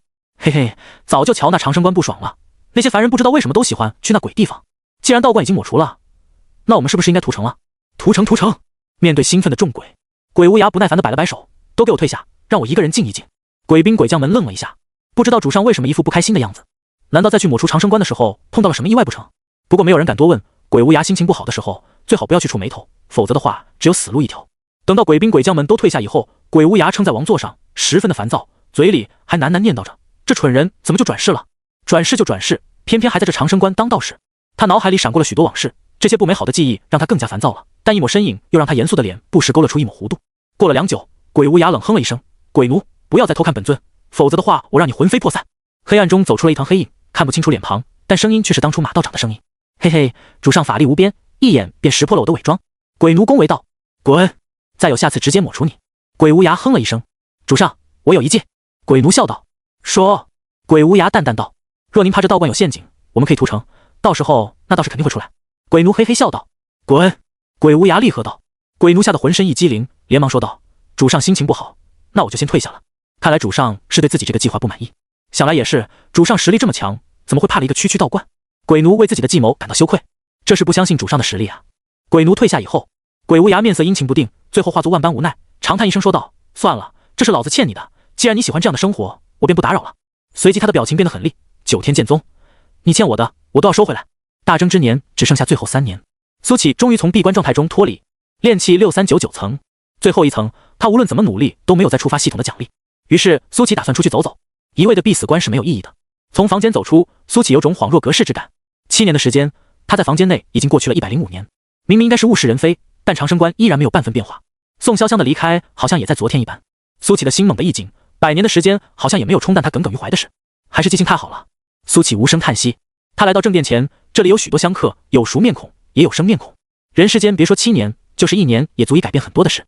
苏关主，好久不见了，你这几年怎么都没有消息了？苏关主，你还是那么年轻，我都老了。哈哈，小苏道长，还记得我吗？我小时候你还抱过我呢。面对热情的众人，苏启一一笑着点头回应。关于苏启容颜不老的事，清溪城老一辈的人大多都知道。也正是因为这样，长生关在众人的心中一直是信仰。毕竟只有传说中的仙长才能做到容颜不老。苏启进入正殿，看到王凡熙正坐在桌子前，笑着给众人算卦测运，倒是像模像样的。因为太专心的缘故，王凡熙甚至都没有看到苏启来了。观察了一会，苏启暗暗点头，可以看得出来，王凡熙是真心享受这份工作。他当初没有选错人。王凡熙若能成长起来，那么长生关后继有人了。到那时，苏启也可以安心的云游四方，最后再飞升仙界。又算完一人之后，王凡熙抬起头，忽然看到了苏启。观主！王凡熙惊喜的跳了起来：您终于出关了，你继续，不用管我。苏启笑着说道。那哪行啊，您都来了，自然是您来干这工作，我的道行还不够。王凡熙挠着头，不好意思地说道。没有，刚才我观测了半天，你算得很好。苏启夸奖道。真的吗？王凡熙有点惊喜，随即他想起来什么，连忙从兜里掏出了2张纸，对苏启说道：观主，最近我帮人测姻缘，有了新的感悟，但是我看不了太远，您能算算最后他们2人在一起了吗？苏启接过那2张纸，上面记录的正是柳青青和魏一川的信息。苏启闭眼，10秒不到的时间便睁开了，摇了摇头说道：分分合合，男人已故。已故？王凡熙愣了一下后说道：意思男人已经死了？对。苏启点头说道。王凡熙有些发愣，可是明明我算到这个男人事业有成，虽然花心浪荡，但可以长命100岁，这短短1年的时间，为什么会发生这么大的变化？苏启笑着说道：命之一道，变化无穷，岂可尽窥？说着，苏启转身离开，留下王凡熙细细品味着这一句话。苏启又一次来到清溪城，这里比起之前更加热闹了。现在的清溪城甚至比起芙蓉城还要受欢迎，而这一切都是宋潇湘带来的。想到那一抹倩影，苏启不由又有些胸闷。走在这大街小巷，苏启似乎在哪都能看到宋潇湘的影子。不知不觉之间，他竟然又来到了潇湘阁前。叮铃铃，潇湘阁门口的风铃忽然又响了起来。苏启这次没有走开，而是看着风铃，思绪放飞。这时候，潇湘阁里走出来一个人，正是媚娘。这么多年过去了，她也变成了30多岁的妇人，但还是风韵犹存，散发着水蜜桃似的诱人气息。老板郎，你终于来了！媚娘惊喜地说道。老板郎？听到这个称呼，苏启有些哭笑不得。这是什么称呼？7年之前，阁主叮嘱我们，若你回到这里，就带你去他的房间，他有东西留给您。媚娘说道。苏启愣了一下，随后说道：那便去看看。不自觉的，他脚下也快了几分。走进潇湘阁后，无数姑娘们的目光投了过来。苏启的英俊把他们的目光给牢牢吸引了过去。这脸真白，不对，这脸真帅。潇湘阁内大多数人都还认得苏启，这个阁主的梦中人，曾经一度也惊艳了众人。跟着媚娘，苏启一路来到了潇湘阁的顶层。请进。媚娘推开房门，却并没有走进去，而是对苏启说道。苏启点点头，走了进去。尽管这里已经7年没有住人了，但依旧一尘不染，可以看得出来天天都有人在打扫。房间内有一股淡淡的香味，这香味苏启很熟悉，宋潇湘身上也有这种味道，应该是某种香料。这里的布置很雅致，墙上挂满了书画，但在最中间的那幅是宋潇湘画的，那是苏启的肖像画。画中的他穿着一袭青衫，脸上带着若隐若现的笑意，一种超然出尘的气息几乎要溢出画来。在这画上，宋潇湘还题了一首诗：花自飘零水自流，一种相思，两处闲愁，此情无计可消除，才下眉头，却上心头。苏启怔怔看着画，看了好久，最后来到符案前坐了下来。在符案之上，他再一次愣住了。一只纸鸢静静躺在符案之上，记忆瞬间回到了那一天，两人在草原上放纸鸢，最后纸鸢飞走，找不回来了。他还记得宋潇湘闷闷不乐了好久，却未曾想到纸鸢居然被他找到了。在纸鸢前面还有一封信，被折叠的好好的，上面写着苏公子亲戚。苏启犹豫了一下，怕又是什么不好的话语，但随即他轻笑了一声，还有更糟的事吗？说着，他拆开了信，拿出了那张信纸。苏公子，当你看到这封信的时候，也就证明你并没有放下我，我也不知道该开心还是难过。但你看啊，我找回了那只飞走的纸鸢，我们都曾以为它回不来了。若你真的放不下我，那就看看这只纸鸢吧，不要一蹶不振，也不要伤心难过，说不定哪一天我们又能在某处不期而遇呢。字并不多，但是很温馨。苏启心中涌上一股暖流。宋潇湘在离开前已经做好了一切准备，甚至就连他放不下的这种可能性也猜到了。看到这只失而复得的纸鸢，苏启轻笑着说道：你如果去给人灌鸡汤，一定会成为鸡汤大师的。随即他把纸鸢和书信放进了空间戒指里面。这空间戒指是他自己炼制的，在闭关的那段期间，他并不只是提升修为，炼丹术、炼气术还有结阵术都在稳步提升。这枚空间戒指的空间很大，苏启几乎把一整块空间石都用完了，但偌大的空间内就孤零零的躺着2封书信以及一只纸鸢。苏启在房间内逛了一圈，最后走了出去。这一刻，他的心情就像是拨开了云雾，守得云开见月明。虽然不确定还能不能再见到宋潇湘，但心中保留着一份期待就足够了。苏启走出潇湘阁，忽然又看到一个熟悉的身影，那个老乞丐又坐在包子铺前乞讨。哎，行好吧，1周没有吃饭了。这位兄台，我瞧你没眼带煞，这是要有血光之灾啊！不如给我买2只大肉包，我替你化解如何？滚！哎，怎么骂人啊？你骂了我不给我买2只大肉包，好意思吗你？臭乞丐，再打扰我信不信我打断你的腿？老乞丐和男人纠缠了一番，最后嘀嘀咕咕地说道：现在的年轻人真没素质，不买就不买，竟然还想着打人！你敢打我就敢躺，看看到时候官府怎么判你！这时候他的碗里忽然又出现了一个大肉包。老乞丐抬起头看到了苏启，随即眉开眼笑地说道：贵人，好久不见啊！说着抓起大肉包就狼吞虎咽地吃了起来。想到江月跟自己说的话，苏启笑着说道：多谢前辈出手相助，多亏您长生关才安然无恙。老乞丐闻言连连摆手说道：可不敢谢我，我这是报了一饭之恩，现在我又欠你一顿饭了。哎呦，这人情什么时候还得完哦？什么还不还的？最近有没有什么有意思的事？不如我们去吃瓜如何？苏启笑着问道。听到这话，老乞丐眼睛一亮说道：你还真别说，最近我发现一个有意思的事，你跟我来。说着，老乞丐满是油光的手在邋遢的衣服上用力蹭了几下，然后搬起他的凳子，快步朝着西边走去。苏乞见状，连忙跟了上去。很快，他们来到了老地方。老乞丐在角落抽出一根凳子，递给苏乞，嘿嘿笑道：“哎，拿着凳子坐好了，我这次带了好多核桃。”说着，老乞丐从兜里掏出了数百颗核桃，也不知道他哪来那么大的兜。这些核桃拿出来以后，老乞丐又掏出了那把锤子，锤子变大，啪的一声，全部核桃都被砸了个稀巴烂。前辈，你这砸核桃的锤子不错呀。苏乞笑着坐了下来。那可不是，这锤子可陪了我几百年了。老乞丐嘿嘿笑道。也不知道归墟听了这话会作何感想。两人就坐在这里，一直坐到了傍晚，也没发生任何事。但苏乞也不急，就有一搭没一搭的和老乞丐唠嗑。来了。就在这时候，老乞丐笑着说道。话音刚落，不远处的屋打开了房，一个醉醺醺的男人走了出来。他摇摇晃晃的离开，不一会儿搬了一大桶酒回来，就放在了门口，然后便回到了屋里。不一会他又走了出来，似乎是怕有人偷喝他的酒，他在酒桶上贴了一张字条，不许偷喝，然后又回到了屋里。晚上，苏乞看到一个鬼鬼祟祟的身影来到了男人家门口，打开酒桶，偷偷勺了一半走。等到第二天，男人走出家门，发现自己的酒少了一半，气得破口大骂：“娘的，哪个缺德鬼偷喝老子的酒，被我带到了，打断你的腿！”傍晚的时候，男人拿起绳子给酒桶五花大绑，又粘上了一个字条，再合腿打断，一直到深夜时分。苏乞看到那个鬼鬼祟祟的身影又来了，绳子很轻松的被解开，他又勺了一半走。第三天，男人从房间出来以后更生气了，不要让我逮住你，否则老子打断你的狗腿。男人回到房间，不一会又拿出一个字条，贴在了酒桶上面，尿桶。有了这个字条，一直到傍晚时分，这酒桶便满了。男人嘿嘿一笑，把尿桶扯走，又贴上了不许偷喝。看到这里，苏乞觉得不枉在这里坐了3天。他笑着对老乞丐说道：“这家伙也太损了。”老乞丐哈哈笑道：“当时看到这一幕，也差点没把我给笑死。这凡人之间的事，常常都是这么有趣。”苏乞却想着，眼前的这一幕明明才发生，老乞丐为什么提前看过了呢？莫非他有看到未来的本事？好像第一次也是这样，在事还没有发生的时候，他就被领来看了一场好戏。半夜，那道鬼鬼祟祟的身影又来了，再次偷走一半的酒。但这一夜，他来了2次，第2次一把将这酒桶上的字条扯下，并换上了一张新的字条，好喝。一直做了3天，核桃也吃完了。老乞丐笑着站起来拍拍屁股，好了，好戏也看完了，下次再叫你啊，贵人。好。苏乞把凳子还给了老乞丐。做的这几天，除了看戏以外，更多时候苏乞在想着自己接下来要做什么。思考良久以后，他决定去九天剑宗看看。张甜甜已经很久没有消息了，也不知道最近过得怎么样。对于张甜甜，苏乞没有男女之间的感情。作为看着她长大的男人，苏乞一直把她当妹妹一样看待。当苏乞走出清溪城以后，却犯了难。他发现自己竟然不知道九天剑宗的位置。不过好在清溪城人多，肯定有知道的。于是苏乞又返回了清溪城，问到了九天剑宗的位置。在东方，大宋的最东边便是九天剑宗所在之地。苏乞开始赶路，他开始有点怀念在1号世界的日子。那时候他还可以御剑飞行。99号世界的等级虽然提高了，但也仅仅只是从化神期变成了元婴期，可以御剑飞行而已。苏乞估计世界等级要升到至少前10才可以支持炼气期御剑飞行。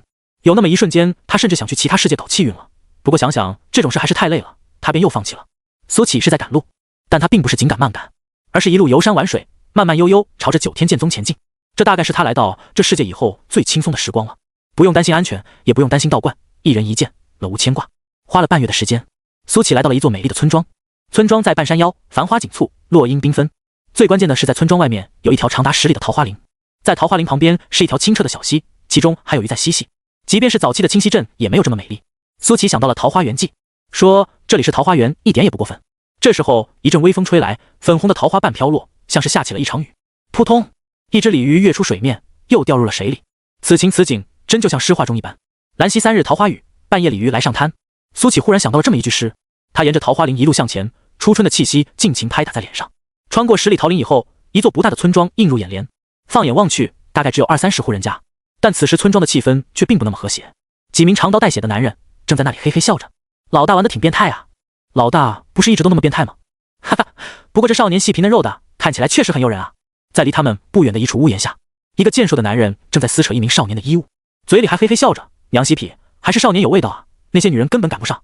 少年眼里露出绝望之色，他拼命挣扎，却怎么也挣脱不得。嘿嘿，别挣扎了，一会你就知道这奇妙的滋味了。健硕男人带着腥臭的大嘴凑了过去，一口黄牙，看起来10来个月没有漱过了。啊！但就在这时候，健硕男人传来一声惨叫，只见那少年狠狠咬住了男人的耳朵，猛地一扯，一大坨耳朵肉被扯了下来。少年眼中带着仇恨，将那血肉模糊的耳朵肉吐了出来。操！这小子不老实，治他！老大你没事吧？要不要我们把这小子做掉？娘的，小兔崽子真是吃了雄心豹子胆了，老子把你剁成肉酱！在边上围观的那几人纷纷脸色一变，就要凑上来乱刀砍死少年。但这时候，健硕男人双目血红，抬手阻止道：“都他娘的别过来！我今天要让这小兔崽子求生不得，求死不能。说着，他一把将少年踹倒在地。噗！这一脚击中，少年吐出一口鲜血，在地上痛苦的蠕动。健硕男人3下5除2解除了自己的武装，就要行那不轨之事。但就在这时候，一片绿叶激射而来，噗嗤！这一片绿叶直接洞穿了健硕男人的头颅，他脸上还带着狰狞的笑，下一秒扑通一声倒在了地上。突如其来的变故让其余3人都慌了神，怎么回事？是谁？谁在装神弄鬼？刚刚是什么把老大嘎了？这时，一个英俊至极的道士走了过来，衣袂飘飘，超然出尘的气质让他显得格外的高大与神秘。你们破坏了我观景的心情。苏启淡淡说道。3名长刀带血的男人看向苏启，眼中露出惊惧之色。他们曾见过这种气质的人，家族中就有一位，那是高高在上的仙长啊！仙长饶命！3名男人很干脆的跪倒在地，没有想过反抗。他们老大是几人之中实力最强的，不也被人一击毙命吗？苏启看向这美丽的村庄，但这时竟传来淡淡的血腥味，无数村民身首异处，倒在地上死不瞑目。这都是面前的这些刽子手做的。苏启眼眸犹如一汪深潭，无喜无悲，没人知道他在想些什么。但下一秒，他随手一挥，狂暴的罡风直接让这3名刽子手身首异处，死之前还带着无尽的惊惧。苏启又看向那名衣不蔽体的少年，少年直愣愣地看着苏启，眼中却有2行眼泪流下。你叫什么名字？苏启问道。少年回过神来，呜咽道：幽三。道长，大家都死了，就剩我一人了。说着说着，方才还坚毅无比的少年竟然哭了起来。他知道自己安全了，却也知道大家已经回不来了。偌大的村庄只有他活下来了。苏启唯有沉默以对，这种事在民间太常见了，他早有耳闻过，却未曾亲眼见过。苏启做不到心如止水，心中仍有波澜阵阵。他来到村庄里，将这些村民的尸体一具一具搬到了一棵巨大的黄角树下。少年哭累了，眼泪哭干了，他默默地走到苏启身边，看着苏启忙碌，他就那样呆呆看着，双目中没有神采。良久之后，少年忽然砰的一声跪在了地上，请道长收我为徒。我不收徒的。苏启摇着头说道。幽三闻言猛磕了几个响头，请道长收我为徒。苏启还是摇头，而幽三就一直磕，直到头破血流也不停下。苏启将他拖了起来，收徒一事绝无可能，但你若愿意，可跟我回道观。他并不想收徒，但并不是不能收留幽三。幽三抬起头来，重重点了点头，谢谢道长。他知道苏启是有大本事的人，不然也不能这么轻松就把那些歹人击毙。幽三想学一点真本事，他想要复仇。苏启在黄角树下挖了一个大坑，把村民们的尸体都埋了进去，然后又用泥土将之掩盖。俗话说入土为安，对于这些枉死之人来说，多少也算一些安慰。在一切都搞定以后，苏启带着幽三离开了。他并没有问那些人的身份，也没有去追根溯源。凡人间的爱恨情仇太多，他没有太多的精力去关注。幽三一路上都沉默寡言，在这个年纪就痛失亲人，对于任何人来说都是重大的打击。1周、2周、1月，跟着苏启走过许多地方的幽三，心情也慢慢不再那么沉重。他开始主动为苏启做一些事，比如跑腿、生火之类的。2人大多时候都露宿野外，只有少部分时间才会住在镇上或者城里。幽三对苏启也越来越尊敬。经过这段时间的接触，他发现苏启真的是传说中的仙长。就比方说他们前几天跨过的那条江，没有摆渡的船只，方圆千米没有半个人影。幽三本以为2人要换道而行了，却看见苏启只一剑直接截断了整条江，露出了一条可供通行的道路来。一剑断江，这只有传说中的仙长才会。这种非人的伟力让幽三十分的震撼，他也想拥有这种力量。苏启抬头看向面前气派的山门，上书九天剑宗。这4个字显然是精通剑道的大能书写的，即便是时隔几千上万年，还是能够感觉到其中流动的剑韵。幽三直愣愣地望着那4个字，他听说过九天剑宗，传说里面有许多仙长，个个都有通天的本领。难道说道长也是九天剑宗的人吗？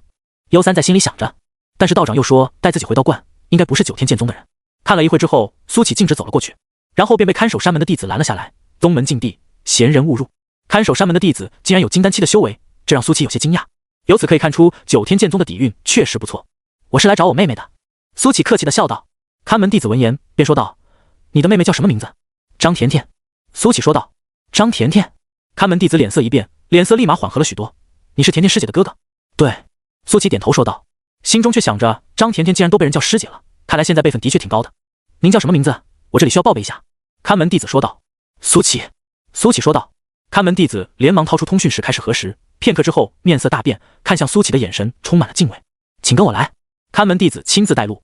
现在宗门内部虽然大部分主力都去守护传送门了，但还是有部分力量镇守宗门，毕竟总不能人在外面家被偷了吧。恰好3长老南荣剑便是负责镇守宗门的长老之一。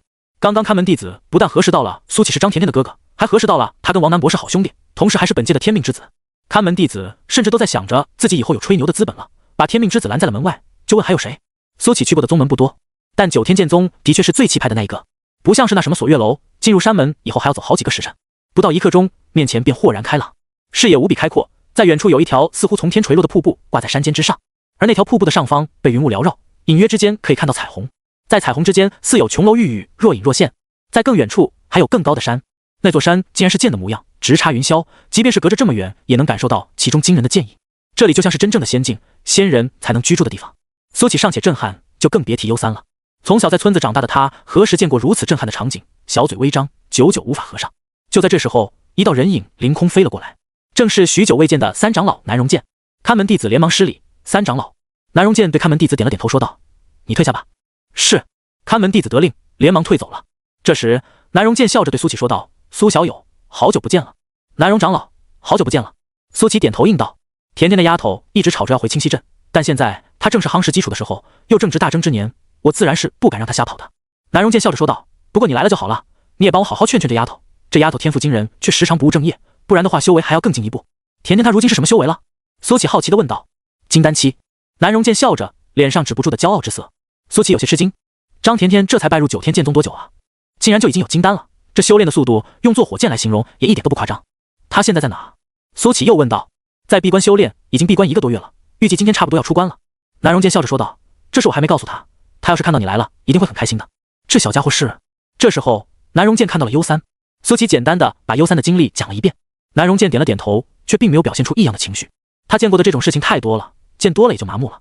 接着，南荣剑带着苏乞二人直接飞到了一座山峰之上，那里正是张甜甜闭关的洞府。幽三还是第一次体验飞行，在飞的时候，他吓得小脸煞白，落地以后心脏还在砰砰狂跳，紧接着又觉得不太过瘾，想要再体验一次。实际上，第一次飞行的人大多都有这个想法。苏乞发现了一个有意思的事，他面前的这个洞府上面的牌子竟然写的是长生关。南荣剑注意到了苏乞的目光，随即便无奈笑道：“洞府都是弟子们自己取名的，甜甜这丫头非要叫这个名。”苏乞笑着点点头，确实很有张甜甜的风格。南荣长老，你跟我来一下。随即，苏乞拉着南荣剑走到了一边。有什么事说吧。南荣剑笑着说道。你看幽三怎么样？苏乞问道。南荣剑闻言看了一眼幽三，说道：看不太出来，毕竟没有用试剑实测过。如果幽三想要留下来，你们九天剑宗会接受他吗？苏乞问道。南荣剑恍然大悟说道：苏小友，你有话就直说嘛，不用拐弯抹角的，这就是你一句话的事。先不说苏乞和王南博的关系，就拿他天命之子的身份，咦，张甜甜的这层关系，就注定了九天剑宗要和他交好。别说是送一个人进九天剑宗，就是送10个100个也不是问题。毕竟九天剑宗家大业大，光宗门的正式弟子都有上万，就更别提那些外门弟子和杂役弟子了。得到南荣剑肯定的答复，苏乞笑着说道：那就多谢南荣长老了，我一会去征询一下幽三的意愿。说着，苏乞走到了幽三面前，小声说道：幽三，你想不想留在这里？幽三愣了一下后，有点犹豫的说道：可以吗？苏乞笑着说道：当然可以，你在这里可以学到很多东西，如果你想成为一名出色的修士，选择这里准没错。幽三有些异动，他早就听过九天剑宗的大名了，如果能成为这宗门的一员，自己以后想必也能成为人人敬仰的仙长吧。成为仙长以后，报仇还是问题吗？幽三又问道。那道长，你是九天剑宗的人吗？我不是。苏乞摇头说道。幽三眼里闪过一抹挣扎，然后说道：那我不要留在这里，我想跟着您。苏乞愣了一下，倒是没有想到幽三会做出这样的选择。跟着我的话，那就是在一个小道观里打杂，可能与你的初衷背道而驰，这个你可要想清楚了。苏乞说道。一边是道观打杂，一边是天下第一宗的弟子，相信绝大部分的人都会选择后者。幽三却说道：我的命是您救的，所以我想跟着您。好。苏乞最后还是点头说道。这是幽三的选择，他选择尊重。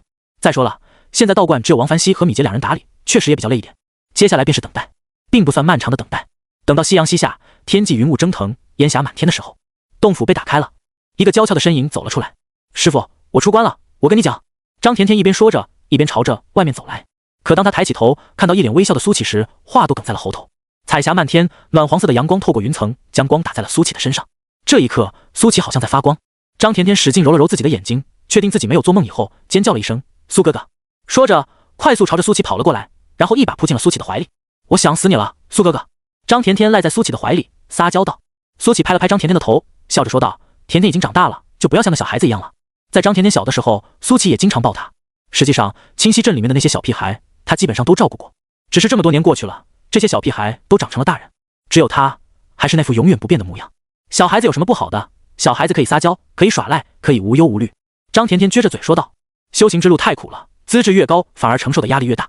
每当这时候，张甜甜便会想起苏乞。他走上修仙之路，有99%都是为了苏乞。如果按照他本来的想法，他本应该和喜欢的人生一个小孩，普普通通的生活，平平凡凡的白头偕老。但他并不后悔。苏哥哥，我爹娘他们怎么样了？张甜甜抬起头问道，水灵灵的大眼睛里有询问，也有丝丝紧张。都挺好的。苏乞说道。师傅说我再过3年就可以下山了，到时候我就可以回家了。张甜甜甜甜一笑说道：“那你可要好好加油了。”苏启拍着张甜甜的头说道：“嘿嘿，我一定会加油的，苏哥哥，我现在可是比你还厉害了。”张甜甜张开嘴，一粒金丹从她的嘴里飞了出来，这枚金丹流转着光晕，格外迷人。我的姑奶奶，跟你说了几次了，不要把金丹拿出来玩，这就是你的性命。这时候，南荣剑急忙跑了过来，着急道：“知道了，知道了。”张甜甜吐了吐舌头，把金丹重新吞入腹中。一枚金丹入腹，我命由我不由天吗？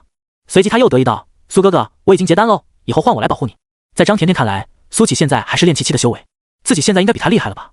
南荣剑苦笑，这姑奶奶知不知道自己在说什么啊？站在你面前的可是天命之子，虽然说表面上看起来才练气期，但南荣剑知道苏启绝不可能这么简单，否则的话也不能从1号世界全身而退，还掠夺来这么大一笔的气运。好，那以后你保护我。苏启笑着说道：“苏小友，你看到了吧？这丫头真是不听劝。”南荣剑气愤说道：“像是金丹这件事，我都提醒过很多次了，这丫头还是时不时拿出来玩，这东西是能随便拿出来的吗？你帮我好好说教说教，我说的她听不进去，你说的她总该听得进去了。甜甜，要听你师傅的话，金丹这东西确实不能拿出来玩。”苏启板着脸说道：“知道了吗？”张甜甜撒娇道。南荣剑看得有些嫉妒，张甜甜可是从来没有跟自己这样撒过娇啊。哎，这便宜徒弟，小白眼狼。咦，这小孩是？张甜甜这时候方才注意到优三。姐姐好，我叫优三。优三连忙说道。张甜甜疑惑地在苏启和优三的脸上来回转悠，直到看了好几遍之后，方才松了口气说道：“还好还好，不像。”什么不像？苏启有些疑惑地说道：“长得不像啊，我差点以为苏哥哥你儿子都这么大了，吓死我了。”张甜甜拍着自己的胸口说道：“嗨嗨。”苏启差点被口水呛到，张甜甜的脑洞实在是太大了。随后他小声跟张甜甜讲了一下优三的来历。听完以后，张甜甜柳眉倒竖，十分生气，怎么还有这么可恶的人？如果让我碰到，我一定要把他们凌迟处死。张甜甜修行时间尚短，对于这种事正义感爆棚，女孩子家家的，整天打打杀杀的，像什么样子？这时候，南荣剑没好气的说了一句：“师傅，你还有没有人性啊？这种人难道不该杀吗？”张甜甜娇哼了一声说道：“该杀。”南荣剑果断说道：“怎么杀都不过分。”随即张甜甜蹲下身子对优三说道：“优三啊，以后你就好好跟着苏哥哥，要是有什么人欺负你，你就跟姐姐说，姐姐一定帮你。”优三有些感动的说道：“谢谢姐姐。”在他眼中，张甜甜就跟仙女一样，不但长得美丽，而且还这么温柔。走，苏小友，既然甜甜已经出关，那就去我府上，我们小酌几杯。南荣剑哈哈笑道：“好。”苏启说道。张甜甜眼睛滴溜溜一转说道：“师傅，那我去取您的千年佳酿。”哎，南荣剑刚想叫住张甜甜，但他已经跑远了。这小白眼狼，这佳酿我自己都舍不得喝。南荣剑无奈说道。清溪城外100余里的洞府内，鬼无涯在众鬼的簇拥之下走到了洞府外。主上，我们这边杀上9天剑宗吗？现在9天剑宗的主力都在镇守传送门，正是我们偷袭的好机会。嘿嘿，主上归来第一步就是踏平9天剑宗，一定会让整个修仙界为之颤抖。众鬼兴奋说道。鬼无涯没有眼白的双眸闪烁着幽冷之色。我的身份令牌找回来了吗？主上，已经找回来了。这时候，鬼奴凑了上来，双手将一块身份令牌奉上。鬼无涯接过令牌，双眸之中露出一丝怀念之色，但更多的还是厌恶以及愤怒。这令牌久经岁月风霜，已经充满斑驳，但依稀还能看到9天剑宗以及司徒2字。把玩了许久之后，鬼无涯将令牌收了起来，随即满脸煞气说道：“走！”轰隆，无尽煞气冲天起，鬼无涯犹如流光朝着9天剑宗的方向激射而去。苏启来到了南荣剑的住处，房子并不大，是一个3层的建筑，房屋内部的摆设也比较简单，但是充满着古色生香，比较简陋，苏小友不要嫌弃。南荣剑笑着说道：“斯是陋室，唯吾德馨。”苏启笑着说道：“好倔。”南荣剑眼睛一亮说道。随即他又感叹道：“我看过甜甜那丫头摘抄的你的诗，每一篇都文采斐然，要是我也能这么有文采，当初他就不会离开了。”南荣长老有故事啊？苏启问道。都是陈年往事了。南荣剑笑着摇头道：“不说这些了，今夜我们好好喝几杯。”这时候，张甜甜提着2坛子酒走了进来。“师傅，我把你的佳酿都带来了。”南荣剑脸都绿了，一脸肉疼之色。“你这丫头怎么把我2坛酒都拿来了？”张甜甜狡黠一笑：“师傅，你不会舍不得吧？你叫苏哥哥喝酒，又舍不得酒，你这要是传出去，大家都以为你小气呢。”南荣剑气得吹胡子瞪眼：“我怎么可能会小气？今天随便喝，敞开了喝。”张甜甜甜甜一笑：“苏哥哥，难得师傅这么大方，待会可要好好尝尝师傅这酒。光喝酒不吃菜，好像也没意思。”南荣剑思索了片刻后说道：“苏小友，稍等我片刻。”说罢，他直接冲出家门，腾空而去。不消一刻钟，南荣剑带来了一头乳猪。“今天我们吃烤乳猪。”南荣剑笑着说道。说罢，南荣剑手里出现了烤架，架在了院子里，将乳猪处理好之后，便开始烤了起来。于是这顿饭便从家里来到了院子里。不大一会，烤乳猪的香气便飘散了出来。优三的肚子咕噜噜的叫了起来，他有些不好意思的捂住了自己的肚子。张甜甜却笑着递上了一把糖果：“小优，先吃点糖果垫垫肚子。”“谢谢姐姐。”优三连忙说道。“快看，有流星！”就在这时候，张甜甜激动的说道。众人抬头朝天上看去，明月皎洁，星河漫天。除此之外，不时有一道道光芒划过。张甜甜连忙闭上眼睛，双手交错，开始许愿。片刻之后，她睁开眼睛说道：“你们都许愿了吗？听说看到流星许愿会很灵的。许啥愿啊？这些都是凡人才信的。”南荣剑一边摇着烤架，乳猪的皮咔滋作响，香味飘出老远。修士是很少将愿望寄托于他人的，修仙本就是逆天而行的行为，所以他们一般都靠自己实现愿望。师傅一点都不懂凡人的浪漫。张甜甜说道。随即他凑到苏启的身边，小声问道：“苏哥哥，你有没有许愿？你不会也像我师傅一样吧？”许了。苏启轻笑着说道，他的眼睛倒映着火光，满是温柔之色。那许了什么愿望？张甜甜好奇地问道。问完之后，他又连忙说道：“算了算了，你不要说了，愿望说出来就不灵了。”苏启抬头，眼中有星河。他确实许愿了，但是不可说。张甜甜看着苏启，不知道为什么，他总觉得苏启有心事，好像什么都没变，好像什么都变了，这就是一种说不清道不明的感觉。随即，张甜甜猛地摇了摇头，将杂念都甩出了脑海。不管世界如何变化，苏哥哥还是那个苏哥哥就好。南荣剑的手法很熟练，烤乳猪烤得很完美，但苏启总觉得少了点什么，想来想去，应该是少了一些孜然之类的配料。张甜甜笑着给苏启和南荣剑各满上一杯酒。南荣剑的脸在微微抽搐，可以看得出他是真舍不得这酒。苏哥哥，快尝尝。张甜甜嘿嘿笑道，这酒让南荣长老这么宝贝，肯定是世间少有的美味。苏启笑着说道，随即端起酒杯，浅浅尝了一口。酒顺着喉管滑进苏启的体内，一股暖流冲向四肢百骸，让苏启的精神一振。他敏锐地察觉到，这酒似乎有清除体内杂质、洗精伐髓的功效。若不是他的身体已经非常完美，没有半点杂质，这酒还真有这用处。不说味道，单就这个功效就很惊人了。怎么样？南荣剑3分心疼7分骄傲地问道。这酒可是他用许多珍奇材料酿造的，足足酿了1000余年。这也是为什么南荣剑不舍得，因为要再酿的话，又得花费1000年的时间。很好喝。苏启点头笑道。其实这酒对他的身体帮助不大，主要就是尝个味。1000年的酒，那股醇香就要把人醉倒。像是站在一旁的幽三，仅仅闻了一口，现在已经小脸通红，站都快站不稳了。可不仅仅是好喝，被夸的南荣剑颇为骄傲地说道：“这酒还能驻颜，能壮阳，能洗精伐髓，能……”南荣剑一口气说了上百个功效，大体意思好像在说着：“我酿的酒无敌，喝上一口就能够成仙。”喝到后面，南荣剑喝嗨了，也不吝啬酒了，抓着苏启就想要拜把子。苏启连忙摆手拒绝：“南荣长老，这可使不得，这么一搞辈分，不全乱套了吗？”“没事，各论各的。”南荣剑明显是酒上头了，笑着说道：“以后这9天剑宗的弟子见了你，都得喊你一声师叔。”“我不喊。”张甜甜在一旁没好气地说道。“我都说了个论个的嘛，你管他叫师叔，他管你叫妹，不冲突吗？”南荣剑笑着说道。这一夜，两人都喝得很痛快。南荣剑很喜欢喝酒，但是酒量似乎不太好，喝到最后已经趴在桌子上呼呼大睡了。而苏启有一种微醺的感觉，不过他没有用灵力驱散，已经好几十年没有体会过这种感觉了。等到第二天醒来，南荣剑看到自己的2坛酒已经喝了个精光，不由扶额长叹，这下又要再等1000年了。而苏启在张甜甜的带领之下，开始游览整个9天剑宗。幽三屁颠屁颠的跟在两人后面，一言不发，就跟一个跟屁虫似的。苏哥哥，这个是我们宗门的圣地巨剑山。张甜甜指着那座酷似长剑的山峰说道。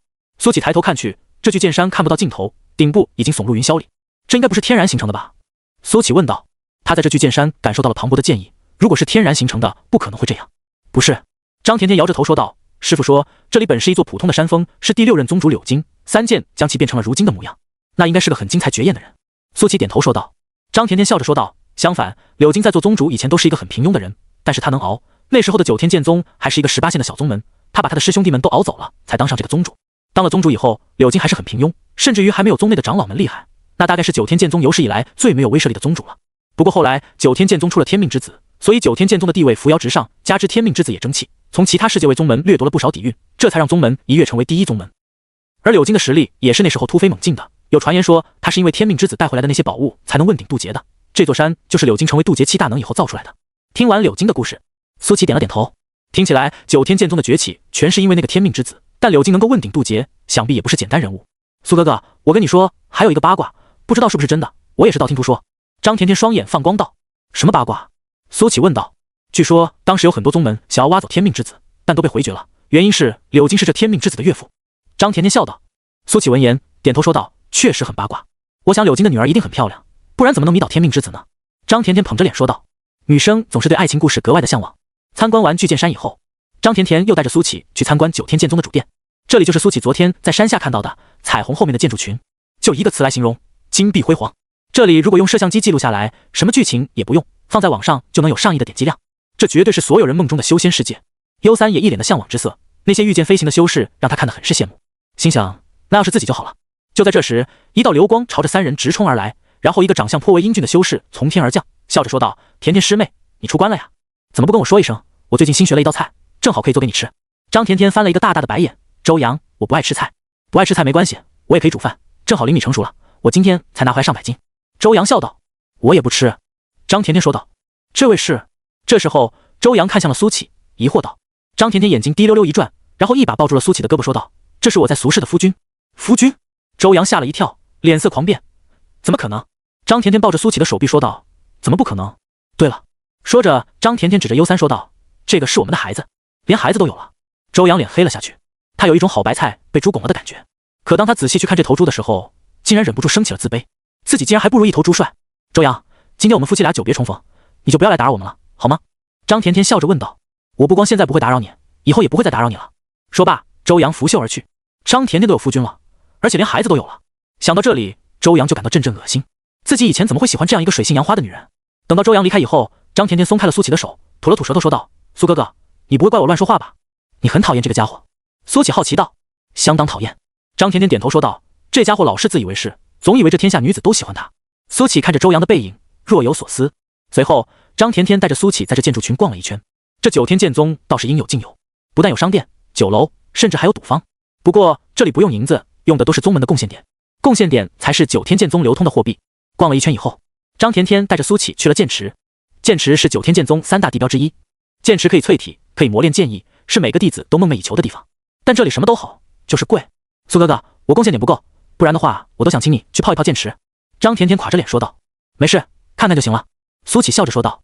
其实在这里什么也看不见，剑池被一阵迷雾笼罩，应该设有遮蔽阵法。花了大半天的时间，张甜甜带着苏启几乎走遍了9天剑宗每一处能去的地方。至于不能去的地方，自然就是那些禁地了。轰隆！就在这时，9天剑宗天空传来一阵巨响，整个宗门都摇晃了一下。无数人抬头向天空看去，竟然看到护山大阵在摇晃。有敌袭！什么人这么大胆，竟然敢来9天剑宗撒野？护山大阵连渡劫7修士都拦得住，这来者也不打听打听吗？众人议论纷纷。轰隆！但紧接着又是一声巨响，护山大阵疯狂摇晃了起来，竟然出现了一条条裂纹，就像是蛛网一样。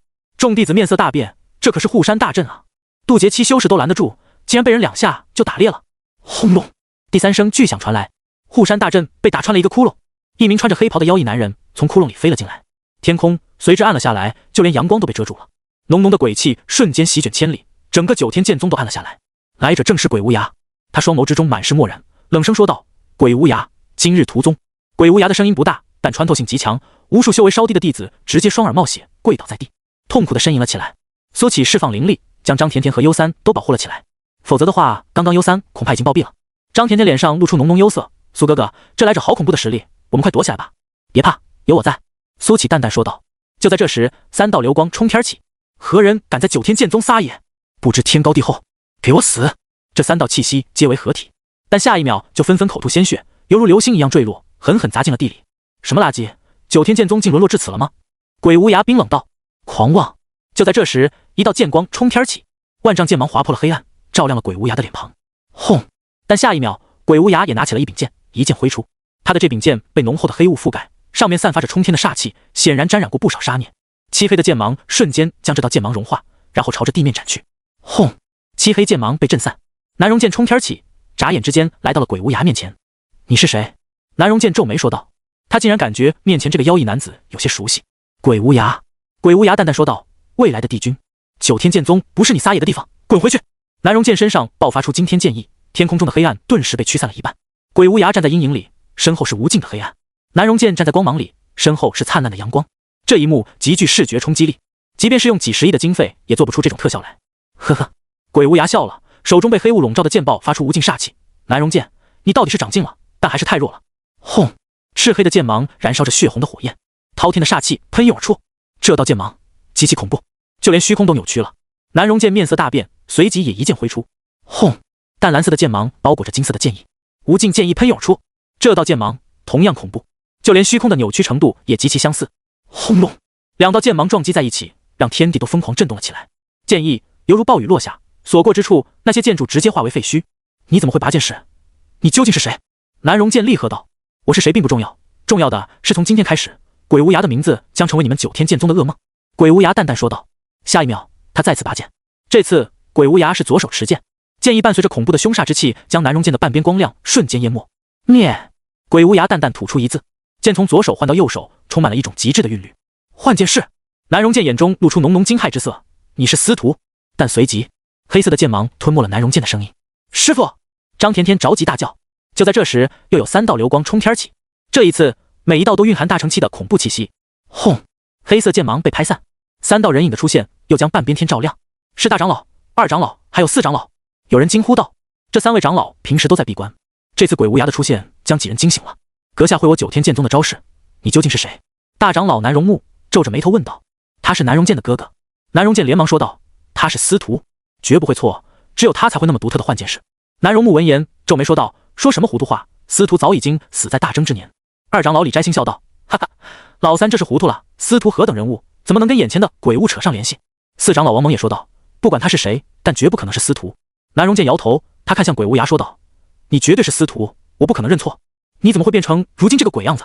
鬼无涯闻言哈哈大笑起来，声震四野：“你们说的没错，我不是司徒，大征之年后再无司徒。”轰隆，滔天黑焰熊熊燃烧，鬼无涯的气势开始节节攀升，而他手中的剑黑雾越来越浓，有血光透出黑雾，煞气几乎要凝结成为实质。鬼无涯很快跨过了大成的界限，属于渡劫的气息狂涌而出，4人皆面色狂变。轰隆隆，天空中有雷声滚滚。大成之后便是渡劫，渡劫的实力更暴涨了10倍不止。这鬼修竟然要飞升成鬼仙了！斩！鬼无涯狂吼一声，一抹极致的黑悄无声息瞬息而至。这一剑的速度堪比瞬剑，但那道剑光比瞬剑更为恐怖。这是属于渡劫的力量。轰！4名长老皆全力挥出一剑，耀眼的剑光几乎要穿透黑暗，但并没有。噗嗤！4名长老口吐鲜血，像是流星一样坠落，直接砸进了地里。他们拦下了那一剑，但受了不轻的伤，太弱了。鬼无涯面无表情地说道：“9天剑宗竟沦落至此，真是可悲可叹。一剑败了4名大成。”鬼无涯有这个资本说这句话。黑暗再次笼罩了9天剑宗，并且这一次还有煞气蔓延。南荣剑从地里爬了起来，咳出几口鲜血，他捂着胸口说道：“司徒，究竟发生了什么？你为何变成今天这副模样？又为何要屠宗？这里可是你曾经拼死保护的地方！”南荣剑几乎是吼出来的。鬼无涯眼中没有半点情绪波动，他哈哈大笑起来，整片天地都开始震颤。拼死保护的地方，真是讽刺。鬼无涯缓缓举起剑，空间都开始出现条条裂纹，就连虚空也难以承受这恐怖的剑意。今日之后，世上再无9天剑宗。鬼无涯淡淡说道，随即抬起了剑。孽障！一道浑厚的声音忽然自巨剑山上传来。轰隆隆，天地元气暴动，这一声之下，竟带动了天地法则。鬼无涯蓦然回首，看向了巨剑山，他眼中露出兴奋之色。柳京，你这老家伙竟还苟延残喘，今日我必杀你！轰隆，一名须发皆白的老者背着双手从巨剑山上走下，他行走在虚空之中，每一步都带来无穷无尽的剑意，暴动的剑意如雨，将鬼无涯带来的黑暗都绞杀一空，天空恢复朗朗晴空。老宗主，是老宗主！老宗主还没有飞升吗？我还以为他早就已经飞升了。老宗主竟然一直在这巨剑山上，难怪被列为宗门禁地。9天剑宗第6任宗主柳京，他的出现给众人打了一剂强心针。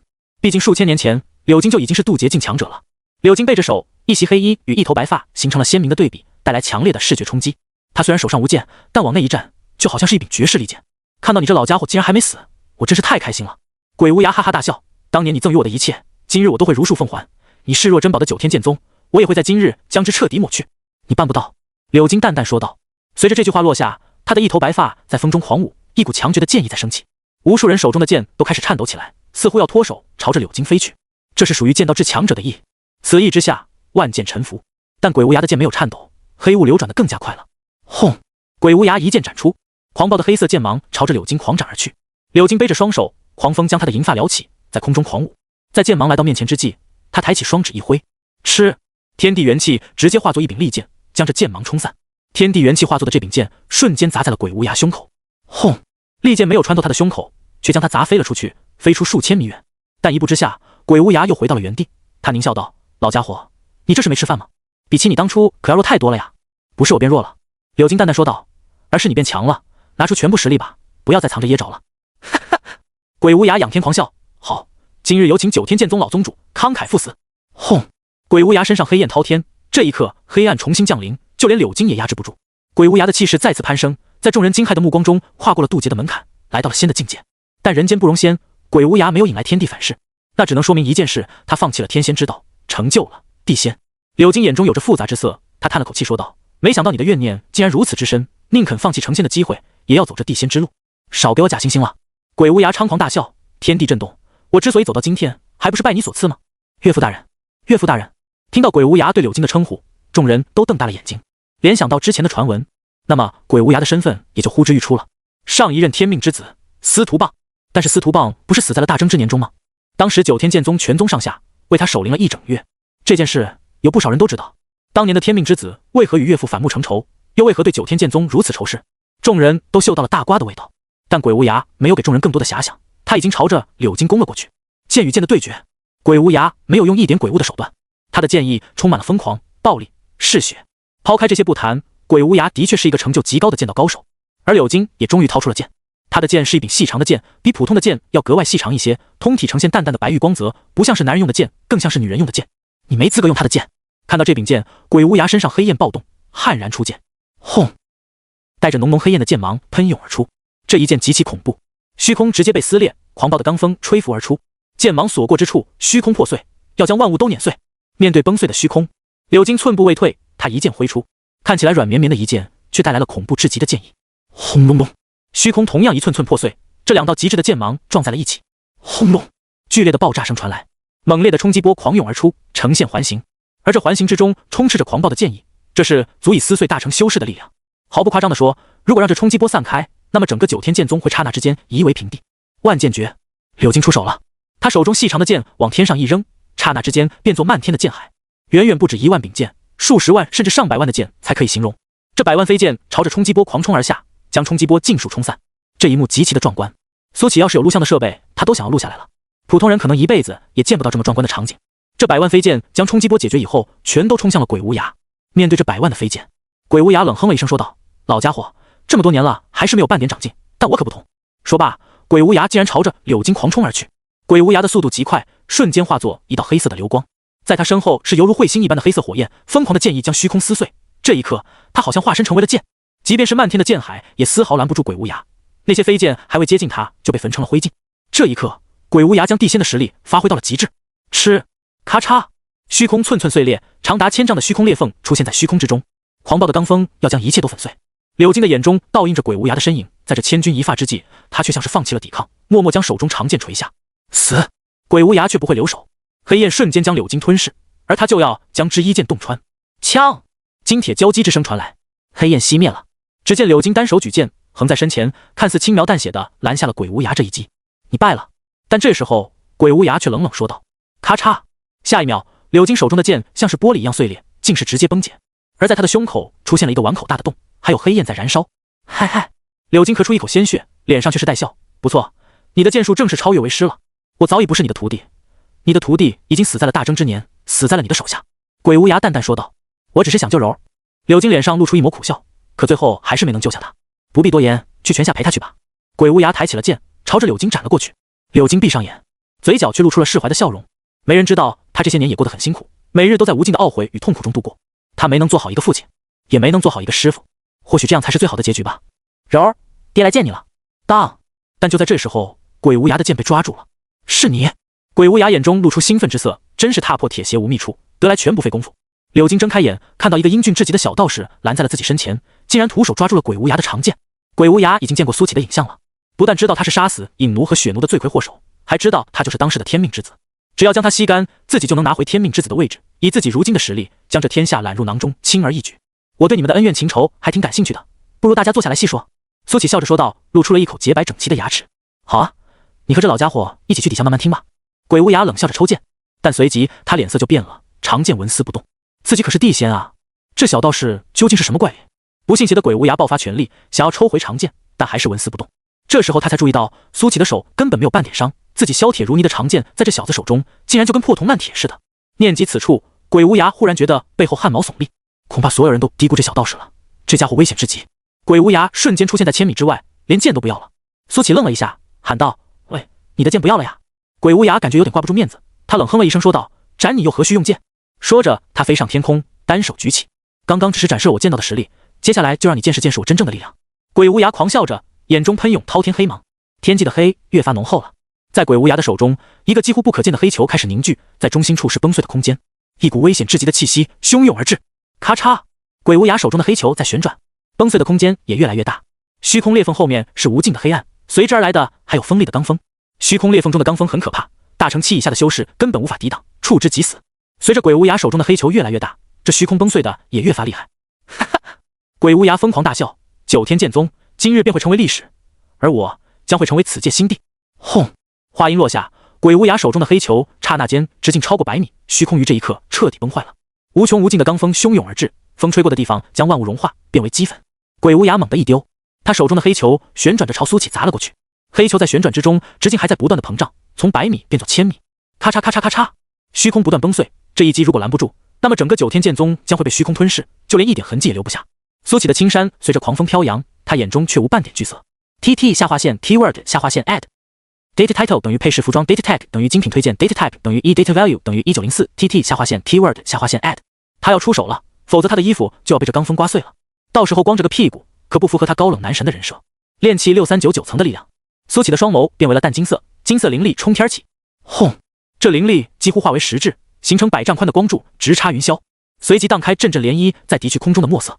那浓厚如墨的天空被金光冲散，重新透出光亮。这一幕让众人都惊呆了。这是什么？怎么会有这么可怕的灵力？我的天，这得消耗多少灵力啊？这也太任性了吧！但是黑暗被驱散了，这人也太强了吧！你们谁认识？不认识，但肯定不是我们宗门的，不然的话，王南博的位置都坐不稳了。而张甜甜更是小嘴微张，满脸震撼。他本来以为自己金丹期已经很厉害了，苏哥哥不过是炼气期，自己以后便可以保护他了。如今看来，这个炼气期跟别人的有一点不一样。苏起本想使用困龙剑的，可是他转念一想，要是困龙剑被这虚空吞噬了，他不是亏死。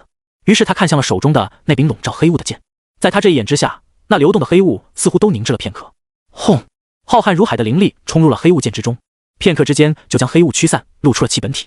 这是一柄很怪异的剑，通体像是蛇一样弯曲，但偏偏看起来又十分的锋利。此时他金光万丈，十分夺目。这柄剑在颤抖，也不知道是兴奋还是在表达，要满了，别注入了，还给你！苏起大喊了一声，随即猛地将其抛了出去。轰！在鬼无涯有些呆滞的目光中，他的剑化作一道彗星，拖着1000丈金光，瞬间砸进了那黑球之中。黑球不再旋转，停顿了片刻，随即坍塌爆炸。轰隆！黑球爆炸了，但余波甚至没有蔓延出来，就被无穷无尽的金色灵力吞没。量变引起质变，苏起达到6399层以后，他的灵力终于堪称人间无敌了，消失了。不止黑球消失了，鬼无涯的剑也消失了。苏起看到，好像是冲入了虚空裂缝之中，原因是他用力太猛了。没了黑球以后，这虚空开始慢慢修复。鬼无涯一脸呆滞地站在半空之中，他还有点没反应过来，自己的绝招被破了。不但如此，甚至连自己的法宝也遗失了。当他意识到这点以后，他忽然觉得有点胸闷，想吐血是怎么回事？喂，我看你也不算太坏，不如我们心平气和地坐下来聊聊怎么样？讲讲你们的恩怨情仇，我真挺好奇的。苏起大声说道。八卦或许是他为数不多的缺点之一。鬼无涯的嘴角在抽搐，他忍不住想骂人。轰！下一秒，他的瞳孔一缩，看到苏起一登地面，瞬间便来到了他的面前，缩地成寸。鬼无涯再次出现在1000米之外。刚刚如果他反应再慢一点，就被苏起给抓住了。苏起扑空以后，远远大叫道：“喂，你不要那么小气嘛！我真的只是想听听你们的故事。”听你娘！鬼无涯终于忍不住骂了一句，随后消失在原地。他跑了，连一刻也不敢逗留。在回去的路上，鬼无涯还在思考一件事：为什么天命之子跟天命之子差别也这么巨大？他当时可没有这么夸张的实力，连地仙也可以随手拿捏。如果当初自己有这个实力的话，最后怎么可能落得那个下场？等了许久，也没见鬼无涯再出现。苏起便知道他跑了，他有些遗憾，又有些心痒痒。这种八卦听到一半没了的感觉，简直太难受了。这位前辈，不如你跟我讲讲你们之间的恩怨情仇吧。苏起走到了柳金面前，柳金愣了一下，随即苦笑着指着自己的胸口道：“这位道友，我倒是想讲，只是现在受伤过重，需要疗养一段时间，等我恢复以后吧。”说着，柳金冲天起，回到了巨剑山。看起来他并不打算向任何人讲起这段往事。两个当事人都跑了，这让苏起有些无语。看来这八卦是听不成了。就这样，九天剑宗得救了，皆大欢喜。唯有苏起闷闷不乐，就差一点，就差那么一点点，他就要听完这完整的故事了。在九天剑宗待了月余之后，苏起便打算离开了。待在这里虽然灵气充沛，环境宜人，但不知为什么苏起还是觉得道观好。可能这就是金窝银窝不如自己的狗窝吧。苏起带着U3离开了。在一个有风的日子，师傅，苏哥哥呢？在这一天，张甜甜找遍九天剑宗也没找到苏起以后，便找到了南荣剑，惴惴不安地问道：“走了？”南荣剑拿出一封信说道：“这是他给你的信。”张甜甜接过之后，小心翼翼地展开，看到了苏起的留言：“甜甜，看到你一切安好，我便放心了，好好修炼，我回去了，勿念。”简简单单的一句话，没有过多渲染离别。张甜甜看了好几遍，然后抬头看向远方，天际云雾下沉，将山路掩盖。他撩了撩被浮动的发丝，有风来了。九天剑宗一役改变了很多人的命运。首先是鬼无涯和柳金，原本柳金是必死之局，但被救了。原本鬼无涯的称帝雄心被严重打击，他甚至开始想自己为什么要修这破地仙。原本应该消失的九天剑宗安然无恙，而U3也无比庆幸自己选择跟着苏起。苏启当时造成的异象可把他惊得目瞪口呆，就连那个大魔头也被打跑了。幽三相信自己跟着苏启一定能学到大本事，然后便能够复仇了。归途并没有出什么幺蛾子。1月之后，苏启带着幽三回到了长生关。长生关还是老样子，在晨曦的微光里显得格外庄重。幽三看着面前的大道观，心想这里就是自己以后的家吗？不知怎么的，竟然觉得有些亲切。可即便这么早，院子里还是有一道忙碌的身影，是王凡熙，他在打扫落叶。听到道观门口传来声音，王凡熙抬起头，一眼便看到了苏启还有幽三。观主，王凡熙拿着扫帚快速跑了过来。你可算回来了，这次不走了吧？最近有好多求姻缘的人，可是我发现我都算不太明白了。然后他又看到了幽三，问道：这位小朋友是？苏启笑着说道：这次应该会待好一段时间了，这个是我给道观新招的小道士，名字叫幽三，以后你就负责带他快速熟悉这里的一切。没问题。王凡熙连忙点头，然后笑着对幽三说道：小幽，你以后有什么不懂的就问我，生活上遇到困难也可以找我。谢谢哥哥。幽三连忙说道。他心里想着关主身边好像都是很温柔的人，这让幽三原本十分忐忑的心放了下来。你说的算姻缘算不明白了是什么情况？这时候苏启又问道。王凡熙有些苦恼的说道：就是最近有很多情侣来测姻缘，可是我算的结果好像都不太准，一些算出来感情应该不好的情侣，偏偏看起来感情很好，一些算出来感情和睦的情侣，反而看起来貌合神离。关主，你说这是怎么回事啊？是不是我的能力还不过关，所以总是算出错误的结果？面对王凡熙的询问，苏启笑着说道：这事其实不怪你，有没有可能你算的并没有错呢？没有错。王凡熙愣了一下，皱眉说道：可是根据他们的表现来看，我算的就是错的呀。这样吧，你今天如果再碰到这样的事，就叫我好了。苏启说道。好。王凡熙连忙点头说道。那我就先回房间了，幽三就交给你了。苏启说道。好。王凡熙连忙说道。苏启回到房间以后，很没有形象的往床上一躺，好像所有的烦恼都抛之脑后了。苏启忽然想起自己以前在故土的时候也是这样，来了修仙界这么久，好像把一些本能都给丢掉了。正午的时候，王凡熙又迎来了一对情侣。这对情侣看起来十分的恩爱，十指紧扣，两人不时对视一眼，都有爱意在涌动。道长，我们想测一测姻缘。女生笑着说道。道长，我听说你们这里测姻缘特别准，所以千里迢迢特地赶过来的。男人也是笑着说道。王凡熙点了点头，然后说道：把你们的姓名还有生辰八字都写下来。两人对视了一眼，然后由男生把两人的名字生辰八字都写了下来。王凡熙看完以后，开始闭目掐指算了起来。结果这不算不知道，一算吓一跳，卦象显示两人早就应该分手了，可是现在这副恩爱的样子又不像是装出来的。难道说自己的算卦之术当真出了问题？看到王凡熙面露难色，女生问道：道长，是出什么问题了吗？男生看起来很紧张。道长，有什么问题都但说无妨。面对两人的询问，王凡熙说道：二位，你们这卦象我看不准，我还是把我们观主请来吧。好好，那就谢谢道长了。男生连忙点头说道。早听说长生观的观主是具有大本事的人，如果能让观主亲自算卦，那自然是最好的。不一会，王凡熙带着苏启过来了。看到苏启的那一刻，这对情侣都愣住了，没想到苏启看起来竟然如此年轻。不过他身上的那种超然出尘的气息，又让他们确定这就是观主本人，看起来有仙人之姿。二位好，你们的姻缘我刚刚已经算过了。苏启说道。请问观主，我们的姻缘怎么样？是正缘还是孽缘？女生忙问道。正缘还是孽缘很重要吗？苏启却淡淡说道。当然重要。女生忙点头说道。如果是孽缘的话，不如趁早结束；正缘的话，我们就要考虑婚嫁之事了。男人充满紧张地看着苏启，似乎很怕他说出自己不想听的话来。孽缘？苏启淡淡开口。我就知道。女生猛地站了起来，一脸气愤地对男生说道：你还说找算命先生算过了，我们是天生一对，果然都是骗人的，你这个骗子！男人一把抓住了女生的手，然后一把将她揽入怀里，拼命道歉：对不起，对不起，对不起，我只是太害怕失去你了。女生猛烈挣扎，但这时苏启又说道：对不起二位，刚刚看漏了一位数字，这一字之差，结果天差地别，你们俩是天定良缘。听闻此言，女生愣在了原地，男人也瞪大了眼睛。太好了，我就知道你肯定不会骗我的。女生笑中带泪的说道。男人也紧紧抱住了她，嘴里还不停说着感谢的话，场面堪称戏剧性。最后两人携手离开了。苏启问道：懂了吗？王凡熙似懂非懂的点了点头，好像懂了一点，但是又没有全懂。观主，可他们俩明明是孽缘啊。苏启却笑了，他说道：你再算一次。王凡熙闻言再算了一次，这次他瞪大了眼睛，两人竟然真的从孽缘变成了正缘。观主，这是怎么回事？王凡熙有些激动地问道。缘之一字，妙不可言。苏启说道：一念之差，结果天差地别。其实人最重要的是信念，最重要的是人的信念。王凡熙喃喃念道，眼睛越来越亮。他觉得自己好像抓住了点什么，但又没有完全抓住，但偏偏这种感觉最迷人。苏启又把现场交给了王凡熙，他现在终于能够体会陆长安当甩手掌柜的快乐了，什么都不用操心，每天就做一点自己爱做的事就好了。可能这才是长生最好的方式吧。苏启如是想着。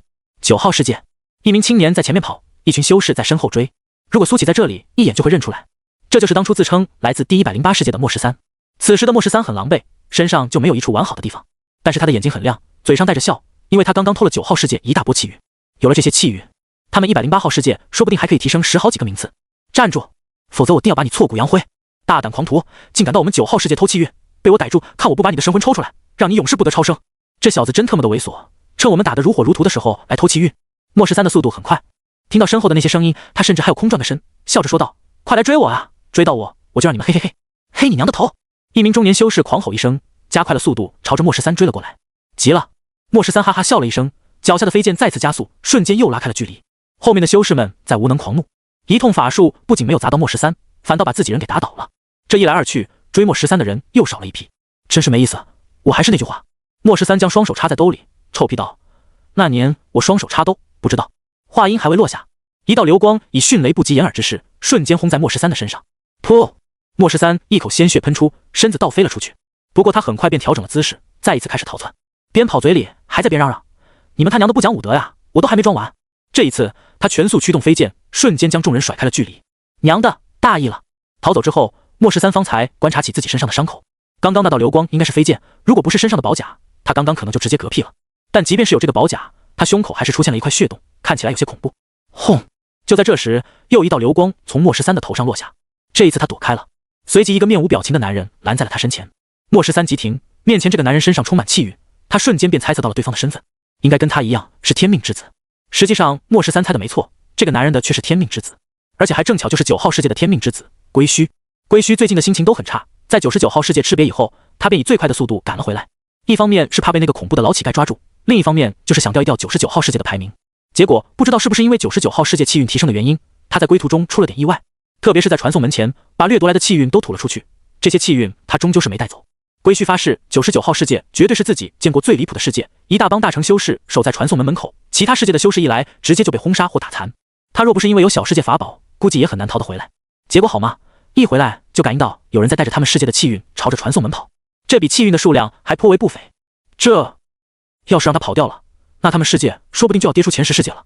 所以他看着莫十三的眼神很不善。哥们，你也是天命之子吧？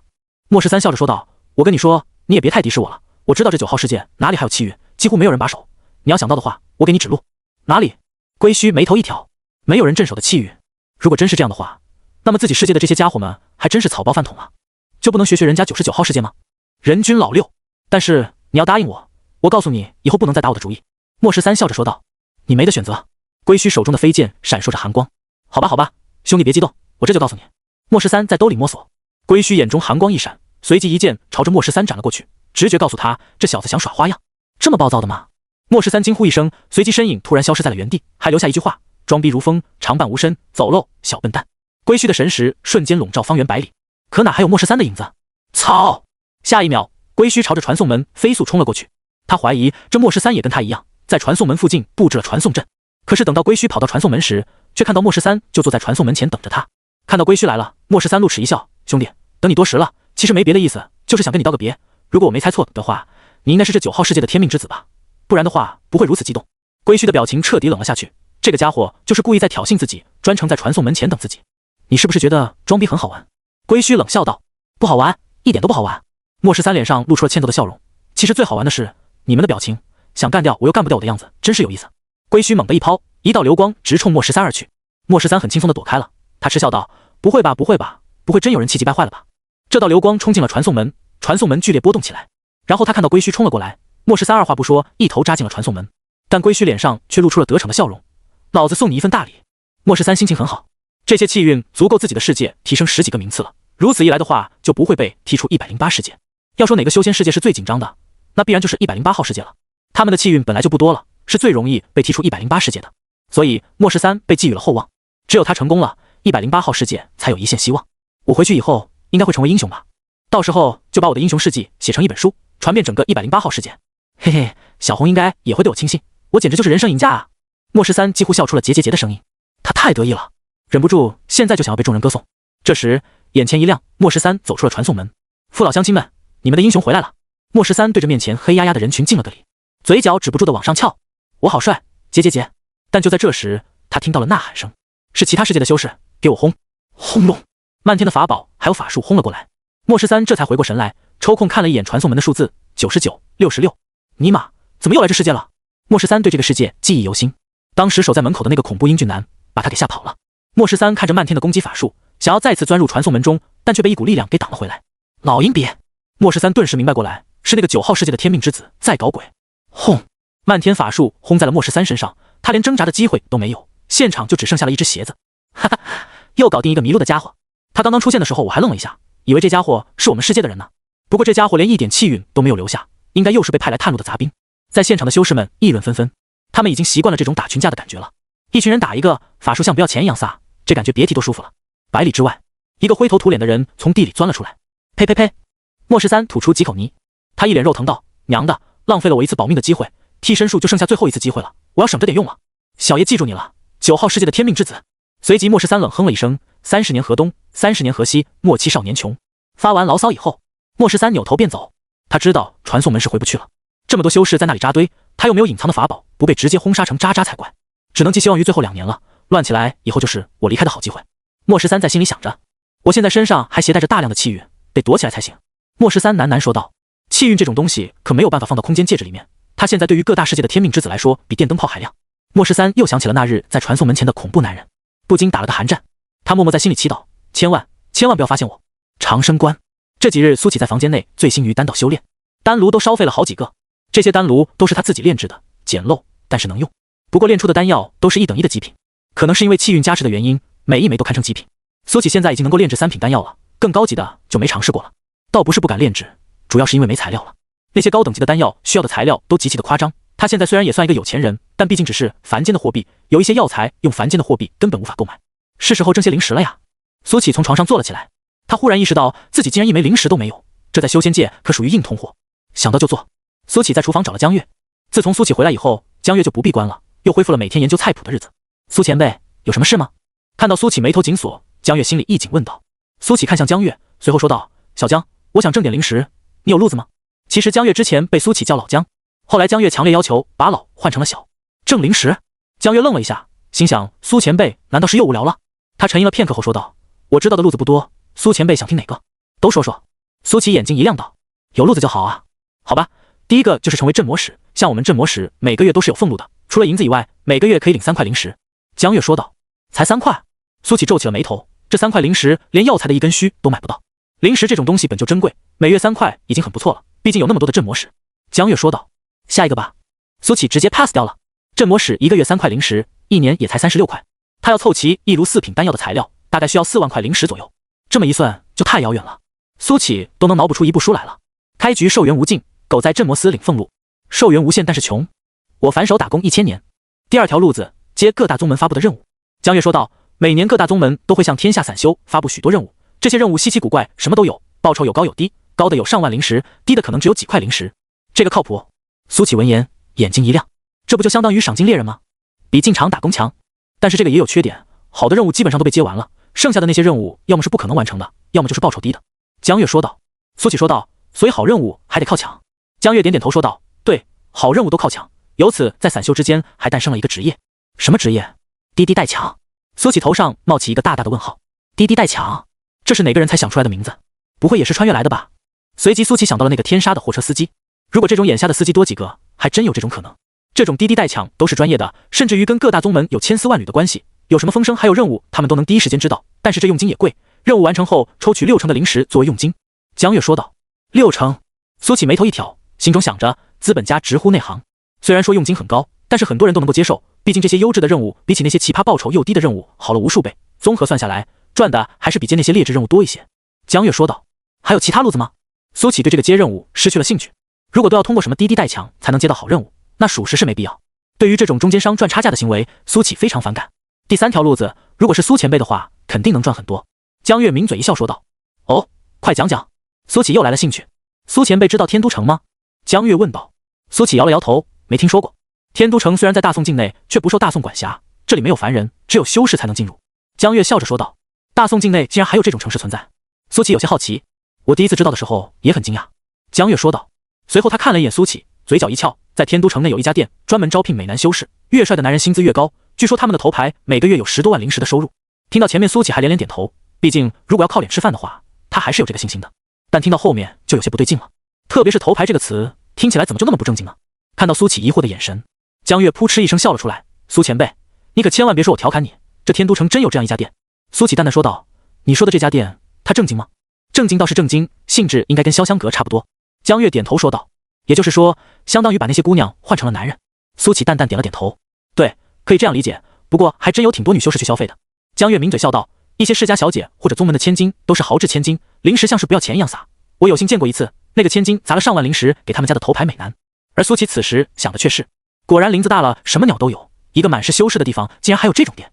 但苏启不屑于出卖色相，被一群女修围绕着挑三拣四，想想都起鸡皮疙瘩。好了，你不要再说了。苏启抬手说道。我算看出来了，你推荐的这些都不太靠谱，我还是自己想想办法吧。这时江月却正色道。其实苏前辈，如果你缺灵石的话，还有一个最靠谱的方法。什么方法？苏启问道。您是天命之子，想要灵石还不简单吗？以您的运气，说不定心里默念几句，出门都能捡一座灵石矿。江月笑着说道。普通修士确实需要为灵石烦恼，但你不用啊。什么是天命之子？天道的宠儿？区区灵石算什么？而江月的这番话让苏启茅塞顿开。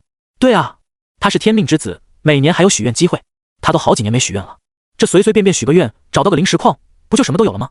他这属实是当局者迷了。念及此处，苏启喜笑颜开，他夸赞了江月一句。小江，还是你靠谱。说罢，苏启大步流星地离开了厨房，他迫不及待要去许愿找灵石矿了。江月望着苏启离开的背影，笑着摇了摇头。时而高冷，时而逗逼，时而聪明，时而愚笨。有些时候他还真有点看不透苏前辈。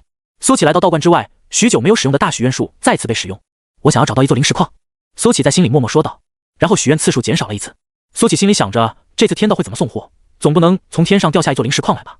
正这么想着的时候，一个人影忽然从天上掉了下来，砰的一声砸在苏启的面前。你没事吧？苏启问道。疼疼疼！听到声音，苏启才知道这竟然是个女人。从她膀大腰圆的身材一点也看不出来。随即女人从地上爬了起来，露出了那张比男人还粗犷几分的脸。当她看到苏启以后，眼睛一亮，连忙整理了一下仪容仪表，略带羞涩地说道。这位道长，没有吓到你吧？夹子音，绝对的夹子音，比起刚才叫疼的时候要嗲了几个度。苏启感觉起了一层鸡皮疙瘩，这样一个女人在面前撒娇，没有多少男人能够顶得住吧？没有，你怎么从天上掉下来了？苏启淡淡说道。一听到这话，女人一拍脑袋说道。瞧我这记性，看到美男就误事。不瞒道长，其实我发现了一座灵石矿。苏启面色一动，心想还真是从天上送货来了啊，虽然不是直接送灵石矿，但这样差不太多了。女人看到苏启无动于衷的样子，连忙说道。道长，你听清楚了吗？是灵石矿啊。她的声音高了8度。苏启连忙摆手说道。听到了，别那么大声，我听得到。女人不好意思地挠了挠头，然后说道。我这人一激动就喜欢大吼大叫的，道长莫怪，其实奴家平时还是很温柔的，不信你可以。打住，说正事。苏启连忙说道。女人抹了一把嘴角的口水，嘿嘿笑道。道长，就是这座灵石矿有妖兽居住，我没有把握，所以是来搬救兵的。谁知道路过此地的时候，我灵力耗尽了，就掉下来了。那你可算来对地方了。苏启笑道。不信。岂料这时候女人嘴一撇说道。苏启疑惑，刚刚没仔细看，你明明就是练气修为，哎，草率了。女人摇了摇头说道。我元婴都没戏，更别提你一个练气修士了，去了就是送菜。有没有可能我不是练气？苏启问道。不可能。女人自信地说道。我不会感觉错的。轰！下一秒，苏启屈指一弹，没有用任何东西，前方忽然出现一条100米的沟壑。现在呢？苏启笑着问道。女人瞪大了眼睛，吞了口唾沫说道。信了，刚才失敬了，前辈，我叫李春霞。女人连忙说道。这个名字有种村姑的感觉，连带着苏启看李春霞的眼神都变得和蔼了许多。村姑好啊，村姑。有那么多心眼子。你说的那个灵石矿在什么地方？苏启问道。距离此处也不算太远，大概也就100来公里。李春霞说道。那我们走吧。苏启说道。前辈还请等等，我灵力耗尽了，需要补充一下。李春霞脸上露出难色。给。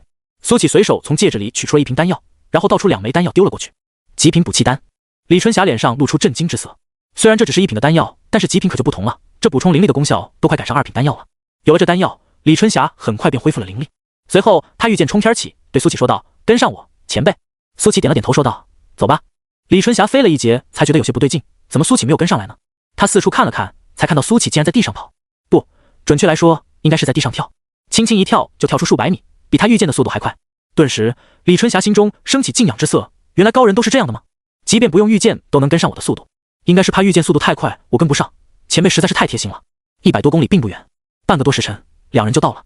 这里竟然是一处山脉，只是植被稀少，显得有些荒芜。李春霞从天上飞了下来，小声说道。前辈，那灵石矿就在这山脉深处，您跟我来。苏启点了点头，跟了上去。又过了半个时辰，两人来到了一处山洞。这山洞位于深山，四周一片荒芜，里面乌漆嘛黑的，还透着一股淡淡的邪气。前辈，就是这里了。李春霞说道。苏启皱着眉头说道。你确定这里面有那什么灵石矿？李春霞急忙点头说道。当然有了，我都进去探过了，这个洞穴很深，灵石矿得往里走20至30里的样子。你胆子真大，苏琪忍不住说道。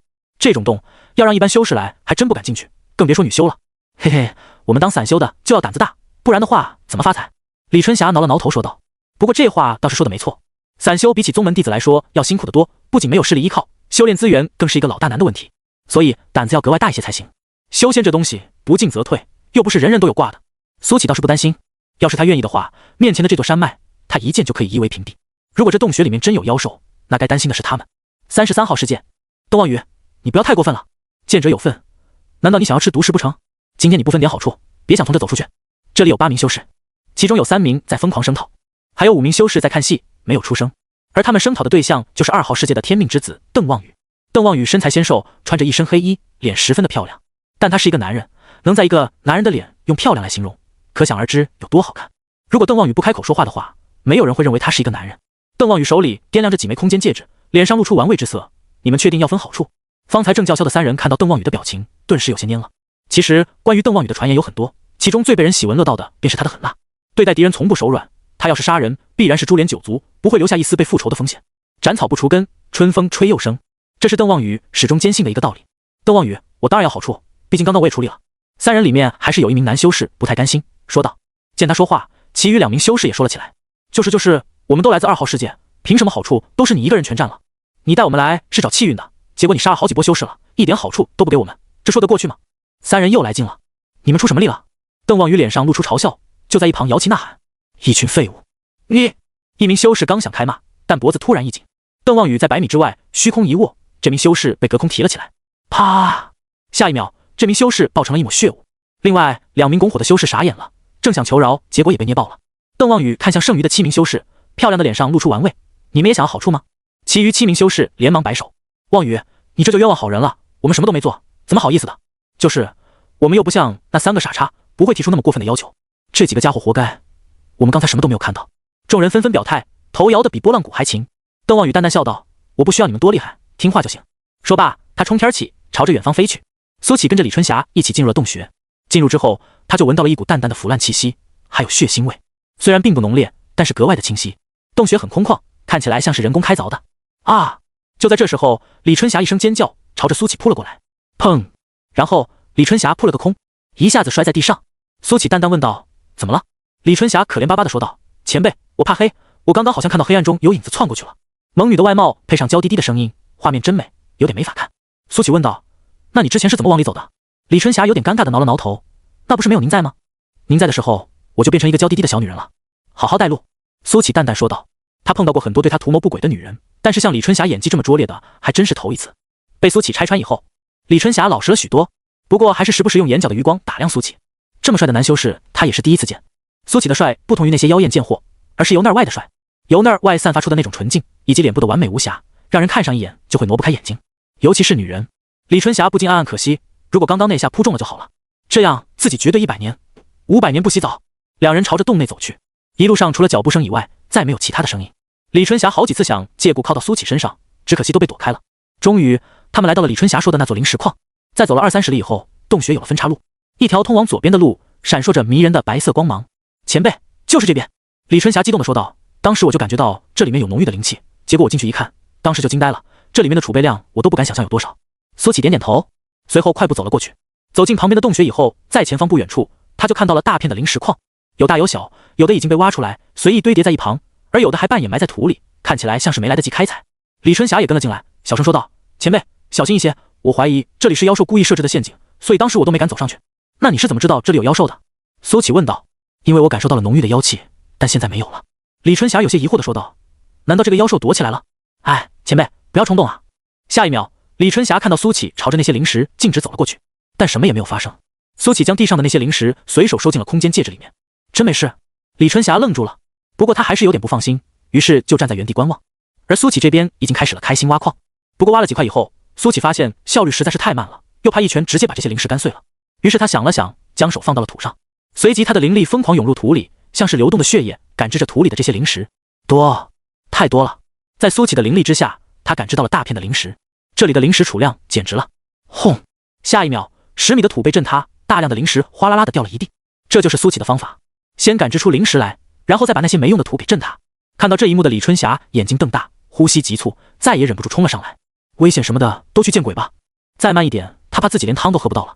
李春霞选择了一个跟苏启完全不同的方向，开始挖矿。她虽然没有那么精细的灵力，但是她拥有神识，可以清楚地看到哪里有灵石。这挖起来也是一挖一个准，但还是不及苏启的速度快。与此同时，暗处无数双眼睛盯着苏启和李春霞两人。这两人竟然肆无忌惮在这里偷我们的灵石，真是胆大包天啊！现在怎么办？就看着让他们偷？没办法，刚刚老大下了命令，不能轻举妄动。老大平时对待这种修士都是直接灭了，今天怎么如此谨慎？好像是因为那个道士，这道士跟长生关的那个道士有点像。不像吧？长生关的道士那么猛，怎么可能跑到我们这里来偷灵石？这些议论声都是用他们独特的方式交流，并没有声音传出，所以李春霞和苏启都没有发现。就在这时，一道黑影飘了过来，这些暗处的身影顿时激动了起来。老大，你终于来了，再不出手的话，灵石都快被偷完了。就是，我看您应该是搞错了，这道士不可能是长生关的那个道士，上去把他们吸干吧，就像是以前那些偷灵石的修士一样。这个黑影看到苏启以后，浑身一颤，随即暴怒道：“都特么给我闭嘴！这就是长生关那道士。”黑影露出脸来，正是鬼魔。当日鬼无涯被大败，其实他就藏在暗处目睹了这一切。鬼无涯回来以后就开始闭关，看起来道心有点崩溃。鬼魔还从来没见过主上被打击得这么严重。今天这道士既然直捣黄龙，听到手下的鬼汇报之时，根据这特征，他便猜测是苏启，便吩咐这些鬼不要轻举妄动。鬼魔无比庆幸自己下达了这个命令，不然的话，他们的老巢可能都要被端了。鬼魔的话让那些鬼都安静了下来，他们都带着难以置信的目光看向正欢快收灵石的苏启。这道士怎么跑他们老巢来了？我觉得有点诡异啊！这道士突然来我们的老巢，不会别有用心吧？我也觉得，我看偷灵石是假，端老巢是真。那怎么办？我们这里还有谁能够阻止他吗？阻止？要找死，别拉上我！众鬼七嘴八舌，搞得鬼魔直皱眉头，将他刚刚升起的思路都给打断了。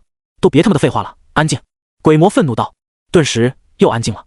鬼魔摩挲着自己的下巴，一条又一条的计谋从心底涌起，要怎么才能把这家伙赶走呢？鬼魔沉吟了好一会，忽然眼睛一亮，他猛地一拍手，有了！祸水东引！祸水东引是鬼魔经常使用的一招。苏启的到来让他升起了强烈的危机感。别看苏启现在还在欢快的收灵石，要是一会收着收着，发现了这里是他们的老巢怎么办？鬼魔相信苏启肯定不会手下留情的，到时候这老巢真就保不住了。而且苏启出现的太诡异了，他怎么就能知道他们这里有灵石矿？想到这里，鬼魔马不停蹄地赶往了另一处地方，想要把苏启的注意力吸引回来，那就只能用到一个人了。只是这件事他有点没把握，于是鬼奴直接找到了还在闭关的鬼无涯。主上，有急事。鬼魔说道。砰！下一秒，洞门大开，鬼无涯的声音传出来，说：“不急的话，我打爆你。”鬼无涯最近火气都很大。主上，那道士来我们老巢了。鬼魔走进去，一脸苦逼说道：“哪个道士？”鬼无涯的手一抖，脸上却强自保持冷静。只是他的心里已经有了答案，除了长生关的那个道士，还有哪个道士能让鬼魔如此苦闷？长生关的那小道士。鬼魔低头说道：“岂有此理！”鬼无涯猛地一拍王座，站起身来，真以为我怕了他？随即他又一屁股坐下，问道：“他怎么找到这的？”不知道。鬼魔摇了摇头，什么都不知道，要你何用？鬼无涯愤怒道：“主上，先不要着急，我有一计。”鬼魔忙说道：“讲。”鬼无涯烦躁道：“我们可以把那小子抓过来啊，他身上的气运肯定能吸引小道士的注意，到时候他哪里还顾得上挖灵石矿？”鬼魔嘿嘿笑道：“我本打算留着自己用的。等等，你刚刚说挖什么灵石矿？”鬼无涯皱了皱眉说道：“就是这小道士跑到我们矿洞那里疯狂挖灵石。”鬼魔解释道。鬼无涯皱眉，他一个天命之子跑到我们矿洞挖矿，这太不合理了。我也是这样想的，这小道士肯定有什么阴谋。鬼魔点头说道：“绝不可能只是单纯的挖矿，但这都不重要了。你确定那小子能把这道士引走？”鬼无涯又问道：“主上，你也清楚气运对天命之子的吸引程度，况且这小子身上还带着那么多世界气运。”鬼魔桀桀笑道：“虽然主上不能抢夺他身上的气运了，但世界气运能够提升我们世界的排名，对我们来说只有好处没有坏处。”鬼无涯思考了片刻后说道：“行，就这么定了。莫世三来了已经好几天了，这几天的时间里，他东躲西藏，生怕引起了他人注意。可是，一连几天，他发现根本没有人来找自己，于是胆子也跟着大了起来。他去了一座城市里面，为了伪装自己，他甚至买了漂亮的女装。至于究竟是因为女装好隐藏身份，还是满足他自己内心的那点小癖好，就只有他自己知道了。莫世三今天画了一个非常漂亮的妆 ，TT 下划线 Keyword 下划线 Add Data Title 等于美妆 Data Tag 等于精品推荐 Data Type 等于Data Value 等于1930 TT 下划线 Keyword 下划线 Add。他对着铜镜来回看了好几遍，觉得自己的腮红还不够红，于是又弄得更红了一些。完美，安能辨我是雄雌？莫世三得意地想着。他体型也属于比较瘦弱的那种，穿上女装以后丝毫不显得违和。确定一切都打扮妥当以后，莫世三迈着莲花步出门了。他喜欢看那些臭男人看到他以后像魂被勾走了一样，这让他觉得自己伪装的十分成功。果不其然，来到街上以后，无数男男女女的目光都看了过来，莫世三能够从他们的眼中看到一种叫做惊艳的神情，直到他听到一个不和谐的声音：“宝贝，你看这婆娘好烧，但是好丑。”哈哈，别让人听到，这么丑还这么自信，已经很不容易了。听到这里，莫世三猛地朝那两人看了过去，眼里有愤怒的火苗在燃烧。娘的，说我丑，那我走。莫世三不禁开始想起这些天那些人的表情，都是倾慕的吗？还是跟这狗男女一样是在耻笑自己？想到这里，莫世三连忙逃离了这里。他要回去确认一下到底丑不丑。但当他回到房间以后，却看到一个穿着黑袍的男人翘着二郎腿，正在自己房间惬意品茶。你是谁？莫世三瞬间警惕了起来。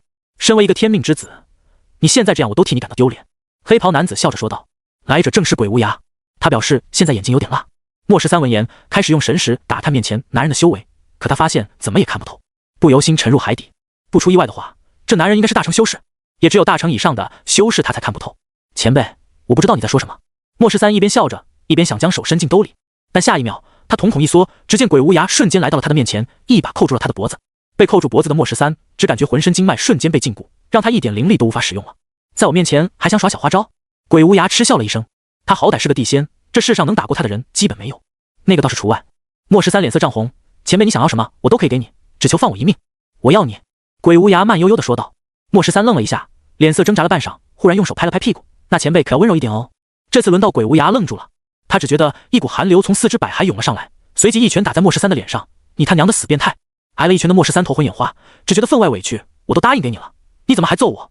下一秒，鬼无涯带着莫世三从原地消失，一刻钟不到的时间就回到了他的洞穴。此时鬼魔已经在此等候多时了，当他看到莫世三以后，愣了一下。主上，你是不是抓错人了？我记得那个天命之子是个男人啊，这怎么找了一个脸盘子比屁股还大的女人？这个变态男扮女装，被我揍的。鬼无涯冷哼了一声说道。男扮女装？鬼魔这才细细去打量莫世三，不由打了个冷战。男扮女装也就算了，竟然还扮得这么丑，这家伙怎么想的？莫世三此时已经清醒过来了，他看到鬼魔的表情，忍不住脸颊涨红说道：你那表情什么意思？我很丑吗？你好歹还有自知之明。鬼魔说道。我要跟你决斗。莫世三大呼小叫的喊道。满足你，一会就让你去跟我们本界的天命之子决斗。鬼魔桀桀笑道。莫世三又想起了那个坐在传送门前的男人，他承认他慌了，他身上还带着这么多的气运呢。你们到底是干嘛的？我男扮女装也没得罪你们吧？莫世三恶狠狠地说道。这你就别管那么多了。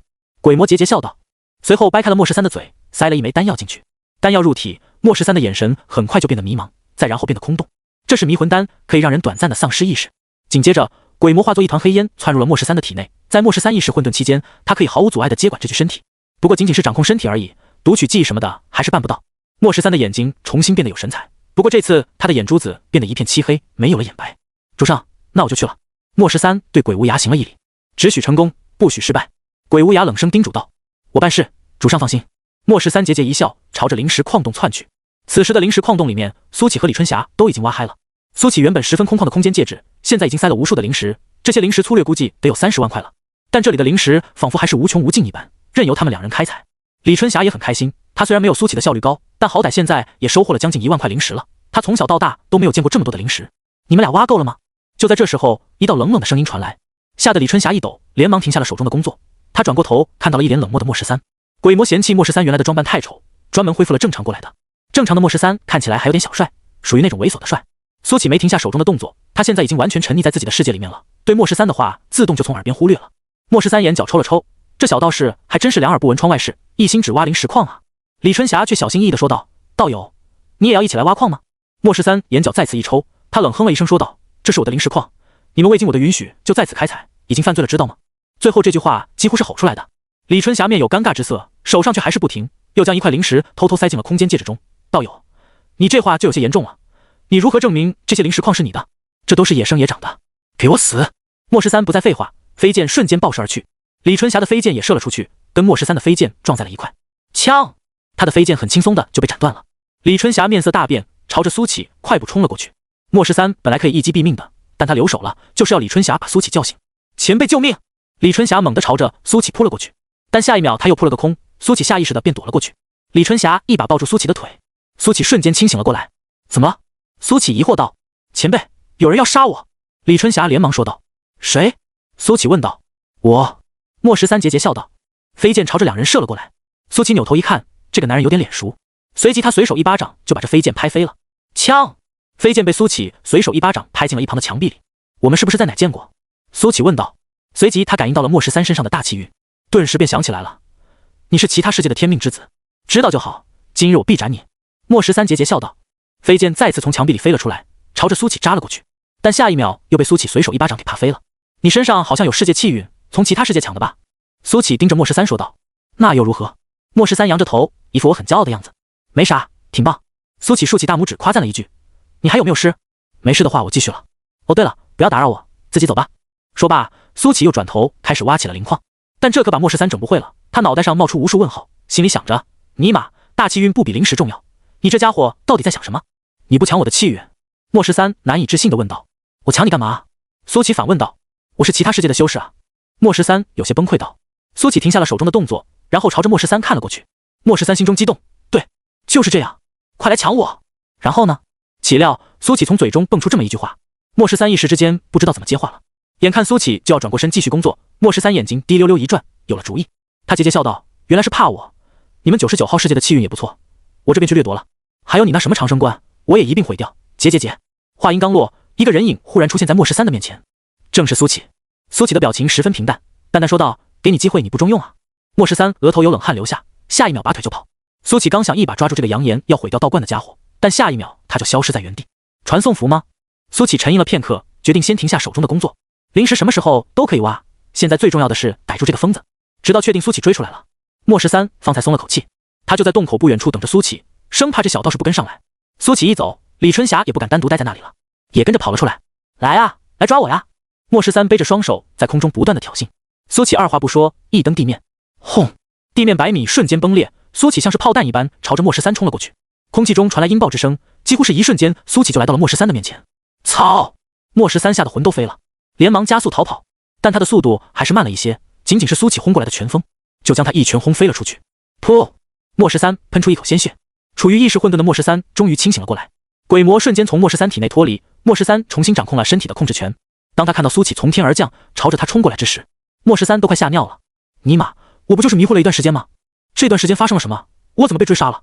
莫十三在0.1秒里面闪过了无数个念头，然后从空间戒指里面掏出了逃跑的法宝。咻！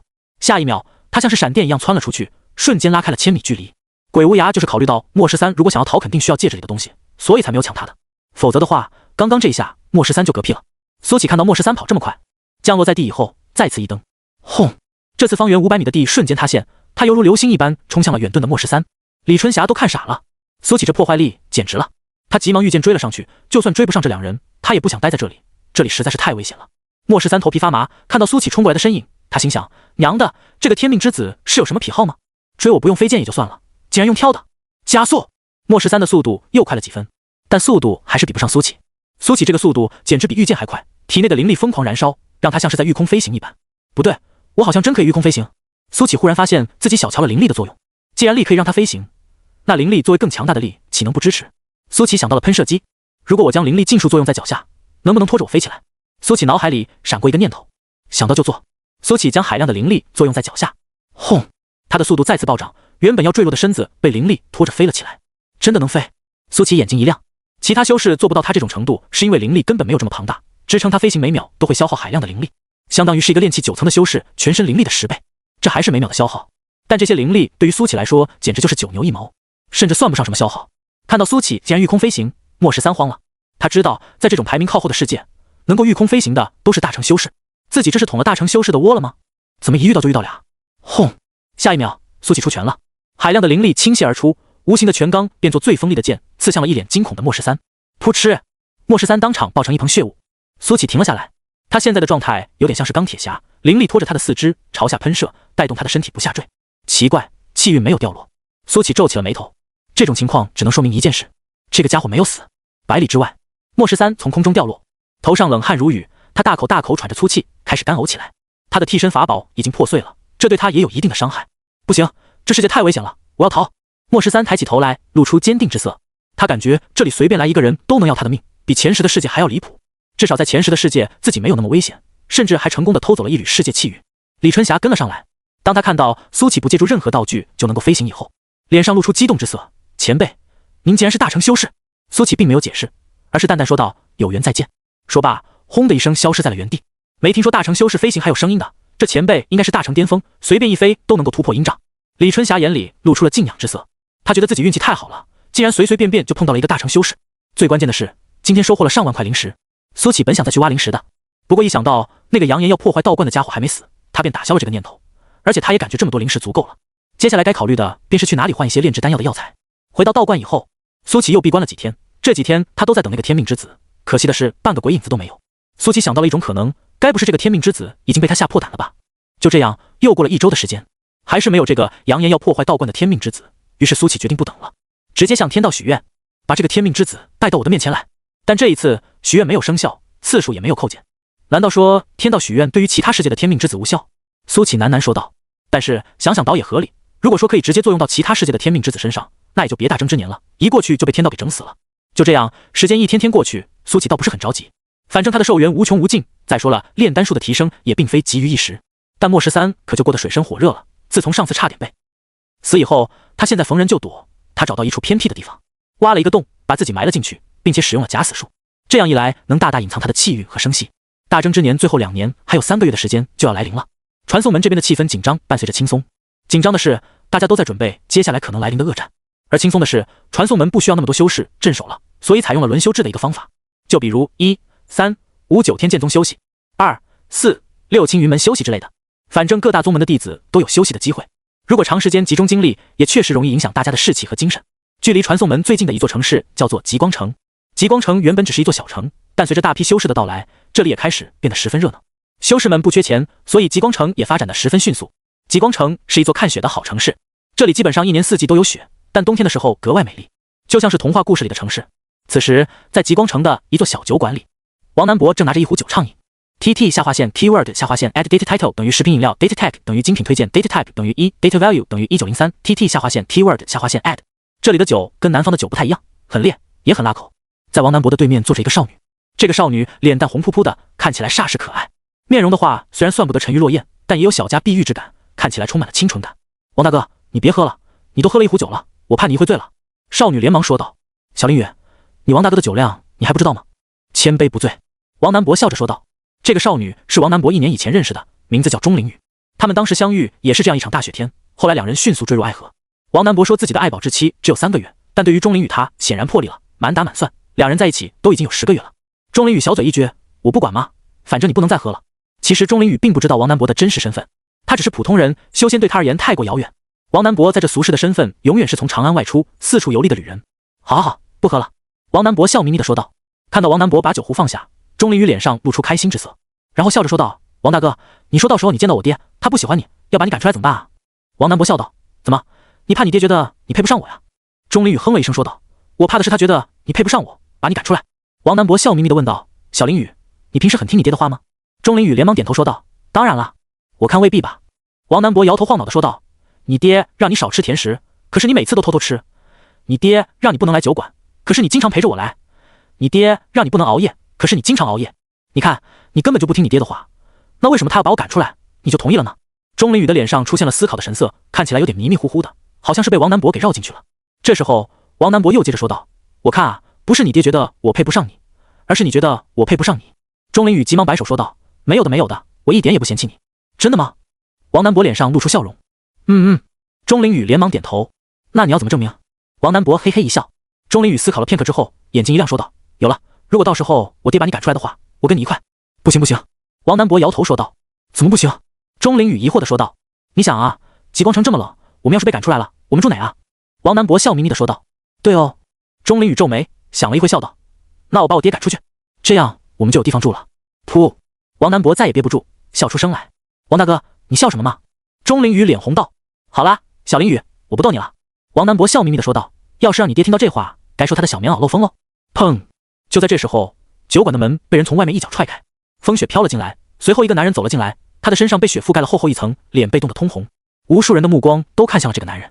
男人不在意他人的目光，用脚勾住门，一把带上，然后随便找了一个桌子坐下。客官喝点什么？这时候小二跑了过来，热情问道，给我来2壶你们店最烈的酒。男人说道，好嘞，客官稍等。小二笑着退下。王南博却盯着那个男人看，兴许是注意到了王南博的目光，那个男人转过头来，粗狂的脸上露出一丝不屑，小子，你瞅啥？王大哥，快转过来吧。钟灵雨紧张地扯了扯王南博的衣袖，你脖子上挂的那条项链哪来的？王南博问道。男人摸了摸脖子上的项链，露齿一笑，露出了那口满是污渍的大牙，关你屁事啊？怎么，你要买啊？那条项链不像是男人的项链，更像是女人的项链，跟这5大3粗的男人显得格格不入。王南博却没再说什么，笑眯眯地转过了头。王大哥，你问他那项链干什么呀？钟灵雨小心翼翼地问道，眼角的余光还不时打量着这个男人，生怕他看过来。没什么，我觉得那条项链你戴的话应该会很好看。王南博笑眯眯地说道。真的吗？钟灵雨惊喜道，但你下次也不能这么莽撞了，这个家伙一看就不是什么好人，要是为难我们怎么办？好好，记住了。王南博笑眯眯地说道。很快，酒喝完了，我们走吧。王南博对钟灵雨说道。好。钟灵雨点了点头，跟王南博一起踏进了风雪之中。一直到傍晚时分，喝酒的男人才从小酒馆出来。现在的他浑身懒洋洋的，烈酒驱散了严寒。但就在他走进一条小巷子的时候，忽然看见酒馆里的那小子正靠着墙站在那里。我再问你一遍，那项链哪来的？王南博笑眯眯地说道。嘿嘿，你这小子不见棺材不掉泪是吧？男人一把将脖子上的项链扯了下来，狞笑道，老子抢来的，你想怎么样？像你这种小白脸，老子……砰！话音未落，男人捂着肚子跪倒在地，脸上流露出痛苦之色。王南博漫步走了过来，将掉落在地的项链捡了起来。这条项链是用纯银打造的，虽然不是很值钱，但是造型十分的精美。王南博拿着这条项链，眼里露出了沉思之色。你究竟是谁？跪倒在地的男人痛苦呻吟。给你2个选择。王南博淡淡说道，要么说出这条项链的来历，要么死。这可是在极光城，你敢杀人？男人耸动着肩膀，竟然开始笑了起来。砰！下一秒，他被踹飞了出去，狠狠撞在墙上。这一下，男人就好像要散架了似的。你还有一次机会。男人抬起头，看到王南博笑眯眯地看着他，手上有雪花在飞扬。控物之术。男人脸上露出惊恐之色，这说明眼前的这小子是一个修仙者呀。这下，男人再也不敢装逼了，连忙说道，我什么都说。这条项链其实是我捡的，当时场面很混乱，我混进人群把这条项链捡了起来，然后跑了。男人老老实实的说道。王南博点了点头，随即转身消失在了巷口。雪下得很大，那个男人看着巷口，只觉得浑身上下都被冷汗浸湿了。还好这个仙长不是杀，否则的话他已经死了100次了，还没有人敢为他出头。1号事件，星辰殿。星辰殿总共有3名殿主，其中大殿主的地位最高，2殿主其次，3殿主垫底。但实际上3人手中的权力相差不多，而萧秋风是3殿主萧天的独子，九剑仙则是他的得力干将。萧秋风和九剑仙命牌破裂的当天，萧天十分震怒，满世界寻找凶手。可当他看到极乐寺整个被夷为平地以后，便冷静了下来。他知道自己儿子应该是得罪了连他都惹不起的人。平心而论，极乐寺里有很多僧人，连他也不是100%把握能够战胜。可就这样突兀的消失了，连一点消息都没有流出，可以想象来者的恐怖。萧天甚至怀疑是仙人下凡，不然的话，极乐寺不应该如此脆弱。丧子之痛让萧天十分苦闷。他之所以只有萧秋风这一个独子，并不是因为他严于律己，而是因为他的生育能力在一次战斗中丧失了。这是巫族的诅咒，至今无人能解。所以对于萧秋风，萧天格外的宝贝，因为这很有可能是他的独子，以后再也没有了。这几年的时间，不仅没有抚平萧天的伤口，反而让他越发易怒。丧子之痛几乎已经要成为他的心魔。萧殿主，大殿主邀您去听仙台，说是有要事相商。门外传来一个女人的声音。萧天不耐烦地说道，知道了，退下吧。对于大殿主的邀请，他当然不能回绝。大哥邀我去听仙台做什么？难道说上头又下发了仙命？萧天喃喃自语。听仙台是一个特殊的地方，这里可以跟仙界沟通，在仙界的星辰殿，每隔一段时间便会给凡界的星辰殿下发任务，简称仙命。萧天很快来到了听仙台。星辰大殿主萧旭晨此时正站在听仙台前。大哥，萧天喊了一声。萧旭晨颔首，随即说道，三弟，你这几年为秋风的死荒废了修炼，甚至诞生了心魔，这一切我都看在眼中。萧天低下头，有些惭愧地说道，对不起大哥，但秋风是我的独子，秋风也是我的侄子，他的死我跟你一样难过。萧旭晨淡淡说道，上界对此事也尤为关注，如今仇人已经找到了。谁？萧天猛地抬起头，眼中有怒火在燃烧。99号世界天命之子苏启。萧旭晨淡淡说道，上界已经下发仙命，大征之年最后2年即将到来，到时即便举全宗之力，也要移平99号世界。萧天激动的浑身颤抖，大哥，上界什么时候变得这么通情达理了？上界一直如此，秋风是我们世界的天命之子，也是上界内定的神子，他的死震动比你想象的还要大。萧旭晨淡淡说道，大哥，到时萧天愿带队伍移平99号世界，以效犬马之劳。萧天抱拳大声说道。萧旭晨面色缓和道，三弟，我知你复仇心切，那便辛苦你了。大哥放心，我一定让99号世界生灵涂炭，亲自砍下那天命之子的头颅，以祭奠无儿在天之灵。萧天慷慨激昂地说道。但热血过后，他又产生了疑问，大哥，那99号世界的天命之子是什么实力，竟然可以把极乐寺夷为平地？萧旭晨淡淡说道，上界已经查明，将极乐寺夷为平地的另有其人，其他的你就不要再打听了，知道的太多对你没好处。是，大哥。萧天又说道，那我就先回去了，还有2月时间，我想好好准备一番。去吧。萧旭晨淡淡说道。直到萧天离开以后，萧旭晨方才恭敬地转过身，对着听仙台那颗金色的圆球说道，师傅已经安排下去了。金色圆球一阵波动，传来了一个浑厚苍老的声音，很好。师傅，这次为何如此大张旗鼓？损失的那点气运对我们世界来说并算不得什么。至于秋风那小子，不过一介毛孩，死了就死了。萧旭晨恭敬地问道。呵呵，对面那道苍老的声音笑道，你说的没错，这些都不是宗门全力出手的原因，最重要的还是有站在云端的大人物发话了，所以99号世界必须得亡。云端的大人物，莫非是？萧旭晨眼中金光一闪。好了，不要瞎猜了，你只需要知道，这大人物若想对付我们星辰殿，1刻钟都不需要，我们就会在历史长河中灰飞烟灭。苍老声音淡淡说道。长生观，这些天苏启过得很悠闲，他在躺椅上可以什么也不干，晒着冬日的暖阳就可以度过一整天。夜晚在火炉旁驱寒，在观漫天星河与皎洁明月。TT 下划线 Keyword 下划线 Add Data Title 等于日化 Data Tag 等于精品推荐 Data Type 等于1 Data Value 等于1933 TT 下划线 Keyword 下划线 Add。 其实按照他如今的实力来说，并不需要驱寒，但有时候寒冷是一种感觉，你觉得冷，那便冷。这夜，苏启听到屋顶传来响动，他走出了房间，看到王凡熙正坐在房顶，抬头仰望星空。王凡熙穿得很单薄，不过筑基期的他可以抵御着冬日的寒冷。苏启轻轻一跃，来到了王凡熙身边，全程悄无声息。王凡熙没有发现苏启的到来，双目之中有着迷之色。他是真的很喜欢星星，可惜星星很快便被云层遮住了，天空中又飘起了鹅毛大雪。王凡熙眼中露出遗憾之色，喜欢看星星啊。这时候王凡熙耳边传来了苏启的声音，王凡熙吓得差点从房顶上掉下去，待看到是苏启以后，松了口气说道，观主，你什么时候来的？吓死我了，来了好一会了。苏启笑着说道，观主，你也喜欢看星星吗？王凡熙问道。迟迟钟鼓初长夜，耿耿星河欲曙天，星垂平野阔，月涌大江流。苏启笑着念了2句诗，轻声说道，喜欢看星河的人都是浪漫的人。王凡熙也低头呢喃了几句，只觉得苏启念的这2句诗非常之好，让他情不自禁就产生了画面感。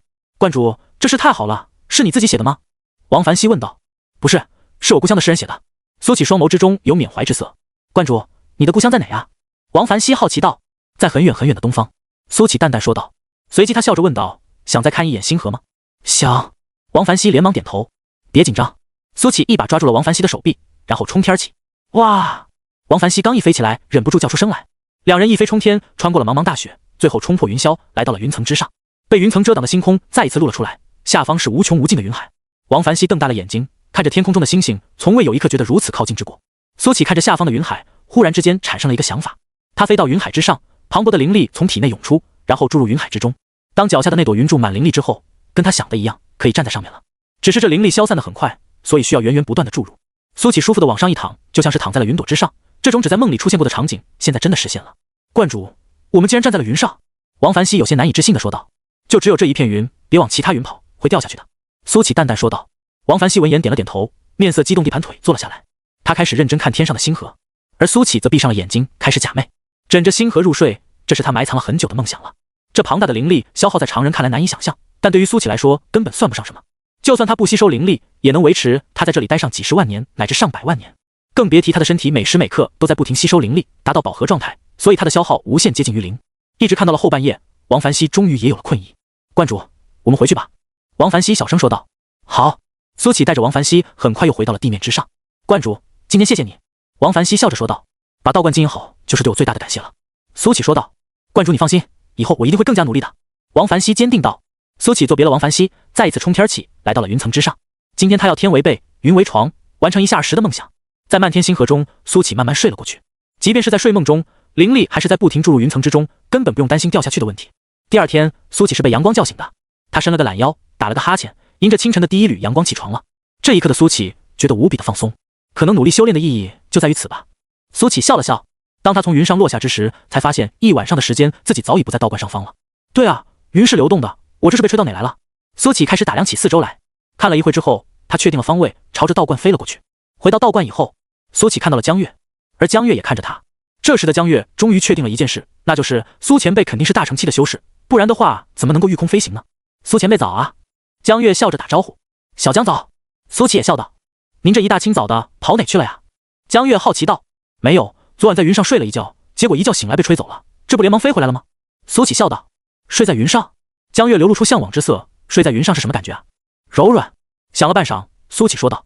其实云柔不柔软他不知道，只知道自己把灵力注入之后，云便是柔软的，可能这也与他的想法有关。江月表示不能理解，但也十分羡慕。虽然说他能够御剑9天，但让他睡在云上，他还是没有那个修为。对了，苏前辈，你不是一直想要求一些炼丹的药材吗？今天药王谷的人会来清溪城，你到时候可以找他们购买一些药材。江月忽然说道。药王谷？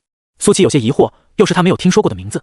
江月点点头，解释道：“药王谷是一个炼丹师宗门，宗门从上到下基本上都是炼丹师，所以的话，他们拥有大片的药田，种植了许多的灵药，就是为了给宗门的弟子练手。”听到这里，苏启露出了羡慕的神色，听起来很厉害的样子。如果他有那么多的药材，那丹药还不随便炼？药王谷的人要来，这对苏启来说是一个好消息。他正愁自己这么多灵石没处花，说什么也要换些药材才行。说不定五品丹药的药材都有着落了。虽说五品丹药已经属于很珍贵的丹药了，需要的药材也十分稀少，但有一些特殊的五品丹药，并不需要用到多么珍惜的药材，相对来说还是比较好凑齐的。药王谷的人今天什么时候来？苏启问道。江月想了想说道：“按照药王谷那群炼丹师的作息，应该在中午时分。”多谢小江。苏启笑道。说罢便朝着清溪城赶了过去。看着苏启离开的背影，江月摇了摇头笑道：“有王凡熙扛起道观重任之后，苏前辈好像越来越悠闲了。”苏启再一次来到了清溪城，这一次他没有看到行乞的老乞丐，也不知道是时间不对，还是老乞丐换了个地方乞讨。苏启在城内逛了一圈，最后选择了一家茶馆坐了下来。这茶馆正属于城中心，可以眼观六路，耳听八方，有什么消息他都能够第一时间接收到。结果苏启往那一坐之后，茶馆的生意忽然就好了起来，而且大多是平时不爱喝茶的年轻女子居多。茶馆老板十分惊喜，莫非自己的茶打出了名声，已经发展到女子群体了？可是很快他就发现不对劲了，这些年轻女子大多是只点不喝，不时用眼角余光去打量坐在角落里的青山道士，不时还传来一阵嬉笑声。茶馆老板很快便明白过来，这哪里是冲着他的茶来的啊，这是冲着道士来了。茶馆老板眼睛滴溜溜一转，很快便想到了一个好商机，他径直走到了苏启的面前，笑着说道：“道长，这是上好的碧螺春，您尝尝。”谢谢。苏启淡淡说道。在茶馆老板期待的目光之下，他喝了一口之后，点点头说道：“确实不错。”茶馆老板搓着手，嘿嘿笑道：“道长，自我介绍一下，我叫钱多多，刚来这清溪城不久，我想跟你合作。”跟我合作？苏启面露疑惑，我可不会种茶，不是让你种茶。钱多多笑着说道：“道长，你只需要每天定点来这里坐一坐就行了，我每个月给你50两银子如何？”50两银子，这对于一个普通家庭是难以想象的巨额数字，而苏启只需要每个月到这里来坐着喝喝茶就能够得到。钱多多相信苏启没有理由拒绝。岂料苏启听后兴趣缺缺，算了吧，老板，你找别人吧，我对这工作没有兴趣。钱多多一听急了，难道是自己的筹码开得不够高？想到今天这种盛况，钱多多咬咬牙说道：“这样吧，80两，你看可以吗？”苏启还是摇头。100两，最多就100两了，不能更多了。苏启还是摇头。120两，真的是我的底线了。苏启摇头。150两，行就行，不行就不行。苏启还是摇头。到最后，钱多多长叹一声说道：“道长，你到底要多少银子才肯答应合作？我对钱不感兴趣。”苏启淡淡说道。道观每天的香火钱都是一笔巨款，立足这么多年，苏启现在可以说是富甲一方。对于银子，他还真没有什么需求。那你对什么感兴趣？我都可以想办法呀。钱多多立马说道。老板，你到底是想和我合作什么？苏启见钱多多如此锲而不舍，转而问道。是这样的，我见道长形象气质都是极佳，我这茶馆刚开立不久，茶都是精品，奈何酒香也怕巷子深，所以我想让道长在这里帮我吸引人气。钱多多笑着说道。你这都开到城中心了，也不深啊。苏启说道。哎，现在的人都太浮躁了，让他们安安静静的品茶，哪里愿意啊？还是喝酒的人多一点。钱多多叹了口气说道。那你为什么觉得我坐在这里就能给你带来生意？苏启笑着问道。这不是很明显吗？你看看四周。钱多多笃定的说道。苏启看了一圈，刚才还门可罗雀的茶馆，现在几乎人满为患，有90%都是年轻女子。当然，上了年纪的阿姨也不是没有，唯一的共同点就是这些女子有意无意的都把目光放到了他的身上。苏启顿时明白了钱多多的打算，这不就跟那些找代言人的企业一样吗？粉丝自然会来买单。看来这老板的思想还是很超前的。不过苏启对这些并不感兴趣，于是他再一次毅然决然地拒绝了钱多多。钱多多只好抱着遗憾和不甘离开。他是生意人，相信这世界上就没有谈不成的生意。可惜的是他现在没有让苏启心动的筹码。苏启在这里一直做到了中午，茶馆的生意也一直非常的火爆，这让钱多多更加坚定了要跟苏启合作的决心。不过这件事还得从长计议，至少他得打听清楚苏启喜欢什么才行。要钱给钱，要女人给女人，要什么给什么。这样一来，钱多多不相信苏启不心动。跟江月预料的一样，中午的时候药王谷的人来了。苏启坐在茶馆里，就看到茶馆外面无数行人朝着一个方向跑了过去。听说了吗？药王谷有仙人来给我们治病了。真的吗？药王谷是什么势力啊？这你都不知道？药王谷里面都是神医，还会炼制仙丹，我们随便吃上一枚就可以长命百岁，真有这么神奇？废话，你没看到这么多人都在赶过去吗？再晚就来不及了。苏启站了起来，随着他一站起来，所有女子的目光都看了过来。苏启无视了这些目光，大步流星地走了出去。钱多多想招呼一声来着，但是等他反应过来的时候，苏启已经没有影子了。苏启走了以后，茶馆里面的那些女子也都陆陆续续离开了。刚才人满为患，刹那之间又变得门可罗雀，对比之鲜明，让钱多多不禁感叹：我一定要把这道长争取过来。清溪城南城门有3人在此，2男1女，其中站在最前方的是一个须发皆白的老者，穿着鎏金袍子，有一股雍容华贵的气质。而站在他身后的那1男1女都是年轻人，穿着都很奢华。男的剑眉星目，算是一个长相不俗的帅哥，只是眼睛里时不时流露出的一股子傲慢，极大的削减了他人的观感。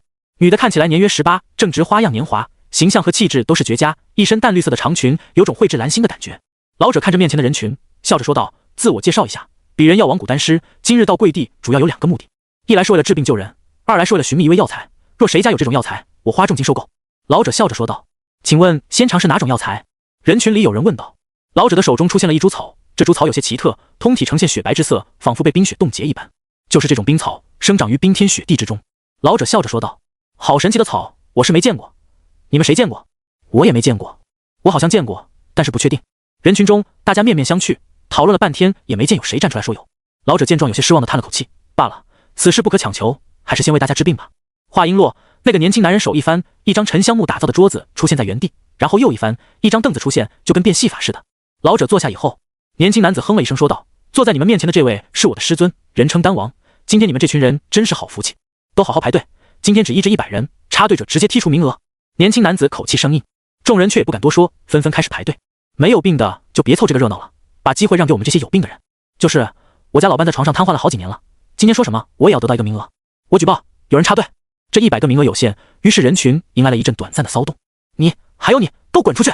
年轻男子指着插队的2人冷声说道。被点中的人也不敢反抗，灰溜溜的出了队伍。这时大家才知道这是玩真的啊！以前说不要插队，但实际上你插队还是睁一只眼闭一只眼。很快，一条长长的队伍就出现了，人数远远超过了100，但大家还是排着，心想着万一有奇迹呢。老者就坐在那里，面带微笑，少女则站在他的身后，乖巧可爱。很快，老者面前走来了第一个患者，也是一个老头，只是这老头拄着拐杖，眼里一片青灰，竟是一个瞎子。少女走上前，温柔地扶着老头坐下。老头连连道谢：“老人家，你想治什么病？”少女轻声问道：“我想治我的眼睛，我已经瞎了27年了，我想再睁眼看一看这美丽的世界，救了无遗憾了。”老头忙说道。听到这话，人群里传来一些不和谐的声音：“真是笑死，一个老瞎子还妄想恢复光明，半截身子都埋进土里面了，还好意思浪费我们的机会。依我看啊，也别治了，回去躺棺材板里面得了。”这些声音是少数，成功激怒了大多数的人。你们是畜生吗？谁都有活下去的权利，说出这种话真是缺少教养，还咒人去死！你们这些人才应该去死！这种尖酸刻薄的人应该被踢出队伍。没有人性的人还能叫人吗？说畜生也不为过了吧？群情激愤，刚刚那些人被骂得狗血淋头，低着头不敢说话了，只是嘴里还嘟嘟囔囔的说着什么一群伪君子本来就该如此之类的胡话。丹王点了点头说道：“你这要求简单，青儿，给他一枚明目丹。”少女颔首，手里出现了一个玉瓶，随后倒出一枚圆润的丹药。老伯，张嘴！少女轻声说道。啊！老头张开嘴巴，少女把丹药递了进去，丹药入口即化，精纯的药力顺着老头的4肢百骸直冲天灵。然后神奇的一幕出现了，老头青灰色的眼睛竟然开始褪色，片刻之后变得黑白分明。我能看见了。老头脸上露出难以置信之色，他站了起来，双眼流出眼泪，他贪婪地看着周围的一切，像是要全都刻进脑海里面。最后他把目光投向了丹王和少女，双腿一屈就要跪下去，但少女扶住了老头，柔声说道：“老伯不必多礼，家师救人只是为了积攒功德，你这一跪，功德就没了。”老头闻言抹了一把眼泪，笑着说道：“多谢仙长，多谢仙女，我从来没有想过此生还有重见光明的一天。”最后老头欢天喜地地离开了。目睹了这一幕的人群更加躁动了，连瞎了27年的老瞎子都能治好，还有什么是治不好的吗？排在后面的那些人疯狂问前面的人调换位置，不惜许下重礼，但是肯调换的人终究是少数。毕竟钱这个东西没了可以再赚，但是身体这个东西垮了，那就是真的垮了。苏琪赶来的时候，人群已经排起了长龙，他也随着人群排了起来。苏关主也来排队了啊？难道说苏关主也有什么隐疾？听说苏关主一直未曾娶妻，之前宋阁主跟他表白他都拒绝了，难道是不举之症？滚犊子，别污蔑我们小苏道长，修道之人在还俗之前都是不会娶妻生子的。道士怎么了？我见过的那些道士哪个不是花天酒地？你见的那些都是假道士吧？像我们小苏道长这种德高望重的才不会搞那些花花肠子。听到周围人的议论声，苏起面色未有半点变化。修道也是修心，诋毁之词大可不听，赞美之词也不可尽信，做自己就好了。只是那个说自己不举之症的人，苏起考虑是不是要把这5大壮的绿帽给他戴一戴了。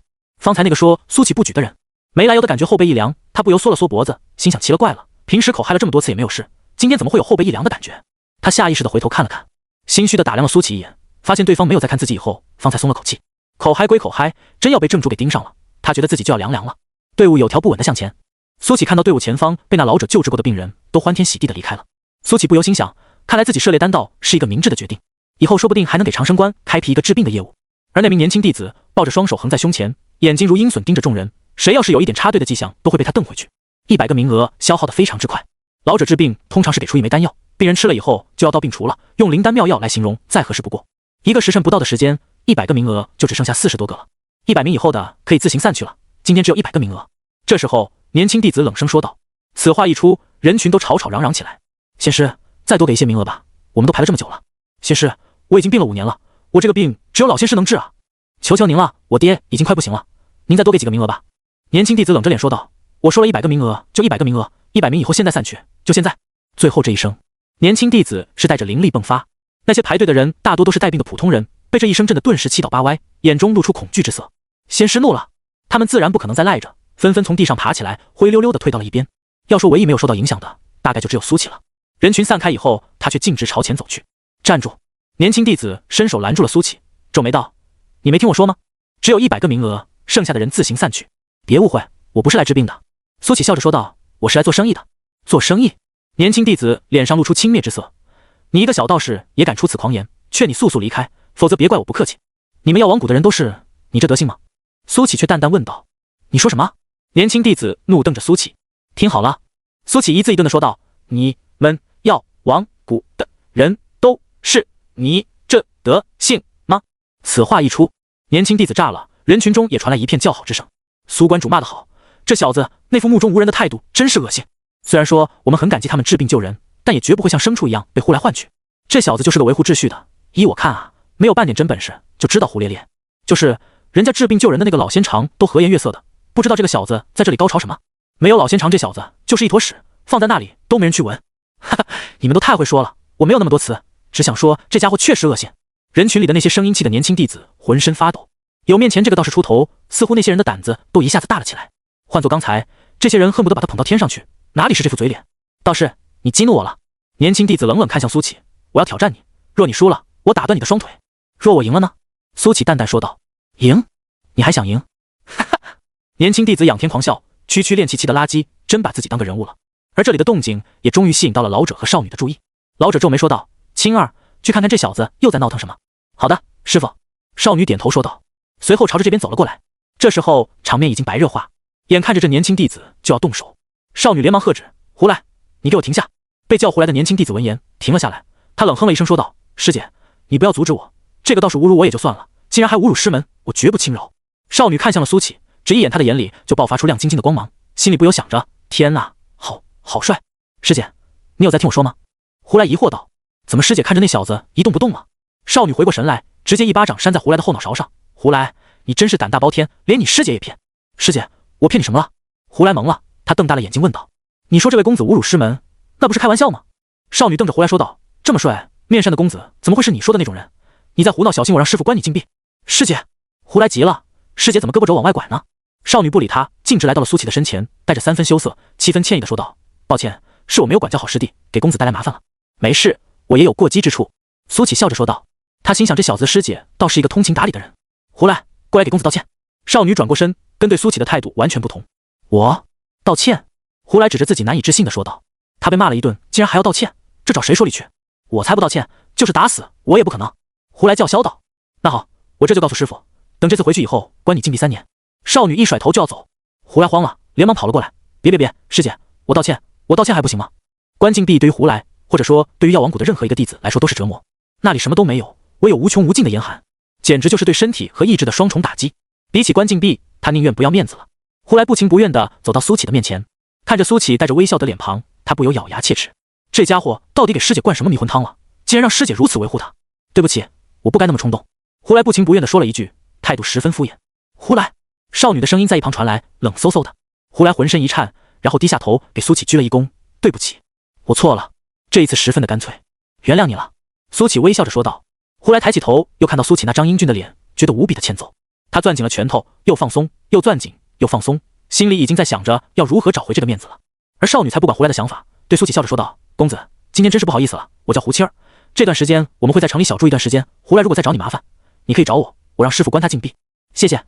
苏琪微笑道。一旁的胡来听得浑身发抖，气都冷了。师姐你36度的嘴怎么能说出如此冰冷的话来？我胡来什么时候才可以站起来？不用客气的，公子，可以问一下你的名字吗？胡七儿双眼闪烁着小星星问道。一旁的胡来看到之后，脑子里忽然冒出了一个可怕的想法，这小子不会是要做我的姐夫吧？绝对不行。胡来都可以想到，如果苏琪做了自己的姐夫，就可以站在自己的头上拉屎了，这能忍？苏琪淡淡说道。苏琪，胡七儿小声念叨了一遍，随即笑道：好名字，公子，我先去帮师傅了，有空再聊。说罢，胡谦儿迈着莲步离开了。等到胡谦儿离开以后，胡来恶狠狠地看向苏启，我告诉你，臭道士，别想癞蛤蟆吃天鹅肉，我师姐绝对不可能跟你在一起的，你也别想骑在我头上拉屎。莫名其妙，苏启淡淡说了一句，继续向前走。站住，我没说，你可以走了。胡来大声说道。怎么，要我把你的师姐叫过来吗？苏启轻飘飘地说了一句。胡来顿时就蔫了，只能眼睁睁看着苏启走到了队伍后方。哼，就算你排着又怎么样，反正师傅是不可能给你看病的。胡来恶狠狠地想着。虽然苏启排上去了，但是其他人并不敢跟风，他们可没有苏启那个胆量与实力。苏启跟在队伍后方，看着排队的人飞快减少，他也目睹了老者诊治病人的神奇手段，基本上是看上一眼就知道是什么病，然后对症下药。这种眼力没有经过几百年的锤炼，根本没可能。同时，这老者虽然隐藏得很深，但是苏启还是看出来了，这是一个合体期的修士，同时兼备炼丹、医术还有修为。这老者想必也是一方人物。像这种顶级炼丹师身后，必然站着许多大成朋友，毕竟谁能保证一辈子不受伤？或者家中晚辈有什么疑难杂症，这些都需要求到炼丹师的头上。也因此，炼丹师的身份在修真界还是很高的。终于，队伍就只剩下2人了，苏启是其中一个。胡谦儿看到苏启以后，对他浅浅一笑，还有点娇羞。苏启回以淡淡的笑容，点了点头。排在苏启面前的是一个中年男人，他面有凄苦，整个人散发着一种木气，明明正值壮年，却有这种气息，一看就很不正常。说说你的情况。老者对这个中年人说道。中年人叹了一口气说道，仙长，其实我知道我这个病不可被治愈，我今天也是抱着试一试的态度来的。这世上没有治不好的病，大多只是没有找到病因罢了。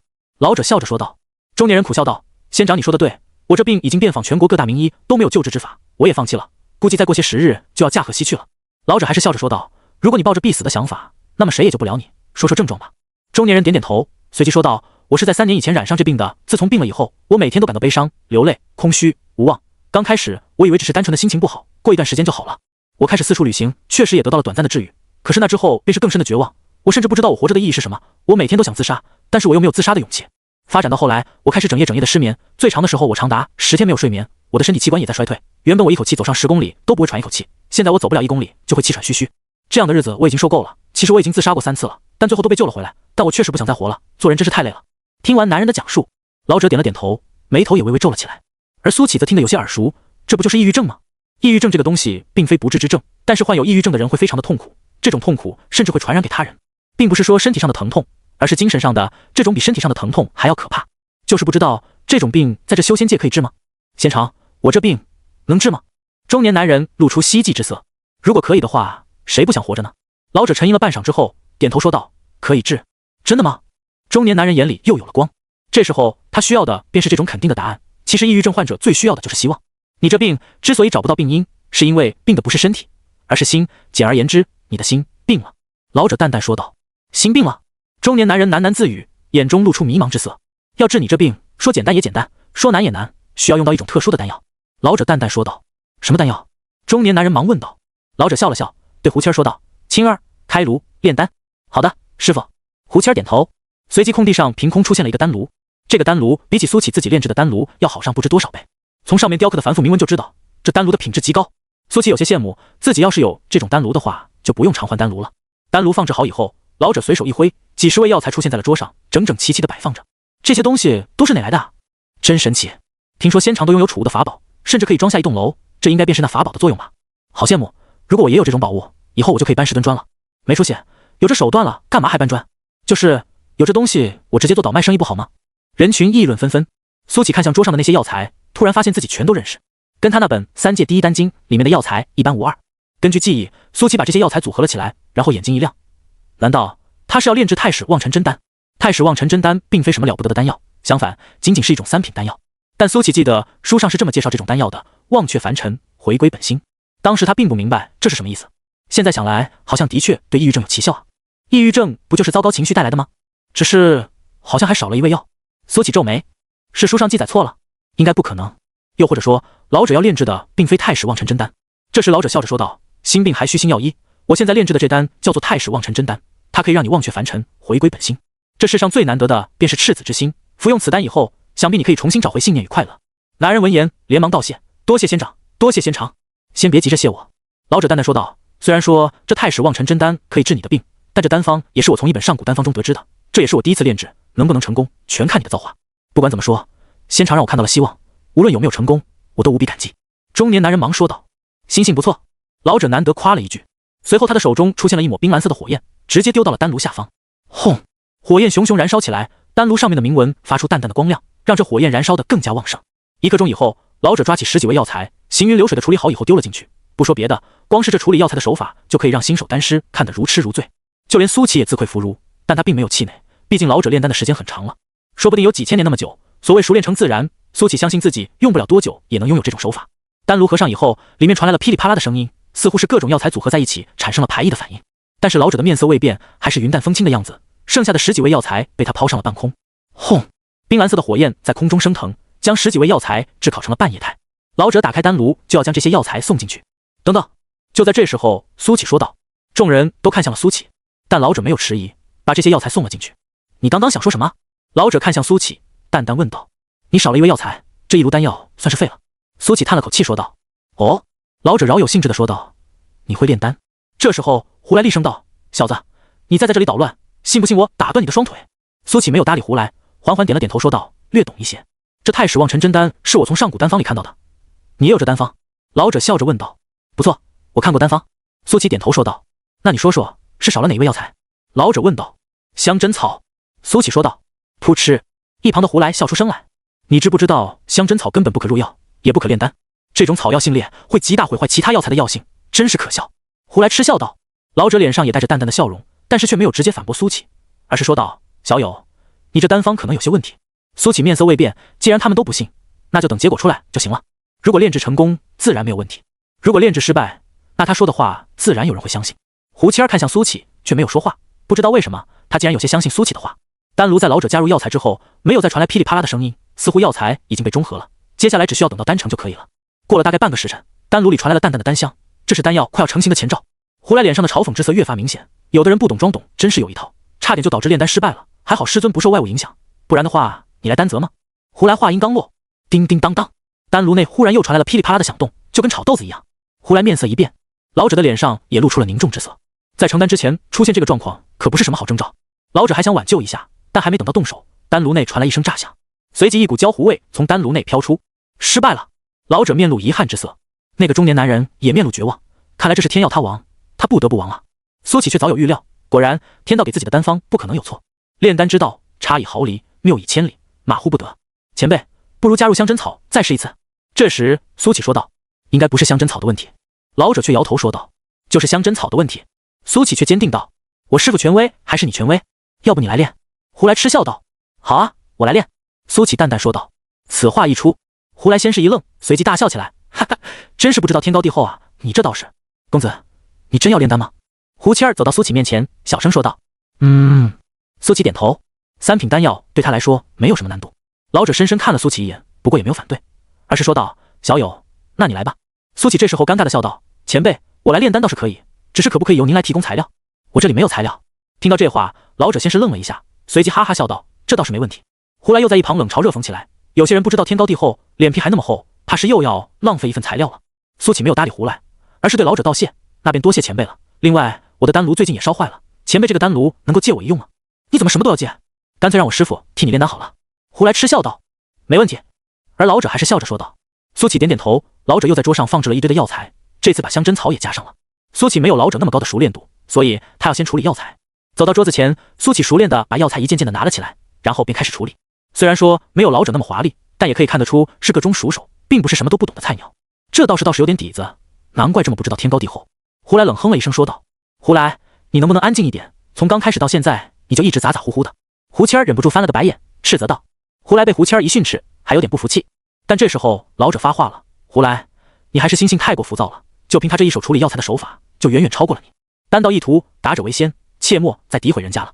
老者都这么说了，胡来即便是再不甘心，也只能低头说道：我知道了，师傅。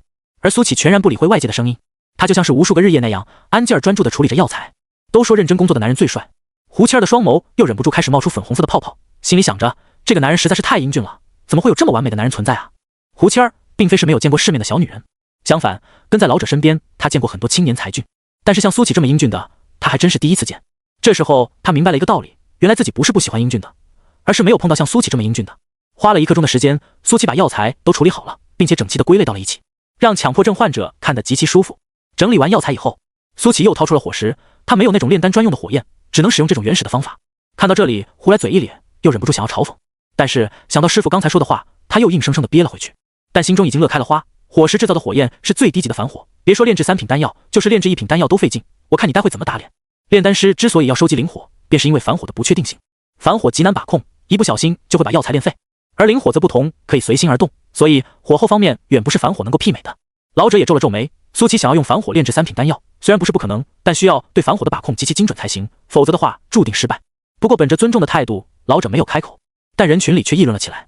刚刚那位仙长炼丹都是咻的一下丢出一团冰蓝色的火焰，极其酷炫，怎么小苏道长却拿出火石来炼丹啊？哈哈，这还用说吗？我看这道士啊，根本就不会炼丹，只是在做样子，待会就要原形毕露了。少放屁！刚刚苏关主处理药材的时候可是很娴熟的。处理药材娴熟怎么了？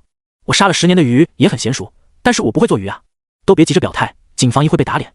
众人都在看戏，想要看看苏琪怎么用火石炼出丹药来。苏琪却很平静，像是往常无数次一样，用火石将火焰点燃。丹炉上的铭文再次闪烁起光芒，让原本很是一般的反火燃烧得更为炽烈。这铭文是好东西啊，看来我炼器方面也需要再进一步了。苏琪心想着，炼器一道，到了后面可以给法宝刻画铭文，不同铭文的功能也不同，像是这丹炉刻画的铭文就是加剧火焰的燃烧，可以更快的炼制丹药。火焰点燃以后，苏琪的速度比起老者慢了不少，过了半个时辰，他才慢悠悠的把药材丢了进去。仅仅过了5分钟，丹炉内就传来了噼里啪啦的响动声。但是苏琪没有惊慌，老神在在的等待，但周围的那些观众可都提心吊胆起来，生怕这炉丹药就这样废掉了。过了1刻钟以后，苏琪打开丹炉盖子，放入了另外一半药草，跟老者刚才的步骤几乎一致。不过他还没有放香针草，药材开始中和融化，没有响动声传来。又过了1刻钟以后，在一阵丹香传来之际，苏琪忽然打开了丹炉的盖子，然后将香针草丢了进去。看到这一幕，胡来差点就想破口大骂了。如果苏琪按部就班的话，这丹药应该就成了。可是这小子偏偏画蛇添足。虽然胡来很希望苏琪失败，但是秉着一名炼丹师的素养，他还是不希望看到这炉丹药失败。有时候人的心情就是这么矛盾。苏琪再一次盖上了盖子，叮叮当当，与刚才老者的那一幕极其相似。丹炉内传来了噼里啪啦的异响，甚至要更加激烈。中年男人面露绝望之色，他已经经历了一次绝望，这次好不容易看到希望，难道等待他的是更深的绝望吗？这次噼里啪啦的声音持续的格外久，但始终没有焦糊味传来。直到半个时辰以后，众人都快等得不耐烦了。丹炉内终于安静了下来，一股奇香瞬间席卷全场。丹成了，众人心中都冒出这样一个念头：不可能，绝对不可能！这是胡来的想法，从来没有丹药能够在加入香针草以后还能炼制成功的，这是他从小就从书本学习的道理。老者面上也流露出震惊之色。苏琪的操作全程平平无奇，朴实无华，甚至还加入了香针，可最后还是成功了。那么就只能说明一件事：香针草是必不可少的一味草药。苏琪是一个了不起的炼丹师，因为全程这可是用反火在操作呀，用反火炼制3品丹药，这需要莫大的天赋或者熟练度。胡七儿则是满眼小星星，只觉得此时除了苏琪以外再也容不下其他人。长得这么英俊，竟然炼丹术还这么厉害，要是自己以后能够跟他一起炼丹，他手把手的教自己。想到这里，胡七儿的脸红透了。哎呀，真是羞死人了！接着，苏琪揭开了丹炉盖子，9枚饱满圆润的太史望尘真丹出现在丹炉之中，每一枚都还带着丹纹，一炉9枚全是极品丹药，而且使用的还是反火。老者震惊了，胡来震惊了，胡七儿有点头脑发昏。想到刚才自己说的那些话，胡来的脸有些火辣辣的。这么一对比，就显得他十分无知。可是这怎么可能？完全颠覆了他的认知。什么时候香针草也能够炼丹了？老者看向苏琪的眼神已经一片火热，这简直就是炼丹奇才啊！如果能够收入药王谷，那药王谷说不定能够再进一步。想到这里，老者的笑容已经变得十分和蔼可亲。他对苏琪笑道：“小友，看来的确是老朽孤陋寡闻了。今天若不是你坚持使用香针草入药，老朽永远也无法打破固有观念。仔细想来，香针草虽然性烈，但用在此丹之中却再合适不过。其他药材中和产生的强烈反应，也只有香针草才能够压制了。妙哉妙哉，前辈不必过誉。”苏琪笑着说道：“这不过是我掌握了正确的丹方罢了。”随后他从这一盘丹药里面随手拿了一枚，递给了那名中年男人：“来试试。”中年男人眼中有紧张，有希冀，他怕这丹药无法治愈他的病，同时也希望这丹药真的可以治愈他的病。很矛盾，但也很真实。不用紧张，极品太史望尘真丹足以让你痊愈。这时候，老者摸着自己的胡子笑道。闻言，中年男子不再犹豫，将丹药吞了下去。入口即化，一股难言的力量开始蔓延全身。中年男子感觉回忆起了很多往事，那些已经淡忘的、抛却的理想还有梦想正在一点点回归。他忽然想起了自己为什么不快乐了。环境的压力、生活的压力、家庭的压力，还有最爱的妻子的离世，这一切的一切几乎把他压垮。可是这丹药带着一股热流，抚平了他内心的创伤，好像又回到了童年那个追逐星辰日月的少年。他的妻子仿佛在耳边呢喃着：“永远热爱，永远少年。”中年男子哭了，但众人可以看到，从他的身体里蒸腾出一股黑气，正是这黑气导致他变成了如今的模样。等到中年男子哭完，他再次睁开眼睛之时，他的双眸之中再也没有了痛苦之色，而是一片清明。谢谢，谢谢。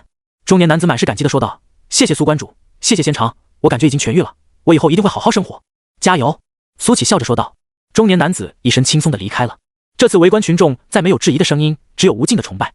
苏关主竟然还会炼丹，我之前完全没有想到。刚才是谁想看小苏道长笑话的？站出来！哈哈，看得好爽啊！刚才那个一直冷嘲热讽的家伙脸都绿了。小苏道长竟然也会炼丹，那岂不是说以后我们求丹也可以去长生关了？对啊，长生关可不像这些人一样高冷，还要限制100个名额。中年男子走后，老者看向苏启，热情说道：“小友，还没有问你的名字，我是药王谷的长老林天耀。”苏启说道：“苏小友好，你今天排队应该也是有事相求吧？大可跟我说一说，只要能帮我肯定帮。”林天耀笑着说道。他对苏启的态度跟其他人截然不同，对待其他人的时候虽然也和颜悦色，但始终缺少了一份热情。林前辈，今天其实我是来跟你谈生意的。苏启笑着说道。哦，谈生意？什么生意？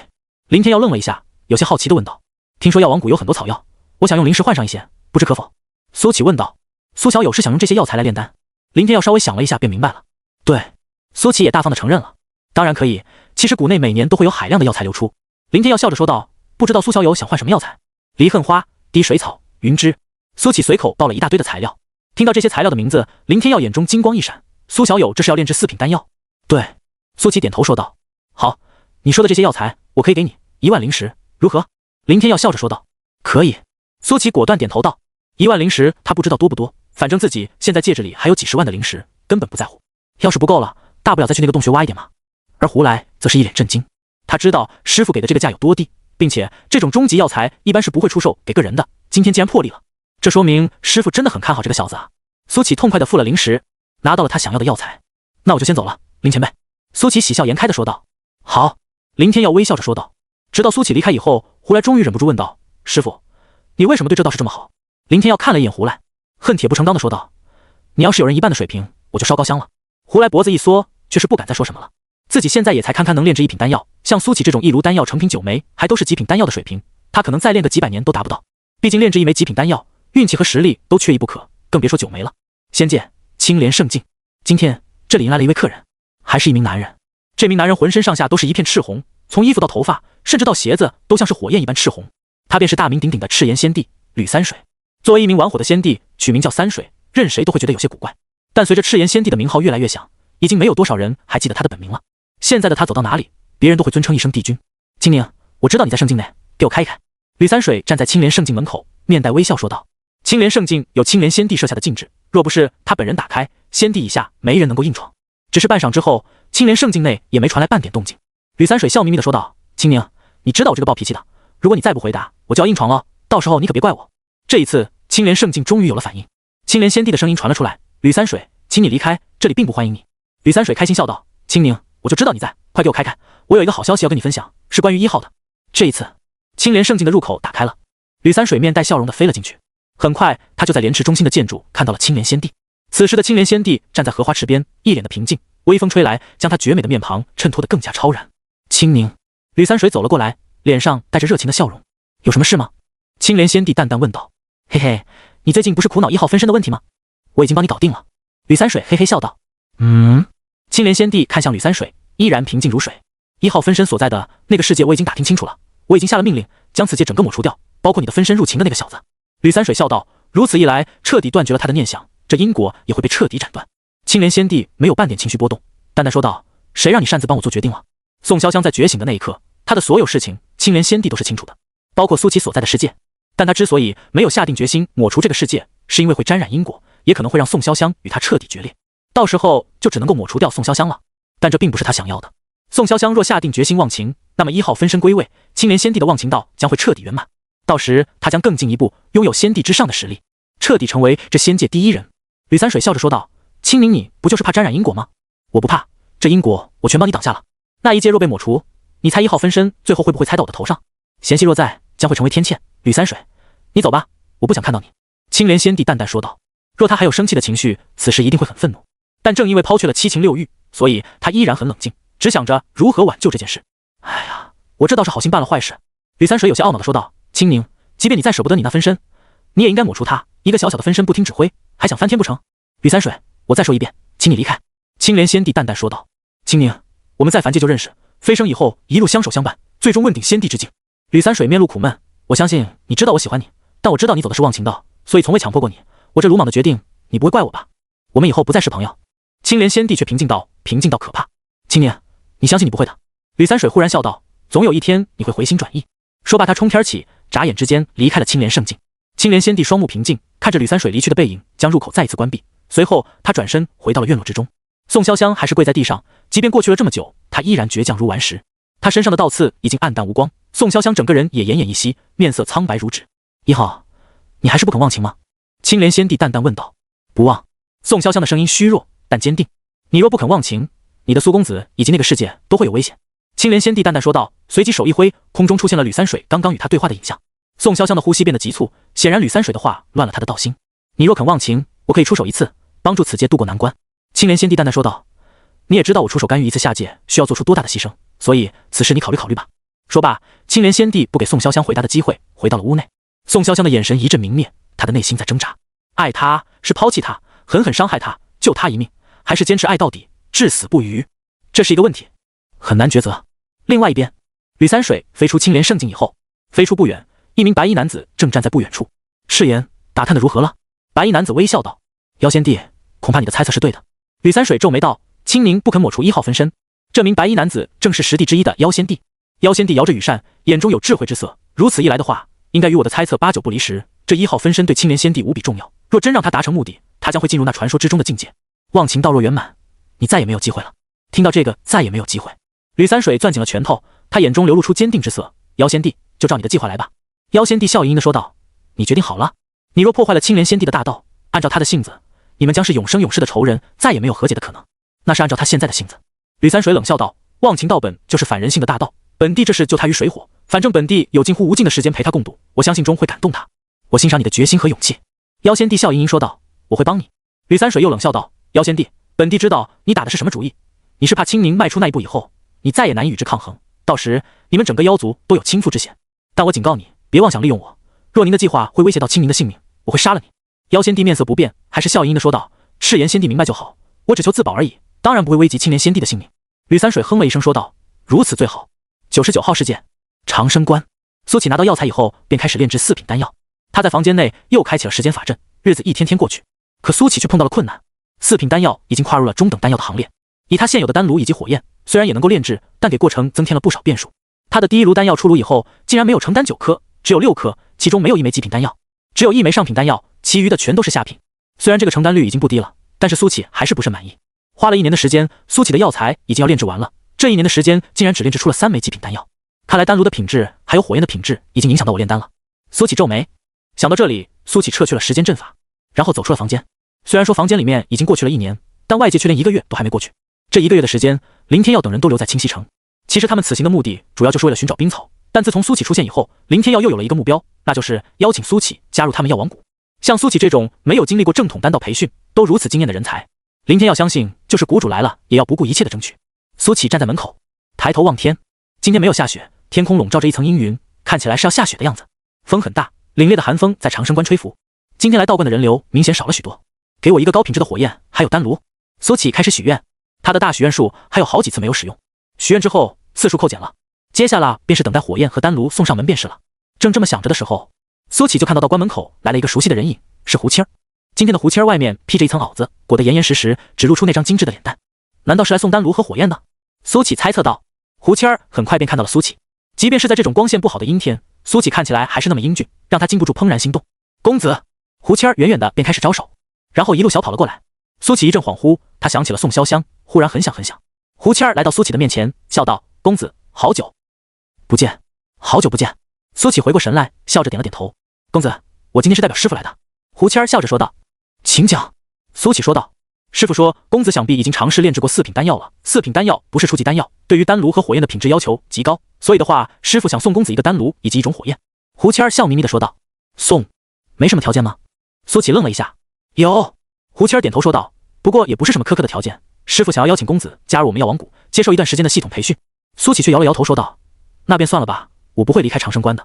胡青儿嘿嘿一笑。公子，我早就知道你会拒绝，所以我跟师傅争取了一下。师傅说，你若能在1月之内使用普通丹炉和反火炼制出4品丹药来，那这火焰和丹炉就赠予你了，不需要任何条件，就当结个善缘。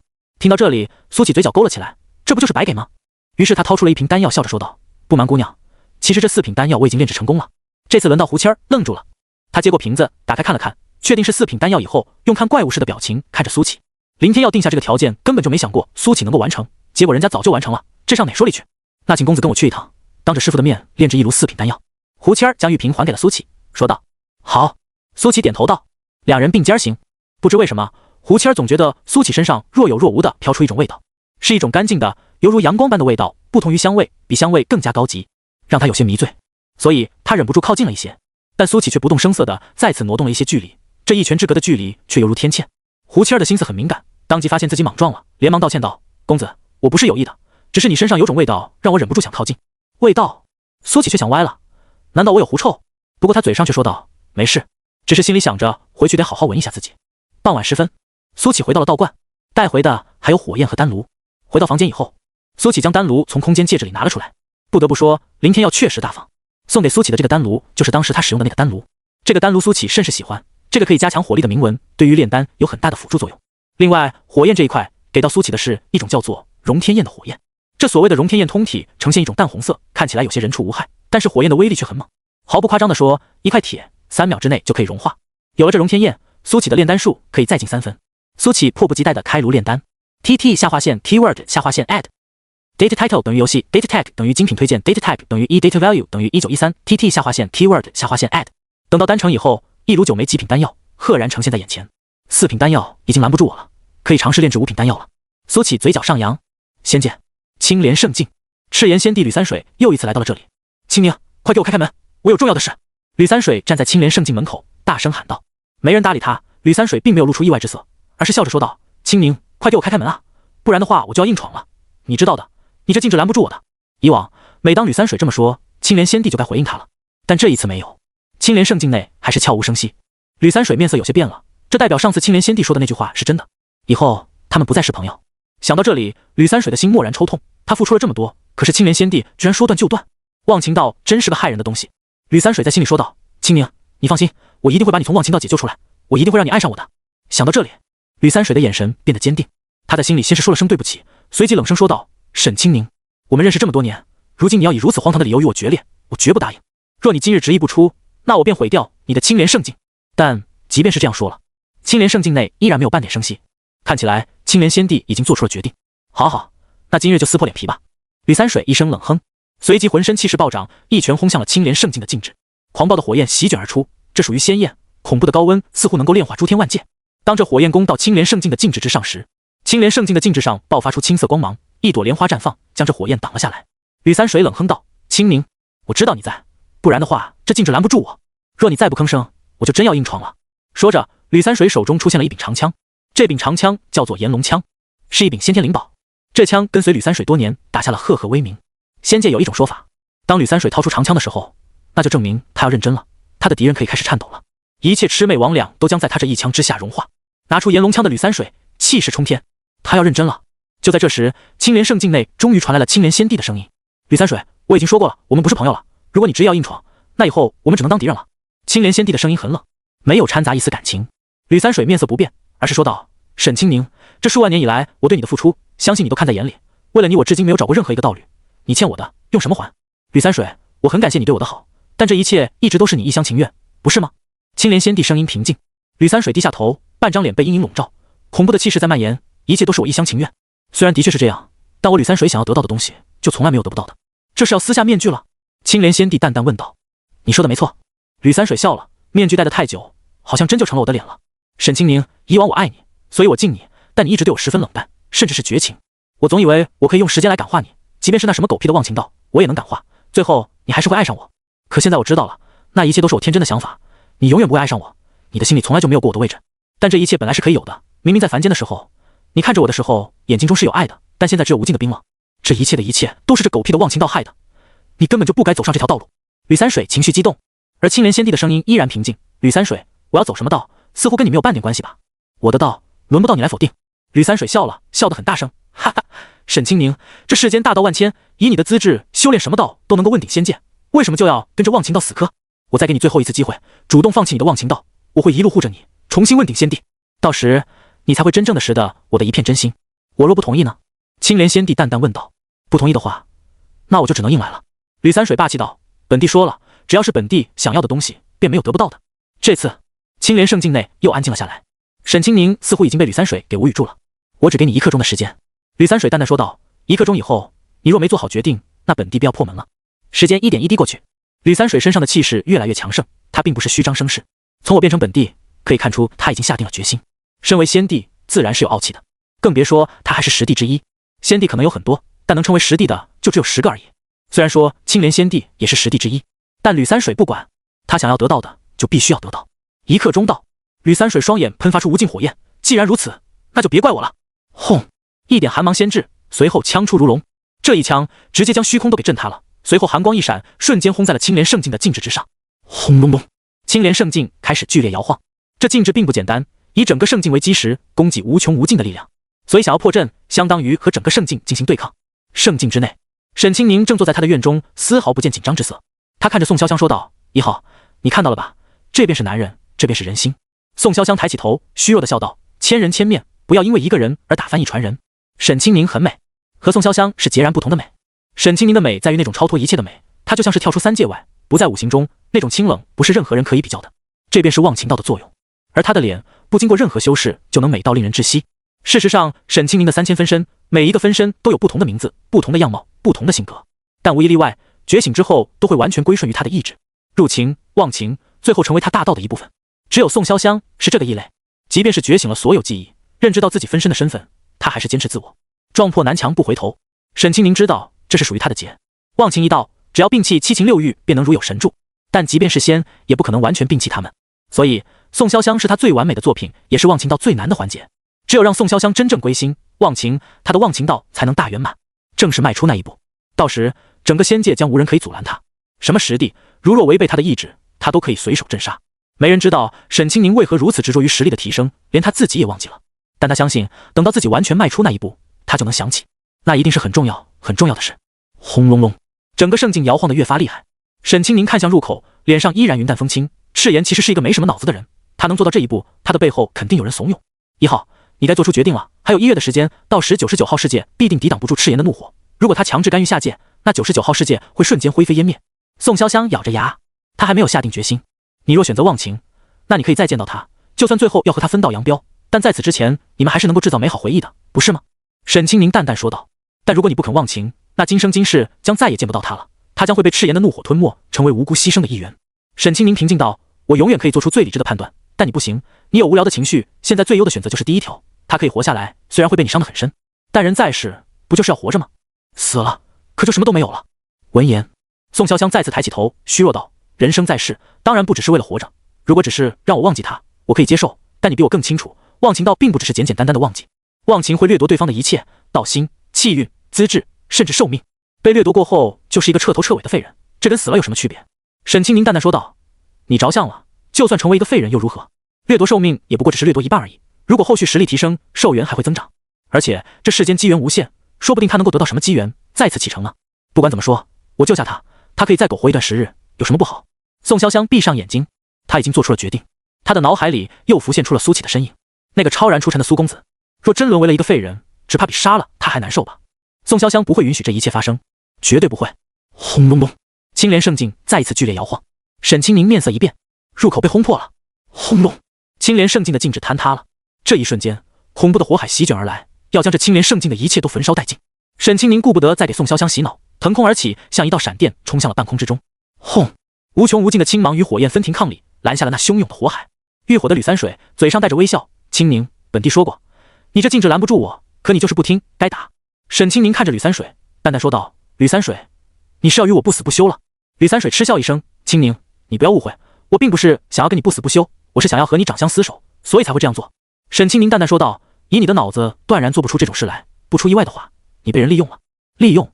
吕三水哈哈大笑，这世上谁可以利用本帝？如果真有，那也只是本帝心甘情愿罢了。你已经没救了。沈清宁淡淡说道，现在离开，我可以既往不咎，否则的话，别怪我不客气了。清宁，你虚张声势的样子都那么可爱，我们交手过那么多次，你哪次赢了？吕三水哈哈大笑。沈清宁知道今天这一战已经无法避免了，先帝之间的战争打个几十年上百年都是稀松平常，但那时候99号世界还存在吗？如果不存在了，宋潇湘还如何忘情？他到时只能忍痛抹除掉他，自己的忘情道可能再也无法圆满了。想到这里，沈清宁看向吕三水的眼神已经充满了危险。哈哈，就是这个眼神，我好久都没有看到过了。吕三水不再废话，不给沈清宁更多思考的时间，朝着他攻了过来。沈清宁只能迎战。仙帝之间的战斗恐怖无比，青莲圣境不断颤抖，余波都足以将普通仙人震死。就在这时，一道黑影无声无息地进入了青莲圣境，朝着宋潇湘直奔而去。青莲圣境之内的一举一动都在沈清宁的监视之下。对于这道突然出现的黑影，自然也不例外被他感应到了。察觉到黑影的目标以后，沈清宁一个瞬移，瞬间来到了宋潇湘的面前。轰！就在这时，吕三水长枪下压，化身一条火龙，直奔沈清宁而来。而那道黑影的也出手了，不弱于吕三水的气势，一道寒光瞬息而至。只是这寒光针对的不是沈清宁，而是他身后的宋潇湘。沈清宁抓着宋潇湘就要瞬移，但那道黑影瞬间爆发出黑芒，席卷了整个青莲圣境。这黑芒暂时切断了沈清宁跟青莲圣境的联系，他只需要5秒的时间就能够恢复联系。但这短短的5秒，此时却比永恒更为漫长。他可以躲开，但宋潇湘不能。青莲，沈清宁面色彻底冷了下去，一枚青莲在他的头顶成型，瞬间将他和宋潇湘包裹。只需要撑过5秒的时间，轰！2道攻击瞬息而至，轰在了青莲之上。而沈清宁也知道了那黑影是谁，妖仙帝刘仁凯。赤炎这蠢货竟然与虎谋皮，果然是个头脑简单之辈。赤炎，加把劲！妖仙帝冷哼一声。不用你说，吕三水冷声说道。在2大仙帝的全力攻击之下，沈清宁仓促之间形成的防御在3秒之内就被攻破了。噗嗤！最终，吕三水的长枪直接洞穿了沈清宁的肩膀，鲜血染红了他的长枪，血溅长空。而妖仙帝的攻击则被沈清宁拦下了。这也可以看出妖仙帝的阴险，攻击宋潇湘就是让沈清宁投鼠忌器，从而达成自己的目的。而吕三水在洞穿沈清宁的肩膀以后，面上露出了一抹心疼之色，不过很快就被掩盖了下去。他在心里说道：清宁，我这是为了你，千万不要怪我。吕三水，你这个蠢货！沈清宁抓住长枪，硬生生拔了出来，猩红的血液顺着衣服淌下。吕三水冷哼了一声说道：清宁，本帝早已经给过你机会了，不要怪我。别废话，把他的分身杀了。妖仙帝再次攻向宋潇湘，吕三水反应过来，也一枪朝着宋潇湘轰去。但这一次，沈清宁用身体护在了宋潇湘面前，再一次拦住了妖仙帝的攻击。吕三水带血的长枪停在了沈清宁面前，他犹豫了。这一枪下去，不光宋潇湘要死，他怕沈清宁也要死。赤炎，你在等什么？妖仙帝有些气急败坏地喊道。仅凭他一个人是无法突破沈清宁的防御，攻击到宋潇湘的。你眼瞎了？吕三水没好气地说道。轰！就是这么一瞬间的功夫，沈清宁终于和圣境恢复了联系。他和宋潇湘的身影瞬间消失在原地，然后跳入了莲花池中。轰！整个青莲圣境忽然扭曲，下一秒，吕三水和妖仙帝出现在了一个陌生的地方。但其实他们未曾挪动，只是青莲圣境消失了。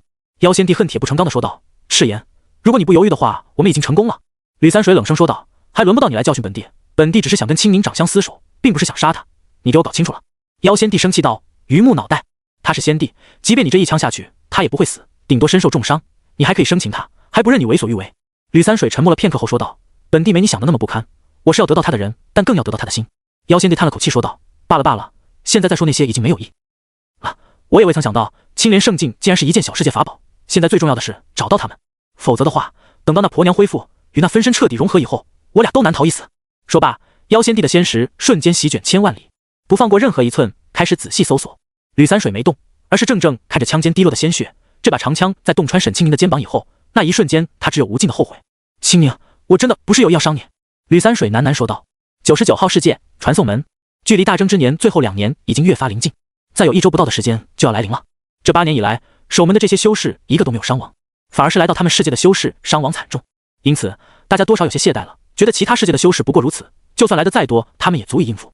现在那些大宗门天天要我们提起斗志，迎接最后的挑战，需要这么紧张吗？真是不太理解。就是8年都过来了，最后2年又有什么？依我看啊，我们已经把其他世界的修士打怕了，他们不可能再来了。哈哈，我也觉得那些大宗门太过紧张了，可能是身居高位太久了，怕一朝倾覆吧。你们不要小瞧了大宗门，不是说最后2年传送门不会限制人数和修为了吗？如果到时候来了大批的大成修士怎么办？哪里有那么多的大成修士？就算有，也不需要紧张。我们这里镇守传送门的大成修士也有30多个，那些排名靠前的世界高等级修士更多。如果来了上百大成修士、数千合体修士怎么办？我们能挡得住啊？切，要真像你说的那样，我们也不用抵抗了，反正也打不过。9天剑宗、青云门、凤仪轩3大宗门的领头人齐聚。前8年太过安逸了，现在那些弟子都多有懈怠，并不清楚接下来形势的恐怖，这不是一个好消息啊。陈静之叹着气说道。叶雪峰皱眉说道，仔细想来，我们之前的策略有点不妥。现在大多数人都觉得，反正那些修士一来都可以随手轰杀，我们人多，但到时真碰上硬茬子，恐怕会溃不成军。东方树慵懒地说道，你们俩就别想那么多了，无论是什么策略，都躲不过这最后2年的，与其在这里忧愁，不如想想接下来该怎么办。我们只能挑更多的人过来，最好是让那些隐世不出的散修也前来帮忙。陈静之说道。散修都自由散漫惯了，想要调动他们几乎不可能。聂雪峰说道。我觉得陈老头说的有道理，散修群体庞大，也不乏大能，如果只是靠宗门力量，很难抵挡大规模的冲击。东方叔慵懒道，关键是要如何调动这些人的积极性。聂雪峰皱眉道，虽然他也觉得这是一个好主意，但实在是太难了。以利诱之，这些散修一个比一个精，知道是这样一个危险的差事，绝大部分都会避开。以义劝之，其实有着觉悟的散修，早在大征之年开启的时候就已经来了，人数不少，但是相较于庞大的散修群体来说，微不足道。简而言之，有心的不用劝，没心的劝不了。其实大部分的散修都抱着一个心态，天塌下来有个高的顶着，甚至有部分摆烂心态的，就算世界气运被掠夺一空，最后不能修仙了也没有关系，反正自己也干不过那些大宗门的人。东方叔眼中闪烁着光芒，只有让他们感觉到了危险，他们才会醒悟过来，光靠躲是不可能的。但那时候已经晚了。聂雪峰说道，把其他宗门的负责人也都叫过来商议一番吧。陈敬之说道，毕竟这不只是他们3大宗门的事，更是这全天下所有宗门、所有修士的事。半个时辰以后，各大宗门驻留在此的负责人都齐聚在一块。大家都安静一下，我先简单的讲2句。聂雪峰说道，在这里他的话还是很管用的，其余人都安静了下来。随即聂雪峰把目前的情况简单说了一下，以及如何调动散修积极性的问题也都抛了出去。群策群力，每个人的想法都不一样，说不定就能得到一个完美的方案。武无极率先跳了出来，他冷哼道，依我看，以利诱之还有以义劝之都不行，直接抓人，把这些不知道事情严重性的散修都抓过来，反抗者杀无赦。武长老，你这就有点霸道了，容易引起反弹，到时候天下散修人人自危怎么办？就是如果到时候散修们团结起来，不就成了内忧外患了？不妥不妥，还是换一个方式吧。许多人都持反对的态度。武无极冷哼了一声说道，散修之所以是散修，就是因为不喜欢遵守规矩，都是一群渣子垃圾，他们能形成什么有效的反抗？星星之火可以燎原。陈敬之说道，武长老不要小瞧了散修的力量。武无极冷嘲热讽道，你青云门怕，我无极宗可不怕，如果你们不敢，那就把此事交给我们无极宗来办就行了。闻言，不少宗门的负责人都露出了异动之色。坏人无极宗来做，反正跟他们又没有关系，何乐而不为？你抓来的这些人是否会真心效力呢？这个你想过吗？东方叔慵懒道，到时候打起来，你抓来的这些人跑了，更影响士气，你又有没有想过呢？武无极冷哼道，那就拿住他们的把柄，让他们不得不拼命。你知道这天下有多少散修吗？东方叔慵懒道，你要一个个去调查他们的软肋，并且拿捏吗？武无极愣了一下，随即皱眉不说话了。他忽然发现东方叔说的有些道理，抓壮丁来打仗固然是可以充人数，但这些人到底有没有用，正面作用还是副作用，都是需要考虑的问题。如果说没有用或者副作用，那还不如不去浪费这个精力。其实我觉得我们也不用这么紧张嘛，我们99号世界属于排名靠后的世界，那些排名靠前的世界说不定也不惜的来攻打我们，毕竟我们才那么一点气运，强了也没什么用，如此一来的话，来的人少也打不过我们。这时有人说道，如果把世界的命运寄托在运气之上，那么只会输得一败涂地。聂雪峰淡淡说道，其实刚刚我们有一个简单的构想，只要让这些散修感受到其他世界修士的威胁，不反抗就会死亡，那他们就不得不反抗了。东方叔慵懒说道，他们这些渣子能够感受到什么威胁？我们在传送门这里已经拦下了所有的修士，如果说拦不住了，他们感受到威胁也晚了。武无极冷声说道。这时候南宫红站了出来，他还是一袭红裙，抿嘴笑道，东方门主跟我的想法倒是一致，让他们感受到威胁还不简单吗？只需要找人演戏就行了。找人演戏？怎么演戏？武无极又问道。所有人里面他是问题最多的，也是最阴阳怪气的。南宫红咯咯笑道，我们可以找一批修士伪装成其他世界的修士，然后到处袭击这些散修，如此一来的话，他们就能够感受到威胁了。听完这话，所有人都沉默了，这不符合名门正派的做法，但是在这种特殊时期，所有人都觉得这个办法可行。咯，南宫红又笑道，早就知道你们这些伪君子拉不下面子，只要你们同意，那这件事我们万妖谷可以负责。这一下不少人都心动了，反正只要装作不知道，就算事情败露了，矛头都会指向万妖谷，对他们而言没有任何的损失，到时候还可以调转矛头炮轰万妖门，指责他们不顾大局，竟然做出如此丧心病狂之事。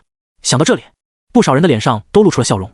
武无极冷笑道，这件事让你们万妖谷来做，确实再合适不过了，反正你们的名声也不怎么样。南宫红看向武无极，咯咯笑道，看样子武长老好像对我们有些偏见啊，要不这件事换你们无极宗来做怎么样？大可不必。武无极冷声说道，那就这样说定了。南宫红脸上露出笑容，接下来我万妖门的行动，你们都要装作看不见。众人面面相觑，虽然已经敲定了这个计划，但总觉得有什么不妥之处。让万妖门来做这件事真的妥当吗？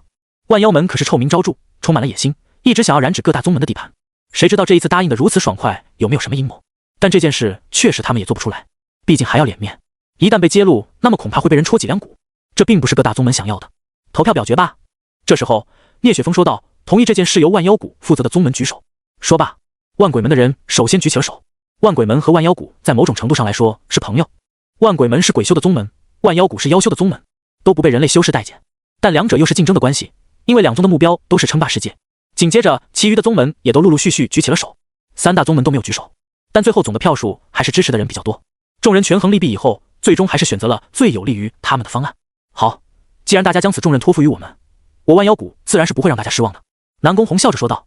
说完，他转身离去。时间只剩下1周，那么现在我便开始行动了。众人都散去了，表情各有不同。3大宗门的掌门人都没有离开，而是互相交谈。这南宫红主动揽下这件事，我总觉得有些不妥。陈静之皱眉说道。万妖谷既然想要称霸世界，那么绝对会尽心尽力。只是南宫红如此主动，确实有些可疑了。以万妖谷的作风，大概会在这些散修身上做文章。聂雪峰淡淡说道。东方叔伸了个懒腰，还是那副无限慵懒的样子。兵来将挡，水来土掩。既然万妖谷主动揽下这件事，就看看他们怎么去做吧。南宫红回到了自己宗门的队伍，他径直找到了南宫琉璃还有齐星月。两人在苏琪等人返回99号世界以后，过了3年才从1号世界返回。没人知道他俩去1号世界干嘛了，但南宫红知道，这一切都是他一手策划的，从100年前就在布置的局。南宫红笑着说道。琉璃，我们的计划可以开始了。师尊，那些伪君子都答应了？南宫琉璃笑着问道。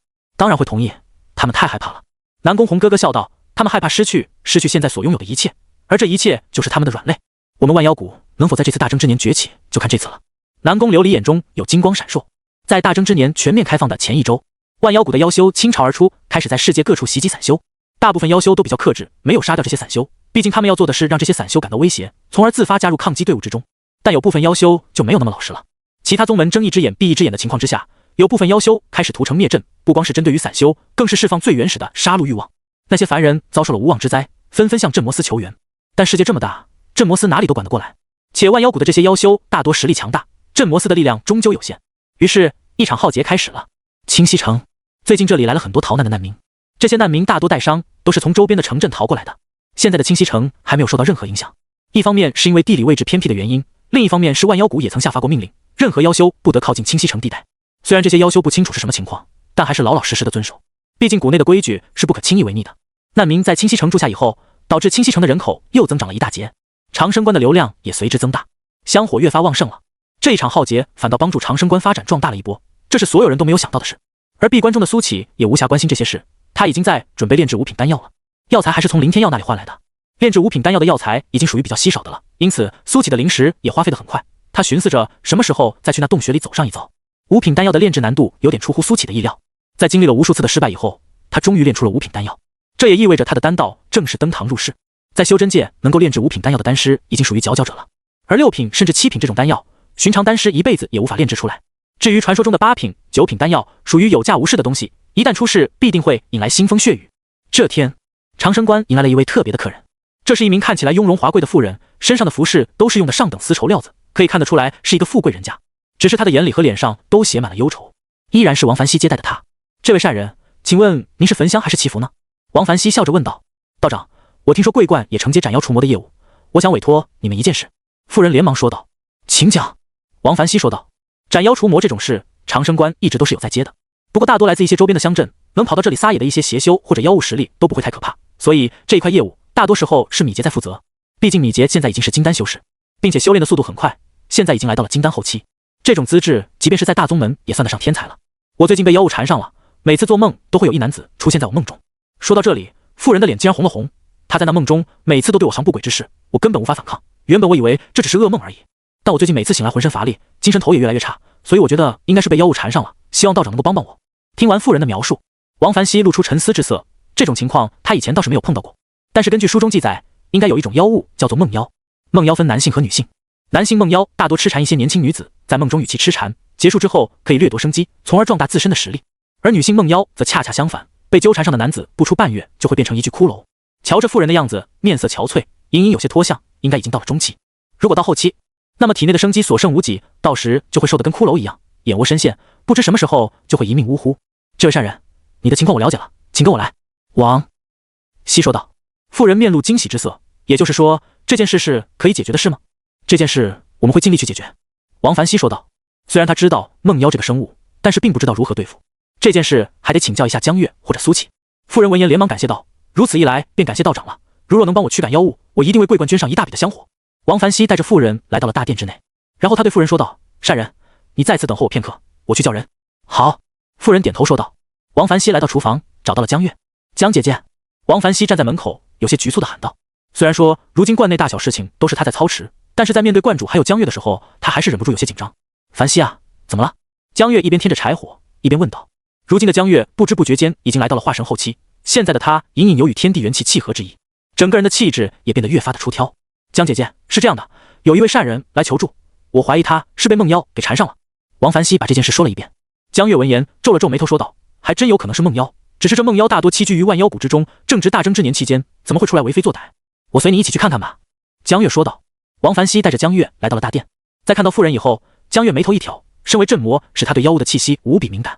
这妇人眉心处有一条淡淡的黑线，肉眼无法观之，但若用神识就可以看得一清二楚。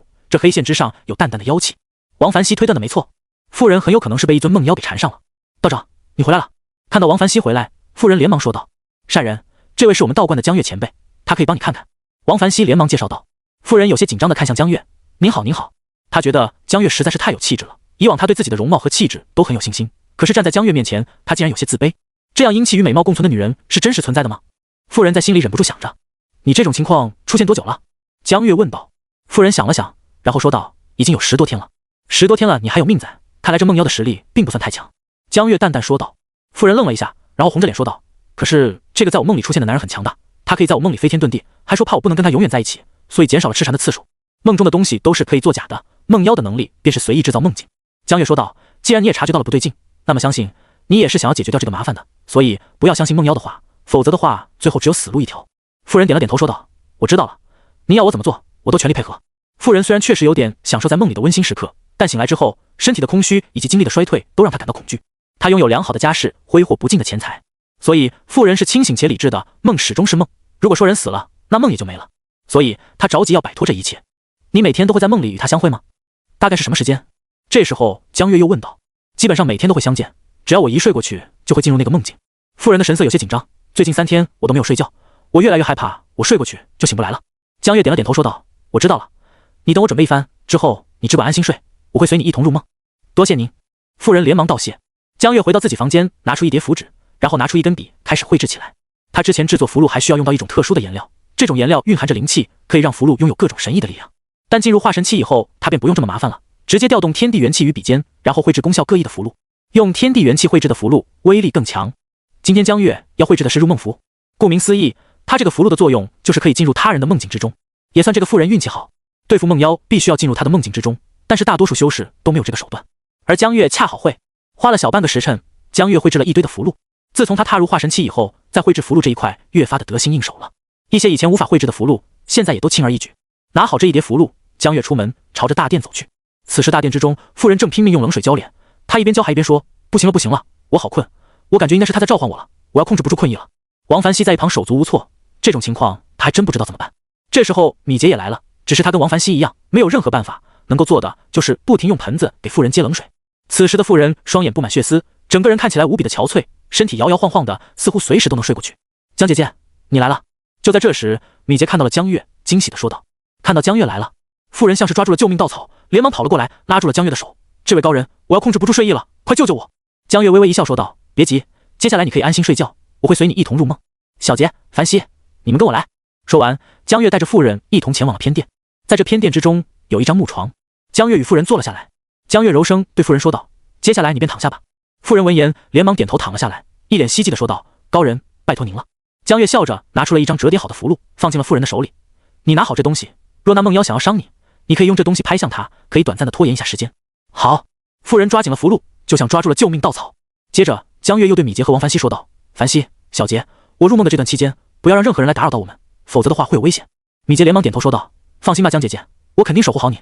王凡熙也点头说道，对，我们一定守护好你们。好。江月点了点头，又拿出了一枚符箓。如果说我3个时辰以后还没有醒来，你们把此符交给苏前辈，让他前来入梦。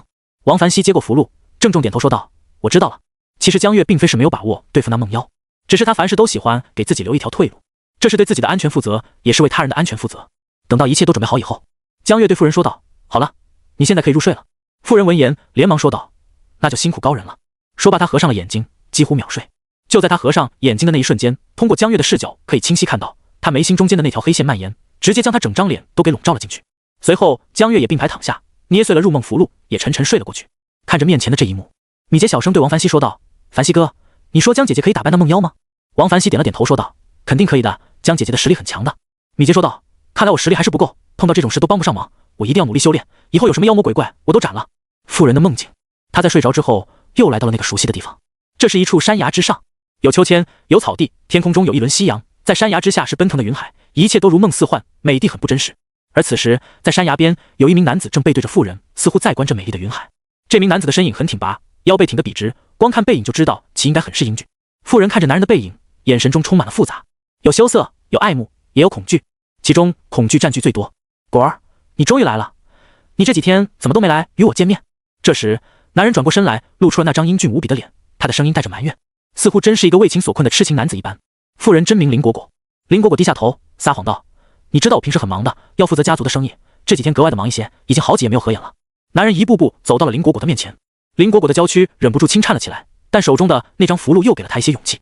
男人走到了林果果的面前，轻轻拨弄着她的头发，怜爱道：“你看你都憔悴了，我还以为你是害怕我，所以不敢入睡呢。”林果果闻言，娇躯轻颤，她抬起头，看到了男人那双如黑宝石璀璨的眼睛，似乎不含一丝杂质。不知为什么，林果果竟然有些愧疚，这个男人看起来似乎很爱自己啊。不过很快，这种念头就被理智压了下去。人妖殊途，即便是再爱自己，那也不行。他还年轻，还不想死。林果果柔声说道：“琳琅，两情若是久长时，又岂再朝朝暮暮？”他在拖延时间，他在等待江月的到来。被唤作琳琅的男子轻笑道：“果儿，其实你真的很笨，你都不会说谎的。”说什么谎？林果果的眼里闪过一丝不安。你明明就是怕我才不敢入睡的，现在却给我一套这样的说辞。男子笑道：“你是不是忘记了，曾经说过永远也不会骗我的？”林果果眼中的不安越发浓厚。男子却不给他说话的机会了，一把拉住了林果果的手。不过我不怪你，相信你也察觉到了你的身体在发生不可逆的损伤，也难怪你会害怕。跟我来。林果果任由男子牵着，头脑一片空白，跟着他往前走。当来到那个秋千以后，男子将林果果按在了秋千上，随后凑到耳边轻笑道：“果儿，我们第一次就是在这秋千上发生的，还记得吗？”林果果的脸红了，连耳根也都红了。不知为什么，她此时什么也无法多想，只能被男子的话引导着，脑海里产生那些画面。男子把手轻轻搭在了林果果的肩膀上：“果儿，我想要跟你永远在一起，所以你愿意把你的一切都奉献给我吗？以后的你将不会再有病痛、烦恼、亲人、朋友，你的一切都属于我，只属于我。你会永远留在这里陪我，我们可以夜夜痴缠，做一对人人羡慕的神仙眷侣。我会带你看每一次日升，每一次日落，我会带你去听大海的呼吸，我会带你去。所以，你愿意吗？”男人说了一大堆的情话，让林果果忍不住心间发颤。那些场景太美了，让他想要忍不住沉沦其中。林果果的声音已经到了喉头，他想要不顾一切的答应，管世界怎么变化，只要琳琅可以永远留在他的身边就好。但就在这时，手中的符箓忽然发热，让林果果稍微恢复了一些理智。他这时才赫然发现自己不知何时已经站到了悬崖边，下方的云海散开，是万丈深渊。除此之外，男人正漂浮在半空之中，朝着林果果伸出了右手，并露出灿烂的笑容：“果儿，如果你愿意，就朝我走来。”林果果的心一片冰凉，在他前方是万丈深渊，黑洞洞的一片。如果自己真迈出这一步，那将万劫不复，粉身碎骨。果然，这男人一直都在骗自己，他根本就不想和自己长相厮守，而是想办法掠夺他的一切，包括性命也不放过。想到这里，林果果浑身僵硬，后背已经被冷汗打湿。怎么了，果儿？你不愿意吗？男人柔声说道：“你不要害怕，我会一直对你好的。”说着，他竟然想伸手来拉林果果。林果果终于反应过来，扭头就跑。男人愣了一下，随即英俊的脸庞变得扭曲，满是愤恨之色：“果儿，你为什么要抛弃我？你为什么要怕我？我是爱你的，你是我的，只属于我。”说着，男人朝着林果果飞了过来，瞬间来到了他的身后，一把扯住了林果果的头发：“果儿，别跑了，你跑不掉的，你是我的。”男人哈哈笑着，拖着林果果的头发，一步一步朝着悬崖走去。“果儿，我知道你已经清醒了，我知道你现在很害怕，但你相信我，我并不是想要害你，我只是想跟你长相厮守，只有你永远留在这里，我们才能够永远在一起。”男人一边拖行，一边笑着说道。林果果拼命挣扎，但都是无济于事，他的力气跟男人根本不是一个层面上的。很快，林果果就被拖行来到了悬崖边上。男人飞了起来，林果果尖叫着，身子一点点朝着深渊探去。就在这时，他胡乱拍打的手一下拍在了男人的身上，轰！一阵金光爆闪，男人发出一声来自灵魂的怒吼，身子在空中不停颤抖，奇迹般的松开了抓林果果的手。林果果从地上爬起来，连忙朝着后方跑去，一边跑一边寻找江月的身影，心想着高人怎么还不出现，自己要顶不住了。那道金光持续大概3分多钟的时间，等到金光消失以后，方才英俊无比的男人已经大变样。他披头散发，脸部的肉一块块的落下，露出了原本的模样。这是一张极其丑陋的脸，尖嘴猴腮，脸上有漆黑的毛发，那双眼睛是可怕的三角眼，此时正透着仇恨的光芒。臭女人，我好言相劝你不听，竟然还求了符箓来对付我，我要弄死你！梦妖身后长出一对丑陋的大肉翅，朝着林果果闪电般的扑了过去。啊！场景忽然变化，逃跑的林果果一下撞在了树上，梦妖飞了过来，张开血盆大口，露出了那对尖锐的獠牙。死吧！梦妖一爪子朝着林果果抓了过来，他的爪子极其锋利，如果抓实了，那么林果果将会被瞬间撕成碎片。轰！但就在此时，一阵金光爆闪，将梦妖刺激的连忙捂住了眼睛，这金光能够灼伤他的双目。等到灿烂金光过后，林果果面前多了一人，正是江月。你是什么人？梦妖看向江月，龇牙咧嘴的说道。你是万妖谷的人？江月皱眉问道：“这个梦妖并不像是野生的，什么万妖谷，老子不知道。”梦妖哈哈笑道：“老子来自于第7世界。”第7世界？江月愣了一下，这还是一个外来的梦妖，只是他不明白梦妖是怎么穿过层层防守来到这里的。死吧！梦妖再次发难。四周场景变换，江月和林果果出现在一座山下。这座耸入云霄的大山竟然像是高速列车一样朝着两人撞了过来。一座山朝你撞来是什么体验？江月只想说，从视觉上来说的确很刺激，但他现在并不惧，毕竟他可是化神期的修士。江月随手丢出一枚符箓，轰隆，符箓炸开，狂暴汹涌的力量瞬间将这座大山击碎，随后崩碎的石块也在落地之后消失不见。有点实力。梦妖哈哈大笑，随即飞上了高空之中。整个梦境空间开始扭曲起来，江月和林果果要被卷入这扭曲的世界之中。醒醒！江月用醒神符拍在了林果果的后背之上，一股清明瞬间涌上心头。林果果慌忙说道：“高人，我现在要怎么办？”这是你的梦境，尝试着夺回梦境空间的操控权。江月说道。怎么夺回？林果果有些惊慌地说道。他看到四周的环境都在向他们挤压而来，似乎要把两人挤压成一团肉泥。首先，你不要害怕，想象面前的一幕应该是怎样，拼命去想就可以了。江月说道。我试试。林果果说道。随后他深吸了一口气，然后闭上眼睛，开始拼命构想自己想要的世界是怎样的。轰隆隆，世界停止扭曲了，任凭梦妖如何操作都不行。紧接着，世界开始恢复原样，将梦妖暴露在了半空之中。此时的梦妖一脸的懵逼之色，似乎是没有想到自己竟然没有干过一个凡人女子。轰隆！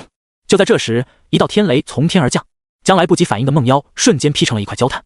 江月走上前去，梦妖的实力不算高，就在元婴期的样子，他的空间戒指并没有被毁掉。于是江月把空间戒指给捡了起来，然后打开看了看，结果发现里面有万妖谷的身份令牌，竟然真是万妖谷的人，竟然还伪装其他世界的修士，他们想干什么？江月皱眉想到。这时林果果也走了过来，看到与自己夜夜痴缠的男人竟然真面目是这样，他忍不住感到阵阵反胃。高人，我们现在怎么办？梦妖已死，你之后不会再有问题了。江月说道。现在可以醒了。轰！随着江月话音落下，世界忽然崩碎。外界，躺在床上的江月和林果果同时睁开了眼睛，从梦境空间脱离。林果果还有些回不过神来，她额头上的那缕黑线已经消散。米杰惊喜说道：“江姐姐，这么快吗？连半个时辰都没有用到。”江月点头笑道：“那梦妖的实力不强。”林果果感觉自己心中有一块大石落地，不知怎的，竟还有些空荡。不过更多的还是喜悦，毕竟总算是摆脱了梦妖的纠缠，以后也性命无忧了。高人，多谢您，我这就为桂冠捐上一大笔香火。林果果连忙道谢道：“不必客气，这本就是我应该做的事。”江月淡淡说道。他身为镇魔使，斩妖除魔是他的职责所在。事后林果果捐了很大一笔钱，可以看得出他真的出自巨富之家。江月找到了闭关中的苏启，苏启关闭了法阵以后走出了房间。怎么，小江？苏启问道。江月拿出了一枚戒指说道：“苏前辈，这个是万妖谷一个梦妖的戒指，在这大争之年时期，万妖谷的人竟然还在人间搞事，不知道是何用意。”万妖谷？苏启想到了南宫琉璃和齐星月，这两人去了1号世界以后也没有跟他们一起回来，也不知道现在回来没有。不过对于万妖谷打的是什么主意，他并不关心，而是问道：“最近清溪城有没有什么变化？”最近难民增多了，之前听说是有其他世界的修士作乱，导致了大批人民流离失所。镇魔司最近很忙，但是其他世界的修士实在太多了，根本管不过来。江月叹了口气说道。虽然说他现在位于长生观，但关于镇魔司的一切消息都有在关注。怎么会有大批量的其他世界修士混入？难道防守已经被攻破了？苏启皱着眉想着。传送门前聚集了一大帮的99号世界的精锐，如果他们都拦不住的话，那么接下来就是生灵涂炭的局面。看来他不能再安逸的闭关了。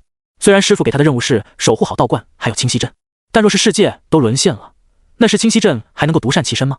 所以这二者之间并不冲突。还有一件事，根据各大宗门的介绍，还有最后3天，大争之年最残酷的2年就要开启了。这2年期间，传送门将不再限制修为和人数，所以如果我们遇到其他高等世界的全力入侵，情况恐怕不容乐观。江月说道。苏启颔首，看来他要去传送门一趟了。王南博还有洛灵都还在守门，他要去看看现在是什么样的情况。如果真的被攻破了，那也要想一想补救的办法。如果还没有被攻破，那这最后2年也万分的凶险。真要碰到了高等世界的入侵，那他也能略尽绵薄之力。想到这里，苏启已经下定了决心，这一趟必须要走。小江，你帮我看好道观，我要再去一次传送门。苏启说道。苏前辈放心，我一定会照看好道观的。江月点头道。安排好以后，苏启不再停留，冲天起朝着传送门飞驰而去。1号世界，传送门前已经聚集了许多高等级的修士以及大批的低等级修士，其中大部分的修士都是星辰殿的人，为首的正是萧天。想到还有3天的时间就能够复仇，这些天萧天的精神十分亢奋。这段时间他都在竭力恢复自己的实力，现在不仅完全恢复过来，甚至比之前还要强上数分。萧天要复仇，为他的儿子萧秋风。星辰殿几乎是精锐尽出，萧旭晨也在此列。这件事他已经知道了严重性，自然要全力出手。而其他宗门的人见星辰殿这么上心，几乎是举全宗之力聚集在了此处，于是也都纷纷派了人过来，主要还是想要分一杯羹，毕竟没有天大的好处，星辰殿的人怎么会如此尽心尽力？还有3天的时间，这传送门就要解除限制了。嘿嘿，不知道这星辰殿的人打什么算盘，不过没关系，他们吃肉，我们跟在屁股后面喝汤就行了。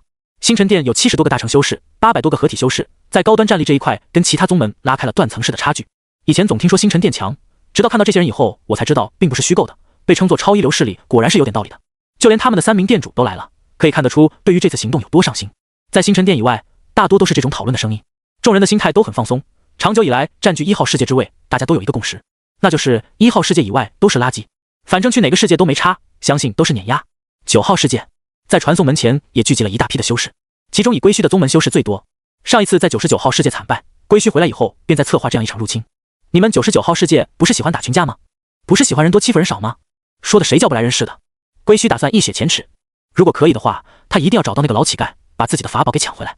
那可是他最强力的法宝之一，痛失法宝的他难过了好几年还没有走出来。如果他知道自己的法宝现在被老乞丐拿来砸核桃吃，不知道会作何感想。2号世界同样的，这里也聚集了大批的修士，都打听清楚了吗？这次星辰殿真要举全宗之力去入侵其他世界，千真万确，这是我们的人费了半条命才带回来的消息。嘿嘿，那确实是一个机会，但是这次带队的是邓望宇，真的没有关系吗？没事，邓望宇这家伙虽然有点阴狠，但是在这种大是大非的问题之上，还是不敢弄什么幺蛾子的。娘的，跟这种人做队友，说实话有点瘆得慌，好像每次出事的都是他队友。想点开心的，说不定这次我们2号世界就可以晋升为1号世界了。想想1号世界那庞大的气运，啧。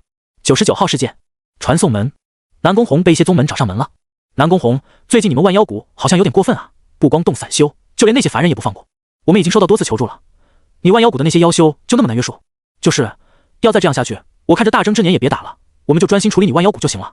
早就说了，虽然说这件事由你们万妖谷来负责，但是不能够做得太过分。现在是什么情况？面对众人的兴师问罪，南宫红脸上带着无辜之色。我想诸位应该是弄错了，我们万妖谷的那些修士可不敢违反谷主的命令，说不定是有萧小伟装成我们万妖谷的人，想要故意搅浑这滩水呢。谁吃饱了没事做，要这么做？就是你万妖谷的名声已经臭了，还需要有人故意去栽赃陷害吗？分明就是你们约束不力，让那些妖修肆无忌惮，现在还想推脱责任不成？众人怒目而视，南宫红还是一脸无辜。我想大家都误会我们了，我们万妖谷虽然名声不怎么样，但在这件事上可是全心全力。既然各位不相信，那不如你们派人如何？此言一出，方才还指责的那些人全都哑火了。真让他们找人去，他们还真没有那个本事。因为这些指责的基本上都是一些小宗门，而大宗门对于这些事都是睁一只眼闭一只眼，用人不疑，疑人不用。再说了，现在已经走到这一步，也确实没有回头路了。而且万妖谷确实也在出力，最近在这前线又多了许多散修，这些散修或是走投无路，或是被逼无奈，为了保住小命，只能来到前线。都不说话了。南宫红嗤笑了一声，我还以为你们能够揽下这个重任，知道我们万妖谷的牺牲多大吗？在这个过程中已经死了多少人了？这些我可都没找你们诉苦吧？现在不知道哪里跑出来的一些妖修，浑身摸鱼，就让你们高潮了。我告诉你们这群伪君子，别来找我麻烦。说罢，南宫红拂袖而去，没人拦他。开弓没有回头箭，现在只能走一步看一步了。极光城，今天极光城下过一场小雨。当阳光出来的时候，彩虹出现了，无数人在彩虹下许愿。王南博和钟灵宇也站在彩虹下面。钟灵宇捧着双手，眼睛亮晶晶的看着天际的彩虹，转头对王南博说道：“王大哥，你刚刚许的什么愿望？愿望说出来就不灵了。”王南博笑着说道：“好吗？”钟灵宇点了点头，然后又问道：“王大哥，你说你什么时候来娶我呀？”我爹说我已经到了婚嫁的年纪了，媒婆已经上门了，但是我都回绝了。说着说着，钟灵宇低下了头，脸色红润。王南博闻言笑着说道：“小灵宇啊，国家尚未富强，怎谈儿女情长？世界还未太平，怎可小家眷恋？好男儿应志在四方，所以你会理解我的吧？”钟灵宇闻言先是点了点头，然后又摇了摇头说道：“王大哥，你这话是什么意思啊？你是不是不想娶我？”王南博郑重道：“不，我很想娶你，但我更是一名居安思危的好男儿。你没察觉到世道越发不太平了吗？可是这跟你娶我有什么关系？”钟灵宇摇着头说道：“当然有关系，现在的你很难理解，但是你以后会理解的。”王南博笑着说道：“但不管怎么说，跟你在一起的这段时间里，我很开心，我要继续游历了，我们好好道个别吧。”钟灵宇愣在了原地，他听明白了王南博的意思，这不就是要抛下自己了吗？可笑的是，他明明前一秒还在计划着两个人的未来。在感情中最无奈的事，莫过于一方在计划着未来，一方在计划着离开。不知不觉间，钟灵宇的双眸竟然蒙上了一层雾气。王大哥，你平时最喜欢开玩笑了，所以你在跟我开玩笑是不是？可是你这个玩笑一点也不好笑，我要生气了。笨蛋，我可不是在跟你开玩笑啊！王南博笑道：“我是很认真的在跟你说，我真的要离开了。”钟灵宇的眼泪终于夺眶而出，他大声说道：“你这个骗子，你明明说过要喜欢我一辈子，一辈子也不抛弃我的。准确的来说，在当时那种情境下，我没有骗你。”王南博歪着头想了想说道：“小灵宇，别哭，我不是也跟你说过吗？我这种人啊，随时都可能要离开的。”王南博又说道：“随时要离开。是啊，当初他是说过这种话，但那时钟灵宇没有把这句话当回事，只觉得自己可以留下他。但如今看来，自己还是失败了，他终究要离开了。想到这里，钟灵宇抹去了眼角的泪水，他问道：“那你还会回来吗？”王南博看着天际的彩虹，侧脸被阳光镀上一层淡金。我呀，此行一去，不问归期。说罢，王南博转过身，对钟灵宇张开了双手。来吧，小灵宇，再抱一下，以后可能就没有机会了。我恨你。钟灵宇没有抱他，甩下一句以后，扭头跑了。看着钟灵宇离开的背影，王南博摇了摇头，叹气道：“问世间情为何物，直叫人生死相许。”说罢，他转身离去，方向正是传送门的方向。时间飞快，眨眼之间，只剩下最后1天半的时间。散漫的队伍终于也多了一丝紧张，特别是刚加入的那些散修，他们没有之前对付其他世界修士的经验，所以更加紧张。但经过那些有经验的人安慰了一番之后，便放松了不少。轰！就在这时候，天空中一声炸响，无数人抬头向空中看去，只见一个身影漂浮在半空之中，英俊的模样让不少男人都产生了自卑之感，不少女修都投去了爱慕的目光。我去，苏修！9天剑宗队伍里，王南博惊呼了一声。苏起的出场方式造成了一阵小小的轰动。这人是谁啊？竟然能够御空飞行，看起来如此年轻，有这么年轻的大成修士吗？他你都不认识？这是我们的世界的天命之子，我记得8年以前他还不能飞的，进步竟然如此之快吗？他就是天命之子啊，长得好英俊啊，谁知道他有没有妻子了？有没有都轮不到你啊，也不照照镜子，你觉得你配得上人家吗？你怎么说话的？你怎么就知道我配不上了？而王南博则在那里喃喃说道：“苏兄就是苏兄，对于装逼一道的领悟甚是深刻，这样的出场方式简直太他妈的帅了。”而洛林看着苏起这光彩夺目的样子，叹了口气，他又想起了师姐。回来以后，他问过师傅，师姐并没有回来，而且东方叔还说了一句意味深长的话：潇湘已经回到了他应该去的地方，仙人应该去的地方不就是仙界吗？也是从那以后，洛林便知道师姐回不来了，他更加努力的修炼，他想要早日飞升仙界，想要再见师姐一面。灵儿，他就是你师姐的心上人？这时候，东方叔好奇道：“是的，师尊。”洛林说道，跟画中几乎一模一样。那时我还以为那只是潇湘这丫头梦中虚构的人而已。东方叔点了点头说道。苏起没有在空中招摇太久，径直来到了9天剑宗的地盘。我靠，苏兄，装逼不带上我，我鄙视你！这时候，王南博冲了上来，轻轻给了苏起一拳。装什么逼？苏起愣了一下，有些纳闷的说道：“还装？你故意弄出那么大的声响，不就是要让大家看到你已经迈入大成期，可以御空飞行了吗？”王南博鄙视道：“我算是领会过来了，你一直不使用飞剑飞行，就是为了一步到位，直接御空飞行，太装逼了，实在太装逼了，我好喜欢。”听完王南博的话，苏起有些哭笑不得。他不是想装逼，而是用灵气御空飞行就是这样，骤然停下来的话会造成音爆。不过你丫都大成期了，还伪装成炼气期的小白，你好意思吗你？王南博吐槽道。苏起这都能够御空飞行了，但还是散发炼气期的修为。这要是哪个不长眼的真把他当成了炼气期的修士，前去挑衅的话，还不当场去世？对此，苏起也懒得解释了，说了也不会有人相信的。就在这时候，聂雪峰笑着走了过来，与平时严肃的态度截然不同。苏道友来了，有了苏道友相助，我们信心倍增。在苏起展示了一手御空飞行以后，就连称呼都变成了苏道友。让聂雪峰有些奇怪的是，照理来说他们是同境界，他应该可以看穿苏起的真实修为的，可现在看上去依然是炼气期的修为，没有丝毫的破绽。这种伪装让他自愧弗如。聂前辈，我这次前来是想要了解一个情况的。苏起说道。哦，但说无妨。聂雪峰连忙说道。苏起把梦妖的事说了一遍。听完以后，聂雪峰便传音给苏起说了一下目前的一个情况。至于这梦妖，应该便是万妖谷那边约束不力导致的，这个属于机密，除了各大门派的掌舵者或者画事人以外，其他弟子是不清楚的。听完以后，苏起点了点头，随后径直朝着万妖谷走了过去。还没等走近，南宫红便一脸媚笑的迎了上来。这8年以来，他似乎没有一点变化，依然是那袭红裙，妖媚无比，甚至苏起怀疑他都没有换过衣服。道长是来找红儿的吗？南宫红脸上露出羞涩之色，咯咯笑道。在发现苏起可能是大成修士以后，他连对自己的称呼也变了。众所周知，大成修士也是分等级的，像天命之子成为大成修士以后，一般都是那种最顶尖的大成修士。他觉得自己应该不是对手，所以的话，该怂的时候就要怂。介意不说话，苏起淡淡说道。南宫红羞涩的点了点，然后说道：“好啊，去红儿的房间里可好？红儿给道长看看大宝贝。”苏起没有理会南宫红的调戏，带着他去了一处无人的地方。看到这一幕的宗门弟子纷纷议论了起来。我去，这妖女竟然跟天命之子走了，是要发生什么不可描述的事情吗？龌龊！天命之子如此英俊潇洒，那妖女怎么配得上？啧，不过有一说一，那妖女的身段还有容貌都无可挑剔啊。如果这能发生点什么，也不是不行。道长带红儿来这样一处偏僻的地方，是要说什么心里话吗？南宫红咯咯笑道，还是说要红儿让你快活快活？苏起眼神十分清明，没有受到南宫红分毫影响，这让南宫红心中暗暗心惊，心道这天命之子果然不是吃素的，自己的媚功已经登峰造极，寻常修士根本扛不住他这样全力发挥，但是苏起竟然没有半点影响，这只能说明一点，要么此子的心性十分坚韧，要么就是修为远胜于自己。想到这里，南宫红变得稍微收敛了一些。你们之间达成的协议我已经知道了，但你万妖谷的人却为祸人间，祸害那些手无寸铁的凡人，有些说不过去了吧？苏启淡淡说道。不等南宫红狡辩，苏启就把戒指丢了出去。这是你谷中人的身份牌，还有什么好说的？南宫红查看了戒指以后，脸色一变，然后十分气愤地说道：道长，我没有想到手下的人竟然如此大胆，我明明已经下令不得祸害人间，这些人等我们调查清楚以后，谷内会做出严肃的处理。苏启淡淡说道：那你最好快点调查，我不希望大征之年最后2年，你们的那些人闹出什么幺蛾子，否则的话，我只能亲自走一遭了。威胁，浓浓的威胁。但南宫红却不敢说什么，而是保证道：道长还请放心，1天之内我就可以揪出这些害群之马。南宫红确实说到做到了，1天不到的时间就调查清楚了是哪些妖修违反了谷内的规定，擅自行动。这些妖修被直接处死，大大震慑了一些抱有侥幸心理的妖物。而距离大征之年最后2年的时间，也只剩下半天的时间了。所有人都在传送门前严阵以待，就连苏启也不例外。不过他是和一众宗门的大佬，位于队伍的最后方。武无极盯着苏启的后脑勺，心中膈应极了。但是知道苏启可能是大成期修士以后，他也不敢叫嚣了。本身就是天命之子了，还是大成期修士，这可不是1+1等于2那么简单。如果苏启不在此次大征之年之中殒命，那么以后99号世界几乎不可能存在能够威胁他的人或者势力。一方面是因为被天道眷顾，另一方面是因为其超强的实力。在倒计时的这段时间内，各大世界都做好了准备，像是排名靠后的世界都在想着如何抵御入侵，而排名靠中间的这些世界是最活跃的，大多都想要更进一步。如此一来的话，只能够去入侵其他世界。虽然说传送门的限制解除了，但其实还有一些隐性的规则，比如说一个世界大举入侵另一个世界，那么在1年之内，被入侵的世界就不能再被第2个世界入侵。至于这个大举什么程度算是大举，就要看天道的判定了。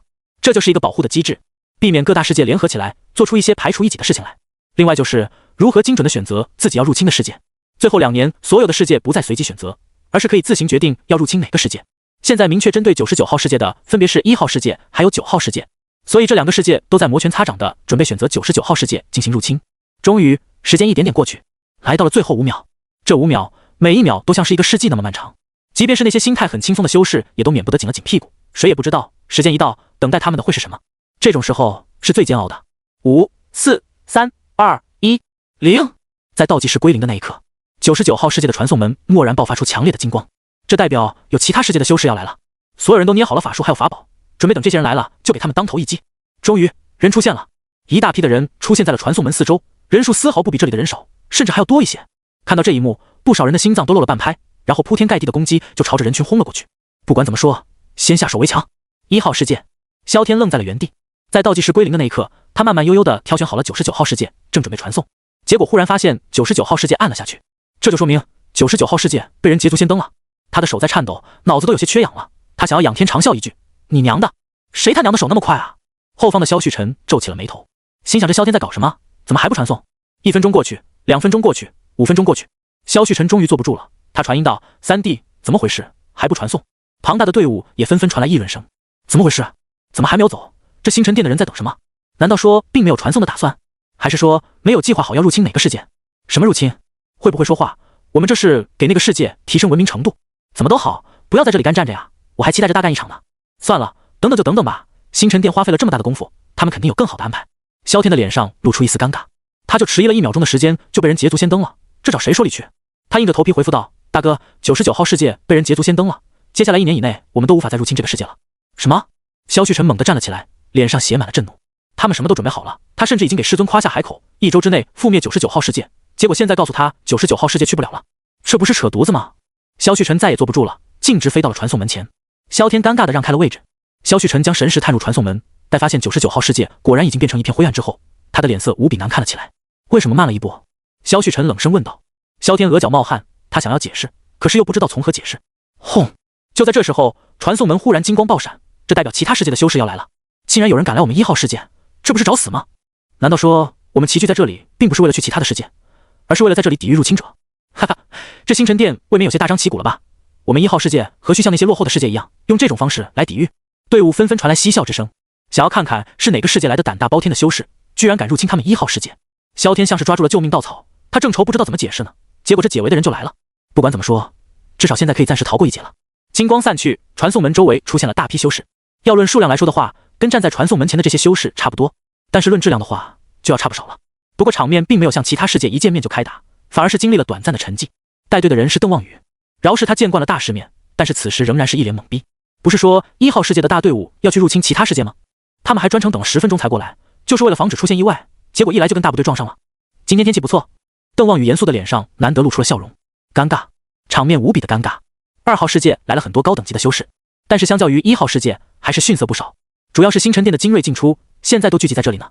邓望宇发誓，这是自己此生碰到过的最大危机。我认得，这些人是2号世界的修士。哈哈，带这么多人过来是想干嘛？那还用说吗？摆明了来入侵我们的。既然如此，大家伙给这些家伙一点教训。杀！大战一触即发。现在可不像是大征之年刚开始那会了，那会可以随时通过传送门逃跑。现在传送门解除限制以后，每次解禁传送的时间足足有24个时辰。轰！双方不再犹豫，纷纷出手，大战开启。99号世界，来者正是归墟所在的9号世界。铺天盖地的法术攻击没有击溃他们，早在来之前，他们已经做好了准备。庞大的灵力冲天起，将这些攻击尽数拦下。这是属于上万修士的战争，双方修士加起来的总数已经超过10万，场面非常混乱，各式各样的法宝和法术无差别的覆盖。轰隆隆，天空震动，地面崩裂，10万修士大战，这种壮观的场面，怕是一辈子都难见到一次。无数高等级修士腾空而起，对方的大乘期修士也要出手了。轰隆隆，大乘期修士能够造成的破坏更强，况且还是刚传送过来的大乘修士，体内流淌的都是高等级的灵力。99号世界这边几乎是瞬间就落入了下风，在队伍前端的一些修士当场就暴毙了。这一幕极大的震动了其余修士的心，这才刚开打他们就死人了，比以前8年都要残酷。该我们出手了。聂雪峰说了一声，随后冲天起，其余大乘修士紧随其后，冲向了9号世界的大乘修士。苏琪也不例外。哈哈，垃圾世界的大乘修士跟我们可不在一个层次，打爆你们！一名留着寸头的大乘修士哈哈大笑，随即一拳朝着众人轰了过来。轰隆隆，空间层层褶皱，恐怖的冲击波朝着数万人的队伍轰了过去。吃！聂雪峰出剑了，犹如天外一剑，寸头修士造成的动静瞬间被抹平，一道数千丈的巨剑虚影顿时射向了他。哈哈哈，来啊！寸头修士兴奋地大喊了一声，身上的衣服爆裂，露出了精赤的上身。这竟然是一个炼体修士！吼！寸头修士一声怒吼，一道由天地元气组成的巨型虚影在他身后成型。这道虚影看起来足足有100丈高，就像是神话传说中的巨人。轰！寸头修士出拳，这道巨型虚影也跟着出拳，狂暴汹涌的力量蕴含着大道气息，朝着巨剑虚影轰去。这是法则之力！轰隆！巨剑虚影直接被震散。寸头修士全势不减，继续朝着聂雪峰轰了过去。聂雪峰周身气机全被锁定，竟然挣脱不得。与此同时，其他的大乘修士也都交上手了，唯有苏启落单。对方的大乘修士跟他们这边一样多，所以苏启反倒成了轮空的那一个。他四处看了看，聂雪峰好像有点麻烦。那好吧，就帮你了。苏启看着寸头修士的这一拳，直接硬顶了上去。他不打算用剑，不知道自己现在光凭肉身的力量能不能跟这种大乘修士一较高下。灵力汹涌，苏启的拳头爆发出刺目的金光，接着他一拳轰出。轰！时间于这一刻仿若凝滞，肉眼可见，苏启这一拳之下，他面前的虚空都塌陷了下去。紧接着，时间流速恢复了正常，虚空肉眼可见的涤荡，层层冲击波就像是套圈一样，朝着那虚空巨人轰去。仅仅是拳风，不可一世的虚空巨人便被吹得动弹不得了。狂风呼啸，虚空巨人甚至往后退了一步。但更为可怕的是，苏启这一拳正面轰到了虚空巨人身上，拳头刚一接触，爆炸的力量瞬间将巨人瓦解，露出了其中一脸惊恐的寸头修士。砰！下一秒，他的手臂直接炸开，变成了一团血雾。他最引以为傲的肉身，竟然连一拳都守不住。轰！下一秒，爆炸的力量余波直接将寸头修士震成了粉碎，化作飞灰消失不见。一拳秒大成，这夸张的战力直接让双方都停滞了片刻，脸上都露出了震撼之色。卧槽，我眼睛没花吧？那可是炼体大成修士啊，被人一拳打爆了。我本以为99号世界会被他闹得鸡犬不宁，结果才刚一出手就被秒杀了。这他娘的还打什么啊？对面有这样一个变态，我们根本不可能是对手的。9号世界那边士气大减，哈哈，兄弟们别怕，我们高端战力碾压他们。太他娘的牛逼了，看得我热血沸腾的，这才是真正的天骄啊！不愧是天命之子，碾碎他们。而99号世界这边就不同了，士气大振。多谢苏道友，不然的话我可能会受点伤。这时候聂雪峰飞了过来，笑着说道：“举手之劳，帮其他人吧。”苏琪摆了摆手说道，随即他朝着正在鏖战的其他大乘修士飞了过去。斩！不过片刻的功夫，聂雪峰看到对面又有一个大乘修士陨落，一不留神就被苏琪给斩杀了，连骨灰都没有留下。用直接融化来形容再合适不过。连杀2名大乘修士的苏琪，终于引起了9号世界其他大乘修士的警惕，被这家伙碰到就是触之即死。所以接下来苏琪再出手，这些大乘修士都会使用神通躲开，这也是苏琪目前的一个弊端。他的力量足以镇杀一切，但别人要躲的话，他还是没有很好的方法。不过有他的加入，9号世界的大乘修士都投鼠忌器，不敢全力发挥，生怕被秒。而99号世界这边越战越勇，他们要做的就是拖住这些大乘修士，然后等着苏琪秒杀就行。一来二去，场面开始变得微妙起来。人群中的归墟面色难看，他在苏琪身上看到了如煌煌大日耀眼的气运，其庞大程度让他都自愧不如。这真是一个垫底世界的天命之子能拥有的气运吗？归墟见过1号世界的天命之子，就连萧秋风也没有这么耀眼的气运。而且这家伙竟然一拳一剑连杀2名大成修士。归墟简直不敢相信自己的眼睛。要知道，他现在还是一名炼虚修士，8年前来99号世界的时候，他不过还是一名化神修士而已。只要把这些气运都掠夺，我就可以成为前无古人后无来者的超级天命之子。归墟的心中一片火热。苏启是一个变数，如果没有他的话，现在99号世界应该是一边倒的局面。正因为他连杀2名大成修士，搞得9号世界那边大成修士人人自危，不敢全力出手，才出现了现在这种势均力敌的场面。如果按照这样的趋势下去，9号世界的士气会越发低落，最后溃不成军。只可惜这次我准备齐全。归墟脸上露出志得意满的笑容，随后他从戒指里拿出了一个巨大的阵盘。这个阵盘表面流转着五彩光晕，还有大量的符文在其间流动，看起来充满了玄奥的气息。这是归墟最近得到的一件仙家法宝，是真正的上界仙器大道阵盘。大道阵盘最玄奥的作用就在于可以让人明悟内心，坚定道路，可谓是消除心魔的不二法宝。但其也有莫大的副作用，那就是无法明悟内心的人，只要被阵盘笼罩，那就会永远沉沦在其中，再也无法苏醒。归墟本没有打算动用这个阵盘，因为这个阵盘敌我不分，开启之后方圆万里之内，只要在其范围内的人皆会陷入沉睡，陷入那奇妙的梦境之内。归墟之所以敢启动这东西，是因为他早已经做好了准备，他可以保证自己在很快的时间内清醒过来，到时候这里的人都在沉睡之中，他会让99号世界的这些修士直接死在梦里面。如此庞大的气运，我就不客气收下了。归墟目光灼灼看着苏启，嘴角一咧，猛地启动了阵盘。阵盘表面的光晕骤然回缩，归墟将阵盘放置在了地上。轰！下一秒，数十丈粗的五彩光柱直冲天际，连天空也变成了五彩之色。什么东西？我的天啊，那是什么法器？为什么我有一种来自灵魂的战栗？快把那东西关掉，我有一种很危险的感觉。无论是9号世界的修士，还是99号世界的修士，都感受到了这阵盘的不一般，似乎有什么不好的事正在发生。有许多高等级修士甚至朝着这阵盘轰击，但一切都已经晚了。不过短短1秒钟的时间，方圆万里都被笼罩了。紧接着，所有人都感受到一阵浓浓的困意袭来，漫天的法术和法宝于这一刻纷纷消散。砰！随着第一声闷响传来，接二连三的有修士从空中栽倒，苏琪也不例外。他根本无法抵挡这阵睡意，从空中跌落以后，双腿像是标枪似的径直插进了地里。归墟在昏迷过去以前，死死看着苏琪的方向，嘴角露出笑容：“你的气运归我了，醒醒，苏洛，醒醒！”在一棵遮天蔽日的大树之下，2名少年拼命摇晃着另一名少年。这名被摇晃的少年双手枕在身后，靠在树上假寐。这阵猛烈的摇晃将他惊醒过来。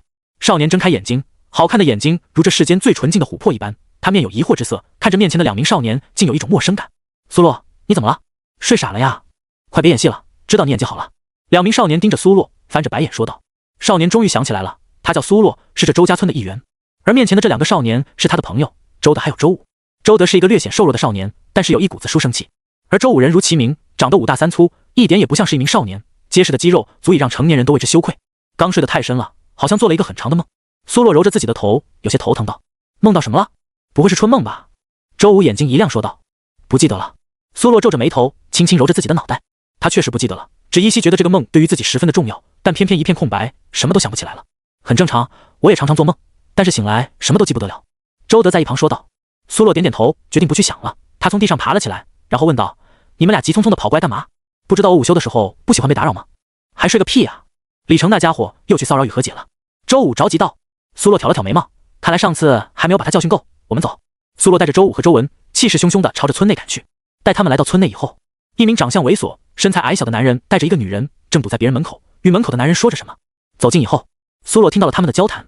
雨禾他爹，你也知道李少爷家的家世，配你们家雨禾绰绰有余了。成亲之后，你们家跟李家就是亲戚了，这对你也有好处吗？女人笑着对男人说道。男人皱眉道：“周媒婆，雨禾的终身大事马虎不得，我不求他以后荣华富贵，只求他开开心心。雨禾都说过不喜欢李少爷了，所以李少爷还是请回吧。”一听这话，女人立马就变脸色了。老赵，好言相劝你不听，非要我骂人是吧？你们家穷的都快揭不开锅了，今年收成也不好，还不把女儿嫁出去，等着饿死呢。男人也来了脾气，他伸手赶人，就是饿死我也不会卖女儿。那名猥琐的男人见状，脸上露出淡淡的笑容。赵石头，你欠我家的100两银子该还了，100两银子该还了。此话一出，赵石头顿时愣在了原地，然后如聂说道：“李少爷，不是说好分10年偿还的吗？现在才过去2年啊！”李成嗤笑一声：“谁跟你说的10年偿还？看清楚了，白纸黑字写的清清楚楚。”说着，李成拿出了一张欠条，冷笑道：“识不识字？不识字的话，我给你念念如何？”赵石头哪里认识字？他有些手足无措，一时之间不知道该怎么办了。李成，腿脚好利索了，记不记得我说过，你再敢来，我打断你的狗腿！就在这时，苏洛带着周德和周武走了过来。听到这个声音，李成的身躯一颤，随即镇定下来，他看向苏洛的眼神充满了仇恨。小子，不要着急，上次的账我今天会跟你好好清算的。李成阴险一笑说道。哦对了，你认得字吧？来看清楚了，赵石头早就把女儿卖给我了。苏洛皱了皱眉头，走了过去。小洛，你认得字？你跟赵叔说说，这纸上写的是什么？赵石头有点紧张地说道。苏洛伸手接过白纸，然后念了起来：今赵石头借李家纹银100两，限期2年之内偿还，如若超时，自愿将女儿赵雨荷赠与李家，为奴为婢，绝不反悔。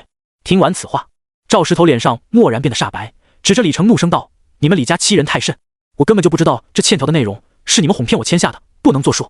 李成啪的一声打开了他的折扇，阴险地笑道：做不作数可不是你说了算，白纸黑字写得清清楚楚，还有你按下的手印，怎么想赖账？要不要我把此事捅到官府，看看官府会怎么判？白纸黑字，签字画押，若此事捅到了官府，那么只有一个结果，赵雨荷被判给李家为奴为婢。赵石头闻言更加愤怒了，想要抢过苏洛手中的白纸，撕成粉碎。唉，李成把扇子合上，猛地往前一递，表情怪异地说道：赵石头，我可提醒你，这是官府专用的契约纸，你若撕毁，代表藐视朝廷，可是重罪哦。契约纸是一种非常特殊的纸，价格昂贵，由朝廷发行，一般只有涉及到十分重要的场合或事才会使用这种契约纸。若有人故意撕毁这契约纸，那么便是重罪，将会被直接关入大牢，10年起步，最高死刑。赵石头愣住了，他虽然是一个粗汉子，但也知道契约纸的名头，若自己真撕毁了这纸，恐怕不得善终，正好就落入了李成的圈套里。只是赵石头有点想不明白，这李成为什么会故意提醒自己撕了。就在这时，纸张撕毁声传来，只见苏洛将手中白纸撕成2半，然后又多撕了几次，直到把这契约纸撕成了碎片。朝廷还有规定，若有人恶意利用契约纸其特殊性，包括但不限于利用欺骗、逼迫、恐吓等手段签订不平等契约，那便不用遵守，撕毁即可。苏洛淡淡说道：我说的可对？李成啪的一声又打开了折扇，哈哈笑道：好你个苏洛，竟然藐视朝廷，更是肆意编造谎言，信口雌黄，利用漏洞撕毁契约，你重罪。你说重罪就是重罪，是不是想挨揍？这时候周武站了出来，动了动那爆炸性的肌肉。有哥，还有同党，还有吗？李成眉头一挑，看向了周德。周德本想跳出来，可又觉得不对劲，这李成今天有恃无恐，肆无忌惮的样子与上次大相径庭。有诈！周德警觉起来，他没有跳出来，咋呼呼，老子今天非得打烂你的嘴！周武朝着李成冲了过去，李成脸上露出一丝紧张，吞了口唾沫后大声喊道：刘捕快，你可听清了？救我！唰，一道人影忽然从树上落下，瞬间便来到了李成面前，接着一拳轰在了周武的胸口。噗！周武双眼暴突，瞬间飞了出去，吐出一口鲜血之后昏迷了过去。场中出现了一个穿着捕快服的男人，这名男人长着一张枯瘦又如刀削般的脸，眼窝深陷，那双三角眼时时刻刻流露着寒光，不是好人。这是每个人看到他后必然会产生的第一印象。黄口小儿也敢藐视朝廷，藐视法律？捕快阴冷的目光看向了苏洛，苏洛眉头紧皱，看来自己中计了，难怪今天李成表现得格外嚣张，原来是买通了捕快。这个刘捕快可是出了名的奸人，只要给钱，什么事都做。哈哈，刘捕快，把这小子抓起来吧！李成哈哈大笑说道。说完，他搓了搓手掌，朝着面前的小屋走去。障碍已经清除，那么接下来要做的就是享受胜利的果实。但李成被赵石头拦住了，这个中年男人的拳头攥紧，一脸愤怒地盯着李成，吼道：滚！哟，赵石头，你倒是出息了，欠我的100两什么时候还呀？白纸黑字可是写得清清楚楚。李成啪的一下收起折扇，冷笑道：如今你还不上这钱，你女儿归我了，知道吗？周德此时终于站了出来，白纸黑字，纸呢？闻言，李成啪的一下又打开了折扇，笑着说道：你以为我没有备份？这份契约早就已经备份到了官府，跟我斗，你们几个小屁孩还愣了点。哈哈。这时苏洛说道：即便是备份到了官府，你也需要把备份取来才能佐证，现在你是想要藐视朝廷，强抢民女？李大少，不要让我难做。这时候那名刘捕头说道。李成笑着转过头，啪的一声又把折扇给合上了，指着苏洛说道：我当然不会藐视朝廷，我们都按流程办事。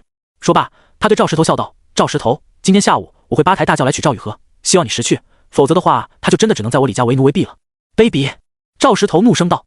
苏洛全程没有反抗，他不是刘捕快的对手，若反抗只能徒增麻烦。在离开之前，苏洛对周德使了个眼色，后者心领神会地点了点头。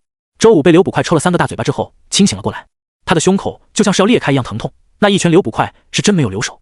苏洛和周武会被押入大牢，听候发落。在前往官府的路上，李成志得意满地摇着自己的折扇说道：舒坦，真他娘的舒坦。周武的双手被绑了起来，他冷冷盯了李成一眼，若不是畏惧那刘捕快，他定要3拳打死这个小人。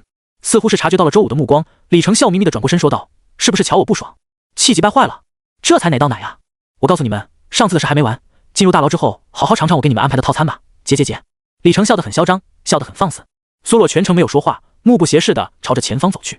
李成又凑到了苏洛的身边，一脸嗤笑道：苏洛，我知道你现在还在想着绝地翻盘，但不可能了，你会死在牢里，原因是畏罪自杀，而你这兄弟周武则会因为被人凌辱，受不了折磨，羞愤自杀。哦，还有那个周德，你以为他就逃过一劫了吗？他也逃不了，他今晚就会因为喝醉掉入粪坑溺死。怎么样，是不是很害怕？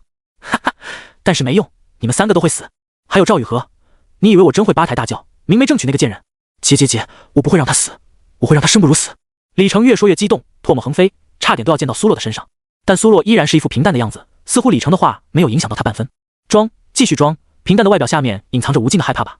姐，李成肆无忌惮地在苏洛耳边狂笑着。可惜从始至终，苏洛都没有搭理过他。没有人知道苏洛在想什么，但周武知道，苏洛越平静的时候，那就是敌人越该颤抖的时候。到了后面，李成感到有些无趣，主要一直都是他在起脸输出，别人压根不搭理他，有一种一拳打在棉花上的感觉。如果苏洛很愤怒、很崩溃，都会助长他嚣张的气焰。但是苏洛没有，始终平淡，好好享受你人生最后的时光。在被送入大牢之前，李成脸上露出了得意的笑容。TT_keyword_add data title 等于游戏 data tag 等于精品推荐 data type 等于data value 等于1913 TT_keyword_add 大牢的环境很差，到处都弥漫着阴暗潮湿的味道，还有恶心的臭味。刘捕快亲自押送着两人送入了一间没有人的牢房。刘捕快，就在刘捕快要关门的时候，苏洛忽然说话了。刘捕快有些意外，随后笑道：“我还以为你小子不会说话，怎么想求饶了？”晚了。苏洛却摇了摇头说道：“刘捕快，你信不信一句话？”刘捕快愣了一下，随即嗤笑道：“什么话？人在做天在看，坏事做多了是会遭报应的。”苏洛微笑道：“报应？”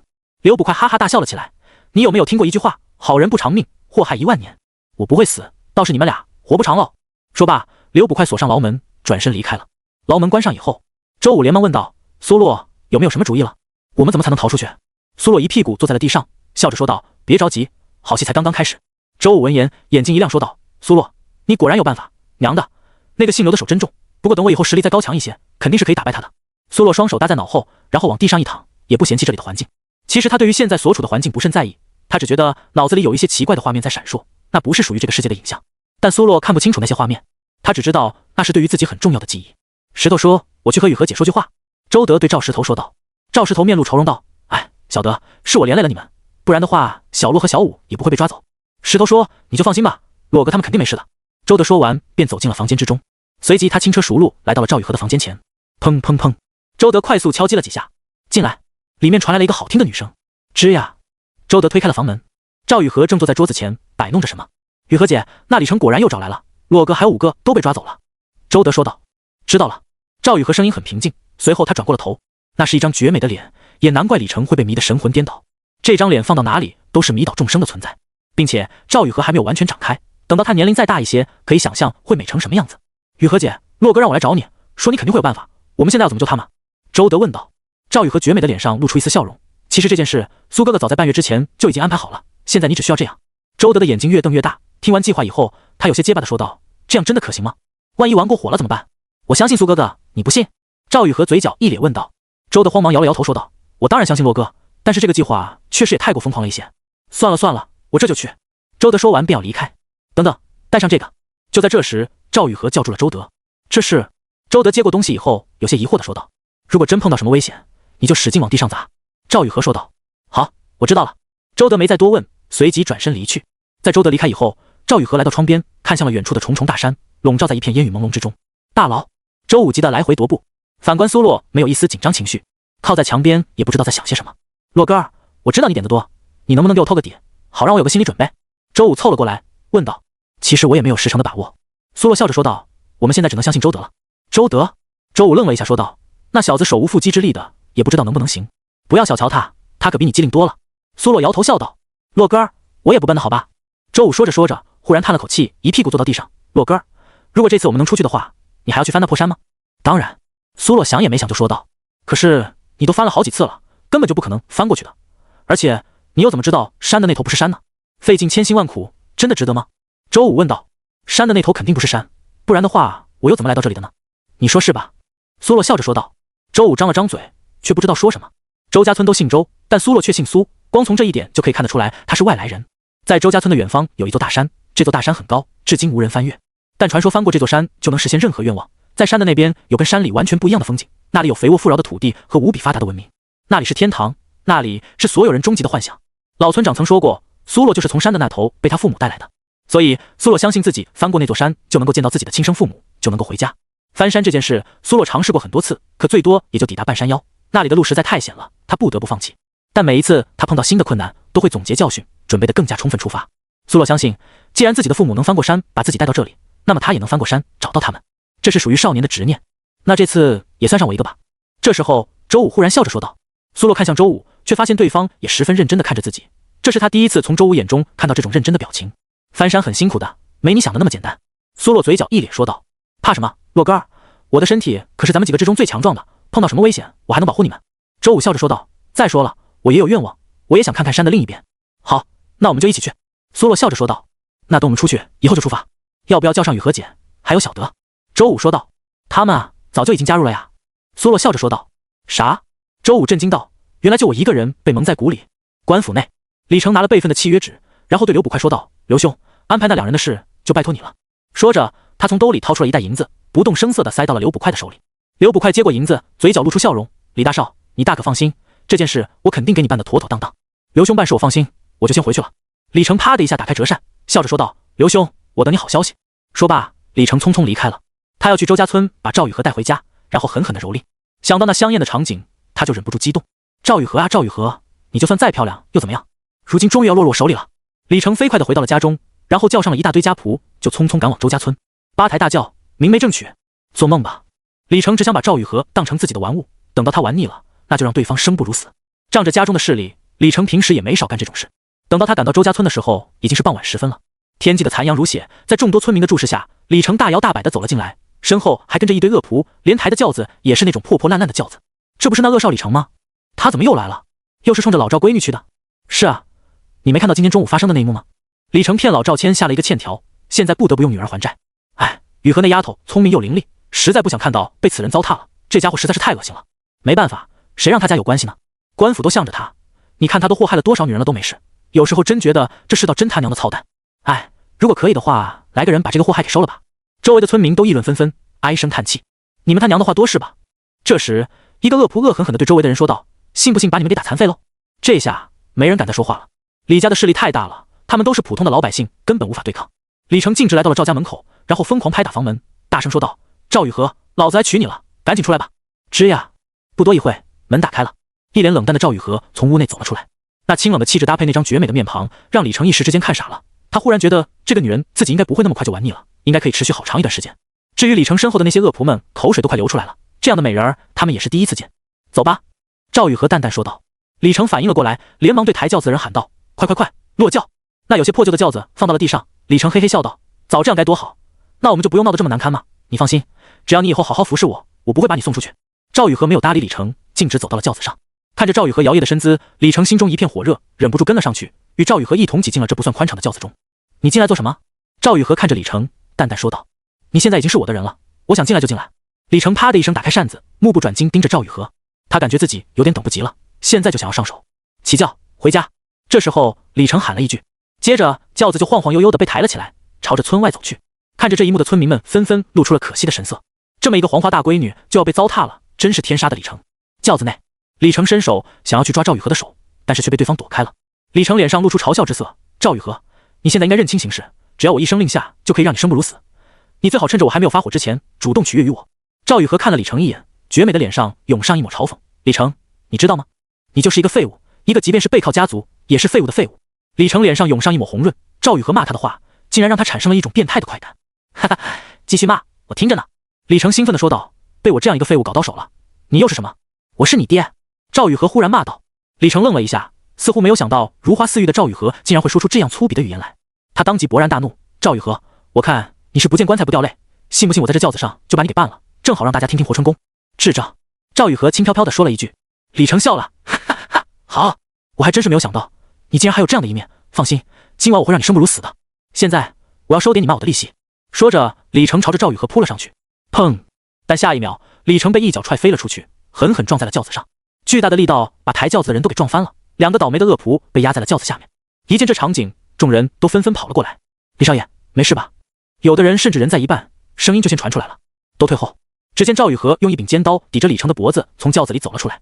李成的头发被扯住，他的胃里一阵翻江倒海，刚刚被踹了一脚，现在还没有缓过来。叫他们退后！赵雨禾冷声说道。赵雨禾，你这样是在犯罪，你敢杀我吗？你要是杀了我，你爹也跑不了，你会被株连九族。李成恶狠狠地威胁道。被一个女人制服，让他感到十分的羞愧。自己可是堂堂李家的大少爷，连一个女人都搞定不了。他只希望这个女人能够顾及官府的力量以及他们李家的力量。听到这话，赵雨禾手中的尖刀往前递了一寸，李成脖子顿时就破了皮，鲜血淌了下来。顿时，李成吓得魂飞魄散，这女人是真敢动手啊！他连忙大声吼道：“住手！都给我住手！退，往后退！”那些恶仆闻言也不敢往前走了，连忙朝着后方退去。有话好说，有话好说，可千万不要冲动啊！李成连忙讨饶，他的命多金贵啊！如果自己有个3长2短，就算这女人全家长命又能怎么样？接下来按照我说的做。赵雨禾微微一笑说道：“你说，只要是我能办到的，绝没有半句废话。”李成吞了口唾沫，腿肚子已经在打颤了，这大概是他离死亡最近的一次。就算上次被打瘸了腿，也没有这么狼狈过。他感觉自己的括约肌有点夹不住了，随时都可能会尿出来。让他们全都离开，一个不剩。赵雨禾说道：“走，都走，给我滚回去！”李成连忙喊道。这些恶仆面面相觑，却也不敢不听，纷纷收起了武器，朝着家跑去。这件事要赶紧报告家主那边才行，否则的话，李成真有个3长2短，他们也要跟着去陪葬了。等到所有恶仆都离开以后，李成惨笑着说道：“赵雨禾，我都按照你的要求把人都撤去了，现在可以放我走了吧？”走。赵雨禾脸上露出了奇怪的笑容：“你觉得你今天还走得了吗？什么意思啊？你要杀我？”李成双腿一软，一屁股坐在了地上，满脸惊恐之色。我已经按照你说的把人都撤去了，你还要我怎么样？不用害怕，我现在还不会杀你，有人会要了你的命。”赵雨禾淡淡说道。他把刀收了回来，在李成头顶上不停地旋转，好像指不定哪一秒就会落下。李成不是没有想过逃跑或者反抗，但是一想到刚才自己一脚被秒了，就打消了这个念头。现在的他由衷地升起了一股后悔的情绪。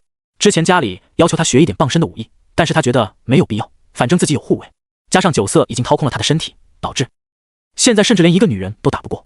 不过联想到刚才的那一脚，李成相信这个女人肯定是有学过的，不然脚劲不会那么大。两人就在这里等着，一直等到了太阳快要落山的时候，一道黑影从远处跑了过来。李成看到这道黑影，心已经提到了嗓子眼，难道这就是要来杀自己的人？可是等到人跑近以后，他方才松了一口气，还好，并不是要来杀自己的人。这人正是周德。此时他有些气喘吁吁：“雨禾姐，我都已经搞定了。”周德说道。“好，大概什么时候能来？”赵雨禾问道。“不久了，估计等到这家伙的救援来了，就差不多快来了。”周德说道。说着，周德走了过来，一脚就踹在了李成的脸上：“让你陷害我洛哥还有5个！”李成挨了一脚，连忙告饶道：“周德，我知道错了，你们放我回去，我以后肯定不会再骚扰雨禾了。还有周武和苏洛，我也不报仇了，我这就去官府把他们给放出来。”李成现在才知道求饶，晚了。周德冷笑道：“我们已经给过你机会了。”“那是我之前不懂事。”李成连忙告饶：“我之前太过嚣张了，现在我已经认识到了自己的错误，不要。”李成看着周德提着刀一步步朝着自己走来，然后高高扬起，顿时满面惊恐地吼出了声：“砰！”下一秒，周德用刀把狠狠砸在了李成的头上，疼疼疼！李成捂着自己的头开始惨叫，被砸出一个大包来。砰！下一秒，周德又用刀把狠狠砸了上去，这次李成头上又多出了一个包，他抱着头疯狂的惨叫。砰砰砰！周德连砸3下，李成头上多了5个包，他捂着头在地上翻滚，惨叫着喊道：“别打了，别打了，你要什么我都可以给你。”周德文有点尴尬的看了一眼赵雨禾：“雨禾姐，是不是我砸的姿势没对？为什么我砸了这么多下，这家伙就是不晕过去？”李成无语了：“原来你是想要砸晕我呀？我他娘的以为你想活活用刀把把我砸死呢。你要是想我晕过去，你就早说啊，我绝对二话不说，立马给你表演一个原地晕眩。其实也不是你姿势不对，主要就是力量不行。”赵雨禾扑哧一声笑了出来，然后他朝着李成走了过去。李成顿时感到不妙，连忙捂着自己的头说道：“哎呀，头有点晕，我要晕了。”说着扑通一声就瘫软在地上，岔开双手，头一歪，昏死过去，甚至连舌头都露了出来。这次轮到周德无语了：“好家伙，你这演技也太差了吧，这是瞧不起我咋的？”赵雨禾走了过来，然后对周德笑道：“看好了。”说着单手把李成从地上拽了起来。李成差点哭了：“大姐，我都装晕了，你就放我一马不行吗？”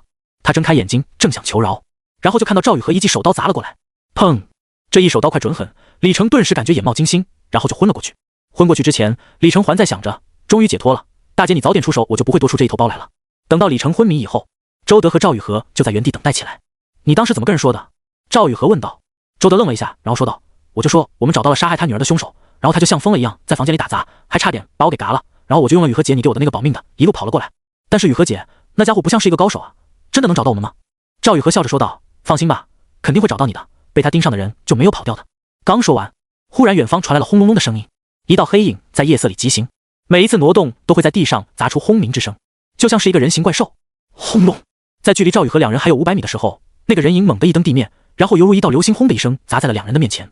烟尘散去，一个披头散发，眼里闪烁着幽冷之色的男人出现了。这个男人的身材极好，赤裸着上半身，呈现古铜之色，看起来非常精壮。“小子，找到你了！”男人看向周德，嘴角露出冷笑，然后朝着周德抓了过来。就在这时候，赵雨禾拦在了男人的面前：“疯子，等等，他不是杀害你女儿的凶手。”看到面前的赵雨禾，男人的眼睛中露出一丝疯狂：“他不是凶手，谁是凶手？他又怎么知道我女儿遇害了？”“大哥，我真不是凶手，凶手是地上趴着的这个人，我们已经帮您逮到了。”周德连忙解释道。同时抹了一把额头的冷汗。好家伙，这男人看起来有点猛啊！这要是给自己一拳，那还有命在。男人看向了已经昏迷过去的李成，皱着眉头说道：“他是谁？他就是杀害你女儿的凶手。你把他弄醒，他肯定如实招来。”赵雨禾笑着说道。男人眼睛中有凶光闪烁，紧盯了周德还有赵雨禾一会之后，来到了李成的面前。啪！男人弯下腰，一巴掌就扇在李成的脸上。啪！不等结果，男人又一巴掌。李成顿时睁开了眼睛，几颗碎牙飞了出去。你是谁？李成被扇醒了，嘴巴漏风，结结巴巴地说道。啪！男人又一巴掌，差点给李成又扇晕过去。别打了，别打了，要死了！李成哭喊着，他觉得自己脑袋都要裂开了。李成，你可还记得1月之前被你杀害的那个少女？这时候赵雨禾淡淡问道。李成现在脑子一片混乱，为了避免挨打，他立马说道：1月之前我杀害了3名少女，不知道你说的是哪一个？就在这时，那名精壮的男人忽然看到了李成手腕上的一条绿色手链，上面串着一颗白玉珠子。这个哪来的？男人一把捏住李成的脑袋，将其单手提了起来，然后从他手上把这链子给取了下来。我杀害的其中一名少女的。李成惊恐的乱蹬，如实招来。他杀害那些少女以后，最喜欢的便是把其身上的一些首饰之类的东西据为己有，当做自己的战利品。当时他就觉得这条链子非常好看，这才随手戴在了手腕上。男人的眼睛瞬间变得血红，他手上使力，李成惨叫着，头颅传来了咔嚓的声音，这是要被生生捏爆。住手！就在这时，一声怒吼传来，接着几道人影从远处飞快跑了过来。砰！但已经晚了，男人生生把李成给捏爆了，就像是西瓜爆开，看起来极其可怕。男人丝毫不在意沾染在身上的血污，猩红的眼睛看向了来者。找死！来者看到男人下了杀手，暴怒冲了上来。砰砰砰！但这些人哪里是这男人的对手？男人犹如人形怪兽，冲进了人群之中，3下5除2就把这些人全都打爆了，基本上是一拳一个，死状惨不忍睹。杀完这些人后，男人又把目光看向了周德还有赵雨禾二人。周德只觉得菊花一紧，这大块头是把他俩也列入目标了吗？想到他那凶猛的样子，周德觉得自己今天凶多吉少了。就在这时，赵雨禾忽然说道：“疯子，这件事是苏洛给你调查出来的，你还记得是他接了你的委托吗？”听到苏洛的名字，男人眼中的红光顿时消散，恢复了清明。我记得，男人说道。赵雨禾点头说道：“好，如果我记得没错的话，你给出的报酬便是谁找到杀害你女儿的凶手，便为他出手一次。”是，男人冷声说道。现在我们要使用这一次机会，苏洛被抓进了大牢，需要你去救他。赵雨禾说道。带路。男人沉吟了片刻后说道。他将身上的黄白之物擦拭干净，拿起了那条手链，眼中露出了无限的温柔之色。大牢内，周武，你换一个牢房。刘捕快走了进来，淡淡说道。我不换。周武往地上一坐，连忙说道。不用想也知道这是要对付自己了，这可由不得你。刘捕快狞笑着走了上来。刘捕快，那李成给了你多少钱？就在这时候，苏洛淡淡说道。刘捕快停下了脚步，眼中有金光闪烁。怎么，你要花钱买命，可以吗？苏洛问道。当然可以。刘捕快忽然笑道。那要看你能不能出得起这个价格了，尽管开价。苏洛淡淡说道。刘捕快哈哈大笑道。你不过是一个穷小子，居然这么大口气。好，那我就告诉你，你们两个的命值500两，想让我毁约也容易，只要你们能出得起10倍的价格，那我就留你们一命，如何？10倍的价格，那就是5000两。周武差点把自己的舌头给咬了。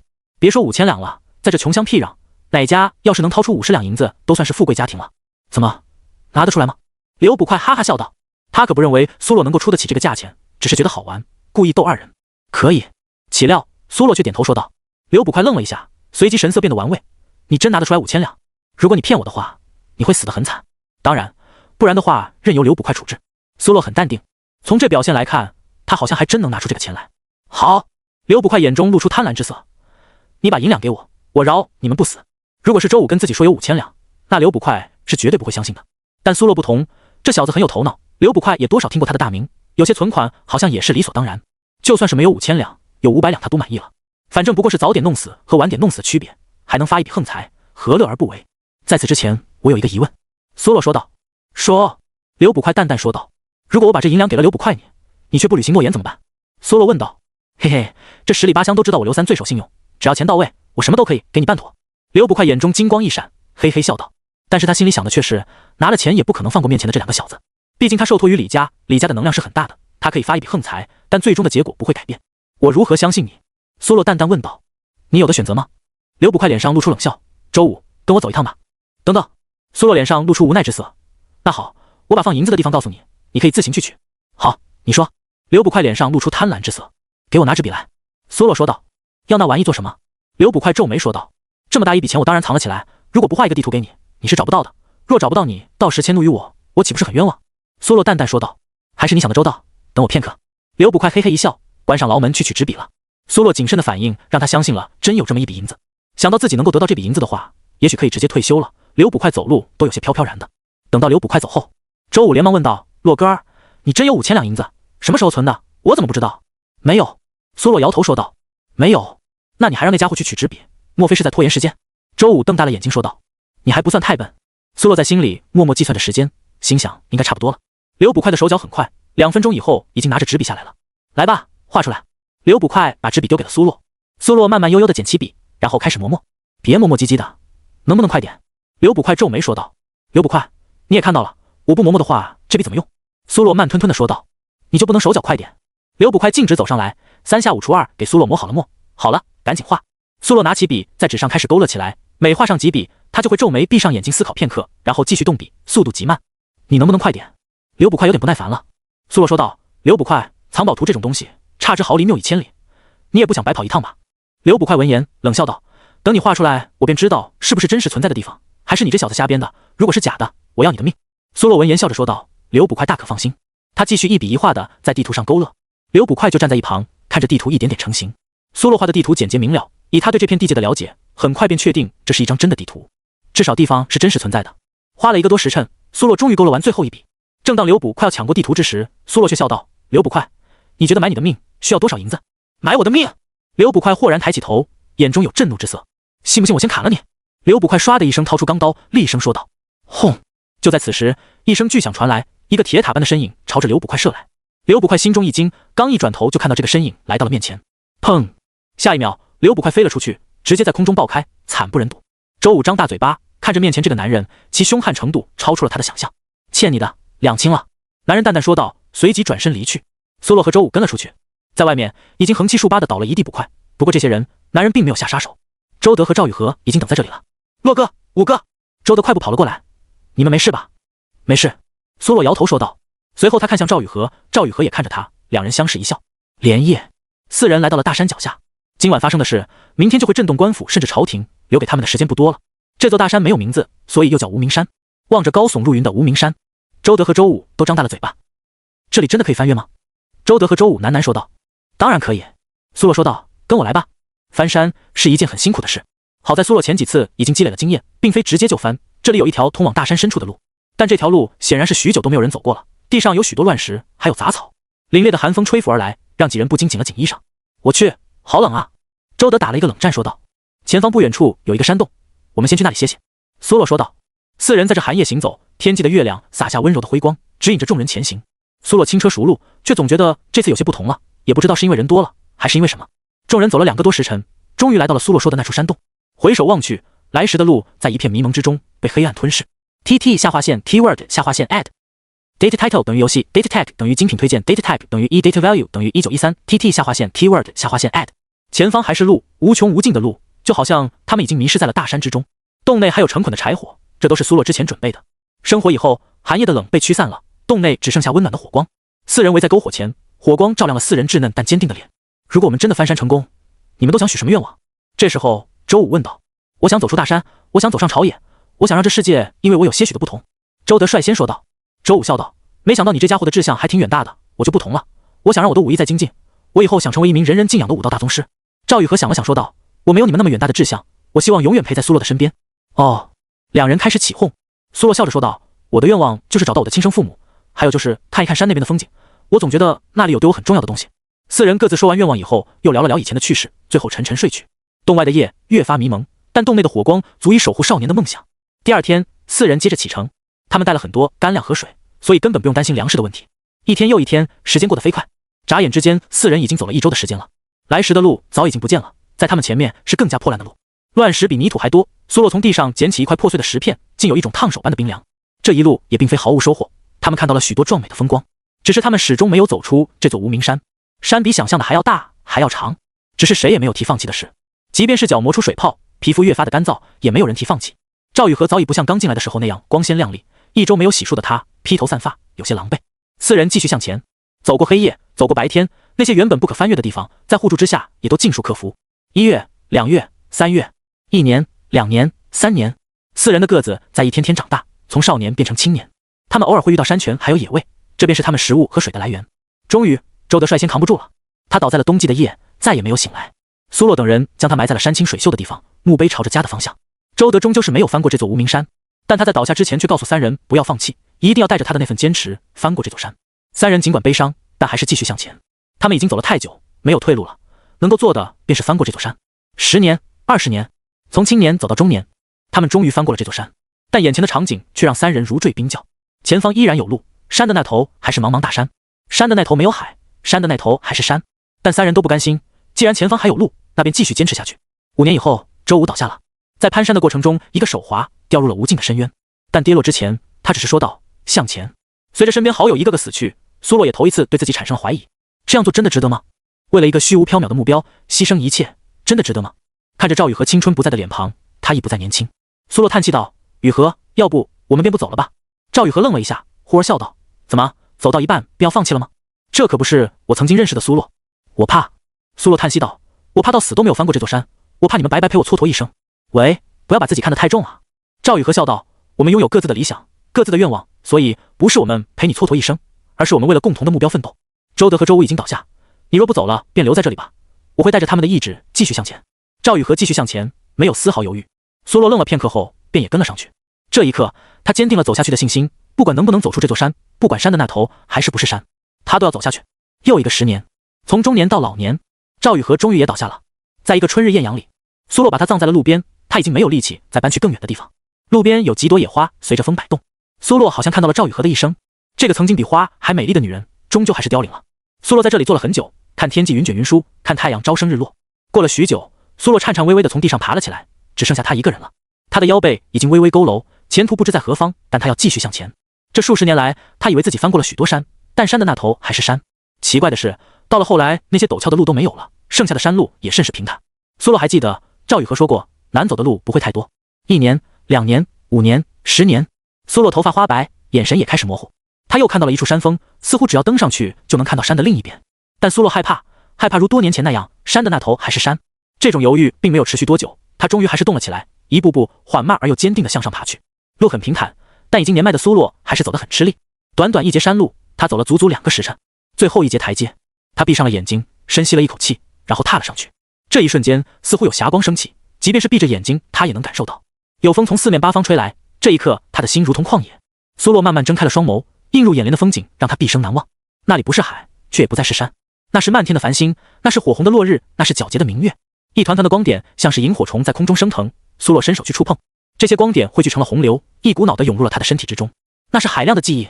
随着记忆的涌入，苏洛原本佝偻的身躯慢慢变得笔挺，他花白的头发也变得漆黑如墨，那张布满皱纹的脸开始变得年轻。想起来了，他什么都想起来了。他叫苏启，不叫苏洛，而这一切不过是那件奇怪的法器导致的。但这数十年来的经历却成为了他宝贵的记忆。他的双眼灿若星辰，整个人腾空而起，犹如要飞升的谪仙一般。我依然不知道山的那头是什么，但山的那头肯定不是山。之前我误以为山的那头还是山，不过是因为我困在山里太久了。念头通达，气运加持，修为加1。轰隆！苏启身上爆发出无穷无尽的金色灵力，犹如洪涛，要将世界都淹没的灵力。但很快，这些灵力全都缩回了他的身体之中。咔嚓咔嚓，苏启的身体里传来一阵炒豆子般的声音，他的浑身上下的骨骼都在发生惊人的变化。这些庞大的灵力将他的四肢百骸全都强化到了一个不可思议的程度，只要灵力未尽，无人可以伤他半分。炼气6400层，他终于突破了。突破炼气最后一道瓶颈，金色气运加持，修为加3599。又一道系统提示弹出，轰隆！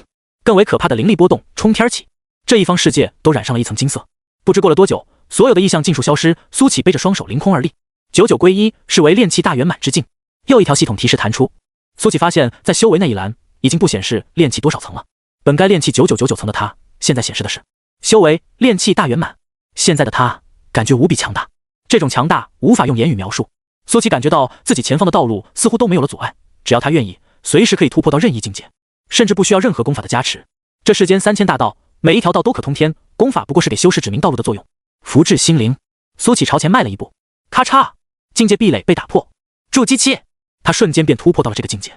但这还没完，咔嚓咔嚓咔嚓，金丹期、元婴期、化神期、炼虚期、合体期、大成期、渡劫期，一路势如破竹，根本不存在任何障碍。轰隆隆，天地变色，原本晴朗的天空瞬间乌云滚滚，雷光在云海之间翻腾，雷劫要来了。下一秒，苏启把脚收了回来。渡劫期、大成期、合体期、炼虚期、化神期、元婴期、金丹期、筑基期、炼气期，他的境界不断跌落，瞬间又回到了炼气期。天空中的雷劫也烟消云散。骇人听闻，这是完全违背常理的。一步渡劫，一步炼气，这种手段简直闻所未闻。苏琪感受着体内无穷无尽的力量，嘴角微微扬起，原来这便是炼气大圆满之境。现在的他用人界无敌来形容丝毫不为过，只要他想，渡劫期修士都可随手镇杀。以前的他与现在的他相比，就是萤火与皓月的区别。该出去了。下一秒，苏启随手撕开了空间，轰！空间崩塌，外界处在地里的苏启睁开了眼睛。在他睁开眼睛的瞬间，一股犹如火山复苏的力量在他体内涌动，很快被他压了下去。虽然是在特殊空间突破的，但确实是突破了。苏启很轻松从地里跳了出来，所有的人都还处于沉睡之中。他看向那件罪魁祸首的法宝，此时龟须正趴在上面，酣然入睡。但就在这时，龟须的手指动了一下，紧接着他的眼睛猛地睁开，然后从地上弹射起来。哈哈，老子醒了，老子醒了！龟须仰天狂笑。接下来收割的时候到了，你的气运我就全收。接着龟须的面色巨变，就像是见到鬼似的，他看着正盯着自己的苏启，额角冷汗滑落。这小子怎么就他娘的醒了？龟须可不敢跟苏启打，这个猛人可是能够一拳秒大成的存在。哈哈，好巧啊！龟须尴尬的挠着头说道：“哥，你啥时候醒的？”刚醒。苏启似笑非笑的说道：“我也刚醒，看来我们俩都是道心坚定的人，简直就是百年难得一遇的知音啊！这样吧，我们结拜为兄弟吧，怎么样？”龟须大脑飞速运转 ，CPU 都快给他干烧了，实在是扯不上什么话题，只能胡诌。同时他也希望那些大能修士快点醒来，至少给他挡个枪，让他有时间逃跑也行啊。苏启没有理会龟须，朝着他一步步走了过来。龟须吓得连忙往后退，随时要使出缩地成寸的神通。苏启走到仙气前，然后问道：“如果说不能从这东西制造的特殊空间中出来，会怎么样？”苏启想到自己在特殊空间之内差点就老死了，那意识就会永远沉沦，肉体再也无法苏醒。龟须说道。苏启点了点头，随后说道：“这东西怎么关掉？”龟须面露尴尬，开启之后无法关闭，除非能量耗尽。我不信。苏启伸手朝着阵盘抓了过去，龟须没有阻止，阵盘在启动的时候是拿不动的，这点他已经试验过了。但下一秒，他的眼睛瞪大，看到苏启竟然很轻松的就把这阵盘拿了起来，然后随手丢进了戒指空间内。龟须瞪大了眼睛，完全不知道该作何反应，他已经懵了。果然在骗我，苏启懒洋洋地说道。龟须很想说他可没有撒谎，他怎么知道是怎么回事啊？如果我没猜错的话，你应该是上次袭击我道观的那个人吧？苏启笑眯眯地问道。道观？什么道观？龟须愣了一下，可是很快脸色一变，他想到了那个老乞丐，自己还在那里损失了最爱的法宝，结果这道观竟然是面前这家伙的。龟须感觉有点不妙，虽然说自己没有对道观造成实质性的伤害，但毕竟是差点毁掉了。看来我猜对了，苏启笑眯眯地说道。轰！下一秒，他悍然出手，一拳就轰了出去。龟须刚想使用缩地成寸逃走，但忽然发现周围空间已经被锁死了，根本无法使用神通。完了，这是龟须最后的想法。他眼中的世界好像就只剩下了那只不断逼近的拳头，一生的画面如幻灯片放映。他忽然很怀念那个无忧无虑的夏天。轰！龟须消失了，被这一拳淹没，连一点渣渣都没有剩下，原地只剩下一枚戒指。苏琪走过去捡起了这枚戒指，空间比他的戒指还要大。他在这戒指中发现了一粒金色的尘埃，除此之外再无他物。咦，这是什么东西？苏琪把这尘埃拿了出来，他觉得这东西有些不凡。当他把灵力注入之后，下一秒忽然就来到了一个陌生的地方。这里的天灰蒙蒙的，空间不知多大，一片死寂。这里还修建了一座木屋，在木屋前方有一大片的药田，散发着清香。小世界，苏琪心脏砰砰跳动了几下，这很有可能是一个小世界法宝啊。空间戒指是无法装活物的，但是小世界可以。苏琪走到药田前，大多都是一些中等级的药草，可以用来炼制6品以下的丹药。苏琪笑了，这还真是意外之喜啊，这个龟须真是个好人。除此之外，在更远处还专门堆积着一处灵石山，这灵石比苏琪在那洞穴里面的看到的还要多不知多少倍。除此之外，还有各种灵丹妙药、兵器法宝，大多随手散落在地上。富得流油，这是苏琪最直观的想法。参观完小世界以后，苏琪心想自己怎么退出呢？刚有这个想法，他就回到了原地。好东西，苏琪把小世界收了起来，有了这东西，以后自己闭关什么的更加方便了。就在这时候，众人都陆陆续续的转醒，因为阵盘被苏琪给收了，所以特殊空间自然也就不复存在了。众人都还有些懵，但很快就反应过来，他们现在还在打仗呢。于是纷争又一次开始了，只是这一次苏琪一人就把对面团灭了。面对铺天盖地的攻击，苏琪只出了一剑，这一剑朴实无华，但所有的攻击都被无形的剑气瓦解，接着被瓦解的就是那些修士，上到大成，下到炼气，无一例外，全都融化了。这一剑直接斩出了一条天堑，形成了一个裂谷，延续不知多少万里，就像是这颗星球上的一道不可愈合的伤疤。静，死一般的寂静。所有99号世界的修士都张大了嘴巴，眼神炽热，崇拜地看着苏琪。这道穿着青衫的身影成为了众人心目中的神奇，以一人之力，一剑斩灭侵略者数万。王南博心中最为震撼，他跟苏琪做了这么多年的朋友，他可以肯定之前的苏琪是没有这么强大的，否则的话在1号世界也不会差点陨落。这些年来苏琪到底经历了什么，竟然会有如此之大的提升？洛林也捏紧了拳头，眼中有激动之色，苏启越强，也就意味着师姐越有可能被找到。各大宗门的画师人也都面色变幻，神情各有不同，有惊喜的，有后悔的，也有惊恐的，唯独没有愤恨。当一个人实力强大到足以镇压一切的时候，你会发现这世上没有敌人，全都是朋友。武无极是最懊悔和惊恐的，他不会忘记自己当时怎么威胁苏启的。按照刚才那一剑的威力来看，只要苏启愿意，无极宗也会在这一剑之下彻底烟消云散。思虑万千，武无极正想上去低头认错的之时，却看到苏启来到了传送门前。下一秒，传送门一闪，苏启消失了。苏天命去哪里了？应该是去其他世界了吧？可是为什么呢？难道是要去掠夺更多的气运？有苏天命在，我们世界的排名恐怕会有一波飞跃。不知不觉间，苏启已经成为了大家口中的苏天命，他的强大已经折服了所有人。苏启的确是打算去掠夺气运的，之前他没有炼气大圆满之前还有些顾忌，但现在不必了。他打算把99号世界变成排名前10的世界，世界等级提高不仅对所有人有好处，对于他许愿也有好处，何乐而不为？苏启首先就来到了9号世界，既然他们选择大举入侵99号世界，那苏启也就不客气了。刚一穿过传送门，苏启就看到了零零散散守在传送门前的修士，他压根都懒得搭理这些人，直接化作一道流光，朝着气运之地飞了过去。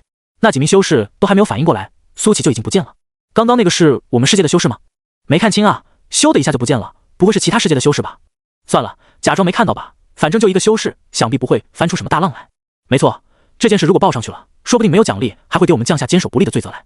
几人一合计，打算直接装作没看到。1个时辰以后，那道流光又返回了，这个人影直接冲入传送门不见。刚刚那个走的人是我们世界的修士吗？没看清啊，咻的一下就进去了，速度太快了，我眼睛都跟不上了。算了，还是装作没看到吧，今天我们都是瞎子。哎，不对啊，你们看我们世界的排名怎么突然下降了30名？啥？苏启在9号世界抢了一大波的气运，让99号世界的排名再次提升，来到了36名，甚至还要再降了排名之后的9号世界之上。苏启没有多加逗留，再一次进入了传送门。在传送门前的这些修士纷纷议论了起来。我去，1个多时辰的时间，苏天命就抢来了这么多的气运，太牛逼了吧！这一次我们世界的排名可能会提升到一个想象不到的程度啊，不会能够进入前10吧？大胆一点，第一！你这也太大胆了，我是不敢想。感觉又是躺赢，这种躺赢的感觉可真好。与此同时，在99号世界的一处隐秘角落，假死了许久的莫世三破土而出，他敏锐地感觉到这99号世界的气运又有所增加，似乎加的还不少。这99号世界是悍匪啊，竟然抢了这么多气运。莫世三咂舌道，他现在只剩下最后一条命了，他现在最大的愿望就是安全回到自己的世界。他都可以想象到现在最后2年来临，他们世界应该已经水深火热了。莫世三很快便来到了传送门前，此时传送门前已经大变样，他看到了那条大裂谷。莫世三的瞳孔急剧收缩，倒抽了一口凉气。操，这是什么样的力量才能造成这样的破坏？即便隔了这么远，他都能从这裂谷里感受到汹涌澎湃的剑意。莫世三表示以后再也不想来这破世界了，太他娘的危险了。他发现这些修士现在都很放松，莫世三抓住机会，化作一道流光冲向了传送门。砰！但当他正要冲进去的时候，迎面撞上了一个人，他就像是撞在了一堵铁墙上，顿时七晕八素的倒飞回来，倒在了地上。苏启愣了一下，没有搞明白这个人什么意思，碰瓷的。他随手释放了新抢的气运，排名又提升了6名，来到了30名。莫世三揉着脑袋从地上爬了起来，正好对上苏启的目光。是你？苏启淡淡说道。莫世三如坠冰窖，连忙求饶道：前辈饶命，我这有气运，都给你了。说着，他直接将气运释放。刚刚才提升了排名的世界又往上提升了5个名次，来到了25名。我记得你说你是108号世界的。苏启问道。莫世三连忙点头说道：是的，还望前辈放我一条生路，我要回去保护我的世界。走吧。苏启淡淡说道。啊！莫世三一下子还没有反应过来，没想到苏启竟然真的放他离开。不过他没有多想，飞快冲进传送门，回到了自己的世界。众人也没有问苏启为什么放这个其他世界的修士离开，现在的他就是把无极宗给灭了，都不会有人站出来说半句废话。苏兄！就在苏启想要再一次进入传送门的时候，王南博飞了过来。咋了？苏启问道。王南博嘿嘿笑道：掠夺气运这么好玩的事，带我一个呗，我也想去其他世界玩一玩。我现在讲求的是效率，你去了会拖慢我的效率。苏启拍了拍王南博的肩膀说道：不用去其他世界了，因为很快我们的世界也会成为排名前10的世界。听到这话，王南博竖起大拇指说道：好，苏兄，有你这句话，兄弟就在这里静候佳音了。行。苏启又一次离开了。其实他本来是想去1号世界的，只可惜1号世界现在是灰色的。1号世界的庞大气运可能比前10的其他9个世界加起来还要多，上次他抢夺了那么多，也没有让这1号世界的排名跌落。这次苏启选择的是7号世界，他是依次向前的。9号世界、8号世界都已经抢过了。刚一进入7号世界，苏启就发现这里跟其他的地方不太一样，周围一片漆黑，是那种伸手不见五指的黑。苏启往困龙剑注入灵力，困龙剑顿时发出光亮，照亮了四周。可是苏启发现这光照不出多远就被黑暗吞噬了，好像这里就不容许有光的存在，竟然是在大阵之内。很快苏启就搞懂了，这里应该是布置了一座大阵。7号世界的人不想出去打扰别人，也不想被人打扰，干脆就在这传送门设下了一座大阵，为的就是让其他世界的修士知难而退。回去吧。就在这时，一道女声传来，这女声来自四面八方，似乎是刻意隐藏自己，不想暴露。你是布阵之人吗？苏启问道。可是这次久久没有回音，似乎这个女人并不想回答他的问题。苏启在原地转悠了一会，除了身后的传送门闪烁着幽幽的光之外，再没有其他光源了。等了片刻后，他笑着说道：你这幽冥掠夜大阵其实有一个致命的缺陷，如果我想的话，这阵拦不住我。这次黑暗中终于有反应了。你认识此阵？黑暗中那个女生悠悠问道。当然，幽冥掠夜大阵如果按照现在的阵法等级来划分的话，勉强够得上7级大阵，只不过你这阵基应该缺了几样东西，导致破绽很大。苏启淡淡说道。他学习的阵法里也有这样一个大阵，只不过苏启只是知道他现在勉强能布置4级大阵，在高等级就无能为力了。虽然不会布置，但是关于阵法的一些缺点还有特征他都一清二楚。你在诈我？黑暗里的女生悠悠说道。师傅说过此阵下界无人能破，就算你能看得出它并不完善，但也绝无可能破除。信不信由你。苏启耸了耸肩说道。要不我们来打个赌吧，就赌我能够破阵，而你拦不住我。赌什么？黑暗中的女生问道。我来你这世界就为了带点气运走，如果你输了就让我带一些气运离开，如果我输了自行离去便是。苏启淡淡说道。可以。黑暗中的女生沉默良久后说道。爽快。苏启说罢看向了某一处。其实他想要破阵的话不需要讲这么多条件，只是这7号世界看起来与世无争的样子，他也不想太过分了。苏启行事讲求遵从本心，如此就挺好。轰！下一秒，苏启抬手一拳轰了出去。这一拳轰出了冲击波，金色的冲击波朝着黑暗中的一处撞击。咔嚓！几乎是1秒不到的时间，原本无穷无尽的黑暗陡然被破开，露出了一个缺口。苏启一步便踏了出去。踏出去以后，天亮了，眼前的一幕让苏启有些发愣。他现在就好像站在一处宇宙之中，四周是无尽的星空，还有各种美丽绝伦的星球。可很快，苏启就知道这一切都是幻象了，因为他有一种脚踏实地的感觉。在距离他不远处站着一个穿着工装的少女，这名少女脸上带着一层薄纱，虽然遮住了半边脸庞，但隐隐约约可以看得出她的五官极其精致，那双眼睛仿佛藏着星海，看久了可能会沦陷。此时她的眼中有着复杂之色，她没有想到苏启竟然真的随手就把这大阵给破开了，这可是师傅布置下的阵法呀，当时还说下界无人可破来着。这是什么地方？苏启打量着四周的景色，好奇地问道。少女没有说话，就直勾勾地看着苏启。算了算了，没意思，我去取气运了呀。苏启摆了摆手，就要朝着气运波动之地飞去。就在这时，少女叫住了他，等等，声音很好听，如黄鹂一般清脆。怎么了？苏启停下脚步问道。你叫什么名字？少女问道。苏启。苏启说完就要腾空而起。我记住你了，我叫苏。还没等少女说完，苏启已经飞远了，他依稀听得了一个苏字，这女人也姓苏，还是个本家。苏启心里想着，却飞得更快了。少女愣在原地，没有想到这个异世界的家伙如此猴急，根本都不听他把话说完的。7号世界千百年以来还是第一次有人闯入，这里的气氛比之1号世界更加悠闲。苏启飞了大概半个多时辰，来到了一处气运流动之地。这里是一座超大型的城市，但堪称魔幻的场景让苏启有些发愣，因为这里的场景跟地球实在是太像了，那些建筑跟地球上的一些超大型城市简直如出一辙，但这里的科技显然要更发达一些，各种科幻电影里面才会出现的磁悬浮汽车竟然都有。除此之外，除了那些未来化的建筑以外，城市内也修建着不少跟修仙世界搭边的东西，看起来就像是修仙和科技结合了，全是科技与狠活。苏启忽然对这地方来了兴趣，反倒不急着去掠夺气运了。苏启降落在了一处隐蔽的地方，然后朝着城市走去。这里并没有什么城门的说法，就跟地球上的那些城市一样的，从四面八方都可以入城，所以苏启倒也不用担心被人盘问。他走进城市以后，恍惚之间好像回到了地球，眼前熟悉的大街小巷，川流不息的人群都让苏启十分怀念。嗡嗡！就在这时候，苏启听到了一阵熟悉的轰鸣声，然后一辆货车从他身边呼啸而过，逐渐远去。这又勾起了苏启穿越的记忆，他都有点想上去把这货车司机拎下来暴打一顿了。市区内开这么快，还鸣笛，你要死啊！不过苏启还是忍住了，他继续往前走。这些人的穿衣风格跟他有点格格不入，他们的穿衣风格跟地球很类似，各种潮流，头发这一块也是五花八门的，红橙黄绿青蓝紫都有，所以苏启成功引起了很多人的注意。姐妹快看，有帅哥！8点钟方向，在哪？我看看，我去。古风帅哥，这不是在拍戏吧？比电影里的那些古风帅哥可好看太多了。我手机呢？快拍拍，这是从画里跑出来的人吧？天啊，真的太帅了！走走走，我觉得肯定是哪个剧组的演员跑出来了，赶紧上去要一个联系方式。妈妈，那个哥哥怎么穿得这么奇怪啊？但是怪好看的，竟然还背着一把长剑，有点像是古代的侠客。路人看到苏启后指指点点，议论纷纷，回头率几乎高达100%。苏启自然也能听到这些声音，不过他有些奇怪，既然这里是一个排名靠前的修仙世界，难道这些人没有见过修仙者吗？不过苏启并不在乎他人的目光，他继续往前走。这时候却有几个打扮火辣的女生跑了过来。小哥哥，刚刚在那边看到你，觉得你很好看，可以加你一个推信吗？一名长得最漂亮的女生跑了过来，她染着一头金发，穿着超短裙，那双白皙笔直的大腿足以让腿控挪不开眼睛。但苏启没有去看她的腿，而是淡淡说道，我没有推信。他猜测这所谓的推信应该跟微信差不多。想到微信，苏启就有了一个想法，这里既然有类似微信的聊天软件，那么肯定也有类似手机的东西，自己可以搞一台啊。当然，苏琪搞来并不是打算联系谁，而是想要用来拍摄一些视频。倘若自己有一天真能回去，靠着这些拍摄的视频，足以震惊所有人。他甚至还可以用手机拍个电影，把修仙界的这些事拍下来，不比什么斗气画马的好看1万倍。随便什么联系方式都行。金发女生脸上露出可怜巴巴的表情，帅哥，我跟朋友打赌，肯定能够要到你的联系方式，不然的话，我就要请他们全部人喝奶茶了。苏琪摊了摊手说道，我真什么都没有。见苏琪不肯给联系方式，金发女生有些遗憾的离开了。这种级别的帅哥一辈子也不一定能见到一次，他感觉苏琪比那种电视上的明星好看了不知道多少倍，就连当下最火的小鲜肉篮球哥也比不上。苏琪继续向前，走在这大街小巷之中，有种回家的感觉。他看到了路边卖小吃的摊贩，都是一些他没有见识过的小吃，本来想买点的，但是忽然想起自己兜里没钱，只能够作罢。掠夺气运归掠夺气运，苏琪不会去打扰这些普通人的生活。就在他行走在大街小巷之间的时候，这座城市的地标足有2000米高的顶楼，一名西装笔挺的男人正坐在窗前，俯瞰着城市里的一切。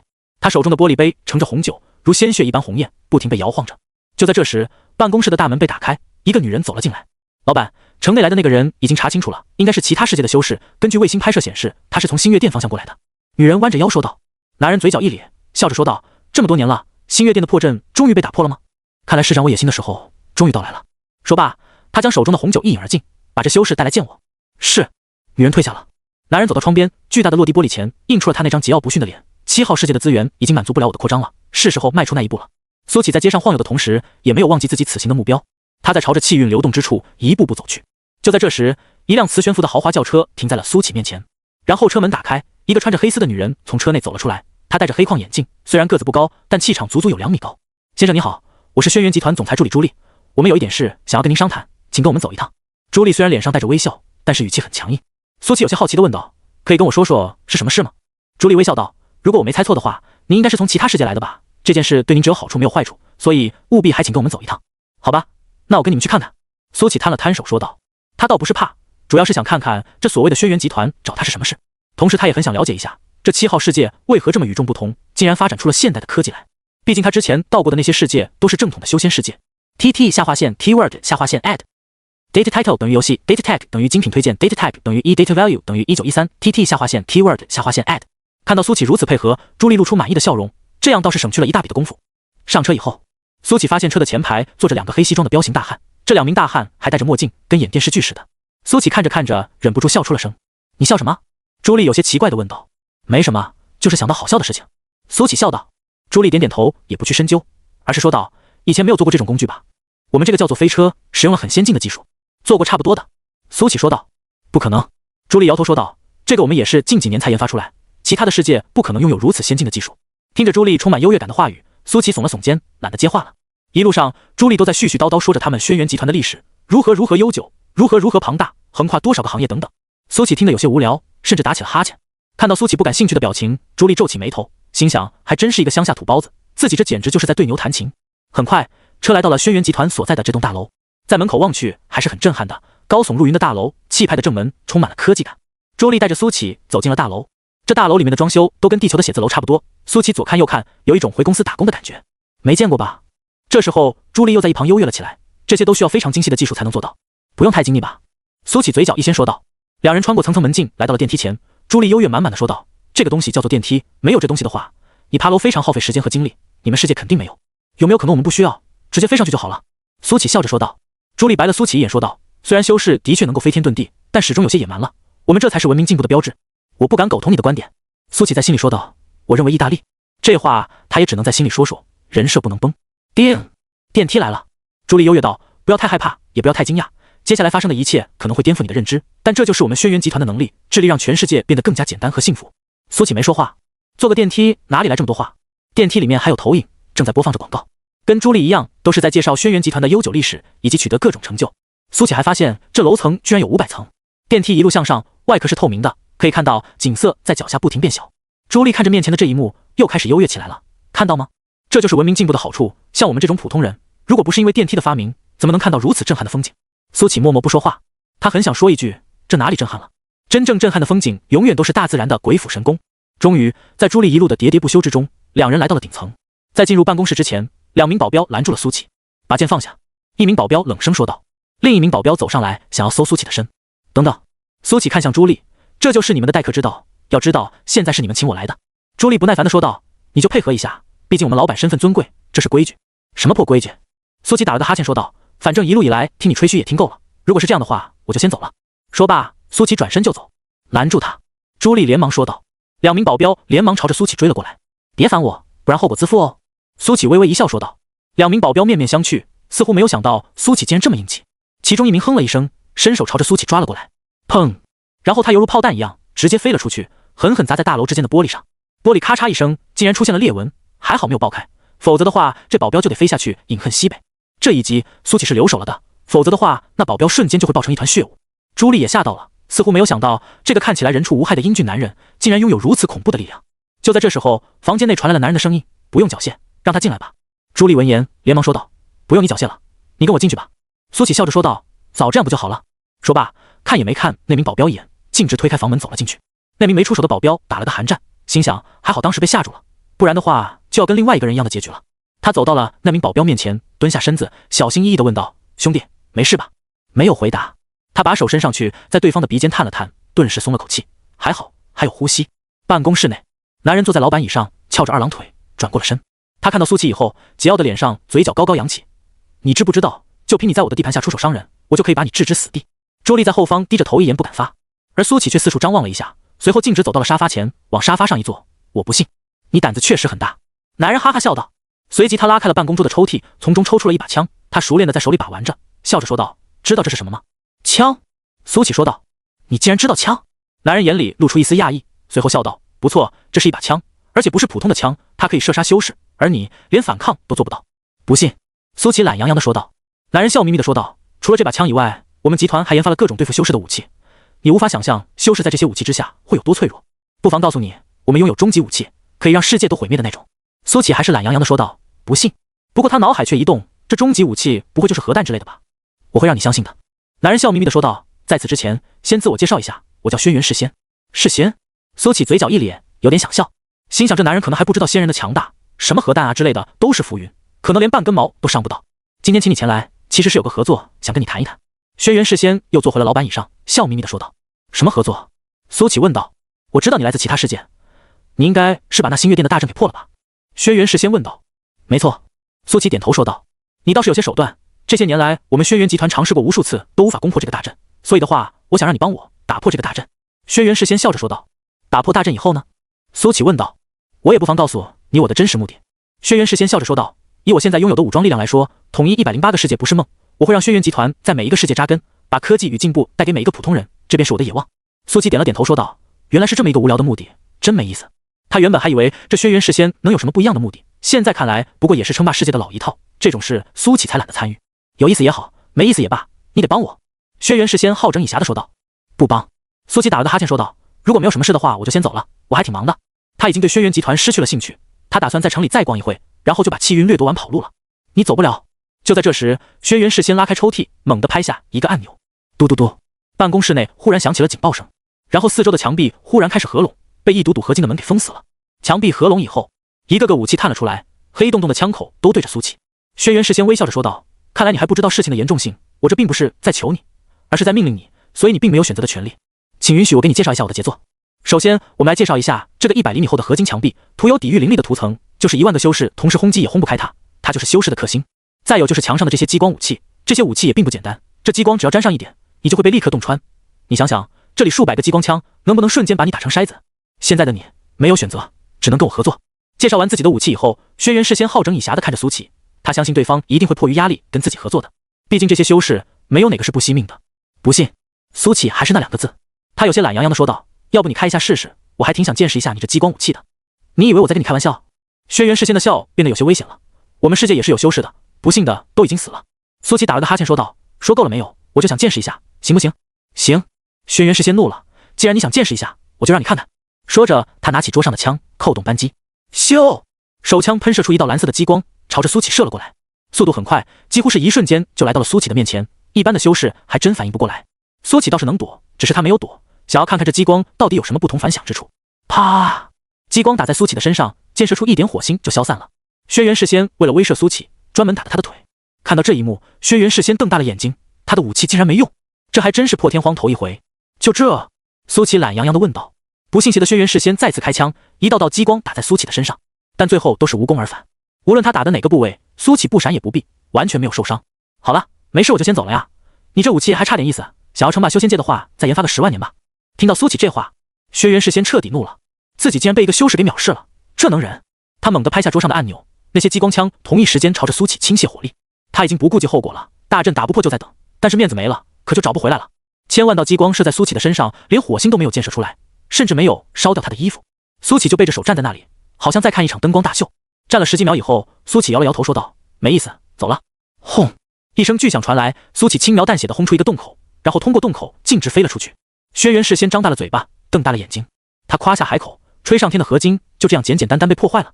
下一秒，轩辕世仙双腿一软跌坐在老板椅上，这一瞬间他万念俱灰，自己研发了那么多年，本以为可以轻松称霸世界了，可现在才发现一切都是他一厢情愿而已。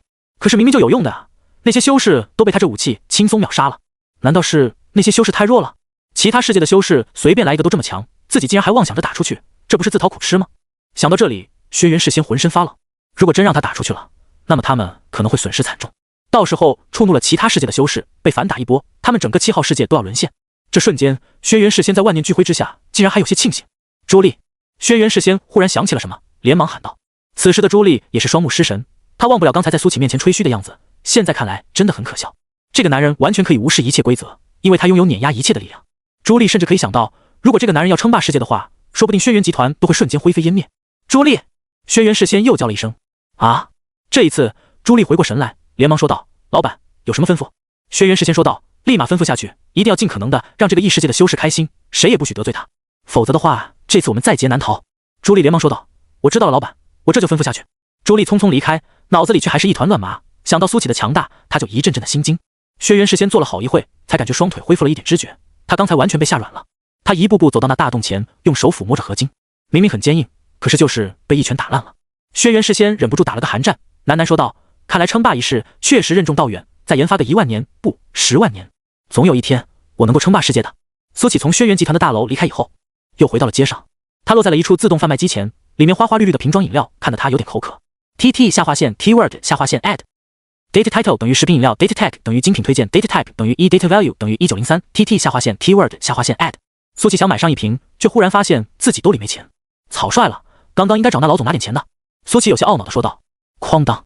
就在这时候，他面前的那台贩卖机忽然自动掉落了一瓶饮料，接着哐当哐当哐当，接二连三的有饮料掉落，很快就堆满了出口。苏启愣了一下，看了看自动贩卖机，这是出故障了。随即他在出口随手选了一瓶最顺眼的饮料，心里想着，这贩卖机出故障了，我却只拿了一瓶，不过分吧？不过分。自问自答之后，苏启拿起饮料继续往前走去。苏启走远以后，在城市的某座监控室内，这里几乎可以监视到城市的每一个角落，只要是有智能设备的地方都可以被监控。这就是轩辕集团研发的天眼系统。这套天眼系统十分的先进，只要是有摄像头的地方都可以被监控，甚至是手机上的摄像头。在轩辕世仙的命令下达以后，整座城市的轩辕集团的人都开始运转了起来。现在保障苏启的体验成了他们最重要的任务。就比如说刚刚自动贩卖机故障，其实并不是真的故障，而是技术部的人从后台操作的。当然这一切苏启并不知道，他也并没有打算毁掉这样一座高度文明的城市。他一步一步朝着气运流动之处靠近，那里是一个广场，广场之上还立着一座巨大的雕塑，看起来是一个人，长得跟轩辕世仙有6、7分像。这家伙还给自己立像。苏启闪过一个念头，不过他只是远远的看了一眼，并没有打算细看。他发现这气运就被藏在这广场的下方，最后汇聚在这雕塑的脚下，所以这雕塑是用来镇压气运用的。苏启有了一个猜测，他本想直接去掠夺气运的，但就在这时候，一个男人忽然撞在了他的身上，然后苏启就感觉手里多了一张字条。男人不动声色的走远，就像是不小心碰撞到了苏启一样。而苏启摊开手掌，看到了那张字条，上面写着天运阁恭候阁下。天运阁又是什么东西？苏启有些摸不着头脑。他现在就可以把气运抽走跑路，但这天运阁又让他起了兴趣。算了，再走一趟吧。苏启心里想着，这天运阁听起来不像是现代文明的产物，所以说不定是这7号世界的修仙势力。这是苏启最直观的想法。而他想知道的就是7号世界到底是怎样一个模式在运转？难道真是科技镇压了修士？但这科技看起来也的确不怎么样。照理来说，修士不应该会被镇压的。况且这还是在高等级修仙世界，那些修士的能力可不简单。苏启随即找到了一名路人，询问道：“你好，请问天运阁怎么走？”被拦住的路人是一名长相普通到极点的女生，简而言之就是不太好看。这名路人上下打量了苏启一阵，嘴角忽然露出了不屑的笑容：“帅哥，我承认你有点姿色，但是你这搭讪的方式未免有些太老土了吧？”苏启一时之间竟然不知道作何反应。他心里只有一个想法，难道问路也算是一种搭讪吗？不过这个女生是不是有点太过敏感了？自己真的只是问路而已啊？怎么被我揭穿了目的，所以说不出话来了？你们男人啊就是这样，看到漂亮的女生就想要搭讪，无论帅的还是不帅的都是这样，没一个好东西。女生不依不饶地说道，声音跟破锣似的，大声而又难听。这一嗓子吸引了许多人的注意力，他们纷纷把目光向着苏启还有女生投了过来。被人群注视的女生气焰更加高涨，她趾高气昂地指着苏启说道，刚刚搭讪的时候胆子不是挺大的吗？现在怎么不说话了？发现我这美丽的女人没有折服在你的神颜之下，是不是感觉很挫败？那个，我只是想问个路，仅此而已。苏启淡淡说道。你现在当然这样说了，你觉得这样说能够挽回你一点颜面，好让你不是那么尴尬，我明白你的意思。女生得意地说道。算了。苏启摇了摇头，准备离开。夏虫不可语冰，碰到这样普通又自信的人还真是没辙。岂料女生不依不饶地跟了上来，并且拦在了苏启的面前，她那张肉肉的脸上带着兴奋的神色。喂，就说你2句你就受不了了？搭讪女生就是要脸皮厚知道吗？这样吧，我承认你有点姿色，我给你一个机会，自己来追我。女生得意说道。我操，这个女生怎么这么普信啊？我都忍不了了，她也不看看自己的样子，跟人家这帅哥搭得上边吗？人帅哥问一个路，她就在那里自我高潮了，这是什么样的脑回路啊？好可怜的帅哥呀，被这么变态的女生缠上了，看他的样子好像丝毫没有意识到是自己领悟错了，看得我拳头都捏紧了，想要给这女人来2拳，怎么办？算我一个，但是我只是口头上支持你一下。路人都有点忍不了了。苏启依然还是很平淡的样子，如果是以前碰到这种事，他可能还会跟人争论一番，但现在碰到这样的事，心里连一点波澜都掀不起来，心如止水，这就是养气的功夫。于是苏启绕过了女人，朝前走去。女人愣了一下，似乎没有想到苏启竟然会这么平静。以往那些男人在被他揭穿以后都会恼羞成怒，甚至是气急败坏，跟他争论不休，说一些什么下头女啊、普信女之类听不太懂的话。像苏启这么平静的还真是头一次。苏启又找到了一个路人，问了一下天韵阁的方向。道过谢以后，苏启朝着天韵阁走去。女人再也忍不住，连忙追了上去。她大声质问苏启为什么不珍惜自己给的机会，这样会错过之类的话。但苏启就像是没听到似的，自顾自地向前。最后女人不再追了，因为她发现苏启根本都不会搭理她。或许对付普信最好的方式就是平淡如水。望着苏启缓缓离开的背影，女人忽然感觉脸有点火辣辣的，她被无视了，自己生动形象地演示了一次什么叫做跳梁小丑。苏启很快便来到了天韵阁，这就是他在天上看到的带着修仙风格的建筑，不过与轩辕集团位于城市最中心的建筑来比，这位于犄角旮旯的建筑虽然也有些大气，却始终少了几分人气，就连门口也没有什么人。苏启没有犹豫，径直走了进去。天韵阁名字取得倒还不错，但苏启走进去以后，却发现里面破破烂烂的，跟外面的古色生香不同。里面的家具大多都是一些上了年岁的东西，还有很多展柜，里面放的都是一些药材，稍微高级点的便是丹药，只是这些丹药的品级都不太高，最高级的也就2品丹药，而且还是那种比较低劣的品质，看起来一点都不圆润，坑坑洼洼的。在这展柜后面坐着一个昏昏欲睡的老头，手里拿着一本书，眼睛都快要合上了。这让苏启想起了自己爷爷，也喜欢在窗边坐着，躺在那个躺椅上拿着一本书看。苏启爷爷最喜欢的便是下象棋，每次苏启回到家都会跟老爷子来2把象棋。刚开始的时候，苏启被杀得落花流水，可随着他棋艺的提高，爷爷年岁的增长，慢慢的老爷子已经力不从心了，思维方面也渐渐跟不上了。但苏启还是输，只不过后来是他故意放水，虽然结果都一样，但意义却截然不同了。苏启有些恍惚，就在他穿越的前一周，还跟爷爷说了回去陪他下象棋的，如今只怕早已经沧海桑田，物是人非了。有什么需要自己看啊。这时候老头发现了苏启，慢慢悠悠地说道。苏启回过神来，随即说道，老爷子，有人给了我一张字条，让我来天韵阁，你知道是谁吗？老头闻言推了推眼镜，然后看向苏启，忽而笑道，原来是老乡，真是好久都没有见过了。老乡？苏启有些疑惑。上楼吧，阁主在3楼。老头笑着说道。怀着疑问，苏启往楼上走去，很快就来到了3楼。3楼比起1楼的破烂来说，要雅致许多，有一道木门虚掩着。苏启走上前推开了木门，吱呀一声，木门开了。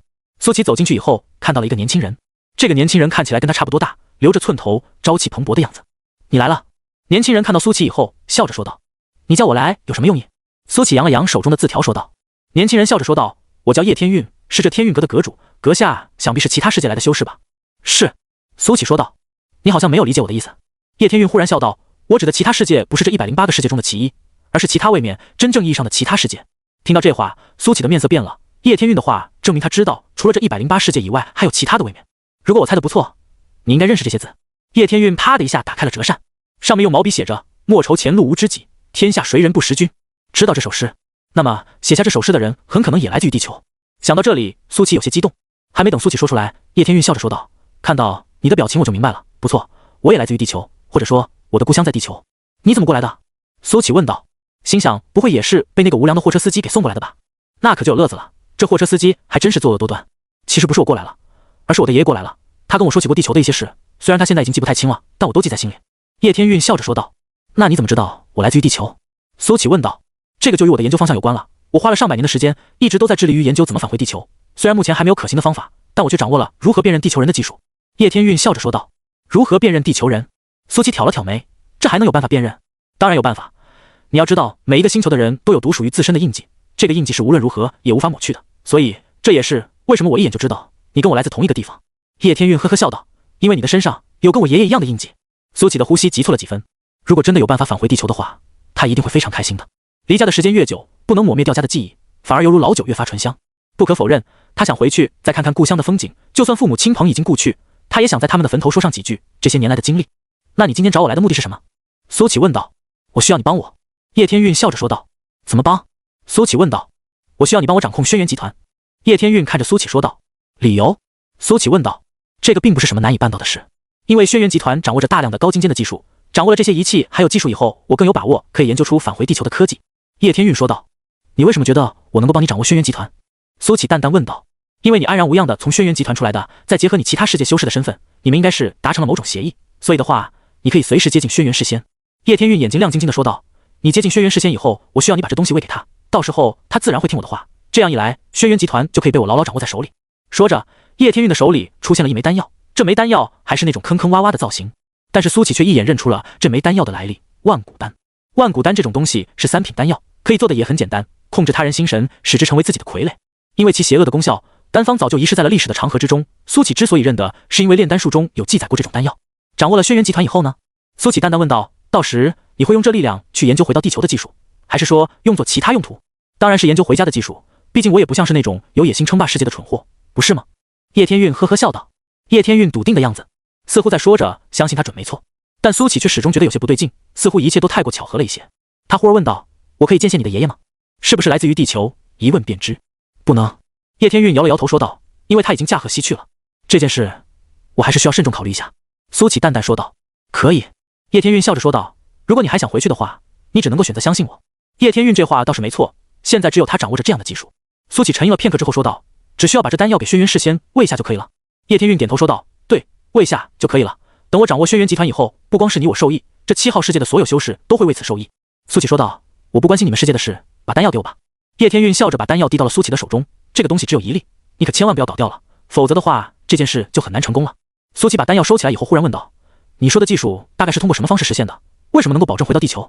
这个我倒也没有保证，只是说以我现在掌握的技术无法准确定位到地球所在的方位，但有了轩辕集团那些高精尖的技术作为支撑以后，我可以定位到地球所在的坐标。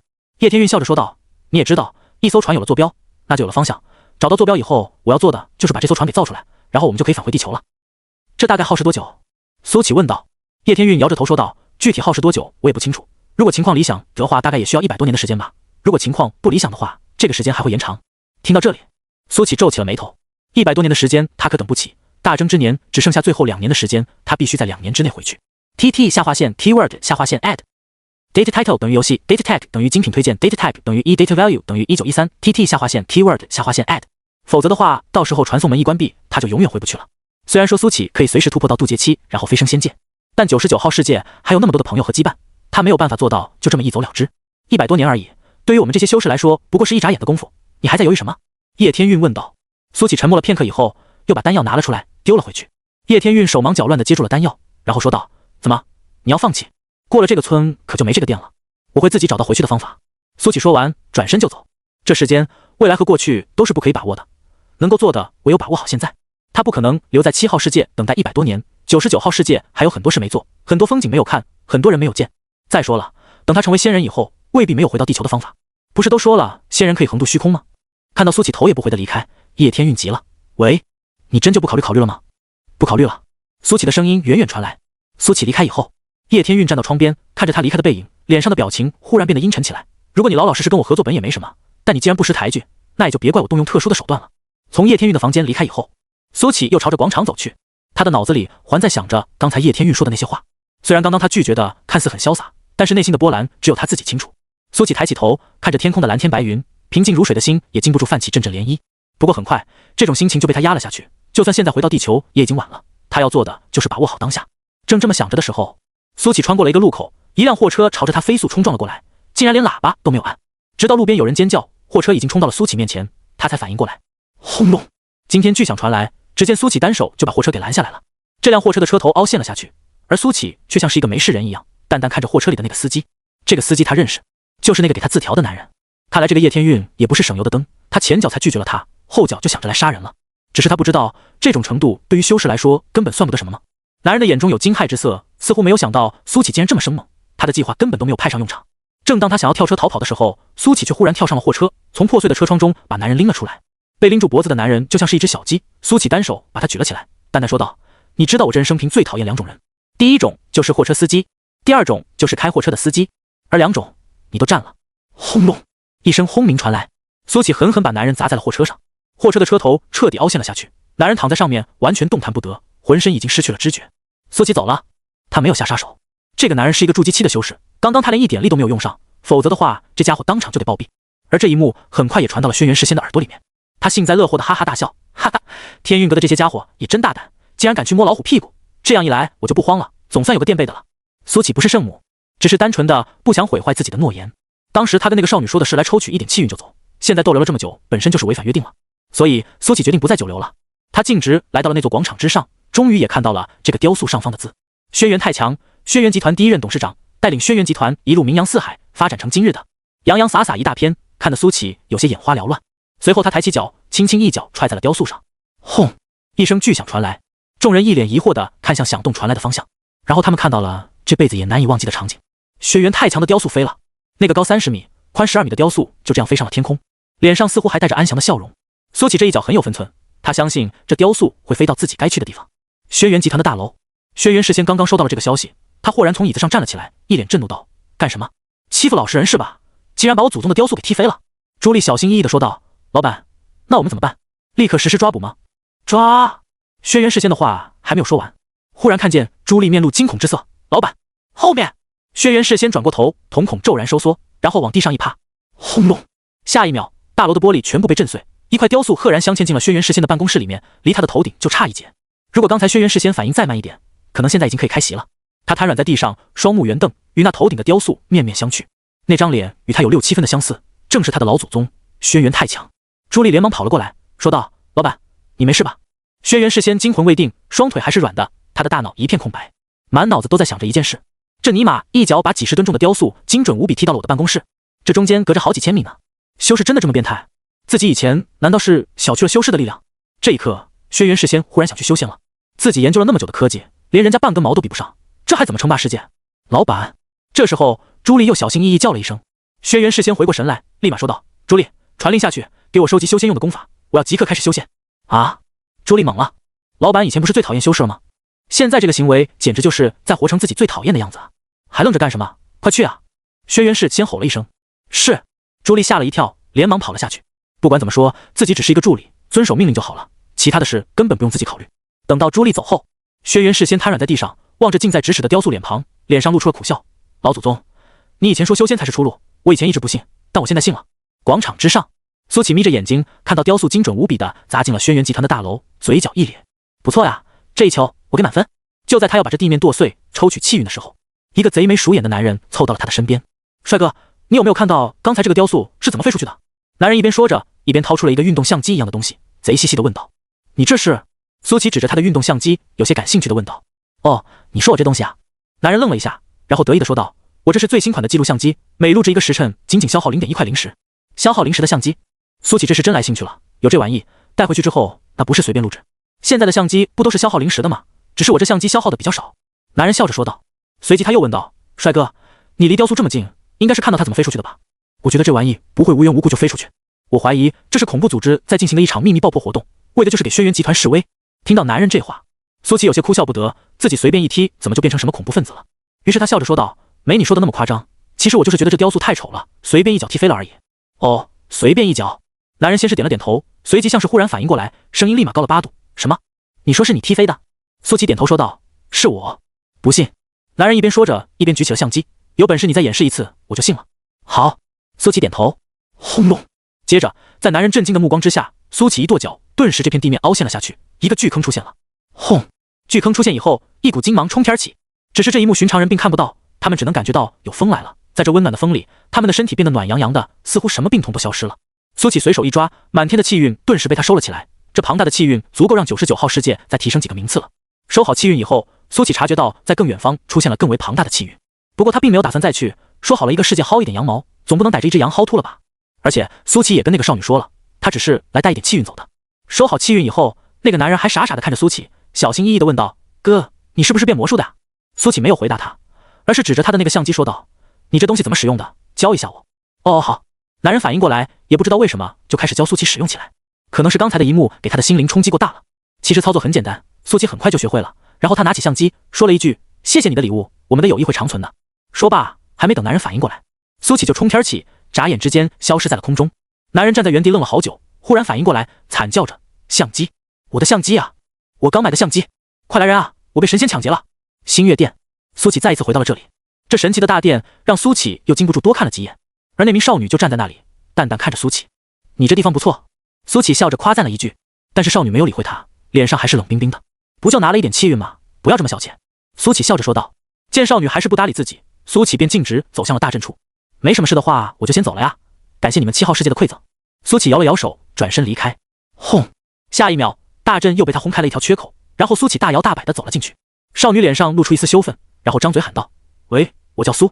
话还没说完，苏启已经走进了大阵之中，随即大阵合上，似乎把声音也给遮蔽了。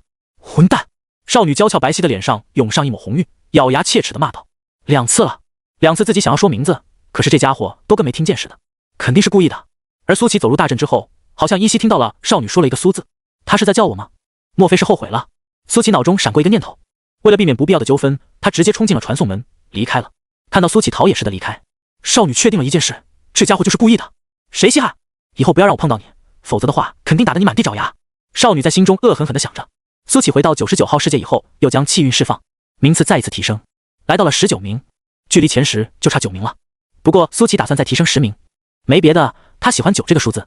看到苏启忙里忙外，那些守在传送门前的弟子们都带着崇拜的表情，他们可以感觉到自己的实力在飞快的上升，像是以前一些一直无法突破的修士，现在轻而易举的就突破了那层障碍。原本化神期才能够飞行，现在金丹期就可以飞行了，可谓是进步了一大截。这一次大征之年，除了9号世界刚刚袭来的时候死了一些人以外，好像便没人死亡了，一点也不惨烈。而这一切都拜一人所赐。长生观，苏启。1号世界，1号世界和2号世界的交手已经接近尾声了。2号世界的人虽然也很猛，但毕竟1号世界的人更多一些，星辰殿几乎出动了全部的力量。2号世界根本行不成有效的攻击，很快就变得溃不成军，开始四散逃跑。如果在这里硬打下去，等待他们的只有死路一条。谁也没有注意到，在逃跑的队伍中少了一个人，这个人不知不觉地混入了追击的队伍之中。混在人群中的邓望宇一边喊打喊杀，一边在心中谋划着要如何脱身。身为2号世界的天命之子，他不光心狠手辣，保命的功夫也是一流，不然的话也不敢带领队伍冲在最前面。看来我们2号世界的内应叛变了。邓望宇在心中冷笑着，他已经决定了，回到2号世界就会把那叛徒的全家满门抄斩，以解他心头之恨。众人一路追击，很快就来到了一处茂密的树林之中。看到这里，邓望宇的眼睛一亮，在片刻之间，他已经规划好了逃跑的路线。进入树林以后，邓望宇刻意放慢了速度，做出一副精疲力尽的样子，落在原地开始盘腿打坐恢复。没有人注意到他，几乎都追击2号世界的人去了。但偏偏这时候，就有一个男人从后方也停了下来，落在了邓望宇的面前。兄弟，怎么回事？灵力耗光了。这男人一边笑着，一边喘着粗气说道，看起来比邓望宇还要虚弱无数倍。对，邓望宇抬眼看了一眼来者说道，随即又闭上眼睛，做出打坐恢复的样子。好巧，我也是。说着，男人自来熟似的坐到了邓望宇的身旁，嘿嘿笑道。邓望宇暗暗提高了警惕，这个男人故意靠近他，恐怕有诈。男人坐到邓望宇旁边以后，笑着说道，对了兄弟，认识一下，我叫张涛。邓望宇不搭理他，虽然闭着眼睛，但是神识却始终警惕地打量着张涛。张涛也不在意，就在邓望宇旁边盘腿坐下。这时候有2名男人从他们头顶飞过，然后停了下来，其中一人说道，张涛，你在这里偷什么懒？张涛抬头笑道，2位师兄，我的灵力耗尽了，我需要再次休整一番。你该提升自己的实力了，这才多久就不行了？就是你还是个男人。2人数落完张涛以后便离去了，没有逗留的打算。张涛在2人走后，笑眯眯地对邓望宇说道，这2二傻子说我不是男人，兄弟你相信吗？邓望宇还是闭着眼睛，心想关我屁事，你就是人妖，跟我也没有半毛钱的关系。他现在只想尽快恢复实力，然后好不知不觉地回到2号世界，这才是最重要的事。其实我这人有一个小癖好。张涛嘿嘿笑道，我喜欢研究人的骨相，你知道容貌可以伪装，但是骨相这种东西却伪装不了，所以俗话常说美人在骨不在皮。说着，张涛忽然一把抓向了邓望宇的屁股，这一手极快，就连邓望宇也没有反应过来。张涛捏了一捏，嘿嘿笑道，很有弹性，不错。砰！下一秒，张涛直接被邓望宇踹飞了出去。邓望宇双目通红，老子砍了你！张涛抬起手，一脸陶醉的在自己鼻子前嗅来嗅去，然后笑着说道：“美人儿，你应该是2号世界的天命之子吧？知道我为什么没有拆穿你吗？因为我喜欢你，从看到你的第一眼开始我就喜欢上你了。你的容貌，你的身姿，甚至是你身上的一根毛，我都喜欢。”这变态的样子让邓望宇浑身一片恶寒，他竟然被一个男人非礼了。最关键的是，他也是男人啊！这一刻，邓望宇的心中升起了无限杀意。此人留不得了。张涛还举着手在自己的鼻子前嗅来嗅去，就好像在回味这手感还有味道。那一脸陶醉的样子让邓望宇起了一身鸡皮疙瘩。轰！下一秒，邓望宇动了，跨越了时间和空间，瞬间掠过了张涛的身边。张涛的脸上还残留着陶醉之色，但他的脖子上豁然出现了一个口子。噗嗤！下一秒，鲜血喷射，血染长空。紧接着，一股白色的火焰自张涛体内升腾而起，他甚至没有来得及发出一声惨叫，当场就化作了飞灰。你失败的原因就是与我为敌。邓望宇习惯性的说出了这句话，可是又觉得不太对劲。他虽然手刃了这家伙，但是确实被吃豆腐了啊！想到这里，邓望宇觉得浑身都不得劲，心中憋着一股气。他要搞破坏，他要把怒火倾泻在这1号世界。所谓一方水土养一方人，你们1号世界养出了这样的变态，指不定还有多少呢！我要替天行道！邓望宇的眼神逐渐变得狠厉。他在2号世界成名，便是以狠辣著称。苏启释放完气运以后，转身就去了6号世界。刚一进入6号世界，还没有等他反应过来，一张大网就从天而降。这大网上面还有雷霆在噼里啪啦的闪烁。兄弟们，上！又来了一个送人头的，哈哈哈！把他给我掏空喽！一阵得意的声音传来，大网落在苏启身上，噼里啪啦的一阵闪烁。这电网就是炼虚期的修士来了也顶不住，可能瞬间就会被电成焦炭。苏启能感觉到这电网上面是真正的天雷，但对苏启没用，只要他体内上有一丝灵力存在，他就是无敌的。苏启抬头看去，却看到了一个长着3个头颅的怪人。这3个头颅虽然各不相同，但都有一个共同的特点，那就是丑。此时3张丑脸上都带着懵逼的表情。不是，这小子怎么没有被电成焦炭？没有电成焦炭也就算了，怎么一点影响都没有？这法宝不是号称能够电趴大成修士的吗？3张丑脸互相质问，随后他们一并转了过来，看向苏启，异口同声质问道：“小子，你身上有古怪？”苏启慢慢悠悠地把这电网撩了起来，然后随手就丢进了空间戒指之中。他感觉这东西还挺不错的，以后拿来阴人还不错。3张丑脸再次懵逼，这法宝没作用也就算了，被人随手给收起来了是什么鬼啊？此时他们感觉到法宝已经失去了跟身体的联系，把东西还给我们！3张臭脸异口同声，一脸愤怒地吼道：“不还！”苏琪理直气壮地说道：“你们用这东西电我，作为精神损失费补偿给我，很合理吧？”3张丑脸面面相觑，互相询问：“合理吗？我觉得好像有点不太合理。我觉得好像又有点合理。合理个屁啊！快把我们的东西还给我们！”3张丑脸又转了过来，一脸愤怒地瞪着苏琪：“不还！”苏琪摇头说道。随后他看向了遥远的西方，他在那里感受到了庞大的气运，下一秒他就要腾空而起，但那长着3个头的怪人猛地拦在了苏启的面前，大声吼道：“今天你不把东西交出来，就别想离开，我们誓死！”砰！苏启撞开了怪人，化作一道流光消失在天际。而那怪人已经说不出话了，因为他的3颗头颅已经被撞没了。过了一会，怪人倒下的地方来了一道黑影，这道黑影在怪人的尸体前徘徊了一阵，随即猛地将怪人尸体纳入了阴影之中。紧接着一阵咔嚓咔嚓的咀嚼声传来。6号世界跟苏琪想象中的有点不太一样，一路上的风景不像是其他世界一样到处充斥着生机勃勃的气息，这里反倒是一片衰败，到处都充斥着一种死气。地上的树没有叶子，都是枯树，不少树上还吊着动物的尸体，这些动物的尸体有的只剩下一片白骨，有的腐烂了一半，还可以看到掉落的脏器。而天空是一层被血浸染的颜色，还伴随着一点死灰。无数怪鸟在空中盘旋，发出一种让人心慌压抑的声音。这是一个很诡异的世界，路上根本看不到行人，甚至就连路都看不到，大多数地方都是一片血红的土地，有不少奇奇怪怪的动物在地上行走。这样一个地方竟然排名第6，苏启心中闪过了一个想法。轰！就在这时，前方不远处传来了巨响，剧烈的灵力波动传来，苏启朝着那里飞了过去。3分钟以后，他来到了事发地，然后他便看到了相当血腥的一幕：一男一女2名修士被一个果冻状的东西吞没，这果冻状的东西还是透明之色，将2人吞进去以后，可以清楚地看到2人惊恐的表情。噗嗤！下一秒，2人在果冻体内爆开，血雾将果冻染红。嘎吱嘎吱，一阵难听的声音传来，2名修士的身体也被碾压成了肉泥被吸收。吸收完之后，这果冻一阵蠕动，最后竟然化作了一个人，或者说是人形的怪物。这怪人大概有2米多高，脑袋看起来跟个圆球似的，格外的圆。像是感觉到了什么，忽然这怪人转过头来，正好面对着苏启的方向。那是怎样的一张脸？这圆球似的脑袋上就没有眼睛和鼻子，就只有一张嘴，一张长着利齿的嘴，非常巨大，看起来就像是某种野兽的嘴似的。血肉！怪人发出了嘶哑的声音，兴奋而又难听。轰！下一秒，怪人冲天起，在半空中的时候，身体猛然又化作了一大团果冻，朝着苏琪卷了过来。轰！一声巨响传来，这果冻顿时炸成了漫天碎片，就像是下起了一场大雨。苏琪淡淡收回拳头，随后朝着远方飞去。过了一阵子，一道黑影再次出现在这里，这黑影将果冻的碎片都给笼罩，再次传来了那阵难听的咀嚼声。越往气运之地飞，苏琪越能够感觉到空气中弥漫的死气浓郁，到了后面，空气中还夹杂着一种腥甜的血腥味，而他也看到了许多难以想象的画面，就比如造型奇特的山脉，中间几乎都被掏空了，通体呈现黑色，有许多血肉在上面涌动。苏琪怀疑那又是一种怪物，不过他没有多管闲事，毕竟这怪物也没有招惹他。又比如说血河，那是真正的血河，宽约50米，长不知几何，波涛汹涌，水流湍急，那奔腾的河流就像是血液一样血红，或者说那就是血液，因为苏琪闻到了浓浓的血腥味。很难想象6号世界竟然是这样一个地方，如果说这里是地狱的话，苏琪也是相信的。而且6号世界很大，格外的大，气运之地也离得很远，格外的远。苏琪在飞行了2个时辰以后，又碰到了一个长着翅膀的怪人，或者说是一只怪鸟，竟然是人类修士。怪鸟吐着一口流利的人话，那张怪异的脸上露出了贪婪以及探索的神色。他要摸清楚苏琪的底细，再决定动不动手。毕竟这种能够凌空飞行的修士，至少也是6阶的水准，他也不过是6阶而已。苏琪饶有兴致地看着面前的这只怪鸟，看起来这玩意应该可以沟通，不像是前2只怪物一样只知道作死。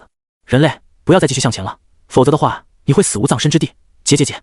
怪鸟发出了奇怪的笑声。前面有什么？苏琪感兴趣道。前方有大恐怖。怪鸟的脸开始扭曲，那2只眼睛变得空洞，然后冒出可怖的红光。啪！下一秒，苏琪一巴掌抽在了怪鸟的脸上。哎呦，你干嘛？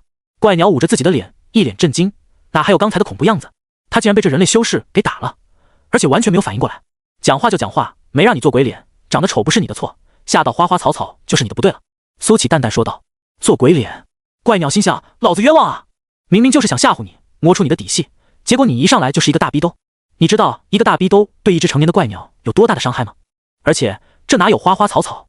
但怪鸟敢怒不敢言，苏琪如此肆无忌惮，让他更摸不清楚底细了，只得低眉顺眼的说道：那你好好说话嘛，打人不打脸，打脸伤自尊，你又不是人。苏琪淡淡说道。这话好像也没错。怪鸟脑袋里闪过了一个念头，然后他又说道：总之我警告过你了，前方有大恐怖。有多恐怖？苏琪又一脸感兴趣的问道。很恐怖，很恐。怪鸟说着说着，面部表情又开始变得狰狞，一股恐怖的气息散发出来，那双眼睛又开始变得血红。啪！但他话还没有说完，又挨了苏琪一巴掌。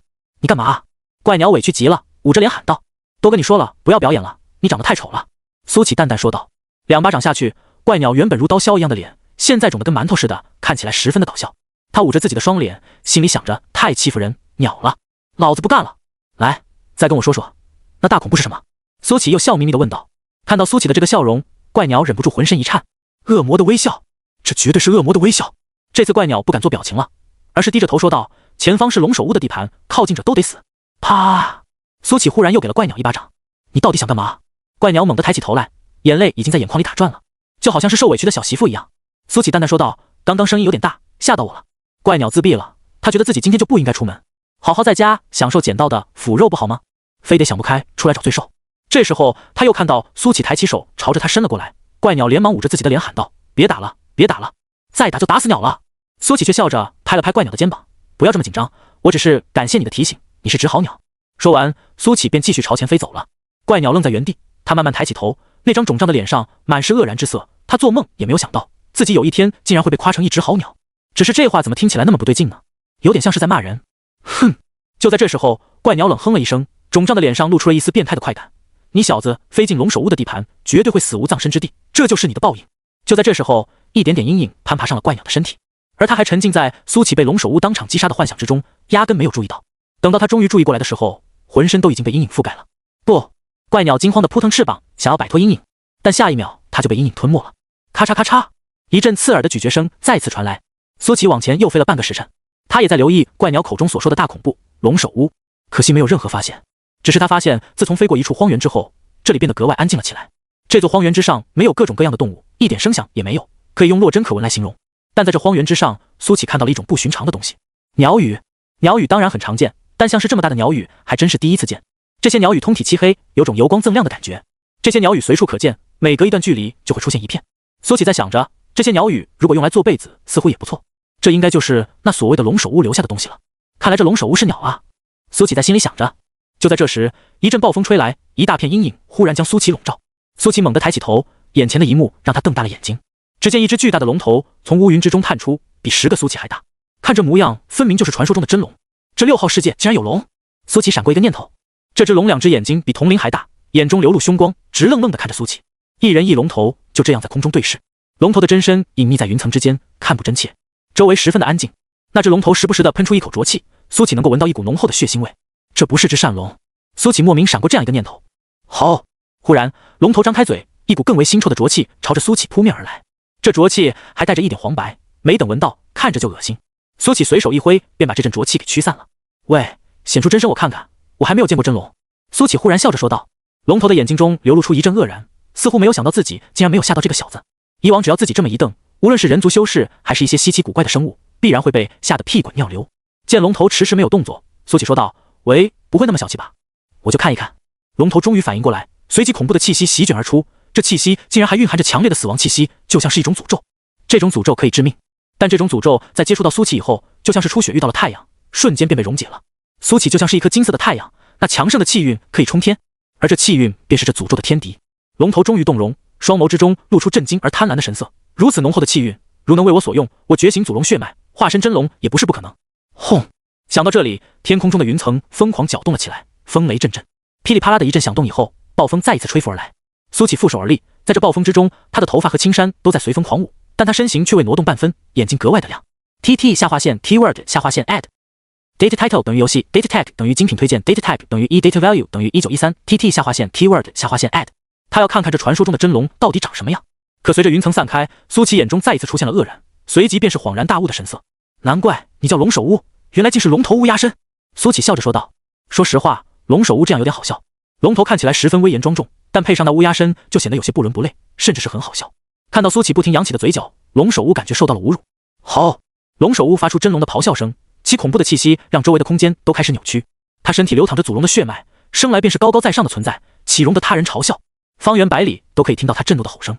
那些低端一些的生物已经匍匐在地上瑟瑟发抖了，而苏起像个没事人似的，嘴角反而越垒越大了。龙首乌怒了，如果怒火可以量化，此时他的怒火可以焚烧三界。轰隆！空中乌云再次凝结，黑色的雷电朝着苏起劈了下来。这雷电足足有水缸那么粗，看起来就有些吓人。噼啪！黑色的雷电带着恐怖的诅咒气息轰在了苏起的身上，但仔细看去，却是苏起抬手一拳打散了天雷，酥酥麻麻的，还有点舒服。苏起摸了摸自己的拳头，笑着说道：“轰隆隆！”龙首乌彻底怒了，眼前的这个人类修士已经彻底激怒了他。如果不是还没有化形，不能够说话，他此时肯定要破口大骂。瞬间，百道水缸粗的雷电劈了下来，场面蔚为壮观。苏起也终于知道那怪鸟为什么会怕这龙首乌了。这种召唤黑色天雷的本事，换做任何一个怪物来了，恐怕都会被劈成飞灰。就当提前感受一下渡劫了。苏起哈哈笑着，冲天起，竟是主动朝着百道雷电冲了上去。给我开！苏起气势如虹，一拳轰出，轰隆！金色的灵力如江海喷涌，瞬间化作1000丈粗的能量洪流，冲天起。那看似恐怖的百道黑色天雷竟然被拦了下来，僵持了片刻以后被直接融化。能量洪流把天空中的乌云驱散，庞大的灵力将天空都染成了金色。这一片死寂的地方第一次迎来了耀眼的光亮，那种渗人的死灰和血红都被灵力冲散，一直延续数千里。龙首乌的眼中已经满是惊骇之色，他的嘴巴张得老大，刚刚那一拳完全打破了他对人类的认知。什么时候人类修士强得这样恐怖了？这是什么神通？大日开天拳吗？紧接着他忽然感觉到头上重了一些，苏起的声音从头上传来：“正好我还没有骑过龙，虽然你这家伙身体丑了一些，但这龙头还是能够唬人的。”驾！一股热血直冲脑门。龙首乌从来没有感觉这么憋屈过，他竟然被人当成了坐骑，这能忍？轰！但下一秒一股巨力从头上传来，差点把他脑门给踩裂了。愣着干嘛？听我指挥，走！苏起的声音从头顶传来。这一刻，龙首乌忽然觉得其实也不是不能忍，当下还是保命要紧。于是他真就顺着苏起的意思朝着西方飞了过去。只是他在飞的时候，还在想着那里是辅天神僧的地盘，到时自己可以借助神僧之手除掉这个家伙，以解心头之恨。而此时苏起已经拿起了那个运动相机，站在龙头上开始自拍，刻意调整了一下角度以后，就好像他正在乘着龙一样。很久没有面对相机的苏起傻笑了一会，竟然不知道说些什么。他挠了挠头，颇有些拘谨地说道：“注意了，眼前这个男人叫小帅，此时他真骑着一头龙。”录制完以后，苏起看着相机里的画面，竟还有些恍惚。原本灰色的天空在被他的灵力轰开以后，竟还有一轮残日映照在半空之中，地面是奔腾的血河，被残日映照得更加血红，而他仿佛真乘着巨龙遨游在这灰色的天地间。苏起放下了相机，方才的新鲜感散去，只剩下点点怀念。海日生残夜，江春入旧年。乡书何处达？归雁洛阳边。苏起坐在龙头上，看着天际的残阳，照理来说，他现在实力强大，可以上天入地，本该逍遥快活才对，可他却开心不起来。之所以看到这一幕会有这么深的感触，是因为他的家乡也有一条河，他也曾在河边看到过残阳如血的一幕。龙首乌扑腾着翅膀，飞得很快，可以用快如闪电来形容。他飞的时候还在心想，头顶这个人类为什么不自言自语了？之前还听到他神神叨叨的在头顶说着什么，怎么一下子就安静下来了？搞不太明白的龙首乌也不去多想了，人类的世界太复杂了，不像他一心只想成为真龙，像他们这种拥有崇高理想的龙才是好龙。苏起看着天际的残阳，只觉得离气运之地越来越近了，估计再有半个时辰就要到了。经历了短暂的 emo 之后，苏起的心情又恢复了淡然。俗话说修道也是修心，可是他修了这么多年的道，好像还是做不到心如止水，这可能也跟他本身的性格有关。苏起觉得自己就算是再修10000年，应该也还是做不到世事淡然。当看到一个场景，又或者听到一首歌，都容易勾起过往的回忆。在他那副平淡的外表之下，其实隐藏的是一颗相当文青的心。终于，残阳落下，夜幕升起，原本灰暗的天空彻底暗了下去。但这里不像是其他世界一样，有壮美的星空，有的只是无尽的黑。甚至在夜空里，苏起还能看到流动的黑气，这是死气。只有当一界的死气无比浓郁的时候，才会出现这样的场景。龙首乌，你不会说话吗？就在这时，苏起忽然开口问道。吼！龙首乌低沉的吼了一声，表示我要是会说话的话，早就骂你龟孙子了。苏起怎么可能领会他的意思，而是有些嫌弃的说道：你真是太弱鸡了，虽然那怪鸟比你弱一点，但人家好歹还能够说话。吼！龙首乌声音大了一些，他什么身份，我什么地位？我身体里流淌的可是祖龙的血，自然化形比较难。那些生物甚至连妖物都算不上，只是一些堕化的人类。只可惜苏起听不懂他的意思，而是自言自语的说道：想想也是，你这家伙长了个龙头，却生着一个乌鸦的身体，不会是某头龙和乌鸦的产物吧？还真是跨越物种的恋爱啊！听说这样会导致后代的智商比较低下。好，龙首乌的声音更大了些。你礼貌吗？什么叫跨越物种的恋爱？你这不就是在说我是杂种吗？我身体内流淌着的是尊贵的祖龙血，你这个愚蠢的人类懂什么？还有，谁智商低下了？本龙可是这6号世界内最聪明的存在之一，远远不是那些堕化的人类可以比的。苏起没有理会龙首乌的无能狂怒，因为他根本听不懂。此时他的目光被远处的灯火吸引了，在他跟龙首乌说话的时候，气运之地已经近在眼前了。等来到灯火附近，苏起这才发现这一顶顶升起的灯火竟然是孔明灯。这孔明灯的数量可以用庞大来形容，成千上万的孔明灯飞上天空，将这夜空都给点亮了。在地上，苏起看到了热闹至极的一幕，无数男女老少，或情意绵绵，或追逐打闹，人声鼎沸。无数的孔明灯从他们手上升起，那些男女老少的眼中都燃着一种叫做希望的东西。孔明灯这种东西本就寄托着人们对美好的向往。这里是苏起来到6号世界以后最有人味的地方，躲起来，不要吓到这些人。苏起说道。吼！龙首乌低沉地叫了一声。你这蠢货！眼前的这一切都是辅天神僧制造出来的活死人，根本就没有思想和思维，他们都只会机械地重复指令。只不过苏起听不懂，他拿出了运动相机，开始拍摄眼前的一切。就在这时候，忽然两岸的人群传来了喧闹和起哄的声音，中间的河流缓缓行驶来一条游船，游船张灯结彩，竟然还贴着一个喜字。而站在船头的是一对新人，都穿着大红袍子，新郎戴着红缨帽，脸上挂着淡淡的笑容，看着两岸的人群微微颔首。而站在他身边的新娘戴着红盖头，虽然看不到那张脸，但是那曼妙的身姿可以看出这是一个美人儿。竟然大晚上的结婚，你们这还有这种习俗？苏起有些奇怪道。吼！龙首乌再次低吼一声。蠢货！这哪里是结婚，这只是在一遍遍重复。这种桥段我早就不知道看过多少遍了。就在这时候，站在船头的新郎官却忽然抬起了头，那双狭长的丹凤眼流露出点点寒光。天上的朋友既然来了，那就下来聚一聚如何？新郎官朗声说道。随着他的话，四周都安静了下来，所有人都抬起了头，看向了苏起的方向。他们的眼神一片空洞，脸上苍白没有血色，看起来极其诡异，就跟死人一样。苏起这时候才感觉到不对劲，刚才沉溺在那种热闹的气氛里面，却忽略了这些人的脸色，白，都太白了。走，傻龙，下去看看。苏起拍了拍龙首乌的头。吼！龙首乌不满地吼了一声。你要去就去啊，别带上我。辅天神僧这家伙变态得很，你打扰了他的婚礼，指不定待会把我也给算进去了。龙首乌带苏起来的原因，一是因为从心，二就是因为这辅天神僧的实力强大，趁着二人狗咬狗的时候，他好趁机离开。如今苏起这意思明显就是要让他趟浑水啊，这怎么行？砰！见龙首乌不动，苏起猛地砸了他一拳，这一拳差点把龙首乌砸得背过气去。去就去！龙首乌悲愤地想着，从天空中落下。新郎官的眼中露出了一丝惊讶，龙首乌高傲得很，怎么会让一个人类骑？新婚快乐，百年好合，早生贵子。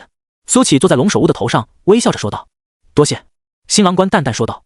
苏起的目光越过新郎官，看向了新娘，他在心里想着，这流动气运竟然全在这新娘的身上，有古怪。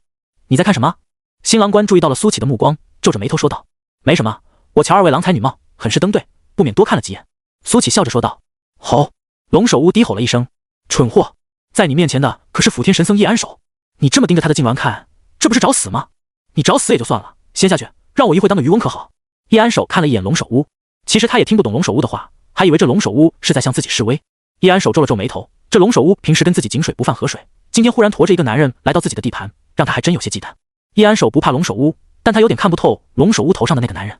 从境界上看，这只是一个炼气期，但是叶安守可不会这么认为。一个炼气期能骑在龙首乌头上作威作福，只有傻子才会这么认为。犹豫了半晌之后，叶安守说道：原来是客，既然阁下千里迢迢而来，那便留下来看完我的婚礼吧。好啊，苏启欣然点头说道。正好，他也想看看这新娘到底有何古怪。吼！龙首乌低吼了一声。啊，怎么剧情跟我想的有些不太一样？两人不该一见面就大战，然后我在后面翁棒相争，渔翁得利吗？这叶安守今天是脑抽抽了吗？竟然还邀请这家伙来观摩婚礼，简直不可理喻。叶安守牵起新娘的手，那齐齐看向苏启的那些人又全都恢复了正常，现场恢复了一片欢声笑语。但这一次苏启细细观察以后，果然发现了猫腻。这些人都太机械了，就像是提前设定好程序的机器人，面部表情僵硬，眼神中也没有那种生人的神采，感觉不到一点人气。这里不会全是尸体吧？苏启脑海里蹦出了一个念头，不过他一点也不害怕，反倒有些新鲜，就算是尸体又怎么样，也不可能伤他半分。所以一切恐惧都源于火力不足，这句话不是白扯的。叶安守也在用眼角的余光观察苏启，当看到他如此安之若素以后，叶安守心中更加坚定了自己的想法，这家伙肯定是个大能。婚礼有条不紊的进行，叶安守拉着新娘，两人一起走上了红毯。红毯的尽头是一个屋子，这屋子的造型却有些奇特，四四方方，竟然是用透明材质做成的。屋里的情况从外面可以看得一清二楚。此时屋内坐着双方的长辈，装潢也非常的喜庆。叶安守和新娘走了进去，然后便开始拜堂，一拜天地，二拜高堂，夫妻交拜，喝交杯酒，满堂喝彩，都开始起哄。苏启从龙首乌的头上一跃而下，也钻进了人群中。叶安守脸上带着淡淡的笑容，与新娘开始喝起了交杯酒。喝交杯酒的时候，红盖头被轻轻掀起了一角，苏启看到了新娘雪白的下颌，还有那火红的嘴唇，但苏启却发现这新娘的身躯在颤抖，止不住的颤抖，也不知道是害怕还是什么原因。好！就在这时，龙首乌传来一声欢欣的吼叫，冲天而起。哈哈，小子，马上就要到大戏部分了，本龙就不奉陪了，你慢慢陪着辅天神僧玩吧。苏启没有理会龙首乌，他早就知道自己跳下来以后，这不老实的家伙肯定要逃，但他并不在乎，反正做也做了，录也录了，差不多得了。终于，新郎和新娘喝上了交杯酒，叶安守一饮而尽，而无数的酒液却顺着新娘的下巴滑落，就好像漏了一样。随着杯酒下肚，叶安守的眼神忽然变得迷离起来，他紧紧抓着新娘的手，连指节都用力到发白。咔嚓咔嚓，新娘的手传来一阵骨骼破裂的声音。叶郎，你弄疼我了。新娘发出了求饶的声音，带着哭腔。疼？你还知道疼？叶安守的手更加用力，状若癫狂的大笑道：那我呢？我不疼吗？啊！咔嚓，随着他这声落下，啊！新娘传来一声惨叫，双手骨骼尽碎，仿佛一滩烂肉，无力的垂落。叶安守，你干什么？我把女儿嫁给你，你却这样对她，你真是吃了雄心豹子胆！我要把你浑身的骨头都一根根敲下来！新娘的父母从座上站了起来，一脸愤怒的朝着叶安守冲了过来。哈哈！叶安守仰天长啸，任由新郎的父母对他拳打脚踢，随即他猛地低下头，眼神变得阴冷无比。岳父岳母，今日高朋满座，还请二位祭天，让诸位乐呵乐呵。噗嗤！话音落，两颗人头飞了出去，鲜血溅了叶安守一脸。叶安守抱着头狂笑，周围的人开始发出尖叫，四散逃逸。但下一秒，全都浑身抽搐，倒在了地上。现场还站着的，便只剩下叶安守和苏启了。这时，叶安守的喜服被撕碎，连同着他一同被撕碎。一名面带微笑的僧人从他的身体里钻了出来。这名僧人穿着一身白色的袈裟，面容俊秀，脸上带着温暖的笑容。这时，叶安守的尸体忽然蠕动着，变成一块块黑红色的肉块，顺着僧人的身体攀爬了上去。僧人的半边身子都被这恶心的黑红肉块占据，还在蠕动跳跃，看起来仿佛有生命一般。他的脸一半俊秀，温暖如春，另一半被血肉占据，狰狞可怖。阿弥陀佛，施主，晚上好。僧人双手合十，朝着苏启施了一礼。而他另外半边脸蠕动了片刻，一个难听的声音发出：小子，我这场大戏，你可看得还满意？苏启笑着说道：还好，只是看得有点不明不白，摸不着头脑。既然如此，那便留下来，永生永世成为这戏中一员吧。结。僧人忽而说道：施主赶快离开吧，我可以拖住片刻。叶安守的半边身子想冲，但僧人半边身子不动，于是就形成了一个诡异的姿势。苏启问道：你从这叶安守的身体内钻出来，想必也不是什么善类吧？怎么劝我快走？吾乃辅天神僧，当以慈悲为怀。僧人的半张脸微笑着说道：不能放他走，看过大戏的人得永远留在这里，这是我的规矩。叶安守的半边身子咆哮道。僧人的身体被撕扯得更加厉害了，但是他还是站在原地一动不动。施主快走，我拖不了多久了。僧人依然微笑着说道。苏启点了点头，终于动了，不过他却是朝着新娘走去的。在僧人和叶安守的注视之下，他来到了新娘的面前。施主这是何意？僧人微笑着问道。让他离我的妻子远一点。叶安守在疯狂咆哮。苏启忽然笑着说道：我要带他走。场面忽然安静了，僧人脸上的微笑不知何时已经消失，转而变得一片冷漠。而叶安守也瞪大了眼睛，似乎没有想到苏启竟然会说出这种话来。不等两人反应过来，苏启一把抓住了新娘的红盖头。你敢！僧人眼中忽然爆发出无尽戾气，瞬间来到了苏启面前。轰！僧人一掌全力而出。在他看来，如果苏启想要保命，就必须选择防御，从而抽回那只手。但偏偏苏启不按常理出牌，全然不防，一把掀开了新娘的红盖头。红盖头飞上天空，僧人的一掌也打在了苏启的身上。轰！苏启纹丝不动，僧人却噔噔噔倒退了3步，面露骇然之色。而苏启也终于看到了新娘的庐山真面目，极其可怖。新娘的脸只有半截，从鼻子处被横断，她的头颅已经被掏空了，竟然像是容器一般，里面放着一颗金色的圆球。庞大的气运在金色圆球之间流动，但被困在了这半截头颅之中。可以看到它被横断的切面有许多红黑色的铭文在流动，这些铭文阻止了圆球掉出，也阻止了气运逸散。难怪，苏启心中恍然，难怪这新娘的气运如此庞大，原来竟藏着这样的猫腻。只是这得多大仇才能把人做成培养气运的器皿？苏启不知道。四儿，叶安手惨叫了起来，疯狂大吼着：“我要杀了你！我要杀了你！”苏启看着眼前这一幕，看向僧人，不知道这位神僧这是怎么一回事。轰！下一秒，叶安手的半边身子瞬间被震散，露出了僧人原本的模样。他双手合十，微微施了一礼，笑道：“施主既然已经看见了，那我也就不装了。其实我才是叶安手，施主想听听我的故事吗？”苏启点了点头，淡淡说道：“我听着，你说。”叶安手脸上露出缅怀之色：“其实我原本很幸福，我原本以为遇见陈思儿是我这辈子最幸运的事，可后来我才发现这都是悲剧的开始。陈思儿真的很可爱，我原本是一名铁匠学徒，因缘巧合之下与他相识，不过数月时间我们坠入了爱河，那是我最怀念的时光。但后来他父母知道了我们的事，他们当然不会同意我们在一起，他是大家闺秀，而我只是一个穷小子。但陈思儿真的太爱我了，所以我们决定私奔。只可惜那一天我们没有逃出去。”说到这里，叶安手脸上流露出了悲伤之色，似乎沉溺在了过往的回忆中。如果我们逃出去了，我想我们现在一定会很幸福。只可惜这世上的事根本就没有如果。我被打得半死，差点被陈江喂鱼，而陈思儿她为了保护我，答应了他父母的要求，和刘家的那小子成亲。我眼睁睁看着心爱的女人嫁给不爱的男人，我却无能为力。你知道那种感觉有多疼吗？心灰意冷之下，我踏上了修炼之路，却意外发现我的天赋真的很好。但等到我修炼有成，再回去之时，却发现一切都变了。陈思儿变心了，她不肯跟我走，即便我拥有了碾压一切的力量，她居然爱上了那个她不爱的男人，真是讽刺。说到这里，叶安手脸上露出了变态的笑容。我得不到的东西，自然也不会让别人得到。于是我便屠了他们全家，屠了全镇，我把他们做成人偶，一遍遍上演我想看到的剧本。他陈思儿有什么资格爱上别人？叶安手指着地上的女尸，哈哈大笑起来。打住，我没心情听你的变态故事了。苏启忽而抬手说道。叶安手的眼睛中流露出一种叫做疯狂的情绪。你没资格打断我说话。轰隆隆，地动山摇，恐怖的气息冲天起，叶安手彻底癫狂了。这种波动至少也是大成7修士的波动。但苏启双手背在身后，冷冷看着叶安手。叶安手飞了起来，如墨的灵力从他体内涌出，此时的他犹如魔神在世。他抬起头，眼白已经被墨色彻底淹没。你掀了陈思儿的红盖头，你该死，该！叶安手话音未落，却陡然瞪大了眼睛，只觉得刚刚沸腾起来的血液瞬间凝固。他看到了什么？他看到了一道金色的剑光，这一剑甚至没有给到他反应的时间，就已经穿过了他的身体。他低下头，看到了自己的身体被一分为二，方才那种这世间都要臣服于我的错觉，顺着被展开的身体流失。这时狂暴的剑意姗姗来迟，那种撕心裂肺的痛就如同当年一般。可在彻底被剑意淹没之前，他恍惚间竟看到了当年。他站在烈日之下，看着陈思儿与那刘姓公子甜甜蜜蜜，卿卿我我，汗水顺着脸颊滑落，手中的锄头格外烫手。他的脸上露出羡慕，心想站在陈思儿的旁边，要是自己就好了。这一刻，他忽然什么都想起来了，原来陈思儿从没有跟他在一起过。叶安手卒，叶安手走了，走得很安详。在他走后，整座小镇顷刻间化作飞灰，那些尸体开始腐烂，变作枯骨，再然后连骨头也化作了飞灰。这些人都死得很惨，即便是死后也不得安宁，被叶安手奴役了那么多年。苏启从地上捡起了那颗金色的圆球，里面蕴含的庞大气运实属罕见。苏启估计自己把这些气运带走以后，6号世界会跌出前20之列，而他们的世界估计也差不多能够冲击前10了。苏启把气运收了起来，然后便要冲天起，但这时候他却发现一团阴影忽然爬上了他的脚踝，一种强烈的腐蚀感顺着苏启的皮肤想要渗透，但被灵力给阻挡住了。轰！金光闪耀，气运透体而出，瞬间把这阴影震飞了出去。阴影快速回到了黑暗之中，消失得无影无踪。刚刚的那一下只不过是试探而已。谁？苏启看向黑暗，淡淡问道。黑暗中无人回答，落针可闻。这诡异的阴影让苏启隐隐有种不舒服的感觉。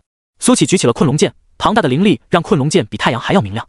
顿时，这方圆千米都被照得纤毫毕现。苏启皱了皱眉头，在这光芒之下，他看到了无数阴影，这些阴影就躲藏在黑暗之中，似乎有黑暗的地方就有他们的存在。光照之下，这些阴影飞快地收缩，很快又缩回了更深的黑暗之中。这是什么怪物？苏启脑中闪过一个念头，这阴影十分诡异，并且数量无比庞大。苏启在其中感受到了无比浓郁的死气，他猜测这东西可能跟6号世界变成这个鬼样子有关系。不过苏启虽然好奇，但是他并不打算去探一探。6号世界变成什么样跟他无关，他要做的就是尽快返回99号世界。想到这里，苏启冲天起，朝着传送门飞逝而去。一路上，他就像是一轮移动的大日，那些接触到金光的阴影纷纷退散，唯恐避之不及。苏启就像是这些东西的天敌一样，或者说他身上的庞大气运能够克制这些东西。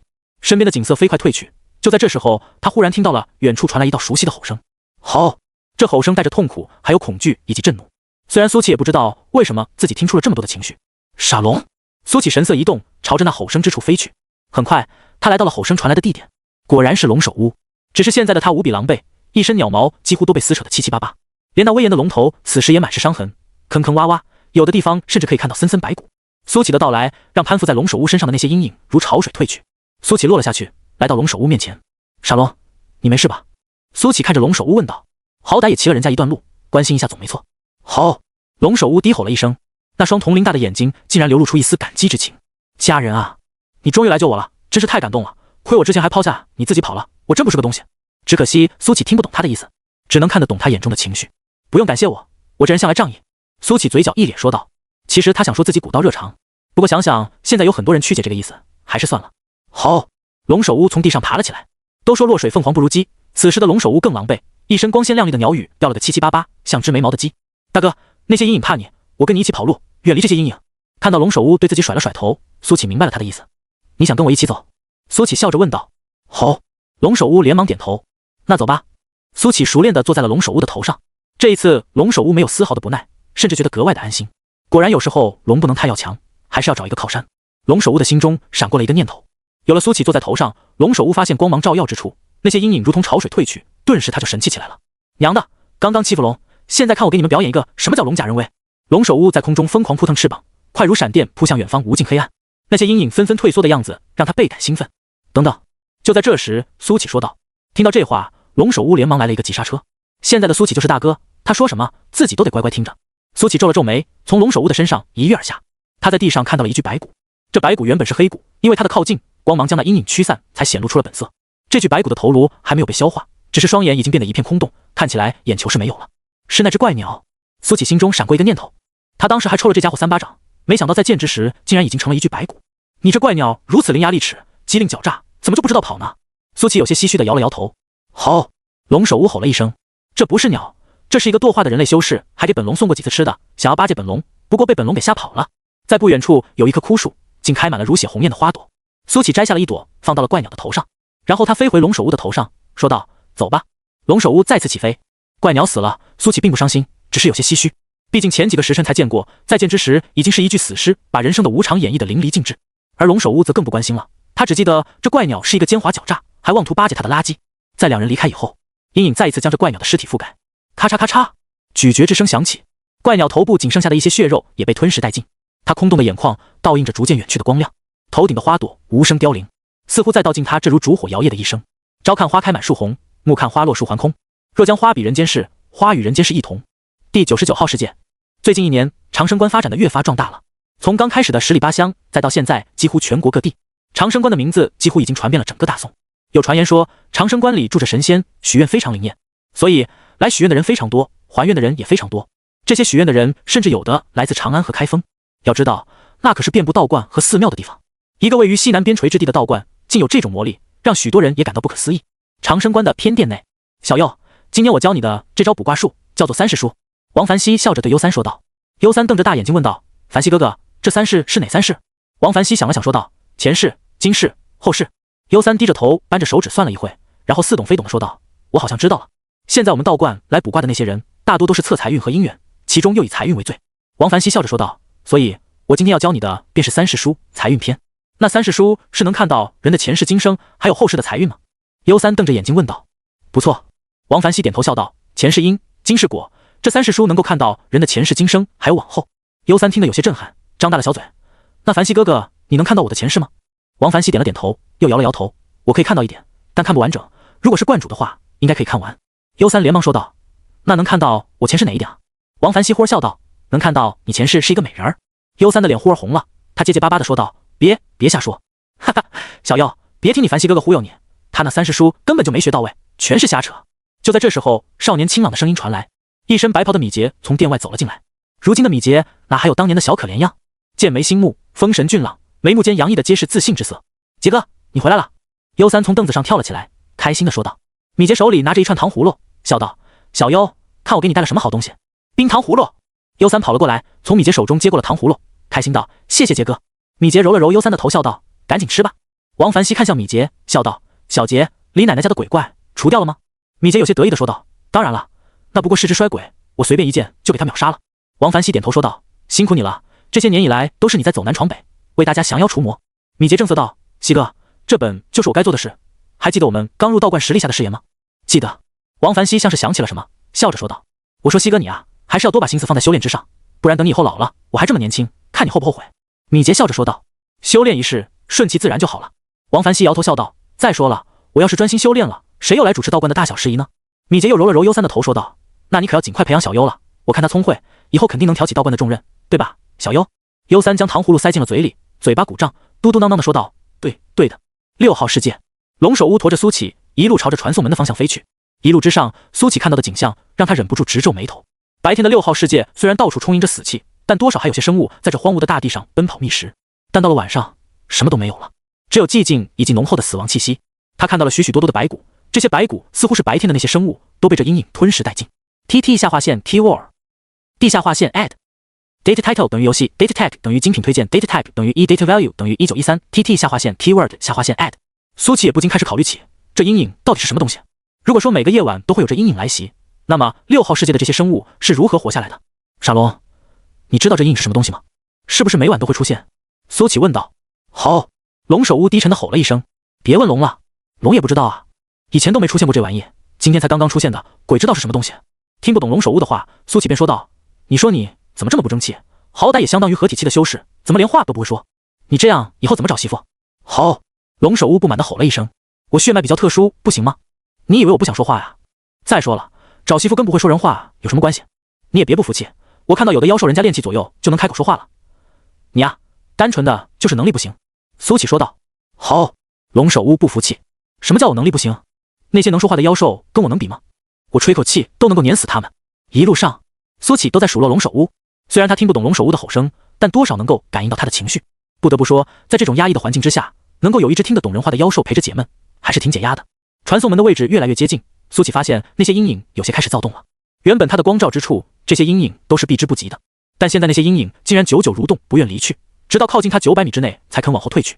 而这种距离还在不断的缩短，随着距离传送门越近，这些阴影的胆子越大，也越坚韧，从1000米的距离一直缩短到了500米的距离。龙首乌明显也发现了这种情况，他不由慢下了速度。好，龙首乌有些不安的吼了一声：“大哥，要不我们掉头吧？这些阴影看起来有点不怕你了呀。”继续走。察觉到龙首乌的速度慢了，苏启拍了拍他的头说道：“好。”龙首乌吼了一声：“大哥，你能不能把握得住啊？现在那些阴影好像没有那么害怕你了，被那阴影缠上可是很痛苦的，像万蚁是心知不知道？”苏启听不懂，他看着无尽的黑暗，好像看到了黑暗中有无数的阴影在蠕动，就像是几亿只虫子在蠕动。如果有密集恐惧症的人看了一定会觉得头皮发麻，当场吓昏过去也不是没有可能的。龙首乌见苏启不说话，虽然有点害怕，但还是硬着头皮向着前方冲去。苏启救了他一命，大不了这条命还给他了。本龙最重感情了。黑暗之中的阴影越发躁动了，距离苏启等人也越来越近，有的甚至做出张牙舞爪之态，看样子是不想苏启靠近传送门。500米、400米、300米，随着阴影越靠越近，龙首乌越发不安了起来。他想起了刚才的那种痛苦，实在是不想再体验一次了。苏启的双眸慢慢染上一层淡金之色，现在的他就连身体都在隐隐发出光亮。好，苏启手中的困龙剑竟发出龙吟之声。龙首乌顿时精神一振，有些激动，忍不住也跟着吼了一声。吼！那一声龙吟没什么实际含义，他这一声也没有，可能只是在表达属于龙族的威严。终于，阴影进入了100米范围，他们不再退了，铺天盖地的朝着苏启和龙首乌扑了过来，汇聚成了一条庞大的阴影洪流。上一只虫子形成的洪流有多恶心，光是看看都要3天吃不下饭了。这阴影洪流有过之而无不及。好，龙首乌慌了，他想掉头逃跑，但是现在四面八方都是这种阴影，他们跑不了了。完了大哥，玩脱线了，我就说早点跑了吧。向前走。就在这时，龙首乌听到头顶传来了苏启的声音。还走？龙首乌愣了一下，这还怎么走？吃！忽然一道破空声传来，龙首乌铜铃大的眼睛瞬间瞪大，他看到了什么？一道金色的剑芒，无边无际的剑芒朝着前方斩去，很难形容这一剑的浩大。无边无际的剑芒将天地都给照亮，甚至还没有接近那些阴影，就将之全部溶解。这剑芒犹如推土机，将入眼之处的阴影全都碾碎。苏启站在龙首乌的头上，狂风将他的青衫吹得猎猎作响，那双淡金色的眸子中全是淡然之色，似乎是想起了什么。苏启拿出相机自拍了一张，不错，的确很帅。随后他又说道：“还愣着干什么？冲啊！”龙首乌反应了过来，兴奋地随着剑芒朝前冲去，让他束手无策的阴影竟然在苏启手里就跟纸老虎似的，这让他感到振奋的同时也十分的震撼。还好自己聪慧没有跟这家伙硬来，不然的话现在恐怕就不是傻龙，而是死龙了。这一剑，苏启用了7层力，这剑芒蕴含的庞大灵力是常人难以想象的。龙首乌跟在后方畅通无阻，越飞就越心惊。苏启太强了，随手一剑竟然持续了上千里而不衰减。龙首乌甚至怀疑这剑芒根本不会消失，会一直在6号世界持续不断的飞下去，将这所有阴影都斩灭。在这一剑之下，原本那些已经开始反扑的阴影又像潮水一般退去，只可惜速度跟不上，只能被苏启的剑芒覆灭。这狂暴的剑意将路过的地方都离了一遍，那些阴影根本无处躲藏。1个时辰以后，苏启和龙首乌来到了传送门处，前方不远处就是传送门了，甚至已经可以看到轮廓了。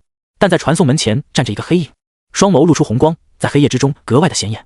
黑影一抬手，无数的阴影冲上天空，数以亿计的阴影将剑芒拦了下来，成功打开了一个缺口。轰！在湮灭不知多少阴影之后，剑芒轰然碎裂，黑暗再一次笼罩。苏启手中的困龙剑撑开了1000米的光芒。苏启看着那道黑影，黑影也看着他，两人相顾无言，唯有夜晚的风声甚是喧嚣。轰！就在这时候，黑影忽然动了，他随手一甩，一大片阴影朝着苏启和龙首乌扑了过来。好！龙首乌怒吼一声，随即无数黑色天雷劈下，但是也仅仅是让这阴影凝滞了片刻。看你了，大哥，我已经尽力了。龙首乌在心中说道。苏启随手一剑，轻松展开了阴影。接着走。苏启笑着对龙首乌说道。龙首乌扑腾着翅膀，朝着传送门飞去。黑影不断的攻击苏启，但苏启一剑一式之间轻松化解阴影攻击。这种攻击对于其他人来说难以防范，但对于苏启来说简直不要太轻松。随着苏启越靠越近，那黑影似乎也急了，手臂挥舞的次数越来越频繁，都已经产生残影了。只可惜，这对于苏启来说根本没有任何威胁。龙首乌反倒觉得很刺激，这阴影每次都让他心惊肉跳的，但是都被苏启一剑一式之间化险为夷。轰！就在这时，那道黑影终于怒了，双手猛地插进了地里，无穷无尽的阴影瞬间遮天蔽日，将苏启和龙首乌都笼罩了进去。吼！龙首乌又慌了，大哥快动手，这么多阴影能把咱俩瞬间给啃死。但此时苏启却心有所感，其实炼气大圆满之后，他一步入渡劫以后产生了许多感悟，只是一直都没来得及梳理。为何一定要拘泥于之前的招式呢？我现在应该可以自创招式吧？苏启想起了那些大成期修士的手段，各种炫酷的招式层出不穷。他闭眼思考了片刻，然后眼睛一亮，有了。苏启将困龙剑抛上天空，以灵力驱使，困龙剑在空中高速旋转了起来。随着困龙剑的旋转，携带着灵力的剑意疯狂倾泻而出，将那些阴影搅得七零八碎。轰隆隆！困龙剑旋转得越来越快，竟然形成了一道龙卷风。在这样的剑意之下，阴影根本无法存活。苏启嘴角一咧，自创招式果然能行啊！那这一招便叫做剑刃风暴。等到阴影都被绞杀一空，龙卷风朝着那道黑影飞了过去。黑影再次抬手，无穷无尽的阴影朝着龙卷风包围而去。但这龙卷风毕竟是不停旋转着的，所以他的阴影根本就拦不下。苏启临时起意弄的一招，反倒把这黑影给打得狼狈不堪。龙卷风畅通无阻地接近了黑影，终于露出了其庐山真面目。这就是单纯的一个黑影，浑身一片漆黑，只有那双眼睛泛着红光。这东西看起来不像是实体。龙卷风将这黑影给卷了进去，那黑影在无穷无尽的剑意倾泻之下，浑身开始膨胀。轰隆！下一秒，它炸开了。炸开的那一刻，全世界都寂静了，黑暗降临，将整个世界都笼罩了。那是一种伸手不见五指的黑，就像是泼了墨一般。苏启将困龙剑招了回来，在这黑暗之下，就连传送门都消失不见了。轰隆隆！就在这时，天际传来了一阵轰鸣声，苏启可以看到天空之间裂开了一条缝，霞光万丈，在这黑暗的地方显得格外美丽。蝼蚁也敢坏本做好事。一道冷漠的男声从这裂缝之中传出。吼！龙首乌止不住地颤抖了起来。苏启不知道他为什么这么害怕，但他眯起了眼睛，因为他感觉到在那霞光背后是一片未知的天地，其灵气的质量与等级甚至连1号世界都比不上。难道是仙界？苏启闪过了一个念头。轰隆隆！就在这时，天空中雷声轰鸣，那道裂缝越来越大，天地都开始震颤。随着裂缝的扩大，天空中的雷声越来越响。这是仙人要强行下界，天道在反噬。那道裂缝的扩张暂时被抑制了，不再继续扩大。滚！就在这时候，苏启听到了一道愤怒的男声。轰隆！裂缝瞬间扩大，那人要强行下界，但天道再一次阻止了。终于，男人发出一声不甘的怒吼，放弃了下界，但他一指朝着苏启指了过来。轰隆隆！天地剧烈颤抖，这一指跨过了时间和空间，瞬间便来到了苏启和龙首乌的面前。虚空之中形成了一根巨指，这一指带着恐怖无比的波动，要把苏启像是虫子一样碾死。这一指根本就不属于人界的力量，已经打破了那个临界点。苏启浑身汗毛炸起，他瞬间斩出数十剑，每一剑都用了10成力。这数十剑削弱了这一指的力量，但依然无法阻止他落下。砰！龙首乌率先承受不住这种力量，被砸进了地中。现在即便是想逃也没法，这一指已经完全锁定了苏启，他无处可逃。苏启深吸了一口气，将困龙剑收了起来，然后徒手朝着那一指冲了上去。轰！下一秒，他被巨指轰中，整个人犹如破布一样被狠狠砸进了地里，出现了一个巨坑。巨指落下，方圆百里同一时间全部凹陷，在一阵轰鸣声中不断下陷，直到1分钟之后，这巨指方才消散。天地停止了震颤，天空中的那道裂缝也消失无踪，黑暗散去，一切似乎都已经恢复了原样。但地上深不见底的百里巨坑，说明了刚才的恐怖一幕并非梦境。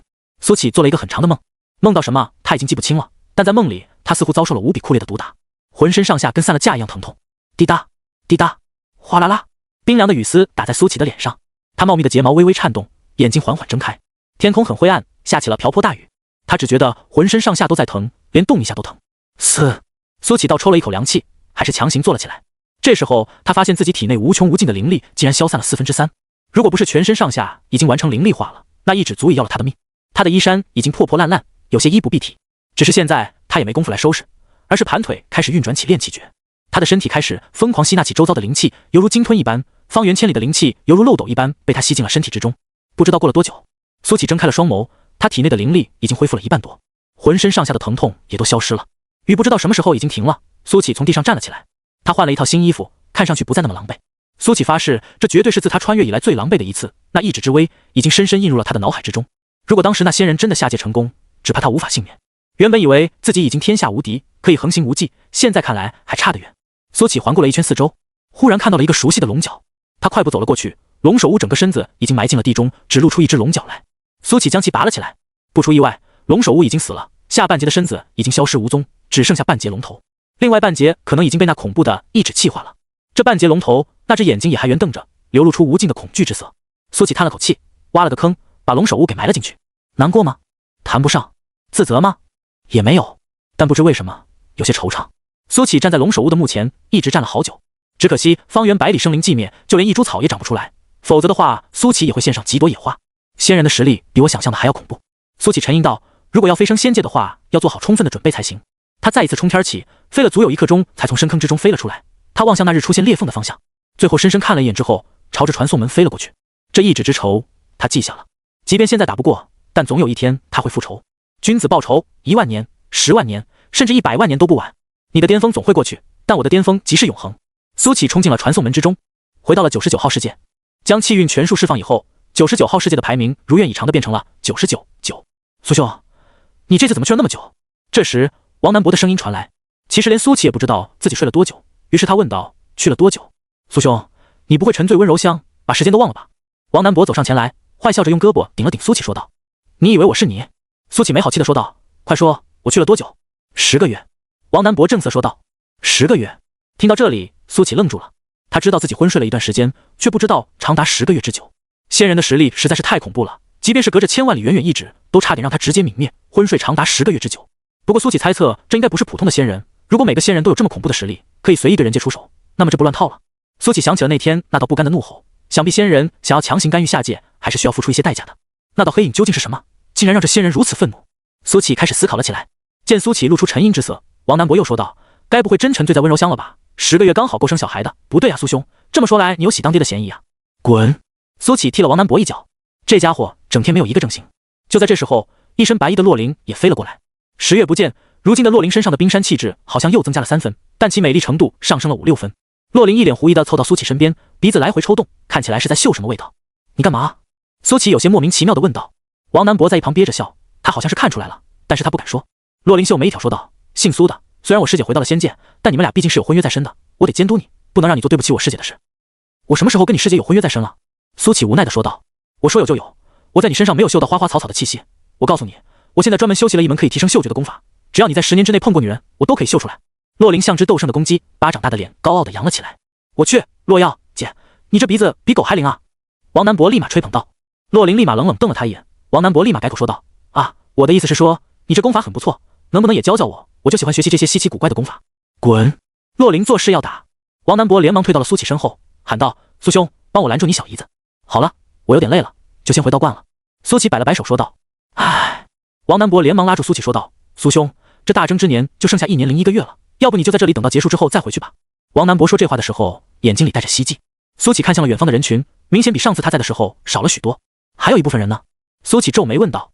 死了。这时候洛灵淡淡说道。死了。苏启有些疑惑，怎么死的？难道说他在灭掉9号世界的入侵队伍以后，又有其他世界的队伍来过了？但是也不对啊，他们被9号世界大肆入侵以后，1年以内应该是无法被其他世界选中的。万鬼门和万妖谷的人搞的鬼。王南博无奈说道，这2家联合起来了，大概是觉得最后1年不会出什么意外了，所以便露出了本性。那也不至于死这么多人吧？这里各大宗门的精锐可都在的。苏启说道。这里的人明显缩减了一半有余，其中万妖谷占了80%因素。王南博摇头说道：“他们不知道用什么手段操控了那些后来的散修，这些散修前仆后继，疯狂攻击我们。若不是最后我们大成期修士较多，也很难镇压这次变故。”苏启忽然想起了之前万妖谷主动揽下的那个任务，难道他们那么积极，可能就是在为了这次做准备？只是没有想到，大多数人没有死在敌人手里，而是死在了身边的战友手里。这便是修真界的尔虞我诈以及残酷之处。那现在两宗的人呢？苏启问道。已经躲回老巢了。王南博说道。这件事不会就这么结束的，等到大征之年结束以后，我们所有宗门会联合展开一次对于万鬼门和万妖谷的围剿。洛林说道。知道了。苏启点头说道。对于众宗门之间的恩怨，他没有兴趣，只是有些奇怪万妖谷和万鬼门的用意，在大征之年搞这样一出，真就不怕最后一年拦不住外来修士的入侵？苏启沉吟了片刻后说道。那我便在这里再待上一段时间。他希望最好是有不开眼的其他世界大举入侵，这样他灭掉入侵的队伍以后，便可以安心回到长生关养老了。苏启现在升起了一股强烈的危机感，他肯定是要飞升仙界的，在此之前他要尽可能的提升实力。虽然他现在天下无敌，但是天上有敌呀，就是不知道陆长安在仙界混得怎么样，等到自己飞升以后能不能继续找师傅罩着。苏启甚至想，陆长安会不会在仙界也开设一个长生关，那等到自己飞升以后，跟现在的生活也不会有太大的变化，就安心苟着，苟到无敌了就可以开始浪了。这便是苏启最真实的想法。别看他现在好像东跑西跑的搞事，但这都建立在无敌的实力之上，若没有这一身实力和气运，苏启绝对闭关不出，猥琐发育。见苏启愿意留下来，王南博和洛林都松了口气。如此一来的话，最后一年应该可以平安度过了。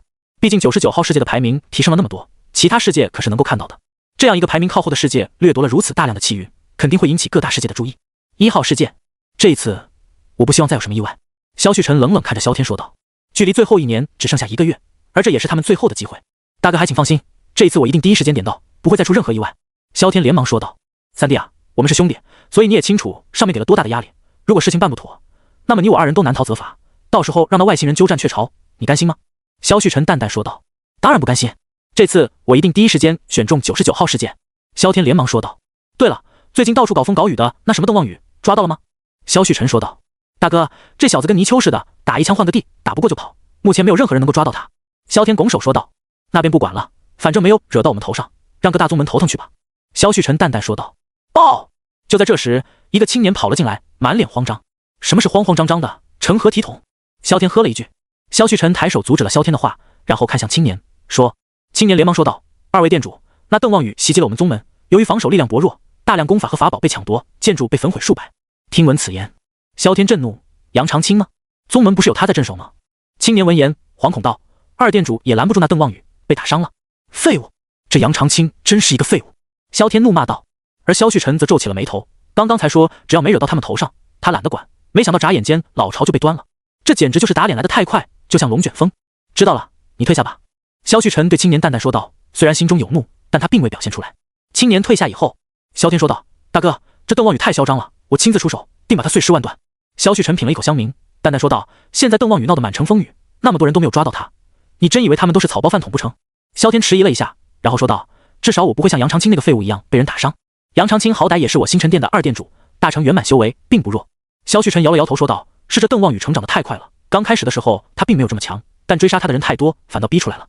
这是个好苗子，只可惜。萧旭晨将手中的茶杯轻轻放到了桌上，选择跟我们作对。萧天闻言眼睛一亮说道。大哥是已经有主意了？萧旭晨嘴角一咧说道。真以为我每天坐在这里什么也不做？我已经测出此人来自2号世界，是2号世界的天命之子。萧天有点牙酸道。原来是天命之子，难怪这小子运气那么好，还能越打越强。随即他又眼神一暗，如果自己儿子还在的话，定不能让这邓望雨如此嚣张。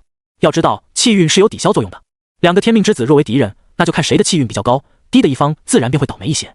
天命之子也是人，是人就有弱点，有软肋。萧旭晨嘴角多了一抹冷意，这邓望雨在2号世界有一个妹妹叫邓思雨，只要抓住她，这邓望雨自然会来乖乖领死。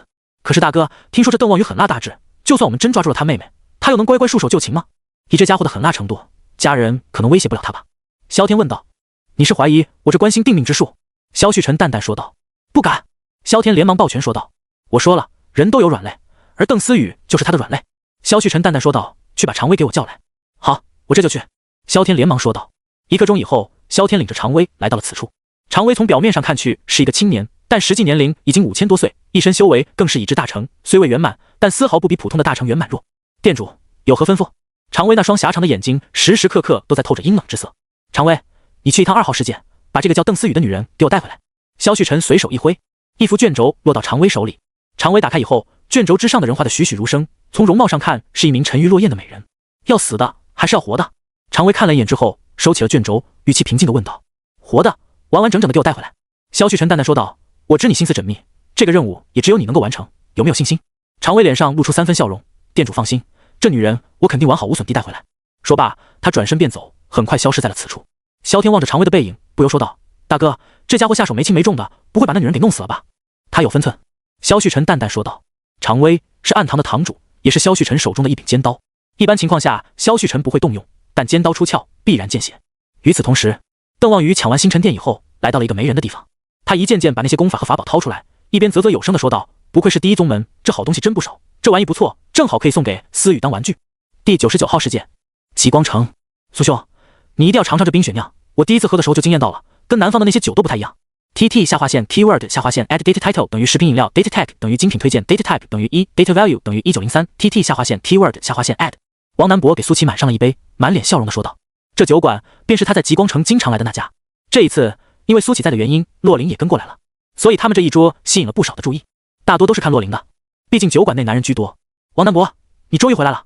就在这时，一道惊喜的女声传来，三人朝着声音传来的方向看去，一名穿着貂绒的清丽少女正一脸惊喜地望向这边。你惹的情债？苏琪淡淡问道。王南博有些尴尬地摸了摸自己的鼻子，然后对少女说道：好久不见。清丽少女正是钟灵雨。她走到几人面前后，眼睛一直盯着王南博，好像生怕一眨眼他就飞走了似的。这次不走了？钟灵雨试探性地问道。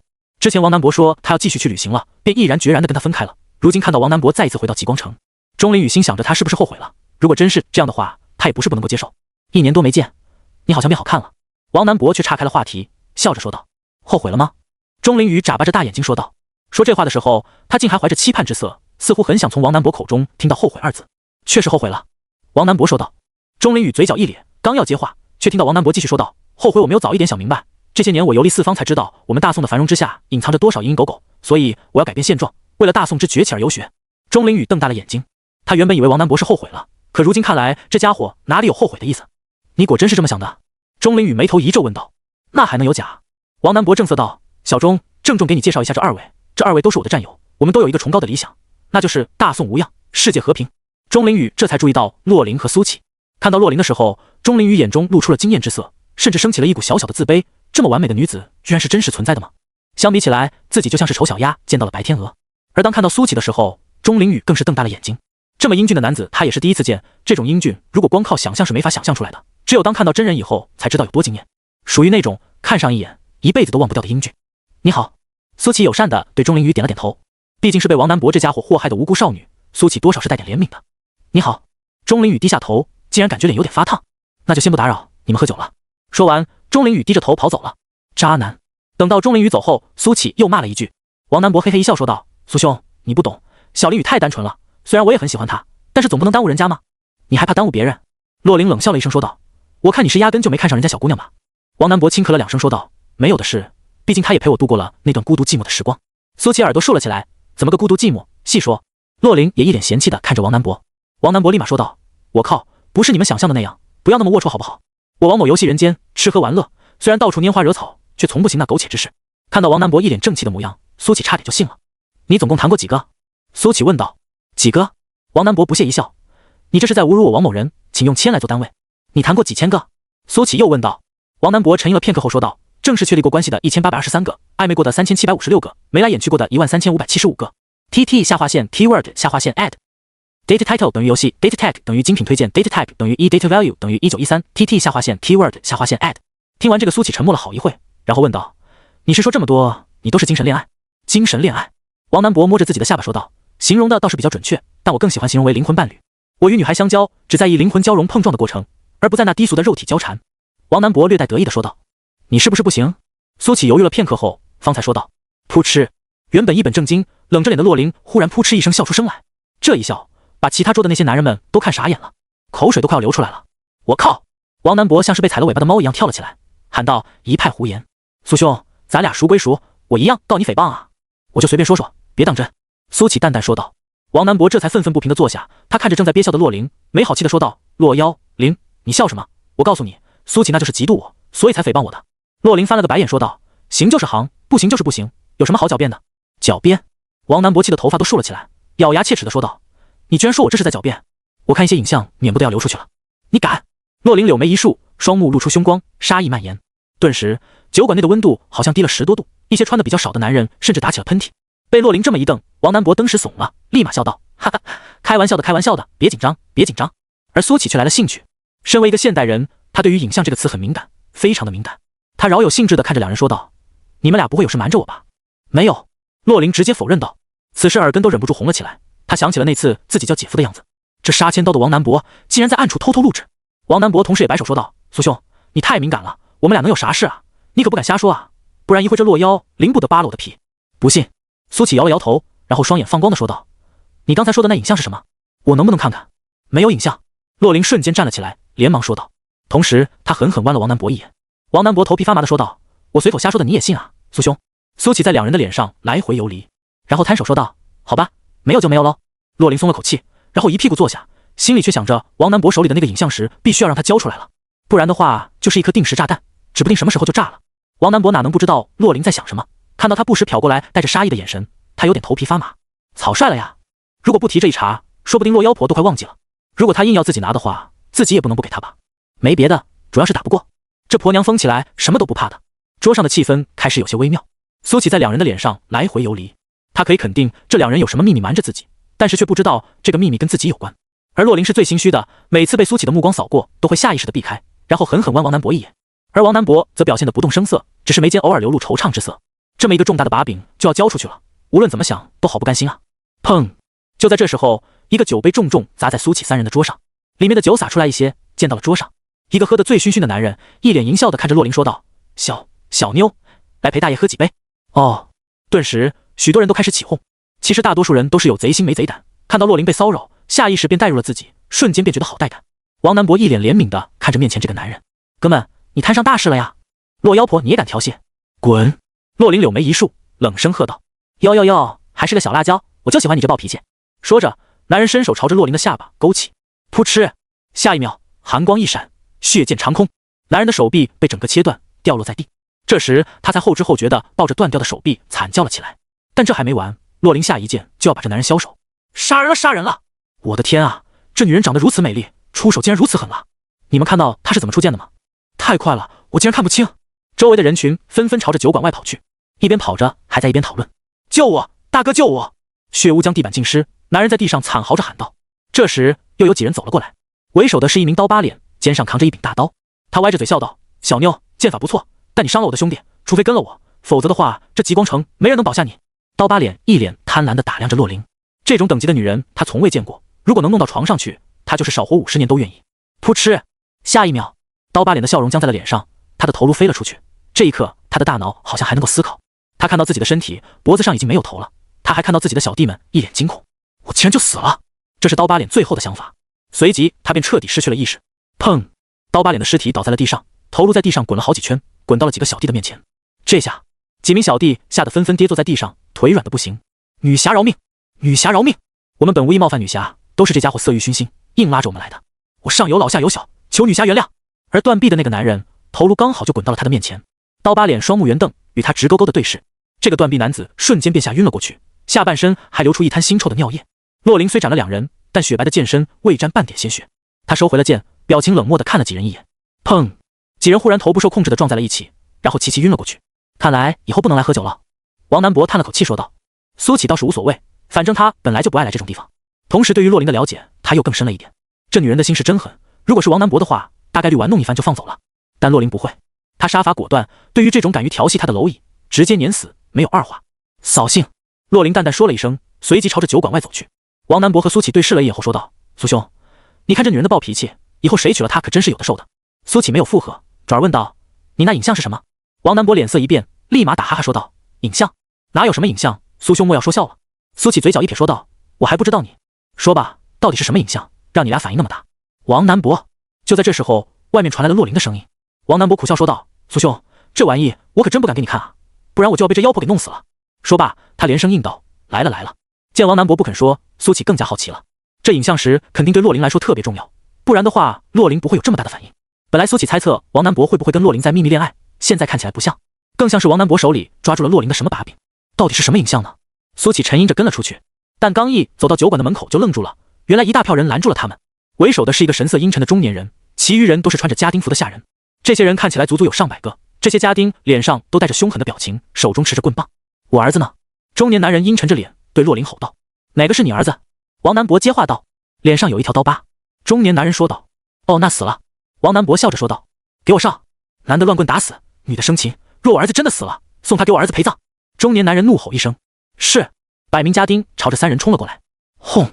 但下一秒，可怕的威压从洛林体内汹涌而出，百名家丁同一时间皆被这威压搞得跪在了地上。这一幕让周围的路人都瞪大了眼睛，他们看到袁家出动这么多的家丁，还以为又有哪个家伙要倒霉了。要知道袁家在极光城就是土皇帝，但凡是得罪袁家的，基本上都已经长眠地下了。仙师，中年男人脸色大变，但却并没有多少慌张。而那百名家丁就倒霉了，虽然死罪可免，但活罪难逃。膝盖骨重重磕在地上，轻则骨折，重则粉碎性骨折。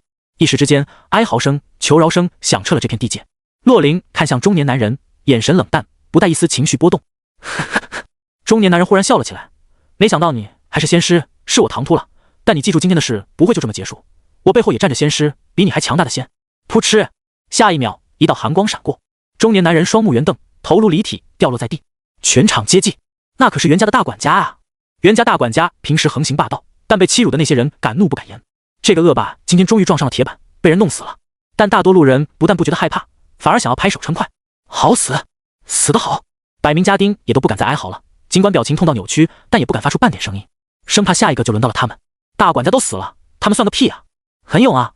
王南博看着那中年男子的尸体，摇了摇头说道：一个凡人敢在修仙者面前放狠话，这本就是作死，更何况还是在洛林面前。他不仅是当世公认的第一天才，后面更是站着凤仪宗这种一流势力，只能说这中年人做的一手好死。苏起三人走了，一路上所有人的目光都看着他们，有好奇，有畏惧，还有敬仰。洛林的脸绷着，很明显刚刚那些人影响到他的心情了。洛姐姐！就在这时，王南博忽然贱兮兮地喊了一句，苏起顿时觉得鸡皮疙瘩都起来了，同时不由感叹王南博的脸皮是真厚，已经达到了登峰造极的地步。而洛林脚步一顿，冷冷的目光朝着王南博扫了过来，别恶心我。王南博嘿嘿一笑说道，嘿嘿，别板着个脸嘛，还犯不着为几个作死的人生气吧。仙长，求您帮我主持公道。就在这时，人群里忽然冲出一名妇人，披头散发，眼睛中满是血丝，看起来无比的狼狈。妇人冲到洛林面前，砰的一声就跪了下来，然后开始疯狂磕头，砰砰砰，一连3个响头把额头都磕破了，磕红了。你等等！王南博一招手，一阵清风把妇人拖了起来。妇人双目迷离，头还在不停地朝前磕，但只能磕到空气。仙师，仙师，求求您帮帮我，帮我主持公道。妇人嘴里喃喃说着。什么事？洛林淡淡问道。洛林一说话，妇人顿时清醒了过来，她连忙说道，仙师，袁家丧心病狂，用孩子炼药，我女儿被他们抓去，现在生死未卜，求仙师帮帮我，救救我女儿吧。用孩子炼药？听到这话，三人的面色都变了，这简直就是邪教手段。王南博皱眉说道，这种事为什么不报官？妇人双目通红，声泪俱下道，官府与这袁家沆瀣一气，我报了官但是没用，还差点因为诬陷罪被关起来，现在只求仙师救救我的孩子。官府不管，镇魔司也不管吗？王南博看向另一边，距离500米不到便是大宋镇魔司，镇魔司也不管，袁家的事极光城无人敢管。妇人面色暗淡的说道，无人敢管。听到这话，苏启眯起了眼睛，如果是江月在这里的话，听到这话只怕会勃然大怒吧。倒是稀奇了，这袁家究竟有什么背景，连镇魔司也不敢管。王南博饶有兴致的说道，我也不知道，但大家都知道袁家的背景通天，用小孩炼药之事也句句属实，仙师大可以向大家求证。妇人声泪俱下的嘶吼道。王南博看向周围的群众，笑着问道，他说的都是真的吗？众人支支吾吾，皆不敢言。妇人看向众人，泣不成声的吼道，说呀，你们都说啊，今天你们沉默寡言，等到有一天袁家的黑手伸到自己家孩子身上的时候，就没人为你们发声了。兴许是这句话引起了共鸣，陆陆续续有人站了出来。仙师，他说的都是真的，袁家抓小孩的事在极光城不算什么秘密，但却是禁忌，如果发现有人讨论此事，就会被除掉，所以我们才不敢多言。我邻居的3个孩子都被抓走了，我邻居刚开始还到处讨公道，可是到后来他们一家都消失了，至今下落不明。我怕有一天我的小孩也会惨遭毒手，所以我要站出来发声，袁家真的罪孽滔天。而官府还有镇魔司都睁一只闭一只眼，是因为他背后有通天的保护伞。你们不敢说，那就我来说，元光后面的保护伞是9天剑宗。本来王南博听的还不甚在意，可是听到9天剑宗的名号之后，有点坐不住了。他指着刚才那名说9天剑宗的男人说道，你说是9天剑宗，可有什么证据？被指着的男人有点畏惧的说道，仙师，这个我哪有什么证据啊，我也是道听途说。王南博脸色稍好了一些，如果真有什么实质性的证据指向了9天剑宗，那他肯定要把这败坏门风的人揪出来，无论是谁。记住了，9天剑宗是名门正派，修仙界第一宗门，绝不可能做出这种丧心病狂的事来，也不会当这种人的保护伞。王南博淡淡说道，我知道了。男人连连点头说道，怎么样，要不要管？问完话以后，王南博看向苏启和洛灵，洛灵从始至终表情都十分冷淡，看不出来在想些什么。其实民间的事，修士很少插足，毕竟仙凡有别，凡间各种毁三观的事本就不少，真要管又能管得过来吗？但洛灵却用实际行动说明了他的态度。带我去袁家。洛灵对妇人淡淡说道。妇人闻言愣了一下，随即大喜过望，连忙说道：仙师请跟我来。他原本都快要绝望了，官府还有镇魔司那边的回复都是在闹事就把他抓起来，直到今天看到洛灵悍然出手，当街镇压袁家的恶丁，这才抱着死马当做活马医的心态跳了出来。其实妇人已经做好了必死的准备，他敢当街说出这种事，只要洛灵等人不出手，等待他的结局就是人间蒸发。人群都沸腾了，3名仙师要去袁家兴师问罪，虽然不知道结局会怎么样，但至少真的有人敢管袁家的事了，这让原本已经麻木的群众看到了一丝希望。一传十，十传百，这个消息很快就传遍了整个极光城。官府，大人，大事不好了，有3名仙师竟然要去找袁家的麻烦，揭他们的老底。一处豪华的宅邸内冲进了一名年轻捕快，年轻捕快面带慌张地对一名大腹便便的男人说道。这名大腹便便的男人闻言豁然站了起来，他面色大变道：是哪家的修士？打听到了吗？这名官员姓袁。捕快连忙摇头说道：事出紧急，根本来不及打听，这3人2男1女，为首的那个女人看起来十分强大。袁姓官员皱眉说道：我知道了，立马带人去袁家门口守着，我去一趟城。服。是。捕快立马答应道。镇魔司极光城分司。大人，有3名修士被路人怂恿，要赶往袁家闹事。一名年轻男子对坐在楠木椅上的一名中年人说道。这名中年人颧骨很高，那张脸犹如刀削，眼睛小而细，整个人透着一股子的阴冷气息。他便是镇魔司极光城分司的司主袁匡文。袁匡文皮笑肉不笑地说道：是哪个宗门的弟子这么不长眼，手都伸到我镇魔司的地界来了？年轻男子想了想说道：不认识，不像是附近宗门的。哦对了，他们有2男1女，女的长得非常漂亮，跟仙女似的。你除了看美女还能记得住什么？袁匡文冷声说道。年轻男子挠着头嘿嘿笑道：大人，爱美之心人皆有之，当务之急是我们要怎么办？如果这件事真的被捅到了京城，上面下令彻查，就真糟了。袁匡文从椅子上站了起来，冷笑道：捅到京城？山高皇帝远，在这极光城没有任何消息能够飞得出去。走，我倒要看看是哪个不长眼的宗门培养出来的不长眼的弟子。极光城城主府。袁姓官员匆匆忙忙进入城主府以后，来到城主的房间，却看到了淫靡的一幕。大白天的，歌舞升平，活色生香，4、5名女子裸露着环绕在一名同样大腹便便的男人身旁。大人，再喝点吗？大人，好厉害的呢，哥，大人真是海量，小女子佩服。莺声燕语，而那名大腹便便的男人左拥右抱，手还在不老实的乱动，惹得这些女子一阵阵娇笑。袁姓官员面露羡慕之色，恨不得也加入他们。什么事啊？这时，那名左拥右抱的男人看到了袁姓官员，不耐烦地说道。这时，一名女子的衣衫竟然掉了下来，露出了一片雪白。袁姓官员吞了口唾沫，感觉有一股邪火在燃烧，但他没有忘记自己此行的目的，连忙低下头说道：姑父，说了，在外面不要叫我姑父，叫我城主。男人不悦道：城主，大事不妙。袁姓官员话还没有说完，就听到一声嘤咛，大腹便便的男人居然开始上演活春宫。操！袁姓官员在心里说了一句：我现在火气很大啊，然后又连忙说道：城主，3名修仙者去袁家了，是要去兴师问罪。哎呦！砰！男人一把推开了骑在身上的女人，让其狠狠摔在了地上。随即他站了起来，浑身的肥肉竟然抖了一抖。混账东西，怎么不早说？男人怒喝了一声，随即转身开始穿衣服。袁姓官员腹诽了一句：什么叫我不早说？你自己在那里上演活春宫，我说话还打断我。不过这话他可不敢说出来。大人，不要走吗？这时，一名女子抓住了男人的腿。滚！臭婊子！男人一脚踹在了女子的脸上，踹得对方一声惨叫，吐出一口鲜血。方才还浓情蜜意，眨眼之间就变得如此残暴。另外几名女子顿时不敢发浪了，瑟瑟发抖地缩在一旁。叫人！男人穿好衣服后说道：我已经叫了一批人，先去袁府门口候着了。袁姓官员连忙说道：不够，对方是修仙者，你叫一些凡人过去，再多也没用。男人沉吟了片刻后说道：我去请黄先生，你赶紧过去，我们随后就到。好的，姑父。袁姓官员说道。叫城主。男人严肃地说道。好的，城主。袁姓官员在心里腹诽了一句，随即退下。男人看到袁姓官员走后，连忙朝着一处别院赶去。等赶到别院之后，里面传来了一阵淫靡的声音。白日宣淫，成何体统？男人在心里腹诽了一句，只是他知道这位黄先生的脾性，如果在这个过程中被打断的话，可能会出人命的。但是现在事情紧急，等到办完事，只怕黄花菜都凉了。在原地踌躇了一会，屋内的动静越来越大。这动静听得男人有点难耐，他低下头看了看，自信一笑：我袁立无愧于这个名字。等了大概1刻钟以后，屋内终于安静了下来。袁立连忙上前敲了敲门，说道：黄先生，我袁立有要紧的事要拜托您。屋内传来一个不耐烦的男声：什么事？说，有3名不长眼的修士去我们袁家闹事，想请您这边出手镇压一下。袁立连忙说道：什么修为？男生问道。不知道，只知道2男1女，女人非常漂亮。袁立说道。下一秒，门开了，一个衣衫不整的男人走了出来，带路。果然是色中恶鬼。袁立在心中腹诽了一句：这黄先生无愧其名，从内而外整个人都是黄的。每次一旦听到有漂亮女人的消息，那就跟饿狼见了肉似的，简直就是眼冒绿光。袁立带着黄先生赶往了袁府。就在这短短1刻钟不到的时间，整座极光城都沸腾了起来。在这个极北之城，袁家已经称霸了太长的时间，民众敢怒不敢言，反抗者最后无一例外都已经身首异处。各方势力还有广大民众都把目光看向了袁府，他们要看看这次过江龙能不能压倒地头蛇。这次袁家是踢在铁板上了呀，恐怕要覆灭了。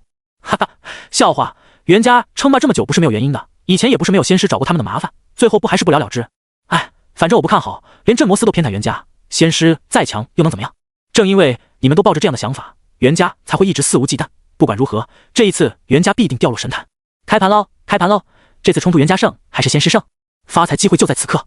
我买袁家，我买袁家，我买袁家，我买仙师！这是一场属于全极光城的狂欢，几乎可以用群魔乱舞来形容。不过大多数人都买袁家胜，买苏琪等人胜的赔率竟然高达1赔20，只有少部分投机分子还有赌徒才会买苏琪等人赢。此时，苏琪3人在妇人的带领之下，已经快要走到袁家门口了。王南博笑着说道：“我刚才用神识覆盖了全城，居然有90%的人觉得袁家会赢，我们只是在做无用功。”苏琪淡淡说道：“看来这袁家的势力的确很大。”王南博点头说道：“确实，要不是今天那不长眼的家伙，我还真不知道这极光城的光鲜亮丽之下隐藏着滔天罪恶。”洛林的目光很冷，越靠近袁家，他的周身气息就越冰冷。你有没有觉得洛妖婆有点不对劲？就在这时候，王南博用神识传音说道：“哪里不对劲？”苏琪问道：“我了解他，他的性子很冷，一般来说根本不会多管闲事，这次突然愿意出手，而且还散发着这么可怕的气息，肯定是有事。”王南博分析道：“有道理，那你觉得是什么事？”苏琪点头道：“那你可算问对人了，我这人最擅长的就是推理。”王南博嘴角一咧说道：“依我看，肯定是这妇人太过可怜，引起了洛妖婆的恻隐之心，很有可能洛妖婆以前在凡间就被一个这样的妇人收留过，或者说洛妖婆的母亲就是这样一个妇人，这妇人让他想到了他的母亲，所以他才会这么愤怒。怎么样，我这个推理是不是满分？”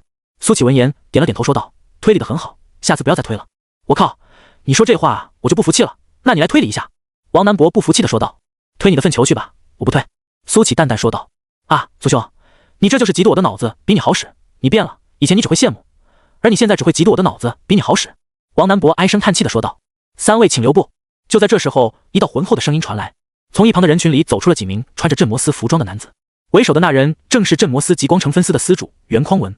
袁匡文拦在了3人的面前，恶狠狠地瞪了一眼那名妇人，怒道：“你这妖妇，妖言惑众，怂恿修仙者来管凡间的事，你罪该万死！”说罢，袁匡文拔刀朝着妇人的头颅砍去。妇人吓得瞪大了眼睛，浑身僵硬，一动不动，双腿像是灌铅了一样沉重。当！就在这时，王南博一招手，一道剑气直接打在了袁匡文的刀上。袁匡文的刀被弹开，人也向后退了2-3步，面色一变。他小瞧面前这3人了，要知道他可是化神期的修士啊！可是那小子竟然仅凭一道剑气就能逼退自己，这说明对方比自己强。今天这事可能有些棘手了。哎，这位镇魔司的兄弟怎么一言不合就要杀人呢？我也跟镇魔司的人接触过，但没一个是你这么暴躁的。王南博笑眯眯地说道：“还是说你心中有鬼？怎么跟我们大人说话的？我看你小子是想被抓进牢里，大刑伺候。”跟在袁匡文身边的2名年轻镇魔使立马跳出来喊道。袁匡文喝道：“不要插嘴！”2名镇魔使立马闭上了嘴巴。袁匡文呵呵笑道：“在下管教不力，还请道友不要见怪。”没事，掌嘴就行。王南博笑眯眯地说道。袁匡文面色一变后说道：“道友大可不必这么咄咄逼人吧？好歹我们镇魔司也是隶属于朝廷的机构，降妖除魔，为国为民，怎可容得外人侮辱？”王南博哈哈笑道：“你说这是侮辱啊？我看未必吧。你们镇魔司里面确实有好人，但也有你们这种败类，简直就是给镇魔司抹黑。道友这话可要说清楚了，否则的话，我就是拼上性命也要捍卫我镇魔司的名节。”袁匡文眯起眼睛，流露出丝丝杀意。如果不是打不过，他现在就要出手将王南博斩于剑下。那你可听好了。王南博笑眯眯地问道：“为什么极光城这么多人说袁家用小孩炼药，你们镇魔司不查，反而要杀掉举报人？而这举报人还是你口中所说的守护的人民？”袁匡文冷哼了一声说道：“我如何不查？在接到举报的第一时间，我们已经查过了，纯粹是子虚乌有罢了。而这妖妇更是居心叵测，她的男人之前在袁家当家仆，后来因为偷窃罪被赐死。正是因为此事，她一直怀恨在心，想方设法的往袁家身上泼脏水。而她女儿谁知道被她藏在了什么地方？这女人捏造事实，3番5次的诽谤，袁家宽宏大量，不与她计较，她却变本加厉。你说我镇魔司何错之有？而这女人又该不该杀？胡说！”妇人气得浑身发抖，你敢不敢发誓，如果你有半句假话，天打雷劈，不得好死？袁匡文眯起了眼睛，冷笑道：“发誓？我为什么要发誓？你的那些谎言，但凡有些脑子的人都不会相信。”王南博哈哈笑道：“这位兄弟，你这话说的有些过了吧？你不就是在骂我们没脑子吗？”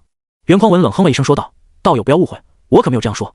我觉得你真没有说谎的话，发个誓也没有什么嘛。”王南博笑着说道：“这样，我这里有一张你们镇魔司的测谎符，要不你把刚才的那话再说一遍。”说着，王南博手中出现了一张测谎符，这东西是江月炼制的。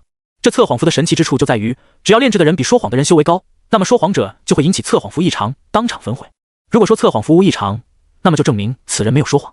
袁匡文眯起了眼睛，冷笑着说道：“测谎符乃是我镇魔司内部用品，你怎么会有这东西？看来我要追究一下流出此物的人了。没想到啊，你们极光城的镇魔司确实已经烂到骨子里了。”王南博笑着说道。袁匡文不敢用测谎符，就已经说明问题了，他的心中有鬼。滚！就在这时候，冷眼旁观许久的洛灵终于说话了。袁匡文只觉得一股热血冲上脑门，他自成为极光城的镇魔司司主以来，从来没有人敢跟他这样说话，而且还是被一个如花似玉的女修辱骂。只是他没有冲动，对面已知的战力就有一个比他强的。这个女修看起来大概率是一个花瓶，说不定是那个男人的姘头，所以自己不能够冲动。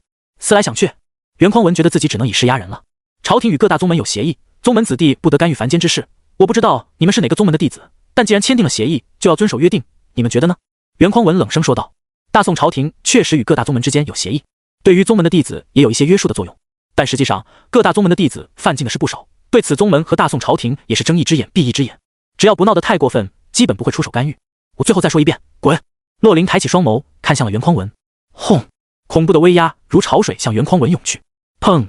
在这股威压之下，袁匡文双膝一软，竟然直接跪在了地上。他疯狂挣扎，运转灵力想要站起来，只可惜那威压就像是一座大山压在他的身上，让他动弹不得。屈辱，无比的屈辱，恐惧，由衷的恐惧。这一刻，袁匡文忽然明白了一件事，这三个修士只怕都不是善茬，这个女人的修为甚至比那个丢剑器的小子还要厉害。TT 下划线 Keyword 下划线 Add Data Title 等于游戏 Data Tag 等于精品推荐 Data Type 等于1 Data Value 等于1913 TT 下划线 Keyword 下划线 Add。 他拦不住了，也不想拦了。袁匡文低下头，此时的他只觉得脸上火辣辣的，有种被架在火上烤的感觉，生平第一次感觉如此无力。洛灵从袁匡文身旁走了过去，连多一眼也没有看。王南博在路过的时候还蹲下身子，在袁匡文的面前咧了咧嘴，是不是觉得很无力？那些民众也很无力，你看到了吗？说罢，他便起身离开了。直到三人走出去好长一段路，袁匡文才感觉威压撤去，他浑身一软，差点瘫倒在地上。两名年轻的镇魔使连忙跑了过来，扶起了袁匡文。大人，怎么办？要不要求援？这三人太嚣张了，一定要将此事禀报总部。两名年轻镇魔使愤愤不平地说道。没脑子！袁匡文怒骂了一声，禀报总部？真派人下来察觉到什么不对劲，100个脑袋都不够你掉的。袁府门口，袁姓官员带着上百捕快站在那里，他看着远处一名妇人带着三人走了过来。此时的他只觉得腿肚子都在打颤，心中暗暗叫苦。刚刚袁匡文被压得当街跪下的消息已经传到了他的耳朵里，连镇魔司的那群变态都拦不住的人，他怎么拦？就靠他这上百个捕快吗？估计一会也逃不过下跪的命。袁姓官员想退，但是他不能退，他只希望袁立赶紧把黄先生带来这个地方，好让他抽身事外。终于，三人来到了袁府前。袁姓官员虽然牙关打颤，但还是走上前说道：“三位可是有什么事吗？”王南博笑着说道：“你们这么大的阵仗，该不会不知道我们来干啥的吧？”袁姓官员硬着头皮说道：“哼，我也是刚接到通知，真不知道什么情况。好了，不想跟你废话，把你的人撤走，我们就去袁府找一个地方而已。”王南博笑眯眯地说道：“那是私人宅邸，擅闯的话不太好吧？”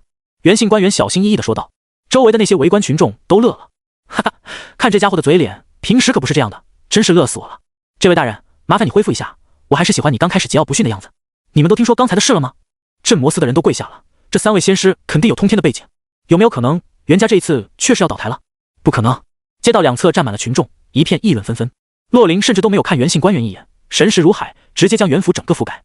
袁府的一切都映入了他的脑海中，整个袁府可以用奢靡来形容，内部的情况更是不堪入目。竟然有一大半的男性都在白日宣淫，而剩下的那些人要么在虐打仆人，要么就在干一些辣目的事。整个袁府就像是一个银窝，还有黑窝。很快，洛灵锁定了一处地方，这是一个看起来很古老的屋子，造型也很奇特。最为关键的是，这里他的神识竟然探不进去，就像是被什么阻拦了似的。何人敢在此撒野？就在此时，一道男声传来。王南博觉得有些耳熟，看到一名穿着黄袍的青年一脸装逼的赶来。在看到王南博以后，他的脸色一僵。大师兄，大师兄！听到这个称呼，所有人都傻了。跟在黄袍青年身后的袁立脸上露出了震惊之色。黄先生叫那个小子大师兄，岂不是说明那小子也是9天剑宗的？如此一来的话，今天这事恐怕就有些棘手了。黄强，王南博眯起了眼睛，你怎么在这里？没错，这个黄袍青年就是黄强。当初被李鬼打爆以后，原因逃逸，花费了好大功夫才重塑肉身。黄强眼神有些躲闪，他有些弱弱的说道：“大师兄，好久不见。大正之年开启之时，你不在宗内；开始之后，你也不在队伍内。”王南博眯着眼睛说道：“但你如今却躲在这极光城，能不能告诉我，你是何用意？”黄强连忙说道：“大师兄，你有所不知，当初我在一座小镇被奸人所害，差点身死道消，还好原因逃了出来，花了好大的功夫才重塑肉身。这段时间我都在休养生息，准备恢复了实力以后就去报仇。却未曾想到今天在这里碰到了您，真是意外之喜啊。王南博用神识掠过黄强的身体，有些惊讶道：“你这肉身重塑的不错呀，比之前的肉身可强多了。”嘿嘿，都是一些因缘巧合得了机缘。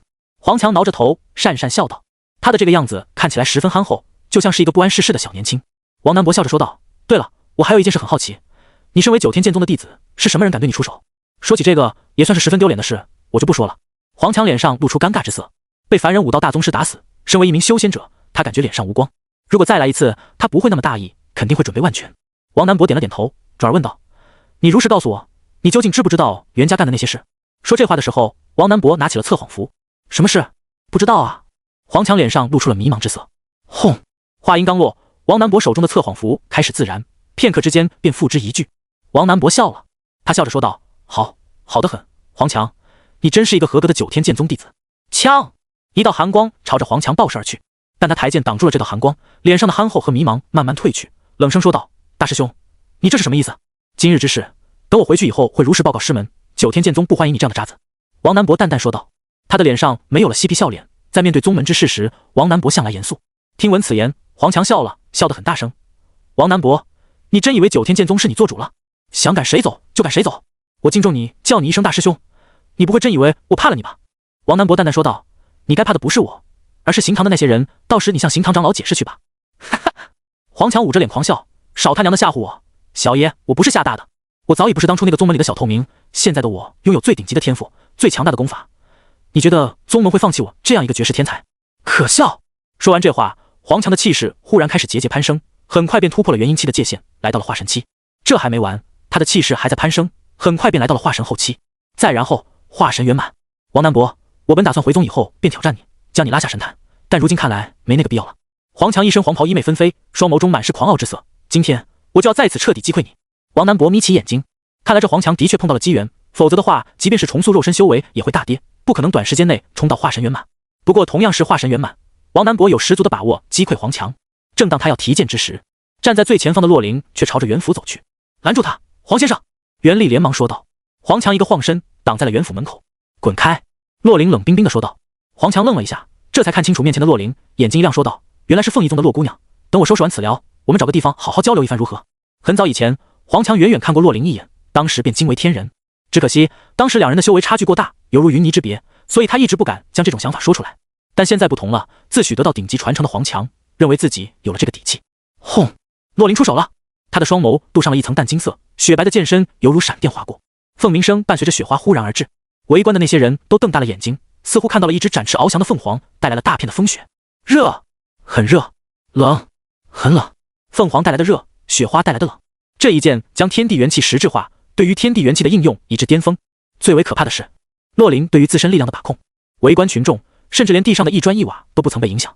黄强的眼中露出惊艳之色，此时他的眼中只剩下洛灵绝美的容颜。如果能拥有这样的妻，这大道不求也罢。黄强的脑海里闪过一个念头，很快凛冽的剑锋将他的思绪拉了回来。此时剑已至，我为剑，剑为我，人剑合一。黄强一声怪嚎，径直朝着洛灵的这一剑冲去。他虽赤手空拳，但此时竟像是一柄利剑，携带着无匹的锋芒。枪！黄强正面撞上了洛灵的剑，传来了金铁交击之声。他的眼睛无比明亮，亢奋无比。同辈之中，我当为无敌。王南博嘴角一扯，脸上露出不可思议之色。早看出这货脑子不太正常，没想到竟然走上了那人的老路。王南博喃喃说道：“什么老路？”一旁的苏启好奇地问道。王南博笑着说道：“剑道尽数，剑人之路。”剑人之路。苏启沉吟了片刻后说道：“确实挺贱的，不是贱人的贱，是贱人的贱。”王南博解释道：“虽然这货是挺贱的，但他走的这路叫剑人道。剑人道就是以自身为剑，人剑合一。剑人道练剑也练人，最终要达到的效果便是把人练出剑意，练出剑魂，浑身上下如剑一般锋利坚硬。大成的剑人道，人剑合一，可斩神魔。曾经我九天剑宗就有一位修炼剑人道的疯子。”听了王南博的话，苏琪表示有些不理解。听你这么一说，剑人道似乎很厉害，为什么感觉你很抵触的样子？王南博沉吟了片刻之后说道：“这就要从我刚才说的那疯子说起了。其实一开始剑人道在九天剑宗是很受欢迎的，因为这介绍太唬人了，什么人剑合一，可斩神魔，所以有很多弟子修习。只是这条路最后也就一人走通了，而他也走疯了。这便是我刚才提到的那个疯子，人称剑魔李一。剑人道大成以后，李一走火入魔，就如同疯了一般肆意屠杀，短短3天之内，他屠了30城，数十万人都是凡人。与此同时，宗门也未曾幸免，3天之内有10多家三流势力被灭，一家二流势力被重创，整个修仙界被他搅得天翻地覆。后来修仙界各大宗门动用了数十大成修士，才将李一镇压，也正是这时候，我们才真正知道了这件人道的恐怖之处。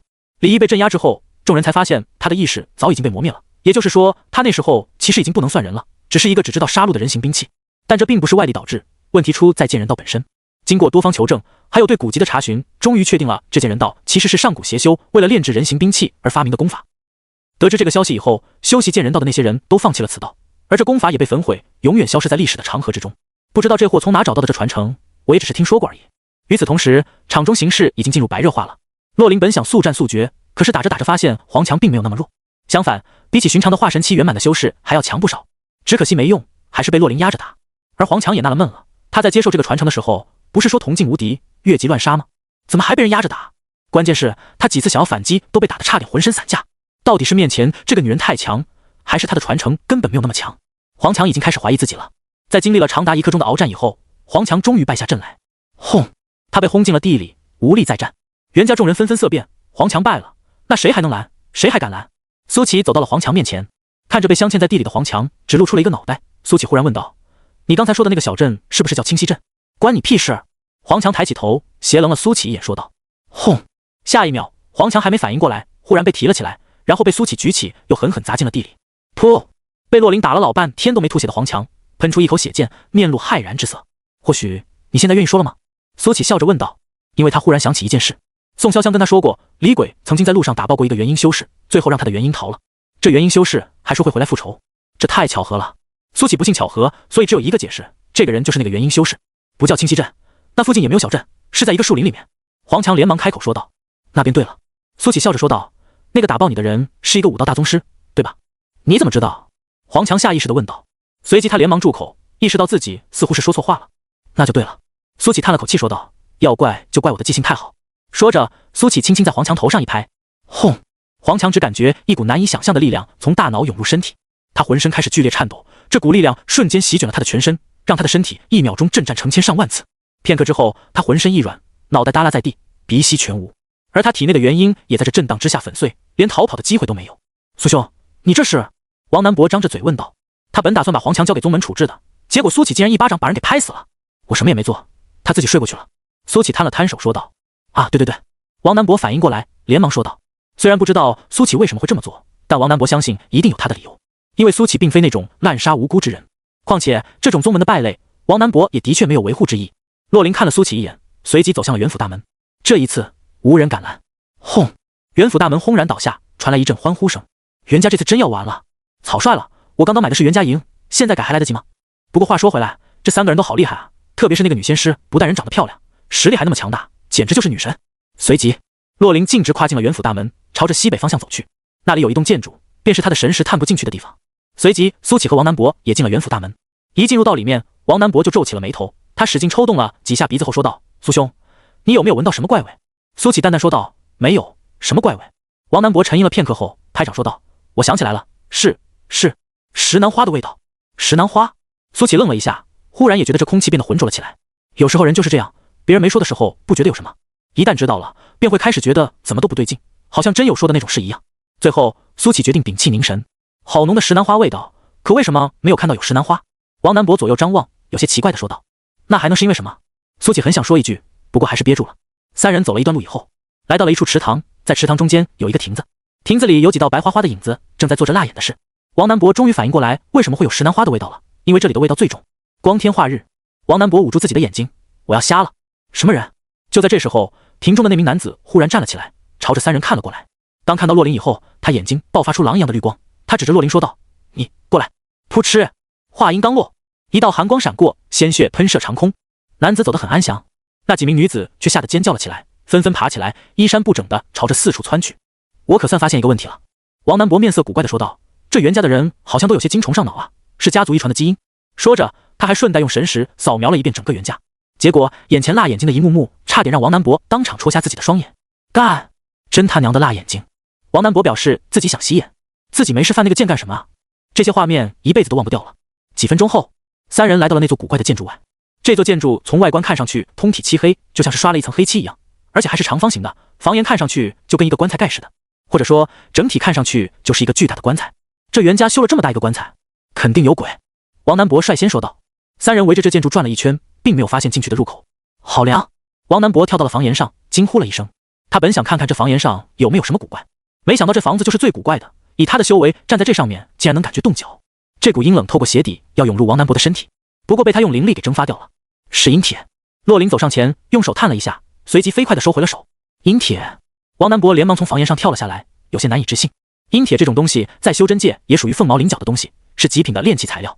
由于其稀少程度以及出色的炼器功效，一直属于供不应求的状态。可现在他们面前竟然有这么大一块阴铁，这简直就是天方夜谭。这东西很稀有吗？苏启问道。稀有，十分稀有。王南博立马说道。如果这么大一块都是阴铁，那么可以卖出无法想象的天价。值钱。苏启从王南博的话里面提取出了一个关键，这玩意很值钱。这东西可没法收到空间戒指里面的。似乎是看穿了苏启的想法，王南博说道。为什么？苏启问道。因为阴铁的等级太高了，空间戒指没法容纳，除非有小世界。王南博说道。小世界？那我不正好有吗？苏启想起了从归墟那里抢来的小世界，存在感太低，自己最近都快忘了有这东西存在了。这并不是一整块阴铁，里面应该是空心的。洛林说道。咚！洛林猛地一拍，这一掌用尽全力，但这阴铁打造的房子纹丝未动。我来！王南博自告奋勇。咚！结果跟洛林差不多，甚至响声还要不如。接着两人的目光就看向了苏启。我来！苏启指着自己问道。阴铁这种东西只能靠蛮力打破。王南博笑着说道。所以你懂我意思吧？苏兄，比起蛮力，其实我更会巧劲。苏启走到了阴铁面前，双指并拢，直接戳了上去。唰！这一指很快，在两人都还没有反应过来的时候，就破开了一个洞。这所谓坚硬无比的阴铁，就像是豆腐一样脆弱。我敲！王南博瞪大了眼睛。洛林深深看了一眼苏启，随后说道：“再打开一点。”苏启两指抓住这拇指后的阴铁，唰的一下就撕了一块下来，刚好够一人通过。这玩意好像没有传说中那么邪乎啊！王南博走上前，有学有样，可是扯了半天纹丝未动，就连双手双脚都用上了也不行。算了，不跟你这个变态比了。王南博说道。三人朝着房间里看去，却发现这里面就是一个普通的房间，什么也没有，甚至还透着一股子的奇香。这味道好像有点熟悉啊！王南博抽了抽鼻子，忽然面色一变，食毒散。王南博此话一出，他和洛林瞬间向后退了100米有余。刘苏启一人在原地站着。你们干嘛？苏启奇怪道。苏兄，快退啊！那可是修真界的奇毒，食毒散。王南博急道。下一秒，苏启以迅雷不及掩耳之势来到了王南博面前。什么食毒散？听起来挺厉害的样子，比五毒还多了5毒。苏启问道。食毒散，修真界5大奇毒之一，闻香者幻觉自生，灵力散尽，最后遇火焚身而亡。王南博一脸后怕道。遇火焚身而亡？苏启感觉头顶上飞过一排乌鸦，这是什么奇葩的毒？这食毒散最诡异的地方就在于，实力越强的人越容易中招，产生的幻觉也越强大，越不容易清醒。王南博说着说着，眼神逐渐变得迷离起来。小慧，你怎么来了？说着，他伸手朝着苏启的脸摸了过来。啪！下一秒，苏启双指一弯，啪的一下弹在了王南博的额头上。清醒神技，脑瓜崩。尽管苏启用的力道很小，但王南博还是瞬间被弹飞了出去，在地上翻滚了好几圈，方才停下来。这时候他已经完全清醒了过来，只觉得脑门火辣辣的疼。我操！王南博捂着自己的额头说道：“怎么这么疼？你们谁打我了？”苏启抬起手指，又看向了洛林。真别说，弹脑瓜崩还挺带感的。洛林一脸警惕地看着苏启说道：“姓苏的，我可没闻食毒散，你别看我。”苏启有些遗憾地收起了手指，然后看向王南博：“王南博，你醒了吗？要不我再弹一下？”王南博浑身一个机灵，瞬间从地上爬了起来。醒了，完全醒了。苏兄，你还是省着点力气吧。苏启方才也闻了这奇香，但是他发现自己完全没有受到影响，幻觉什么的更是不存在，于是便猜测这食毒散可能对自己并没有效果。苏兄，你这招弹脑瓜崩还挺好用的。这时，王南博走了过来，额头上已经红了一片。我也觉得。苏启点头说道：“我准备好了，一会你陷入幻觉，以后就轮到我了。”王南博摩拳擦掌地说道：“我要是陷入幻觉，你确定你能弹我脑瓜崩？”苏启看着王南博，笑着说道：“娘的！”王南博泄气了。清醒的时候，自己尚且不是苏启的对手，要是对方真的陷入幻觉了，一拳把自己打死了咋办？到时候还是离这家伙远一些吧。轰！就在这时，洛林将一团灵火丢进了房间之中，熊熊灵焰燃烧了起来。你干嘛？王南博愣了一下，问道。洛林瞟了王南博一眼，没说话，似乎是不惜的搭理他。这把火一直烧了半个时辰。半个时辰以后，洛林率先朝着房间走了过去，苏启和王南博跟在后方。此时的房间已经狼藉一片，除了阴铁没有丝毫变化以外，房间内的其他东西几乎已经被拒之一空，那种奇香也消失了。而有一块凸起的地面引起了三人的注意，还是阴铁。王南博走过去摸了摸说道，然后他试着把这块东西弄开，但就像是焊死在地面，根本无法挪动。于是苏启又出动了，这块阴铁被轻而易举地掀开，露出了一条通往地底的幽深洞穴，浓厚的血腥味从地底溢散而出，还伴随着阵阵刺骨的阴风。果然有古怪，王南博说道。随后他率先跨了一只腿下去，随即又收了回来，一脸笑意地说道：“还是苏兄先来吧。”怂包！洛林骂了一句，率先走了下去。哎，洛妖灵，你把话给我说清楚了，谁走？王南博连忙跟了上去。苏启笑了笑，跟在两人后面也走了下去。进入这洞穴以后，阵阵阴风刮了起来。这里的通道很窄，大约只能容得一人通行。越往下，刺鼻的血腥味就越发明显。如果袁家真的有抓小孩的话，恐怕下场不会太好。这刺鼻的血腥味已经说明了问题。越往下，通道越宽，在走过一个转角之后，眼前豁然开朗，露出了一个巨大的地下室。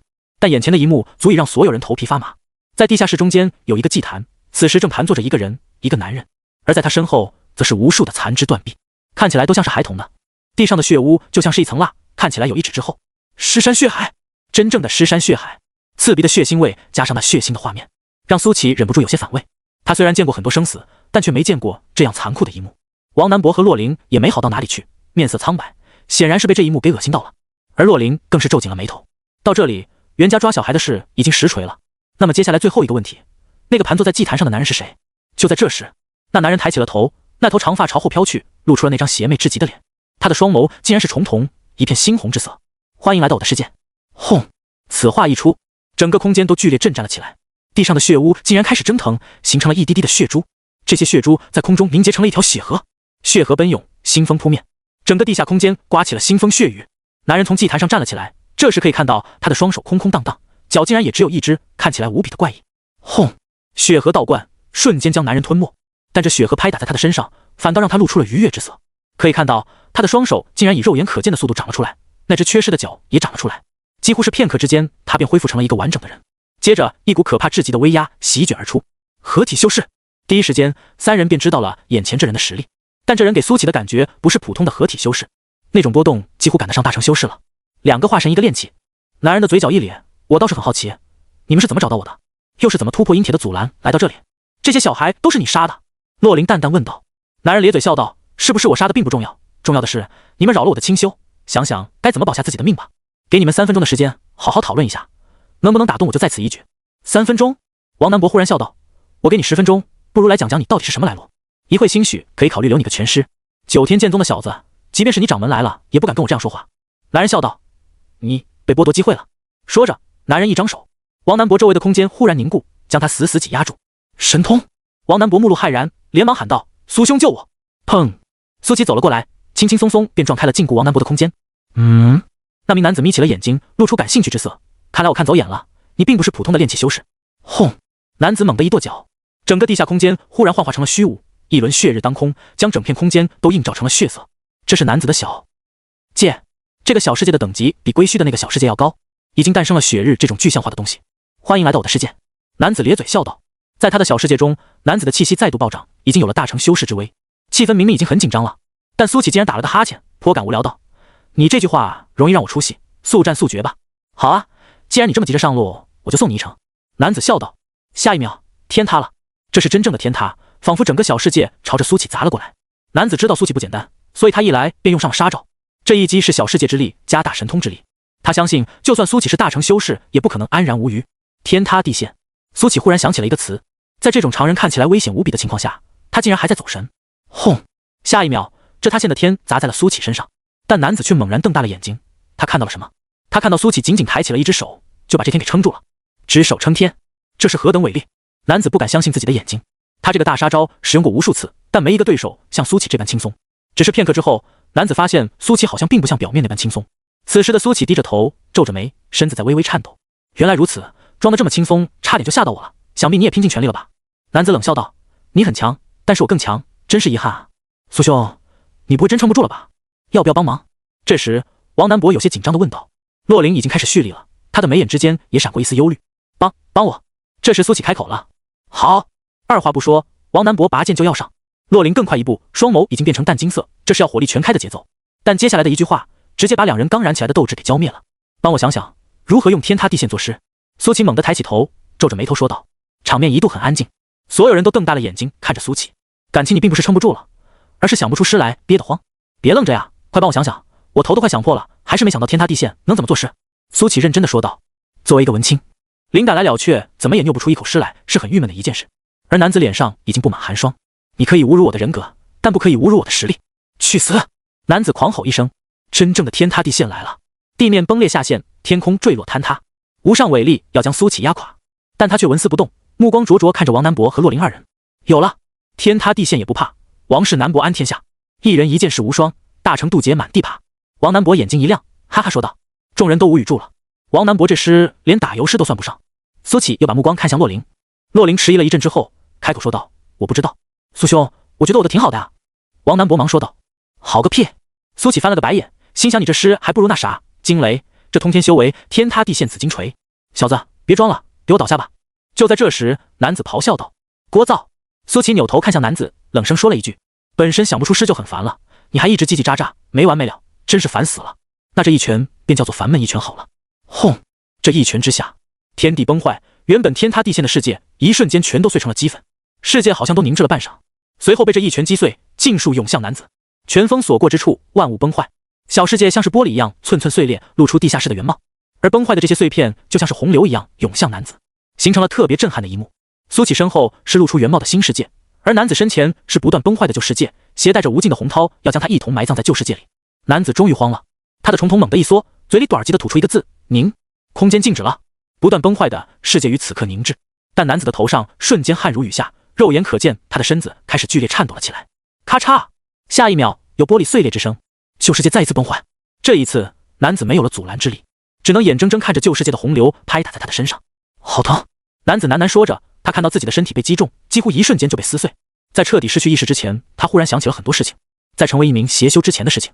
那个曾经怀揣梦想、赤诚热烈的自己，似乎在春日艳阳里朝着自己走来。他脸上带着不曾被岁月侵蚀的天真，朝着自己伸出了手。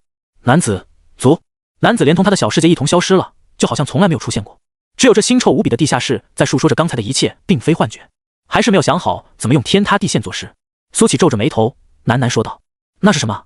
王南博说道：“原来祭坛被苏起这一拳直接给干没了，露出了在祭坛下的一具血棺。血棺浸泡在血液之中，显得更加红艳。在血棺之上还雕刻着许多繁复而又精美的铭文，这些铭文闪烁着黝黑的光，让这血棺显得更加诡异。血棺？王南博凑近一看，皱着眉说道：“好浓郁的诡异气息，大凶之物啊！”洛灵也走了过来，二话没说，直接将灵火丢进了血池之中。轰！灵火爆开，将血池点燃，血棺也燃起了熊熊大火。看来洛灵打算把这东西付之一炬。血池里面的血液很快就被蒸发干了，这血棺在这灵火之下却毫发无损。等了1刻钟以后，火势间歇，但这血棺不仅没有损毁，反而越发红艳透亮了。这血棺看起来也是用不寻常的材料打造的，就是不知道这棺材里面有没有人。王南博试探了一阵，确定没有危险以后，便尝试开棺。这让苏起想起了以前自己看的盗墓小说，自己现在就像是在盗墓一样，莫名的还觉得有些刺激。推了几下以后，王南博一脸尴尬的说道：“推不开。”洛灵嫌弃这血棺太脏了，根本就没打算去推。于是这项累活又轮到苏起了。苏起跳入血池之中，虽然说这里已经被灵火蒸干，但那种浓郁的血腥味还是在不停的钻进鼻子中。苏起屏气凝神，细细打量起了眼前的这具血棺，确实很精美。除了那些黑色的铭文以外，竟然还雕刻着许多精美的花纹图案。那种花苏起没有见过，看起来十分红艳美丽，却又处处透着诡异气息。苏起将手放在血棺之上，竟然感觉到了阵阵的温热，而且他敏锐地感觉到这血棺竟然会动，就像是心跳的那种脉动。这整具血棺就像是一颗跳动的心脏。察觉到这一点之后，苏起对这血棺越发的好奇了。究竟是什么材质打造的血棺才会这么神奇？苏兄，你在发什么呆？这时，王南博奇怪地问道：“你有没有感觉到这血棺在脉动？”苏起问道：“脉动？”王南博愣了一下，然后把手放了上去，半晌之后皱着眉头说道：“没有啊，哪里有什么脉动？我知道了，苏兄，该不是那10毒散起作用了吧？来来来，我准备好了。”说着，王南博坏笑着举起了自己的手指。滚！苏起白了王南博一眼，然后将手放在棺身上抚摸了一阵。他可以确定自己没有感觉错，这棺材的确在脉动。随后苏起打算开棺，想要看看这棺材里面到底有什么。但苏起发现自己竟然推不动，即便是用尽了全力，这棺材板还是一动不动，这是很不正常的。以他如今的力量，基本上没有东西能够阻拦他，就是那阴铁不也被他瞬间戳烂了吗？苏兄，你推不开。这时候王南博似乎发现了，忙问道：“推不开？”苏起又试了几下之后，摇头说道：“我去，那这血棺有点牛逼了呀。”王南博又尝试了几个办法以后，喟然叹道：“不行，没办法，要是这玩意可以收起来就好了。”听到王南博这话，苏起神色一动，用空间戒指试了一下不行，随即他掏出了小世界，唰，下一秒血棺消失了，整个进入了苏起的小世界里面。苏兄，你有小世界？王南博愣了一下，忽然反应过来，有啊。苏起十分平淡的点头道：“我靠！”王南博羡慕道：“这东西可遇不可求啊，苏兄，你哪得来的？”抢的。苏起嘴角一咧说道：“嫉妒让我质壁分离。”王南博叹气道：“我要加速修行了，以后一定也要弄到一个小世界才行。”血棺收起来以后，这里已经没有其他东西了。那些失踪的孩童已经回不来了，但好在袁家的事被揭露以后，那么一场风暴很快便将来临。三人从地下室返回到了袁府门口，此时街旁已经站满了围观的群众。仙师，找到我女儿了吗？妇人惴惴不安地问道。洛灵摇了摇头说道，没有。妇人双眼一黑，差点就要直挺挺地倒下。袁立闻言松了一口气说道，我就说我们袁家不会有问题吧。王南伯打断了袁立的话，淡淡说道，但你们袁家的地下室我们找到了，罪证确凿，这一次你们跑不掉了。闻言，袁立一屁股坐在了地上，只觉得天昏地暗，世界暗淡无光。他知道事情败露以后，自己这个城主算是做不下去了，接下来袁家将要遭受的必然是灭顶之灾。没有什么意外，3天之后，朝廷来人彻查，镇魔司总部也派人前来调查，袁家垮了。这个曾经称霸了极光城上百年的袁家，于3天之内彻底崩塌。拔出萝卜带出泥，整个极光城的大小官员基本都下马了。一批人下了，自然一批人就得顶上。在这阵风暴之下，极光城的风气变得前所未有的好。虽然不知道会持续多久，但至少近些年不会再出什么幺蛾子了。解决了极光城的事以后，苏启便跟着王南伯和洛灵去了前线。苏启来这里以后，每天都有许多势力或者修士想跟他套近乎，毕竟他可是现任的天命之子，加上其堪称无敌的武力，是人是鬼都想跟他扯上一点关系。不过苏启不善应酬，或者说是根本不爱应酬，便找了一处清静的地方布下了阵法，谢绝了所有来访人员。这些日子苏启也并没有闲着，他拿出了时间阵盘，开始钻研丹道还有炼气之道。偶尔他也进入小世界看看那具血棺，有好几次他都想要强行打开，不过这血棺根本无法撼动，其坚硬程度是苏启平生见过之最。不过苏启猜测这血棺之中肯定有大秘密，所以并不着急。以他现在的实力无法打开，但以后说不定可以呢。苏启甚至大胆猜测，这东西说不定并不是人间的物品，等待他飞升以后实力更强，说不定到时可以找到办法打开它。就这样，时间一天天过去，距离最后1年的时间越来越临近。1号世界这边也已经开始摩拳擦掌，上一次出了一点意外，把众人憋屈坏了，这一次说什么也要好好发泄一番才行。2号世界，海天学宫，这里毗邻无望海，所以海天学宫有一大半的房屋都是海景房。海天学宫在2号世界算不上顶级宗门，勉强够得上2流势力，而邓望宇的妹妹邓思雨便是这里的弟子。很少有人知道邓思雨和邓望宇的关系，毕竟邓望宇是超一流宗门的大弟子，而且又是天命之子，看起来跟海天学宫这样的势力八竿子打不着关系。无望海边，一道穿着海蓝色长裙的女子坐在岸边，看着潮起潮落，聆听潮汐的声音。她拥有一头如瀑的长发，精致无比的五官，而最让人惊讶的是，她有一双海蓝色的瞳孔，这双瞳孔如海一般澄净，若仔细去看，很容易迷失在那无尽的蔚蓝之中。邓思雨，是吧？就在这时，一道男声传来。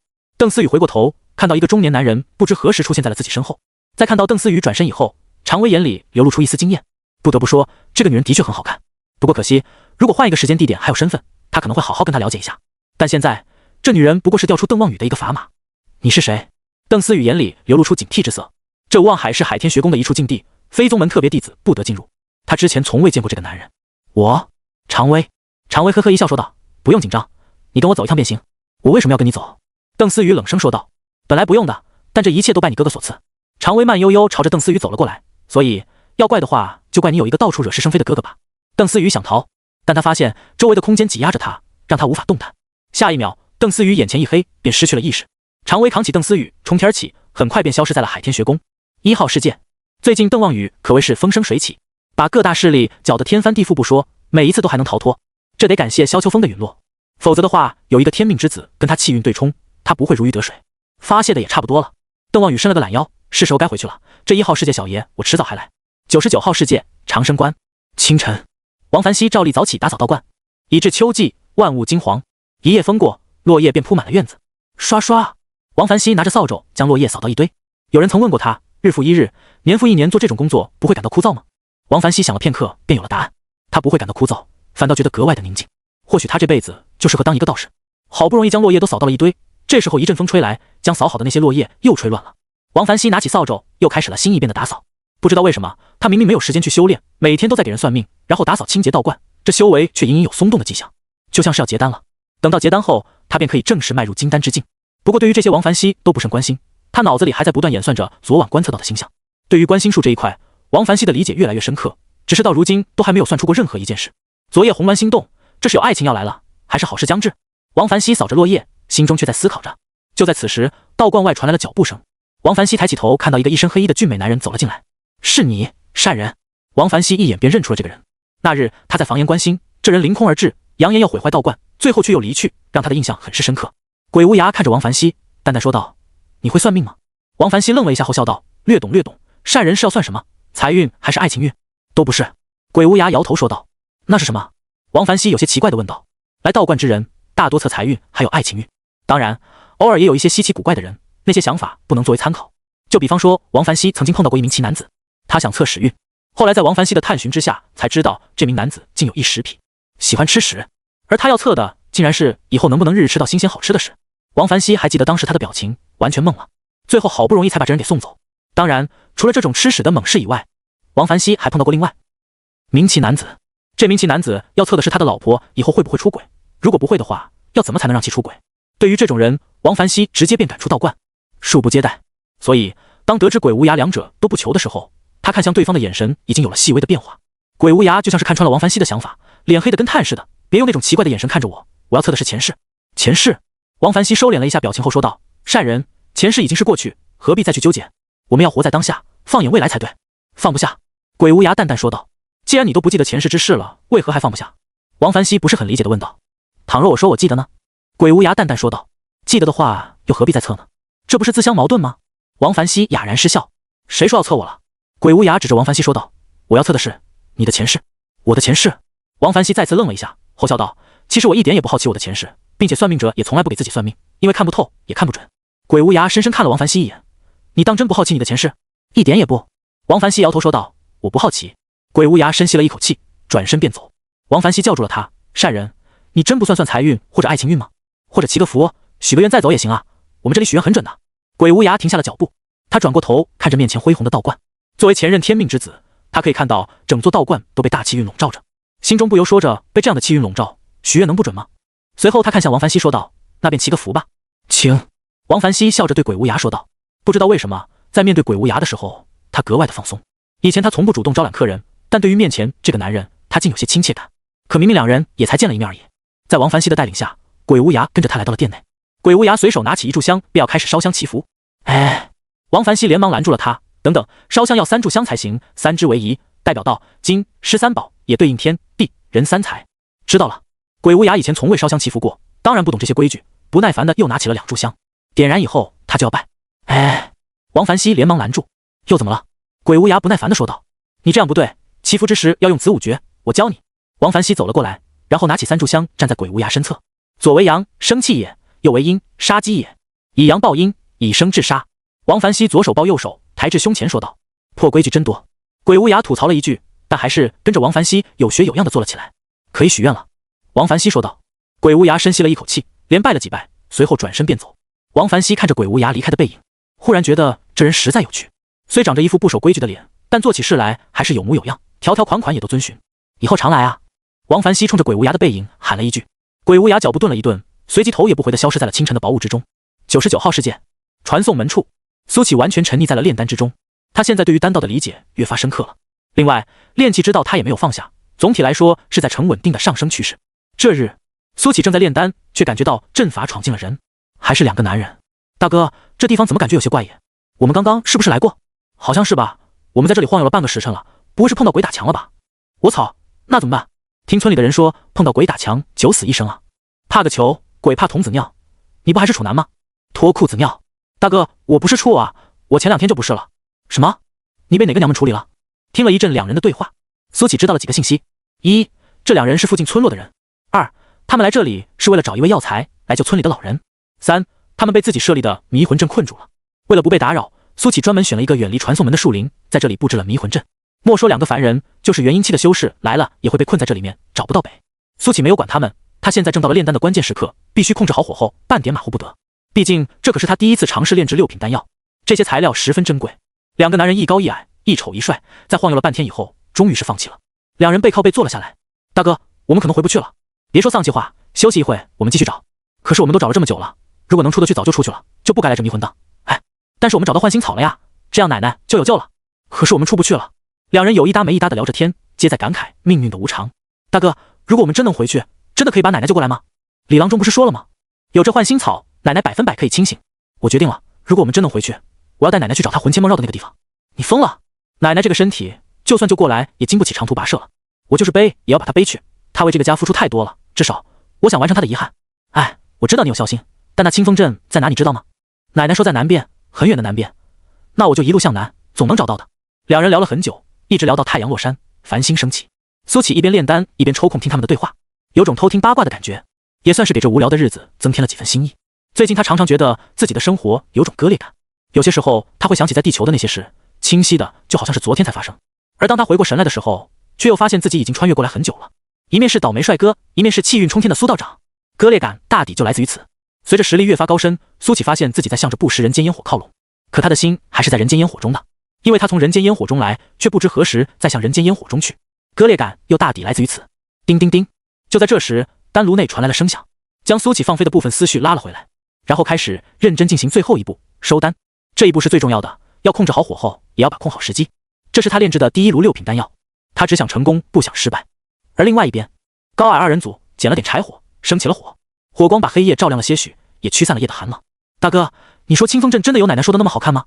我不知道，你是不是都忘记了？小时候奶奶跟我们讲的那些画面，我现在都还记得。我怎么可能会忘？我也很向往奶奶口中的那一望无际的稻田，光想想就让人心生愉悦。但你别想了，说不定那地方早就不在了。大哥，你说这些丧气话就是想让我放弃，但是我不会放弃的，我一定要找到这清风镇。朝代更迭，很多城镇都消失了，一个虚无缥缈的地方，你怎么找？奶奶说过，信念是一个人灵魂深处最强有力的存在，它会支撑着我找到这个地方的。因为我也想看看那稻田，看看奶奶生活过的地方，看看她喜欢过的那个人。你该看看的是这片走不出的树林，这寒冷萧瑟的夜，这咕咕作响的肚子，还有柴火快烧光了，再去捡点来。我不去，就知道使唤我，除非你答应跟我一起带奶奶去找清风镇。找你个头，我去捡柴火了。我跟你一起，你别跟我一起去找你的清风镇。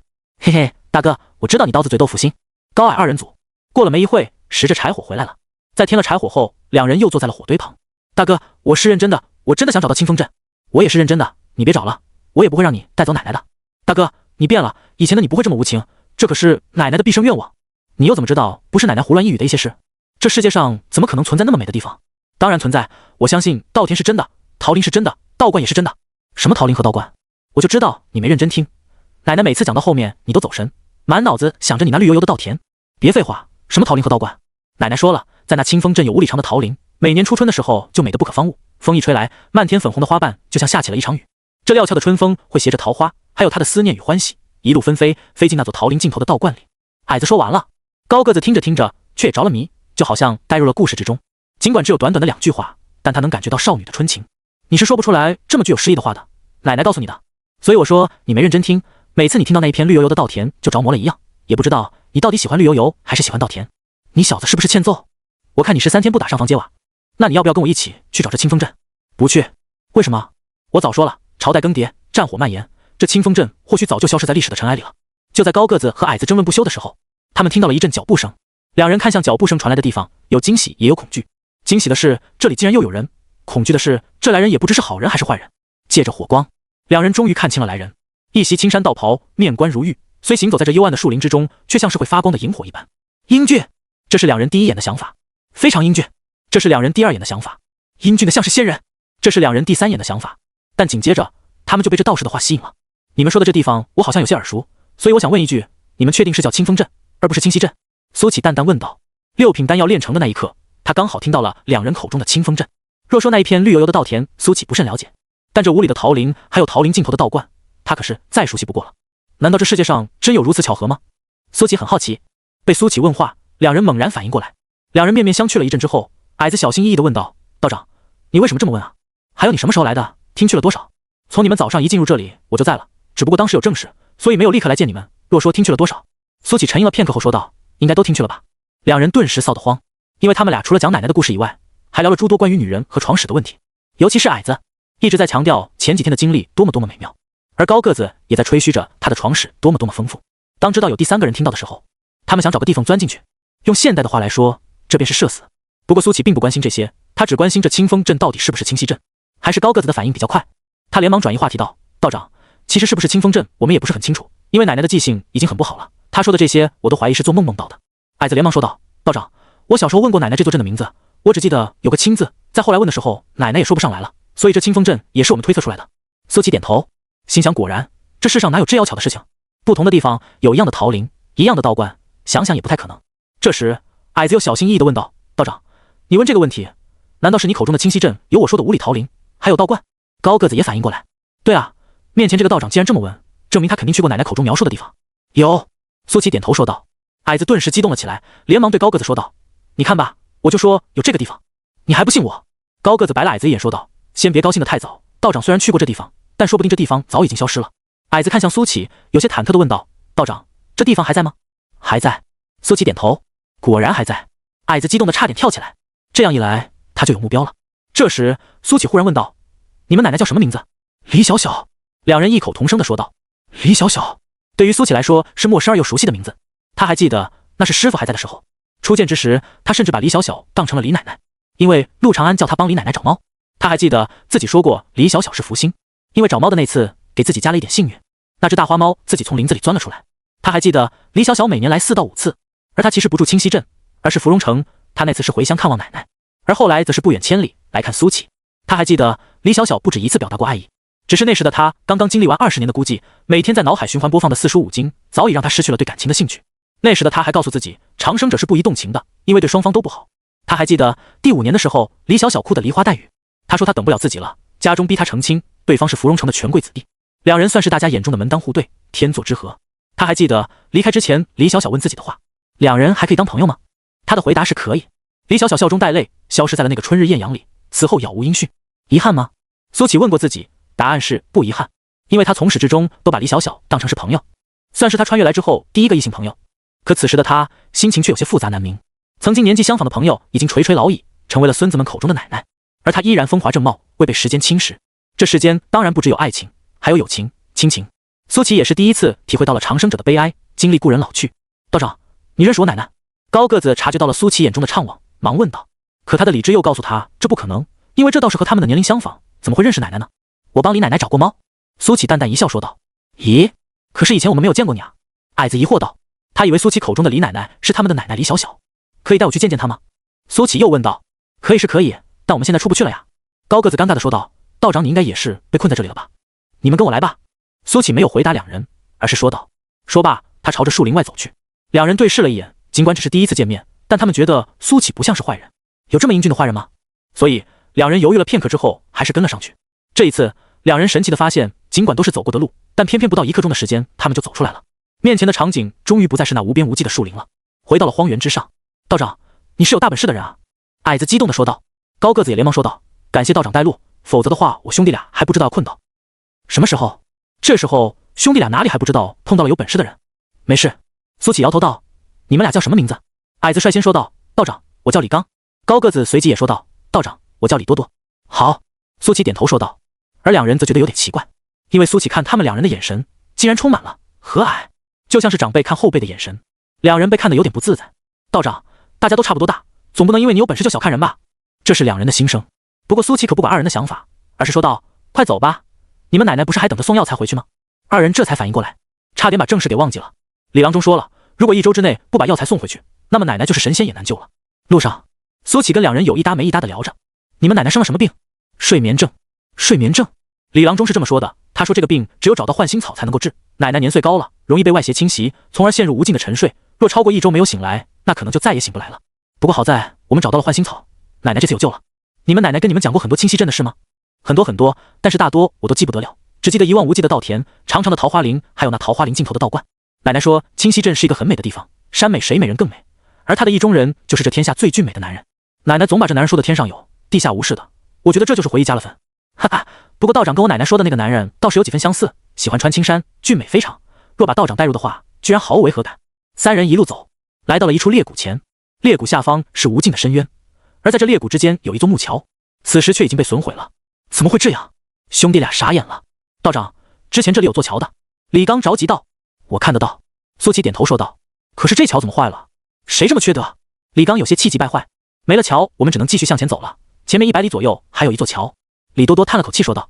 100里也就是50公里，普通人1小时大概可以走10里，也就是说100里大约要走上10小时，还是坚持不懈地走。原本这里没裂谷的，也不知道为什么突然就出现了一条几万里的裂谷。李刚吐槽道。也不知道是哪个吃饱了没事做的神仙干的。闻言，苏启面露尴尬之色，他能感觉到裂谷中残留的剑意。没错，这是他的杰作。当时一剑斩灭9号世界的队伍，留下了这么一个长达几万里的裂谷。别抱怨了，赶紧赶路吧，希望那座桥没事。李多多催促道。他们的时间并不充裕。这时候苏启说道。你们过来。道长，怎么了？两兄弟问道。不过还是老老实实走到了苏启身边。站稳了。苏启说了一句，随即掐诀施法，咻！困龙剑从苏启的背后飞了出来。在两兄弟目瞪口呆之中，困龙剑变大，来到了三人脚下。咻！下一秒，三人腾空而起，直冲天际。苏琪本可以直接飞的，不过考虑到那样二人的体验会不太好，便选择了御剑飞行。现在99号世界的等级已经进入了前10，练气期便可御剑飞行。啊！后知后觉的两兄弟这才开始尖叫起来。可是很快，这种惊吓就变成了兴奋。天，这是传说中的御剑飞行吗？道长你竟然会御剑飞行？你是传说中的仙师吗？哎呀呀，好壮美的风光，我还是第一次在空中俯瞰地面，头一次感觉自己离月亮那么近。我们可以飞到月亮上去吗？道长，你还缺不缺徒弟？我想我能够胜任这个角色。道长，虽然有些冒昧，我想拜托你一件事，带我奶奶回一趟清溪镇吧，带她飞回去，我以后做牛做马报答您。两兄弟第一次御剑飞行，在苏琪耳边大呼小叫的没完。李刚看苏琪的眼神更是在发光，他想帮助李小小完成心愿，而苏琪的出现让他看到了希望。如果是飞行的话，可能1天都不用，他们就可以到清溪镇了吧？苏琪没有回答，而是问道：你们村子叫什么名字，在什么方向？李多多指着东北方向说道：道长，我们村叫望北村，就在那边，大概300里的距离。得知方向以后，苏琪便加快了速度，300里的距离，1刻钟不到的时间就到了。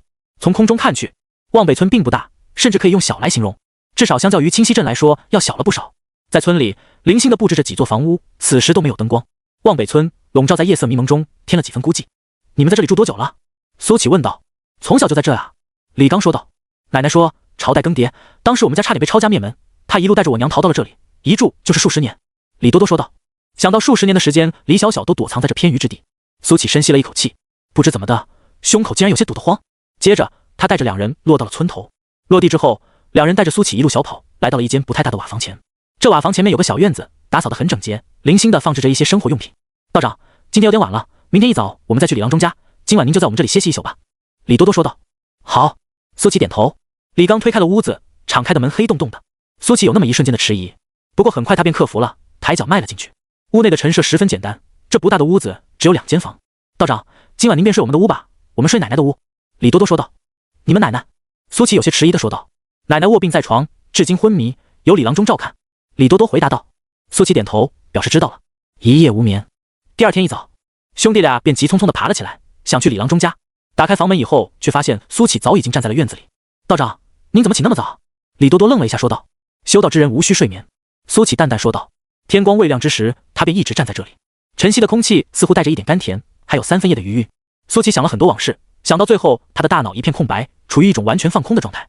可此时的他已经完全调节过来了，那些复杂的情绪都消失不见。我们走吧。苏琪说道。好。兄弟二人连忙应道。三人穿过乡间小路，来到了一片竹林前，而竹林后方便是李郎中的家。苏琪走在最后面，随着三人走过，竹叶随风摆动，似乎正在欢迎着他。此情此景，苏琪忽然想起了一句诗：开门复动竹，疑是故人来。穿过竹林，三人来到了李郎中的家。尽管天色尚早，但李郎中已经起来了，正在院中捣药。李郎中，我们回来了！李刚激动地喊道。李郎中抬起了头，这是一名须发皆白的老人，但是浑身都透着一股子儒雅的气息，他的眼睛不像是那种寻常老人暗淡无光，偶有金光乍现。在看到三人以后，李郎中似乎愣了一下，随即说道：你俩小子找到换心草了吗？你们奶奶可就全靠这药续命了。李多多连忙说道。李郎中，药我们已经找到了。说着他掏出了一个布袋。听闻此言，李郎中连忙站了起来，招手说道：快快给我看看。李多多一路小跑，然后把布袋递了过去。李郎中有些激动地打开了布袋，看到里面的药材之后说道：太好了，你们奶奶有救了。听闻此言，李多多和李刚差点激动地跳了起来，而苏琪也暗暗松了口气。我去煮药。李郎中拿着布包便要离开，这时候他忽然又指着苏琪说道：这位是。兄弟二人正要介绍，苏琪先一步说道：长生观，苏琪。哦。李郎中点了点头，拿着布包离开了。道长，你不是要看我奶奶吗？我们一起进去吧。李多多说道。好。苏琪深吸了一口气，然后说道。随后他跟着两人走进了李郎中的家。李郎中的家比起寻常人家来说要大了不少，屋内充满着药材的清香味，足以见得平时没少捣过药材。兄弟二人熟练地来到了一个房间前，然后推开了房门。苏琪这次没有迟疑，跟着两人走了进去。屋子内的药味很浓，床上躺着一个头发花白的老太。此时的她闭着双眼，安静地躺在床上，一条条像是沟壑的皱纹布满了她的脸，像是树皮一样干枯。都说岁月从不败美人，可此时的她早已经没有了年轻时候的美貌。可即便如此，苏琪还是一眼认出了她，那眼角的美人痣一如当年鲜明。道长，你以前真帮我奶奶找过猫吗？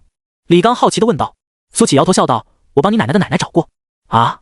李刚愣了一下，似乎没有反应过来，而李多多则反应过来了，他瞪大了眼睛问道：道长，您该不会跟我奶奶认识吧？认识。苏琪眼中有怀念之色，我们认识好多年了，那段日子大概是他最无忧无虑的时光了，有师傅，有朋友，还有清溪镇的众多父老乡亲。那时的他什么也不用操心，负责打扫好道观便行了。他贪婪地汲取着这个新世界的一切，一切新奇都让他甘之如饴。但不知从什么时候开始，他慢慢变得淡漠，可能是时间，也可能是经历了太多生离死别。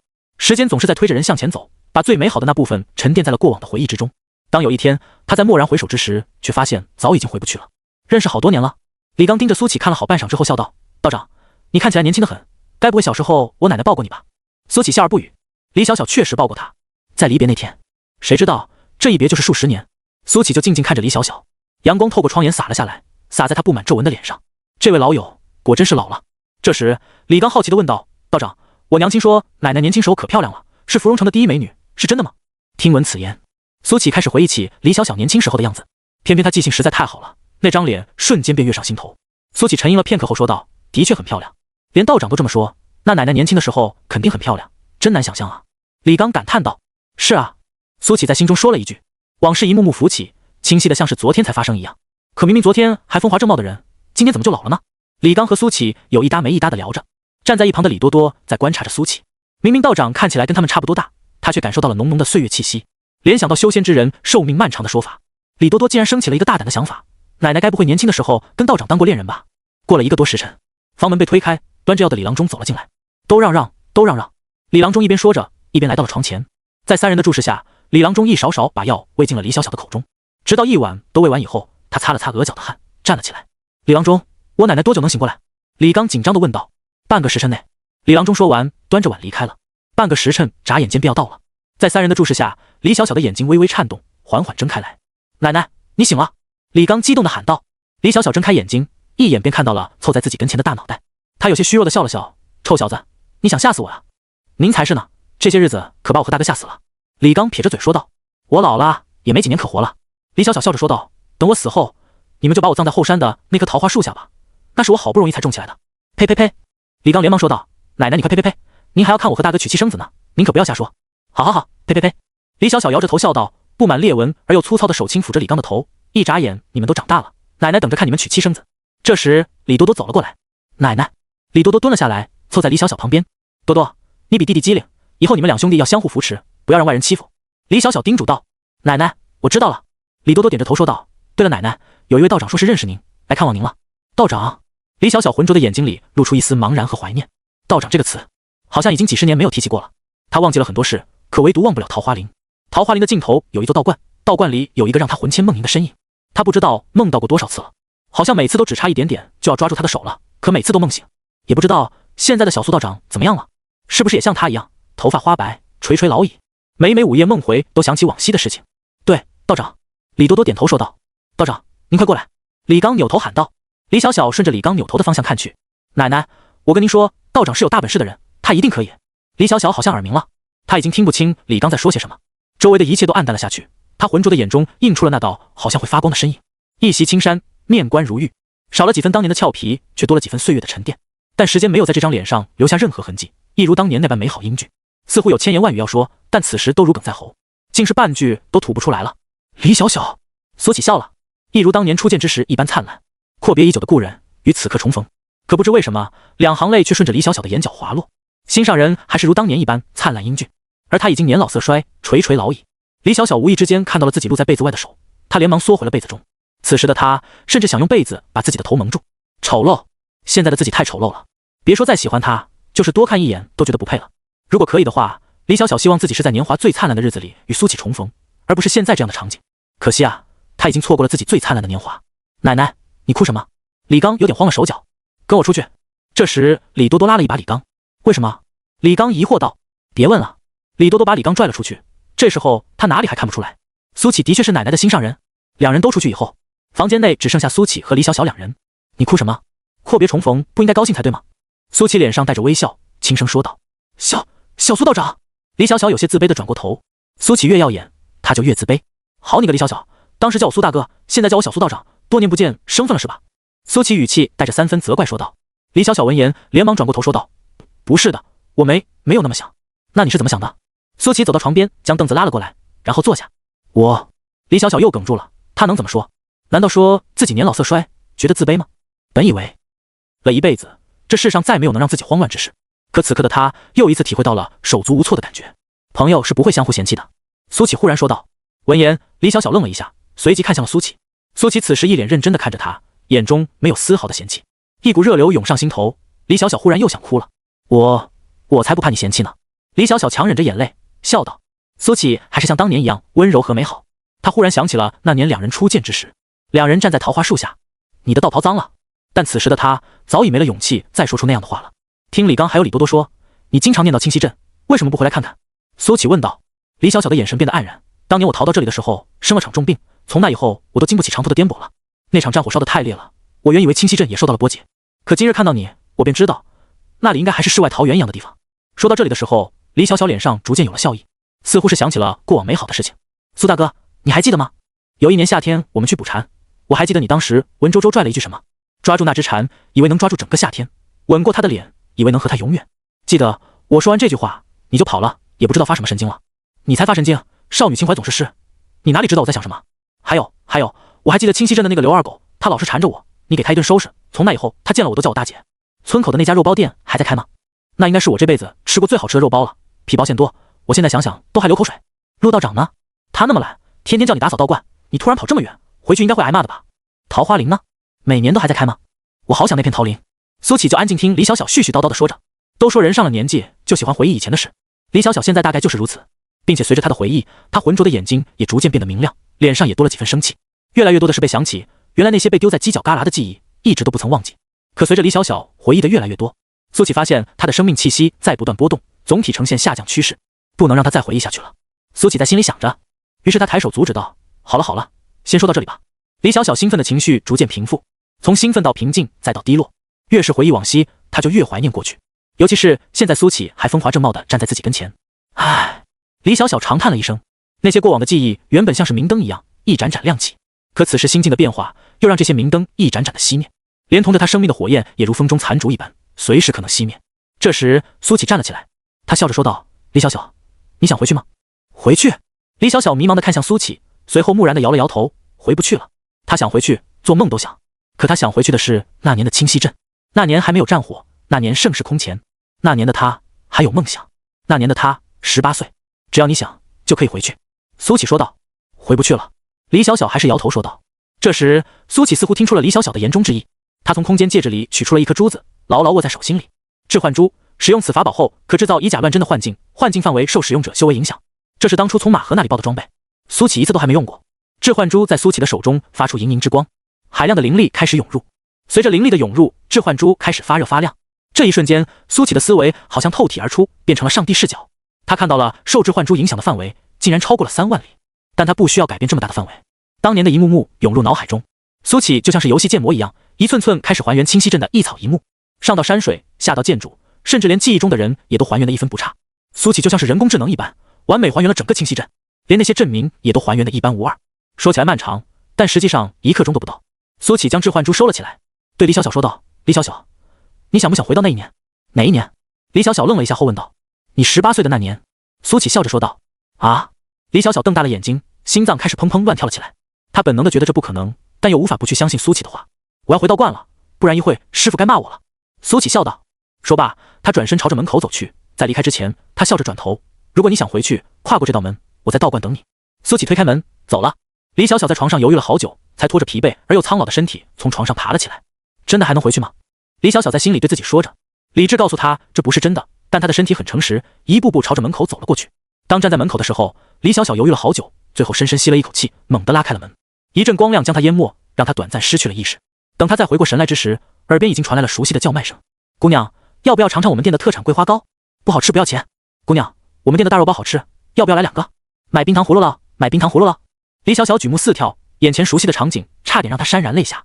随即他像是想起了什么，低下头看向自己的双手，修长白皙，光滑无比。这一刻，李小小的心雀跃了起来，他感觉自己的身体不再沉重，变得前所未有的轻灵，一如18岁的那年。他找到了一处尚未干涸的积水潭，倒映出那张美丽至极的脸，眼角的那颗美人痣更添了几分魅力。李小小忽然想起了苏琪之前的话，不管眼前这一切是不是真的，就算是一场梦也好，至少这一刻他真的回到了18岁那年。李小小朝着长生观的方向跑去，他看到了熟悉的桃花林，正值初春时节，桃花纷飞，犹如雨下，一派梦幻场景。穿过桃林，来到熟悉的道观，李小小一如当年找到了陆长安，说明了来意。徒儿，李奶奶家的猫找不到了，你去帮她找找。陆长安喊道。知道了。后院传来了苏琪懒洋洋的声音。李小小目不转睛地看着门口，不大一会，那道熟悉的身影走了进来，一如初见之时笑得那样灿烂。这位是李奶奶的孙女，她知道猫最后跑丢的地方。陆长安轻咳了一声说道：“你好，小苏道长，我叫李小小。”李小小眉眼含笑，向苏琪伸出了手。在这一切都在按部就班地进行着的时候，在某处，几道鬼鬼祟祟的身影正看着面前发生的一幕。奶奶年轻的时候居然这么漂亮，可比极光城的那些姑娘们好看多了。李刚喃喃说道。哼！就在这时候，李郎中冷哼了一声说道：“小姐年轻的时候，就是芙蓉城的3大美女也都要退避3舍。”李郎中，你跟我奶奶年轻的时候就认识了？李刚愣了一下说道。李郎中看着李小小，眼中有无尽的温柔和缅怀之色。我本是一个卑贱的仆人，若不是小姐力保，我早就死了。从那以后，我便打算一辈子当牛做马，去报答小姐的恩情。这时，李郎中又看向了苏琪，他淡淡说道：“其实从第一眼看到你开始，我就知道你是小姐口中的那个男人。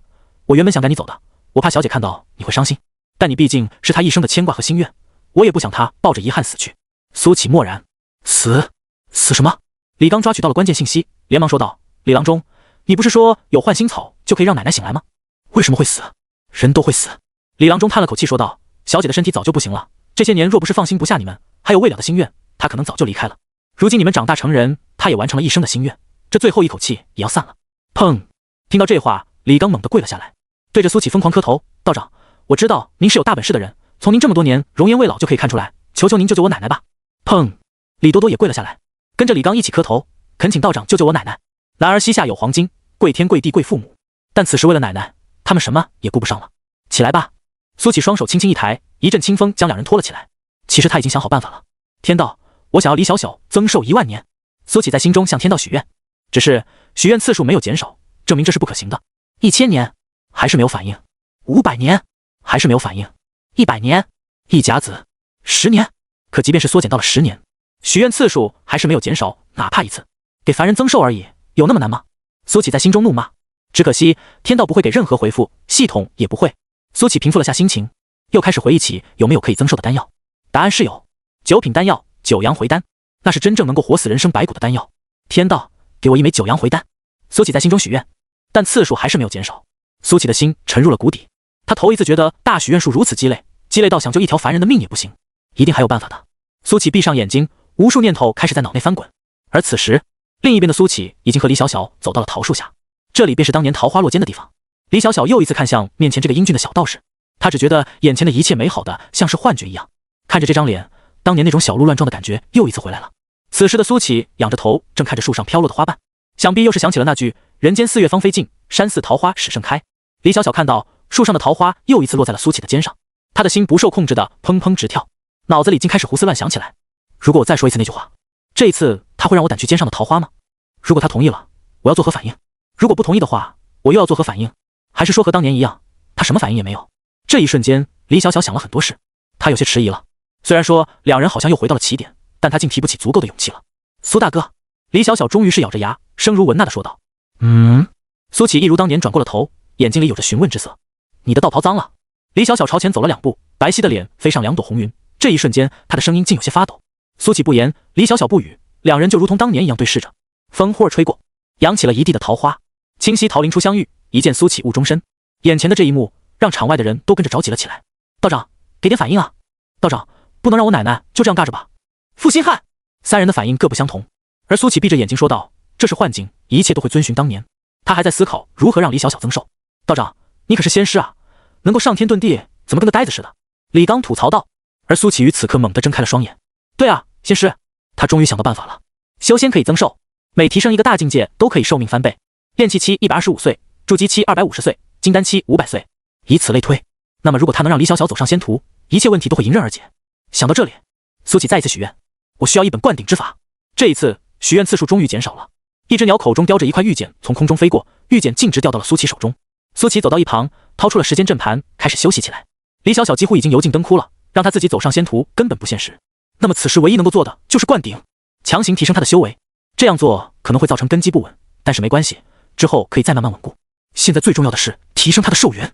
灌顶之法并不难学，之前苏启找江月也学过灌顶之法，不过那个灌顶之法是传授功法的灌顶之法，而这次天道给的则是可以强行提升修为的灌顶之法。在阵盘内待了不到1刻钟，苏启便撤去了阵盘。此时的他已经完全掌握了这门灌顶之法。此时桃林之中的剧情已经快走到尾声了，大花猫从林子里自己跳了出来，李小小抱着大花猫跟苏启道别，可以看到李小小的眼中有遗憾，也有释怀之色。随着苏启的转身，肉眼可见李小小的身躯慢慢变得佝偻，一头青丝也开始多了白发，她的皮肤在变得松弛，那张集万千美好于一身的容颜在迅速衰老。不好，小姐的心愿了，她最后一口气要吊不住了。李郎中着急道：“道长！”两兄弟也看向苏启，而此时苏启已经来到了场中。苏大哥，随着苏启的出现，李小小的身体竟停止了衰老，她的眼睛里流露出惊讶之色。她没有想到，竟然又钻出来一个苏启。不过，当她看到另一名苏启离去的背影之时，眼中又露出了然之色。这一刻，她什么都明白了，这一切果然只是梦而已，一场精心编织的梦。谢谢你，李小小笑中带泪的说道。李小小，手给我。苏启说道。啊！李小小愣住了，她看着苏启的眼睛问道：“你说什么？手给我。”苏启再一次说道。李小小犹犹豫豫的把手伸了出来，此时这只手也不如刚才那般嫩滑白皙了，只是还没有老化到躺在床上时那么夸张。苏启一把抓住了她的手腕，然后开始运转灌顶之法。随着海量的灵力涌入，李小小只觉得浑身像是触电一般颤抖了起来，很温暖，很充实。她能够清晰地感觉到自己的生命隐隐有上涨的趋势。如果说刚才她的生命像是蜡烛燃尽，只剩下最后一丝火苗，那么此时便有着柳暗花明之意，就好像是燃尽了，但没完全燃尽，发现还有一截的这种感觉。苏大哥，李小小声音有些颤抖喊了一句。苏启抬头，你停下。李小小声音颤抖着说道。怎么了？苏启皱眉道，是不是弄疼你了？说着，苏启还松了松手上的力道。不是。李小小低着头，脸红的像是苹果，一点也不疼，反而很舒服。可是，李小小的脸色的潮红褪去，她抬起头，认真问道：“苏大哥，你是不是想给我增寿？”是。苏启点头说道。我就知道。李小小轻笑道：“苏大哥，不用了。”苏启怔住了，他完全没想到李小小竟然会说出这句话。在苏启发愣的时候，李小小脸上露出了温柔的笑容，她轻声说道：“苏大哥，我知道你有本事让我活下去，但是不用了，我已经完成了我的心愿。再吹一次清溪镇的风，再看一眼我喜欢的人，再听一次家乡的话，我已经了无遗憾了。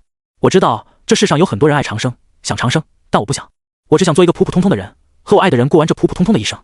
1000年、10000年对我来说都太漫长了。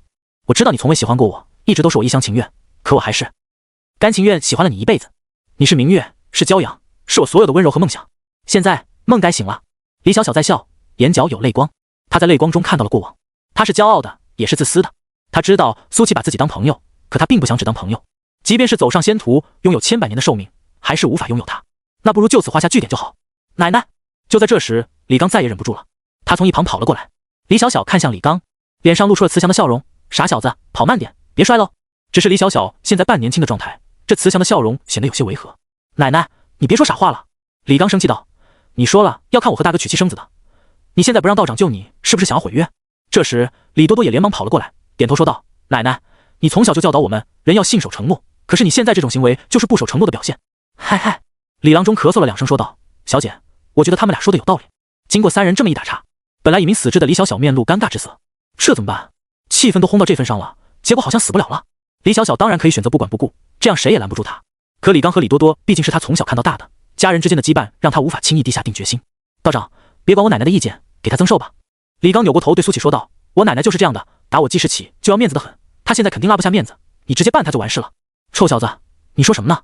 李小小气得踹了李刚一脚，气得他满面通红，真是白疼这个小孙子了，现在竟然来拆他的台。李多多对苏启点了点头说道：“我弟说的对，臭小子，你也开始了是吧？”李小小没好气地说道：“小姐，我觉得他俩说的对。”李郎中也附和道：“你！”李小小气结，现在看来还真死不成了。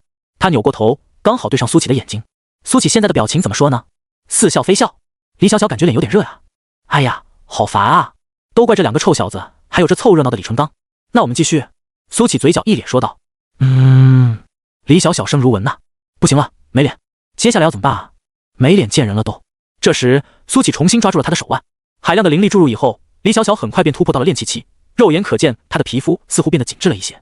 然后苏启又松开了手，正闭着眼睛享受的李小小睁开了眼睛，问道：“完了？”“没有，我突然想起一件事。”苏启说道。“什么事？”李小小问道。“稍等片刻。”苏启在心中默默许愿道：“来一本最适合李小小修炼的功法。”下一秒，鸟又飞来了。驻春功。苏启将灵力注入之后，得到了这样一部功法。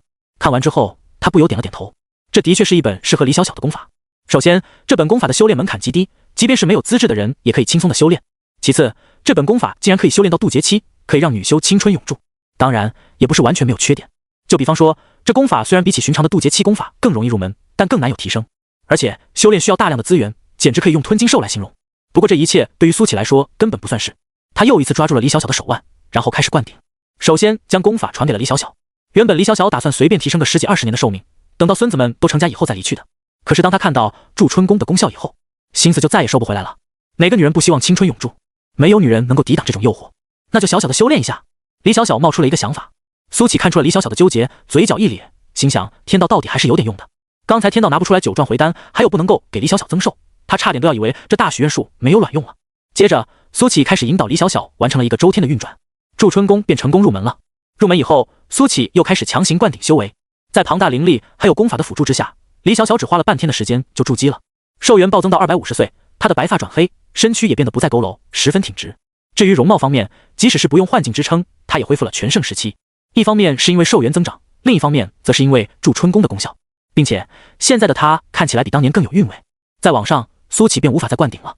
金丹是很重要的一个阶段，每个人都有属于自己的道路，若强行结丹，反倒坏事。苏启相信拥有祝春宫的李小小应该会自发的去修炼，谁又能拒绝青春永驻呢？苏启也不怕他想不开，李刚和李多多就是李小小的软肋，最好是把修炼之法也传这两人，那这样一来的话，李小小想不活下去都难。在折腾了大半天以后，事情终于画下了圆满的句号。经历了这么一出，李小小念头通达，没有遗憾了。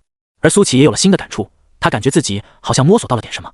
大气运加持，恭喜宿主领悟法则之力。岁月，苏启愣了一下，这倒是一个意外之喜。众所周知，在神通之上的就是法则之力，以炼气境领悟法则之力，可以说是前无古人后无来者了。要知道，很多渡劫期的修士都不一定能够掌握法则之力，而像是那种言出法随之术，就是法则之力。不知道这个岁月有什么作用？苏启决定找个地方尝试一下。不过在此之前，他要先把幻境给撤掉。第一次使用致幻珠，效果出乎意料的好。这东西的上限极高，修为越强，能够制造的幻境范围就越广。只要他修为足够，甚至把地球整个还原也不是不行。如果用这东西拍电影的话，得节省多少特效费？苏启的思维不知不觉又跑歪了。待他撤去幻境以后，望北村的原貌又露了出来，而众人已经回到了原地。谢谢您，道长。李刚二话不说，跪地就开始磕头。李多多也跟着跪了下来。今天若不是苏启，只怕李小小就真的驾鹤西去了。而李纯刚则撇了撇嘴，他虽然看不惯苏启，但心中不得不承认，还是有些感谢苏启的。不必。苏启又把二人拖了起来。李小小看向苏启，欲言又止。咱俩这么多年的朋友了，有什么话但说无妨。苏启微微一笑说道。没什么。李小小脸红了一下后说道。总之，苏大哥，今天见到你我真的很高兴，谢谢你帮我完成心愿。忘记我说过的话了吗？苏启笑道。我们是永远的朋友。是啊，朋友。李小小的眼中不免闪过一丝黯然，可很快又消失了。他相当于已经过完了自己的一生，以后的每一天都是向天借来的，不应该再遗憾了。李刚、李多多。苏启对二人说道。道长，我们在。兄弟二人连忙应道。长辈见晚辈，多少应该表示一番，你二人过来。苏启说道。李刚和李多多对视了一眼，眼里皆流露出惊喜之色。随后两人走到了苏启的面前。道长，有什么吩咐吗？李多多小心翼翼地问道，眼睛里还有着丝丝期盼。苏启抓住二人的手腕，然后说道。我把长生之道传给了你们奶奶，为了不让她白发人送黑发人，这长生之道我也会传于你们二人。啊！虽然早有预料，但两人还是不免惊喜了起来。这可是传说中的登仙之道啊！但你们要记住一点。苏启的面色严肃，修仙不代表肆无忌惮，凌驾于凡尘之上，不论你们有何成就，都不可恃强凌弱，为所欲为，否则的话，我会收回赠予的一切。道长大可放心，奶奶从小就教导我们要怀有敬畏之心，勿以善小而不为，勿以恶小而为之，我绝不可能欺凌弱小。李刚坚定地说道。李多多也跟着点头说道。若我们以后欺凌弱小，不用道长动手，我兄弟二人自当断绝先路。好。苏启点了点头。得到两人的保证以后，他便开始了传功，依然是玄雷冥点。当两人再次睁开眼睛的时候，脸上皆有惊喜之色。多谢道长。两人异口同声地说道。其实我觉得你们应该叫我一声苏爷爷。苏启嘴角一咧说道。啊！兄弟二人对视一眼，虽然从辈分和年龄上来说确实没有问题，但面对苏启这张脸，好像就是有点叫不出口。苏爷爷。李多多率先喊道。苏爷好。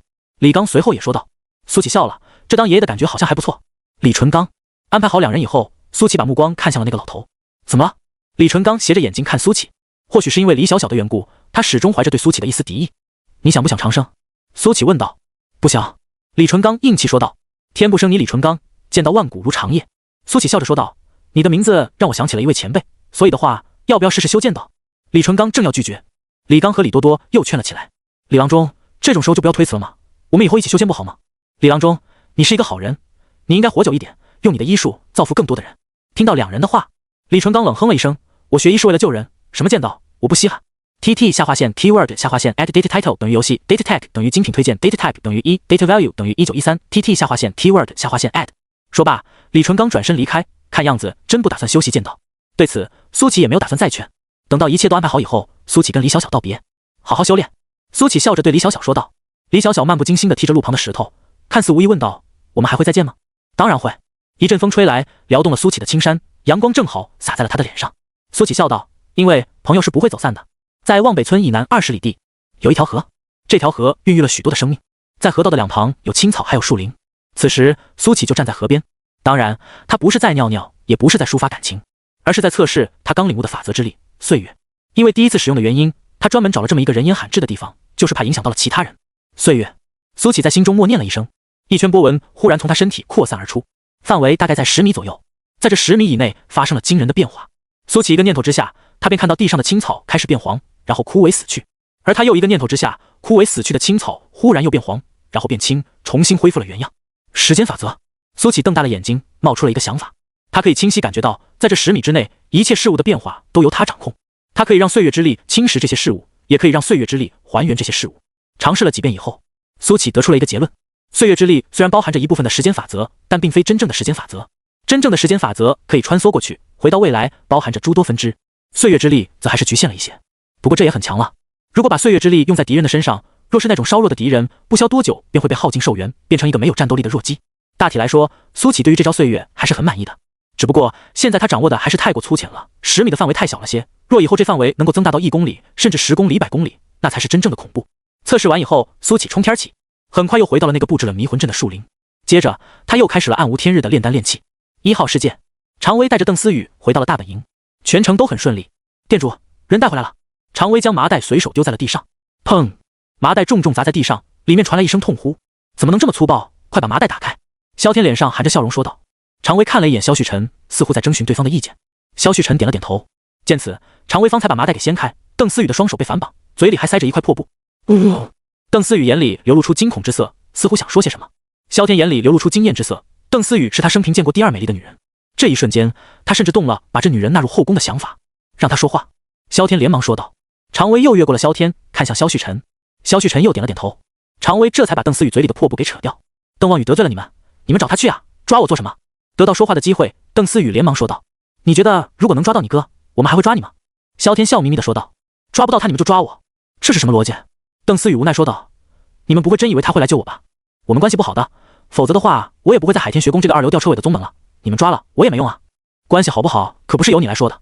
萧天嘴角一咧说道。放心，只要我们放出去消息，你哥肯定会来救你的，不如我们拭目以待好了。那如果他没来的话，你们能不能放了我？邓思雨眨巴着大眼睛问道。他蔚蓝色的瞳孔里满是无辜之色，若寻常人看到这表情，只怕都是要萌化了，恨不得什么事都答应。呵呵。萧天走到了邓思雨的面前，用手勾起了她雪白的下巴。如果邓望雨真的没来的话，你就当我的小妾，为我生下一个大胖小子，我就饶了你。看到萧天色眯眯的眼神，邓思雨不由起了一身鸡皮疙瘩。给这种油腻大叔生孩子，那还不如杀了他好了。老三，回来。萧旭晨淡淡说道。萧天闻言转过身对萧旭晨说道。大哥，若那邓望雨真没来，把此女许配给我如何？此事日后再议。萧旭晨淡淡说道。现在把消息放出去。大哥放心，1天以内我会让整个1号世界都知道，他邓望雨的妹妹被我们抓到了。萧天嘿嘿一笑说道。邓思雨低着头，眼睛里闪过了一丝忧虑之色。其实他清楚得很，如果自己被抓的消息真的传出去了，邓望雨肯定会不顾一切的杀来的。这里3个人都是大成修士，邓望雨即便是再强，也不可能讨得了好。哥哥呀哥哥，你这次完大了。邓思雨在心里默默说道。如萧天所言，邓思雨被抓的消息很快就传遍了整个1号世界，甚至1天的时间都没有用到，只用了半天的时间。在一处乡野间的酒馆中，乔装打扮的邓望雨正在喝酒吃肉。听说了吗？2号世界天命之子的妹妹被星辰殿的人抓了。我也听说了，听说还是个大美人，叫什么邓思雨。那萧天还要纳妾，虽然但是有点羡慕这家伙了。啪！邓望雨猛地将酒杯砸在了桌子上，周围的人都向着他看了过来。邓望雨隐藏在草帽下的脸变得无比阴沉，此时的他除了愤怒之外还有后悔。如果他只是孤家寡人一个，那么怎么闹都无所谓。可是他没有想到，这星辰殿竟然探寻到了自己还有一个妹妹。要知道这件事在2号世界也鲜有人知道。邓思雨之所以被放置在2流吊车尾的宗门，不是他们俩关系不好，而是邓望雨保护他的一个举措。越少人知道越好，这样他就没有弱点，邓思雨也不会被人惦记。邓望雨很清楚，按照自己的行事方式，他的仇人会非常之多。邓思雨就是他唯一的软肋。星辰殿，我小瞧你们了。邓望雨不顾周围人的目光，冲天起，眨眼间消失在天际。他很清楚，这是星辰殿故意放出来的消息，目的就是引他现身。这是阳谋，他只能接下。不过好在他也并非全无准备，邓望雨很快便来到了传送门处。星辰殿的大部队都聚集在这里，不过他并没有第一时间去找邓思雨，而是一头扎进了传送门中，眨眼之间消失在了1号世界。邓望宇回到2号世界以后，立马又进入了传送门。他选择了7号世界。在进入7号世界以前，他还顺便瞄了一眼各大世界的排名。这99号世界竟然提升了90个名次。邓望宇眼睛里闪过一丝惊讶。要知道，这基本上是不可能的。一个排名如此靠后的世界，凭什么掠夺这么多的气运？守得住吗？邓望宇都可以想象到，最后1年来临，这99号世界肯定会被踏破门槛。进入7号世界以后，周围一片漆黑。邓望宇直接喊道：“苏要说！”声震四野，传遍了每一个角落，但是没有任何回应。苏要说！邓望宇又喊了一遍，还是没有任何回应。苏要说！邓望宇声音更大了一些：“你还欠我一个人情，怎么想赖账吗？”这次，黑暗之中终于传来了女人的声音，说：“一简言赅，只有一个字。思雨被1号世界的那些老家伙们抓了，我要你帮我算一算，谁可破局？”邓望宇说道。黑暗之中又寂静了下来，许久都没有回应。不过邓望宇也不着急了，他盘腿坐下，既然苏小叔已经回应了他，那么也就意味着这个忙他帮了。一直过了大半个时辰，黑暗中才又有声音传来：“这108个世界之中，有3人可帮你破局。”哪3人？邓望宇眼睛一亮，连忙问道：“只要有人可以破局就好，如果他就这样前往的话，十死无生。而且他死后，邓思雨也不可能获救，他都可以想象得到自己妹妹可能面临的悲惨下场，这绝不是他想要看到的。我只说一遍，你记好了：10号世界，浩然宗出晓；99号世界，清溪城老乞丐；99号世界，长生关苏乞。从此以后，你我两清，不要再来找我。”说罢，黑暗重新恢复了寂静，而邓望宇则在口中喃喃念叨着3人的名字：浩然宗出晓、清溪城老乞丐、长生关苏乞。邓望宇念着念着，忽然觉得有点不对劲。这99号世界不就是他刚才传送的时候留意到的那个世界吗？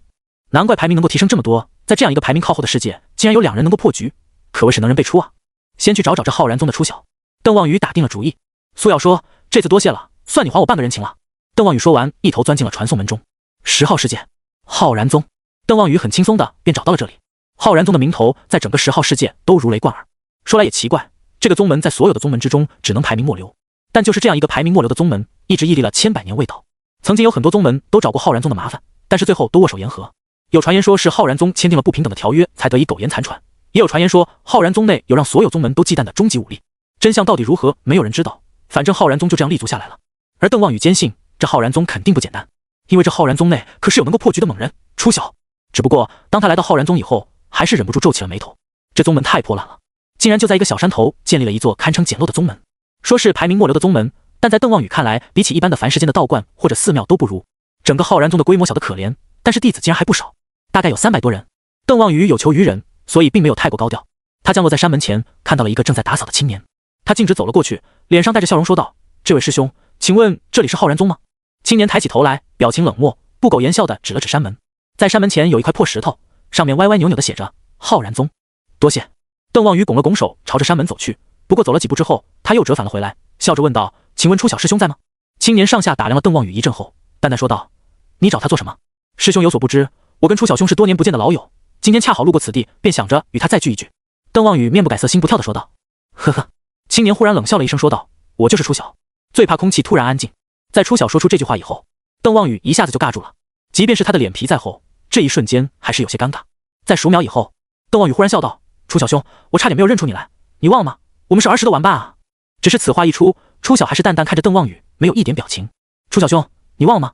我们小时候还一起掏鸟窝，一起看女孩，一起畅谈以后的未来，我没有想到你竟然全都忘了。”邓望宇满脸怀念地说道。他专门研究过，这种事80%的人小时候都经历过，反正就湖州呗，总有能够套上的。只是他说完这句话以后，出晓还是一脸淡然地看着他。邓望宇心中一个咯噔，糟了，看样子自己是猜错了呀。出晓兄，你不记得了没关系，但是我还记得你，所以我今天来是专程来看你的。邓望宇面不改色心不跳地说道。终于，出晓说话了，我是孤儿，从小就没有朋友。嗨嗨，听到这话，邓望宇再也忍不住咳嗽了起来。少孤，难怪这么强，这就是标准的主角模板啊。还好邓望宇的脸皮厚，否则的话，这一句话就要败退。他沉吟了片刻后，正色道：“好吧，出晓兄，那我就实话实说了。其实之前我们没有见过，但我久仰大名，我有一个忙想让你帮一下。”出晓淡淡看着邓望宇，没有任何的表示。我知道这有些唐突，但你需要什么报酬，我都可以给到你，一定会让你满意的。邓望宇说道。任何报酬？出晓眼神终于有了细微的波动。任何报酬？邓望宇点头说道。只要有需求就好，就怕那种没有需求的人。有需求总可以想办法满足，没有需求的那种人就机会渺茫了。你若有8品丹药，天罡炼神丹，我可以帮你出手一次。出晓说道。天罡炼神丹。听到这个丹药名字，邓望宇先是一愣，随即面露喜悦之色。8品丹药是非常稀少的存在，那种最为顶级的炼丹师才有可能炼制。换做之前，邓望宇肯定是掏不出来的。但是现在他可以，因为他打劫了星辰殿。星辰殿的丹房里面恰好就有一粒天罡炼神丹。想到这里，邓望宇笑着说道：“楚小兄，我还真有一枚天罡炼神丹，你说话可算数？”楚晓的神色一动，随后点头说道：“我说话自然算数。”好。邓望宇直接掏出了一枚精致的玉瓶，然后递给了楚晓：“我信你。”楚晓接过玉瓶，打开看了一眼之后，眼里闪过一丝波动。这一刻，他对邓望宇的印象有了些许的改观。之前本还以为这只是一个满口谎言的家伙。说吧，什么事？楚晓把玉瓶收了起来，淡淡问道。嘿嘿，其实也不是什么大事。邓望宇轻咳了几声后说道：“就是想请你去1号世界，帮我救一个人。”楚晓皱了皱眉：“1号世界？你来自1号世界？”邓望宇忙说道：“不是1号世界这些卑鄙的家伙去2号世界抓了我的妹妹，现在被术士大成期修士看管，所以我需要你帮我。”楚晓沉思了片刻后说道：“你为什么觉得我会打得过术士大成修士？”“因为我找人算过一卦，你可以破局。”邓望宇笑着说道。“我可以帮你，在此之前我还需要去一个地方。”说罢，楚晓转身就走。“你若不放心的话，就跟我一起来，毕竟手里还拿着人家的8品丹药，不放心也是正常的。”“不用了，楚小兄，我相信你。你什么时候回来？”邓望宇笑着问道。“3天。”楚晓说道。“好，3天之后我们在这里见面。”邓望宇笑着说道。“在此之前，我也要再去一趟其他的地方。”楚晓有些意外地看了一眼邓望宇，没想到这个家伙对自己如此放心，毕竟两人第一次见面。这一刻，楚晓的心中对于邓望宇有了一丝丝的好感。“好。”楚晓说完，朝着山门慢慢走去。看着楚晓的身影消失以后，邓望宇方才动身。他始终坚信一个道理：用人不疑，疑人不用。越是有大本事的人，越不屑于毁约。在这108个世界中，只有3人可以帮助他破局，所以他相信楚晓不会因为区区一颗8品丹药就毁约，而他也不会把所有的希望都寄托于楚晓。邓望宇很快又来到了传送门处，然后选择了99号世界。不过很快他就发现了一件事：99号世界已经灰了，他进不去了。邓望宇脸上露出一丝肉疼之色，看来只能用破戒符了。破戒符是他在一处仙家遗迹里面找到的，总共也就3枚，他一直都没有舍得用，可如今他不得不用了。99号世界的2人他都打算叫上，人多力量大吗？苏咬叔说这108个世界有3人可帮他破局，那他就把这3人都叫上。涉及到自己妹妹的事，邓望宇觉得如何谨慎都不为过。砰！下一秒，邓望宇将破戒符捏碎，一阵光芒闪过，他强行进入了99号世界。邓望宇成功来到了99号世界。其实若不是传送门有精准的坐标定位，破戒符只能带着他随机传送到另一个世界。很快，邓望宇便感觉到不远处有许多强大的气息，在他进入的那一刻，无数神识扫了过来。下一秒，邓望宇忽然消失，出现在了10里之外，然后又接连几个闪烁，已经远离了传送门的位置。这99号世界门口竟然聚集了如此之多的高等级修士，他们想干嘛？邓望宇心有余悸地想着。其实他还是运气好，众人知道现在不会被入侵，所以放松了对传送门的监控，否则的话，在他刚来的那一刻就会被漫天的法术淹没。就算不能打死他，打个半残废估计也是没有问题的。不愧是提升了90个名次的世界，果然有其独到之处。想到这里，邓望宇冲天起，他要先去找个凡人的城市打听打听，这清溪城在哪里。很快，邓望宇就来到了极光城，他在这里很容易便打听到了清溪城的消息。虽然说清溪城距离这里10万8千里，但得亏于宋潇湘的大力发展，清溪城现在与整个大宋都是赫赫有名的一座城。而打听到清溪城以后，他又打听到了长生关，长生关竟然也在这清溪城附近。打听到这个消息以后，邓望宇遥遥看向西南方向，那里浓郁的气运，即便隔着数十万里都能清晰地感觉到。他忽然回过未来，这99号世界的天命之子，怕是就在清溪城吧？邓望宇喃喃说道。那这个人应该是了不得的人物，就是不知道这老乞丐是天命之子，还是长生关的苏乞士。邓望宇没有耽搁，全速朝着清溪城飞去。他只有3天的时间，3天以后他要回到10号世界，所以他的时间很紧迫。毕竟从这里全速飞到清溪城，保守估计也得需要将近1天的时间。如此算来，来回就是2天的时间，他能够争取的时间就只剩下1天了。一路飞过山川河流，邓望宇发现99号世界的壮美风光，比起他们2号世界来说丝毫不差，算是他去过这么多世界里面排名靠前的了。花了10个时辰，邓望宇终于来到了那处大气运之地。而到了这里之后，他也终于可以确定谁是天命之子了。长生关，苏乞。因为长生关的气运比起清溪城来说要浓郁了不止1星半点，由此可以看出清溪城应该是受了长生关的庇护，气运蔓延到了此地，所以让清溪城也跟着受益。于是邓望宇直接去了长生关，先把这苏乞争取过来再说。邓望宇飞过了脚下的桃林，然后找了个没人的地方降落。眼前长生关冲天的气运让他不禁微微眯起了眼睛，这里的气运浓郁程度甚至比起他的宗门还要浓郁。如果在此开宗立派的话，只怕又一家顶级势力要崛起了。此时已经是傍晚时分了，可是来长生关的人都还是络绎不绝。邓望宇在他们的脸上都看到了一种叫做虔诚的情绪。随着人流，邓望宇朝着长生关走去。不知为什么，走在这里，他的心情竟然平静了下来。走过青石阶梯，邓望宇一路射击而上，进入了道观。长生关现在修建的十分气派了。邓望宇看到有一个穿着道袍的小道士正在打扫，他朝着这个小道士走了过去。善人，请问有什么事吗？小道士正是幽三，他的脸上带着笑容问道。请问你们观主在吗？邓望宇脸上也带着笑容，客气地问道。观主不在。幽三摇了摇头说道。但是如果你有什么问题的话，都可以找凡西哥哥。现在道观的大小事宜都是他在操持。邓望宇顺着幽三的指引，看到了正殿里的那些身影。现在的王凡熙身上有一种难掩的出尘之气，或许是因为经常研究道法的原因，即便修为不算高，但比起一般的修士来说更有气质。谢谢你，邓望宇客气地说了一句，然后朝着大殿走去。他走进正殿以后，王凡熙便笑着对他说道：“善人，你有心事？”邓望宇笑着说道：“道长厉害，我来这里是找人的。”找谁？王凡熙问道。苏启。邓望宇说道。你找观主啊？那不巧了，他已经外出一段时间了。王凡熙说道。但你有什么问题都可以问我，我看看能不能帮你解答。邓望宇心想着苏启果然是观主，然后他摇了摇头说道：“那你可以告诉我他去哪里了吗？这件事只有他能够解决。”王凡熙想了想说道：“具体去了哪里我也不知道，你可以去问问江月姐姐。”江月姐姐？邓望宇愣了一下。江月姐姐在厨房那边，善人自行前去就好。王凡熙说道。于是邓望宇又来到了厨房，见到了正在烧火做饭的江月。然后邓望宇又凌乱了，江月一个化神期圆满的修士竟然在做饭，这也太扯了。修士不应该都高高在上，不食人间烟火的吗？他从金丹期开始就已经开始辟谷了。江月察觉到有人来了，转过身看到了站在门口的邓望宇。有什么事吗？江月有些警惕地问道。他看不透邓望宇的实力，就像是一汪深潭，可以把他的神识尽数淹没。邓望宇也回过神来，脸上露出一丝笑容说道：“这位姑娘，我想找你们的观主，不知道现在他去哪里了。”你找观主做什么？江月更警惕了，这实力深不可测的男人一来就要找观主，怎么都觉得有些可疑。邓望宇看出了江月的疑虑，连忙解释道：“姑娘不必担心，我没有恶意，我是来寻求合作的。”合作？听到这里，江月有些疑惑。我是2号世界的天命之子。邓望宇说道。看到江月脸上又有了警惕之色，邓望宇连忙解释道：“当然，我不是来掠夺气运的，只是来寻求合作的。我妹妹被1号世界的那些人给抓走了，我找了一个很厉害的算命师，算到苏观主可以帮我破解此局，所以我是来找他的。当然，我不会让苏观主白帮忙，只要他可以出手相助，我可以倾尽所有。”等到邓望宇说完以后，江月点了点头，心中的疑虑也消去了大半。他可以感觉得到邓望宇没有恶意，否则的话他也不会在那里解释一大堆。你如果想找苏前辈的话，可以去传送门附近。江月说道。传送门附近？听到这里，邓望宇有点头皮发麻。传送门附近聚集了那么多的修士，要在那里找到苏启还真是有点难度。最难的点就在于怎么让那些人不攻击自己。多谢。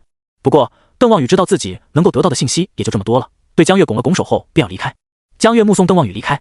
其实若是要联系苏启的话，他也有属于自己的方式。不过江月并不想苏启去趟浑水，那可是1号世界啊，鬼知道有多危险。邓望宇寻找苏启未果，便又去了清溪城。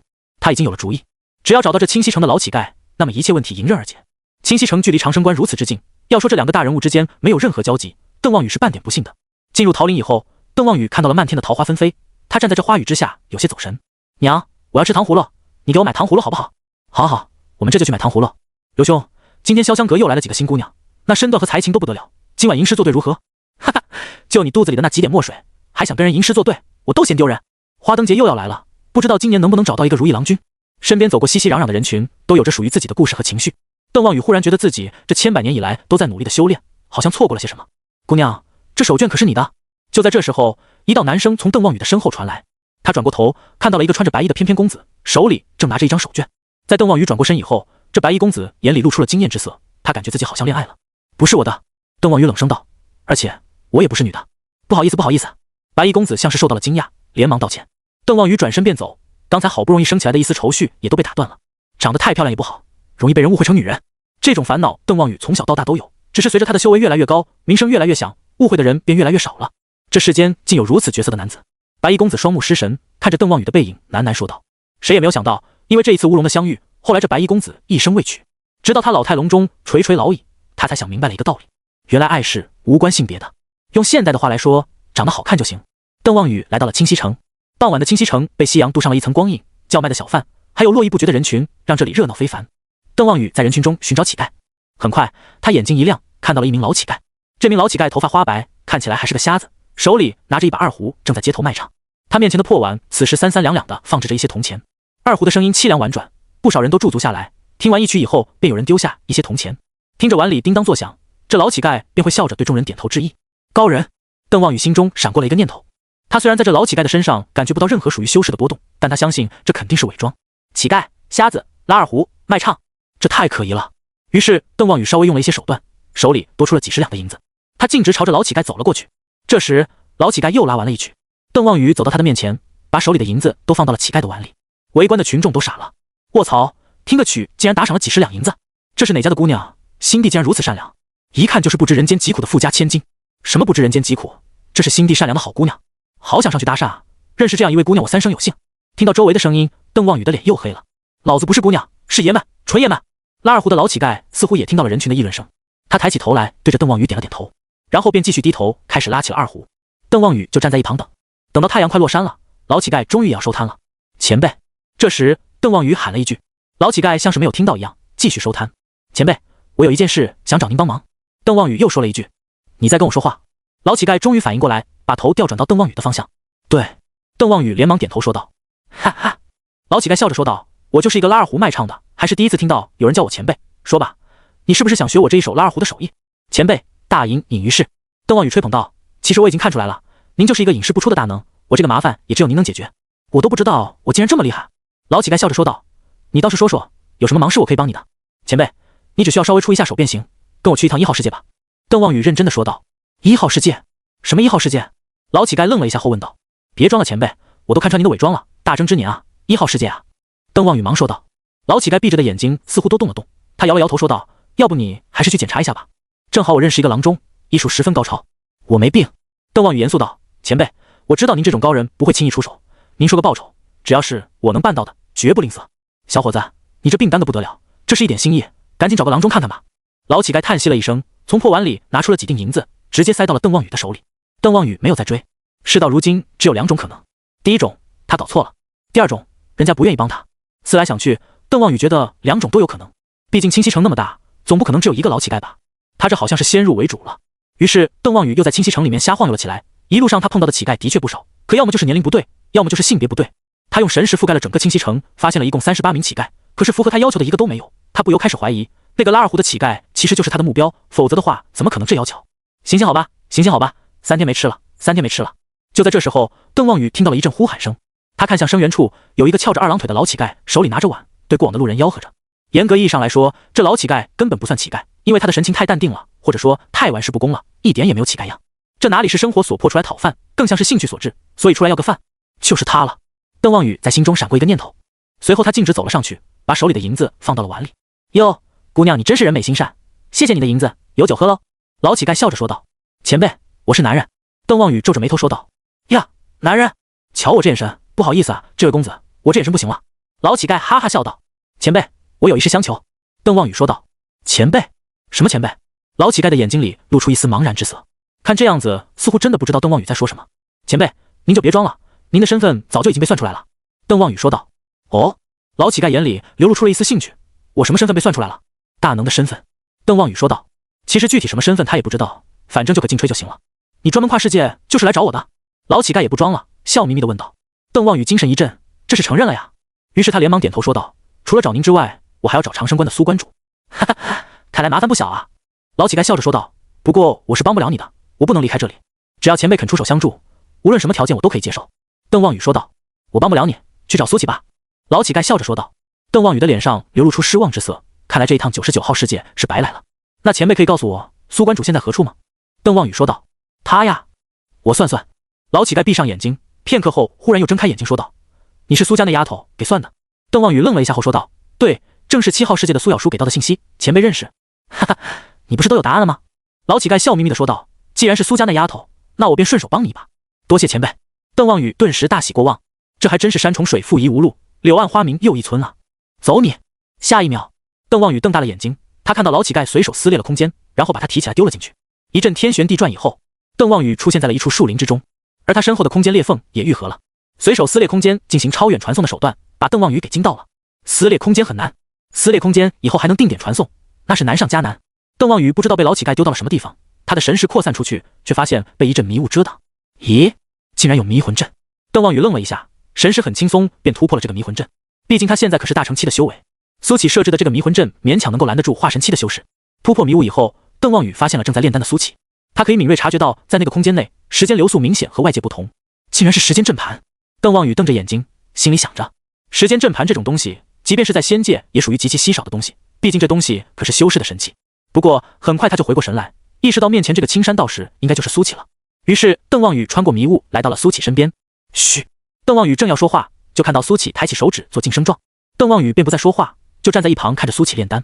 在这时间阵盘的范围内，邓望宇可以清晰感觉到时间流速加快了15倍的样子。过了不知道多久，丹炉内传来一阵清香。丹成了。苏乞打开丹炉以后，邓望宇看到了一如九枚的极品丹药，厉害！邓望宇夸奖了一句。你是谁？苏琪把丹药收了起来，淡淡问道。2号世界天命之子邓望宇。邓望宇连忙说道。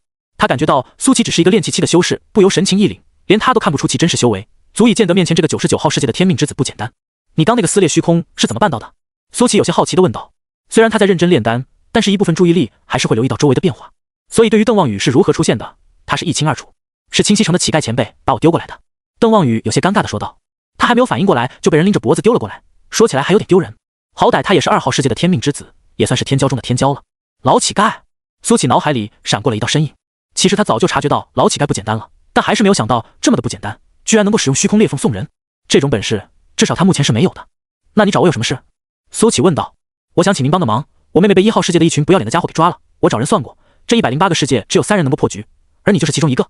邓望宇又补充道。当然，我不会让你白帮忙的，只要我有的东西能够办到的事，您都可以尽情吩咐。听完邓望宇的话，苏琪沉吟了片刻后说道。你找谁算的？7号世界苏咬书。邓望宇说道。7号世界苏咬书，这2个词组合在一起，苏琪的脑子里就蹦出了一道丽影。原来那个少女叫苏咬书吗？苏琪在心里想着。邓望宇一脸希冀地看着苏琪，希望对方能够答应下来。而苏琪想了半天，好像没有什么能够吸引自己的。不过1号世界对于他而言是很特殊的一个地方，毕竟当初宋潇湘就是为了救他才被召回了仙界。上次若不是1号世界是灰色的，苏琪肯定第一个去抢这世界。现在1号世界不是灰色的吗？你能进去？苏琪问道。我有破戒符。邓望宇说道，可以让我们强行进入1号世界。还有这种好东西？苏琪眼睛一亮，然后问道。你这破戒符还有几枚？还有最后2枚。邓望宇说道。那你给我1枚，我的报酬就要这个了。苏琪笑着说道。好。邓望宇二话不说，直接掏出了一个破戒符递给了苏琪。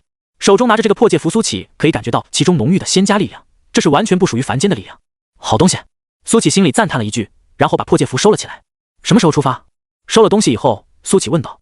他肯帮忙也不全是为了这个破戒符，主要还是想去1号世界大闹一番，顺便再掠夺一些气运。毕竟他跟1号世界积怨已深，这也算是去收回一点利息。2天后，邓望宇说道。好。苏琪点头说道。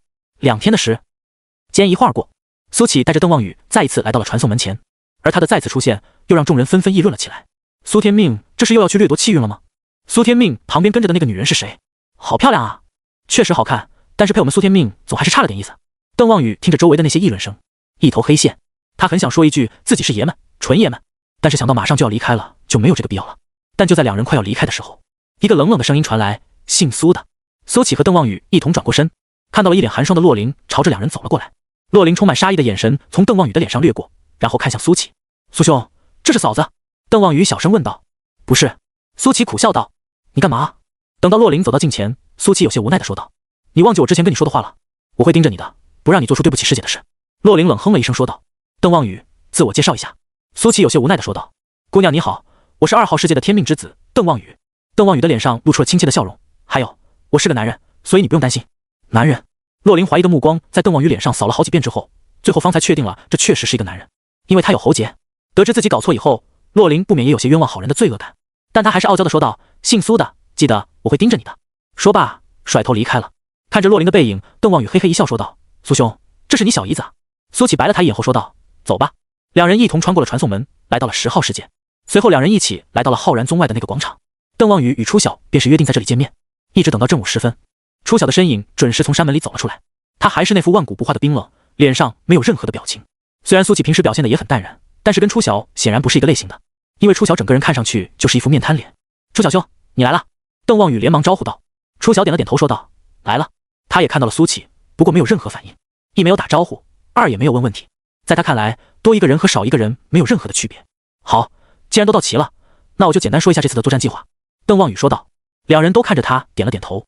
邓望宇随即说道。很简单，我的计划就是没有计划，2位的实力想必以真化境，我们3直接打进去就完事了。不行。初晓率先拒绝道。难道初晓兄有更好的方案？邓望宇虚心求教道。没有。初晓摇头说道。但是硬攻不行。为什么？邓望宇问道。因为我很弱。初晓面无表情的说道。很弱。邓望宇愣了一下后说道。初晓兄，你别开玩笑了。初晓就面无表情的看着邓望宇，虽然没有说话，但是意思已经很明显了。你看我像是在开玩笑吗？邓望宇忽然回过味来。苏咬书只说这108个世界有3人可以帮他破局。TT 下划线 keyword 下划线 add data title 等于游戏 data tag 等于精品推荐 data type 等于data value 等于1913 TT 下划线 keyword 下划线 add， 但是并没有说这3人的实力都很厉害啊，好像是他先入为主了。想到这里，邓望宇说道：“那我们重新制定一下计划。楚小兄，你最擅长的是什么？”楚小面无表情的说道：“打扫。”打扫。邓望宇脸色一僵：“打扫什么？”打扫山门。楚小指了指面前一尘不染的道路。邓望宇忽然觉得苏小叔这妮子是不是在忽悠自己了，还是说楚小在跟自己开玩笑？不对，苏小叔肯定不会在这种事情上开玩笑，所以楚小肯定有其独到之处。想到这里，邓望宇又对苏启说道：“那苏兄你呢？你最擅长的是什么？”苟活。苏启沉吟了片刻后说道：“苟活。”邓望宇和楚小都看向了苏启，似乎被这答案给镇住了。什么跟什么啊？邓望宇都要哭了，能不能有个正常人了？苏小叔这都给自己找的什么帮手？目前看来最靠谱的还是那个老乞丐，实力是真的强，就是可惜没有来。我是说实力，实力。邓望宇又问道：“实力啊？”苏启沉吟了片刻后说道：“天下无敌。”两人的目光又一次看向了他。苏启并没有觉得有什么不对，一脸坦然地跟两人对视。他现在的实力的确是天下无敌了呀，除非天上来敌。你们不信？苏启问了一句。信，我信。邓望宇连忙点头说道。而楚小则还是面无表情，直接转过了头，看样子就是不信。苏启耸了耸肩，不信也没有办法，这就是事实。虽然听起来有点像是王婆卖瓜，自卖自夸。那好，我说一下我。邓望宇认真的说道：“我现在是大成初期的修为，但我爆种的话可以拖住2个大成圆满的修士，甚至重伤他们也是有可能的。但星辰殿驻扎的地方至少有30名大成修士，所以的话，若没有碾压的实力，我们就要从长计议如何杀进去了。你们有没有什么好的办法？”三人互相对视了一眼，一剑灭之。苏启率先说道。邓望宇点了点头说道：“这是一个好办法。楚小兄你呢？”楚小还是保持着那副面瘫脸，过了好半晌，方才开口说道：“我可以布置偷天换日之阵，只要能够确定你妹妹的方位，我就能把她换出来。这个靠谱。”邓望宇眼睛一亮，心里想着，如此一来的话，只要能够确定邓思雨的位置，直接一招偷梁换柱，岂不妙哉？那我们现在合计一下，如何确定我妹妹的方位？邓望宇说道。等等。这时候，邓望宇又眼睛一亮，两人看向他。楚小兄，你这偷天换日阵有没有什么限制？邓望宇问道。除了仙人，这世间人和物皆可换。楚小面无表情的说道。好。邓望宇一鼓掌。那这个阵法的距离是多少？20里。楚小说道。我有办法了。邓望宇嘿嘿笑道。也不需要确定我妹具体的方位了，直接用阵法偷人，偷过来一个弄死一个，只要不一次性偷过来5、6个，以我和苏兄的实力，足以拿下。苏启看了一眼邓望宇，心想这家伙还是有点想法在身上的，但是不多，随便。楚小又补充了一句，反正我打不过。三人又敲定了一番细节之后，最后定下了计划。其实主要都是邓望宇在制定计划，苏启觉得没有必要那么麻烦，直接打进去就行了。楚小则不关心，反正他只是一个负责布置阵法的。要说最上心的，那就是邓望宇，毕竟要救的人可是他的妹妹。三人来到传送门处，兄弟们，成败在此一举，我相信你们。邓望宇对两人说道，随后启动了破界符。下一秒，三人出现在了1号世界。苏启看着面前熟悉的地方，脑海里便蹦出了2个字：云野。星辰殿的人就在前方10多里的样子。邓望宇说道。楚小点了点头，掏出材料，竟然就地就要开始布阵。等等！邓望宇连忙阻拦道：“不要在这里，我们找个人烟稀少一点的地方。1号世界的修士最近会定期巡逻这里。”邓望宇上次来的时候才是最倒霉的，刚好两方的大部队就在这里撞上了。还好1号世界的人不屑于守门，不然的话他也不会那么顺利的去搬救兵。很快，邓望宇就带着两人来到了一处草丛，这里到处都是那种1人高的草，望去绿油油的一片，迎风招展。楚小兄，就在这设阵吧，我们仨就藏在草丛里。邓望宇说道。苏启莫名想到了草丛3兄弟，不知为何，总觉得这样有些猥琐。楚小面无表情的掏出材料，开始布置阵法。苏启就站在旁边看，他虽然也在练习阵法，但是布阵的水平确实一般，这也和他侧重的方向有关。苏启目前练习最多的是丹道，其次是气道，阵道排在最后面，所以这3者的水平也是一次往下的。楚小的手法很熟练，行云流水一般的布阵手法，看得苏启很是赏心悦目。这偷天换日阵，苏启并不太清楚是几级的阵法，天道给的书上也没有相关的记载。不过想来也是，这天下阵法何其之多，天道管辖的也就是他那一方世界，其他世界的阵法不甚了解也说不一定。偷天换日阵需要的材料极其之多，但是楚小就是有条不紊的依次进行。邓望宇站在一旁觉得有些无聊，便跟苏启闲聊了起来。苏兄，你知道吗？知道什么？在见到你之前，其实我都是孤独的。苏启看向邓望宇的眼神变得警惕起来。这家伙说这话是什么意思啊？难道这家伙竟然是个 gay？ 不得不说，邓望宇这张脸如果去当个伪娘的话，一定会迷倒一大片只看颜值的男性。不过苏启不是这种人，毕竟每天照镜子都能看到那张英俊至极的脸，对于颜值这一块基本可以免疫。而且他对男人也不感兴趣。在遇到你之前，我一直觉得自己是这世界上最英俊的人。我小时候便十分的苦恼，每日每夜都会被自己帅醒。我以为这世间再没人能体会我的痛苦，直到我看见了你，我便知道你一定也有这种苦恼吧。邓望宇看向苏启，脸上露出了笑容。我没有。苏启摇头说道。怎么可能？邓望宇压根不信，长成你这样不被自己帅醒才怪。其实我脸盲，我根本不知道自己帅不帅，在我眼里这天底下的男人都是一个模样，所以我觉得才华比颜值更重要。你不信？你觉得呢？接下来两人就开展了一段关于颜值更重要还是才华更重要的话题，以及苏启到底是不是脸盲这个话题。你们俩够了。半个时辰以后，楚小面无表情地说道：“怎么了，楚小兄？是不是打扰到你了？”邓望宇连忙说道：“还早。”楚小惜字如金：“那就是我俩的话题也让你产生了共鸣。”邓望宇嘿嘿笑道：“其实楚小兄，你长得也不赖，虽然比不上我俩，但是勉强也够得上帅醒的资格了。如果2号世界有人看到邓望宇这般姿态，一定会大跌眼镜。毕竟在大家眼里，他一直是一个很拉大只的形象，估计不会有人想到他其实是一个自恋的话痨。”楚小抬头看向邓望宇，依然是一副面瘫脸：“你没我高。”这话说的倒是没错。邓望宇虽然容貌极其俊美，但身高却只有170的样子，而且身材比例非常好，可以用黄金比例来形容。所以的话，他才会被多次误认为女人。除了没有胸以外，任谁第一眼看去都会觉得好漂亮的女子。邓望宇忽然有些胸闷，身高一直是他的硬伤。楚小比他整整高出一个头。楚小继续埋头苦干，丝毫没觉得刚才的一句话给邓望宇带来了怎样的暴击。别灰心。这时候苏启说了一句：“多谢苏兄，我猜你想说的是我还有机会长高的，是吧？”邓望宇感激道：“我是说，大不了以后穿女装。”苏启咧嘴一笑：“靠！”邓望宇气愤道：“别看我现在，等我渡劫飞升，塑造仙体之时便能够长高。”2天后，楚小终于布置好了这偷天换日阵。2天的时间，他一刻未停，这才堪堪完成。好了，现在只需要知道具体位置，便能够传送了。楚小面无表情地说道。苏启是一点点看着楚小把这阵布置起来的。不得不说，这阵确实精巧，花费的那些材料也都较为昂贵。最为关键的是，把这些材料都完美的组合才是最难的。大气运加持，观摩阵道高手布阵，阵法等级+1。大气运加持，系统部分功能恢复，等级面板开放。一连3条弹窗，让苏启愣了好半天。随即他打开了系统面板，已经大变样。宿主苏启，金色气运 7.0， 修为炼气大圆满。评价：拥有金色气运的美男子一枚呀。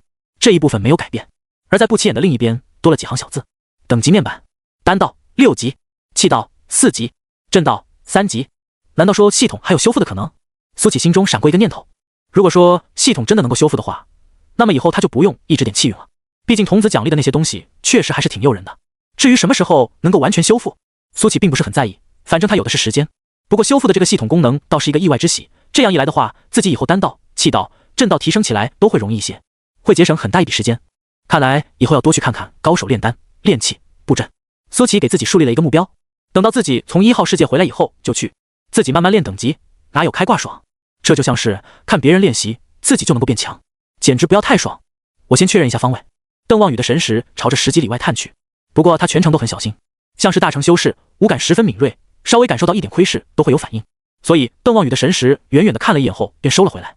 东南方向13里，偷人。邓望宇说道。星辰殿驻扎处，这里立起了一顶顶的帐篷。萧天径直走进了一个比较偏僻的帐篷里面，门口有2名星辰殿的弟子守门。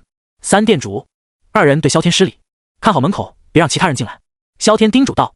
2人互相对视了一眼，露出为难之色。3殿主，大殿主吩咐过，不让您靠近这里。萧天眼睛一瞪，然后说道：“大哥说的是5天以内不让我靠近，还有1刻钟就超过5天了，我还不能进去。3殿主，不是我们非要拦您，在没有收到大殿主的通知之前，我们实在是不敢放您进去啊。”“对呀，3殿主，到时候大殿主责怪下来，我们2人怕是项上人头不保啊。要不您还是去问问大殿主，只要有他的口谕，我们这边立马放您进去。”“对，您是大人物，也不要难为我兄弟2人。”2人你一言我一语的说道。萧天气得瞪大了眼睛：“你们一口一个大殿主，我这个3殿主说话不好使了是吧？”萧天面色阴沉的说道：“没有，您的话也好使。对，但这事确实不妥呀。”2人连忙解释道：“我只等1刻钟，大哥说的，我5天之内不许靠近，5天时间一到，我立马便进去。”萧天站在门口，冷着脸说道。2人对视了一眼，一人说道：“那3殿主，您稍等片刻，我这边请示大殿主。”说着，这人掏出了一个传讯石，传讯石闪烁之后，传来了萧旭晨的声音：“什么事？”“大殿主，3殿主说5天时间要到了，到时他便要闯进去，您看我们放行吗？”男弟子小心翼翼地说道。传讯石那边沉默了半晌之后说道：“5天时间一到，便放他进去吧。”“是。”男弟子如蒙大赦说道。萧天听到了对话，嘴角一咧说道：“看到了吗？论揣摩大哥的意思，100个你们也比不上我。”3殿主英明！2人忙吹捧道。既然大殿主都不阻拦了，他们自然也不触眉头。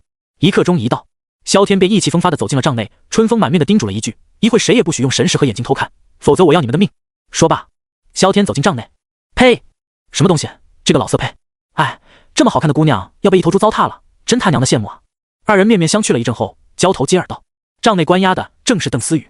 此时的邓思雨脖子上被套着一只银环，这银环的作用就是压制修士的修为，所以此时的邓思雨跟一个凡人没有什么区别。你猜怎么着？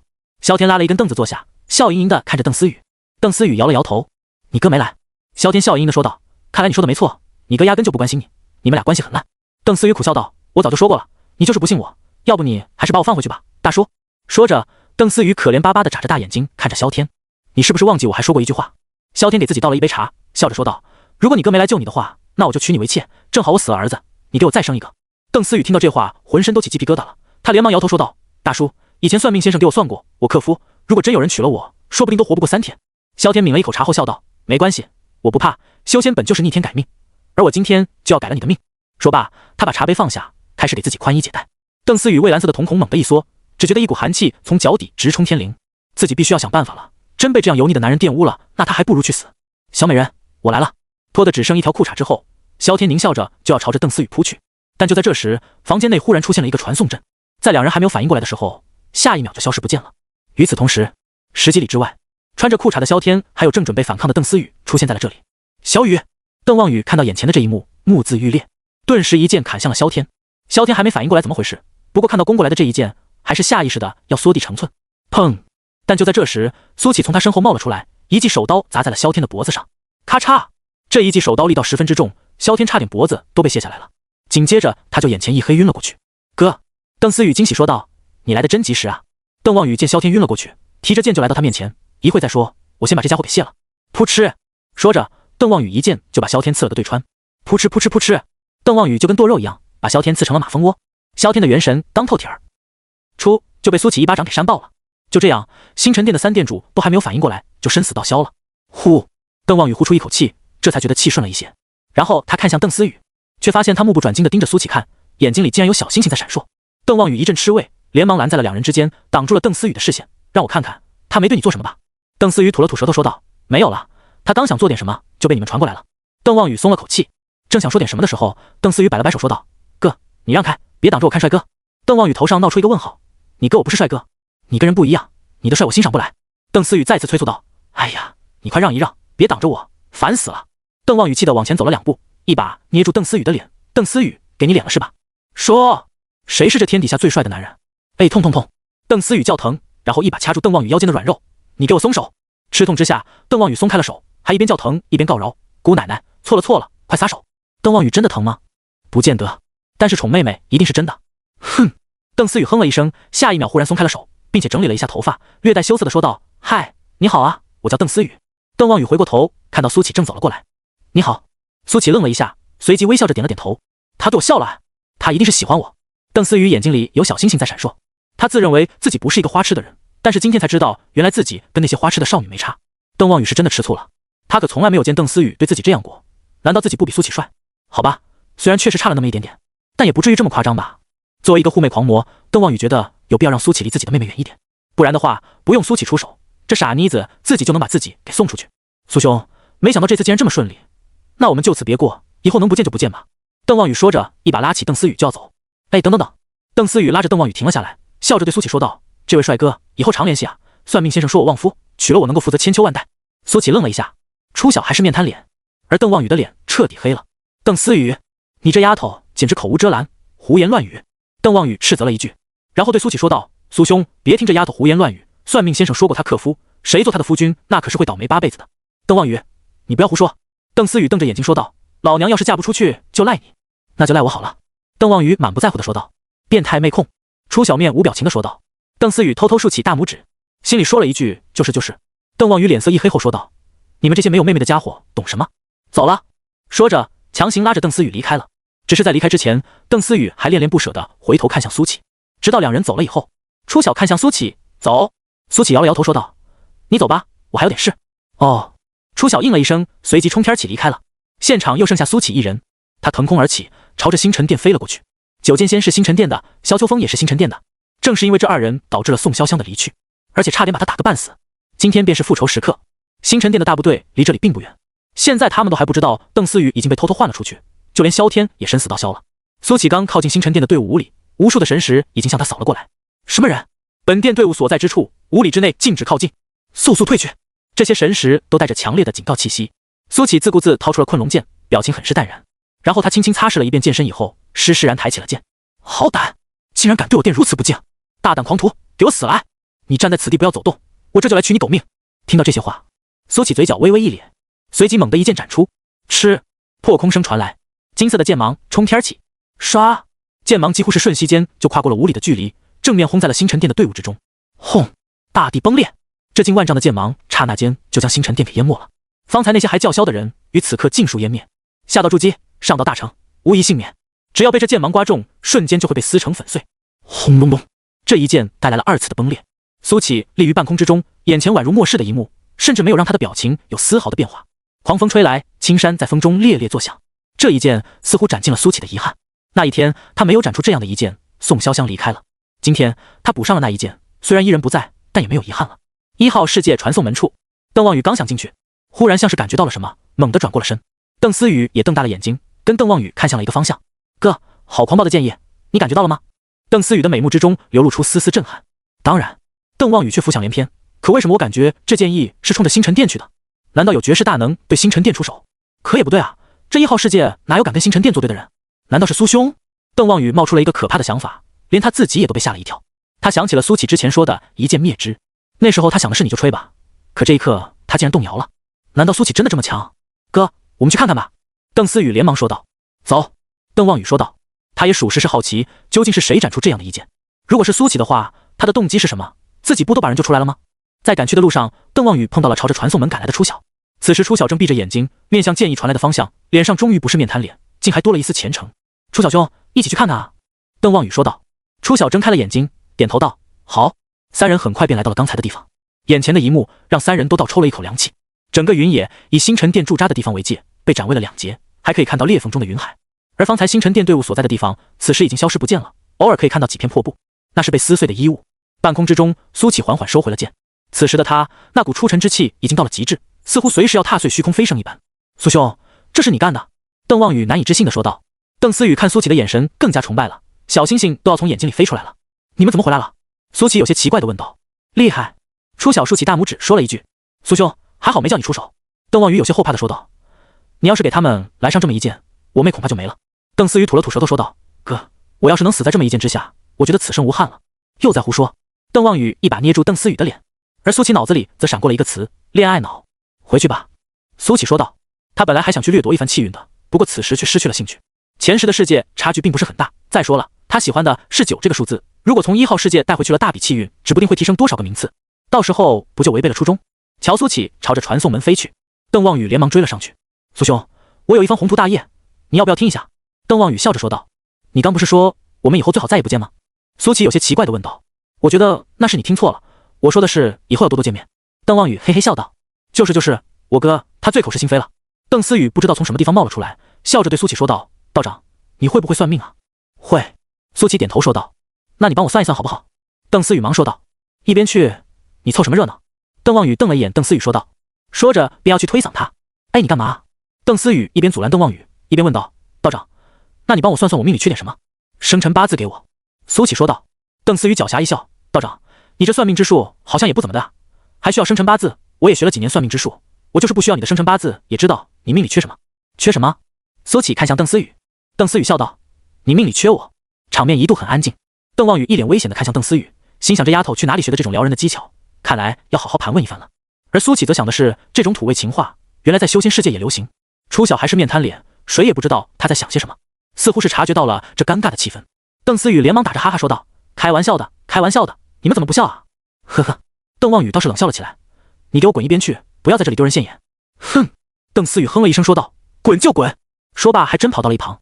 邓望宇这才舒了一口气说道。苏兄，别管这丫头，从小到大就是这样，脑子有点不正常，我们还是继续来说说我的宏图大业吧。苏起摇头说道。我没有兴趣听，要不你还是跟初晓说吧。都说都说。邓望宇连忙招呼初晓道。初晓兄，快过来听听我的宏图大业。初晓面无表情地飞了过来。邓望宇嘿嘿笑道。你们知道虽然下界有108个世界，但仙界只有一个吗？不知道。苏起来了点兴趣。不。初晓惜字如金地说道。就知道你们不知道。邓望宇又笑道。那我就跟你们讲讲仙界的一些事，而我的宏图大业就跟这仙界之事有关。瞧两人都来了兴趣，邓望宇便侃侃而谈起来。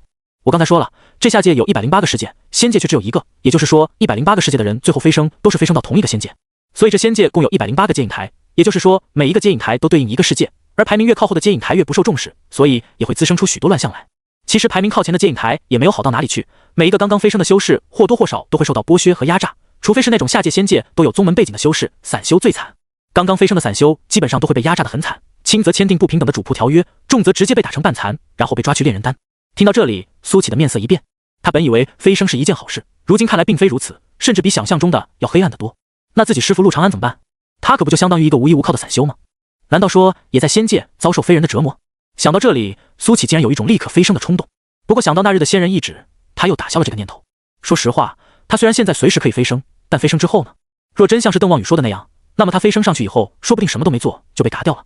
如今之计是找到办法在下界也能无限提升实力，这样飞升上去以后也不至于手足无措。而初晓则皱眉说道：“接引台这么乱，没有人管，这可能是他说话最多的一次。”嘿嘿，谁管？邓望宇冷笑了一声说道：“你以为仙人都是那种善男信女？每一个能够飞升的修士，没一个善茬，尤其是这些成仙的修士，等级越高的仙，道德观念越薄弱，在他们看来，这天地之间所有的事皆要顺应他们的意志，否则便应该被抹去。普通的金仙尚且抱有这种思想，就更别提那些高高在上的仙王、仙帝了。飞升仙界并不意味着逍遥自在，相反，飞升之后代表着从头来过，相当于你们重走了一遍修炼之道。仙道无情，仙道无形，若不做一点准备，我们飞升之时就是噩梦的开始。”苏启能够感觉到邓望宇说的话并非危言耸听，因为他很认真，也很严肃。那你的意思是？苏启问道。这件事我已经谋划了上百年。邓望宇的眼里露出睿智之色，与先前的逗逼样大相径庭。别卖关子了，快说！初晓催促道。在此之前，请允许我重新介绍一下自己。我乃2号世界超一流势力天玄教掌门天玄真人座下大弟子天命之子邓望宇是也。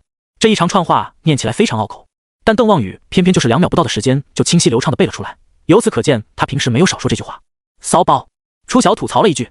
邓望宇则继续说道：“我刚才说过，背靠仙界下界都有宗门的修士会好过一些，而天玄教在仙界也有不小的势力。这时候你们肯定就会有疑问了，我为什么还会焦虑？问得好。”苏启和初晓对视了一眼，皆看出了对方眼中的无语之色。似乎并没有人问你吧？你小子不是在自问自答吗？不过邓望宇不管两人怎么想，自顾自地说道：“那就要从一个风黑月高的夜晚说起。我无意之间听到了天玄真人和他儿子的对话，你们肯定又有疑问了。不急，听我缓缓道来。天玄真人的儿子是他座下小弟子，平日里叫我师兄，那叫一个乖巧伶俐。直到我听到他们的谈话，我才知道我从头到尾都是棋子。苏兄，你也是天命之子，应该知道气运对于一个修士的作用。”这时候，初晓打断了邓望宇：“我不是天命之子，我也知道。”邓望宇咳嗽了2声说道：“好吧，倒是忽略初晓兄你了。总之，气运这种东西对于修士的作用，我们都很清楚。这天玄真人平时待我不薄，我也拿他当做生父。可自那夜以后，我才知道一切都是假象而已。他为我注入的一切资源，都是在为他儿子做嫁衣。”说到这里，邓望宇的眼神变得狠辣无比。世上皆说我无人性，喜欢对师兄弟出手，可他们哪里知道我杀的都是该死之人。我这一身气运与天赋早就被那天玄真人看上，而他儿子不过是个资质平平的废物。他想要将我一身气运还有天赋全都为他儿子做嫁衣，也不看看他那个狗儿子配不配。苏启好奇道：“所以你到底听到了什么？”邓望宇深吸了一口气后说道：“他们打算在我飞升以后把我炼成人丹，然后再通过特殊的渠道运送到下界，让他那废物儿子完成脱胎换骨，顶替我天命之位。他那狗儿子若不靠一些邪门歪道，恐怕今生无缘飞升。”苏启心中不免有些凄凄然。这就是大宗门，这就是修仙界，他虽未体会过，但起来也难免让人心惊。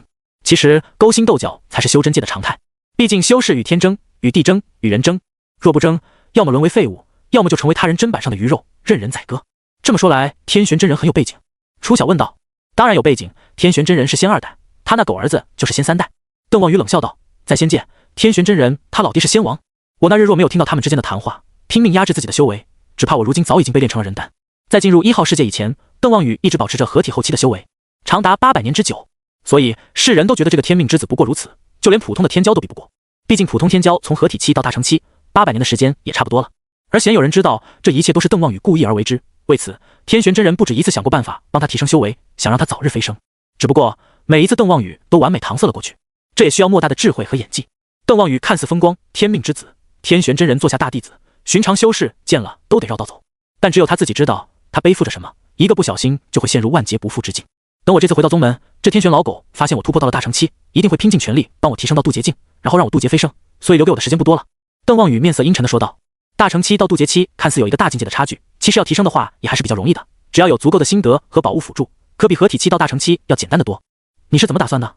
苏启问道。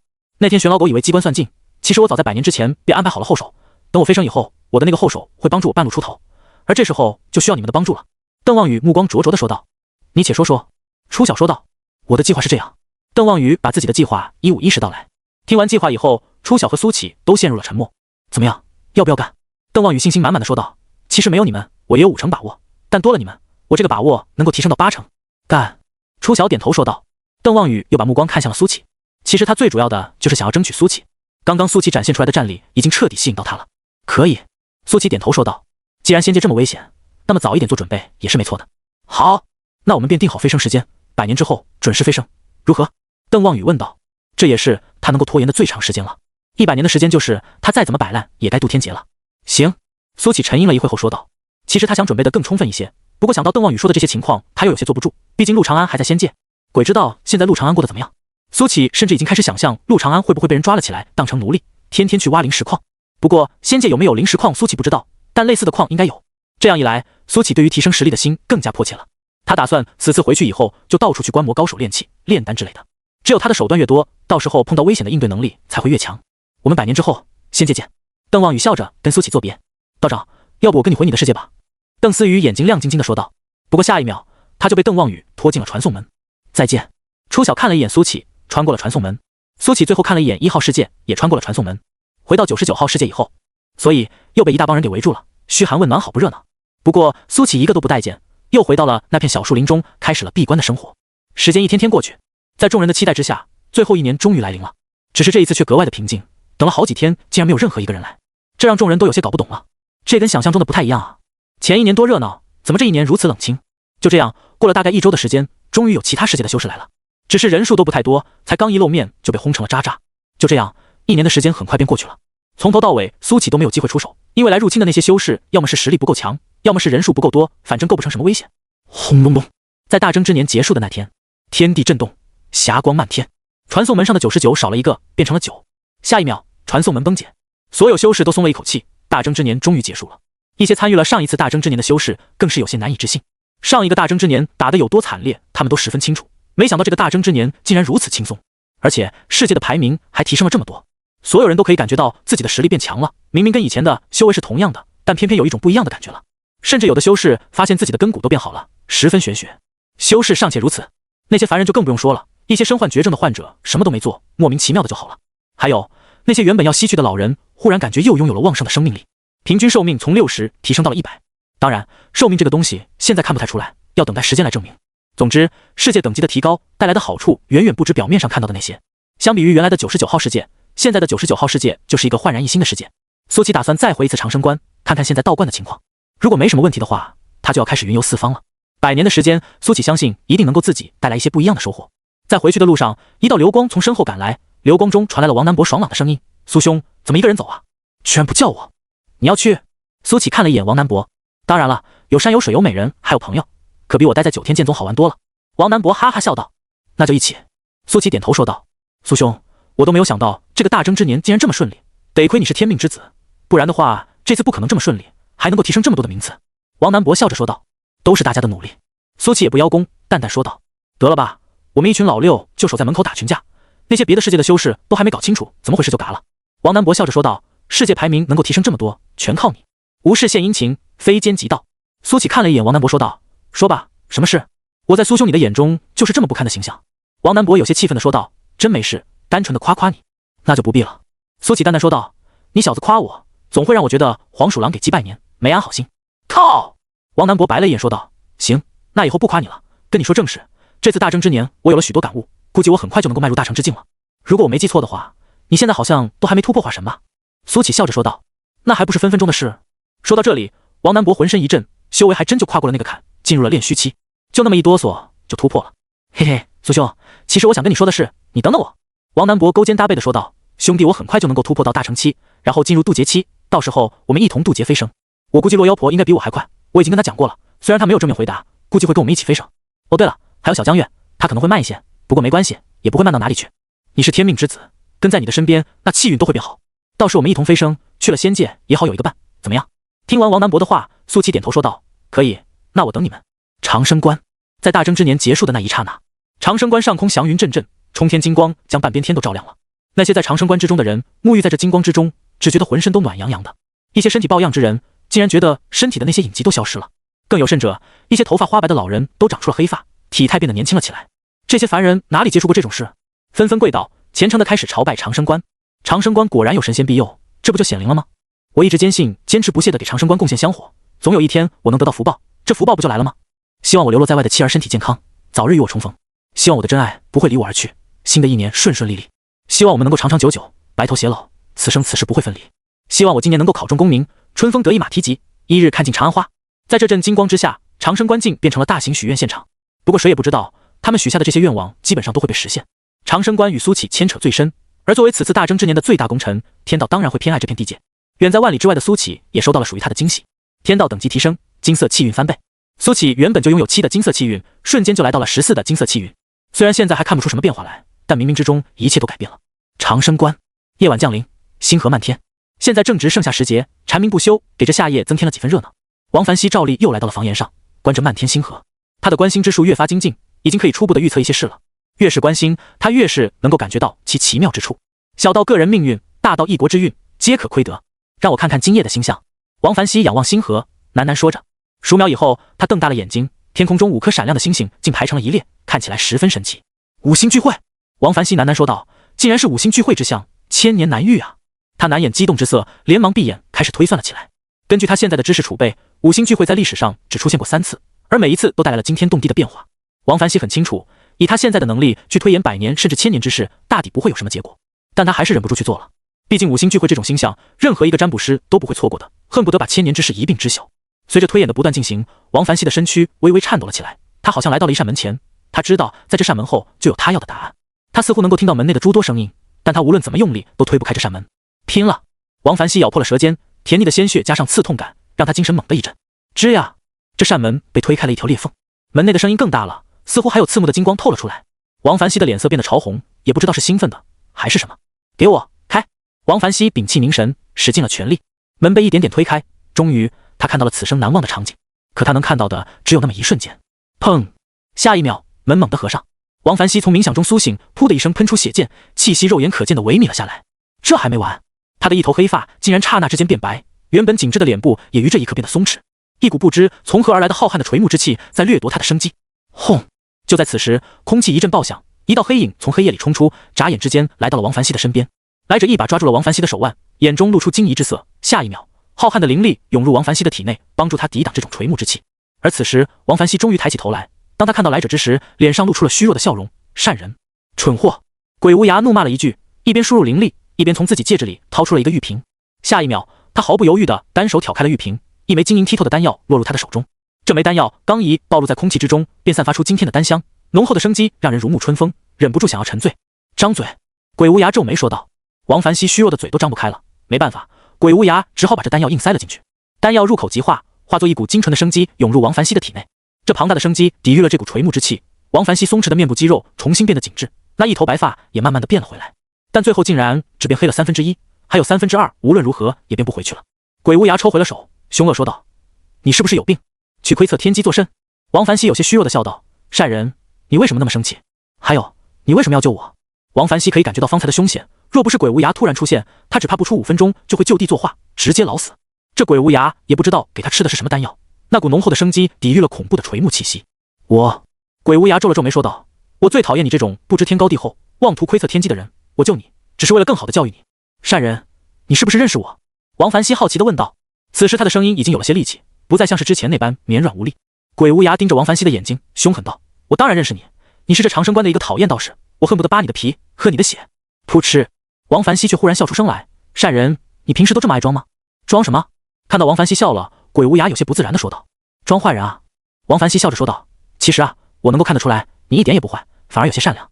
别总装了解我。”鬼无涯冷哼了一声，站起身来：“下一次再让我发现你作死，不用别人出手，我亲自结果了你。”说罢，鬼无涯飞入了黑暗里，消失不见。真是奇怪的人呐！王凡熙盯着黑暗，喃喃说了一句。可随即他想到了方才看到的一幕，眉眼之间不禁流露出一股忧虑之色。3日以后，苏乞和王南博回到了长生观。算算时间，苏乞也有好几年没有回来了。长生观的名头越发的大，所以也多了很多生面孔。你这熙熙攘攘的，比我9天剑宗都热闹。王南博笑着说道：“那能一样吗？这些都是凡人，你9天剑宗那都是修士。”苏乞说道：“说的也是。”王南博有些感叹的说道：“不过我当初第一次来你这破道观的时候，完全没有想到有一天竟然会发展成这种规模。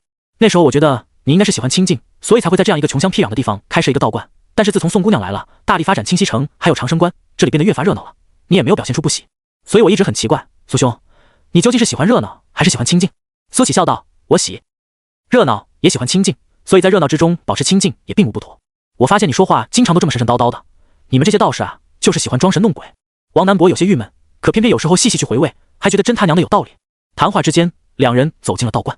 苏琪一眼便看到了正在院子里打扫的优三，此时的优三已经长高了一个头，脸上的那股稚嫩也褪去不少，多了几分淡然和宁静。优三拿着扫帚，一丝不苟地打扫着院子，很有王凡熙的样子。苏琪走到了优三的面前，善人，你有什么问？优三说着抬起头，当看到苏琪以后，眼睛里露出惊喜之色。观主，您回来了，回来了。苏琪嘴角一咧说道：“您终于回来了。”优三开心地把扫帚丢到了一旁，我这就去通知大家。不用了，回个家而已，没必要搞得一惊一乍的。苏琪拉住了优三，观主，你出去这么久是做什么了？我问江月姐姐他们都说你去做大事去了。优三的眼睛里闪烁着好奇的光芒。你们观主跟着我拯救世界去了。王南博走了过来，乐呵道：“拯救世界我信，但跟着您拯救世界我不信。”优三摇着头说道：“为什么？”王南博奇怪道：“因为江月姐姐他们说你喜欢泡妞，所以你如果带着观主的话，应该是去花天酒地。”优三认真的说道：“这小江月到处败坏我的名声，简直胡说八道嘛！”王南博吐槽道：“我怎么胡说八道了？”就在这时，一道女声传来，江月不知何时已经来到了三人跟前。“哎呦我去！”王南博眼睛一瞪说道：“小江月可以啊，我竟然都没有发现你什么时候过来的，可不是只有你在进步。”江月笑着说道。随即他看向苏启说道：“苏前辈，你离开的这段时间，道观一切都很好，没有辜负您的期望。”多谢。苏启轻笑着：“我们之间就不必谢了。”江月抿嘴笑道：“就是咱们仨可是最开始的梦幻铁三角。”王南博想要勾住两人的脖子，不过被江月嫌弃的躲开了。小江月终究还是生分了。王南博表情十分委屈的说道：“一边去，整天就想着占便宜。”江月翻了个白眼说道：“这你可就误会我了，我把你当兄弟，怎么可能想占你的便宜？”王南博叫冤。三人闲聊了一会以后，江月说到了王凡熙：“苏前辈，最近凡熙的状态有点不对劲，经常走神不说，头发竟然还白了2/3，你可能得去看看。”好。苏启愣了一下说道：“少白头。”王南博在一旁说道：“王凡熙这小子估计是犯了相思病。”一边去，你以为谁都跟你一样，整天就想一些儿女情长之事？江月翻了个白眼。苏启来到大殿之中，此时的王凡熙正笑着给人算命，他的头发白了2/3以后，看起来竟还有一种别样的帅气。如果说以前给人一种老实巴交的感觉，那么现在就掺杂了一点玩世不恭。简而言之，这个头发竟给他带来了一点痞气。在算完面前这人以后，这人千恩万谢的离开。而王凡熙抬起头就看到了苏启，他先是愣了一下，随即猛地站起身来，脸上满是喜悦之色：“观主，你回来了，你这头发怎么弄的？”苏启笑着点了点头，然后走了过去。“我这头发……”王凡熙迟疑了一下，然后说道：“我也不知道怎么回事，一夜之间就变成这样了。”苏启看着王凡熙的眼睛，忽而笑道：“你小子压根不会撒谎，为什么要撒谎呢？”王凡熙脸色一红：“观主，我说的是实话。”“好，既然你不想说，我也不会逼你。”苏启点点头说道：“不过你这一头半白的头发还挺时髦的。”“时髦吗？”王凡熙愣了一下。“时髦。”苏启点头。要知道，这头发就是放在他穿越之前的世界，也是响当炸裂的存在。既然王凡熙不愿说，那么他也就不问了。毕竟每个人都有属于自己的小秘密。接下来的一段时间，苏启没有多加修炼，似乎又恢复了最早以前的样子。每天浇浇花，闲暇之时偶尔帮人算算命，日子过得十分自在。许久未见，江月的厨艺见长，这些年几乎没吃过一顿好饭的苏启也被挑起了食欲。而王南博这些日子竟然没有去潇湘阁潇洒，而是老老实实的在道观内修行，看得出来他现在修炼的决心十分强烈。长生观的一切似乎都恢复了原样。不同的是，苏启现在负责的事情更少了，因为王凡熙成长的十分迅速，现在就算没有他在，也能够独挑大梁了。苏启也算是明白了陆长安的心态，看着自己教出来的徒弟能够胜任道观的大小事宜，心中不免也有些许骄傲。而米杰如今已经拥有了元婴期的修为，清溪镇周边就算偶尔有妖物作祟，也能够随手镇压。在知道现在道观没有自己也能够正常运行以后，苏启终于下定决心要出去云游了。之前之所以一直被困在这里，就是为了守护好道观还有清溪镇。没有人想要一辈子被困在一个地方，总要去见见这大千世界与众生百态。其实长生就是要看遍这世间的故事，只有经历的越多，道心才会越加圆满。愿历经千帆，归来仍是少年。这是苏启所追求的境界。关主，你看看我最近练的这招大风车怎么样？清晨，当第一缕阳光洒下，米杰开心前来叩门。最近这段时间，在苏启的指点之下，他的实力在飞快提升，只是叩了半天也没有反应。以往这个时候，苏启早就已经起来了。米杰心中产生了一丝不妙的感觉，难道观主又离开了？这时候他才发现门是虚掩着的。吱呀，米杰推开了房门，阳光透过窗台洒在书桌之上，房间收拾得整整齐齐，就连被子也都叠成了标准的方块。书桌上有一封信，似乎还透着新鲜的笔墨味。米杰走了过去，拿起了这封信。小杰，不出意外的话，应该是你先发现这封信。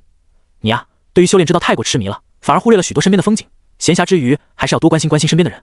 修者生命漫长，道路无涯，而凡人的生命就要短暂精彩许多。修炼之余，不妨停下脚步看看周围，相信你能得到不一样的感悟。告诉大家，我出去云游了，归期未定。道观的大小事宜就交给你们仨了，希望你们能守护好道观，也为清溪城的人们做些力所能及的事。勿念。苏启。米杰有些怅然若失地放下了信。这一刻，他忽然好想念刚来道观的那段时光。苏启哪也不去，他们除了打扫道观以外，就再不用操心其他事了。可随着他踏上修炼之路，时间就如同白驹过隙，眨眼之间，一晃好多年就过去了。回首望去，自己似乎真的像是观主说的那样，好久没有留意过身边的人和事了。观主，你放心，我一定会守护好道观，还有大家的。米杰在心中暗暗发誓。苏启的离开，在长生观众人的心里掀起了一些波澜，但日子并不会因为谁的离去而停下脚步。长生观依然香火旺盛，每天慕名而来的人也越发多了。1月、2月、3年、4年，时间一晃便过去了。一眨眼间，苏启都已经离开了4年。在这4年间，发生了许多的事。首先是王南博在苏启离开2年以后离开了，说是不能任由苏启在外面潇洒快活，他也要出去云游四方，寻找突破的机缘了。随之要走的便是江月，镇魔司3道急令把他召回了，也不知道是因为什么事这么着急。如此一来，长生观便只剩下了3人：王凡熙、米杰、幽三。虽然只有3人，但这长生观的运行却是有条不紊。王凡熙的算命卜卦之术越发的精进，米杰的修为也越发的高深，而幽三也在逐渐长大，慢慢也可以帮王凡熙做一些简单的事了。道观门前的桃林开了又谢，谢了又开。幽三常常在道观门口看桃林，他总希望那席青山能像当初带他来长生观的时候一样，从那桃林深处走来。只可惜等到春去冬来，终究是没等来。苏启就像是消失了一样，没有音信，没有人知道他去了哪里。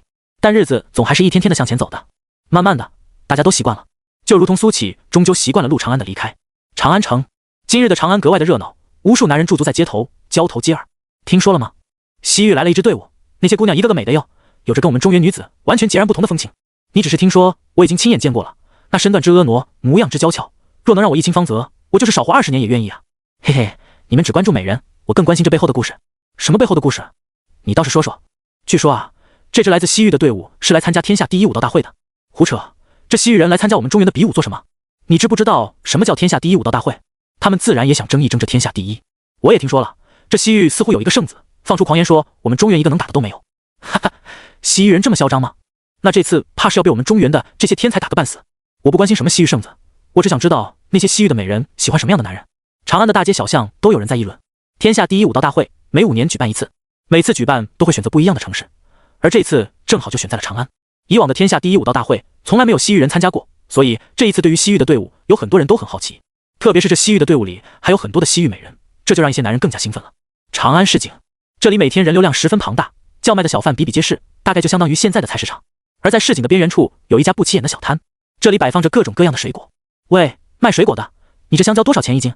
TT 下划线 Keyword 下划线 Add Data Title 等于游戏 Data Tag 等于精品推荐 Data Type 等于1 Data Value 等于1913 TT 下划线 Keyword 下划线 Add。 这时有一个妇人喊道，摊主是一名青年，用草帽盖着脑袋，沐浴着阳光，十分惬意的样子，似乎一点也不怕水果被人偷了去。一文钱。青年草帽也没接，懒洋洋地说道，这么便宜？妇人脸上露出惊讶之色，然后有些怀疑地说道，你这水果怕不是来路不正吧？所以才卖这么便宜？那你别买了。青年懒洋洋地说道，买？又不是买不起。妇人豪气地排出3枚铜钱丢在了桌上，钱给了，你可别睡了，一会被人偷了去。只是青年没有回答他，反而是传出了细微的鼾声。真是个怪人。妇人嘀咕了一句，拿着香蕉离开了。他买东西这么多年，还是第一次碰到这种摊主，不看你拿了多少，也不看你给没给钱，也得亏是碰到自己这种有素质的人，不然的话还不赔死去。与此同时，市井入口处传来一阵骚动，2名西域的女子竟然走了进来，婀娜的身姿，姣好的容貌引起了不少人驻足。这就是西域女子吗？果然跟我们中原女子不太一样，啧，这肤色好健康啊，太美了，跟我们中原女子截然不同的美，那身材也好棒，她们的穿着也好大胆啊，竟然这么暴露，这在我们中原完全是不可想象的事，真是不知廉耻，有伤风化。而2名西域女子压根没有理会这些议论的人，2人正在交头接耳。你说圣子非要吃扇上瓜，我们跑遍了好几个市井都没有卖扇上瓜的，这可如何是好？那也没办法，这些中原人连扇上瓜是什么都不知道，我们只能尽力找一找了。哎，如果找不到的话，回去又要被圣子责罚了。圣子最近的脾气好像越发暴躁了，也不知道是因为什么。我记得以前他脾气没有那么暴躁的啊。从圣子要参加这天下第一武道大会，我就知道他变了。以前的圣子可不喜欢参与这种武者之间的争斗。还是别说这么多了，这是长安最后一个市井了，希望我们运气好一点吧。2名女子在市井中心逛了一圈之后，脸上揭露出失望之色。果然，中原地区不会种植扇上瓜，还是回去领罚吧。就在2女要放弃的时候，一名嬉皮笑脸的青年凑了上来。2位美人，可是要找什么人或者什么东西？可以问我，大家都叫我包打听，这长安没有我不知道的事。青年穿着一袭白衣，脸部肉乎乎的，眼睛都快眯成一条缝了。2名西域女子对视了一眼后，高的那名问道，你可知道这长安有没有卖扇上瓜的摊贩？扇上瓜？包打听愣了一下后，小心翼翼地问道，不知道你们说的这扇上瓜长什么样？2名女子听完之后更加失望了。高的那名说道，算了，你都没听过这名字，就不浪费时间了。哎，包打听连忙阻拦道，没听过不代表没见过呀，你们只要能说一说这扇上瓜长什么样，我说不定还真知道。矮的那名女子全当死马当做活马医的描述了一番鳝扇瓜。你们说的这瓜我还真知道，只不过我们这不叫鳝扇瓜，而叫什么哈密瓜。包打听一拍手笑着说道，我带你们去，就在这市井里面就有卖的。两名女子对视了一眼，皆在对方的眼中看到了惊讶之色。他们有些惊疑不定的跟着包打听一路走到了市井边缘，在这里一家水果摊引起了他俩的注意。这里水果种类太多了，几乎应有尽有，见过的没见过的这里都有，而他们要找的鳝扇瓜赫然就在其中，并且看起来个头极大。苏老板，我给你带了俩客人来，说是要买什么鳝扇瓜，我一听可不就是你卖的哈密瓜吗？于是这就把人给你带来了。包打听笑着说道，老板，你这鳝扇瓜怎么卖？高个子女子问道。青年身体都没动一下，还是用草帽盖着头，懒洋洋地说道，这里不卖鳝扇瓜，只卖哈密瓜。那老板，你这哈密瓜怎么卖？高个子女子面带微笑地问道。1两银子。青年懒洋洋地回答，我都要了。高个子女子豪气地掏出了一锭金子，直接拍在了桌子上。一旁的包打听眼睛都瞪直了，这可是金子啊，而且这金子看起来块头极大，怎么说也得5、6两了。苏老板的摊位上才10来个哈密瓜，这不妥妥赚翻了吗？自己拿吧。青年摆了摆手，还是那副懒洋洋的样子，做成了这么大笔生意，好像一点也不在乎的样子。老板，我们买了你这么多瓜，你不送货吗？矮个子女子娇滴滴地说道，这么多瓜，我们2个弱女子可拿不动啊。可以送。青年摘掉了草帽，伸了个懒腰。在他摘下草帽的那一刻，西域的2名女子眼睛都瞪直了。自出生以来，2人从未见过如此英俊的男子。以前他们觉得圣子就是这世上最有男人味和最帅的男人，中原的男人都是一些孱弱丑陋的菜鸡。可是在看到这名青年的容貌以后，他们终于明白以前是坐井观天了。即便是用尽2人毕生所学，也很难从那一长串表达英俊的词里面挑出任何一个词来形容这个男人的英俊。震撼，无比的震撼。2名西域女子眼神都快勾芡了。青年正是苏启，他从一旁推来一个小车，然后把那些哈密瓜都放到了车上。他对包打听笑道，老包，帮我看回店，我去就回。好好好，苏老板你路上小心点。包打听连忙陪着笑脸说道。苏启推着车，看到那2名西域女子还在发呆，皱了皱眉说道，2位老板，你们还愣着干嘛？带路啊。哦，好。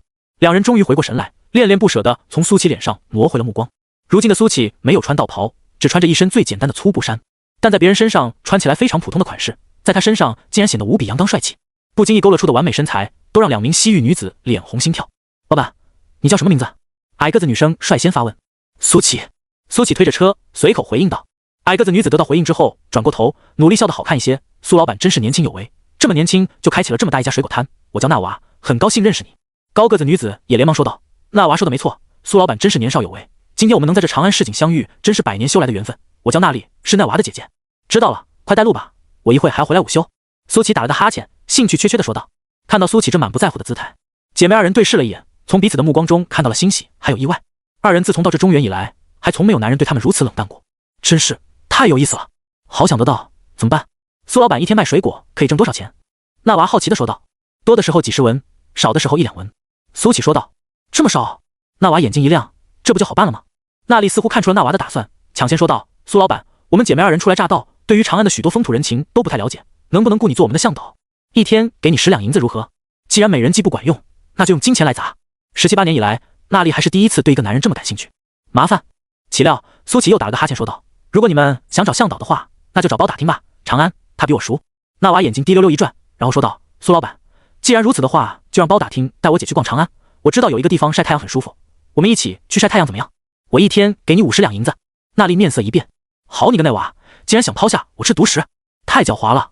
而那娃则是略带得意地看向娜丽，仿佛在说着怎么样，我这就叫做投其所好，只有抓住男人的喜好，才能抓住他的心。在哪？苏琪果然来了点兴趣。这个嘛，你跟我去就知道了。那娃笑眯眯地说道。而且那里还有会后空翻的猫哦。会后空翻的猫？苏琪摆了摆手，太无聊了，那就不去了。啊？那娃愣住了。会后空翻的猫，你以前见过吗？竟然说太无聊了，这么新奇的事，你就一点都不好奇吗？为什么啊？最后那娃还是忍不住问道。见过太多了。苏琪打了个哈欠说道，就比如我们市井门口的那只小白，他天天都在后空翻。不可能。奈娃否决道，这是他瞎编的，这世界上怎么可能有会后空翻的猫？不信啊，你们看呐。这时三人已经走到了市井门口，苏琪指着门口的一只白猫说道。在三人的注视下，这白猫忽然怔了一下，下一秒唰的一声就来了一个完美的后空翻。二女张大了嘴巴，可以塞下一个玉米，太扯了吧，这世上怎么真的有会后空翻的猫啊？这合理吗？而白猫后空翻完以后，又若无其事地坐在那里开始舔毛。怎么样，没骗你们吧？苏琪笑着说道。二女沉默了。那娃皮笑肉不笑地说道，哈哈，果然是好神奇的猫呢。他心中已经记恨上了这只白猫。你说你没试过空翻什么啊？差一点我就要得逞了，你这让我怎么办？一路上纳娃和娜丽拼命搭话，简直是使尽了浑身解数，但没用，他们就像是一拳打在了棉花上，有种根本使不上力的感觉。苏琪太淡定了，似乎对什么都兴趣缺缺的样子，根本不入套。可她越是这样，二女的心中就越跟猫抓似的。有一句话叫做得不到的永远在骚动，大概可以完美形容二人现在的心情。到最后，纳娃和娜丽就差直接贴到苏琪的身上求抱抱了，可惜对方还是无动于衷的样子。两女有点泄气，没道理啊，她们都是千里挑一的美女，为什么就勾不起这个可恶男人的兴趣呢？这时，两人带着苏琪来到了一间十分豪华的宅邸前，这就是放到整个长安也是相当豪华的宅邸。到了，苏琪问道。到了，苏老板，你跟我们进来吧。娜丽说道。苏琪点了点头，跟着两人走进了这个宅邸。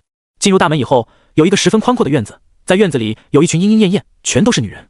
在苏琪进来以后，原本热闹的院子顿时变得鸦雀无声，几十双眼睛齐刷刷地看向了苏琪，就像是在欣赏一块传世的美玉一般。这阵仗要是换做一般男人，肯定怯场了，但苏琪没有，他还是很淡定地问道：两位老板，我把这瓜放哪？放。娜丽话还没有说完，一个不耐烦的男声就从屋子里传了出来：是不是娜丽和那娃回来了？没有带回扇扇瓜的话，直接给我扒光了打一顿。听到这话，娜丽和那娃面色一变，以前的圣子可没有这么变态，还好他们顺利带回了扇扇瓜。圣子，我们已经买到了扇扇瓜。娜丽大声回应道。砰！下一秒，门被猛地拉开，一名穿着红衣的青年走了出来。这名青年长得很俊俏，并且没有那种阴柔之气，充满了男人味。他的身材也很壮硕，穿的衣服敞开了胸膛，露出了8块腹肌，还有硕大的胸肌。总的来说，这人要是放到现代，妥妥的一枚健美先生。他便是西域圣子宫治郎。在看到苏琪以后，宫治郎的眼睛里爆发出一阵金光。你是谁？卖瓜的。苏琪指了指哈密瓜。你一个卖瓜的，竟敢长得比本圣子帅，该死！宫治郎像一阵风朝着苏琪冲了过来，面上带着暴怒之色。住手！就在这时，一道女声传来。听到这个声音，宫治郎连忙停下了身子，脸上的暴怒变成了温顺。这时，从房间里走出来了一名穿着红衣的女子，模样极其娇俏。这名女子看到苏琪以后，愣了一下，嘴里喃喃说了一句：这世上竟然有如此英俊的男子。随即她皱眉看向宫治郎。宫治郎，这是在长安，不是在西域，你是真蠢还是装蠢？宫治郎低着头说道：月姑娘，是我冲动了，主要是这一个臭卖瓜的长得比我英俊，不可原谅，请让我手撕了他，我一定不会留下任何痕迹。胡闹！红衣女子皱眉喝道：你真当衙门是吃干饭的？就算衙门是吃干饭的，这长安还有镇魔司，镇魔司总部脚下，你也敢滥杀无辜，真不要命了！宫治郎的身躯一颤，随即轻声说道：月姑娘，我知错了，让您如此担心，真是我的不是。红衣女子冷笑了一声说道：你死事小，耽误了正事，就是死100个你也弥补不回来。宫治郎脸上涌上一抹潮红，露出了一丝享受之色，似乎被女子骂是一件很享受的事一般。砰！大门被关上，宫治郎脸上的红润慢慢褪去，他恶狠狠盯了苏琪一眼之后说道：快给我滚！臭卖瓜的，以后若再让我见到你，我一定弄死你！苏琪抽回看向那扇门的目光，转身便走。他在那红衣女子身上察觉到了一丝熟悉的气息，而且这穿衣风格也跟那两人太像了。万妖谷、南宫红还有南宫琉璃，大争之年后，天下宗门联合围剿了一次万妖谷还有万鬼门，如此庞大的力量直接击溃了这2大宗门，就连本部也都被夷为了平地。这是发生在3年以前，现在又出现了一名疑似万妖谷的女人，这让苏琪不禁心想，难道对这凡间有什么企图？若真是这样的话，那还真是丧心病狂。想了一会，苏琪便不再去想了。今天阳光正好，微风不燥，是时候去看人打铁了。苏琪一路走到了长安城最西边，这里有一家铁匠铺，里面正传来叮叮当当的声音。看李铁匠打铁是苏琪每周的必修课，这事还得从2年前他刚来长安的时候说起。他无意之间发现了这间铁匠铺，原本只是觉得这里打造的兵器还有防具很是精美，可无意之中观摩了那里铁匠打了一次铁以后，苏琪发现自己的炼器等级竟然提升了，这还得了？于是苏琪便每天都来看李铁匠打铁，雷打不动，只可惜再没触发系统的奖励。后来苏琪慢慢就延长了来的时间，从每天变成了3天、7天，结果就在不经意之间又触发了一次奖励，让他的炼器跟丹道变成了一个水准。希望今天李铁匠依然给力。苏琪在心中说了一句。李铁匠是一名60多岁的怪老头，虽然年纪已经很大了，但可能是因为常年打铁的原因，一点也看不出来他能有60多，壮硕的跟头牛一样，那粗壮的双臂比寻常人的大腿还粗2倍有余。他打出来的兵器都是精品，被一些江湖侠客亦或是武林中人疯抢。看到苏琪来，李铁匠啐了一口：小子又来偷师了？嘿嘿，是啊。苏琪笑道：老子早跟你说了，老子这手是学不来的，你要是肯跪地磕3个响头叫我一声师傅，老子这一身手艺都传授于你，嘿，你还偏不干。当说着说着，李铁匠又猛地一锤，砸起一盆火星，好臂力。苏琪在一旁竖起大拇指夸道：哈哈，你小子少拍我马屁。李铁匠啐了一口笑道：一开始他是很高冷的，但是架不住苏琪天天来啊，一来二去2人就熟悉了。世人皆认为李铁匠脾气古怪，不好相处，久而久之也对这脾气古怪的老头敬而远之。但只有苏琪知道，混熟识以后，李铁匠其实是一个内心感情很丰富的老头，只不过中年丧偶，太过挂念他那死去的妻子，这才慢慢养成了孤僻的性格。很快，一柄剑刃就在李铁匠的锤子下成型。这种打铁的技术朴实无华，偏偏又让人赏心悦目。就在这时，铁匠铺外又走来了一人。这人是一名中年男子，胡子拉碴，但眼睛犹如鹰隼，可以看出不是简单之辈。李前辈，我的长刀给我打好了吗？中年男子问道。当，李铁匠敲下最后一锤，随后说道：打好了。他来到一众兵器之间，抽出了一把长刀。这把长刀泛着寒光，看起来就十分的锋利。已经开刃了？中年男子眼睛一亮问道。当然，李铁匠有些傲然地说道。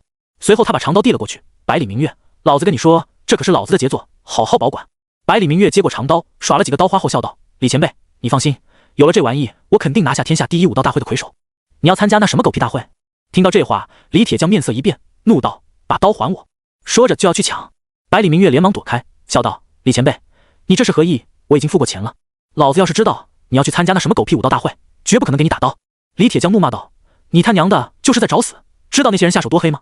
浪费了老子一把好刀。百里明月抚摸着刀身，就像在抚摸着恋人的身子，他眼里露出怀念和决然之色。我当然知道，所以我要拿下魁首，只有这样我才能向他交代。你他娘的！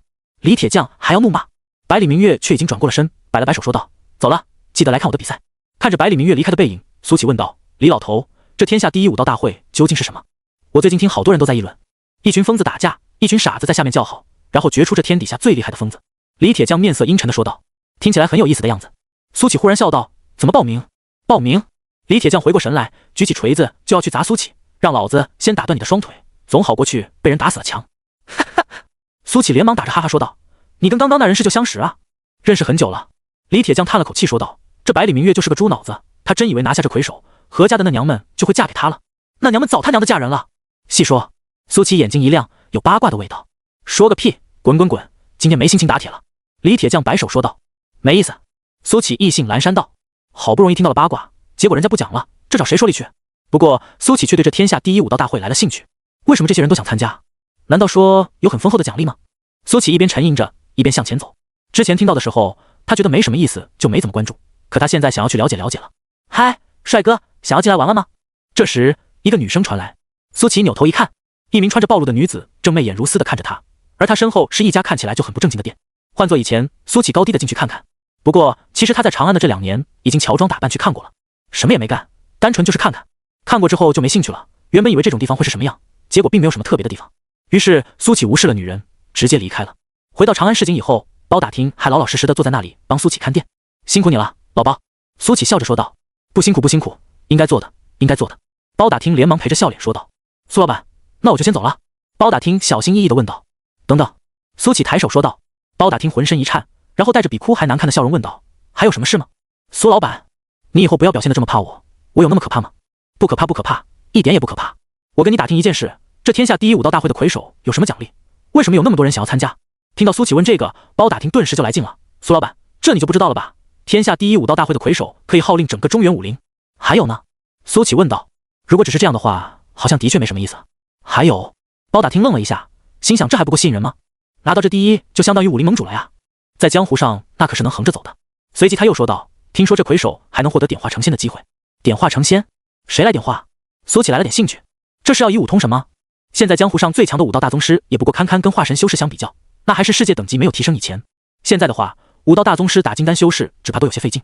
武道石，包打听面有向往之色，魁首可以得到武道石的点化，踏上真正的武道，以武通神，强行飞升。那我怎么没听说过以武飞升的人？苏启有些奇怪道。哪里有那么容易？包打听苦笑道。武道石只是给武者指明道路，但想要以武道成仙，那是难上加难。即便是人间绝顶武道大宗师之境，寿命也才200岁。相比于那些修真的仙师来说，凡人的生命太过短暂，这就是最大的缺陷。根据史书记载，古往今来只有一人以武入道，最后踏破天劫，强势飞升。所以啊，这武道石只是提供了一个可能，最后能不能飞升，还是要看自己。苏启露出若有所思之色。都说这天下有3000大道，每一条都可飞升，那这武道应该也是其中一条了。既然史书有过记载，那么肯定是有武者飞升了。就是不知道这种以武道飞升的仙人有多强，升仙之后寿命会不会跟普通的仙人一样漫长呢？这个天下第一武道大会怎么报名？苏启问道。苏老板，你要报名？包打听脸上露出愕然之色，这可不是开玩笑的，一上擂台生死有命，就算死了也没人管的。打不过不能认输吗？苏启有些奇怪道。当然可以认输，但是对方接不接受就不知道了。只要还在擂台之上，那比赛就不会结束。包打听说道。你帮我去报个名吧。苏启说道。不是吧，你玩真的？包打听问道。真的。苏启点头。行，再三确认以后，包打听点头说道：“哎，等等。”苏启抬手说道：“后悔了？不，报名的时候给我改个名字，就叫郑帅。”郑帅，对，好。包打听离开了，嘴里还在喃喃念叨着这个郑帅的名字。他没有想通苏启为什么会取一个这么土的名字，不过这个他也管不着。看着包打听离去的背影，苏启又躺到了躺椅上，开始懒洋洋晒起了太阳。参加这天下第一武道大会，他只有一个目的，那就是看看这武道石究竟是什么东西，竟然能够给人指引道路。武道，苏启也想看看这究竟是一条怎样的道路。天下第一武道大会的热度吸引了许多人，让原本就热闹的长安更加热闹了。这些天各大客栈几乎爆满，尤其是接近天下第一武道大会的位置，更是早早就客满了。天南海北的江湖中人还有武道强者都来了，凡人都想长生，更何况是武者。以武入道，成仙做祖，从此天地任逍遥，这可不就是武者追寻的终极目标吗？有人的地方就有江湖，人一多，摩擦自然就不少。几乎每一天都在发生打架斗殴、逞强斗狠的事，不过都没有翻起什么风浪来。毕竟这里是长安，曾经的黄都镇魔司总部的脚下，小打小闹还好说，若真的惹出什么大乱子来，只怕当天就会被抓进镇魔司的大牢里。就这样，日子一天天过去，眨眼之间，天下第一武道大会便要开幕了。而长安市井也迎来了一位大人物。那位大人怎么来我们市井了？难道我们市井出了什么事，惊动了这位大人？不管怎么说，赶紧去请罪吧。负责管理市井的那些官员都吓得不轻。这位可是镇魔司一级镇魔使，镇魔司主最宠爱的徒弟江月，在镇魔司内都能够横着走的大人物。这种大人物一般是不会来市井的，除非有什么事能够惊动镇魔使的大事，两人光是想想都快要尿裤子了。你们快看，那不是刘大人还有蒋大人吗？两人慌慌张的作甚。这二位平日里高傲的不行，怎么今日如此慌张？是得罪什么大人物了？哈哈，不知为什么，看到这两人如此慌张，我竟有些暗爽。市井之内有很多人都看到了慌慌张张的两名官员，纷纷议论了起来。平日里这两位作威作福，没少吃拿卡药。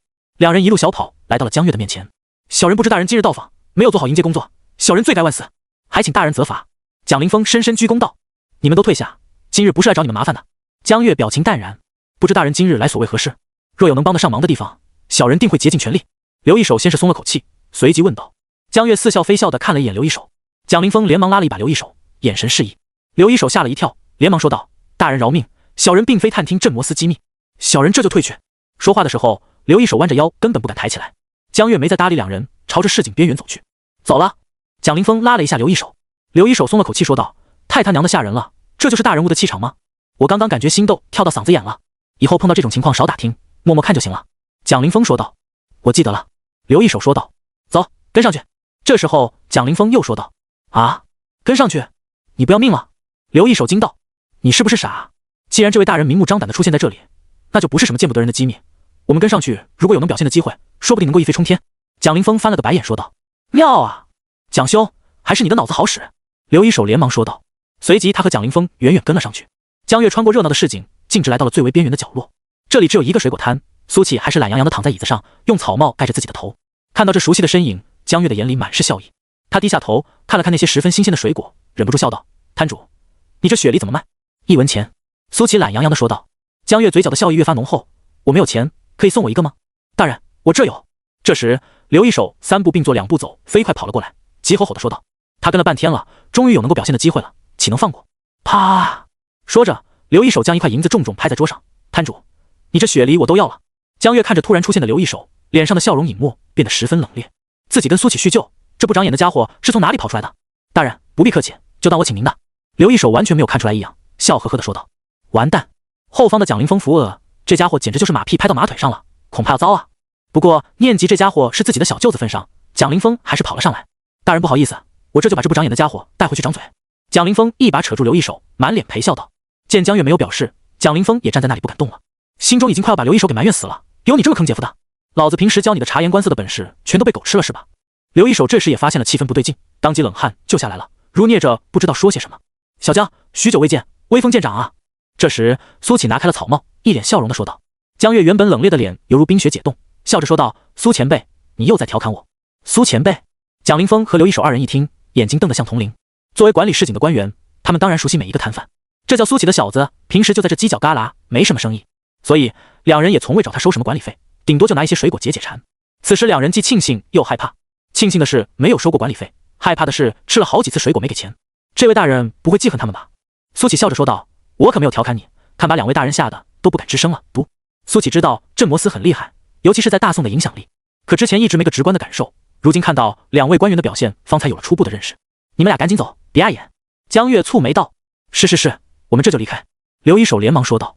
而蒋凌峰则掏出了一袋银子，放到了桌上。苏摊主，这是我俩之前吃水果赊的账，今天正打算结给您。说罢，蒋凌峰和刘一手落荒而逃。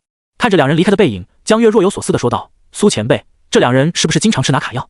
等我回去便让大理寺彻查这两人。”蒋凌峰做梦也没有想到，自己聪明反被聪明误，若没有最后给银子这一出，江月才懒得搭理他们，就吃过几次水果而已。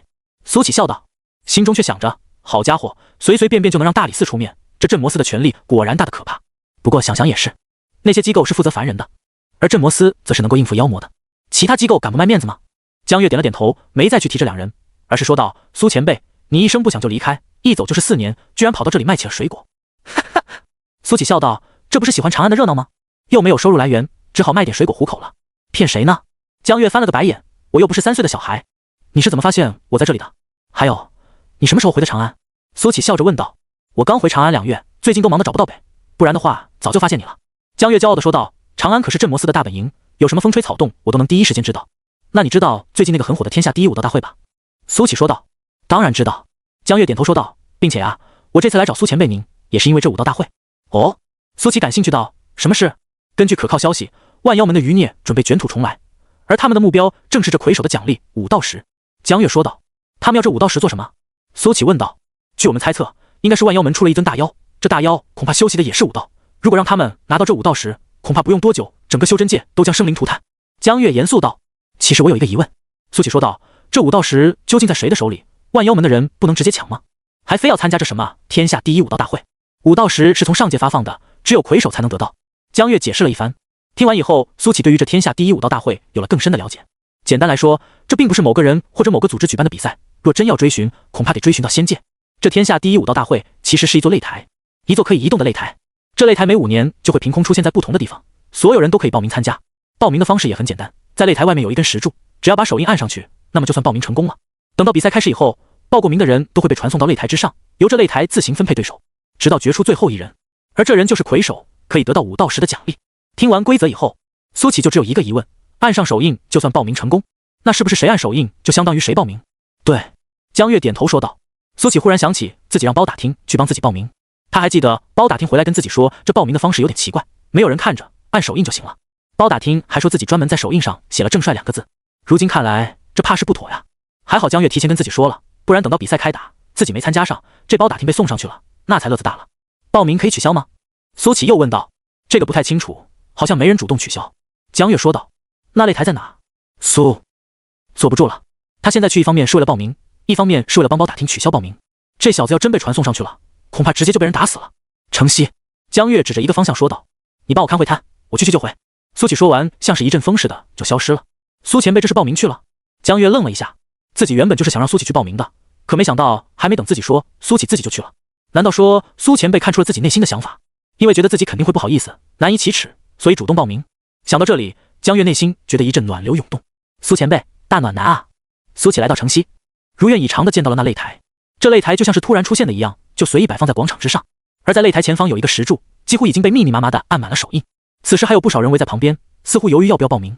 苏起走上前，先是在空白的地方按下了手印。随着一股神秘的力量涌入体内，苏起感觉自己已经报名成功了。同时他也感受到了这擂台的洪荒之气，这恐怕是一件法宝，还是那种级别很高的法宝。苏起尝试用空间戒指还有小世界收纳这个擂台，只可惜纹丝未动。尝试了一番之后，苏起放弃了，转而开始在这石柱上寻找包打听的手印。很快，在这一众手印之中，苏起看到了包打听的手印。为什么认出来了？因为上面赫然印着2字正帅。看到这个手印后，苏起把手伸了过去，想要试着把这手掌印给抹掉，只可惜根本没用。苏起甚至试着用灵力，只可惜注入石柱以后犹如石沉大海，没有半点反应。尝试了好几个方法，折腾了好久，苏起也没有办法了。不要在石柱上尿尿。这时候从苏起背后传来了一个男人的声音，可能是因为苏起站在这里太久了，引来了误会。他转过身悠悠说道：“你哪只眼睛看到我在尿尿了？没有就好，最近有一些没有素质的人喜欢跑到这里来尿尿。”男人说道。得知无法取消报名资格以后，苏起又返回了市井。江月坐在水果摊前，竟有不少人在挑选水果，比苏起平时在这里要热闹许多。姑娘，这西瓜多少钱一斤？姑娘，这樱桃多少钱一斤？这龙眼看起来不错呀，多少钱？不一会，水果摊上的水果就卖了个七七八八。看到苏起回来，江月笑着说道：“苏前辈，你这水果我已经快要卖完了，晚上一起吃饭吧。”好，苏起点头说道：“下次不要叫人来当托了。”说着，他又从空间戒指里面掏出了一批水果，把面前的水果摊给填补满了。嘻嘻，江月笑道：“果然还是瞒不过苏前辈的慧眼。那今晚就去明月楼吧，那是整个长安口味最好的店，你定就好。苏琪点头说道。不过我能带一个人吗？当然可以，苏前辈，你想带几个人都可以。江月笑道。黑夜降临，但长安的热闹不减分毫，甚至于比起白天还要更热闹一些，尤其是在一些方式间，人山人海，好不热闹。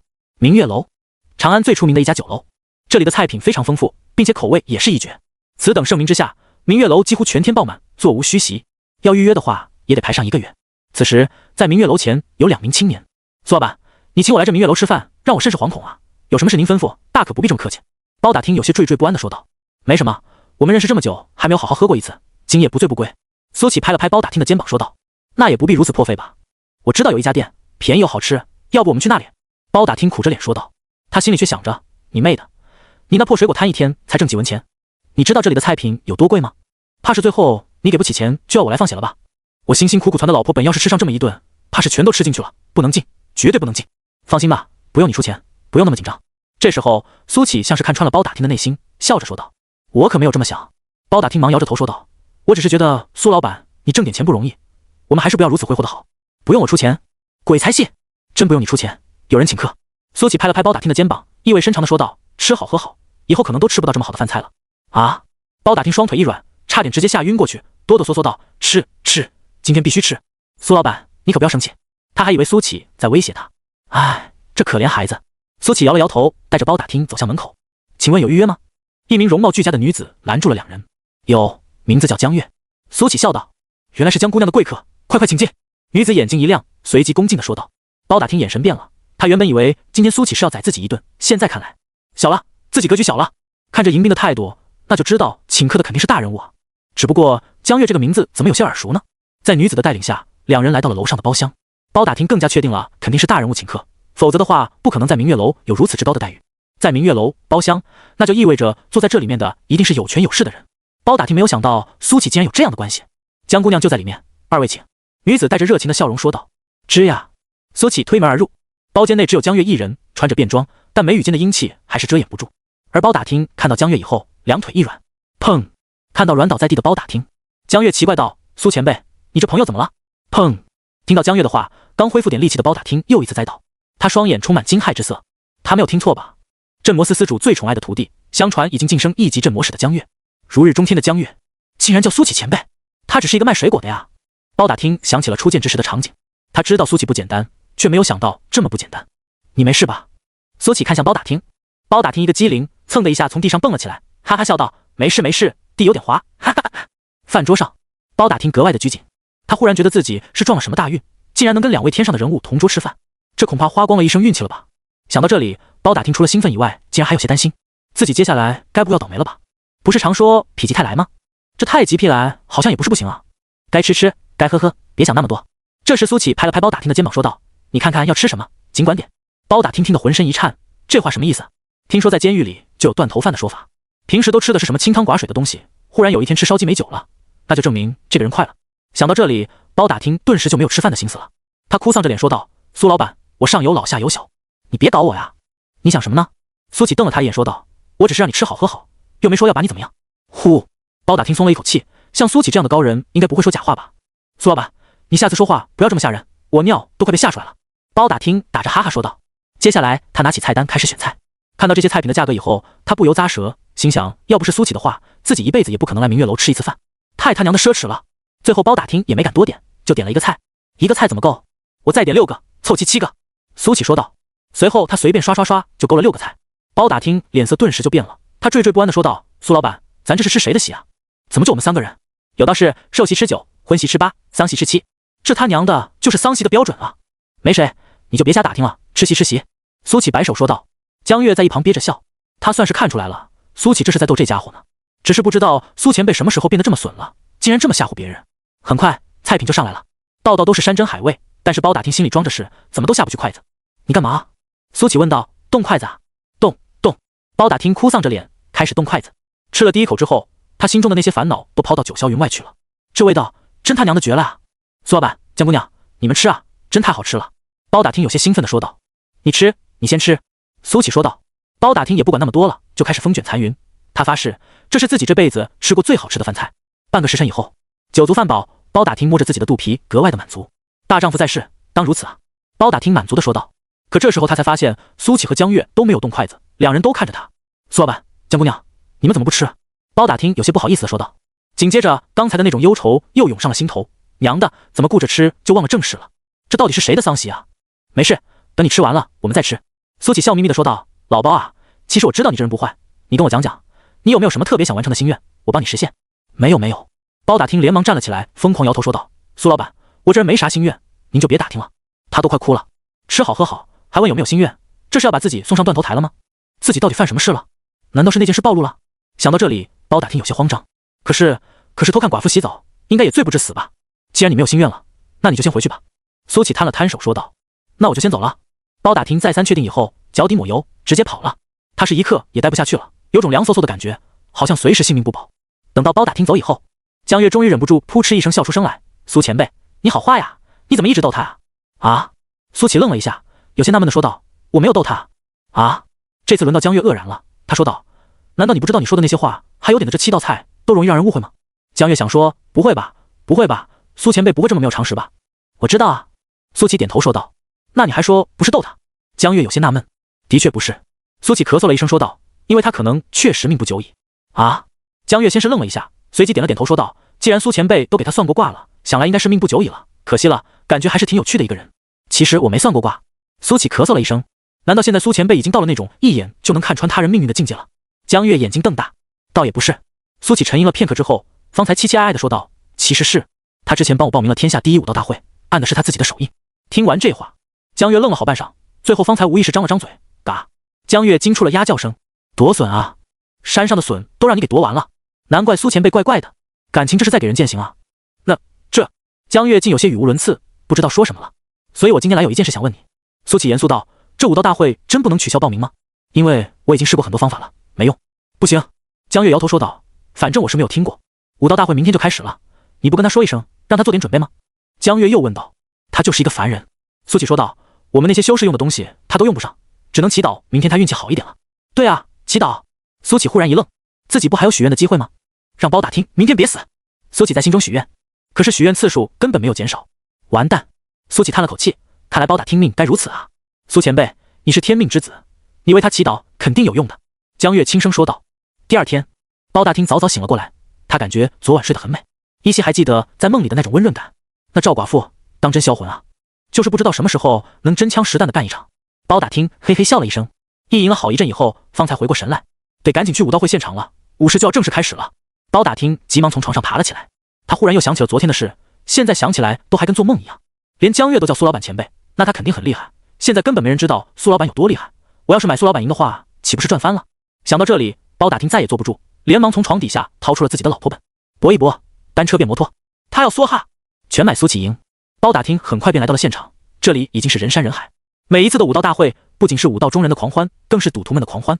庄家开盘，赌徒们下注，小赌怡情，大赌伤身，一念天堂，一念地狱。包打听很快便找到了靠谱的庄家，他打算等苏启出场以后，把钱都梭哈了。这一等就是1个多时辰。午时将至，到时候这天下第一武道大会就要开始了吧？听说每一次都是午时开始，从未有过例外，这一次应该也是。我有一个疑问，那么多的参赛者都在这个擂台上打吗？好像不是，听说这擂台挺神奇的，会自动划分对手，然后把最精彩的比赛呈现给我们。我去，还有这种好东西？这怕不是人间的东西吧？听到周围的议论声，包打听嘴角微微翘起，这天下第一武道大会真是美妙啊！自己马上就要赚大钱了，到时候买地买房，还愁这赵寡妇看不上我。终于，在万众瞩目之中，午时还有最后几秒，包打听把手已经掏进了兜里，牢牢抓住了自己的银票。来吧，让暴风雨来得更猛烈些吧！当，锣鼓敲响，午时已至。包打听正要掏钱，下一秒他只觉得天旋地转，便失去了意识。广场上几乎有一大半人都凭空消失了，这些都是参加比赛的人。咦，刚刚我旁边那只知道傻笑的傻子呢？他也是武者。果然人不可貌相，海水不可斗量。快看，擂台上有画面了。苏启好奇地打量四周，这一刻他确定这个擂台是了不得的法宝了，因为被传送上来以后，这擂台的面积比从外面看上去要大得多，这意味着这很可能还是一件空间法宝。而接下来，哎呦！苏启听到了一声熟悉的惨叫，光芒一闪，一个人出现在了他前方不远处。看到这人以后，苏启先是一愣，随即嘴角止不住扬了起来。好家伙，难怪许愿次数没有减少，原本他以为是包打听死定了，结果却截然相反，这家伙命不该绝啊！没错，苏启的对手正是包打听。包打听缓了好一阵，才从地上爬了起来。当他看到苏启以后，也愣住了，苏老板，你怎么在这？我参加武道大会啊，你怎么也来了？苏启装傻道。啊！包打听举目四跳，冷汗唰的一下就下来了。还好自己是苏启的对手，这要是别人，岂不是当场就被人给打死了？坑爹呢！这不是我怎么敢参加什么武道大会？包打听一边说着，一边朝着擂台边缘走去。苏老板，我先下去了呀。去吧去吧。苏启摆了摆手说道。包打听很顺利的从擂台上下去了。下去了之后，他还在庆幸自己的运气实在是太好了，今天若不是碰到苏启的话，自己岂不救命？当场了。不过很快他就察觉到了一丝不对。哎，不对啊，我怎么会被传上去的？难道是……就在包打听要想出点什么的时候，一声惨叫从他身边传来。砰！紧接着他就看到一个两截的人狠狠砸在了他的面前，扬起了一地灰尘，猩红的鲜血顺着地砖流到了包打听脚下。砰！下一秒，包打听吓得一屁股坐在地上，差点吓晕了过去。就在包打听愣神的功夫，接二连三的有人从擂台上被打了下来，轻一点的抱着肚子或者捂着下体惨嚎，严重一点的直接嗝屁了，更有甚者就像是刚掉在他面前的那具尸体一样，直接被人砍成了两半，缺胳膊少腿的更是比比皆是。像包打听这样全身而退的几乎没有，而这么血腥的一幕也让围观的众人产生了些许不适感。这就是天下第一武道大会吗？怎么感觉那么暴力？武者本就比普通人强大，这打打杀杀血腥一点并不奇怪。有小孩子在看的，赶紧把小孩子的眼睛蒙住。可是这些人下来的也太快了吧，感觉比赛才刚开始，这些人就死下来了。有一个人我认识，根本就不是武者，不知道他去凑什么热闹，简直就是咎由自取。还好我没有报名，之前我就有朋友打算去尝试，还说反正在长安不敢打死人，呵呵，简直太天真了。只有第一个下来的那家伙没有受伤，运气真好。包打听好不容易才缓过劲来，他连滚带爬的从地上爬了起来，然后朝着人群跌跌撞撞跑了过去。此时的他大脑一片空白，早把刚开始的那点想法抛诸脑后了。现在的他只有无尽的庆幸。擂台上，包打听下去以后，苏启就看到天空中出现了几个字：排名9999加。下一秒，光芒闪过，又一个人出现在了擂台上。这人苏启就不认识了，不过从外形上来看，这是一个猛男。他光着半个身子，那肌肉一块一块的，就像是石头一样，而他的脑袋也格外的大，以至于他的五官看起来非常的清楚立体。嘿嘿，猛男看向苏启，咧嘴一笑，露出了一口黄牙。最喜欢你们这种柔弱的男人，让大爷好好疼爱你。说着，猛男朝着苏启快速冲了过来。他的速度很快，100米的距离仅仅用了6秒的时间，但在苏启看来就太慢了。在他的眼中，这猛男跑得跟龟爬似的，就像是一帧帧的慢动作在回放。偏偏他的表情还十分的狰狞，在跑的时候，眼睛瞪大，舌头伸了出来，在空中甩荡，口水在风中飞舞，看起来就跟恶鬼似的。只是配上那慢动作，就十分搞笑了。苏启嘴角好几次都掀了起来，又努力压了下去，快要绷不住了，怎么办？终于，男人跑到了苏启的面前，狞笑着：“小美男，让你尝尝我的怀中抱男杀。”说着，张开双臂朝着苏启抱了过来。他这一招怀中抱男杀威力极大，让全身力量集中于手臂，他就连数百斤的巨石都能够爆裂，更别说抱人了。这一下子下去，无论是壮汉还是妹子，会瞬间被他爆成粉碎性骨折。猛男脸上露出了狰狞的笑容，双臂朝着苏启猛地箍了过来。这时他看到苏启动了，苏启仅仅只是抬起了一根指头，然后轻轻戳了他的胸口一下。下一秒，猛男脸上的狰狞凝固了。轰！猛男只觉得一股巨力传来，然后他就像是被火车撞了一样，像是火箭一样倒飞了出去，直接一刻不停地飞出了擂台。砰！飞出擂台以后，那股力道散去，猛男双腿无力跪在地上，双目失神。刚刚那一瞬间，他差点以为自己要死了，对面仅仅一根手指就把他给打败了。猛男想起那轻描淡写的一指，浑身战栗。还好对方没有下杀心，否则的话，这一刻只怕他连尸体都留不下了。苏琪把这个猛男打下去以后，天空中再一次出现了排名，这一次不是9999加了，而是9800。看来打败这个猛男给他提了不少的名次。下一秒，光芒一闪，又一名对手出现了。这时候苏琪才回过味来，感情这是车轮战啊，一个接一个的来。由此也可以看出天下第一武道大会的残酷性，而且还要看运气。如果你倒霉一来就碰到一个势均力敌的，消耗了大部分的气力，那么接下来的对手很有可能轻松击败你。对于凡人武者来说，要拿到这个魁首的确不是一件简单的事，但对于苏琪来说，他只觉得一个一个来太慢了，能不能一次性给他来100个？这样一来也不用打那么多轮。光芒散去后，苏琪看到了来者，这次竟然是一名娇滴滴的女子。这名女子穿着极其暴露在空气之中白花花的部分，有点黄眼睛。小帅哥，不要打人家嘛，好不好？嗲到极致的声音传到了苏琪的耳朵里。那名女子边说着，边把自己的手指头伸到了嘴边，然后把手指头含进嘴里，开始吮吸起来，媚眼如丝的看着苏琪。不，她从嘴里拿出手指，手指之上已经沾染了晶莹的淡水，竟然都拉丝了，好不好吗？女子又对苏琪抛了个媚眼，脸色红润的说道。再见。苏琪弹了个响指，轰！下一秒，狂风平地而起。女子先是一愣，可紧接着狂风就掀起了她的裙摆。啊！女子尖叫出声。别看她刚刚表现得十分骚浪贱，其实那都是做给苏琪看的。之前的几名对手就是被她的美人计勾住了，然后被她藏在袖子里的匕首剜心。女人捂着自己的裙摆，眼中露出了惊骇之色。这狂风哪里来的？难道是对面那个英俊男人在搞鬼？还不等她反应过来，她发现这狂风吹得更猛了，唰！狂风为他宽衣解带，那一身暴露的衣服随着狂风消失无影。哐当！他袖子里的匕首也顺势掉在了地上。啊！女人尖叫着，直接冲下了擂台。等她冲下擂台以后，围观群众眼睛都直了。我去，怎么有人裸奔啊？还是个女的。有一说一，这个身材是真不错啊。哎，我怎么流鼻血了？最近营养太好了，看来回去要降降标准了。别让欲望击穿你的意志，都闭上眼睛。苏启又赢了，排名再一次提升，从9800变成了9200。打败这个女人以后，他竟提升了600个名次。果然，酒是穿肠毒药，色是刮骨钢刀，拒绝黄赌毒，从我做起。苏启何时差点来了句阿弥陀佛，不过想到自己现在是道士，便把这句话给咽下去了。台下，2名笼罩在罩袍里的人影正站在角落密谋。新月姐，那宫之狼就是扶不上墙的烂泥，我担心就算是王谷也无法让他拿下魁首。宫之狼能一直赢下去最好，若赢不下去，我们这里也有后手。有后手我就放心了，反正我是不敢把所有的希望都寄托在这个男人的身上。放心吧，小月，我们万妖门此次一定会重新崛起，让那些所谓的名门正派都付出惨痛的代价。场中，宫之狼手里拿着一柄长刀，脸上带着戏谑之色。他的对手也是一名刀客，若苏启在这里，一定能够认出来，这人就是百里明月。他今天穿着蓑笠，戴着草帽，就像是一名渔夫，而他手里拿着的正是李铁匠给他打造的那柄锋利的长刀。小子，说说你想被切成几块？宫之狼狞笑着说道。呵呵，百里明月冷笑一声，却未答话。还笑？宫之狼哈哈笑道，没有人敢在我面前笑，你死定了。说着，宫之狼朝着百里明月扑了过来。100米的距离，他似乎几个跨步之间已经来到了百里明月身前。斩！宫之狼狂吼一声，手中长刀猛地劈下，唰，刀芒暴起，竟然有3余丈长。百里明月面色一变，能够斩出刀芒，证明这宫之狼至少已经触摸到了宗师之境，在刀道的造诣更是不凡。当，百里明月却怡然不惧，后发先至，劈了上去，长刀相撞，火星四射。宫之狼一脸狰狞，而百里明月一脸冷意，而他们对决的画面也被投放到了外界。人群里，李铁匠赫然也在。当他看到这个画面以后，一双眼睛金光四射，嘴里喃喃说道：“百里明月，你小子要是敢输，看我以后不到你坟头蹦迪，气死你个龟孙！”当当当！就在这一瞬间，两人瞬间对拼了4、5刀，每一刀都火星四射。虽然说宫之狼可以斩出刀芒，百里明月不行，但百里明月的刀好，竟然能劈散刀芒，在气力方面跟宫之狼相差不多。给我死！宫之狼狂吼一声，海浪刀法，唰！他猛地砍下一刀，但又被百里明月挡住。但这还没完，宫之狼一刀接一刀，犹如海浪连绵不绝，气力也越来越大。百里明月原本还算轻松，可在这连绵不绝的刀法攻击之下，脸部也禁不住潮红起来，手臂开始微微颤抖。哈哈，才10刀就快撑不住了，老子这海浪刀法可是足足9981刀。宫之狼狂笑着，越劈越快。当当当，连绵不绝的金铁交击之声，火花四溅，刀芒乱飞，肉眼可见地面出现了条条裂纹，那都是被刀意所为。宫之狼一刀连着一刀，速度越来越快，甚至都砍出了残影。这狂暴而又绵密的刀法给人一种窒息感。好强！我记得这个就是那什么西域圣子吧？没想到竟然如此强大，看来这人是有点真本事在身上的。他那什么海浪刀法有9981刀，现在砍出多少刀了？看不清了，应该有20多刀了吧？那个人已经要顶不住了。是啊，手臂都已经颤抖成那样了，若不是手中的刀好，只怕早就已经被砍死了吧。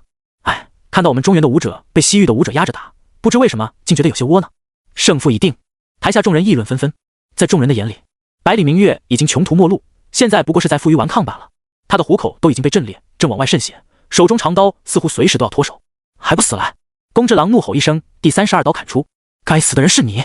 百里明月冷哼一声，手中长刀忽然以一个诡异的姿势递出，这一刀速度极快，竟趁着宫之狼下一刀的间隙，化作一道残影，直奔他的胸口而去。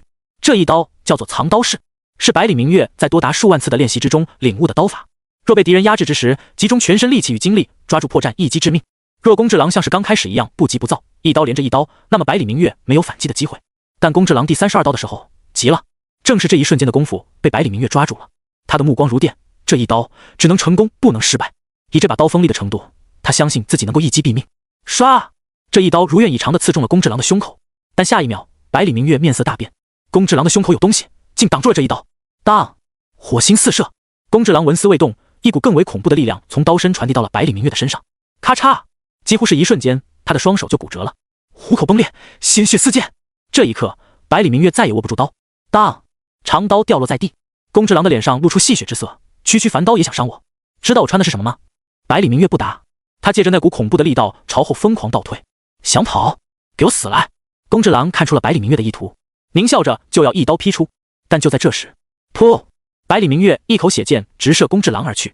他强忍了半天，就为这一刻做准备。果然，宫之狼躲开了，而百里明月也借着这片刻的功夫来到了擂台边缘，最后看了一眼那把长刀，眼中露出不舍之意。哼，想跑，刀不要了。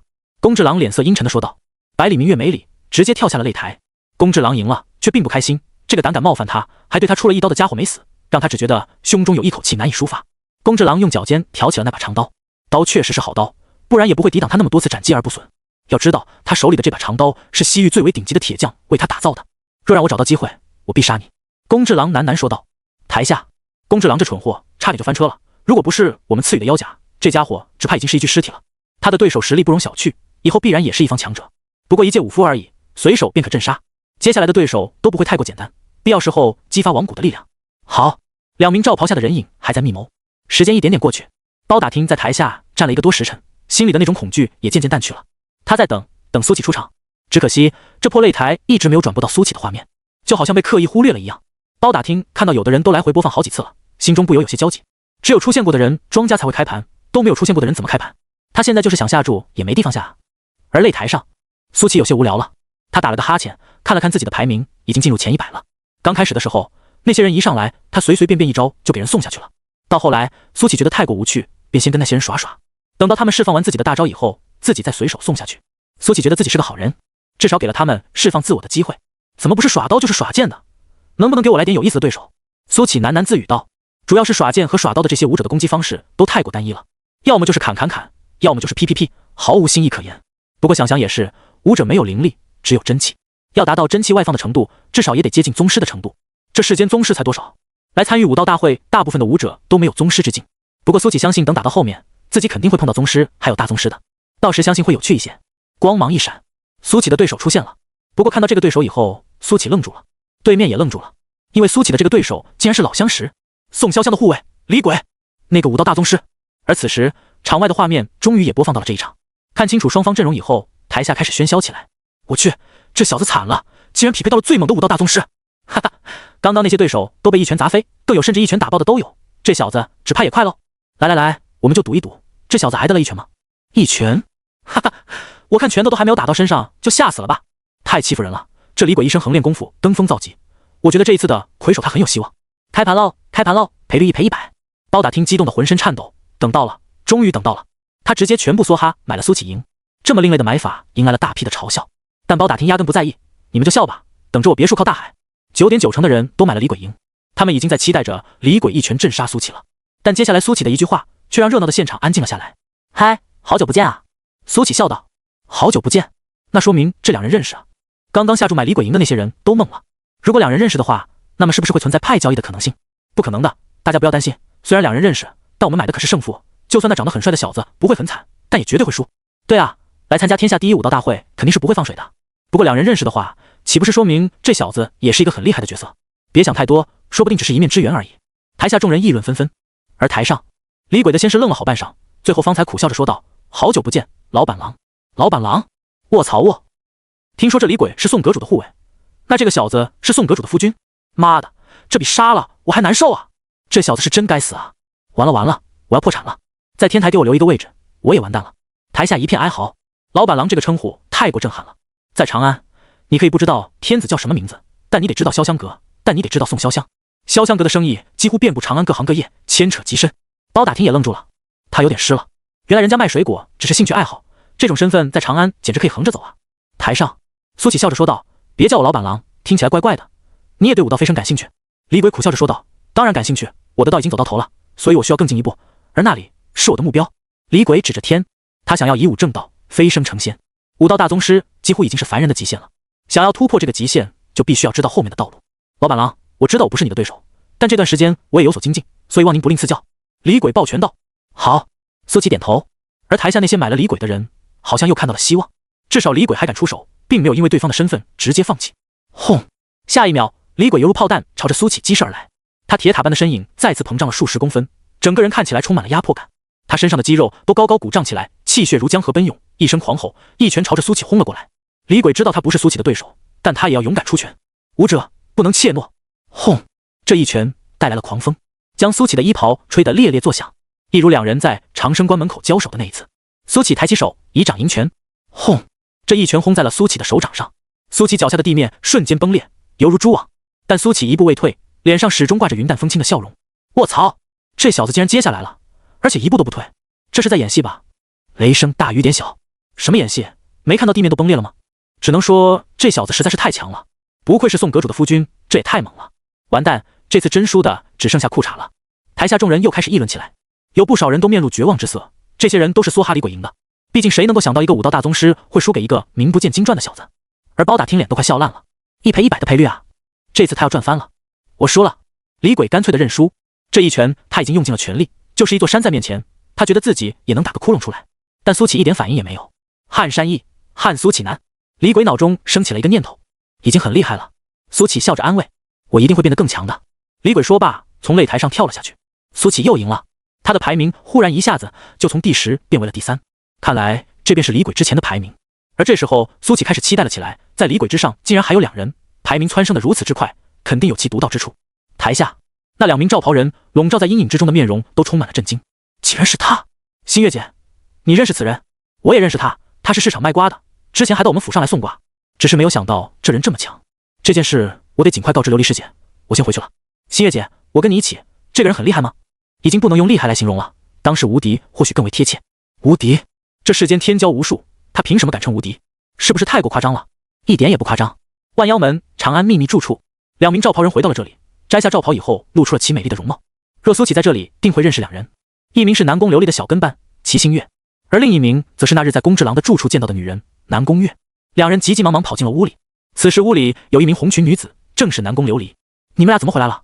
南宫琉璃有些奇怪地问道。琉璃姐，大事不好了，苏乞也参加了这次武道大会。齐星月一脸严肃地说道。啪！南宫琉璃手中茶杯跌落，茶水洒了一地。苏乞参与天下第1武道大会，这不是胡闹吗？他一个天命之子，瞎凑什么热闹？南宫琉璃有些失神，连茶水打湿了他的裙摆也没注意。他万妖门谋划了这么久，难道今日又要功亏一篑？如果对手是苏乞，他没有半分胜算。一切阴谋诡计在绝对的实力面前都是笑话。师姐，现在怎么办？齐星月小心翼翼地问道。南宫琉璃缓过神来，然后说道，走一步看一步吧，若真是他，我们没有半分胜算。南宫月更加好奇了，那个卖瓜的有这么厉害吗？竟然让多智禁妖的师姐都束手无策。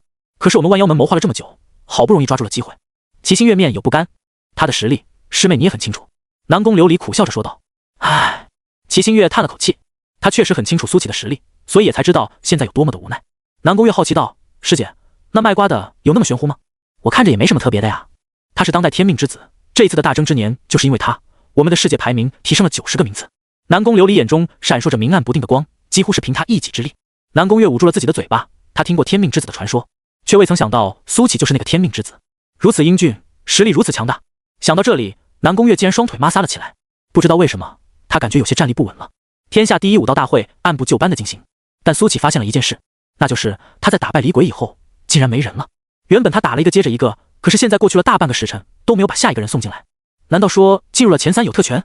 苏乞想到了一个可能性，可如果是这样的话，他怎么才能跟前2名打呢？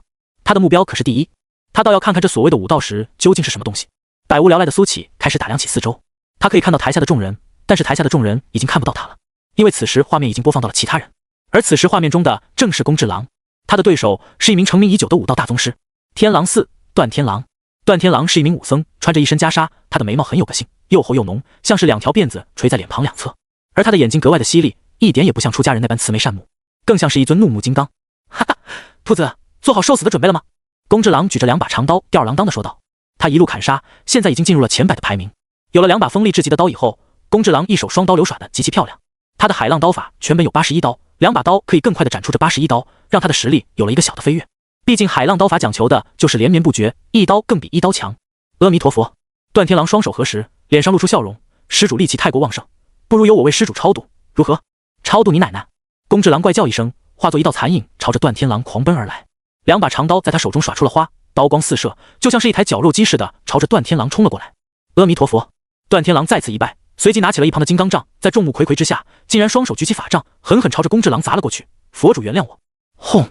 金刚杖携带着千钧之力，当头砸下。当！宫之狼的2把长刀爆出火星，那刀木直接被砸没了。这恐怖的力道让他的双手一阵震颤，差点连刀都没有握住。不等宫之狼反应过来，段天狼又是一杖敲了下来。当！这一次，宫之狼再也握不住双刀，2把刀顿时掉在了地上。施主，安息吧。段天狼眼中露出冷意，第3杖狂砸而下。宫之狼情急之下，连忙双手护头，胸口朝着段天狼迎了上去。他的胸口穿着腰甲，只要段天狼砸胸口就能反伤他。原本段天狼的这一杖确实要砸胸口的，但他忽然灵机一动，有诈。于是他调转杖头，朝着宫之狼的下体呼了过去。砰！哦！这一杖狠狠砸在了宫之狼的下体，让他发出一声惨叫。台下众男人都觉得下体一凉，不自觉夹紧了。宫之狼被砸飞了出去，捂着自己的下体，惨嚎着，蛋碎了。卧槽，这一段天狼好狠！是男人都懂。靠，以后再也不打架了。要是像那西域圣子一样，只怕以后就做不成男人了。完蛋喽，这西域圣子终于是倒下了。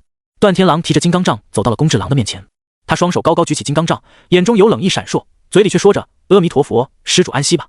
轰！下一秒，他的金刚杖狠狠砸下，带来了破空声。这一下，他要把宫之狼的头颅砸个稀巴烂。砰！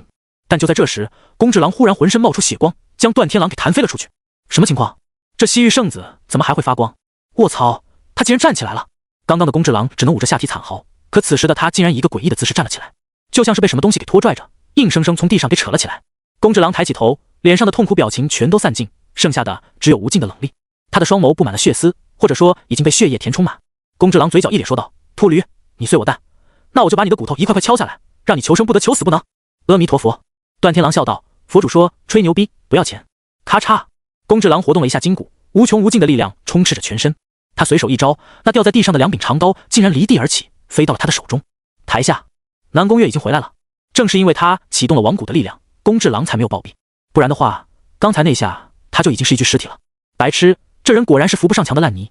南宫月在心里暗骂了一句，而其他人不知道这个情况，纷纷惊呼起来。竟然是隔空御物之术，难道这西域圣子还修了仙法？他肯定不是仙师，否则的话也不会被打得这么惨。但是现在的他给人一种好可怕的感觉，我觉得段天狼未必是对手啊。段天狼是老牌的大宗师，没有意外的。我不管，反正我都梭哈段天狼了。台上，宫之狼动了，犹如一道血影，瞬间来到了段天狼面前。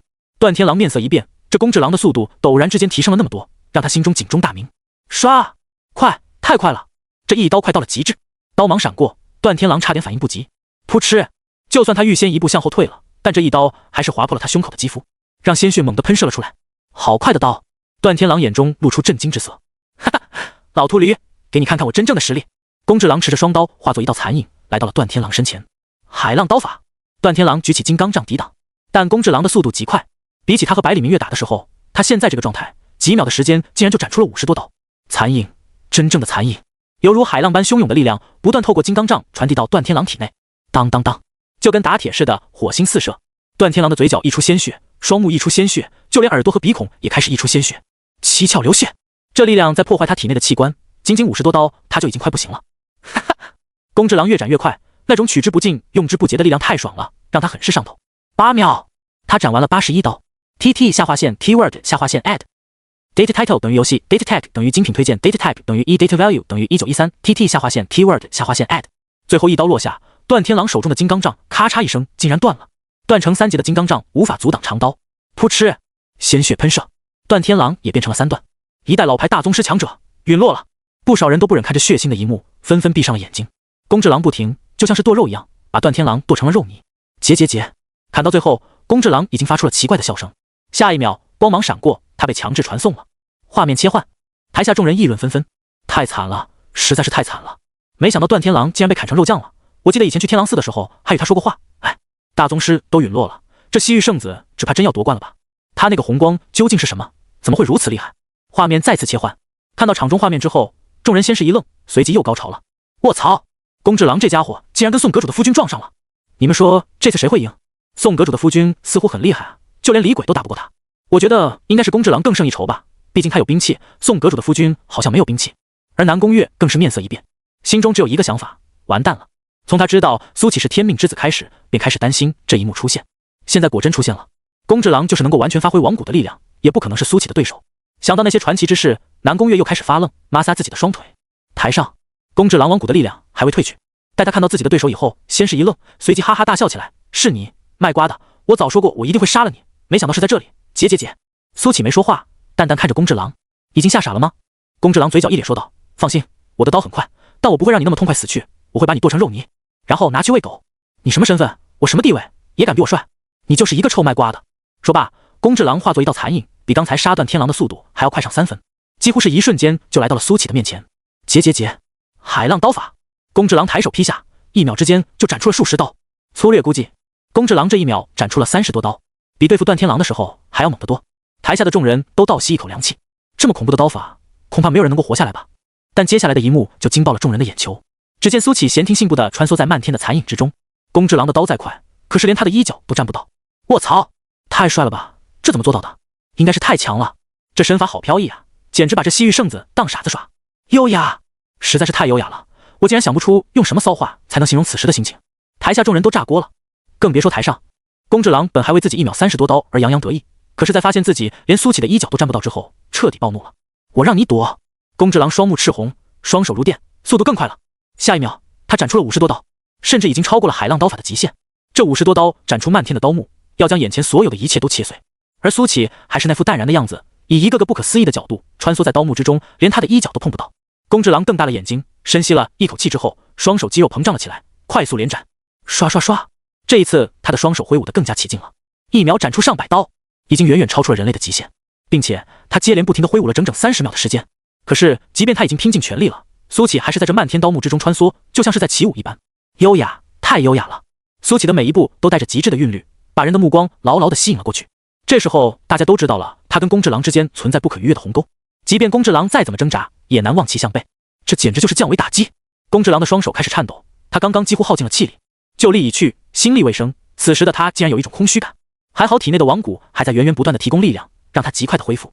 台下南宫月已经面色潮红，站立不稳，强，太强了，这就是天命之子吗？就砍完了？苏启停下身子，笑着问道：“只会躲算什么本事？跟我正面打一次，我必杀你！”宫之狼红着眼睛吼道。王骨的力量让他有些神志不清了，他现在渴望战斗，渴望鲜血，渴望杀戮。如果是他尚有理智的时候，肯定不会说出这么蠢的话。能够这样轻松躲开刀芒之辈，岂能简单了？好啊，苏启淡淡说道：“你不是喜欢连斩吗？那我就教教你什么才叫连斩。”宫之狼冷笑道：“大言不惭！”只见苏启双指轻轻抬起，下一秒化作漫天的残影，狂暴的剑意形成了一张密不透风的大网，朝着宫之狼笼罩而去。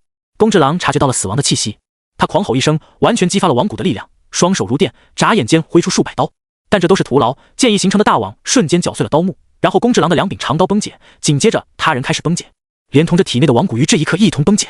数秒以后，现场只剩下了苏启，宫之狼已经消失无踪。噗！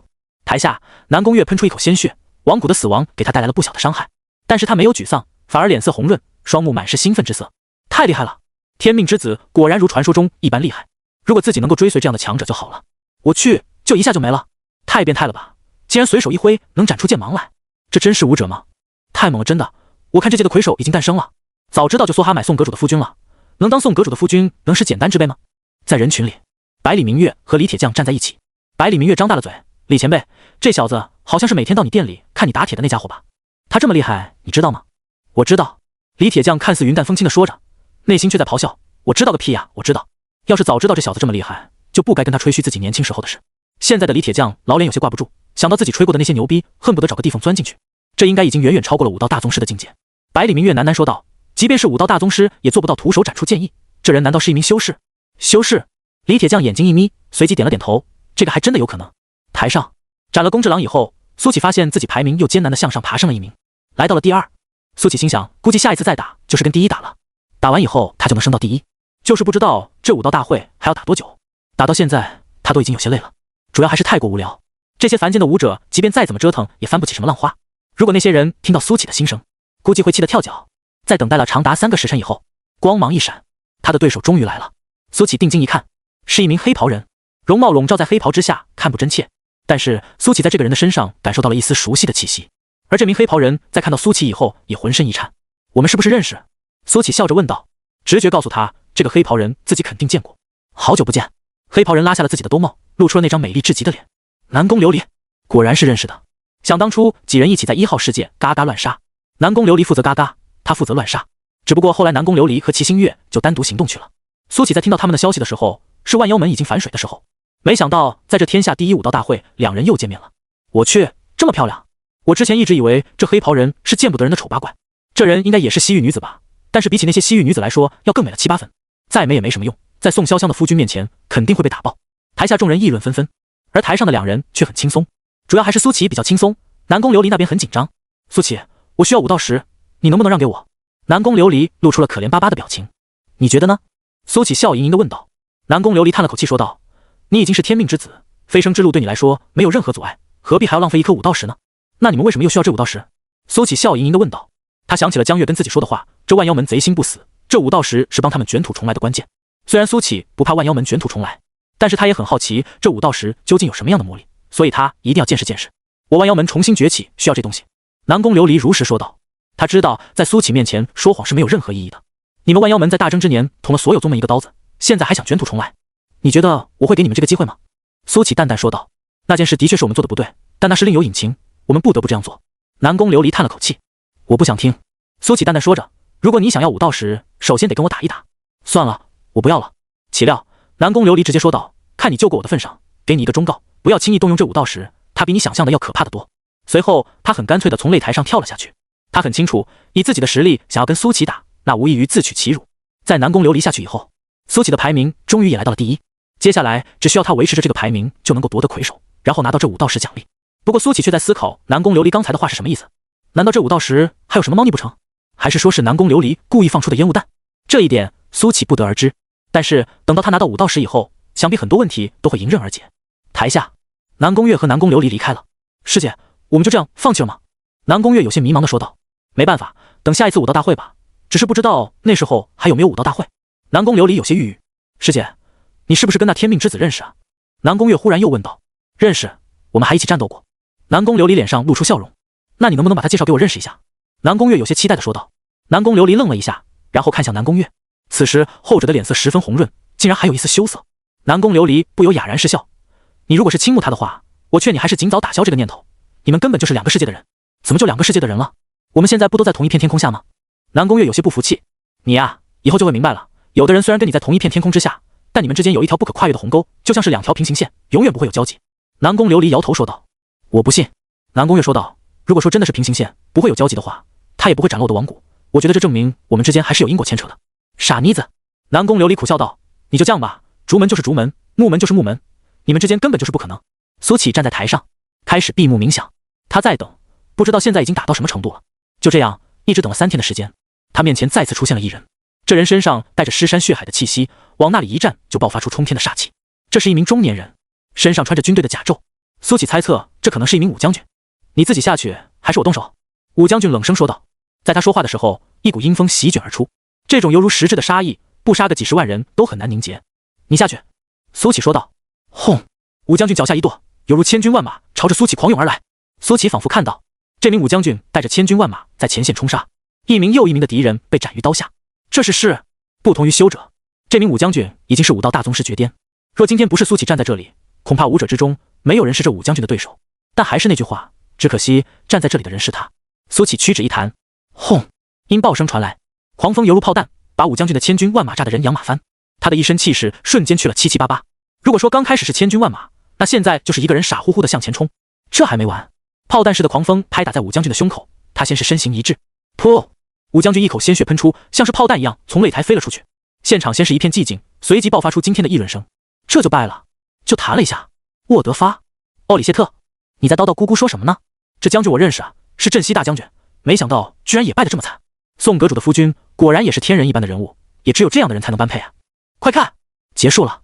天下第一武道大会的擂台轰隆隆作响，随后拔地而起，竟然飞上了半空。下一秒，在众人的注目之下，化为一道流光，消失在了长安城。无数人看着流光消失，却久久不愿离去。他们还在回味苏起的英姿，有许多少女都把苏起当成了择偶的标准，那天人一般的身影在他们心中深深烙印。台上，苏起可以看到擂台远去，可是他却不知道这个擂台要把自己带向何方。不过苏起并不着急，干脆盘腿坐下，开始悠闲地观察天空的风景。就这样过了大概1个多时辰，苏起发现这擂台带着他飞到了一座巍峨的雪山前。这座雪山高耸入云，顶部笼罩在白云之中，就好像连接天地一般。擂台不停，继续朝着雪山飞去。苏起发现这里温度骤降，竟然开始飘起了小雪。擂台冲破云霄，苏起也看到了雪山之巅，这里被阳光照耀着，看起来无比的圣洁和美丽。然而它的顶部此时已经消失了，变成了一个平坦的平台。擂台飞了过去，然后稳稳落在了平台上。阳光洒下来，苏起微微眯起了眼睛，周围都是雪，擂台几乎是镶嵌在了雪里。他举目四眺，山巅的风景格外的好，只是偶尔吹来的刺骨寒风，若是普通人在这里肯定会变得十分狼狈。武道石在哪里？苏起产生了一个疑问，因为在这山顶什么也没有，除了平坦点积雪多了点以外，便什么都没有了。轰隆隆，或许是听到了苏起的呼唤，一阵轰鸣声自天空传来。苏起猛地抬起头，竟然看到了一条裂缝出现，有五彩的神光透了出来。紧接着一块五彩的石头从裂缝中缓缓降落，这五彩神光形成了一道光柱，洒在了苏启的面前。这块五彩石通过光柱降落，悬浮在苏启的面前。这么高级，苏启有些惊叹。难怪有传言说这五道石是从仙界投放的，如此看来也并非没有可能啊。面前的这块五彩石，就是有人说它是女娲补天的五彩石，恐怕也会有人相信吧。苏启伸出手拿起了五彩石，随即天际的裂缝合拢，五彩神光也消失不见。苏启开始打量起手中的这块五彩石，入手有一种很温润的感觉，就像是握着一块美玉，除此之外便没有什么特别的地方了。接着苏启尝试注入了一点灵气，可是犹如石沉大海，没有半点反应，灵力无效。苏启脑中闪过一个念头，接着他就加大了灵力的注入，在海量灵力的注入之下，苏启终于感觉到了这五彩石有动静了，只是这种动静还不明显。有用！苏启不修武道，所以他不知道武者怎么启动武道时，他只能加大灵力注入。海量的灵力源不断的注入五彩石之中，半个时辰以后，五彩石竟然开始出现了异象，一条条像是血管一样的纹路出现在了五彩石上，清晰无比。这是什么？苏启举起五彩石，这东西竟然慢慢变得透明起来，那些纹路越来越多，越来越清晰，而这五彩石也变得越来越透明。又过了2个时辰，苏启还在不断的注入灵力，如果换作是一般的修士，早就不知道被抽干了多少次了。轰！终于，五彩石爆发出了耀眼的光芒，彻底变得透明起来。而苏启瞳孔猛地一缩，他竟然在这五彩石内看到了一只眼睛，一只禁闭的眼睛。可随着光芒越来越盛，这只眼睛开始疯狂颤动起来，似乎在努力挣扎着想要睁开。不能再注入了。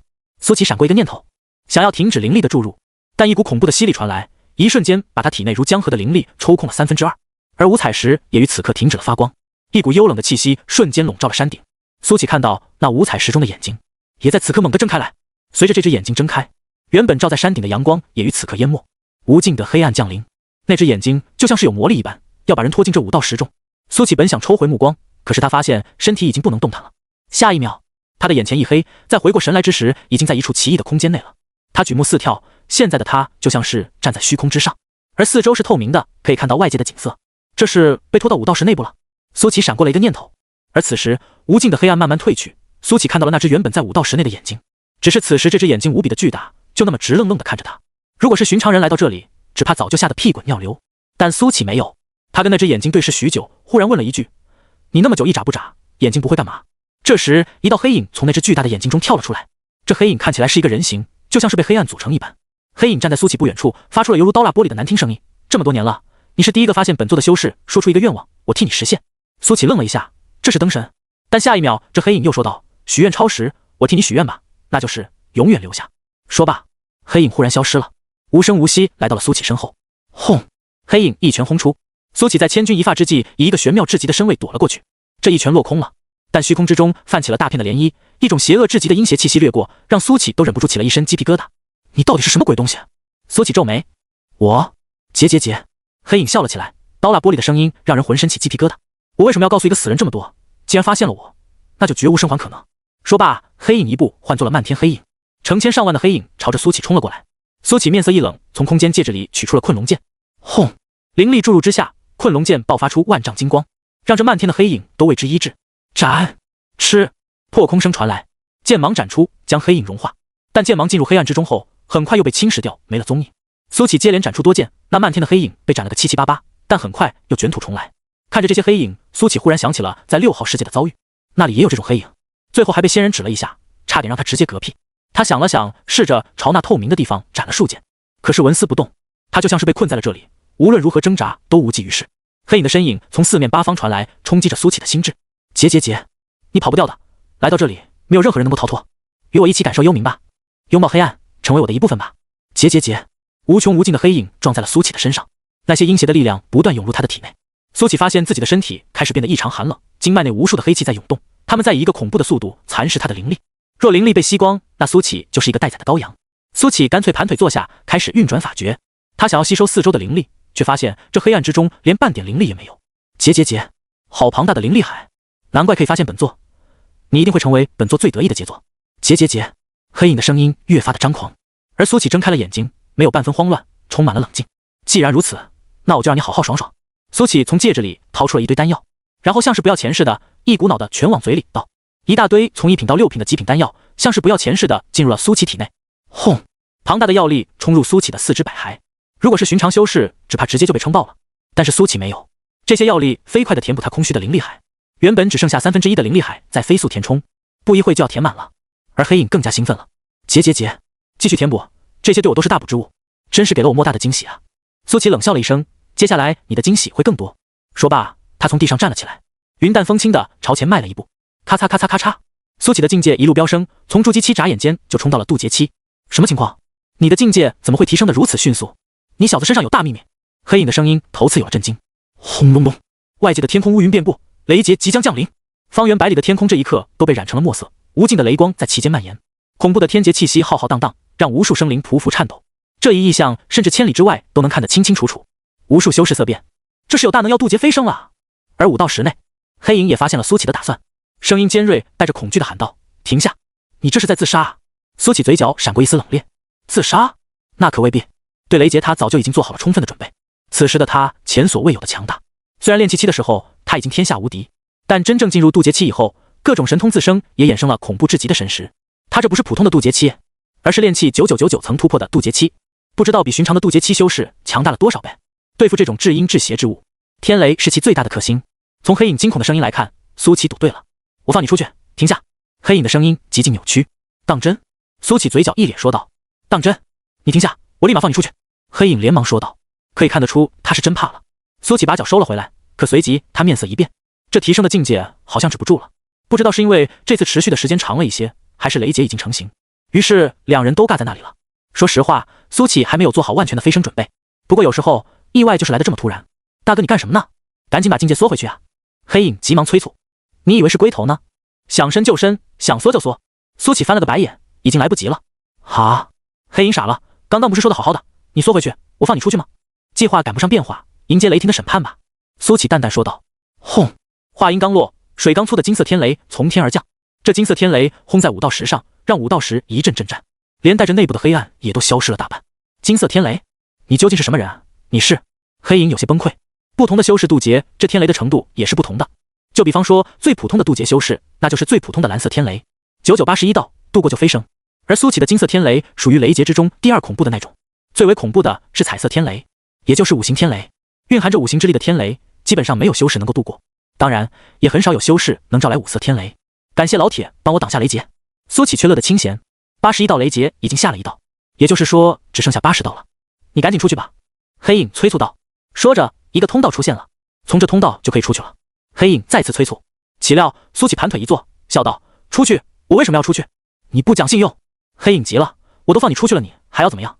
真想跟我鱼死网破吗 ？TT 下划线 Keyword 下划线 Add Data Title 等于游戏 Data Tag 等于精品推荐 Data Tag 等于1 Data Value 等于1913 TT 下划线 Keyword 下划线 Add 哈哈，苏启笑了，在这里你还能帮我挡几下雷劫？我为什么要出去？再说了，鱼死网破，我们不一直都是敌人吗？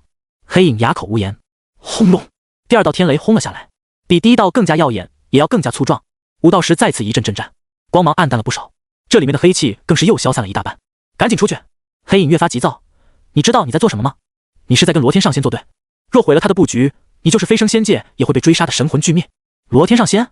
苏琪感兴趣道。那是什么？罗天上仙乃9天玄仙，更在大罗金仙之上，更别提普通仙人，其威能不是你可以想象的。黑影带着浓浓的威胁之意。你飞升以后不过是最低等的伪仙，人人皆可欺之，但至少还有一线生机。若得罪了罗天上仙，那你十死无生。轰隆隆，雷劫越发暴躁了，恐怖的气息即便隔绝着武道石也能够感受到。2道劫雷都被这武道石拦下，让劫雷感觉自己被冒犯了。快走！黑影威胁道，否则的话，飞升之时便是你的死期。而苏启却意识到这是一个探听仙界的好机会，这黑影肯定知道仙界之事，于是他笑着说道：走也行，你先回答我几个问题。快问！黑影急促道。这仙人的等级是怎么划分的？苏启问道。伪仙、天仙、真仙、金仙、大罗金仙、罗天上仙、仙君、仙王、仙帝、天尊。黑影飞快地答道。问完没有？问完就快走。天空中的雷声越来越响，这是在酝酿，这一击下来，可能武道石会直接被轰碎。黑影很着急，但苏启却很放松，他记下了这仙人的境界，随后又问道：你可知道青莲仙帝？废话，那可是10大仙帝之一，我怎么可能会不认识？你为什么知道？黑影有些狐疑地问道。这你就不用管了。苏启想了想说道。我飞升以后要怎么找到青莲仙帝？找？黑影笑了，实地都是最顶级的仙人，平时行踪不定，你如何去找？就算找到了，别人又愿意见你吗？你一个刚飞升的伪仙，可能连接引台都出不去，我看你就别痴心妄想，白日做梦了，现在赶紧滚出去渡劫。苏启没动，而是问道：为什么刚飞升的叫伪仙？为什么我接引台都走不出去？你特么的10万个为什么！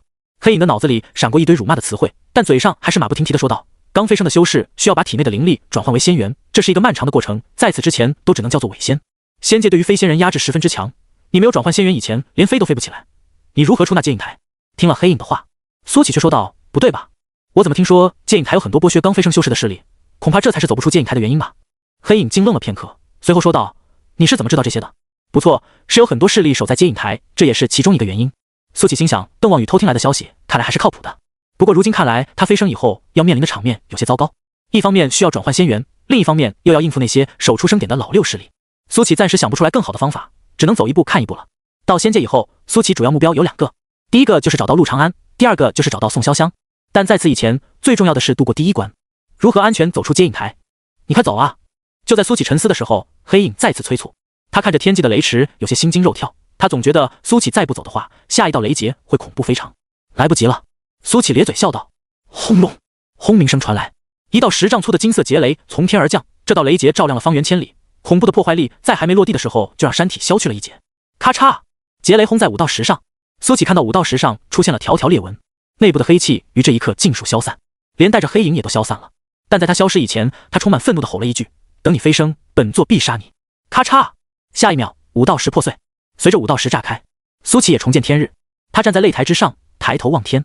作为一名穿越者，苏启以前没少在网上看雷劫的图片，但是此时面对，才知道那些图片终究还是想象力有限，这是真正的天地浩劫。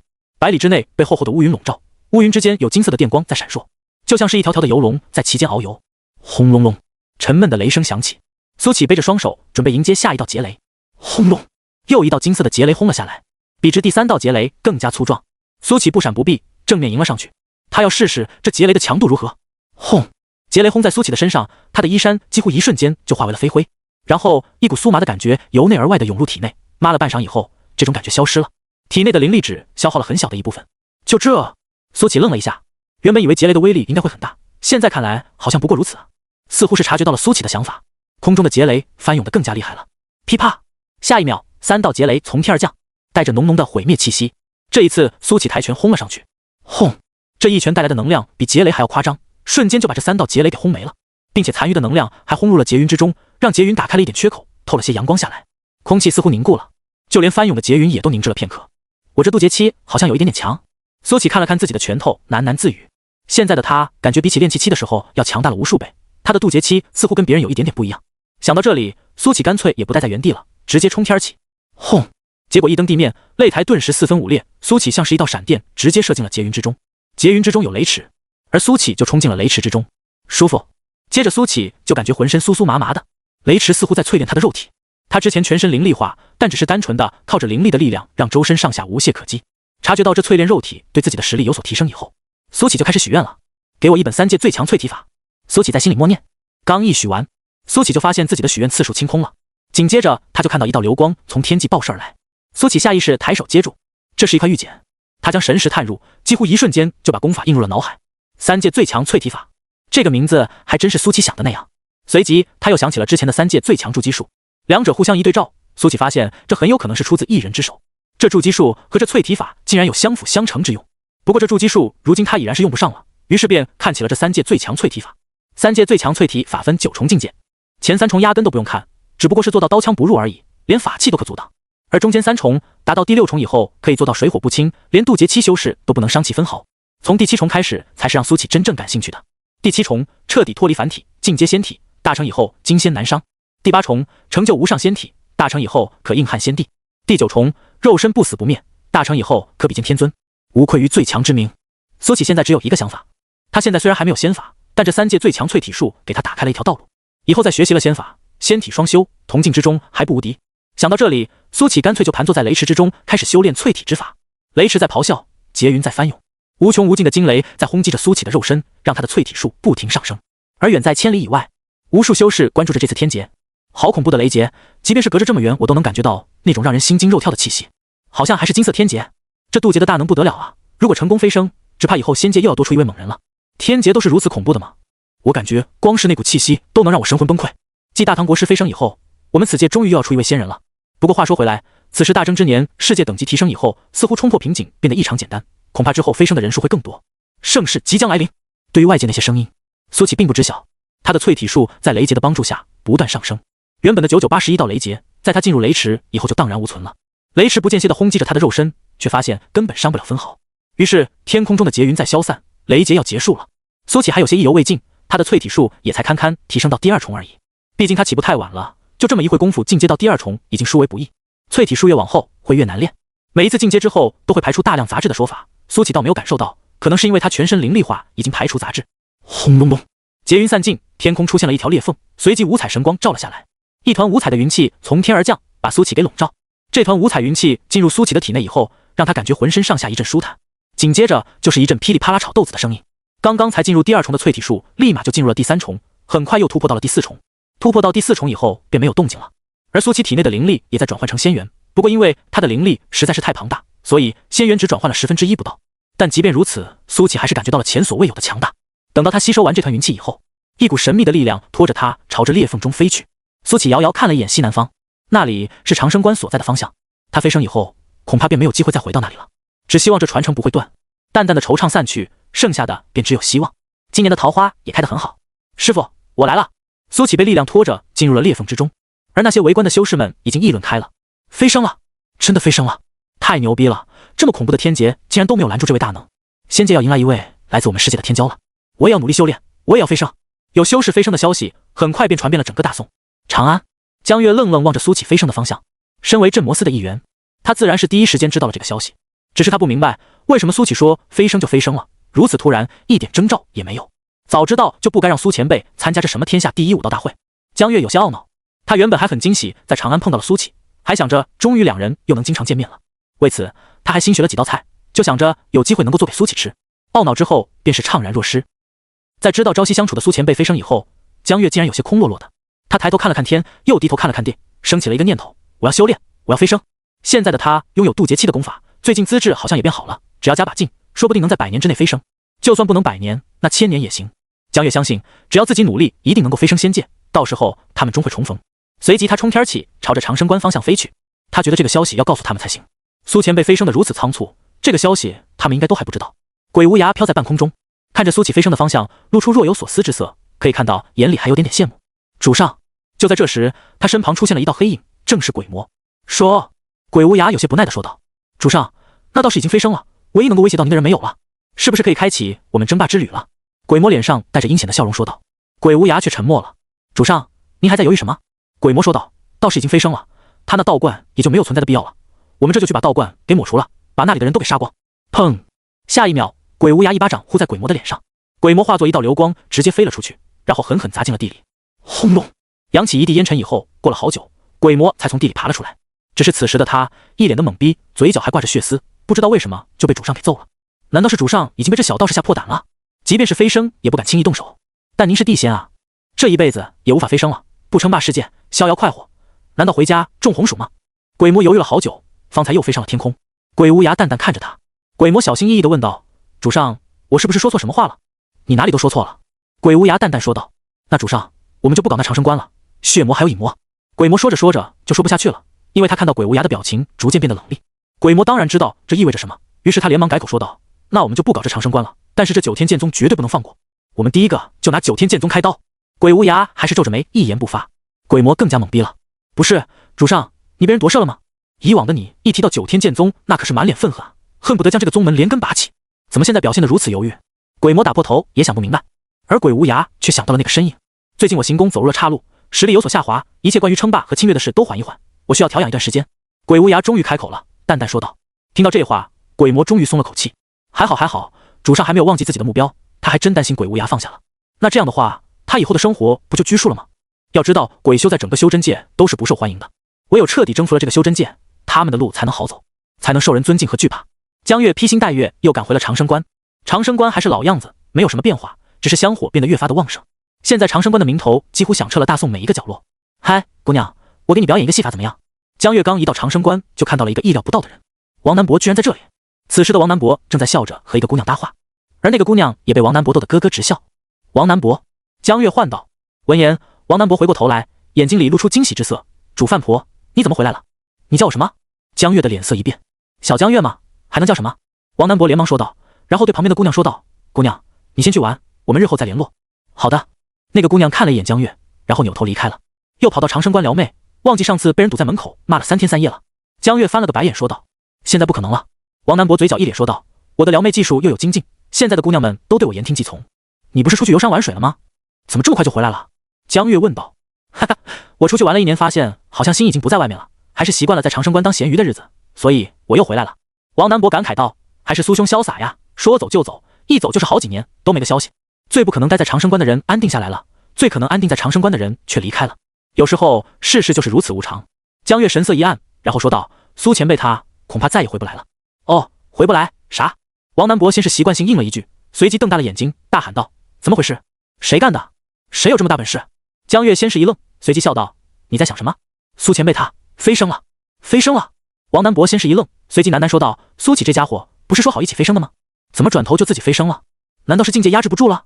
可是也没道理啊，他这么多年一直压制在炼气期，都让我差点以为他真是炼气期了，怎么会突然就压制不住了呢？还是说有其他什么情况？”看到王南博一直在那里絮絮叨叨自言自语，江月只好打断道：“关于这个我倒是有些猜想。”“什么猜想？”王南博立马抬头问道。“苏前辈参加了天下第一武道大会。”“什么？他这无敌的修士去参加武道大会，这么不要脸？你先别打岔，听我说。”“好，你说。”“苏前辈参加了天下第一武道大会，拿了第一，然后就被那擂台带走了，紧接着就飞升了。所以我猜测这武道石是不是存在什么问题？如果真是这样的话，难道是那武道石有古怪，所以苏兄不得不强行飞升，所以才走得如此匆忙？我猜是这样的。”两人合计了一会儿之后，一致认为苏启应该是碰到了麻烦，不然的话不会如此仓促的就飞升。接下来我要全力提升，争取早日飞升，帮助苏兄。”王南博认真说道。“我也是。”江月点头。“哎，苏兄倒是飞升了，这长生关以后怕是要我们帮助照看一二了。”随即王南博又叹气道：“关于苏启飞升的消息，他们商量了一下，决定还是告诉王凡熙等人。”在得知苏启飞升的消息以后，王凡熙、米杰、幽三三人的反应各不相同。王凡熙没有太多的意外，只是眼睛中有浓浓的忧虑之色，而米杰则表示自己也要努力修炼，早日飞升，充满着更大的干劲。幽三则是有些发愣，似乎还没有缓过劲来。不过不管怎么说，众人终究是消化了这个消息，只是一想到昔日朝夕相伴的观主此生可能再也无法见面，或多或少都有些缅怀或唏嘘。苏启飞升到一半，忽然觉得身体有点凉快，他低头看了一眼自己赤条条的身体，于是连忙从戒指里掏出衣服穿上，不然的话刚一飞升就是光屁股，那才是闹了一个大笑话。在穿过裂缝以后，苏启似乎来到了宇宙之中，周围一片漆黑，充满孤寂，但在遥远的彼岸，那里有无数闪烁的星星，给这无尽的孤寂之中增添了几分生气。他随着云气一路向上，很快便从这方宇宙脱离。在尽头有一团光，苏启的浑身细胞都在欢呼雀跃，那里有浓厚的生机。终于他冲进了光团之中，眼前一亮，就来到了一处全新的地方。他举目四眺，自己正站在一个古朴的平台上，看起来充满沧桑的气息。苏启可以敏锐地感觉到，在空气之中有一种比灵力更加高等的能量，与他体内转换的那种仙元几乎一致。所以我已经在仙界了。苏启闪过一个念头，只是邓望宇不是说戒影台有很多势力守在这里吗？为什么他一个人也没有看到？想了想，苏启决定尽快脱离这个戒影台。没有人正好，他正好借此机会离开。走出戒影台以后，在苏启的前方是一条长长的通道，两侧则是幽暗的水。幽暗的水里一片漆黑，不知隐藏着何等的凶险。苏启只是看了两眼，便觉得浑身有些不舒服，于是他目不斜视，快步朝前方走去。在前方有一处光亮之地，他猜测走出去以后才算是走出了这戒影台。没有什么意外，苏启走了出去，而他在门口看到了一人，一名面色憔悴的青年。这青年看到苏启以后，先是一愣，随即猛地站了起来，面露激动之色：“你是新飞升的仙人？”“是。”苏启愣了一下，随即点头说道：“太好了。”青年面露激动之色：“天不亡我，天不亡我呀！”说罢，他浑身爆发出恐怖至极的气息，一股强绝的威压朝着苏启冲了过来。轰！苏启感觉像是被万吨重的大山给压住了，他脚下的地面寸寸开裂。青年眼中射出幽冷之色，冷笑道：“小子，算你不走运，刚飞升就碰到了大寂灭，若换平时还可以发配你去挖矿，能够保住一条性命。”说着，他面露兴奋地朝着苏启走了过来。“气运，甜美的气运，你的气运都归我了！”砰！但是他刚走到苏启的面前，就被苏启一拳给轰飞了出去。青年双眼充满震惊，直接化作一道流光，消失在了原地。只是下一秒，他的身影一闪，又回到了原地。这一次离苏启远了一些。他双目上下打量着苏启，露出凝重之色：“你不是普通的伪仙，想必在下界也是个人物。不过也对，这99号戒影台荒废许久，也就最近才热闹了一些。能在那样的环境下飞升，的确是个人物。”说到这里，青年的脸上逐渐遍布傲色：“但你还不清楚伪仙和我这种已经转换完仙元的天仙之间的差距。”哇！说到这里，青年一口鲜血喷出，他吐的血竟不是红色的，而是金色。这大概便是仙人和凡人之间的区别。吐出一口鲜血以后，青年猛地抬起头来，充满厉色道：“我并不是被你打吐血的，你记住。”算了，没时间了。说到这里，青年朝着苏启冲了过来。这一次，他浑身上下都涌动着澎湃的仙元之力。苏启丝毫不惧，冲了上去，正好试试他与这种天仙的差距。轰轰轰！两人对轰了数招。苏启发现这种转换了仙元的仙人的确强大，每一次对轰都会消耗他不少的灵力。若不是完成了全身的灵力化，且淬体术提升到了第4重，他可能还真有些吃力。所以现在两人算是势均力敌。而这青年越打越心惊，越打越焦急。伪仙和天仙的区别比炼气期和大成期的区别还大。他不知道为什么面前的这个小子竟然能和他五五开，这简直就是违背常理的。没时间了！青年怒吼了一声，随即身影猛地消失在原地，出现在了半空之中。死！青年抬起手，冷冷说道。紧接着，空气中的仙源开始暴动，苏琪感受到了一股危险至极的气息。就在他准备躲开的时候，忽然，黑夜降临了，毫无征兆的降临，伸手不见五指的黑。完了！苏琪听到空中的那个青年传来一声惨嚎。金色气运1。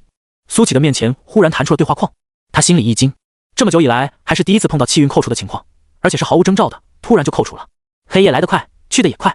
在苏琪扣完气运以后，天亮了，但是他发现天空中的那个青年却已经形容枯槁，比之刚才还要憔悴，或许已经不能用憔悴来形容了，浑身散发着一股死气，就像是暮年的仙人。砰！下一秒，他从空中栽了下来，气绝身亡。紧接着，苏琪就看到有一只金色的虫子从这仙人的嘴里钻了出来，紧接着，他的眼睛、鼻子、嘴巴、耳朵像是洪流一样的金色虫子飞了出来，这些虫子汇聚在一起，飞入天空，消失不见。而方才还活蹦乱跳的那名青年，已经干枯的剩下一张皮了。苏琪有些头皮发麻，这才刚飞升仙界，就碰到这么一档子事，完全没有想象中的仙界模样。但就在这时，系统弹窗又出现了，检测到气运变化，金色气运等比例转换为先知气运，先知气运加持，系统部分功能恢复。回收，可回收一切沾染气运的物品，每次使用消耗1000年寿命。赠与，可将气运赠与他人，每次赠与消耗1000年寿命。检测到特殊事件，仙界大寂灭，请宿主努力收集气运，好自为之。一连串的弹窗让苏琪有些头脑发懵。仙界大寂灭，这是什么东西啊？苏琪尝试着点了一下仙界大寂灭后面的问号，结果还真弹出来了解释。仙界大寂灭，每年从众仙身上扣除大笔气运。很简单的解释，但是苏琪却嗅到了不寻常的味道，联想方才那名青年慌张的样子，苏琪有了一个大胆的猜测，恐怕气运在仙界有无比重要的作用。这仙界大寂灭，每年都会扣除气运，仙人的气运也是有限的，如果气运被扣到0或者变成负数了怎么办？恐怕就会像他面前的这个天仙一样，直接就嗝屁了。如此一来的话，这些仙人必然想尽办法的搞气运，要么掠夺，要么通过其他方式。总之，气运足够多，才不会被这大寂灭给灭了。方才这青年只怕就是想要掠夺自己的气运吧。虽然苏琪对于自己的这个想法还不能证实，但他觉得自己应该已经猜了个七七八八，不知道有没有留下什么东西。苏琪走到了青年面前，然后从他的手上把那空间戒指给取了下来。苏琪将神识注入以后，发现这戒指的空间格外的大，但是里面的东西却格外的少，像什么天材地宝基本没有，就只有一些仙石。这些仙石跟灵石类似，只不过一个是蕴含仙元，一个是蕴含灵力。苏琪把戒指收了起来，他打算试试回收的功能。于是他掏出了一块仙石，心中默念了一声回收。只是过了半晌，这仙石也没有半分变化。奇怪，这功能不是这样用的吗？苏琪升起了一个疑问。随即他把戒指里面的仙石都倒腾光了，然后打算把这戒指给回收了。回收！唰的一下，戒指消失了，一个对话框弹了出来。回收成功，仙运加 0.1。回收了这么大空间的戒指，竟然才加 0.1 的气运。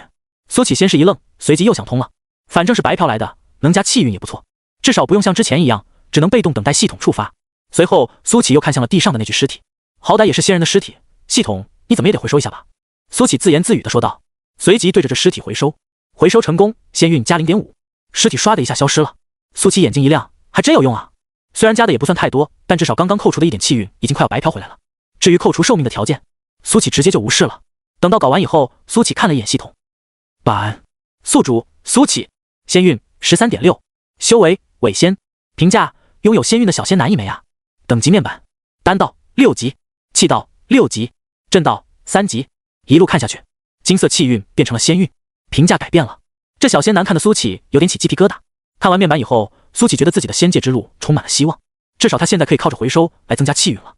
就是不知道多了这个回收功能以后，还能不能触发系统的选择功能。正这么想着的时候，久违的选择题来了。初临仙界的你似乎有些迷茫，仙界大寂灭究竟是什么？你的脑袋里始终盘旋着这个疑问。去西方吧，那里可以解开你的疑惑。奖励鸿蒙紫气。2，还没有转换完成仙元的你，举步维艰，先停留在原地，把仙元全都转换完成，开始你的仙界之路吧。奖励三昧真火。3，什么也不做，奖励仙运加1，代价寿元1万年。看到这几个选项，苏琪果断选择了3。选择完以后，苏琪二话不说就朝着东方跑了。这狗系统每次做选择题有一个好处，那就是帮他趋吉避凶。西方有大恐怖，留在原地会被火烤。苏琪总结了2点，所以就去东方吧。不管怎么说，出临仙界还是需要尽快搞清楚这里的情况，先找人打听打听，看看有没有师傅陆长安的消息。至于青莲仙帝，此事还是先放一放，苏琪会去找他，但不是现在。苏启一路向东，虽然说刚刚经历了那样一档子事，但是并不妨碍他欣赏仙界的美景。这接引台东面是一片连绵不绝的竹林，这些仙界的竹林跟凡间看起来也没什么两样，只是要格外的挺拔一些。青翠欲滴的竹叶似乎还挂着露水，给人一种清新的感觉。苏启试着飞行了一下，结果发现体内的灵力基本无法动用，唯有仙元可以支撑着他飞行。如果是寻常的飞升修士，因为刚刚飞升的原因，仙元转换的不多，自然飞行不了多久。但是苏启不同，他的灵力海太过庞大，所以只转换了1/10的仙元也相当恐怖。如果说别人体内储存的灵力是一个湖，那苏启就是浩瀚无垠的大海，所以就算他只转换了1/10，那也是寻常天仙所不能比拟的。所以苏启可以长时间的飞行。他飞上天空以后，这连绵不绝的竹林形成了一片海，风一吹过，竹叶翻飞，哗啦啦的声音甚是悦耳。这是海，竹海。苏启一路朝着东边飞去。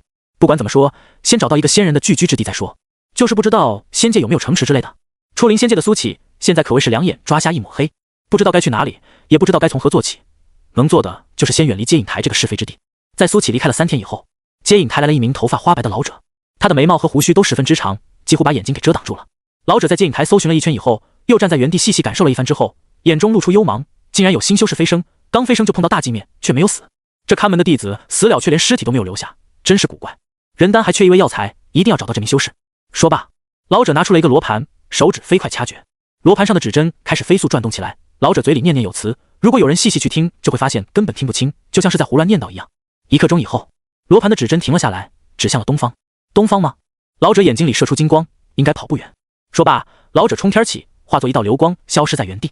苏启这3天倒也没有紧赶慢赶，看到哪里的风景好看就多停留一会，想休息了就停下来转换仙元，过得岛也快活自在，舒服。苏启伸了个懒腰，他坐在一处山崖边，刚刚看了一场日出，体内的仙元目前已经转换了2/10。苏启发现，就算自己什么也不做，身体还是在不停吸收着周围的仙灵气，然后转换成真元。他猜测应该是跟自己全身灵力化有关系。等到灵力全部都转换成仙元，苏启估计自己的实力会有一个飞跃。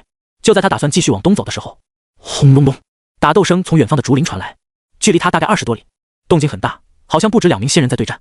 苏启眼睛一亮，朝着那边飞了过去。总算是碰到人了，自己先远远围观一下，如果没有什么危险的话，那就去问路；如果有危险的话，那就赶紧溜。很快，苏启就来到了现场。他看到5名仙人正在追击着1名仙人，被追击的那名仙人浑身上下都带着伤，狼狈不堪，但还是跑得飞快。苏启神识扫了过去，发现这几人都跟他一样，还没有把仙元转换完成，也就是伪仙境界。于是苏启瞬间就不紧张了，同境之中他是无敌的。陈凡，你跑不掉的，真是太岁头上动土嫌命长了，乖乖跟我们回去，否则的话抓到你以后一定把你臭屁吧唧。5个人一边追着陈凡，一边吼道。而那名叫做陈凡的青年压根不搭理这几人，速度越来越快。下一秒，在穿过一片密集的竹林后，身影忽然消失。5人追上来以后，面面相觑。人呢？没看到啊，怎么突然就不见了？不管怎么样，必须抓住，不然少主将罪下来，遭殃的是我们。妈的，这小子也是大胆，竟然敢偷到我们少主头上，弄死他！5人合计了一番，开始分散开搜寻。而天上的苏启对于这一幕看得清清楚楚，包括陈凡躲到了哪里，他也看得很清楚。5人走远以后，在茂密的竹林之中，忽然探出了一个脑袋，正是陈凡。方才他用了脸息术加伪装术，才堪堪躲过了这次追击。一群傻子！陈凡嘴角露出得意的笑容，然后施施然地朝着反方向离开了。直到确认自己脱离危险以后，陈凡嘴角扬起，又收获一单。这群傻子，慢慢找去吧。就在陈凡得意不已的时候，他忽然发现面前多了一人，一名穿着青衫、俊俏绝伦的道士。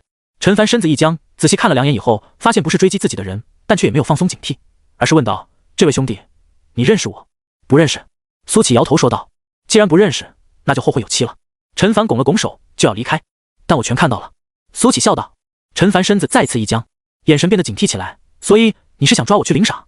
我告诉你，那些可不是什么好人，就算你抓到，我也不可能有任何好处，相反，他们可能还会谋运害命。”“谋运害命？”苏启感兴趣道。“你不知道？”陈凡上下打量了苏启一阵，抽了抽鼻子，露出了然之色。“我知道了，你是刚飞升的修士，闻出来的。”苏启笑道。“还用闻？”陈凡傲然道。“你们这些刚飞升的修士，身上都有一股生瓜淡子味，就像是不谙世事的学子，我光是看一眼就能看出来。火眼金睛啊！”苏启脸上带着淡淡的笑容。“其实我拦住你也没有别的意思，就想问你几个问题。”“吓我一跳，我还以为你想抓我领赏。”陈凡松了一口气，然后说道：“那我们边走边说吧，我怕那些家伙回过未来，到时候你我2人可不是他们的对手。”苏启点了点头，跟了上去。“问吧，尽管问，在这片区域不是跟你吹，我门清。”陈凡打着包票说道。“你认识陆长安吗？”苏启问道。“陆长安？”陈凡皱了皱眉头，然后说道：“好怪的名字，没有听说过。”苏启虽然早有预料，但还是不免有些失望。“那长生关呢？长生关有听说过吗？”苏启又问道。“白云观、野狐观、三清关我都听过，但这长生关确实没听说过。陈凡摇头说道：“好吧。”苏启叹了口气，仙界何其之大，要找到陆长安恐怕不是一件容易的事。不过想到这是自己接触的第一个仙人，苏启又打起了精神。陈凡不知道，不代表别人不知道啊。这附近有类似于凡间的城池之内的地方吗？苏启问道。当然有，距离这里400余里有一座城池，那里的热闹程度怎么说呢？就相当于是凡间的都城。陈凡笑着说道。但是啊，你这种刚飞升的修士可要小心了，你这种人就是那些邪仙最爱的炼丹材料。邪仙？苏启皱眉。这凡间有邪修，仙界有邪仙。TT 下划线 Keyword 下划线 Add Data Title 等于游戏 Data Tag 等于精品推荐 Data Type 等于Data Value 等于1913 TT 下划线 Keyword 下划线 Add。 看来无论飞升没飞升，有人的地方就有江湖，就是成仙了也不例外。没错，陈凡说道。你可能不知道，仙界不比以前了。自从那什么大寂灭出现以后，每年都会死不计其数的仙人，掠夺他人仙运的邪修也变得多了起来。没办法，谁让大环境不好呢？像小爷这种劫富济贫的大侠可真是少之又少了。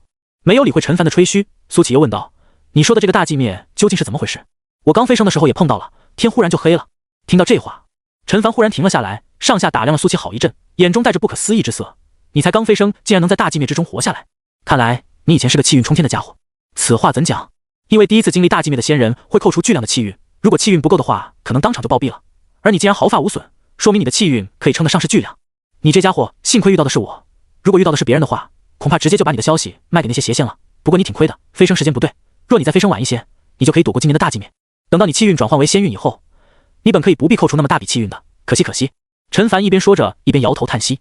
从他那心痛的表情来看，就好像扣除的是自己的气运一样。而苏启也捕捉到了一个关键信息，气运转换为仙运以后，经历大寂灭之时会扣除的少一些。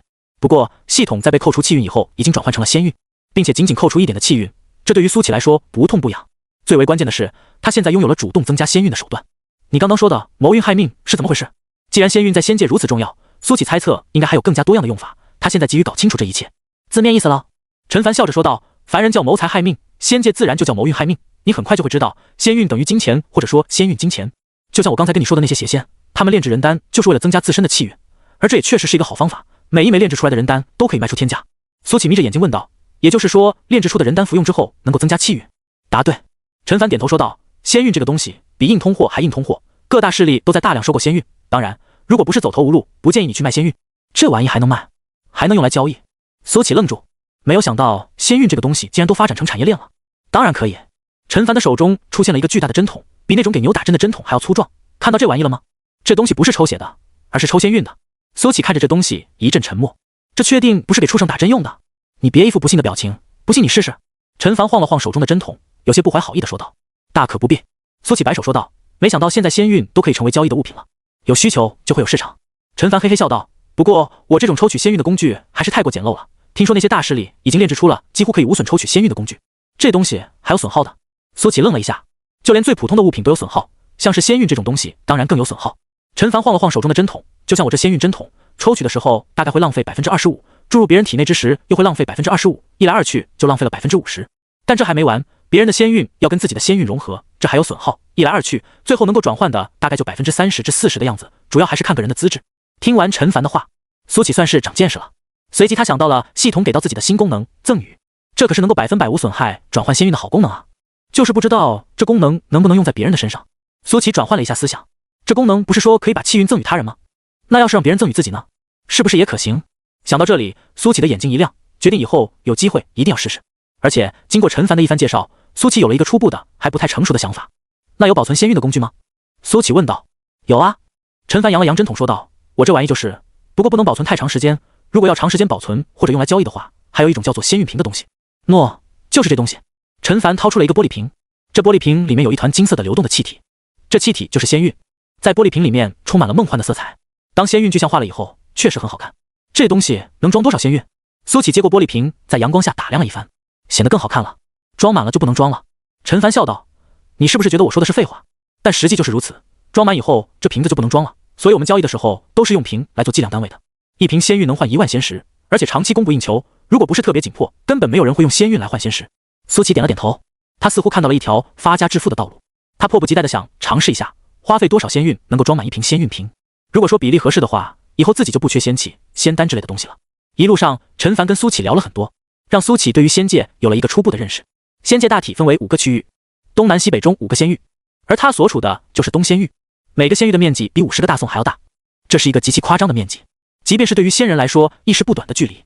更为重要的是，每一个仙域的交界处都有阻碍，想要跨域，除了使用超长距离的传送阵以外，若要凭借自身的实力，那得先往以上的实力才行。而距离此地400余里的那座城市叫做元生城，元生城里有大量的伪仙，甚至还有仙境以下的修士，还不少。只不过这些生在仙界的修士不需要经历天劫，只要有功法就能够毫无阻碍地提升到仙境。相对于凡间修士来说，这就是仙界修士的优势。不过没有提升到仙境也有好处，那就是仙界大寂灭不会掠夺仙境以下修士的气运，因为他们都还没有生成仙运。傍晚，陈凡带着苏启来到了元生城外。这元生城看起来的确繁华，相较于长安也丝毫不差。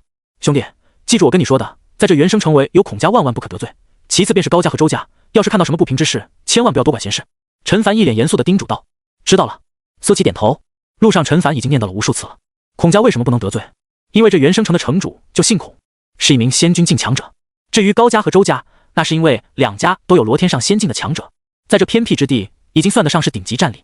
没错，元生城在整个东仙域根本排不上号，属于垫底的偏隅之地，否则的话城内也不会聚集了大量的危仙，就连天仙也都可以高人一等。至于金仙，只要不得罪了大家族的人，在街上都可以横着走了。这个给你。陈凡掏出了一件罩袍说道。这是？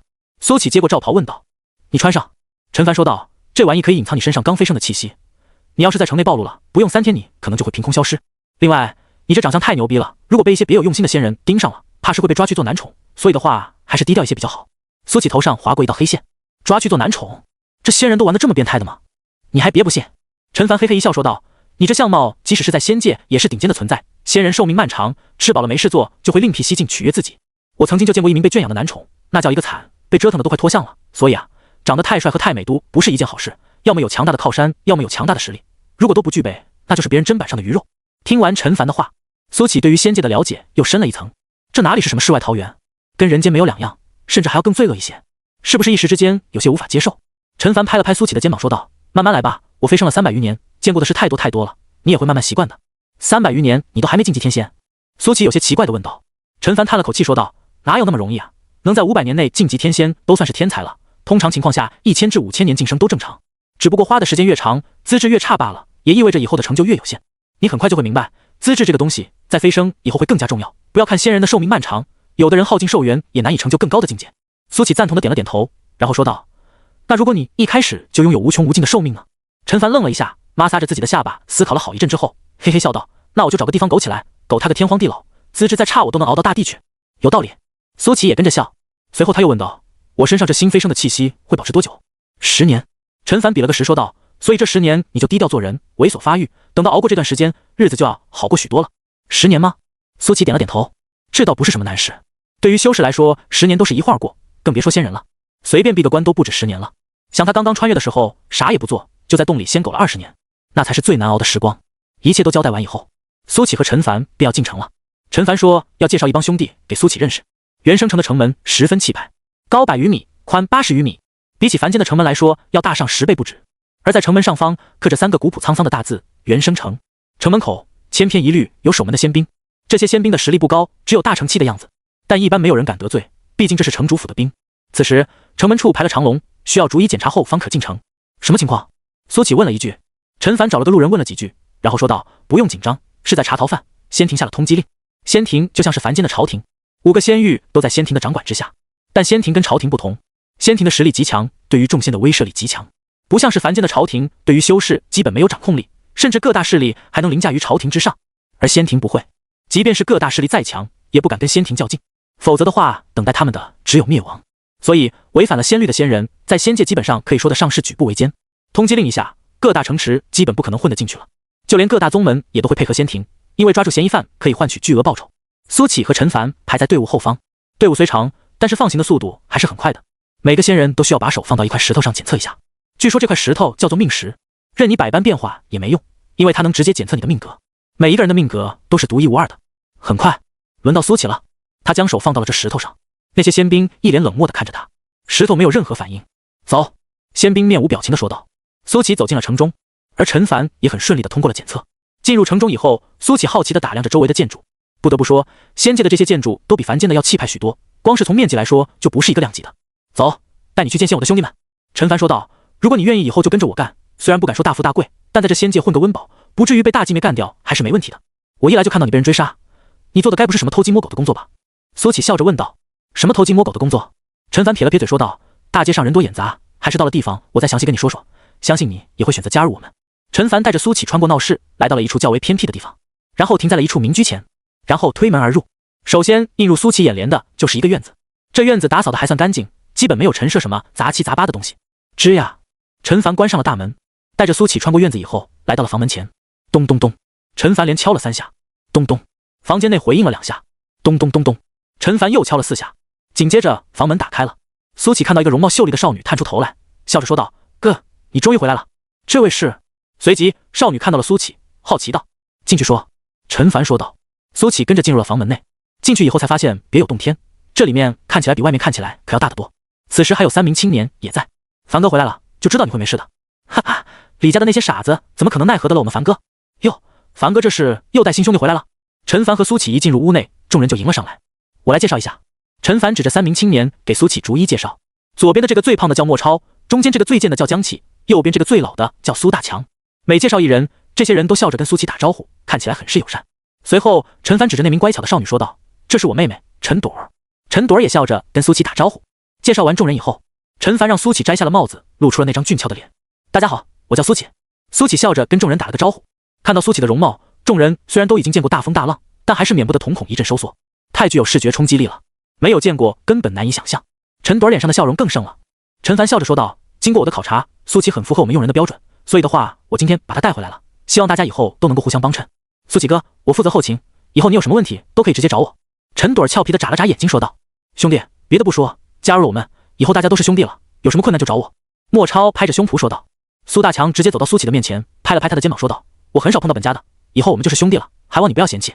嘿嘿，兄弟，你长这么好看，以后兄弟有事求你的话，希望你能帮一帮。”江启颇有些不怀好意的说道：“谢谢大家的热情。”苏启笑道：“不过在此之前，我还是想先了解一下我们主要是做什么工作。”劫富济贫。众人异口同声的说道。劫富济贫。苏启愣了一下，这是他第2次听到这个词了。一次是陈凡在那里吹嘘自己的时候。嘿嘿，陈凡笑道：“苏启，现在让我正式给你介绍一下我们的工作内容。我们的目标是实现共同富裕，当然，这个目标对于现在的我们来说还是太过遥远，所以的话，只能先从劫富济贫做起。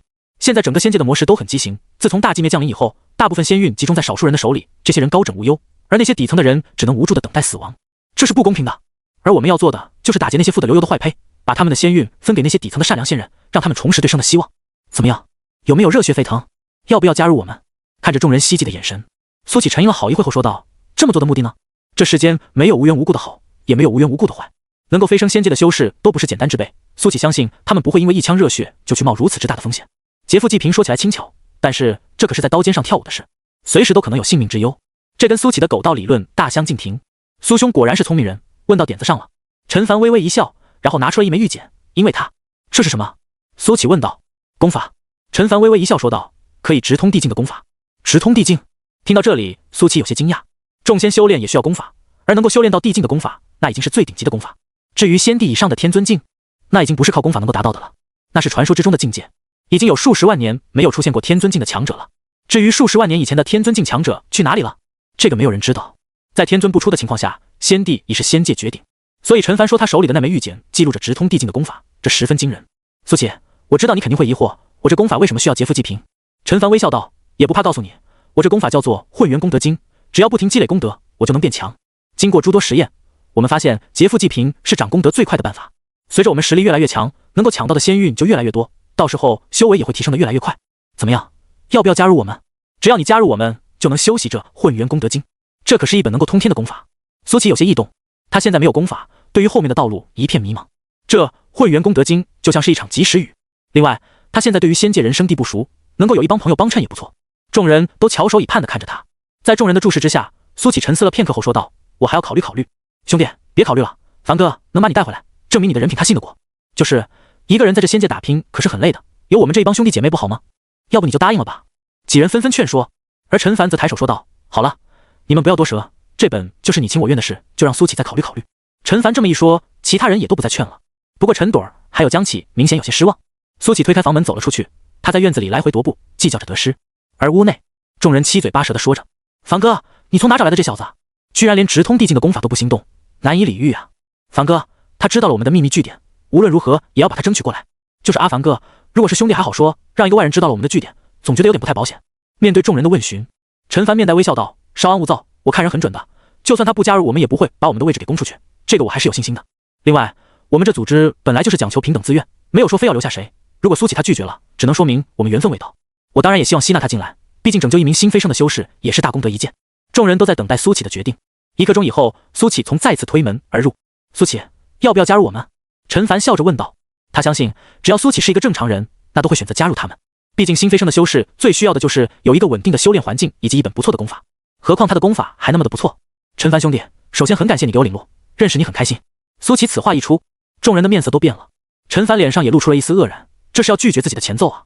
果然，苏启接着说道：“我这次飞升还有许多事要做，所以的话，可能暂时无法加入你们了，多谢你们的好意。兄弟，你不再考虑考虑吗？好不容易在仙界碰到一个本家，兄弟，你长这么好看，出去很危险的呀，还是留在我们这里吧。仙界真的很危险的，如果没有一个势力保护，很容易嗝屁的。”众人纷纷挽留。想好了吗？陈凡打断了众人，然后看着苏启问道。想好了。苏启点头。那好吧。陈凡叹了口气说道，不过相逢即是缘，我们还是朋友，如果你以后有什么困难都可以来找我，能够帮我尽量帮。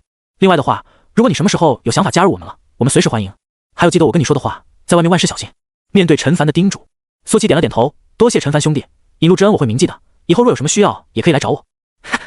好。陈凡开怀大笑，一言为定。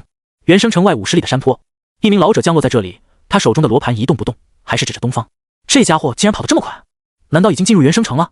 老者的眼中阴晴不定，有着疑惑之色。他一路追踪过来，可是居然没有找到那名修士，在路上倒是碰到了5名伪仙，只是这5名伪仙不符合他的炼药标准，所以逃过了一劫。不愧是大气运者，老者喃喃说着，这个速度绝不是靠腿，应该是用飞的，刚飞升就能转换如此之多的仙元，顶级天才啊！他脸上的贪婪之色越来越浓，若能把你炼成人丹，说不定可以打通我的仙路，让我迈入仙君之境。随后，老者朝着原生城飞了去。有这罗盘在，他相信自己能够找到那名修士。他现在有些着急，新修士飞升以后，每一天都在被仙界同化，届时药力会越来越弱。他越早抓到这个飞升的修士，自己的道路才会越加平坦。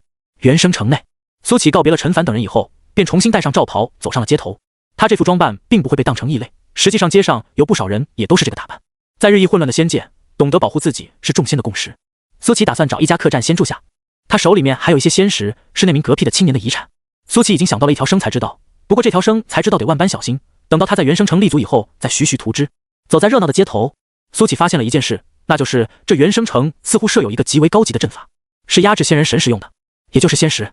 正常来讲，一名普通的伪仙，仙石覆盖数千里不是问题，若不是在仙界，一名普通伪仙的仙石可以覆盖整个大宋，可是在这城内探出1-2米都难。苏启在街头晃悠了一会以后，看到了一家挂着妻子旗子的店，店内还挺热闹的，人流络绎不绝。苏启跟着人流走进了这店，进去以后，他看到了柜台里摆放着许多精美的法宝，从波动来看没有达到仙器的等级，但如果放在凡间的话，那就是数一数二的极品法宝。风云珠、孤灯印、北寒湖、金涛锏，在标榜着凡字区域的柜台，苏启看到了许多牛逼的法宝，就比如这风云珠，可以呼风唤雨，掌握一方天地的气候变化；又比如这孤灯印，一盏孤灯掌生死，汝命由无不由天；还有这北寒湖，装的是天水寒气，天水是整个仙界最冷的地方，就连渡劫修士也难以抵御这种严寒。苏启看着柜台里这些放到凡界会被抢疯的法宝，就那样静静躺在那里，不由在心里感慨，不愧是仙界。不过这些东西的价格也很感人，最低售价10万仙石，而那孤灯印更是叫价30万仙石。苏启看了看戒指里面可怜的1万多块仙石，头一次感觉自己如此贫穷。凡字区域的法宝尚且如此惊人，那仙字区域呢？苏启不由朝着仙字区域走了过去。仙字区域再靠里面一些，不同于凡字区域，在仙字区域竟然还有专门负责介绍的工作人员，都是长得很漂亮的仙女，随便拉一个到凡间，那都是一流的美人。此时，在柜台后方，一名穿着淡绿色衣裙的仙女正拖着一件巴掌大小的法宝，跟众人介绍：“这是我们天气阁最新出品的凤梭，诚如大家所见，这是一件飞行法宝，它可以用仙元驱动，也可以用仙石驱动，速度比金仙全速赶路还要快3分，可谓是保命探险的不二法宝。虽然它只是一件下品仙器，但品质极高，已经触摸到了中品仙器的门槛，现在仅售300万仙石，诸位可有意愿？”淡绿色衣裙的仙女美目在众人脸上流转，嘴角噙着淡淡的笑容，有不少人都有异动之色。可惜这300万仙石的天价让他们望而却步。就算苏启对于仙界的物价还不甚了解，也知道这300万不是一个小数目。面对沉默的众人，绿裙仙女脸上却也没有露出半分不耐的表情，而是让人如沐春风的笑着。如果大家对这件仙器不感兴趣的话，那我们就接着来看下一件。但就在这时候，一道吊儿郎当的声音传来：“这仙器，本少爷要了。”顺着声音传来的方向，众人纷纷扭头，苏启也不例外。他想看看是谁这么土豪，300万的仙石竟然说掏就掏。只见一名穿着蟒袍的青年从正门走了进来，在他身边还跟着2名散发着强大气息的仙人。这名青年的脸部瘦削，颧骨微微凹陷，鼻子高挺，那2只眼睛十分狭长，薄唇之上正噙着淡淡的笑意。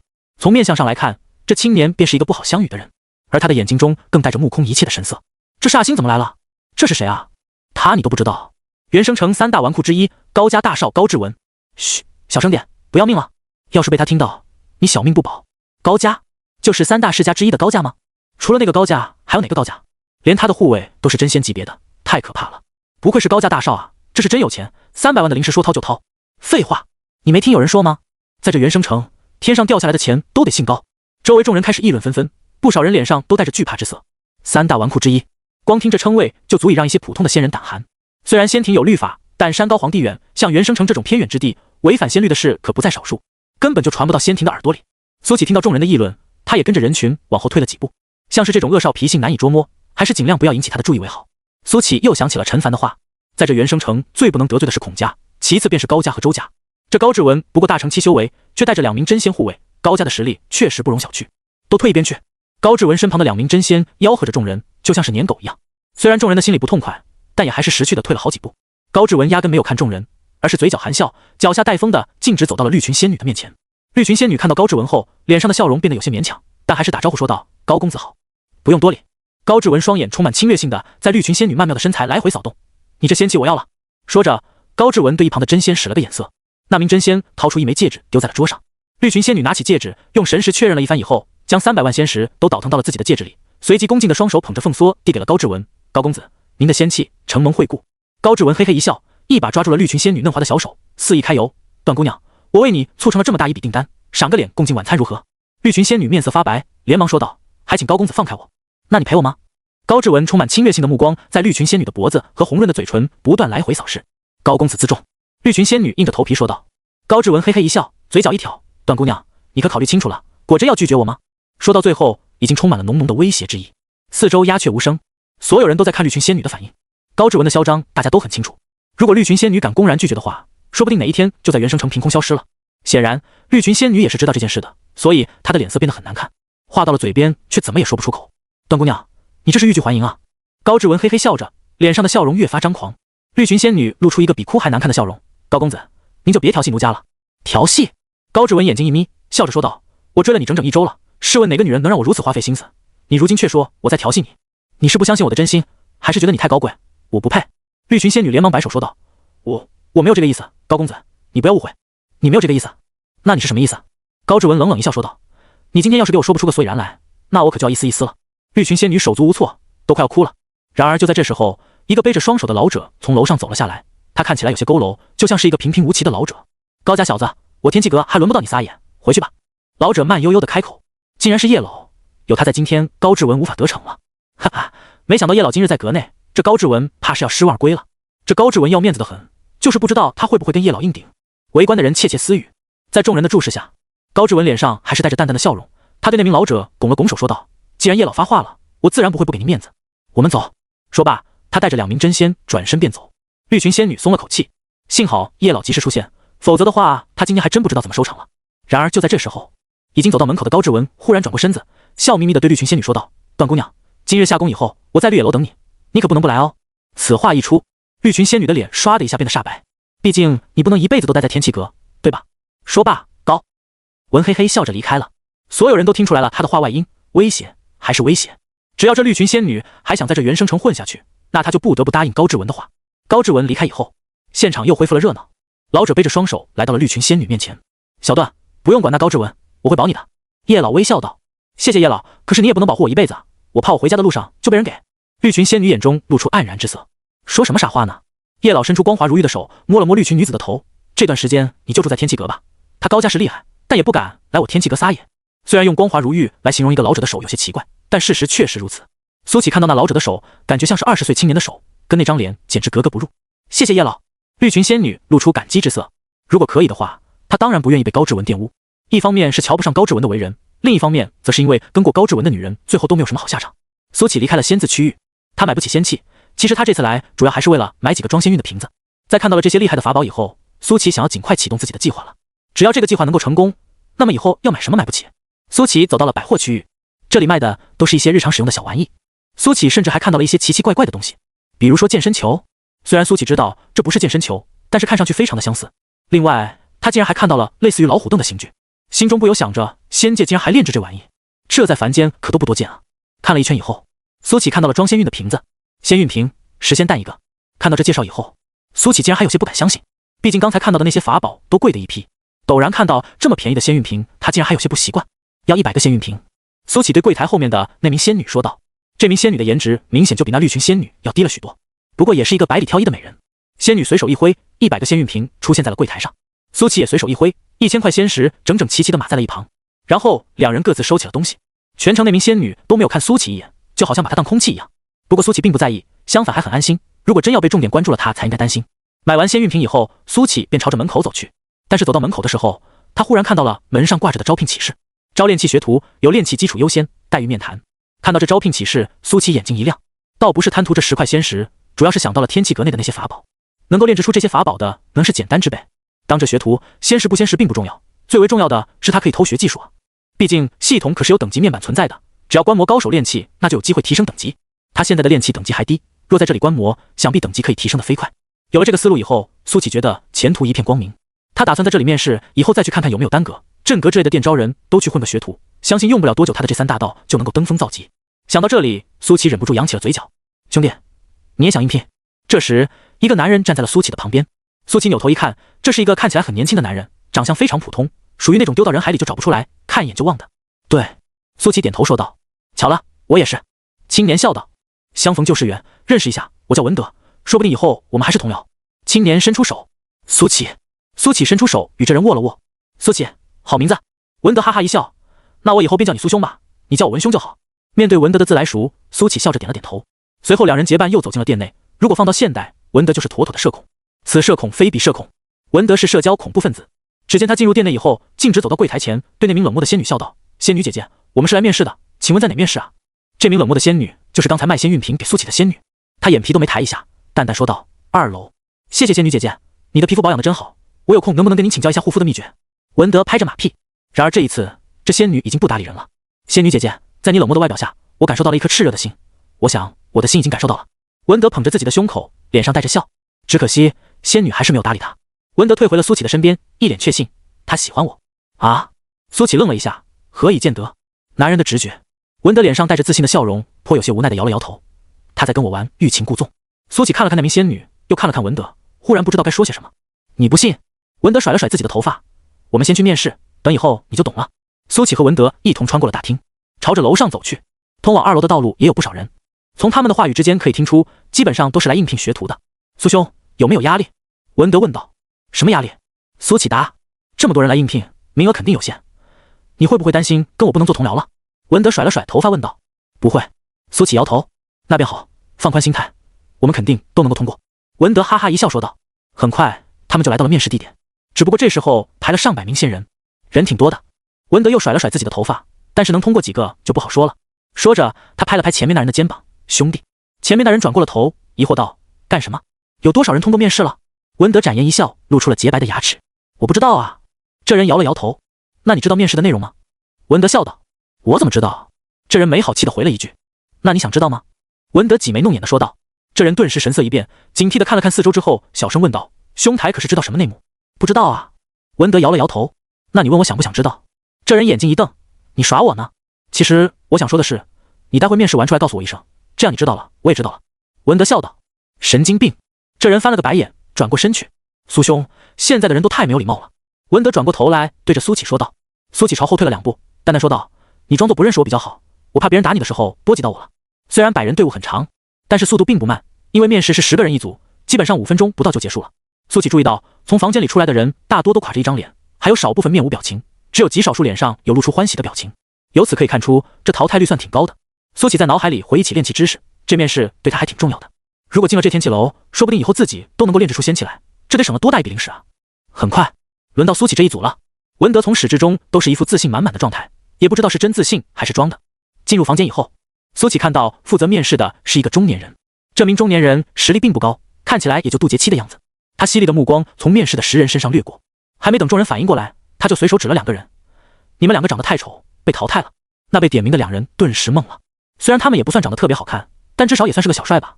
说他们长得丑，他们不服啊！考官，虽然我……其中一人还想争论，但是这名中年人直接冷声喝道：“滚！”这一嗓子下去，那2名被淘汰的人顿时不敢说话了，低着头灰溜溜地走了出去。待到2名男人走出去以后，中年男人冷峻的目光扫过众人，尤其在苏启身上停留了一会，随后他指着苏启说道：“我们天气阁最注重细节之人，毕竟练气是一门细心的学问。那2人长得丑而不自知，不懂隐藏自己的缺点，终究不是练气之才。而像他，就算长得丑，也知道用罩袍隐藏自己，细心之人方可成事。”苏启没有想到自己竟然被 Q 到了，不过他也不去争辩。长得丑不丑重要吗？不重要。而文德则是跟着点头说道：“我觉得您说的特别有理，若能在您手底下做事，每日感受您的教导与熏陶，我们一定能变得更加优秀。”中年男人原本冷峻的脸怔了片刻，嘴角不自觉掀起了一抹弧度，显然是被这文德拍舒服了。不要拍马屁，我们天气阁招收学徒是为了吸纳优秀的人才，而不是溜须拍马之徒。中年男人很快把笑容隐匿，又板着脸说道。随即他的手中出现了一块黑黢黢的石头，都看看这是什么？第一个识得此物的人可以直接被聘用。中年男人淡淡说道。剩下的8人都朝着中年男人手里的那块石头看去，看了半晌后面面相觑，都不敢轻易作答。而苏启在看到这东西的第一眼就认出来了，但是他却没有说，因为这东西有古怪。我知道。然而就在这时，文德说话了。你说。中年男人眼中金光一闪说道。文德带着3分得意7分自信的说道，如果我没猜错的话，这是牛粪石吧？所有人都愣住了，大家都有自己的答案，却是没有往这牛粪石身上想。再说了，这哪里像是牛粪石了？中年男人额角闪过几缕黑线，怒斥道，不懂装懂，你被淘汰了。且慢。文德连忙抬手，其实我知道这是什么东西，只是我不想被其他人知道，可以单独跟您说吗？你说。中年男人皱眉，若你说不出个所以然，你就可以滚了。文德凑到了中年男人身旁，然后低声说了几句。中年男人眼中金光一闪，随即点了点头，没想到你小子还真有点门道，你被聘用了，其他人呢？其余人都有些惊讶，没想到这个看起来有点大病的家伙竟然真能答得上来。考官，这应该是千年玄铁。不对，这是孔雀石。你家孔雀石长这样，这分明就是百年泥石。净瞎胡说，这就是一块普通的石头。其余人纷纷说出了自己的答案，只是中年男人都摇着头说道，没一个认识的，那接下来就第2关。这第2关可以决定你们的去留。苏启不动声色，他感觉到刚才中年男人在观察他们，甚至还动用了神识。不过苏启没有表现出半分异样来，他不去答，就是觉得这东西有诈，就是不知道文德是真猜出这东西是什么了，还是另有隐情。第2关，我要考一考你们练气的水准。中年男人随手丢出几个铁块，把这东西炼制成一个法宝，无论多低品阶，只要能炼制出来就算通过。练气？我就是什么都不会才来当学徒的呀。哎，这不完犊子了吗？嘿嘿，还好我有一定的基础，那我就不客气了，快动起来吧。众人纷纷拿起了那铁块，苏启在手里掂量了掂量，这并不是普通的铁块，而是阳铁。阳铁这种东西的硬度极大，并且能够承载灵力，所以在修真界一直是比较受欢迎的一种材料。只是在这仙界，这阳铁就显得有些鸡肋了。这么小一块阳铁，想要炼制法宝，确实还是有些难度。从来没接触过炼气的几人已经抓耳挠腮，不知道从何入手。而有基础的另外几人已经从戒指里面掏出了工作台，开始炼制起来。苏兄，你会炼气吗？这时候文兄又凑了过来，他已经确定被录取了，所以现在看起来非常放松。一点点。苏启从戒指里取出了工作台，然后又掏出了荣天焰。一般他都用这玩意来炼丹，但是炼气也不错，专业。在他掏出荣天焰以后，文德不由赞叹了一声，连那名中年人看苏启的眼神也都柔和了几分。一名合格的炼气师当然要有一火，否则的话炼气效率会大打折扣。反观其余几人，莫说一火，有几人甚至都不知道怎么炼化材料。苏启的手法很熟练，虽然炼气对他来说是最薄弱的技能，但毕竟也花费了不少的时间，所以仅仅用了1刻钟，他就成功炼制出了一个简单的法宝。这是一枚扳指，我炼制好了。苏启说道，给我看看。中年男人脸上带着笑容，苏启把这枚略显简约的扳指递了上去。中年男人把玩了一番以后，问道，这是什么东西？暖手扳指。苏启介绍道，虽然不是什么了不得的法宝，但是注入一丝灵力就可以保暖一整天。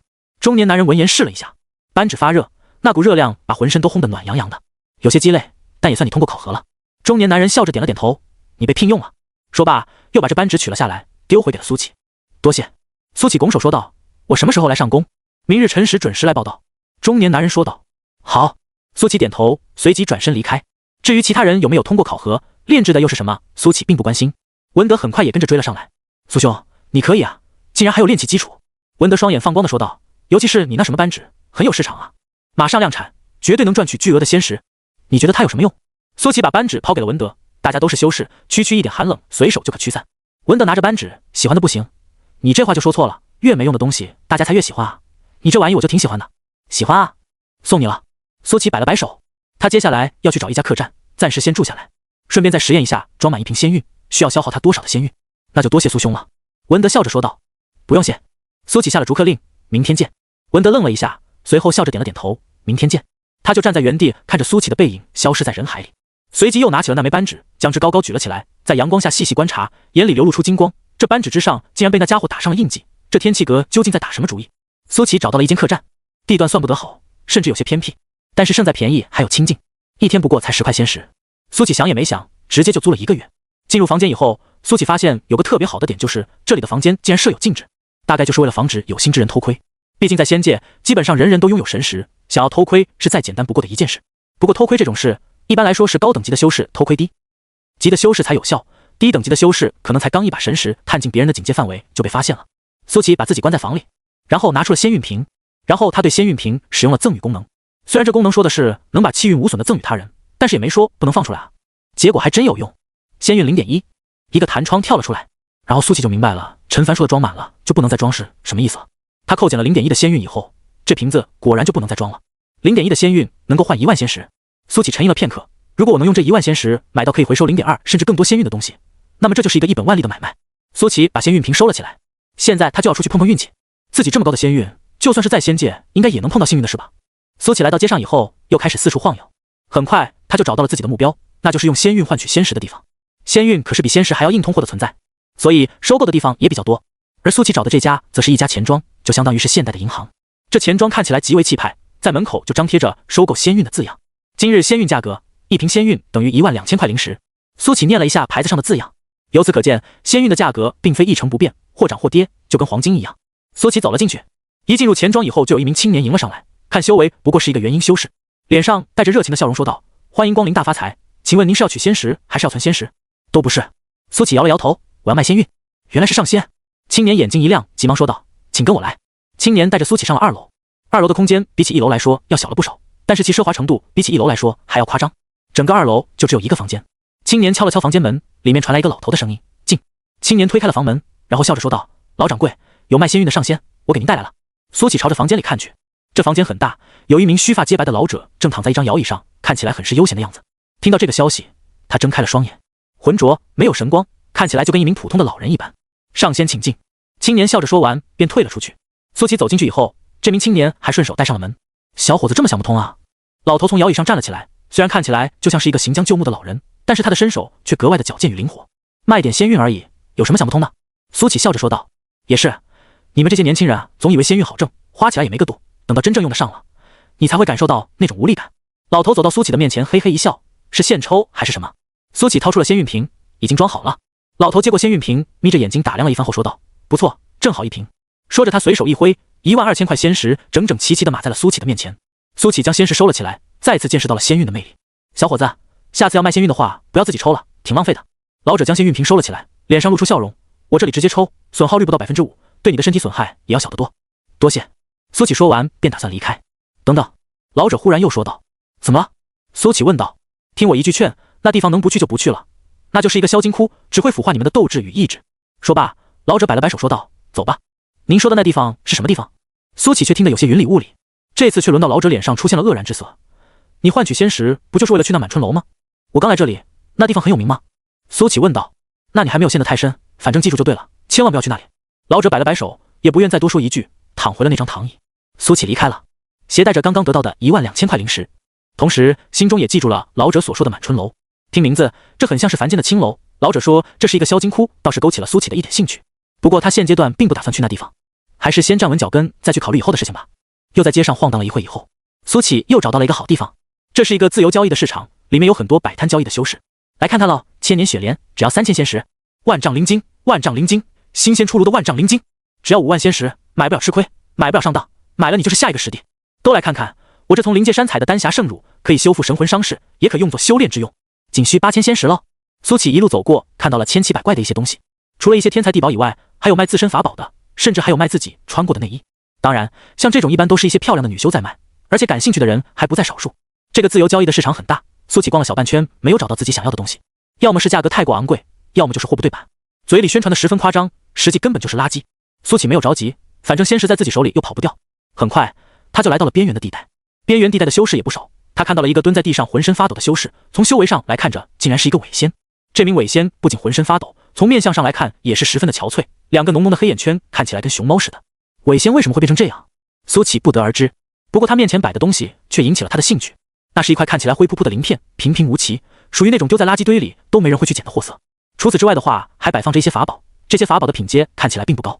苏乞身为下界的天命之子，对于气运可谓十分的敏感，他在那鳞片上隐隐感受到了流动的气运，这东西要是能够回收的话，应该能赚一点仙运。苏乞在心里如是想着。你这东西怎么卖？苏乞随手拿起一件法宝问道。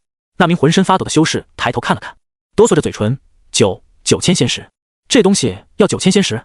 苏乞拿起法宝在自己手里掂量了一阵，你这连上品法器都算不上，这样吧，我100仙石买了，再加点吧。苏乞本以为这修士会果断的拒绝，但是他眼中却流露出犹豫之色，不是很有底气的说道。这倒是出乎苏乞的意料，虽然这法宝比较低级，但怎么也值将近1000仙石。他随口叫价100，这修士竟然还真打算卖，这说明什么？这说明这个修士真的很缺钱啊。苏乞又抬起头仔细打量了这修士一会，从他的脸上，苏乞看到了深深的绝望，以及那一点点对于生的渴望。苏乞便明白了，这是一个已经快要走投无路的修士，只是他不是圣人，所以他并不打算去管，也没有能力去管。你打算要多少？苏乞微微一笑，200仙石，怎么样？修士嘴唇哆嗦着说道。可以。苏乞把这法宝收了起来，然后爽快地付了200块仙石。修士看到仙石眼睛都绿了，正要伸手去拿，苏乞又抬手说道，等等。怎么了？修士抬起头，有些迷茫地说道。这个，还有这个我都要了，一共多少仙石？苏乞随手拿起3件法宝，这3件法宝都不比他刚才买的那件品质要好，所以的话，价格应该也贵不到哪里去。果不其然，修士犹豫了一下后说道，这3件您给我500仙石就好了。苏乞语气顿了顿，你这3件500仙石有点把我当冤大头的意思啊？没有。修士连忙摆手。苏乞却顺手拿起了那块鳞片，这样吧，这4件一起500仙石如何？说罢，苏乞心中还是有些紧张的，如果这修士看出来他的目的，只怕不会轻易出手。只是苏乞高估了这名修士，也低估了他现在对于仙石的渴望。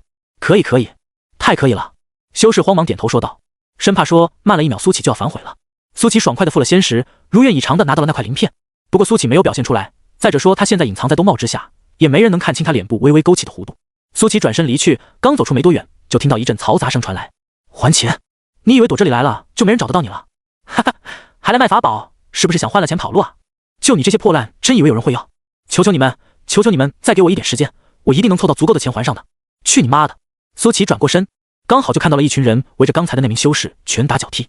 这些修士大多都是大成期的修为，但是那名被打的伪仙竟然丝毫不敢反抗，任由被人踩在脚底践踏，嘴里发出一阵阵的惨叫。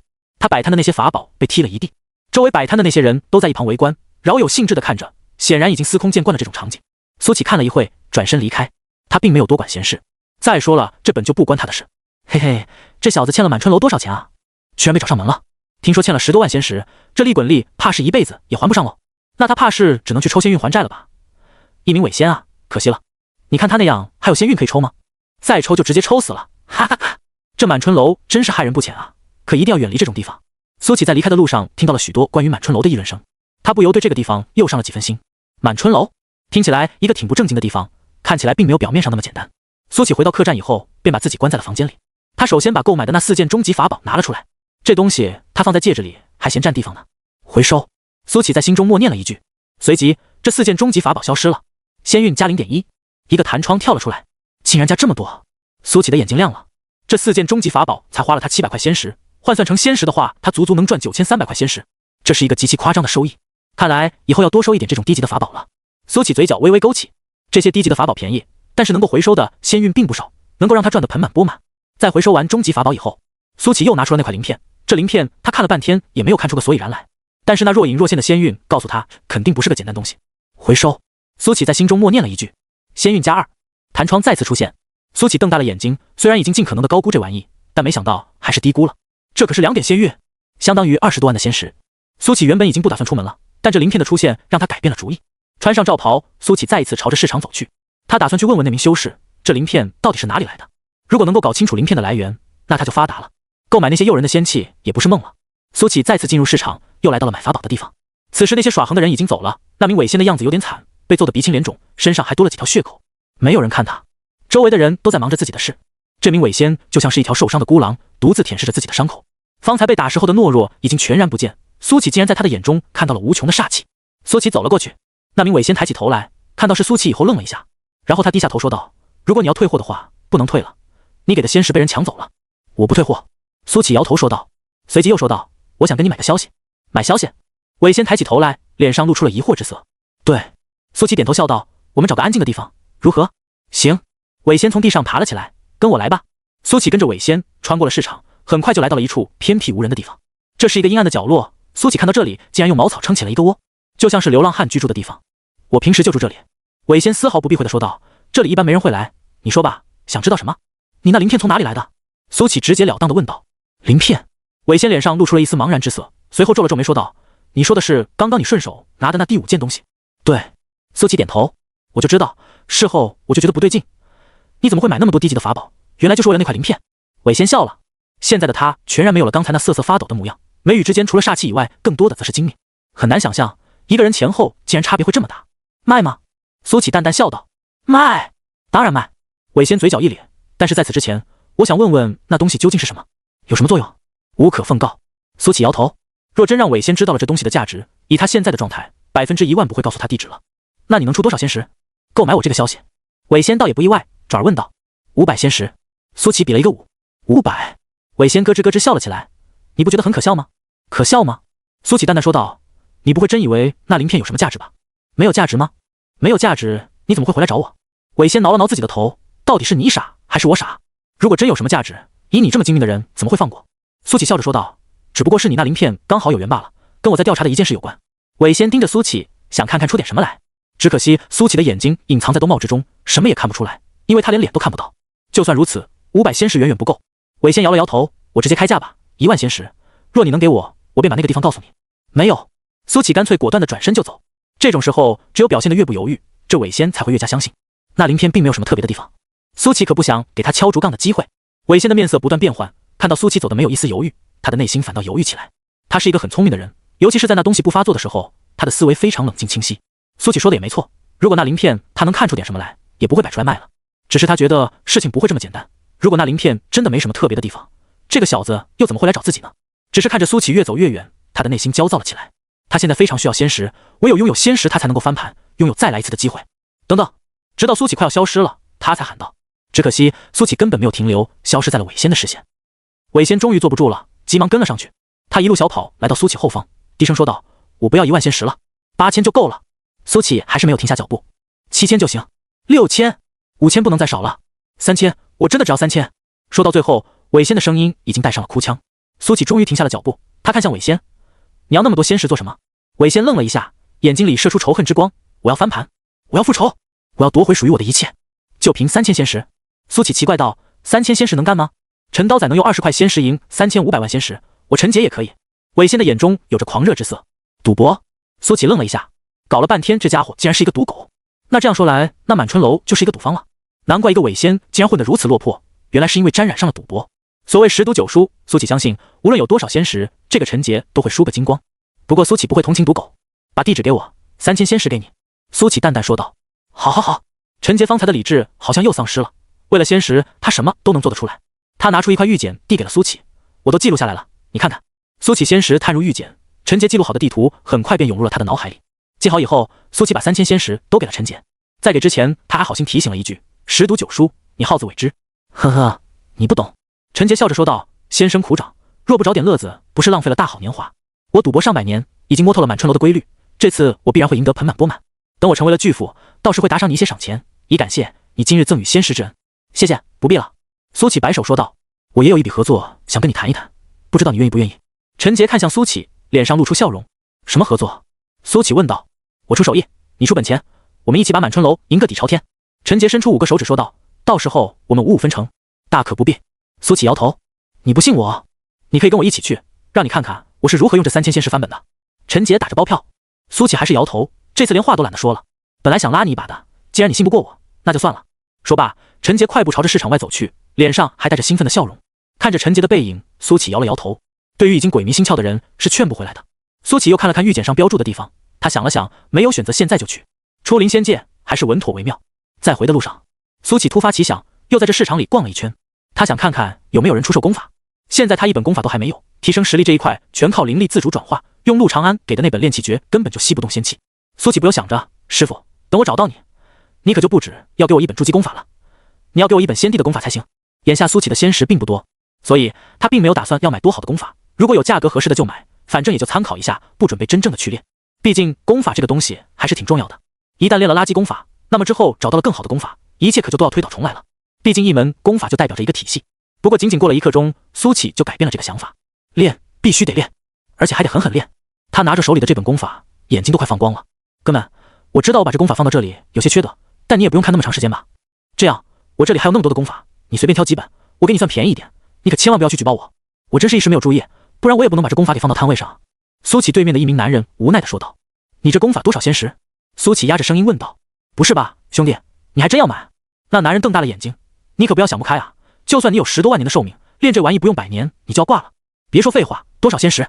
苏启装作不耐烦地说道：“天知道这玩意有多适合他啊！如果不是这封皮只简单介绍了这门功法，真正的东西还掌握在那个男人手中，他都要丢下仙石就走了。”试穿真经，逝者如斯服，不舍昼夜。修习试穿真经以后，修为和寿命都会如试穿一般迅速，修为迅速提升，而生命则是迅速消逝。这试穿真经是何人所创，已经无人知晓。只知道修习此经的仙人，基本都灿烂过一段时光，但消耗寿元换来实力，跟众仙的理论大相径庭。毕竟辛辛苦苦修炼成仙，自然是为了自在逍遥，跳脱3界外，不在五行中。如果不是害怕死亡，求得长生，谁又会那么努力去修仙？最低级的伪仙都拥有长达10万年的寿元，更别说天仙、真仙，甚至金仙了。用这漫长无涯的寿元来换短短100年的辉煌，正常仙人都不会那么去做，除非真的是活腻了、活够了，才会这么去做。而且试穿真经也只有伪仙才会去练，才能去练。当成为天仙，拥有自己的道路，以后就无法再练这试穿真经了。从有记录以来，修炼试穿真经最有名的一名仙人叫做李长歌，人称试穿仙帝。他用震惊整个修仙界的修炼速度，万年不到的时光就修成了仙帝。也正是一路突破，才能让他的寿命延续到万年。李长歌灿烂了一整个时代，尽管不是10大仙帝之一，却不逊色于任何一名实帝，甚至略胜一筹。也正是因为他，这试穿真经才会发扬光大，引得一大批仙人争相修行。只可惜再也没有能像李长歌一样的天才出现，那些后来者没有一个能够挺过1000年的时间，便都纷纷陨落。就连李长歌本人也不过活了3万余年，这对于仙帝来说是极其短暂的。毕竟每一名仙帝都拥有接近永恒的生命，李长歌就像是流星，照亮过仙界的一个时代，曾让每一名仙人都感到过惊艳。但流星毕竟是流星，只能照亮一时，却不能照亮一世。所以在他陨落以后，试穿真经也消失匿迹了。当然，这背后的故事苏启并不知道，他只知道这门功法非常适合他。他拥有永恒的寿命，即便寿命如试穿又如何？永恒减去多少也是永恒。所以这门功法对于苏启来说，简直就是量身打造的。因为他还在这门功法中看到了一段介绍，修习此经无需刻意修炼，寿命和修为都会像是试穿一样迅速。这说明什么？这是一门不存在门槛的功法呀！苏启对面的那名男人连忙摇头说道：“兄弟，你就不要为难我了，这玩意现在谁还敢卖啊？不管你信不信，这本书是我捡来的，我真没有。”苏启看着男人，沉声说道：“你肯定有，开个价吧，无论多少仙石，苏启都要拿下这试穿真经。这功法如果错过了，他可能就再也找不到了。兄弟，听哥一句劝，这功法你把握不住，仙界再也不可能出现李长歌那样的人了。”男人叹了口气说道：“如果我真卖给你，那我就是害了你，这份因果我可种不起啊。”“你长歌是谁？”苏启好奇道。“你不知道李长歌？”男人的脸上露出一丝愕然：“试穿仙帝李长歌呀，凡是要修习这功法的仙人都听过他的大名，你居然不知道？那你还修习这功法？”唉，这时候苏启忽然叹了口气说道：“不瞒你说，我之所以要修习这功法，实在是有深仇大恨。如果我按部就班，老老实实去修炼，此生复仇无望，你就卖给我吧。”“复仇？”男人脸上露出了然之色。“难怪你想修炼这种功法，不过仙途漫长，留得青山再不愁没柴烧。你又怎知你以后没有机缘？君子复仇，10年不晚啊！没机会了。如果我再不想办法提升修为，我甚至撑不过明年的大祭面，你就卖给我吧。放心，我绝不会透露半点。”苏启沉声说道。男人的脸上露出了犹豫之色。“你的仇人是谁？”“仇人是谁？”苏启一时之间好像真还有点宕机，可是他很快就想到了陈杰，于是他毫不犹豫地说道：“满春楼。”“满春楼？”男人先是惊愕，随即变得严肃：“兄弟，你是个真男人。”说罢，他拿出一枚玉简塞到了苏启的手里：“试穿真经我送你了，分文不取。”苏启不动声色接过了试穿真经，心中一阵激动。有了这玩意，他的仙界之路就可以正式开始启程了。原本以为仙界之路会格外的难一些，毕竟一切都要从头开始，他就像是刚来修仙界的那一会，弱小无助。但苏启现在发现自己忽略了一点，自己虽然在仙界来说算得上弱小，但至少不倒霉了呀，甚至于他的仙运还格外的高。这是穿真经的忽然出现，让苏启怀疑是自己超高的仙运起了作用。苏启把玉简收了起来，对中年男人拱了拱手说道：“多谢，能不能问问你叫什么名字？这可是大恩人。”如果不是不合时宜，苏启甚至想说：“要不我给您立块碑吧？”男人笑着说道：“我名字就不说了，你就当是一个跟你一样厌恶满春楼的热心人士吧。祝你好运，兄弟。”说罢，男人收摊笑道：“后会无期，把这玩意给你，也不知道到底是好是坏，反正这因果我算是沾染上了。哎。”说完，他匆匆离去，很快便消失在了市集之中。苏启也匆匆离开，他现在就要回去练习这功法。苏启觉得要入门的话，怎么也得练习个2年半。回到客栈以后，苏琪把门窗都关严实了，然后小心翼翼地拿出了那枚玉简，先时探入，很快玉简里的内容就被苏琪复刻进了脑海之中。而这时候，他也终于知道了这世川先帝究竟是谁。世川先帝李长歌惊艳了整个仙界的天才，他传奇的一生几乎悉数被记录在了玉简里。看到最后，苏琪除了有些震撼以外，更多的是疑惑，为什么这玉简竟然会记录得如此详细，甚至连李长歌一顿吃几个馒头都记录进去了？这真的合理吗？不会是李长歌自己给自己的自传吧？如果真是这样的话，这世川先帝也算是先帝中的清流了，至少这脸皮就不是一般的厚。在感叹完李长歌的脸皮以后，苏琪就开始认真学习这门功法。在通读完整篇功法以后，苏琪发现这确实是一门非常适合他的功法，而且这门功法还有一个最变态的地方，那就是消耗的生命越快，提升的实力也就越快。于是苏琪自然而然地想起了他的那个破损的时间阵盘，用那玩意辅助的话，他的修为岂不是能一日千里？想到这里，苏琪再也坐不住了，直接拿出了时间阵盘，然后便开始了练功。苏琪很期待修习了这门功法以后，他的修为到底能提升到什么程度。人界长生关，在苏琪飞升的消息传回关内以后，王凡熙、米杰、优三三人都或多或少有些怅然若失，其中以优三为最。虽然苏琪跟他相处的时间最短，但是从被拯救的那一刻开始，优三就打定了主意要跟随苏琪一辈子。虽然苏琪没有收他当徒弟，但是他在内心早已把苏琪当成了自己的师傅，也是自己在这个世界上的唯一亲人。优三下定决心，自己一定要好好修炼，争取早日飞升仙界，跟苏琪团聚。优三不知道的是，他如今的样子像极了当初苏琪的心情，而王凡熙脸上的忧虑却与日俱增，他始终忘不掉自己看到的那一幕。那一幕真的会出现吗？而米杰就跟着了魔一样，拼命的修炼，拼命的修炼。除此之外的话，就是道观的除妖任务。这除妖的重任几乎全落到了米杰的身上。米杰也十分争气，在一次次的除妖任务中，实力提升的飞快，有望成为最年轻的化神修士。王南博和江月也卷了起来。总之，苏琪的飞升带来了一系列的连锁反应。这日，鬼无涯立于高空之上，遥遥望着长生关的方向，风将他漆黑如墨的发丝撩起，露出了那双灿若星辰的眼睛。最近他恢复得很好，一身实力基本上已经恢复到了全盛时期。而苏琪飞升以后，他可以感觉到这一届的气运竟然在反哺他，这是要重新将本王变为天命之子。鬼无涯的眼中露出了思索之色。如今的他算得上是这人界第一了，苏琪一飞升，以他地仙的实力足以称霸天下。可是自从知道王凡熙在长生关以后，他发现自己竟然没有了那等野心。随着两人见面的次数越来越多，鬼无涯称霸的野心也就越来越弱。他甚至在想着要不要通过秘法转世重修，这地仙之位他已经有些腻了，如果不是为了称霸的话，他才不会修这地仙。鬼无涯始终忘不了，他刚一出山就遭遇了滑铁卢，长生关的那道青山曾让他无数个日夜都被惊醒。主上，您在看什么？这时候鬼无涯的身边出现了一个黑影。别烦我，鬼无涯皱眉说道。这段时间鬼奴一直在怂恿他称霸世界，一点也没有眼力见。难道没有看到他最近都没有提这件事吗？鬼奴的脸上露出了一丝尴尬，更多的则是恨铁不成钢。要知道他是鬼无涯的事业粉，现在的主上一点也没有当初的霸气了，这让鬼奴有些不知所措。不是，主上，如果您都不称霸世界了，那我跟在您身边还有什么意义吗？鬼奴犹豫了半天，但是看到鬼无涯不悦的脸色，他终究还是没有把这话说出来。说出来这就要挨打了，说不定一个不好直接被灭杀都有可能。想到这里，鬼奴朝后退了几步，最后还是忍不住问道：主上，兄弟们！轰！下一秒，鬼奴直接飞了出去，犹如炮弹一般，直接向后倒飞了10公里。等到鬼奴停下来以后，他的头发都已经被吹乱了，变成了彻头彻尾的冲天头。他连忙用手把头发抓了回去，眼中露出怨愤之色。主上，现在的你变得太奇怪了，我知道这不是本来的你。随即他的眼神一阵明灭，朝着长生关看了去。是他吧？就是那个臭道士，让你失去了争霸世界之心，我会替你找回来的。鬼魔的想法，鬼无涯当然不会知道。他看着长生关的方向，那里有庞大的气运在流动，可是他感觉到有一股不寻常的气息似乎在侵袭道观的气运，让道观的气运总体呈现一个不断下降的趋势。奇怪，究竟是什么东西导致道观的气运在减少？鬼无涯皱着眉喃喃自语。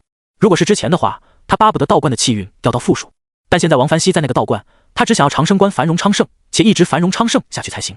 想到这里，鬼无涯决定亲自去看看那股神秘的力量到底是什么，为什么会侵袭道观的气运。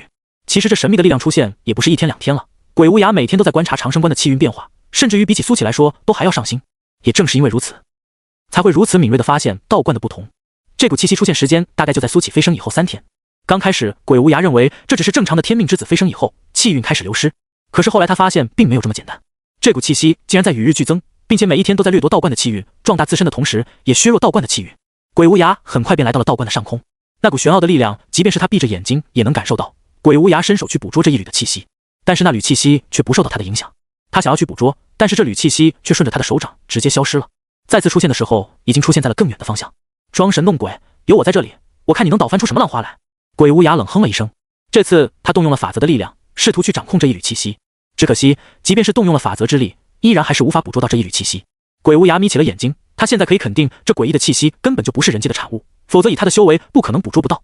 这么说来，就是有仙界的人在偷取这下界的气运。鬼无涯的脸色变得严肃，在心默默说道：“如果你不搞到长生观的头上，我可能还真发现不了。但既然被我发现了，那你就准备滚出这一界吧。”铺天盖地的神石朝着这缕诡异气息席卷而去，将这诡异气息完全的包裹在了里面。紧接着，鬼无涯眼前一黑，忽然就被拉到了一个奇怪的空间里。在这空间里，他看到了一个黑影，这黑影正盘坐在虚空之中，浑身被气运包裹着。轰！二话不说，鬼无涯便朝着这黑影攻了过去。铺天盖地的神石笼罩了这黑影，可是下一秒，这黑影缓缓站了起来。他抬起手，恐怖至极的仙石瞬间将鬼无涯的神识淹没，而后朝着他涌动了过来。鬼无涯面色一变，拿出了一把被黑雾缠绕的剑，然后朝着对方斩了过去。万丈剑芒带着无尽煞气与这黑影的仙石撞在了一起。找死！黑影发出了一声冷哼，随即一拳轰出。轰！空间忽然扭曲，一只由黑雾组成的硕大拳头朝着鬼无涯冲了过来。鬼无涯的脸上也浮现出冷意，双手朝前一推，携带着恐怖气息的黑球在手中凝聚。轰隆！数秒以后，空间传来大爆炸的声音。鬼无涯的面色已经一片灰败，而对面的黑影也开始变得透明。下界蝼蚁，等本尊实力恢复，要将你这世界整个抹除。黑影的声音带着无尽的恼恨。紧接着，空间破碎，鬼无涯重新回到了道观上空。仙人又如何？如果你真敢下界，我一样将你抹除。鬼无涯擦了擦嘴角溢出的血丝，在心中说了一句。下一秒，他消失在了原地。这次他又受了不轻的伤，估计恢复又得好一段时间了。仙界原生城，光阴如梭，时间飞逝，眨眼之间2年半就过去了。期间，苏琪只出过一次门，那就是交了10年的房费。至于去当天气阁的学徒，在提升实力面前，这些都是浮云。像是炼气、炼丹、学阵之类的事情，在拥有绝对的实力以后再慢慢的去提升。虽然外界过去了2年半，但在苏琪的房间内已经过去了25年，他寿命的消耗程度更是恐怖。苏琪发现了一个事情，虽然寿命消耗了不计其数，但是他的境界并没有因此而提升到很夸张的程度。但是这是穿真经也确实神奇，他能感觉到随着寿命的消耗，他的境界也在不停巩固。他领悟的那招法则岁月跟着试穿真经相辅相成，让他对于该法则的掌控越发的随心所欲。苏琪睁开了眼睛，随着他站起来，体内传出一阵噼里啪啦的声音。天仙9重是苏琪如今的实力，这是一个极其夸张的修炼速度。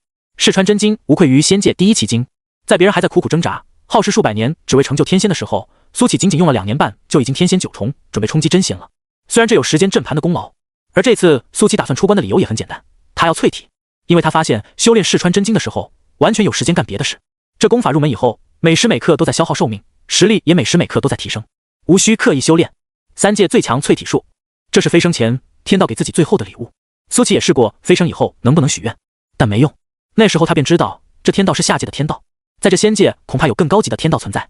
而这3界最强淬体术，他现在才第4重，在这仙界完全不够看。不过好在他在下界的时候已经完成了全身灵力化，所以现在仙元不耗尽，苏琪依然是肉身无敌的一个状态。淬体需要诸多材料辅助，还需要极为严苛的环境，但7重以前毕竟还属于人界的范畴，所以这些材料在仙界算不得什么。苏琪看了看戒指里的10瓶仙运，心想着10多万仙石应该够了吧。这2年又有过2次大祭免，不过2次加起来才扣了苏琪1点仙运，而他在这2年期间又做过2次选择题，所以仙运这一块不降反升。将罩袍穿好以后，苏琪便出门了。这家客栈还是很冷清，苏琪走到1楼以后，看到掌柜的正捧着一本书在看。苏琪凑过去看了一眼，封面上写着春秋2个字，仙界也有春秋。苏琪来了点兴趣。掌柜名叫关山，并不是仙人，而是一名只有元婴期修为的修士，从外表看去是一副儒雅书生的模样。关掌柜，好雅兴啊。苏琪笑道。砰！关山猛地把书扣上，脸上的尴尬一闪即逝，待看清楚是苏琪以后，有些不自然的笑道：是你啊，客官，好久没见你了，住得还开心吗？挺开心的，你这书……苏琪话还没有说完，关山便抢话道：哦，你说这书啊，关某读春秋的，我知道啊，这封面不就写着春秋2字吗？苏琪笑着说道。哈哈，我给忘了。关山松了口气。关掌柜，我想问的是你这书哪买的？我也想买一本来看看。苏琪问道。原来客官你也是同道中人。关山脸上露出意味难明的笑容，然后指了指东边，出门往东走700-800米，有一家书店，我平时都在那里买书，十分齐全。多谢。苏琪道过谢以后，便朝着那家书店走去。既然连春秋都有，那不会也有4书5经什么的吧？苏琪很快便来到了那家书店前。诚如关山所说，这里有许多书籍，而老板也是一名中年人，跟关山一样充满儒雅气息，看起来像是一个读书人。小哥，买书啊！老板看到苏琪以后，热情招呼。我这什么书都有，本本精彩，本本劲爆。有春秋吗？苏琪问道。小哥也是读春秋的呀。老板露出暧昧神色，转身去拿，嘴里还在说着春秋这本书的确好看，看过的人都说好。给。老板递了一本书过来，跟关山看的那本一模一样，装订的不错呀。苏琪赞了一句，随即翻开一页，然后他眉头一挑，这不对啊，不对劲，十分不对劲。于是苏琪又连忙翻了几页，越发不对劲了。这是春秋。啪！苏启一目十行的看完，随即猛地合上了书本。老板，这不是我要的春秋。苏启把书递了回去。还不够。老板愣了一下，随即又指着书架说道：我这还有肉蒲团、金瓶梅、游仙窟、古往言，小哥你要不要看看？多谢老板，我就不看了。说罢，苏启转身离开。怪哉怪哉，我这春秋真不好看。老板看着苏启离开的背影，翻开了手里的春秋，真奇怪，明明很好看啊。苏启走在路上，脑子里还回想着刚才看的书，这书真白，呸，真黄。很快他就把这些画面甩出了脑海。银乃万恶之首，色乃刮骨钢刀，争做新时代的好青年，拒绝黄赌毒，从我做起。如是想着，很快苏启便念头通达，刚才的那些画面也都消失殆尽。他又来到了那家钱庄，看门的依然是那个青年。那个青年看到苏启以后，连忙笑着迎了上来：上仙光临，不知这次是想取钱还是存钱？跟上次一样。苏启说道：请跟我来。青年脸上的笑容更盛。轻车熟路来到2楼以后，苏启又进到那个熟悉的房间。老头还是在躺椅上悠闲地晒着太阳。看到苏启走进来，老头脸上露出一丝惊讶之色：你小子又来卖仙玉？对。苏启点头说道。老头上下打量了苏启一阵以后说道：怪哉怪哉，难道你没有去那满春楼？没有。苏启干脆道：没有去那满春楼，还这么大的开销？老头摊手说道：这次要卖多少？拿出来吧。苏启手一挥，10瓶仙韵整整齐齐出现在了桌上。10瓶？老头瞪大了眼睛：你小子该不是去把满春楼给抢了吧？说着，他很快便检查完了10瓶仙韵，没有任何问题。今天的价格是1比15000。老头给了苏启15万的仙石。拿到仙石以后，苏启道过谢便打算离开。而这时候，老头叫住了他：等等，有个活，你干不干？什么活？苏启脚步一顿，转过头：你卖这么多的仙韵，应该很缺仙石吧？老头脸上露出笑容：倒也不是很缺。苏启想了想，只要不买仙器或者那些极品的法宝，他这仙石倒也够用。不缺仙石怎么会来卖仙玉？小兄弟真是说笑了。老者笑着说道：这倒说的也是。苏启嘴角一咧：那你想找我做什么事？我先说好，违法乱纪的事可不敢干啊。瞧你这话说的，我们都是遵纪守法的好先民，怎么会做违法乱纪的事？老者笑着说道：那你讲讲。苏启说道：你确定你没有去过满春楼是吧？老者又问道：没有。苏启摇头：好，现在还没有去过满春楼的人太少了，尤其是像你这种年轻人。老者一拍手说道：那这个活非你莫属了，事成之后我给你100万仙石的报酬，另外此次任务所产生的所有收益都归你，怎么样？100万仙石。本来苏启还不当一回事的，可是听到这夸张的奖励以后，苏启已经打起了退堂鼓。报酬这么高，任务能简单了？这简直影响自己猥琐发育啊。老者没有看到苏启眼中的退缩之意，而是自顾自地说了起来：其实这件事也是一件大功德的好事，近期仙庭的监察使要来元生城，如果能把满春楼的真实情况披露，那这满春楼必然会被铲除，再也没有人会被毒害。而我要你做的事也很简单，那就是混入满春楼，收集他们的罪证。我会是你最坚实的后盾，有什么需要都可以跟我说。而老者在回过神来之时，却发现苏启已经走到了门口。你去哪？老者有些奇怪地问道。TT 下划线 Keyword 下划线 Add Data Title 等于游戏 Data Tag 等于精品推荐 Data Type 等于Data Value 等于1913 TT 下划线 Keyword 下划线 Add 回家。苏启理所当然地说道。回什么家？你收拾收拾，我这就给你安排身份，今天就可以给你送进满春楼。老者皱眉道：这个任务太过艰巨，您还是找别人吧，我卖仙韵赚点仙石就挺好的。苏启笑着说道。你是嫌仙石少了，还是害怕满春楼？老者皱眉：仙石不少，这满春楼我也不了解底细，但是能有这么高的报酬，我觉得这个任务不会简单，所以的话，您还是另请高明吧。苏启笑着说道。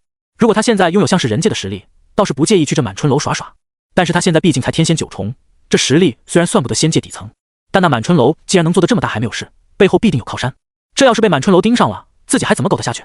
况且自己现在还没有度过新手期，10年之期未到，一旦揭下罩袍，就很有可能被有心之人盯上。综上所述，苏启觉得自己还是买了材料躲回客栈为好。2年半都过去了，再有7年半就行了。年轻人，你可想清楚了，过了这个村就没有这个店了。老者眼里抑制不住的失望，仙途就是要争，要敢于冒险。你如果选择摆烂，这一生也难有什么大的成就。那我还是选择摆烂吧。苏启耸耸肩，拉开门离开了。他现在是摆烂就能变强，既然摆烂都能变强，那又何必去冒险？确认苏启真的离开以后，老者摇了摇头，真是烂泥扶不上墙，还是找别人吧。苏启怀揣15万仙石的巨款，直接去了人才市场。这人才市场就是之前苏启交易的市场。不过逛了一圈以后，苏启仅仅买到了3个材料，不是因为这些材料太稀有，而是因为太大众了。所以人才市场里基本没有人出售这些东西，因为在城里的药材店大多都有卖的。在探听到这个消息以后，苏启便朝着那药材店去。而他没注意到的是，在他离开以后，一名修士鬼鬼祟祟地跟了上来，远远地掉在了后方。苏启一路来到了元生城最大的药材店，他需要的那些药材在人界都属于稀少的东西，但在这仙界确实都算不得什么稀有的东西。于是苏启花费了仅仅1万多的仙石就拿到了这些药材。在买完药材以后，苏启又去买了一个大缸。这大缸的作用也很简单，那就是熬制这些药材。等到这些药材调配成药液以后，苏启会进入其中，以此进行淬体。等到一切都准备妥当以后，苏启便朝着客栈走去。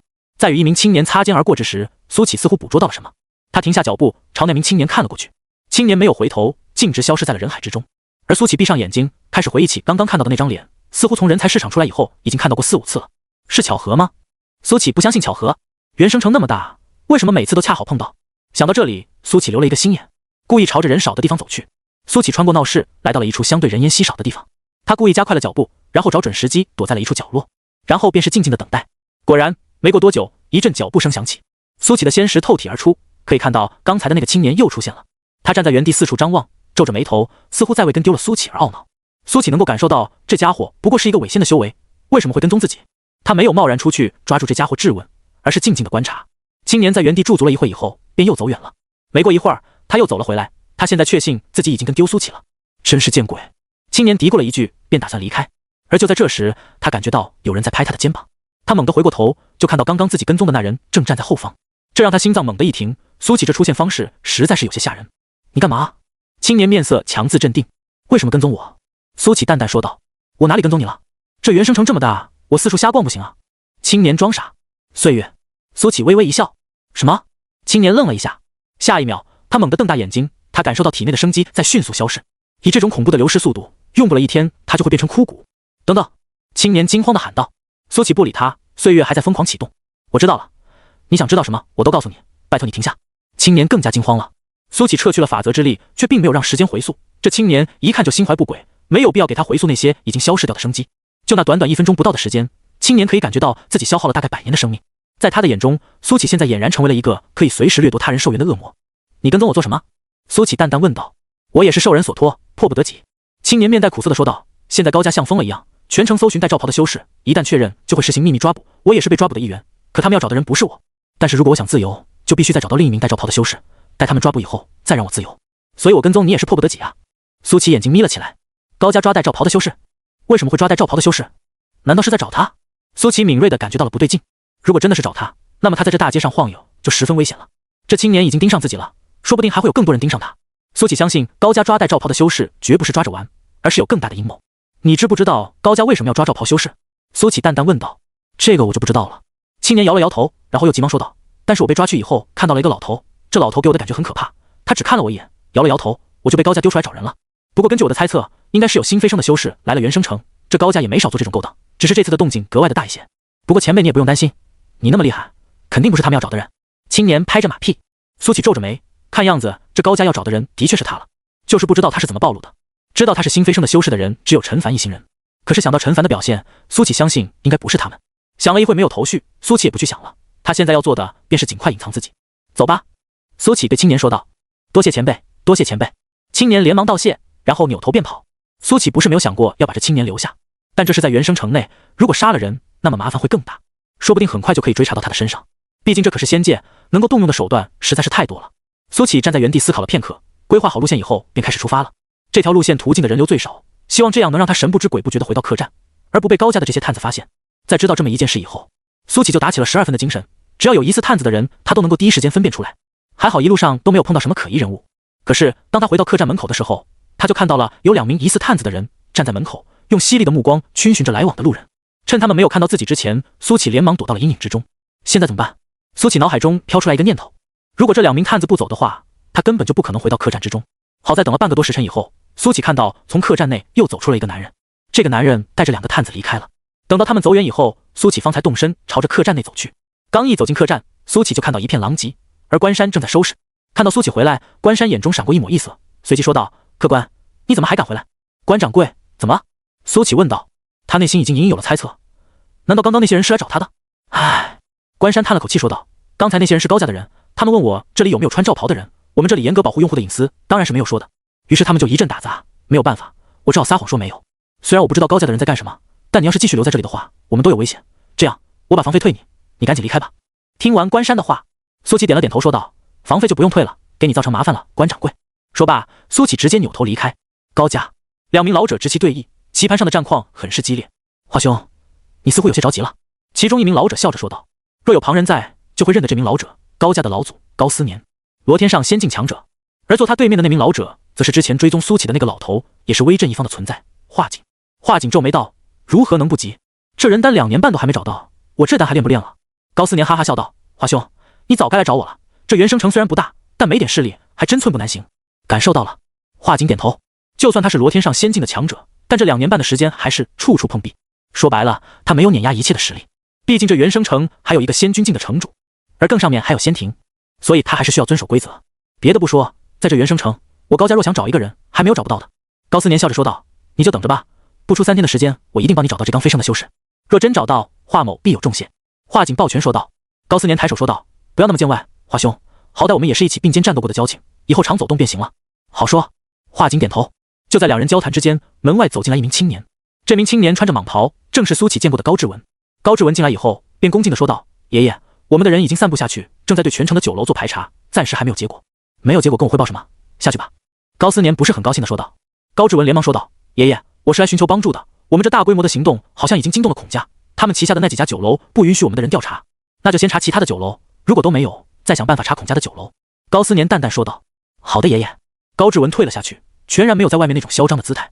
等到高志文退下去以后，华景皱着眉说道：“高兄，你们如此大张旗鼓，如果惊动了那名修士，他连夜出城怎么办？”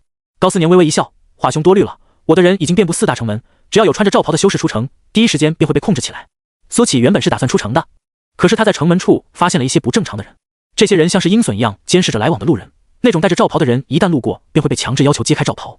一些人原本还想要反抗的，但是被打了一顿便老实了，乖乖地接受了检查。苏启去了4个城门，都是这样的场景，如此一来他便知道了高家的人已经封锁了城门。他不是没想过从空中离开，但在这元生城有很高级的净空阵，让他根本就飞不起来。想要无视这种净空阵，至少需要仙君境。如此一来的话，苏启算是彻底被困在了城内。苏启相信这应该只是开始。高家人封锁了城门，那么接下来应该就是在城里进行地毯式的搜索。陈凡说孔家的实力最强，苏启脑子里闪过一个念头，如果是这样的话，自己找一个孔家经营的酒店不就行了吗？苏启相信高家的人应该不敢去孔家经营的酒店闹事。不过现在苏启不清楚究竟是只有高家在寻找自己，还是说孔家也在寻找自己。如果是这2家都在找的话，他现在情况十分危险。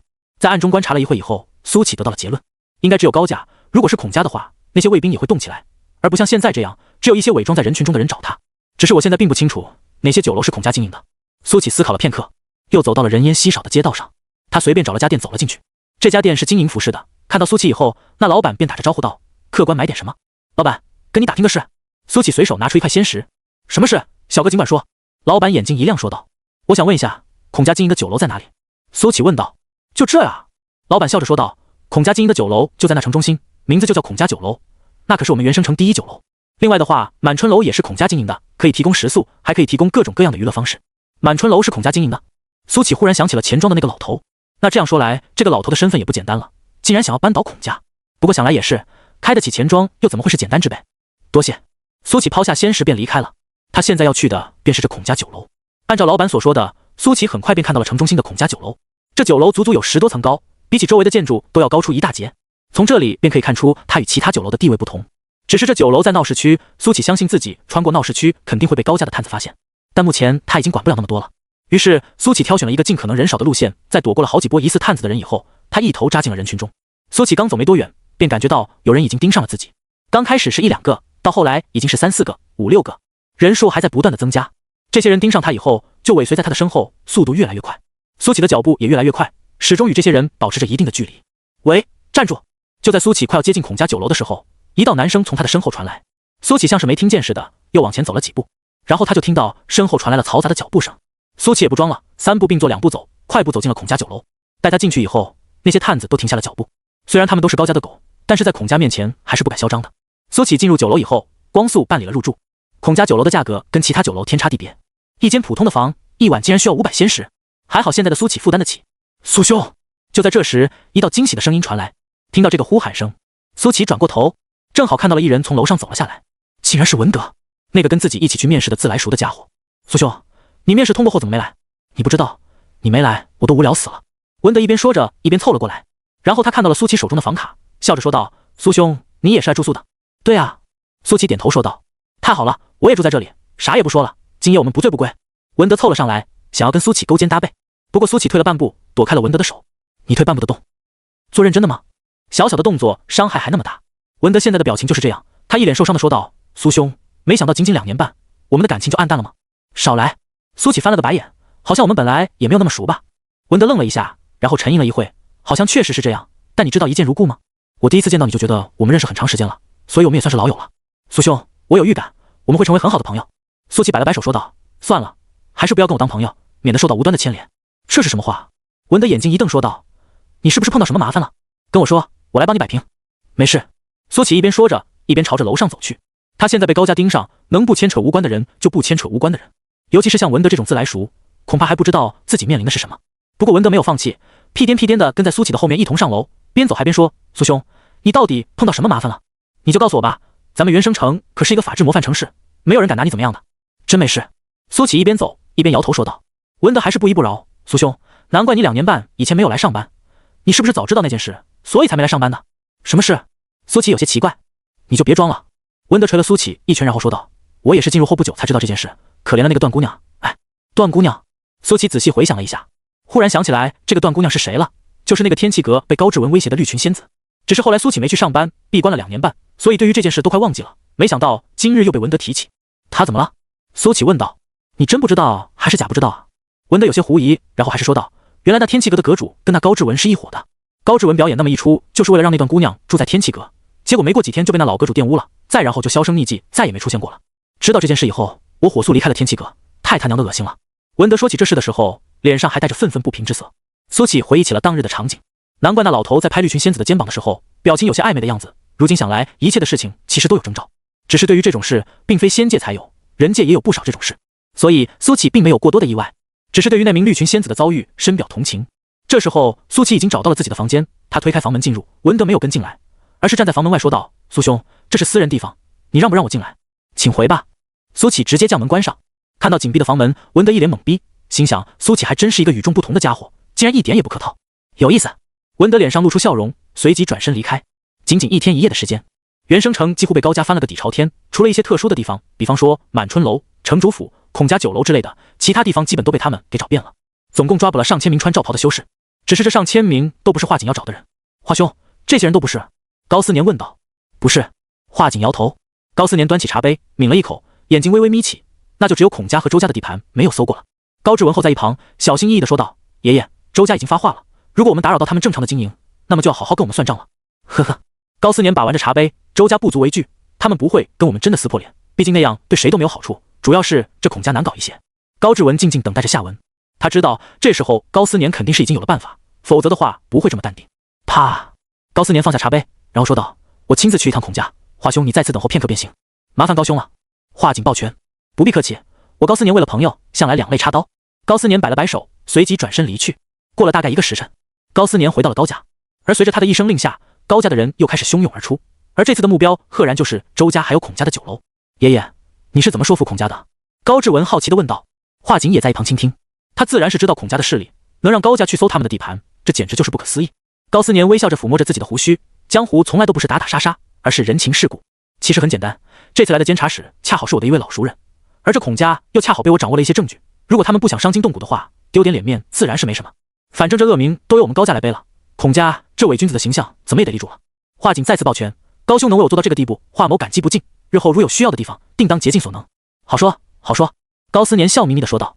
苏兄，苏兄！房门外传来了文德的叩门声以及呼喊声。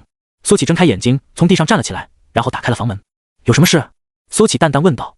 苏兄，你招惹的应该是高家吧？文德脸上露出焦急之色。不是我招惹他们，而是他们在找我。苏启淡淡说道。这不重要。文德摆手说道。现在高家的人气势汹汹的来酒楼了，看样子应该是来找你的。我怀疑孔家和高家达成协议了。苏启皱了皱眉。最坏的情况还是发生了，若两家联合起来，在这原生城他插翅难飞。苏兄，你还愣着干嘛？赶紧想办法跑啊！这酒楼已经不安全了。文德连忙说道。没地方跑。苏启摇头。他不是没有想过躲进小世界里面，可是在这原生城，他竟然连小世界都无法打开。由此可见，原生城的阵法究竟有多么的霸道。苏启也并非没有想过其他的办法，可都挨个被他否决。他发现自己竟然真有些走投无路了。苏启也意识到了一点，那就是个人的力量在大势力的面前微不足道。只是他不会束手就擒，就算是死，他也要扯下敌人2块皮来。也对。文德皱着眉，摩挲着自己的下巴，然后说道：我有个办法。看到苏启看向他，文德连忙说道：那仙庭的监察使就要来了，只要他一降临，绝对不会允许高家为非作歹，这有害仙庭的颜面，所以苏兄你只要再撑上半天的时间就行。你先躲起来，等到监察使一来，一切问题都会迎刃而解。监察使？苏启想起了钱庄的那个老头，好像也说了监察使这么一回事，这说不定还真是一个办法。只是躲起来，躲哪里又能行？苏兄，你去我房间吧，我到时候可以帮你挡一挡。文德拍着胸膛说道。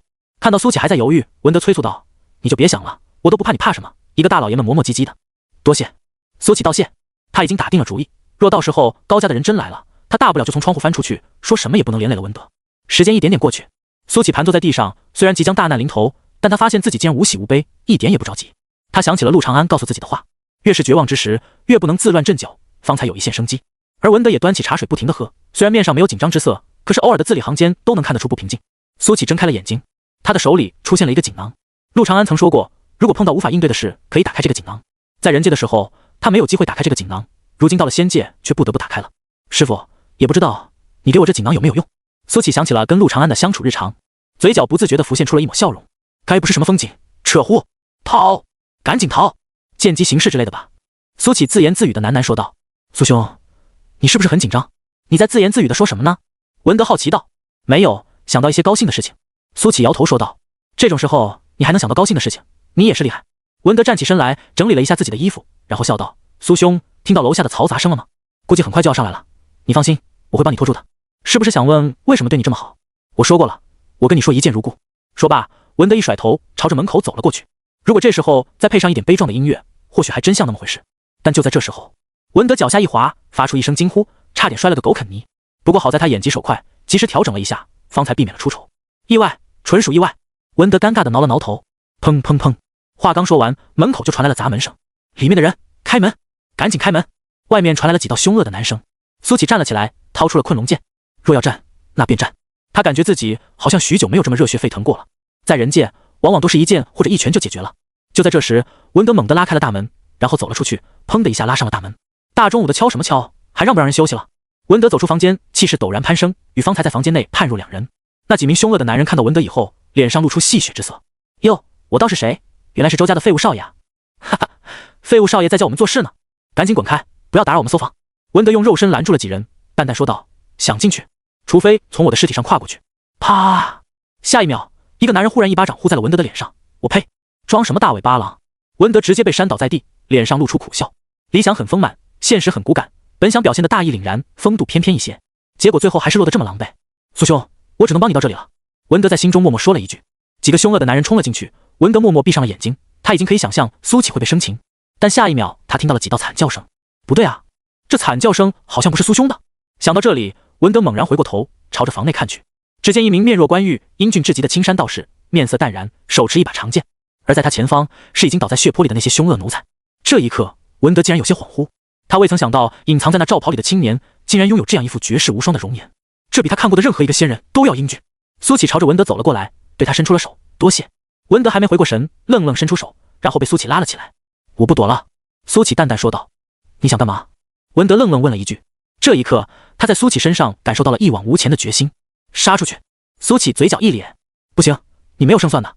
文德连忙摇头说道。TT 下划线 keyword 下划线 add data title 等于游戏 data tag 等于精品推荐 data type 等于data value 等于1913 TT 下划线 keyword 下划线 add， 反正也没有退路了。苏启说罢，朝着楼下走去。此时的孔家酒楼已经被围得水泄不通，其他的酒楼也大抵如此。苏启一步步从楼上走了下来，此时的他看起来极其的飘逸，属于天仙的气息在涌动。这一刻，所有人都看向了他，但凡是仙界的老油子都能一眼感受到他身上那种刚飞升的气息。只是一个刚飞升的修士，怎么可能10年之内就转换完了仙元？这简直是天方夜谭。苏启看到了酒楼外的队伍，浩浩荡荡，声势浩大，不愧是高家呀。苏启在心中说了一句，他就在众人的注视之下，闲庭信步地朝着门口走了过去。我们要抓的是这小子吗？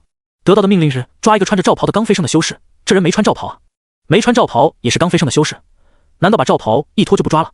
高家的队伍经历了小规模的骚动，随即一个个都用虎狼似的目光看向了苏启。要抓我呀？苏启举起了困龙剑，微笑道：做好准备了吗？吃！下一秒，他一剑斩出。就算大阵压制了他的实力，这一剑还是斩出了数十丈的剑芒。这些高家的恶仆，最强也不过伪仙之境，说到底不过是一群仗着高家势力的乌合之众，哪里受得住这一剑？噗嗤！为首的数十人当即被削成了两段，血溅长空，给孔家酒楼的门前染上了一抹血红。围观群众都愣住了。多久了？多久没有人敢在原生城内对高家出手了？而且还是在孔家酒楼的大门前，这和同时挑衅高家和孔家有什么区别？不少人看向苏启的眼神都变了，一方面是敬佩，另一方面则像是看一个死人。这小子完了，这是所有人的想法。苏启一人一剑冲进了高家的队伍，以他天仙9重的实力，这些恶仆根本难以抵挡。不出10秒的时间，门口就倒了一片，而还有一部分高家的恶仆已经落荒而逃，他们要去叫帮手了。苏启没有停留，直接朝着最近的东城门走去。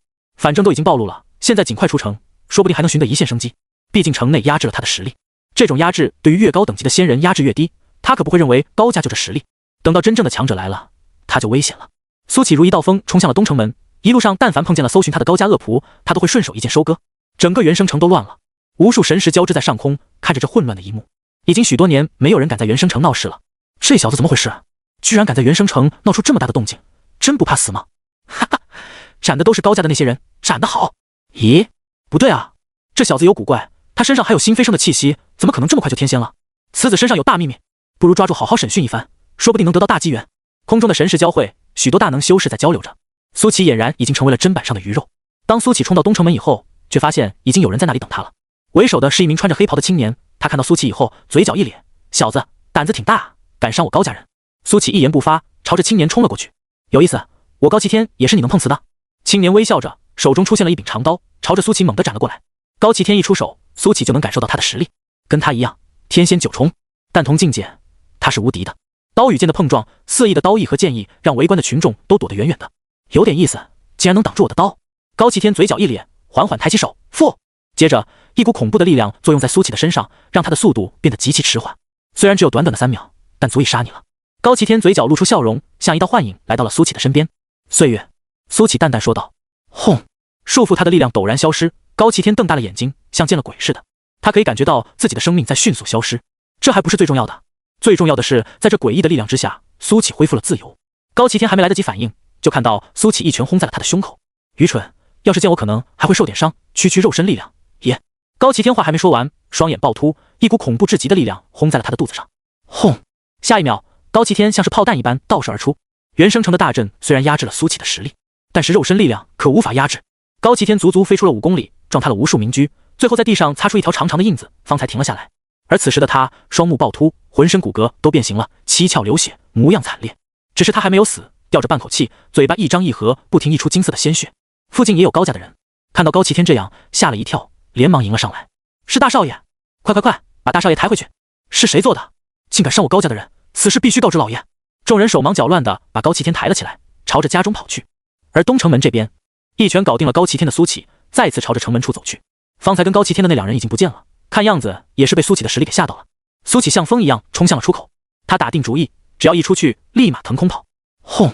然而就在此时，城门一阵轰鸣，一道金色的禁制忽然出现。苏启眼睛中露出冷色，冲了上去，一拳轰在了禁制之上。下一秒，更为恐怖的力量反馈给了苏启。轰！苏启倒飞而出，被轰出了城门的范围。就差一步，苏启从空中落地，在地上划出一道长长的沟壑。刚刚那下虽然很重，但是并没有伤到他，只是体内的仙元少了一部分。这便是全身灵力化的好处，没别的，就是硬。否则的话，刚刚那一下足以要他半条命。这原生城的阵法确实不容小觑。轰！就在这时，一名拿着长枪、穿着盔甲的男人从天而降，落在了苏启面前。他的一双眼睛仿若鹰隼，用长枪指着苏启说道：“大胆凶徒，竟敢在原生城当街行凶！死！”说罢，男人朝着苏启冲了过来，恐怖的煞气伴随着真仙的气息狂涌而出。是白手将，竟然连他都被惊动了，这小子完喽！听说白手将是上过战场的，坑杀了数十万敌人，这一身犹如实质的杀气，不愧是以杀正道的仙人。真仙打天仙，这跟爹打儿子有什么区别？你们猜猜这小子几招会败？几招？1招！那些围观的仙人纷纷议论起来。而此时的苏启仿佛狂风暴雨中的一叶扁舟，在这男人的煞气之下，他单薄的好像是一张白纸。轰！这还没完，这一枪地尽，猛然爆发出黑色的煞气，白手将就像是化作一条黑色的巨龙，朝着苏启冲了过来。能在大阵的压制下还搞出如此惊人的动静，由此可见白手将的实力。但苏启全然不惧，真仙又如何？只要仙元不尽，就是先帝也无法攻破他的防御。于是，在众人震惊的目光中，苏启紧紧伸出了2根指头，朝着枪尖夹了过去。这家伙失心疯了吗？竟然想用肉身抵挡这一击！这还不是最恐怖的，这家伙竟然想用2根指头挡下这一击！哈哈，我见过很多傻子，但是这么蠢的我还是第一次见到。围观的仙人们都发出肆意的嘲笑，而白手将的眼睛更是射出无尽的冷意。这是在藐视自己吗？去死吧！轰！更为恐怖的煞气冲天起，若是在原生城外，足以把半边天空都染成墨色。苏启姿势未变，果真用2根手指夹向了枪尖。枪！金铁交击声传来，在众仙震惊的目光之中，他竟真的用两指夹住了白手将的枪尖，火花四溢。苏乞却没有像众仙想的那样直接被碾成肉末，然后爆成血雾。由此可见他的肉身有多么的恐怖。白手将的面色也变了，他知道自己的攻击有多犀利，可是竟没能破开这家伙的防御，绝不可能。白手将眼中爆发出无尽冷意，狂猛的力道推着苏乞一路向后。此时的苏乞一只手背着，另一只手用2根指头夹着白手将的枪尖，而他的身体则被白手将推着走。这一幕极具视觉冲击力。苏乞的青衫衣袂纷飞，看起来极其的飘逸。在他前方是犹如魔神的白手将化身的黑色巨龙，他像是仅仅用2指就在与这凶焰滔天的巨龙对抗。轰隆隆，白手将的力量极其凶猛，像是推土机一般，地面的青砖纷纷破碎。而苏乞的身体被推着不断后退，他的双脚未曾挪动，在地面形成了一条长长的沟壑。苏乞的脸上始终带着淡淡的笑容，看起来轻松写意，给众仙的心理造成了无比巨大的暴击。天仙能够在顶级真仙的攻击下毫发无损，看起来还游刃有余，谁信？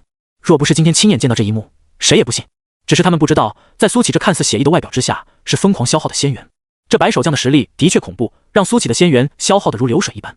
只是他体内的仙元就像是汪洋大海，就算这仙元倾泻的再快又如何？冰山一角，九牛一毛罢了。这一刻，苏乞忽然意识到，只要不是领先自己太多等级的仙人，自己都可以无惧。就比如这真仙，就算自己伤不了他，他也绝别想伤自己一根汗毛。轰！终于，苏乞退无可退，被白手将狠狠砸进了城墙。这城墙极其的坚固，可还是被苏乞撞出了条条裂痕。白手将的眼里已经染上了些许墨色，眼珠几乎要将眼白都吞没。他已经怒了，自己纵横仙界这么多年，还从来没有见过这么难缠的真仙，他竟然伤不了，这能忍？果断不能忍啊！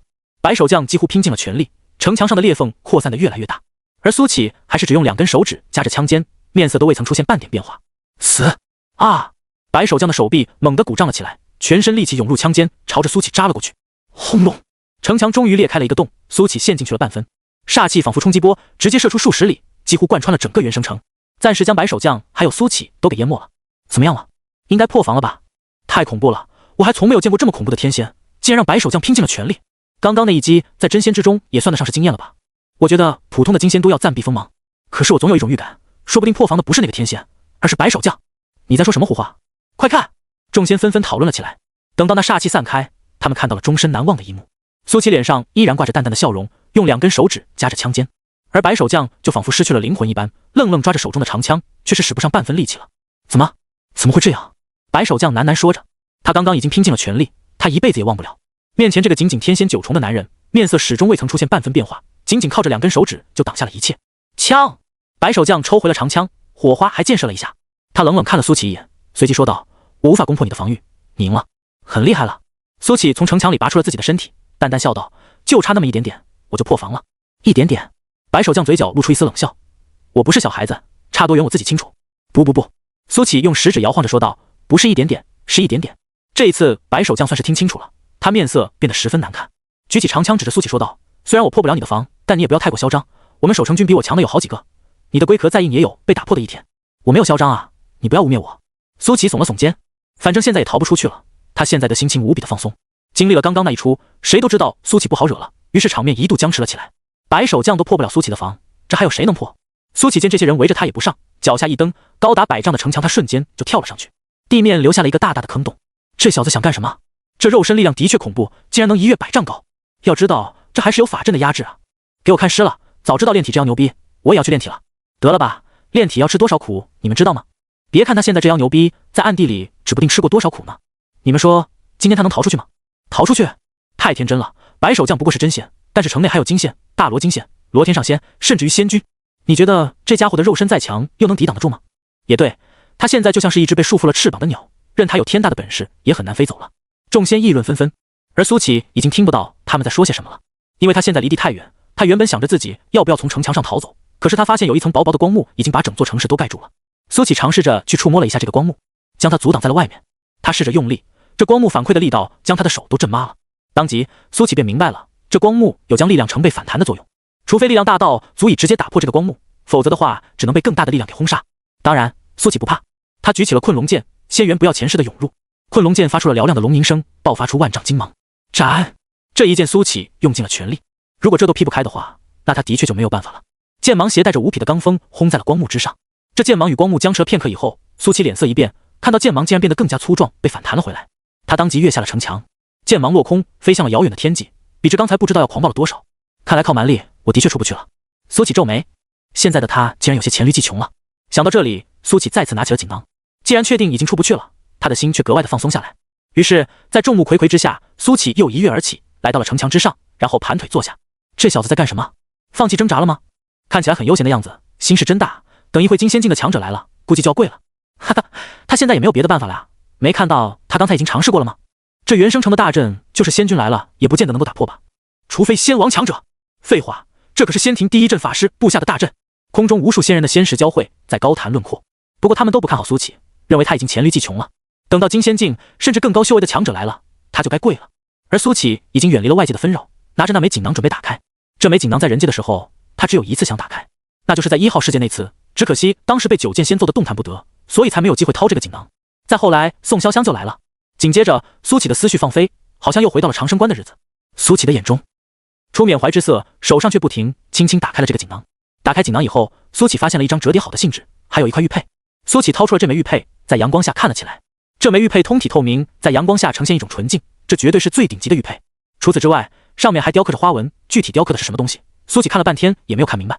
玉的材质很好，这是苏启的第一想法。观察了一会以后，苏启便又把折叠的信纸给打开了。当完全展开以后，苏启看到了那熟悉的字体，一时之间竟有种久违的感动。真是好久好久都没有看过师傅的字了呀！摇了摇头，把纷乱的思绪甩开，苏启开始看起信上的内容。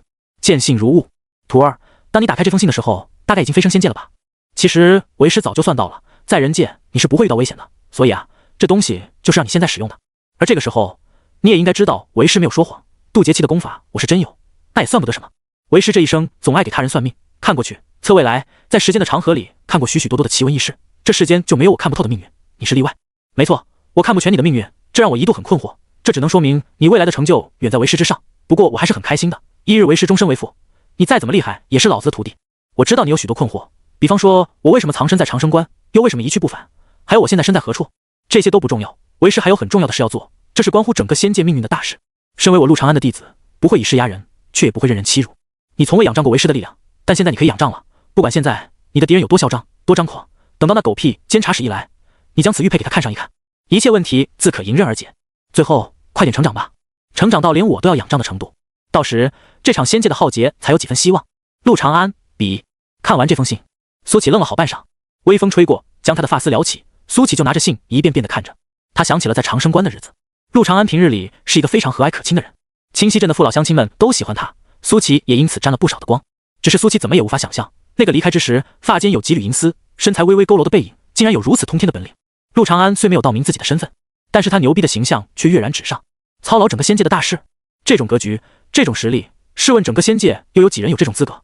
只是师傅啊，你既然这么厉害，那欠我的筑基期功法为什么直到飞升都不给我？苏启叹了口气，将信纸折叠了起来。虽然他不需要那东西了，但毕竟是陆长安答应自己的事，谁知道一去便不复返了。还有诸多的疑问在苏启的脑中盘旋，只是现在没有人能够告诉他答案，只希望在见到陆长安的那天，所有的谜团都能够被揭开。苏启将信放回锦囊中，又收回了戒指里。他拿起那枚玉简，细细打量，却是不知道这东西特殊在哪里。听这意思，那监察使一看到这玉佩，肯定会出手相助。苏启知道陆长安的算命卜卦之术非常厉害，却也没想到这么厉害，连今天的这一幕都被他算到了。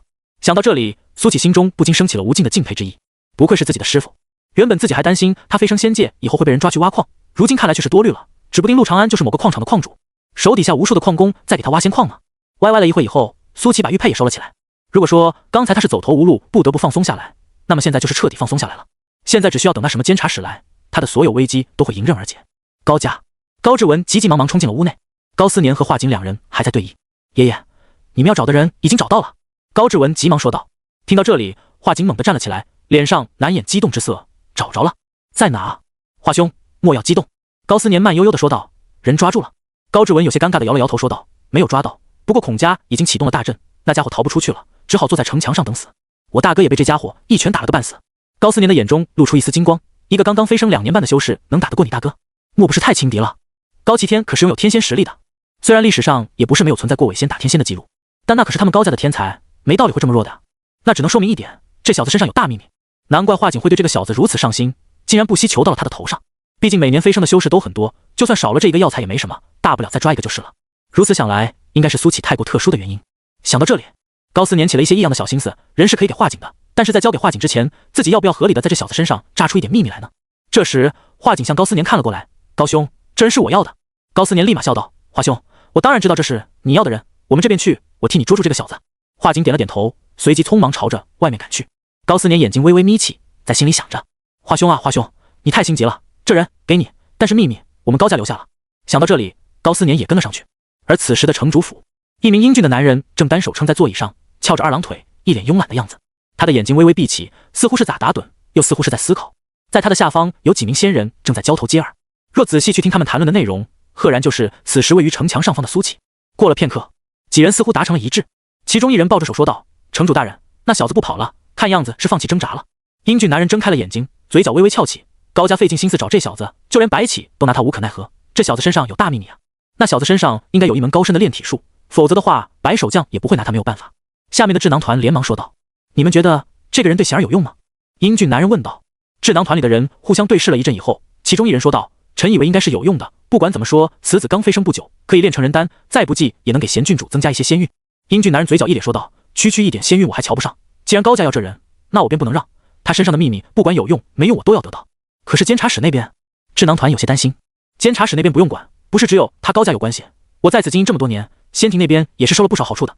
英俊男人嘴角微微翘起，如果我倒霉了，那么上面就会有一批人倒霉，所以不足畏惧。苏启在城墙之上有些百无聊赖，从刚开始的盘腿坐变成了现在的直接躺在城墙之上。他双手枕在脑袋下面，翘着二郎腿，看着天际的蓝天白云。不得不说，这仙界的天气比起人界来说要简单得多，基本上常年都是晴空万里，而且这天也蓝得很。苏启打了个哈欠，心想这监察使怎么还没有来？还有要抓他的那些人怎么也还没有来？其实苏启现在想要看看那些人嚣张的嘴脸，毕竟他现在可不是无根浮萍，也是有师傅撑腰的人了。等到监察使一来，苏启相信肯定会很有意思的。轰！不多时，天边传来炸响，两道人影腾空而来，能在净空阵之下飞行，来者少说也是大罗京仙境的强者。高家老祖竟然来了！这小子居然惊动了罗天上仙，他何德何能？哈哈，那他已经完蛋了。就算天仙能够硬扛真仙又如何？碰到真正的强者，只有当沙包的份。我已经迫不及待的想看到这个家伙满地找牙的样子了。我也是。在高家老祖旁边那个仙人好像也不简单，似乎又是一个罗天上仙境的强者。高思年还有华景的到来，直接让这些看热闹的仙人高潮了。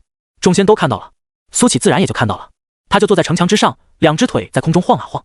华景和高思年都看向了苏启，华景的眼中是如狼似虎般的渴望，而高思年则是眯着眼睛，谁也看不出来他在想些什么，只是偶尔从眼睛里流露出的那种神光，让人心神一凛。不会错，就是他。华景在心中疯狂的咆哮，从看到苏启的第一眼起，他就确定了，这就是他苦苦要寻找的那个人。2年半啊，整整2年半的时间。你知道我这2年半是怎么过来的吗？华景恨不得现在就把苏启给抓过来，然后好好炮制一番，炼制成人丹。而高思年也察觉到了苏启身上的气息波动。天仙9重，能在如此之短的时间里踏出这一步，没有古怪，他是绝不相信的。如果这种方法可以量产，那么他高家的后辈们就有福了。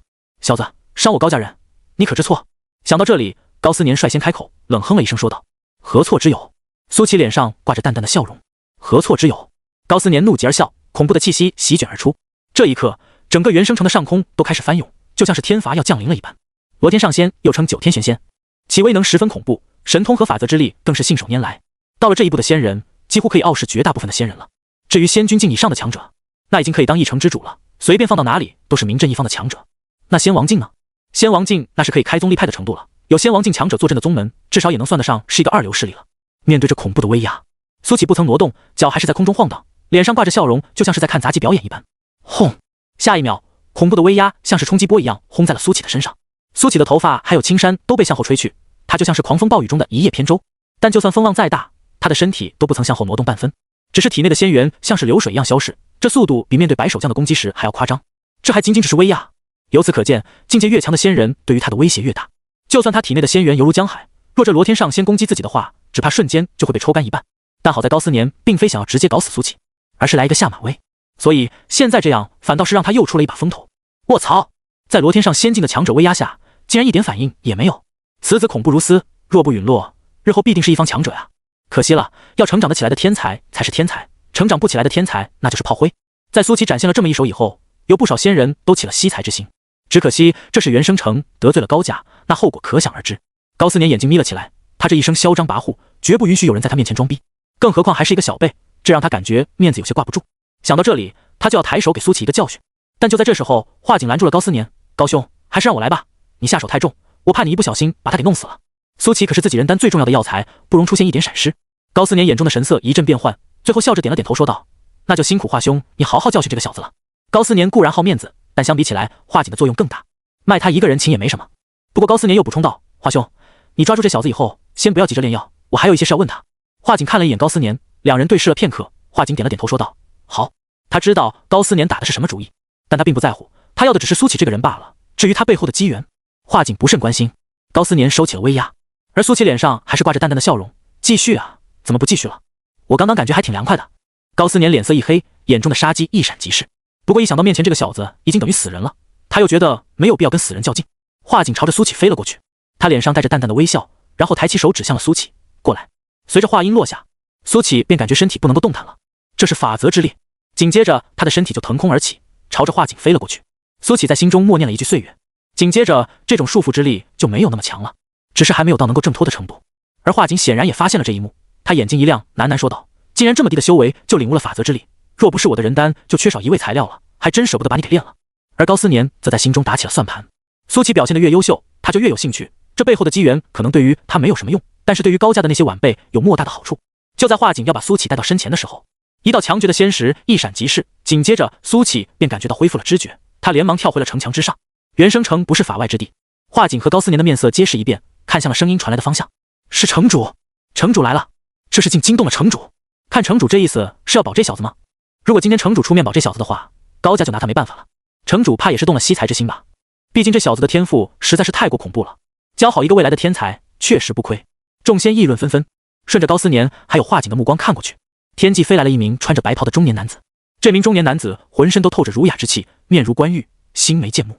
从外表的感官上来讲，这是一个无可挑剔的男人，而从他的气质来讲，这还是一个风度翩翩的男人。而他便是这原生城的城主孔玉书，仙君境的强者。孔城主，你这是什么意思？忘记我跟你说的话了吗？高思年眼睛微微眯起，语气里充满了威胁之意。高思年，这天下是天下人的天下，并不是你高家的天下，同理，这原生城也不是。孔玉书微笑着，你这是不满仙庭要反吗？平平淡淡的话语之间，却直接扣下了一顶天大的帽子。高思年黑着脸说道：“你孔家做的那些烟杂事，大家有目共睹。这监察使马上就要来了，你确定要跟我作对？我孔家行得正，坐得端，何惧之有？”孔玉书背着双手，风度翩翩。随后他看向了苏启，脸上带着淡淡的微笑：“小兄弟看起来一表人才，怎么会想不开在原生城内犯下如此重罪？”即便面对仙君境强者，苏启还是格外的放松，他的腿依旧在晃，也不答话，一副置身事外的态度。他实在是不想废话。要说这件事没有孔家的默许，他是不信的。虽然不知道现在孔玉书为什么又跳出来了，苏启决定先让子弹飞一会，看一看他们到底在演什么好戏。看来小兄弟有难言之隐。孔玉书背着双手，脸上笑：“隐墨，不过原生城不是法外之地，既然犯了罪，那就要接受审判。跟我回去一趟吧，我会亲自审你。”华锦急了，这孔玉书横插一脚，这是想要抢他的机缘啊！他连忙对着高思年使眼色。孔玉书身为原生城的城主，不说其城主的身份，光是这仙君境的修为就不是他能够匹敌的。高思年的脸色也彻底冷了下去，看来这孔玉书是要出尔反尔了，这是真觉得他是软柿子了。你孔家那么多把柄在我手上，马上来的监察使也是我的熟人，竟敢跟我这么嚣张。想到这里，高思年淡淡说道：“孔城主，家有家法，城有城规，这小子杀的都是我高家的人，怎么说也应该是由我高家带回去吧。”孔玉书看向高思年，脸上笑容不减。高思年，小了，格局小了。你高家不也是我原生城的一员吗？这件事的起因，我这边自然会去调查。若真的是这小兄弟滥杀无辜，我不会放过。若另有隐情，到时我也会再从中协商。总之啊，你要相信我，也要相信仙庭啊。高思年面部一阵抽搐，孔玉书的一手软太极打得他难受无比。坏就坏在这孔玉书有仙庭这一层关系在，原生城的大小事，理论上他都是有权干涉的。现在是打也打不过，地位也比不过。高思年即便再愤怒，也无济于事。也就是说，孔城主一定要把这小子带回去审讯。高思年冷冷说道：“我想我有必要提醒你一下，监察使还有不到1个时辰就要到了。”这我当然知道。孔玉书理所当然地点了点头。监察使来了，不正好吗？正好让他看看我原生城这模范仙城的荣誉，并非浪得虚名。高思年嘴唇一阵蠕动，最后冷声说道：“好，好得很。你孔家做的那些事，我会在监察使来之时尽数上报。身正不怕影子斜，请便。”孔玉书抬手微微笑道，随即他又朗声说道：“此次审讯透明、公正、公开，所有原生城的居民都可来观看，地点就在仙崖。”此话一出，众仙又沸腾了，竟然公开审讯，看来这城主是要给那小子撑腰啊！说不定最后直接判个无罪。本来就无罪，是这高家欺人太甚，经不起查的。我倒不敢苟同，我觉得这是孔家和高家在扳手腕，争一争谁才是这原生城的老大。这有什么好争的？孔家一直都是第一，我倒是觉得高家应该拿住了孔家一些把柄，只不过孔家看起来有后手，所以并不惧怕。我要去看看这审讯的结果。苏启看着对峙的三人，华锦和高思年明显已经十分愤怒了，而孔玉书则是一脸的悠游自在，高下立见。官大一级压死人，这可不是开玩笑的。何况这是仙界实力和官职都碾压的时候，那真是无可奈何。小兄弟，你放心，是非黑白我都会审得一清二楚。若你只是正当防卫，我保你无事，如何？孔玉书看向苏启，微笑道。这倒是让苏启有些摸不着头脑了。高家来查孔家酒楼，应该是孔家默许的，可现在怎么看起来两家又像是闹翻了的样子？这孔玉书还表现出一副想要帮自己的样子，想不通。不过针对于想不通的事，苏启就懒得去想了。反正那监察使也快到了，这几人闹掰了也好，自己这边还免得吃些苦头。想到这里，苏启点头说道：“城主定夺就好了。仙衙跟凡间的衙门一样，只不过那是审凡人的，这仙衙是审仙人的。此时在仙衙外面已经聚集了许多的仙人，内部也有一些，不过能进入内部近距离观看的，一般都是有些小势力的仙人。”苏启站在下方，上方是孔玉书，说是亲自审，果然就是亲自审。华景与高思年也站在下方。高兄，现在怎么办？华景给高思年传音，华兄稍安勿躁，就让这孔玉书再嚣张片刻，等到监察使一来，有他哭的。高思年淡淡说道。啪！随着金堂木拍下，孔玉书高亢的声音响起，升堂。所有人精神一振，皆看向孔玉书。你叫什么名字？孔玉书看向苏启问道。苏启。苏启回答。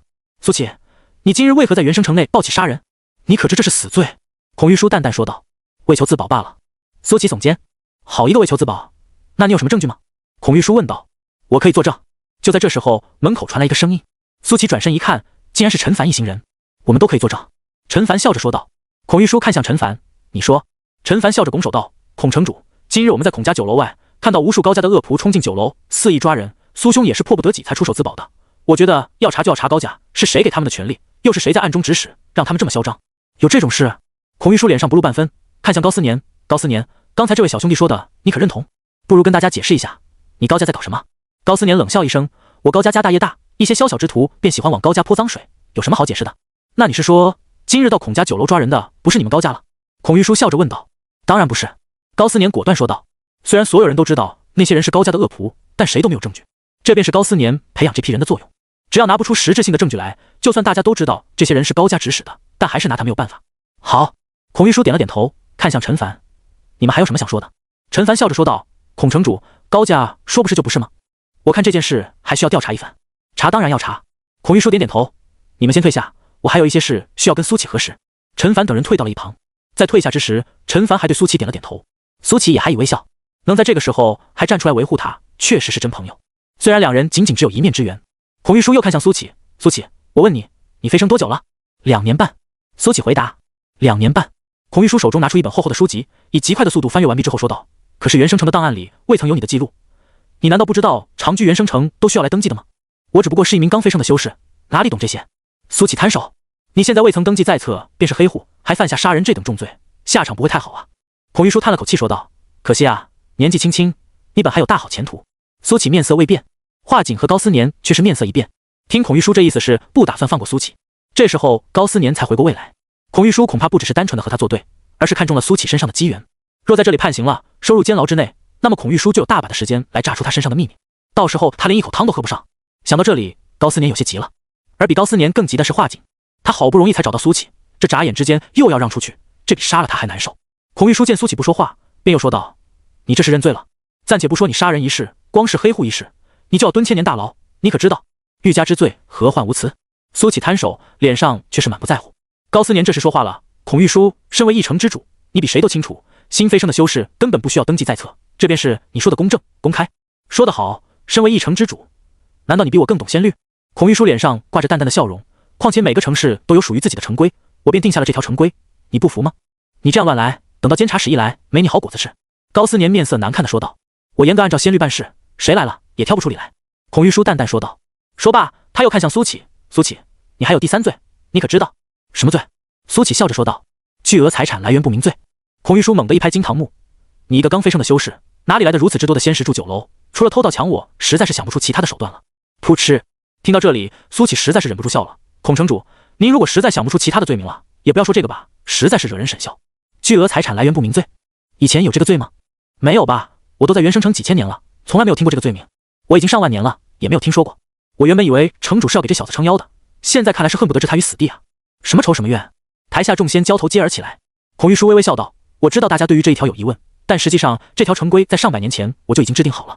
综上所述，除了第1条杀人罪上有疑问，其余2条罪证确凿，待我调查清楚第1条罪证以后，再做最终的判决。孔玉书笑着说道，现在犯人苏启暂时收监，大家对这个判决可满意？说完这话，孔玉书仙君境的气息瞬间笼罩了整个仙崖，被他目光掠过的众人纷纷点头，都是称颂孔玉书大公无私。高思年脸色难看的像是要滴出水来，他现在没有任何办法。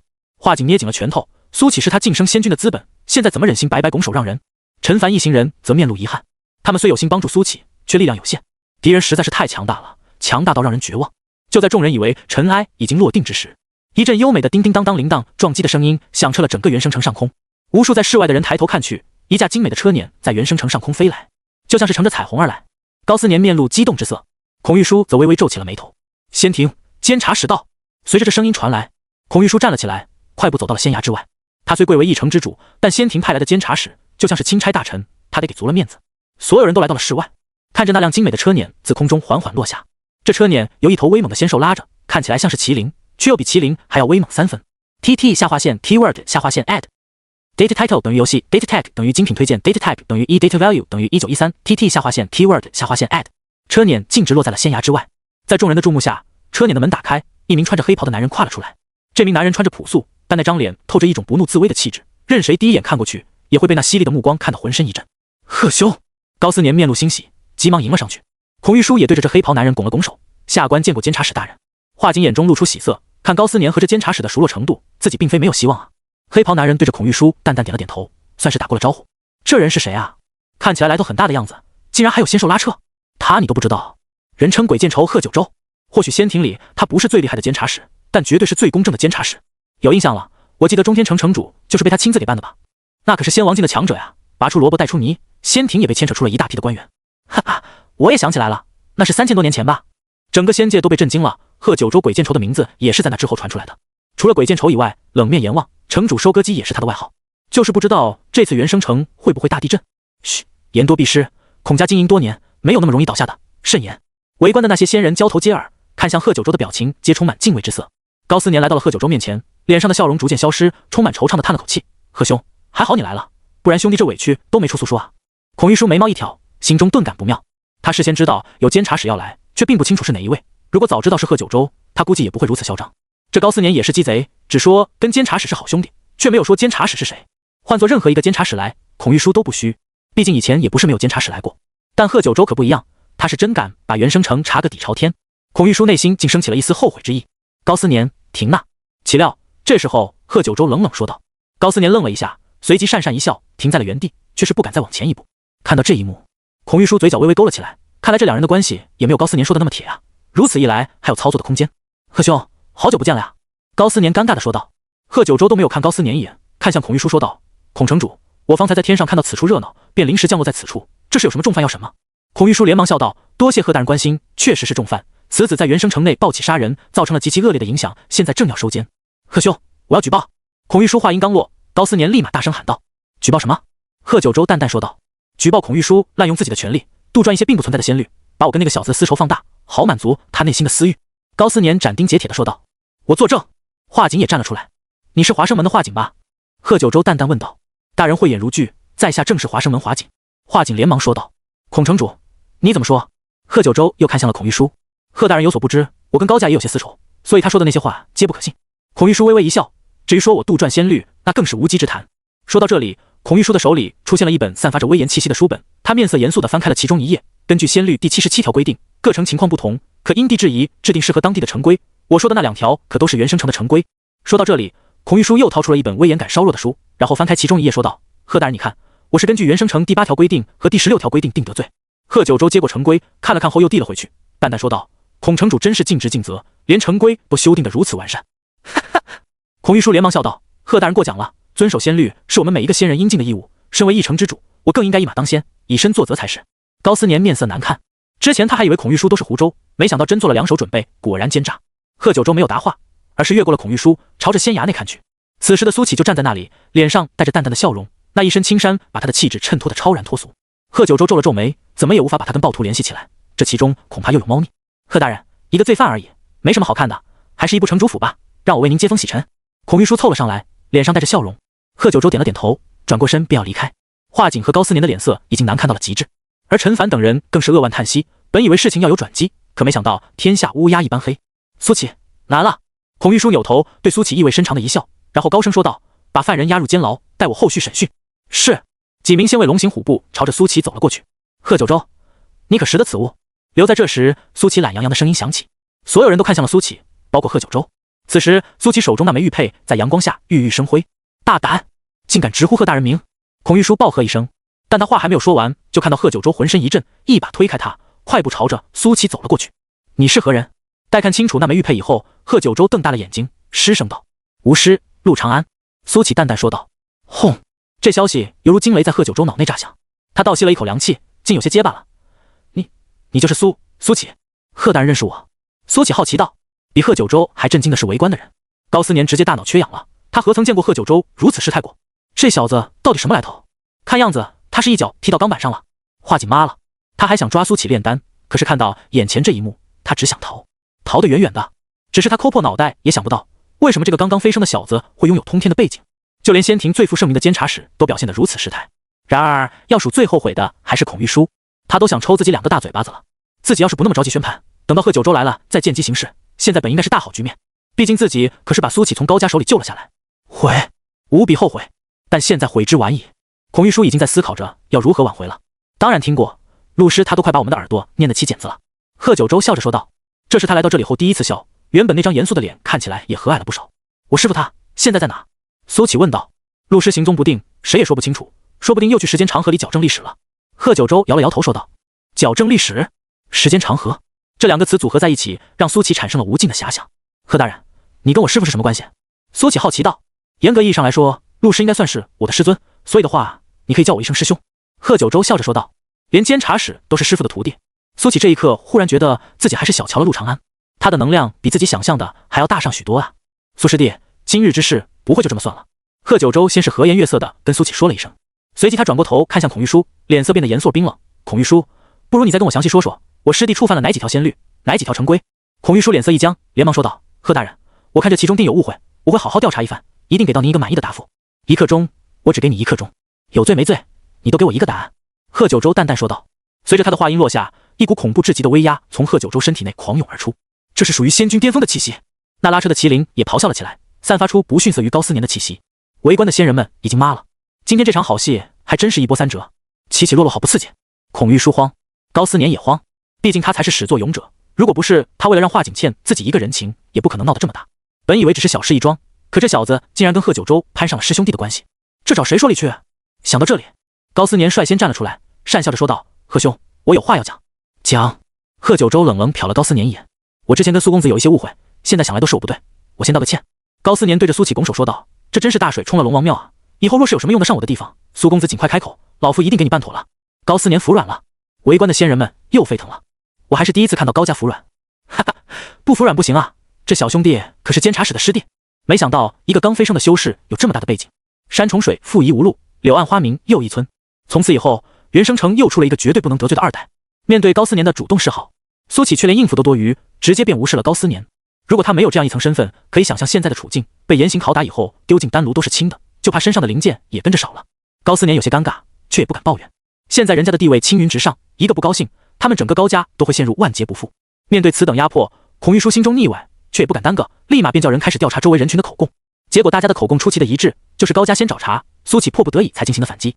如此一来，便是正当防卫了。事实本就如此，只是先前的孔玉书并不在乎真相是怎么样，只想着在苏启身上炸出点东西来。调查完毕以后，孔玉书略显尴尬地对贺九州说道：贺大人，这件事已经调查完了，苏公子属于正当防卫。贺九州冷着脸说道：不是还触犯了2条成规吗？孔玉书抹了一把额角并不存在的冷汗，这成规明显不合理，下官这便作废。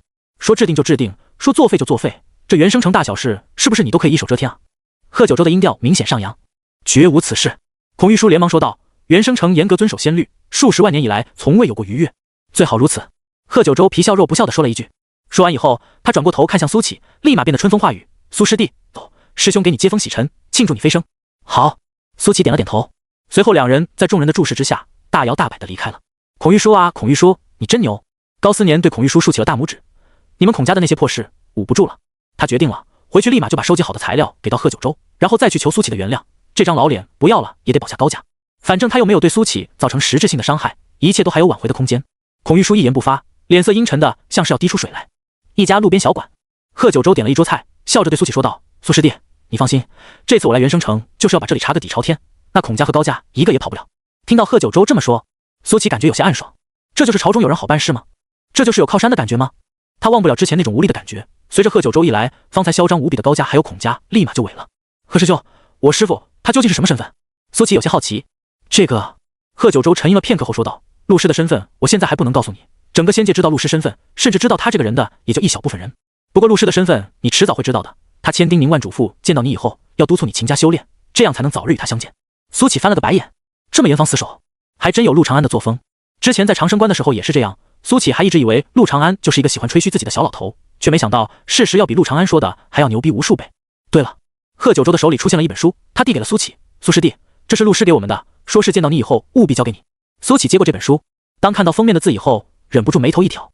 3界最强筑基术，师傅啊师傅，真有你的，欠我的筑基术竟然到了仙界才给我，而且还是我有的。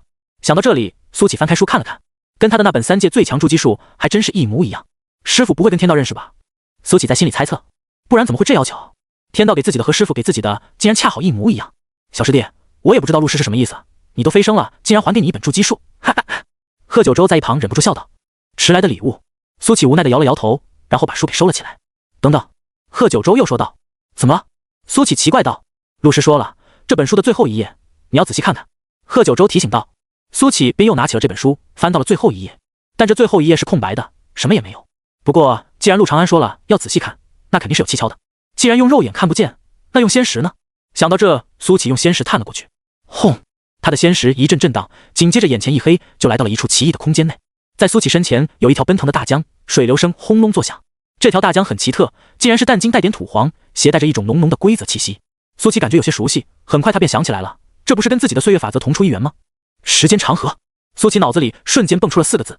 想到这里，他举目四眺，难道说陆长安也在这里？贺九州不是说陆长安在时间长河中矫正历史吗？环顾了一圈以后，苏琪身体一震，他看到了在长河对岸有一道穿着青衫的身影。看到这袭青衫，苏琪眼眶有些湿润了。尽管隔着迷雾看不真切，他一眼便认出来，这就是陆长安。师傅！苏琪扯着嗓子喊了一声，只是和对面的那个身影像是没听到，自顾自地坐了下来。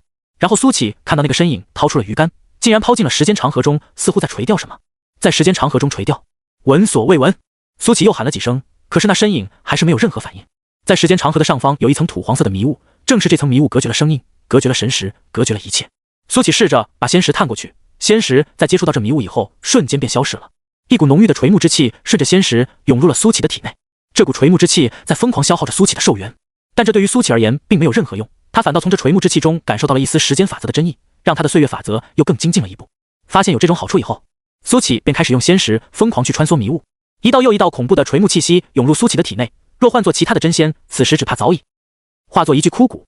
但苏琪非但没有受到任何影响，眼睛还越来越亮，他的岁月法则在完善，并且他感觉到自己这法则还衍生出了一点分支，似乎是在探索真正的时间法则。于是苏琪也不急了，直接盘腿坐下，闭上眼睛，一边感受着时间法则，另一边用仙识去疯狂作死。从没有人或者仙能像他这么疯狂，就算是仙帝来到此处也不敢如此张狂。那些蕴含着时间法则的雾气对于所有人都是致命的毒药，毕竟那可是能消耗寿元的。不知过了多久，时间长河上的雾气慢慢的散去了。这原本是一个充满迷雾的空间，可是随着阳光降临，雾气在淡去。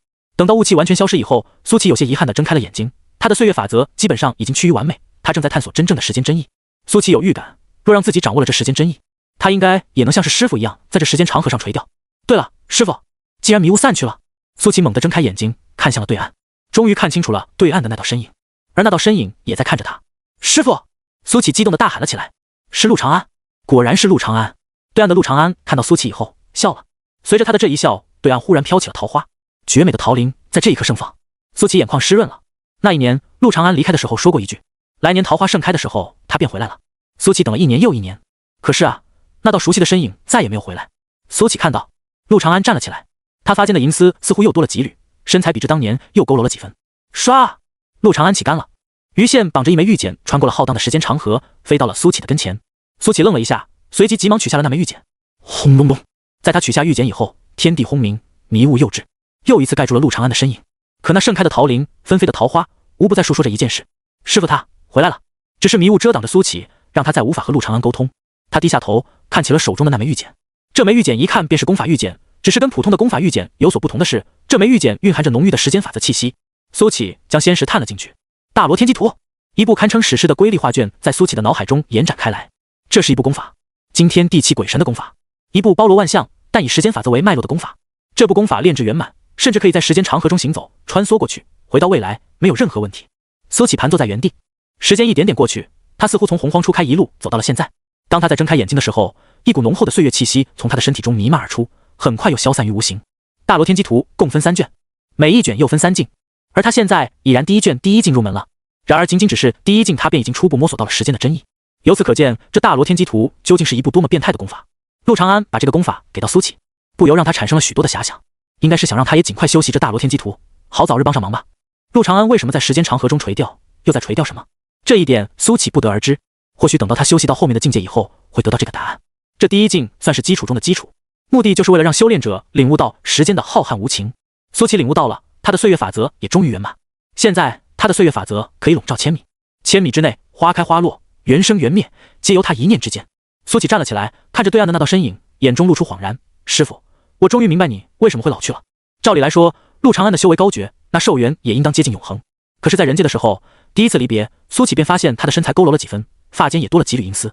当时他还想着，一直未曾改变的只有自己。后来得知陆长安飞升以后，苏启还想过那是不是陆长安故意演的。可是直到今天，他得到了这大罗天机图才明白，原来这是时间法则的副作用。时间本就是不可掌控的，倘若强行掌控，每一次使用都会不可逆地消耗自身的寿元。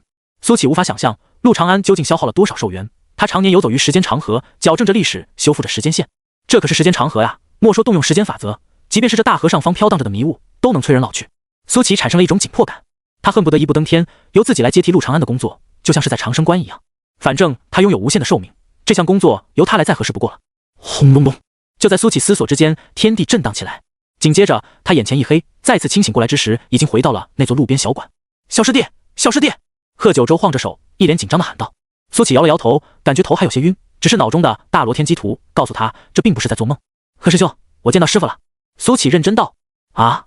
贺九州愣了一下，师傅常年在时间长河，你怎么见到他的？因为他。苏启晃了晃那本3界最强筑基术，他发现那张空白页已经遍布裂纹，再没了时间的气息。贺九州脸上露出恍然之色，难怪陆师要把这书交于你。时间长河长什么样？贺师兄没去过吗？苏启问道。嗨嗨，时间长河在哪里我都不知道，更别提去了。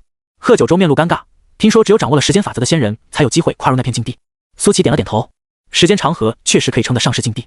在掌握了大罗天机图以后，他也明白了陆长安为什么要矫正历史，修复时间线。简单来说，发生过的事是不可改变的，就算掌握了时间法则的人回到过去，改变了历史，那也不会改变未来的走向，而是衍生出一条新的时间线。这便是人们常说的平行时空。平行时空会因为各种各样的事出现，但这并不是一件好事，会带来一系列难以预料的变化。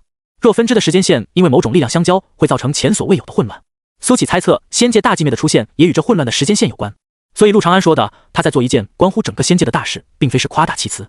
小师弟，难怪陆师如此器重你，方才你闭眼的时候，我能在你身上感受到浓郁的时间法则。贺九州笑着说道。我也是运气好。苏启谦虚道。来，吃菜吃菜。贺九州连忙张罗，可是他的眼中却闪过了一抹黯然。恐怕小师弟还不知道自己肩上肩负着怎样的重任吧。掌握着时间的人是幸运也是诅咒。苏启没有发现贺九州的异常，他还在思考着要如何快速提升自己的修为。他在天仙阶段能够进入第1境已经殊为不易了，要掌握后面的境界，提升修为迫在眉睫。只是他现在修炼的已经是仙界第1奇经，修炼速度堪称举世无双，还想快速提升修为，就要找点其他的门道了。不过很快苏启就把这些问题抛之脑后，因为这菜肴的确美味，让他想起了江月做的饭菜。也不知道王南博他们知不知道自己飞升了。接着苏启又想到了邓望宇还有初晓，以自己这个修炼速度，只怕100年以后等到他们飞升的时候会吓一跳吧。在纷飞的思绪中，苏启吃完了这顿饭。贺九州此次本来是要住城主府的，不过因为苏启的原因，他便直接更换了地方，住进了一家名不见经传的酒楼。但这酒楼对苏启来说可是无比的熟悉，正是之前他住的那家。有意思的是，苏启看到关山又在看那本《春秋》，乍一眼看去还真像那么回事。关掌柜又读《春秋》啊？苏启笑道。有意思的是，苏启和贺九州前脚刚住进去，后脚高思年就来了。他没有带下属，一个人屁颠屁颠就跑来了。贺兄，贺兄，我来请罪了。高思年舔着脸说道。TT 下划线 Keyword 下划线 Add Data Title 等于游戏 Data Tag 等于精品推荐 Data Type 等于Data Value 等于1913 TT 下划线 Keyword 下划线 Add。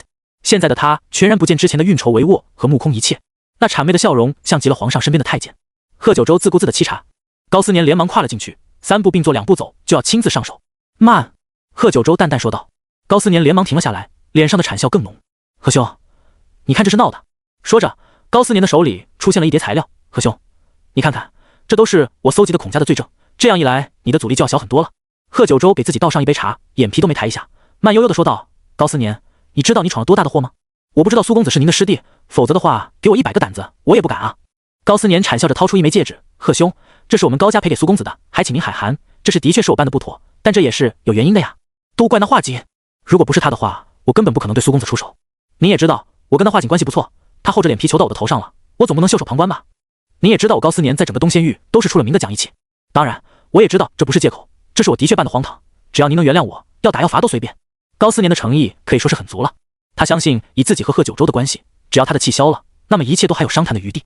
高思年，贺九州抬起头，皮笑肉不笑地说道：“你好像搞错了一件事。”“什么？”高思年愣了一下，“你该道歉的人不是我，而是苏启。”贺九州淡淡说道：“而我也不需要你这个道歉。”高思年何止1000年的狐狸，那是万年、10万年的狐狸，当即便明白了贺九州话语里的意思。这说明什么？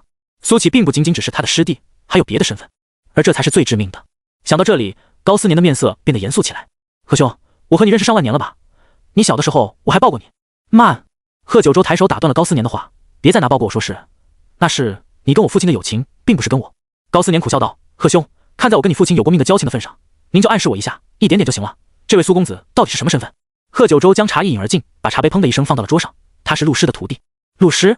高思年的脸上露出一丝疑惑之色。“陆师是谁？在这仙界，又有谁能被我称一声陆师？”贺九州淡淡说道。“陆师，陆师，陆。”高思年猛地瞪大了眼睛，看向贺九州的表情已经满是震惊之色。他吓得嘴巴都合不拢了。“是那个陆师吗？”贺九州没再说话，再次沏茶，自顾自喝了起来。肉眼可见，高思年汗如雨下，急忙抹了2把头顶的冷汗，然后对贺九州深深鞠了一躬：“贺兄，多谢提点之情。”说罢，他把举报材料放下，匆匆朝着苏启的房间跑了过去。贺九州将桌上的材料拿了起来，随意翻看了几下之后，他的脸色逐渐变得严肃起来，然后变得铁青。“好一个孔家！”贺九州啪的一声将材料猛地甩在了桌上。另外一边，高思年已经满脸谄笑的开始敲苏启的门。“苏公子，我来赔罪了。”高思年的声音甚至有点发抖。“陆师啊，这可是陆师的徒弟啊，他罗天上仙在这元生城很牛吧？可是别说陆师了，就光是贺九州都能随手碾压他。若陆师随便提一句看他高家不爽，那明天他高家就能从这仙界灰飞烟灭。这便是陆师的能量。”吱呀，门打开了。苏启看着高思年，面无表情的说道：“怎么，高家主这是要把我抓回去炼丹？误会，天大的误会！”高思年高呼，对着苏启弯下腰：“苏公子，这件事我是受了妖人蛊惑，否则的话绝不会来找您的麻烦。”“误会？我看未必吧。”苏启淡淡说道：“我记得在城墙边，你还对我出手来着。”啪！下一秒，高思年直接一巴掌呼在了自己的脸上：“苏公子，我该死，我有眼不识泰山，您任打任罚，小高绝无半点怨言。”说着，高思年又往自己的脸上呼了几巴掌，可以看得出这是真用力，脸都扇红了。看一个老头在自己面前对自己扇巴掌，苏启还真觉得有些折寿。于是他摆了摆手说道：“行了行了，我没工夫陪你闲扯，有话快说，有屁快放。”高思年连忙拿出2枚戒指，诚惶诚恐地说道：“苏公子，这是我们高家的赔礼，只要您能大人不计小人过，以后高家为您马首是瞻。”苏启接过了这2枚戒指，然后摆了摆手：“知道了，走吧。”他现在还真穷，既然有人送资源上门，不要白不要。再说了，高思年已经被吓破了胆，说不定以后还真有能用得上高家的地方。这次冲突他有没有吃亏？怎么算都是他赚。高思年见苏启收下了自己的赔礼，这才松了口气。如果苏启一口咬死不收的话，那他还真有点慌。他打算回去在高府全家上下开展一次宣讲会，以后绝对不能得罪这位大爷。城主府，孔玉书面色阴沉地坐在椅子上，周围安静的可怕。他掏出了一枚通讯石，犹豫了片刻，还是将仙石注入。不一会，那边传来了一个苍老的声音：“什么事？罗老，我碰到麻烦了，贺九州来了我的地盘。”孔玉书说道：“他来就来，你怕什么？你这些年没留下什么把柄吧？”那边苍老的声音不悦道：“那些我基本都处理干净了，但今天我跟他起了冲突，我怕他不肯善罢甘休。”孔玉书咬牙道：“你得罪他干什么？”苍老的声音明显有些不满。“我也是无心。”孔玉书把前因后果说了一遍。“他的师弟？”苍老声音有些疑惑。“听你说这只是一名刚飞升的修士，怎么会是他的师弟？难道是他凡间的师弟？可是他都飞升10万年了，我也不知道。刚开始他都没认出这小子来。”孔玉书想了想，然后说道：“然后那个小子掏出了一枚玉佩，那贺九州就跟失心疯了一样跑了过去，然后2人就相认了。”“玉佩？什么样的玉佩？”苍老的声音有些疑惑。“我没有仔细看，应该就是很普通的玉佩吧。”孔玉书说到这里，像是想起了什么。“哦，对了，我依稀听到那贺九州说了2个字，好像是什么陆师。”“陆师？”苍老的声音明显高了8度，随之而来的还有声音摔碎的声音。孔玉书眼皮一跳，陆师究竟是谁？竟然让这位都如此失态？你确定听到的是陆师？过了好半晌，那边的声音才重新传来，这次充满了凝重。“我也不太清楚，只依稀听到了这2个字，或许是别的什么字也说不定。”孔玉书有些心虚的说道：“你最好祈祷不是。”苍老的声音带上了一丝愤怒：“如果真是陆师，老夫都要被你牵累。”大人，不至于吧？什么人能动摇您的位置？孔玉书吓了一跳：“你赶紧查查屁股擦干净没有？我丑话说在前头，如果你真的被查出点什么来，老夫不会保你。”苍老的声音严肃道。说罢，孔玉书手中的通讯石暗淡了下去，这是被挂断了。孔玉书眼角抽搐，不联系还好，这一联系他反倒心神不宁了。这陆师究竟是谁？能够让那位大人都如此忌惮？一个刚刚飞升的小子，凭什么拥有这么大的能量？陈凡的住处，凡哥，没想到苏兄弟竟然有这么大的背景，难怪他不肯加入我们。莫超有些羡慕地说道：“我们交朋友不是看他有没有背景，而是对不对我们的胃口。”陈凡摇头说道：“不过苏启拥有这么强悍的背景，那件事或许我们可以找他帮忙。”江启说道：“这事牵扯太大。”陈凡有些犹豫：“凡哥，反正这次我们本来也是想要跟贺九州举报的，有苏启这一层关系在的话，或许更容易成功。”苏大强说道：“而且我相信我们苏家人都是嫉恶如仇的，他肯定不会袖手旁观。”朵儿，你怎么看？陈凡看向一旁的陈朵儿。啊！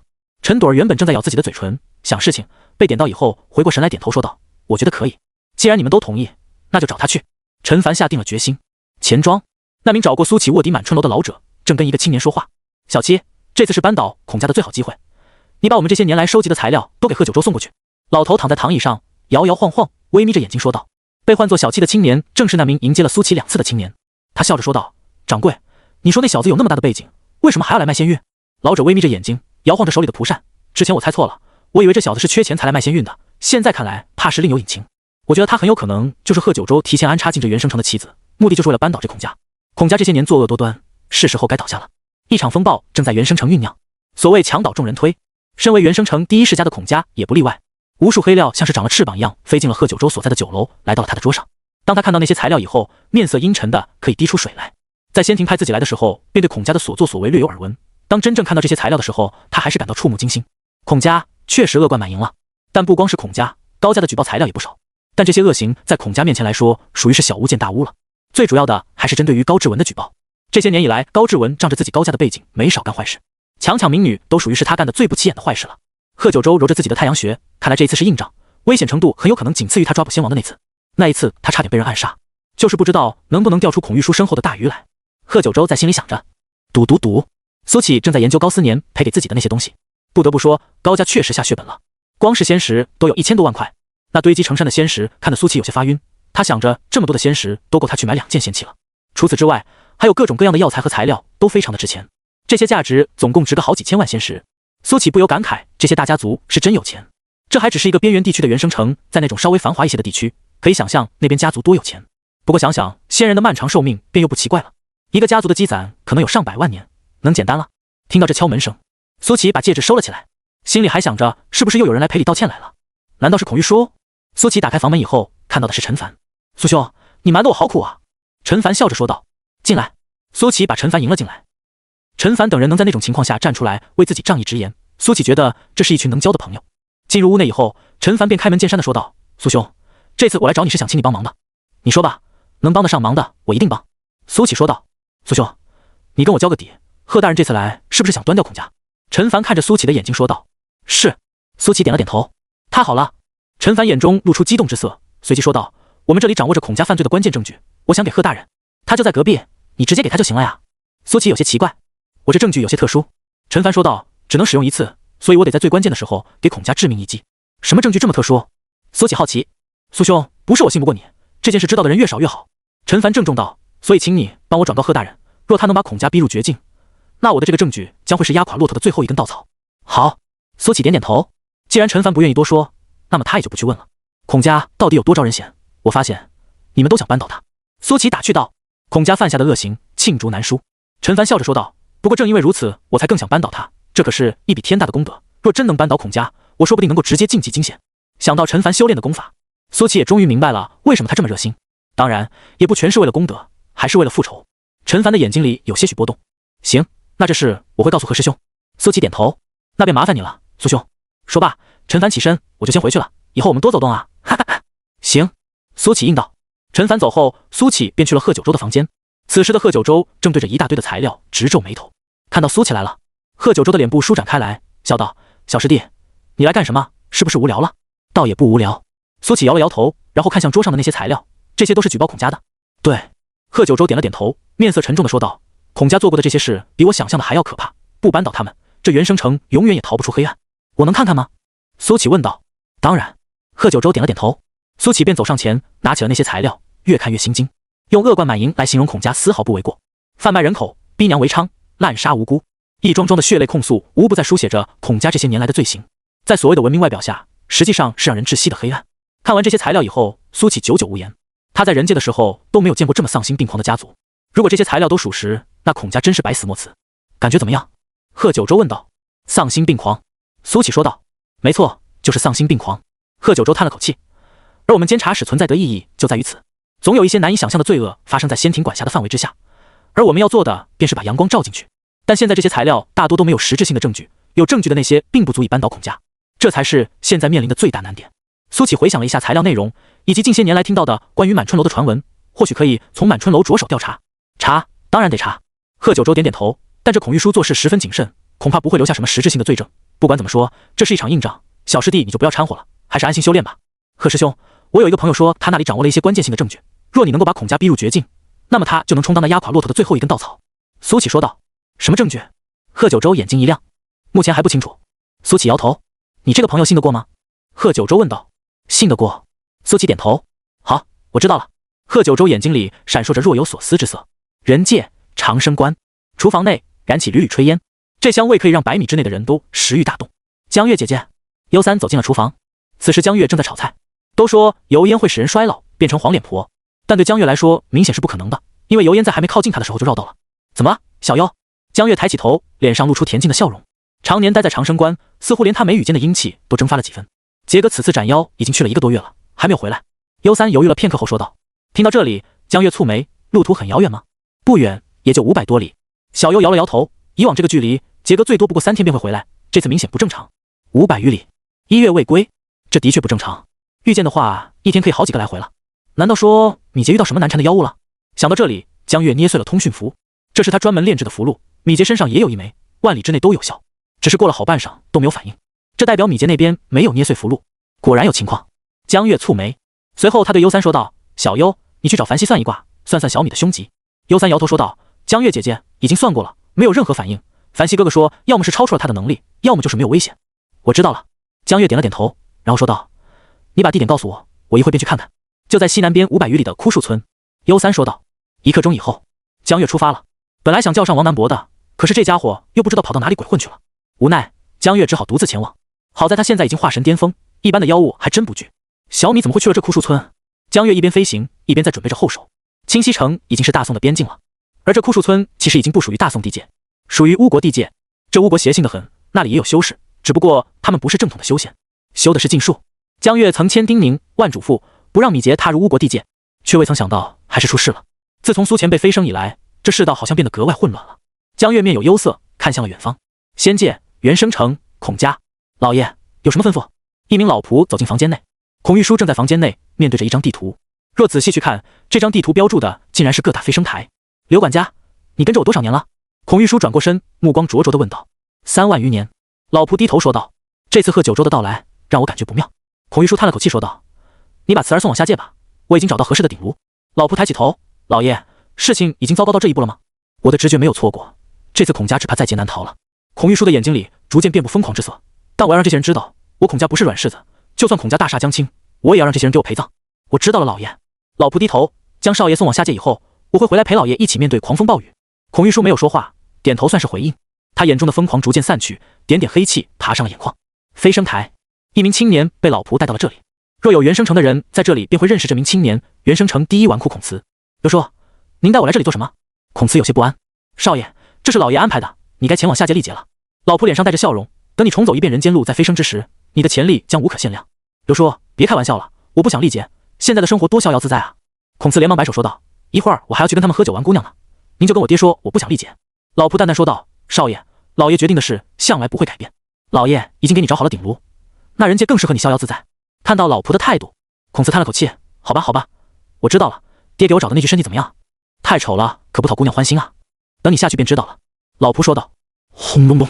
就在这时，飞升台下方开始轰鸣，云海翻腾，一个黑色的通道出现。通道已经打开，去吧少爷。老仆说道。叫我爹保重身体。孔慈摆了摆手，直接跳进了通道里。他的肉身在通道中瓦解，元神穿过通道以后，那黑色的通道消失了。云海恢复正常，一切都如同没发生过一般。老仆在原地站了片刻，随即转身离去。枯树村，这里以一棵枯树为标志，跨过这棵枯树，也就正式来到了巫国的地界。而那枯树村便在枯树的后方。不知为什么，江月感觉巫国地界充斥着浓郁的黑暗，明明阳光普照，却仍然让他感觉有些压抑。如果不是为了寻找米杰，他不会踏足巫国。还好，他一路都在布置后手，若真碰到了危险，可以随时传送离开。跨过枯树，进入巫国地界以后，江月感受到了一种前所未有的压抑感。他敏锐地察觉到，这里的灵气似乎都有些古怪，充斥着一种让人疯狂的因子。难怪巫国人都嗜杀好战。江月喃喃说道：“巫国曾经3次来犯，但都被大宋碾压了，也正是因为这样才能换得和平。”枯树村是一个相对原始的村落，巫国人大多都穿着兽皮，甚至还有部分人过着茹毛饮血的生活。这枯树村算是比较大的一个村落。江月在空中看到这枯树村，甚至还有祭坛，那里常年都坐着一些巫国人，不知是在祈祷，还是在进行着某种神秘的仪式。江月的到来引起了他们的注意，只是这些巫国人一个个神情漠然，没有半点进仙师的意思。江月的声音通过灵力传遍了枯树村的每一个角落。1月前来斩妖的那名少年在哪？没有人回答，所有人都抬起头，一脸冷漠地看着江月，那种漠然的神情带着对生命的漠视，无声的有些恐怖。若换一个正常人来，只怕会被吓得头皮发麻。我说，那名少年在哪？江月淡淡说道。随着他这句话音落下，恐怖的威压席卷而出，天地元气在暴动。江月发现这带着邪性因子的灵气暴动，比之在大宋还要强上不少。天地元气暴动之下，黑色的飓风吹起，整个村落都刮起了妖风，一些稍微瘦弱的巫国人差点被吹飞。星号井号人民币井号。然后江月就看到那些巫国人说着他不懂的语言，纷纷举起了手中的武器，更有甚者拿起了弓箭想要射他。看到这一幕，江月有些头疼。若找不到一个会说大宋语言的巫国人，他怎么交流？若不是杀心不重，光是这些对他的挑衅行为，他就能随手把这村落给抹平。就在这剑拔弩张之时，一个清脆的声音传来：“江月姐，你怎么来了？”这是米杰的声音。江月看向声音传来的方向，一袭白衣的米杰脸上带着笑容，正站在一众巫国人身边。这些巫国人都对他敬畏有加。米杰随手一招，这些人便放下了手中的武器。小米，你这是？江月有些疑惑地问道。说来话长，江月姐，我慢慢跟你讲吧。米杰笑着说道。随即他踩着飞剑冲天起，来到了江月身旁。江月姐，你怎么来了？米杰再次问道。小优说你1月未归，担心你的安全，我便来看看。江月有些疑惑地说道。你怎么跟这些巫国人混到一起了？我1月前不是来斩妖吗？帮他们斩妖以后，这些人便对我奉若神明。米杰脸上带着点点迷醉地说道。之所以没有立刻返回道观，是因为我发现这里修炼的特别迅速，我现在已经触摸到化神的门槛了。江月姐，要不你也留下来吧，在这里修炼我感觉事半功倍，这样一来不用多久，我们就可以飞升仙界，跟观主团聚了。修炼的特别迅速。听完米杰的话，江月面色一变，难道是这灵气中的邪性因子影响到了米杰？江月尝试着吸收了一点这种灵气，灵气入体以后，他感觉到了一丝修为加速的错觉，并且还有一种淡淡的快感。之所以说是错觉，江月常年烹饪，心静如水，是真正的加速还是错觉，他当然分得清。这巫国果然有古怪，光是空气中充斥着的这种灵气就充满了古怪。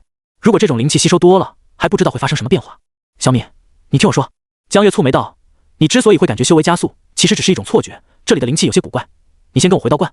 但米杰却站在那里不动弹，他摇了摇头，脸上带着认真说道，江月姐，你信我，这绝对不是错觉。我刚开始也认为这是错觉，可是我吸收了一段时间以后，我发现修为真的在迅速提升，而且这种灵气比之大宋地界的灵气要更具有破坏力。你看。说着，米杰随手一挥，轰隆隆，狂暴的灵力透体而出，在他下方的地面寸寸崩裂，一直延续了数百米之远。看到了吗？江月姐，这种破坏力确实是增强了。米杰面露兴奋地说道。小米，你是元婴修士，造成这种动静很正常，你先跟我回去。江月说道。不，我不回去。米杰坚定地摇了摇头。江月姐，为了早日见到观主，我一定要留在这里修炼。那长生关呢？清溪城的居民呢？你不守护了吗？江月蹙眉，你忘记苏前辈跟你说过的那些话了吗？米杰愣住了，他的脸上在挣扎。江月发现米杰的脸部有一抹黑气在窜动，他心下一惊，一把抓住了米杰的手腕。江月姐，你干嘛？米杰愣了一下，别说话。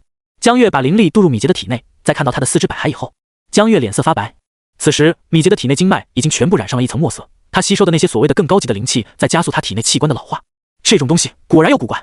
米杰体内一大半的淡金色的灵力已经变成了黑色，这种黑色灵力带着暴虐以及枯萎的气息，诡异异常。江月尝试了一下，发现自己的灵力对这种黑色灵力毫无办法，甚至还要被同化。若真让米杰将这种黑色灵力完全转换完成，只怕就真的回天乏术了。想到这里，江月面色严肃地说道：“小米，你病了，你得跟我回去。”米杰脸上闪过一抹挣扎，他想留下来快速提升实力，他想早日飞升和观主团聚，但是观主说过的那些话又在耳边回荡。是啊，他也要守护好长生关，守护好清溪城的人民。如果自己留在这里的话，不就食言了吗？想到这里，米杰点了点头，说道：“江月姐，我跟你回去。”好。江月松了口气，他还真怕米杰一根筋，那样的话自己只有硬来了。苏前辈飞升以后，这长生关自己也有义务守护。江月带着米杰离开了。在他们刚走不久以后，枯树村内一处民居，一名穿着兽皮的少年走了出来，而他的相貌跟米杰赫然一模一样。兽皮少年看着两人的身影消失在天际，舔了舔自己有些干涩的嘴唇，嘿嘿嘿，下界果然有意思，把这变成我的后花园似乎也不错。仙界原生城，时间一天天过去，苏启的修为在稳步提升中。对于调查孔家，他不想插手也插不上手，他现在想要做的就是尽快提升自己的实力，好早日去时间长河找到陆长安。在时间阵盘和噬川真经的双重作用下，花了2月的时间，他终于跨入了真仙之境。这种修炼速度确实变态，这噬川真经完美契合了他的需求。这2月的时间，他也在疯狂钻研这大罗天机图，他的第一境也慢慢真至圆满。随着对时间法则的钻研越深，苏启的气质也变得越发的飘渺。他发现了时间法则还有诸多的妙用，虽然说他现在的岁月法则可以在1000米范围内作用，但他也可以让其缩小到一个极小的范围，范围越小，这岁月法则的效果越强。现在的他如果作用在一个伪仙的身上，1分钟可以抽掉对方上万年的寿元，这是极其恐怖的，相当于10分钟就可以让一名伪仙直接老死。当然，岁月法则也是有限制的，他如果对修为高于自己的仙人使用，那效果就会大打折扣。该出关了，苏启收起了时间阵盘，1点15分的时间流速已经让他感到不满足了。苏启打算去天气阁看看，有没有手段能够修复这时间阵盘，破损都能1点15分，如果真的修复了，有没有可能达到1比100的程度？现在的苏启已经不用再戴罩袍了，尽管他身上还有新飞升的修士气息，但是他现在已经真仙之境了，就算是不靠贺九州的背景，也没有人敢轻易的动他了。原生城的真仙数量不算多，更多的还是伪仙以及伪仙以下的修士。走在大街上，不知道是不是错觉，苏启总觉得比起2月之前，原生城好像没有那么热闹了。他轻车熟路的来到了天气阁，来到这个地方，他就想到了文德，还有文德告诉自己的那个故事。想到这天气阁那老阁主道貌岸然的模样，苏启竟感觉有些犯恶心。如果可以的话，让贺师兄也调查调查这老阁主。苏启在心中说道。天气阁还是一如既往的热闹。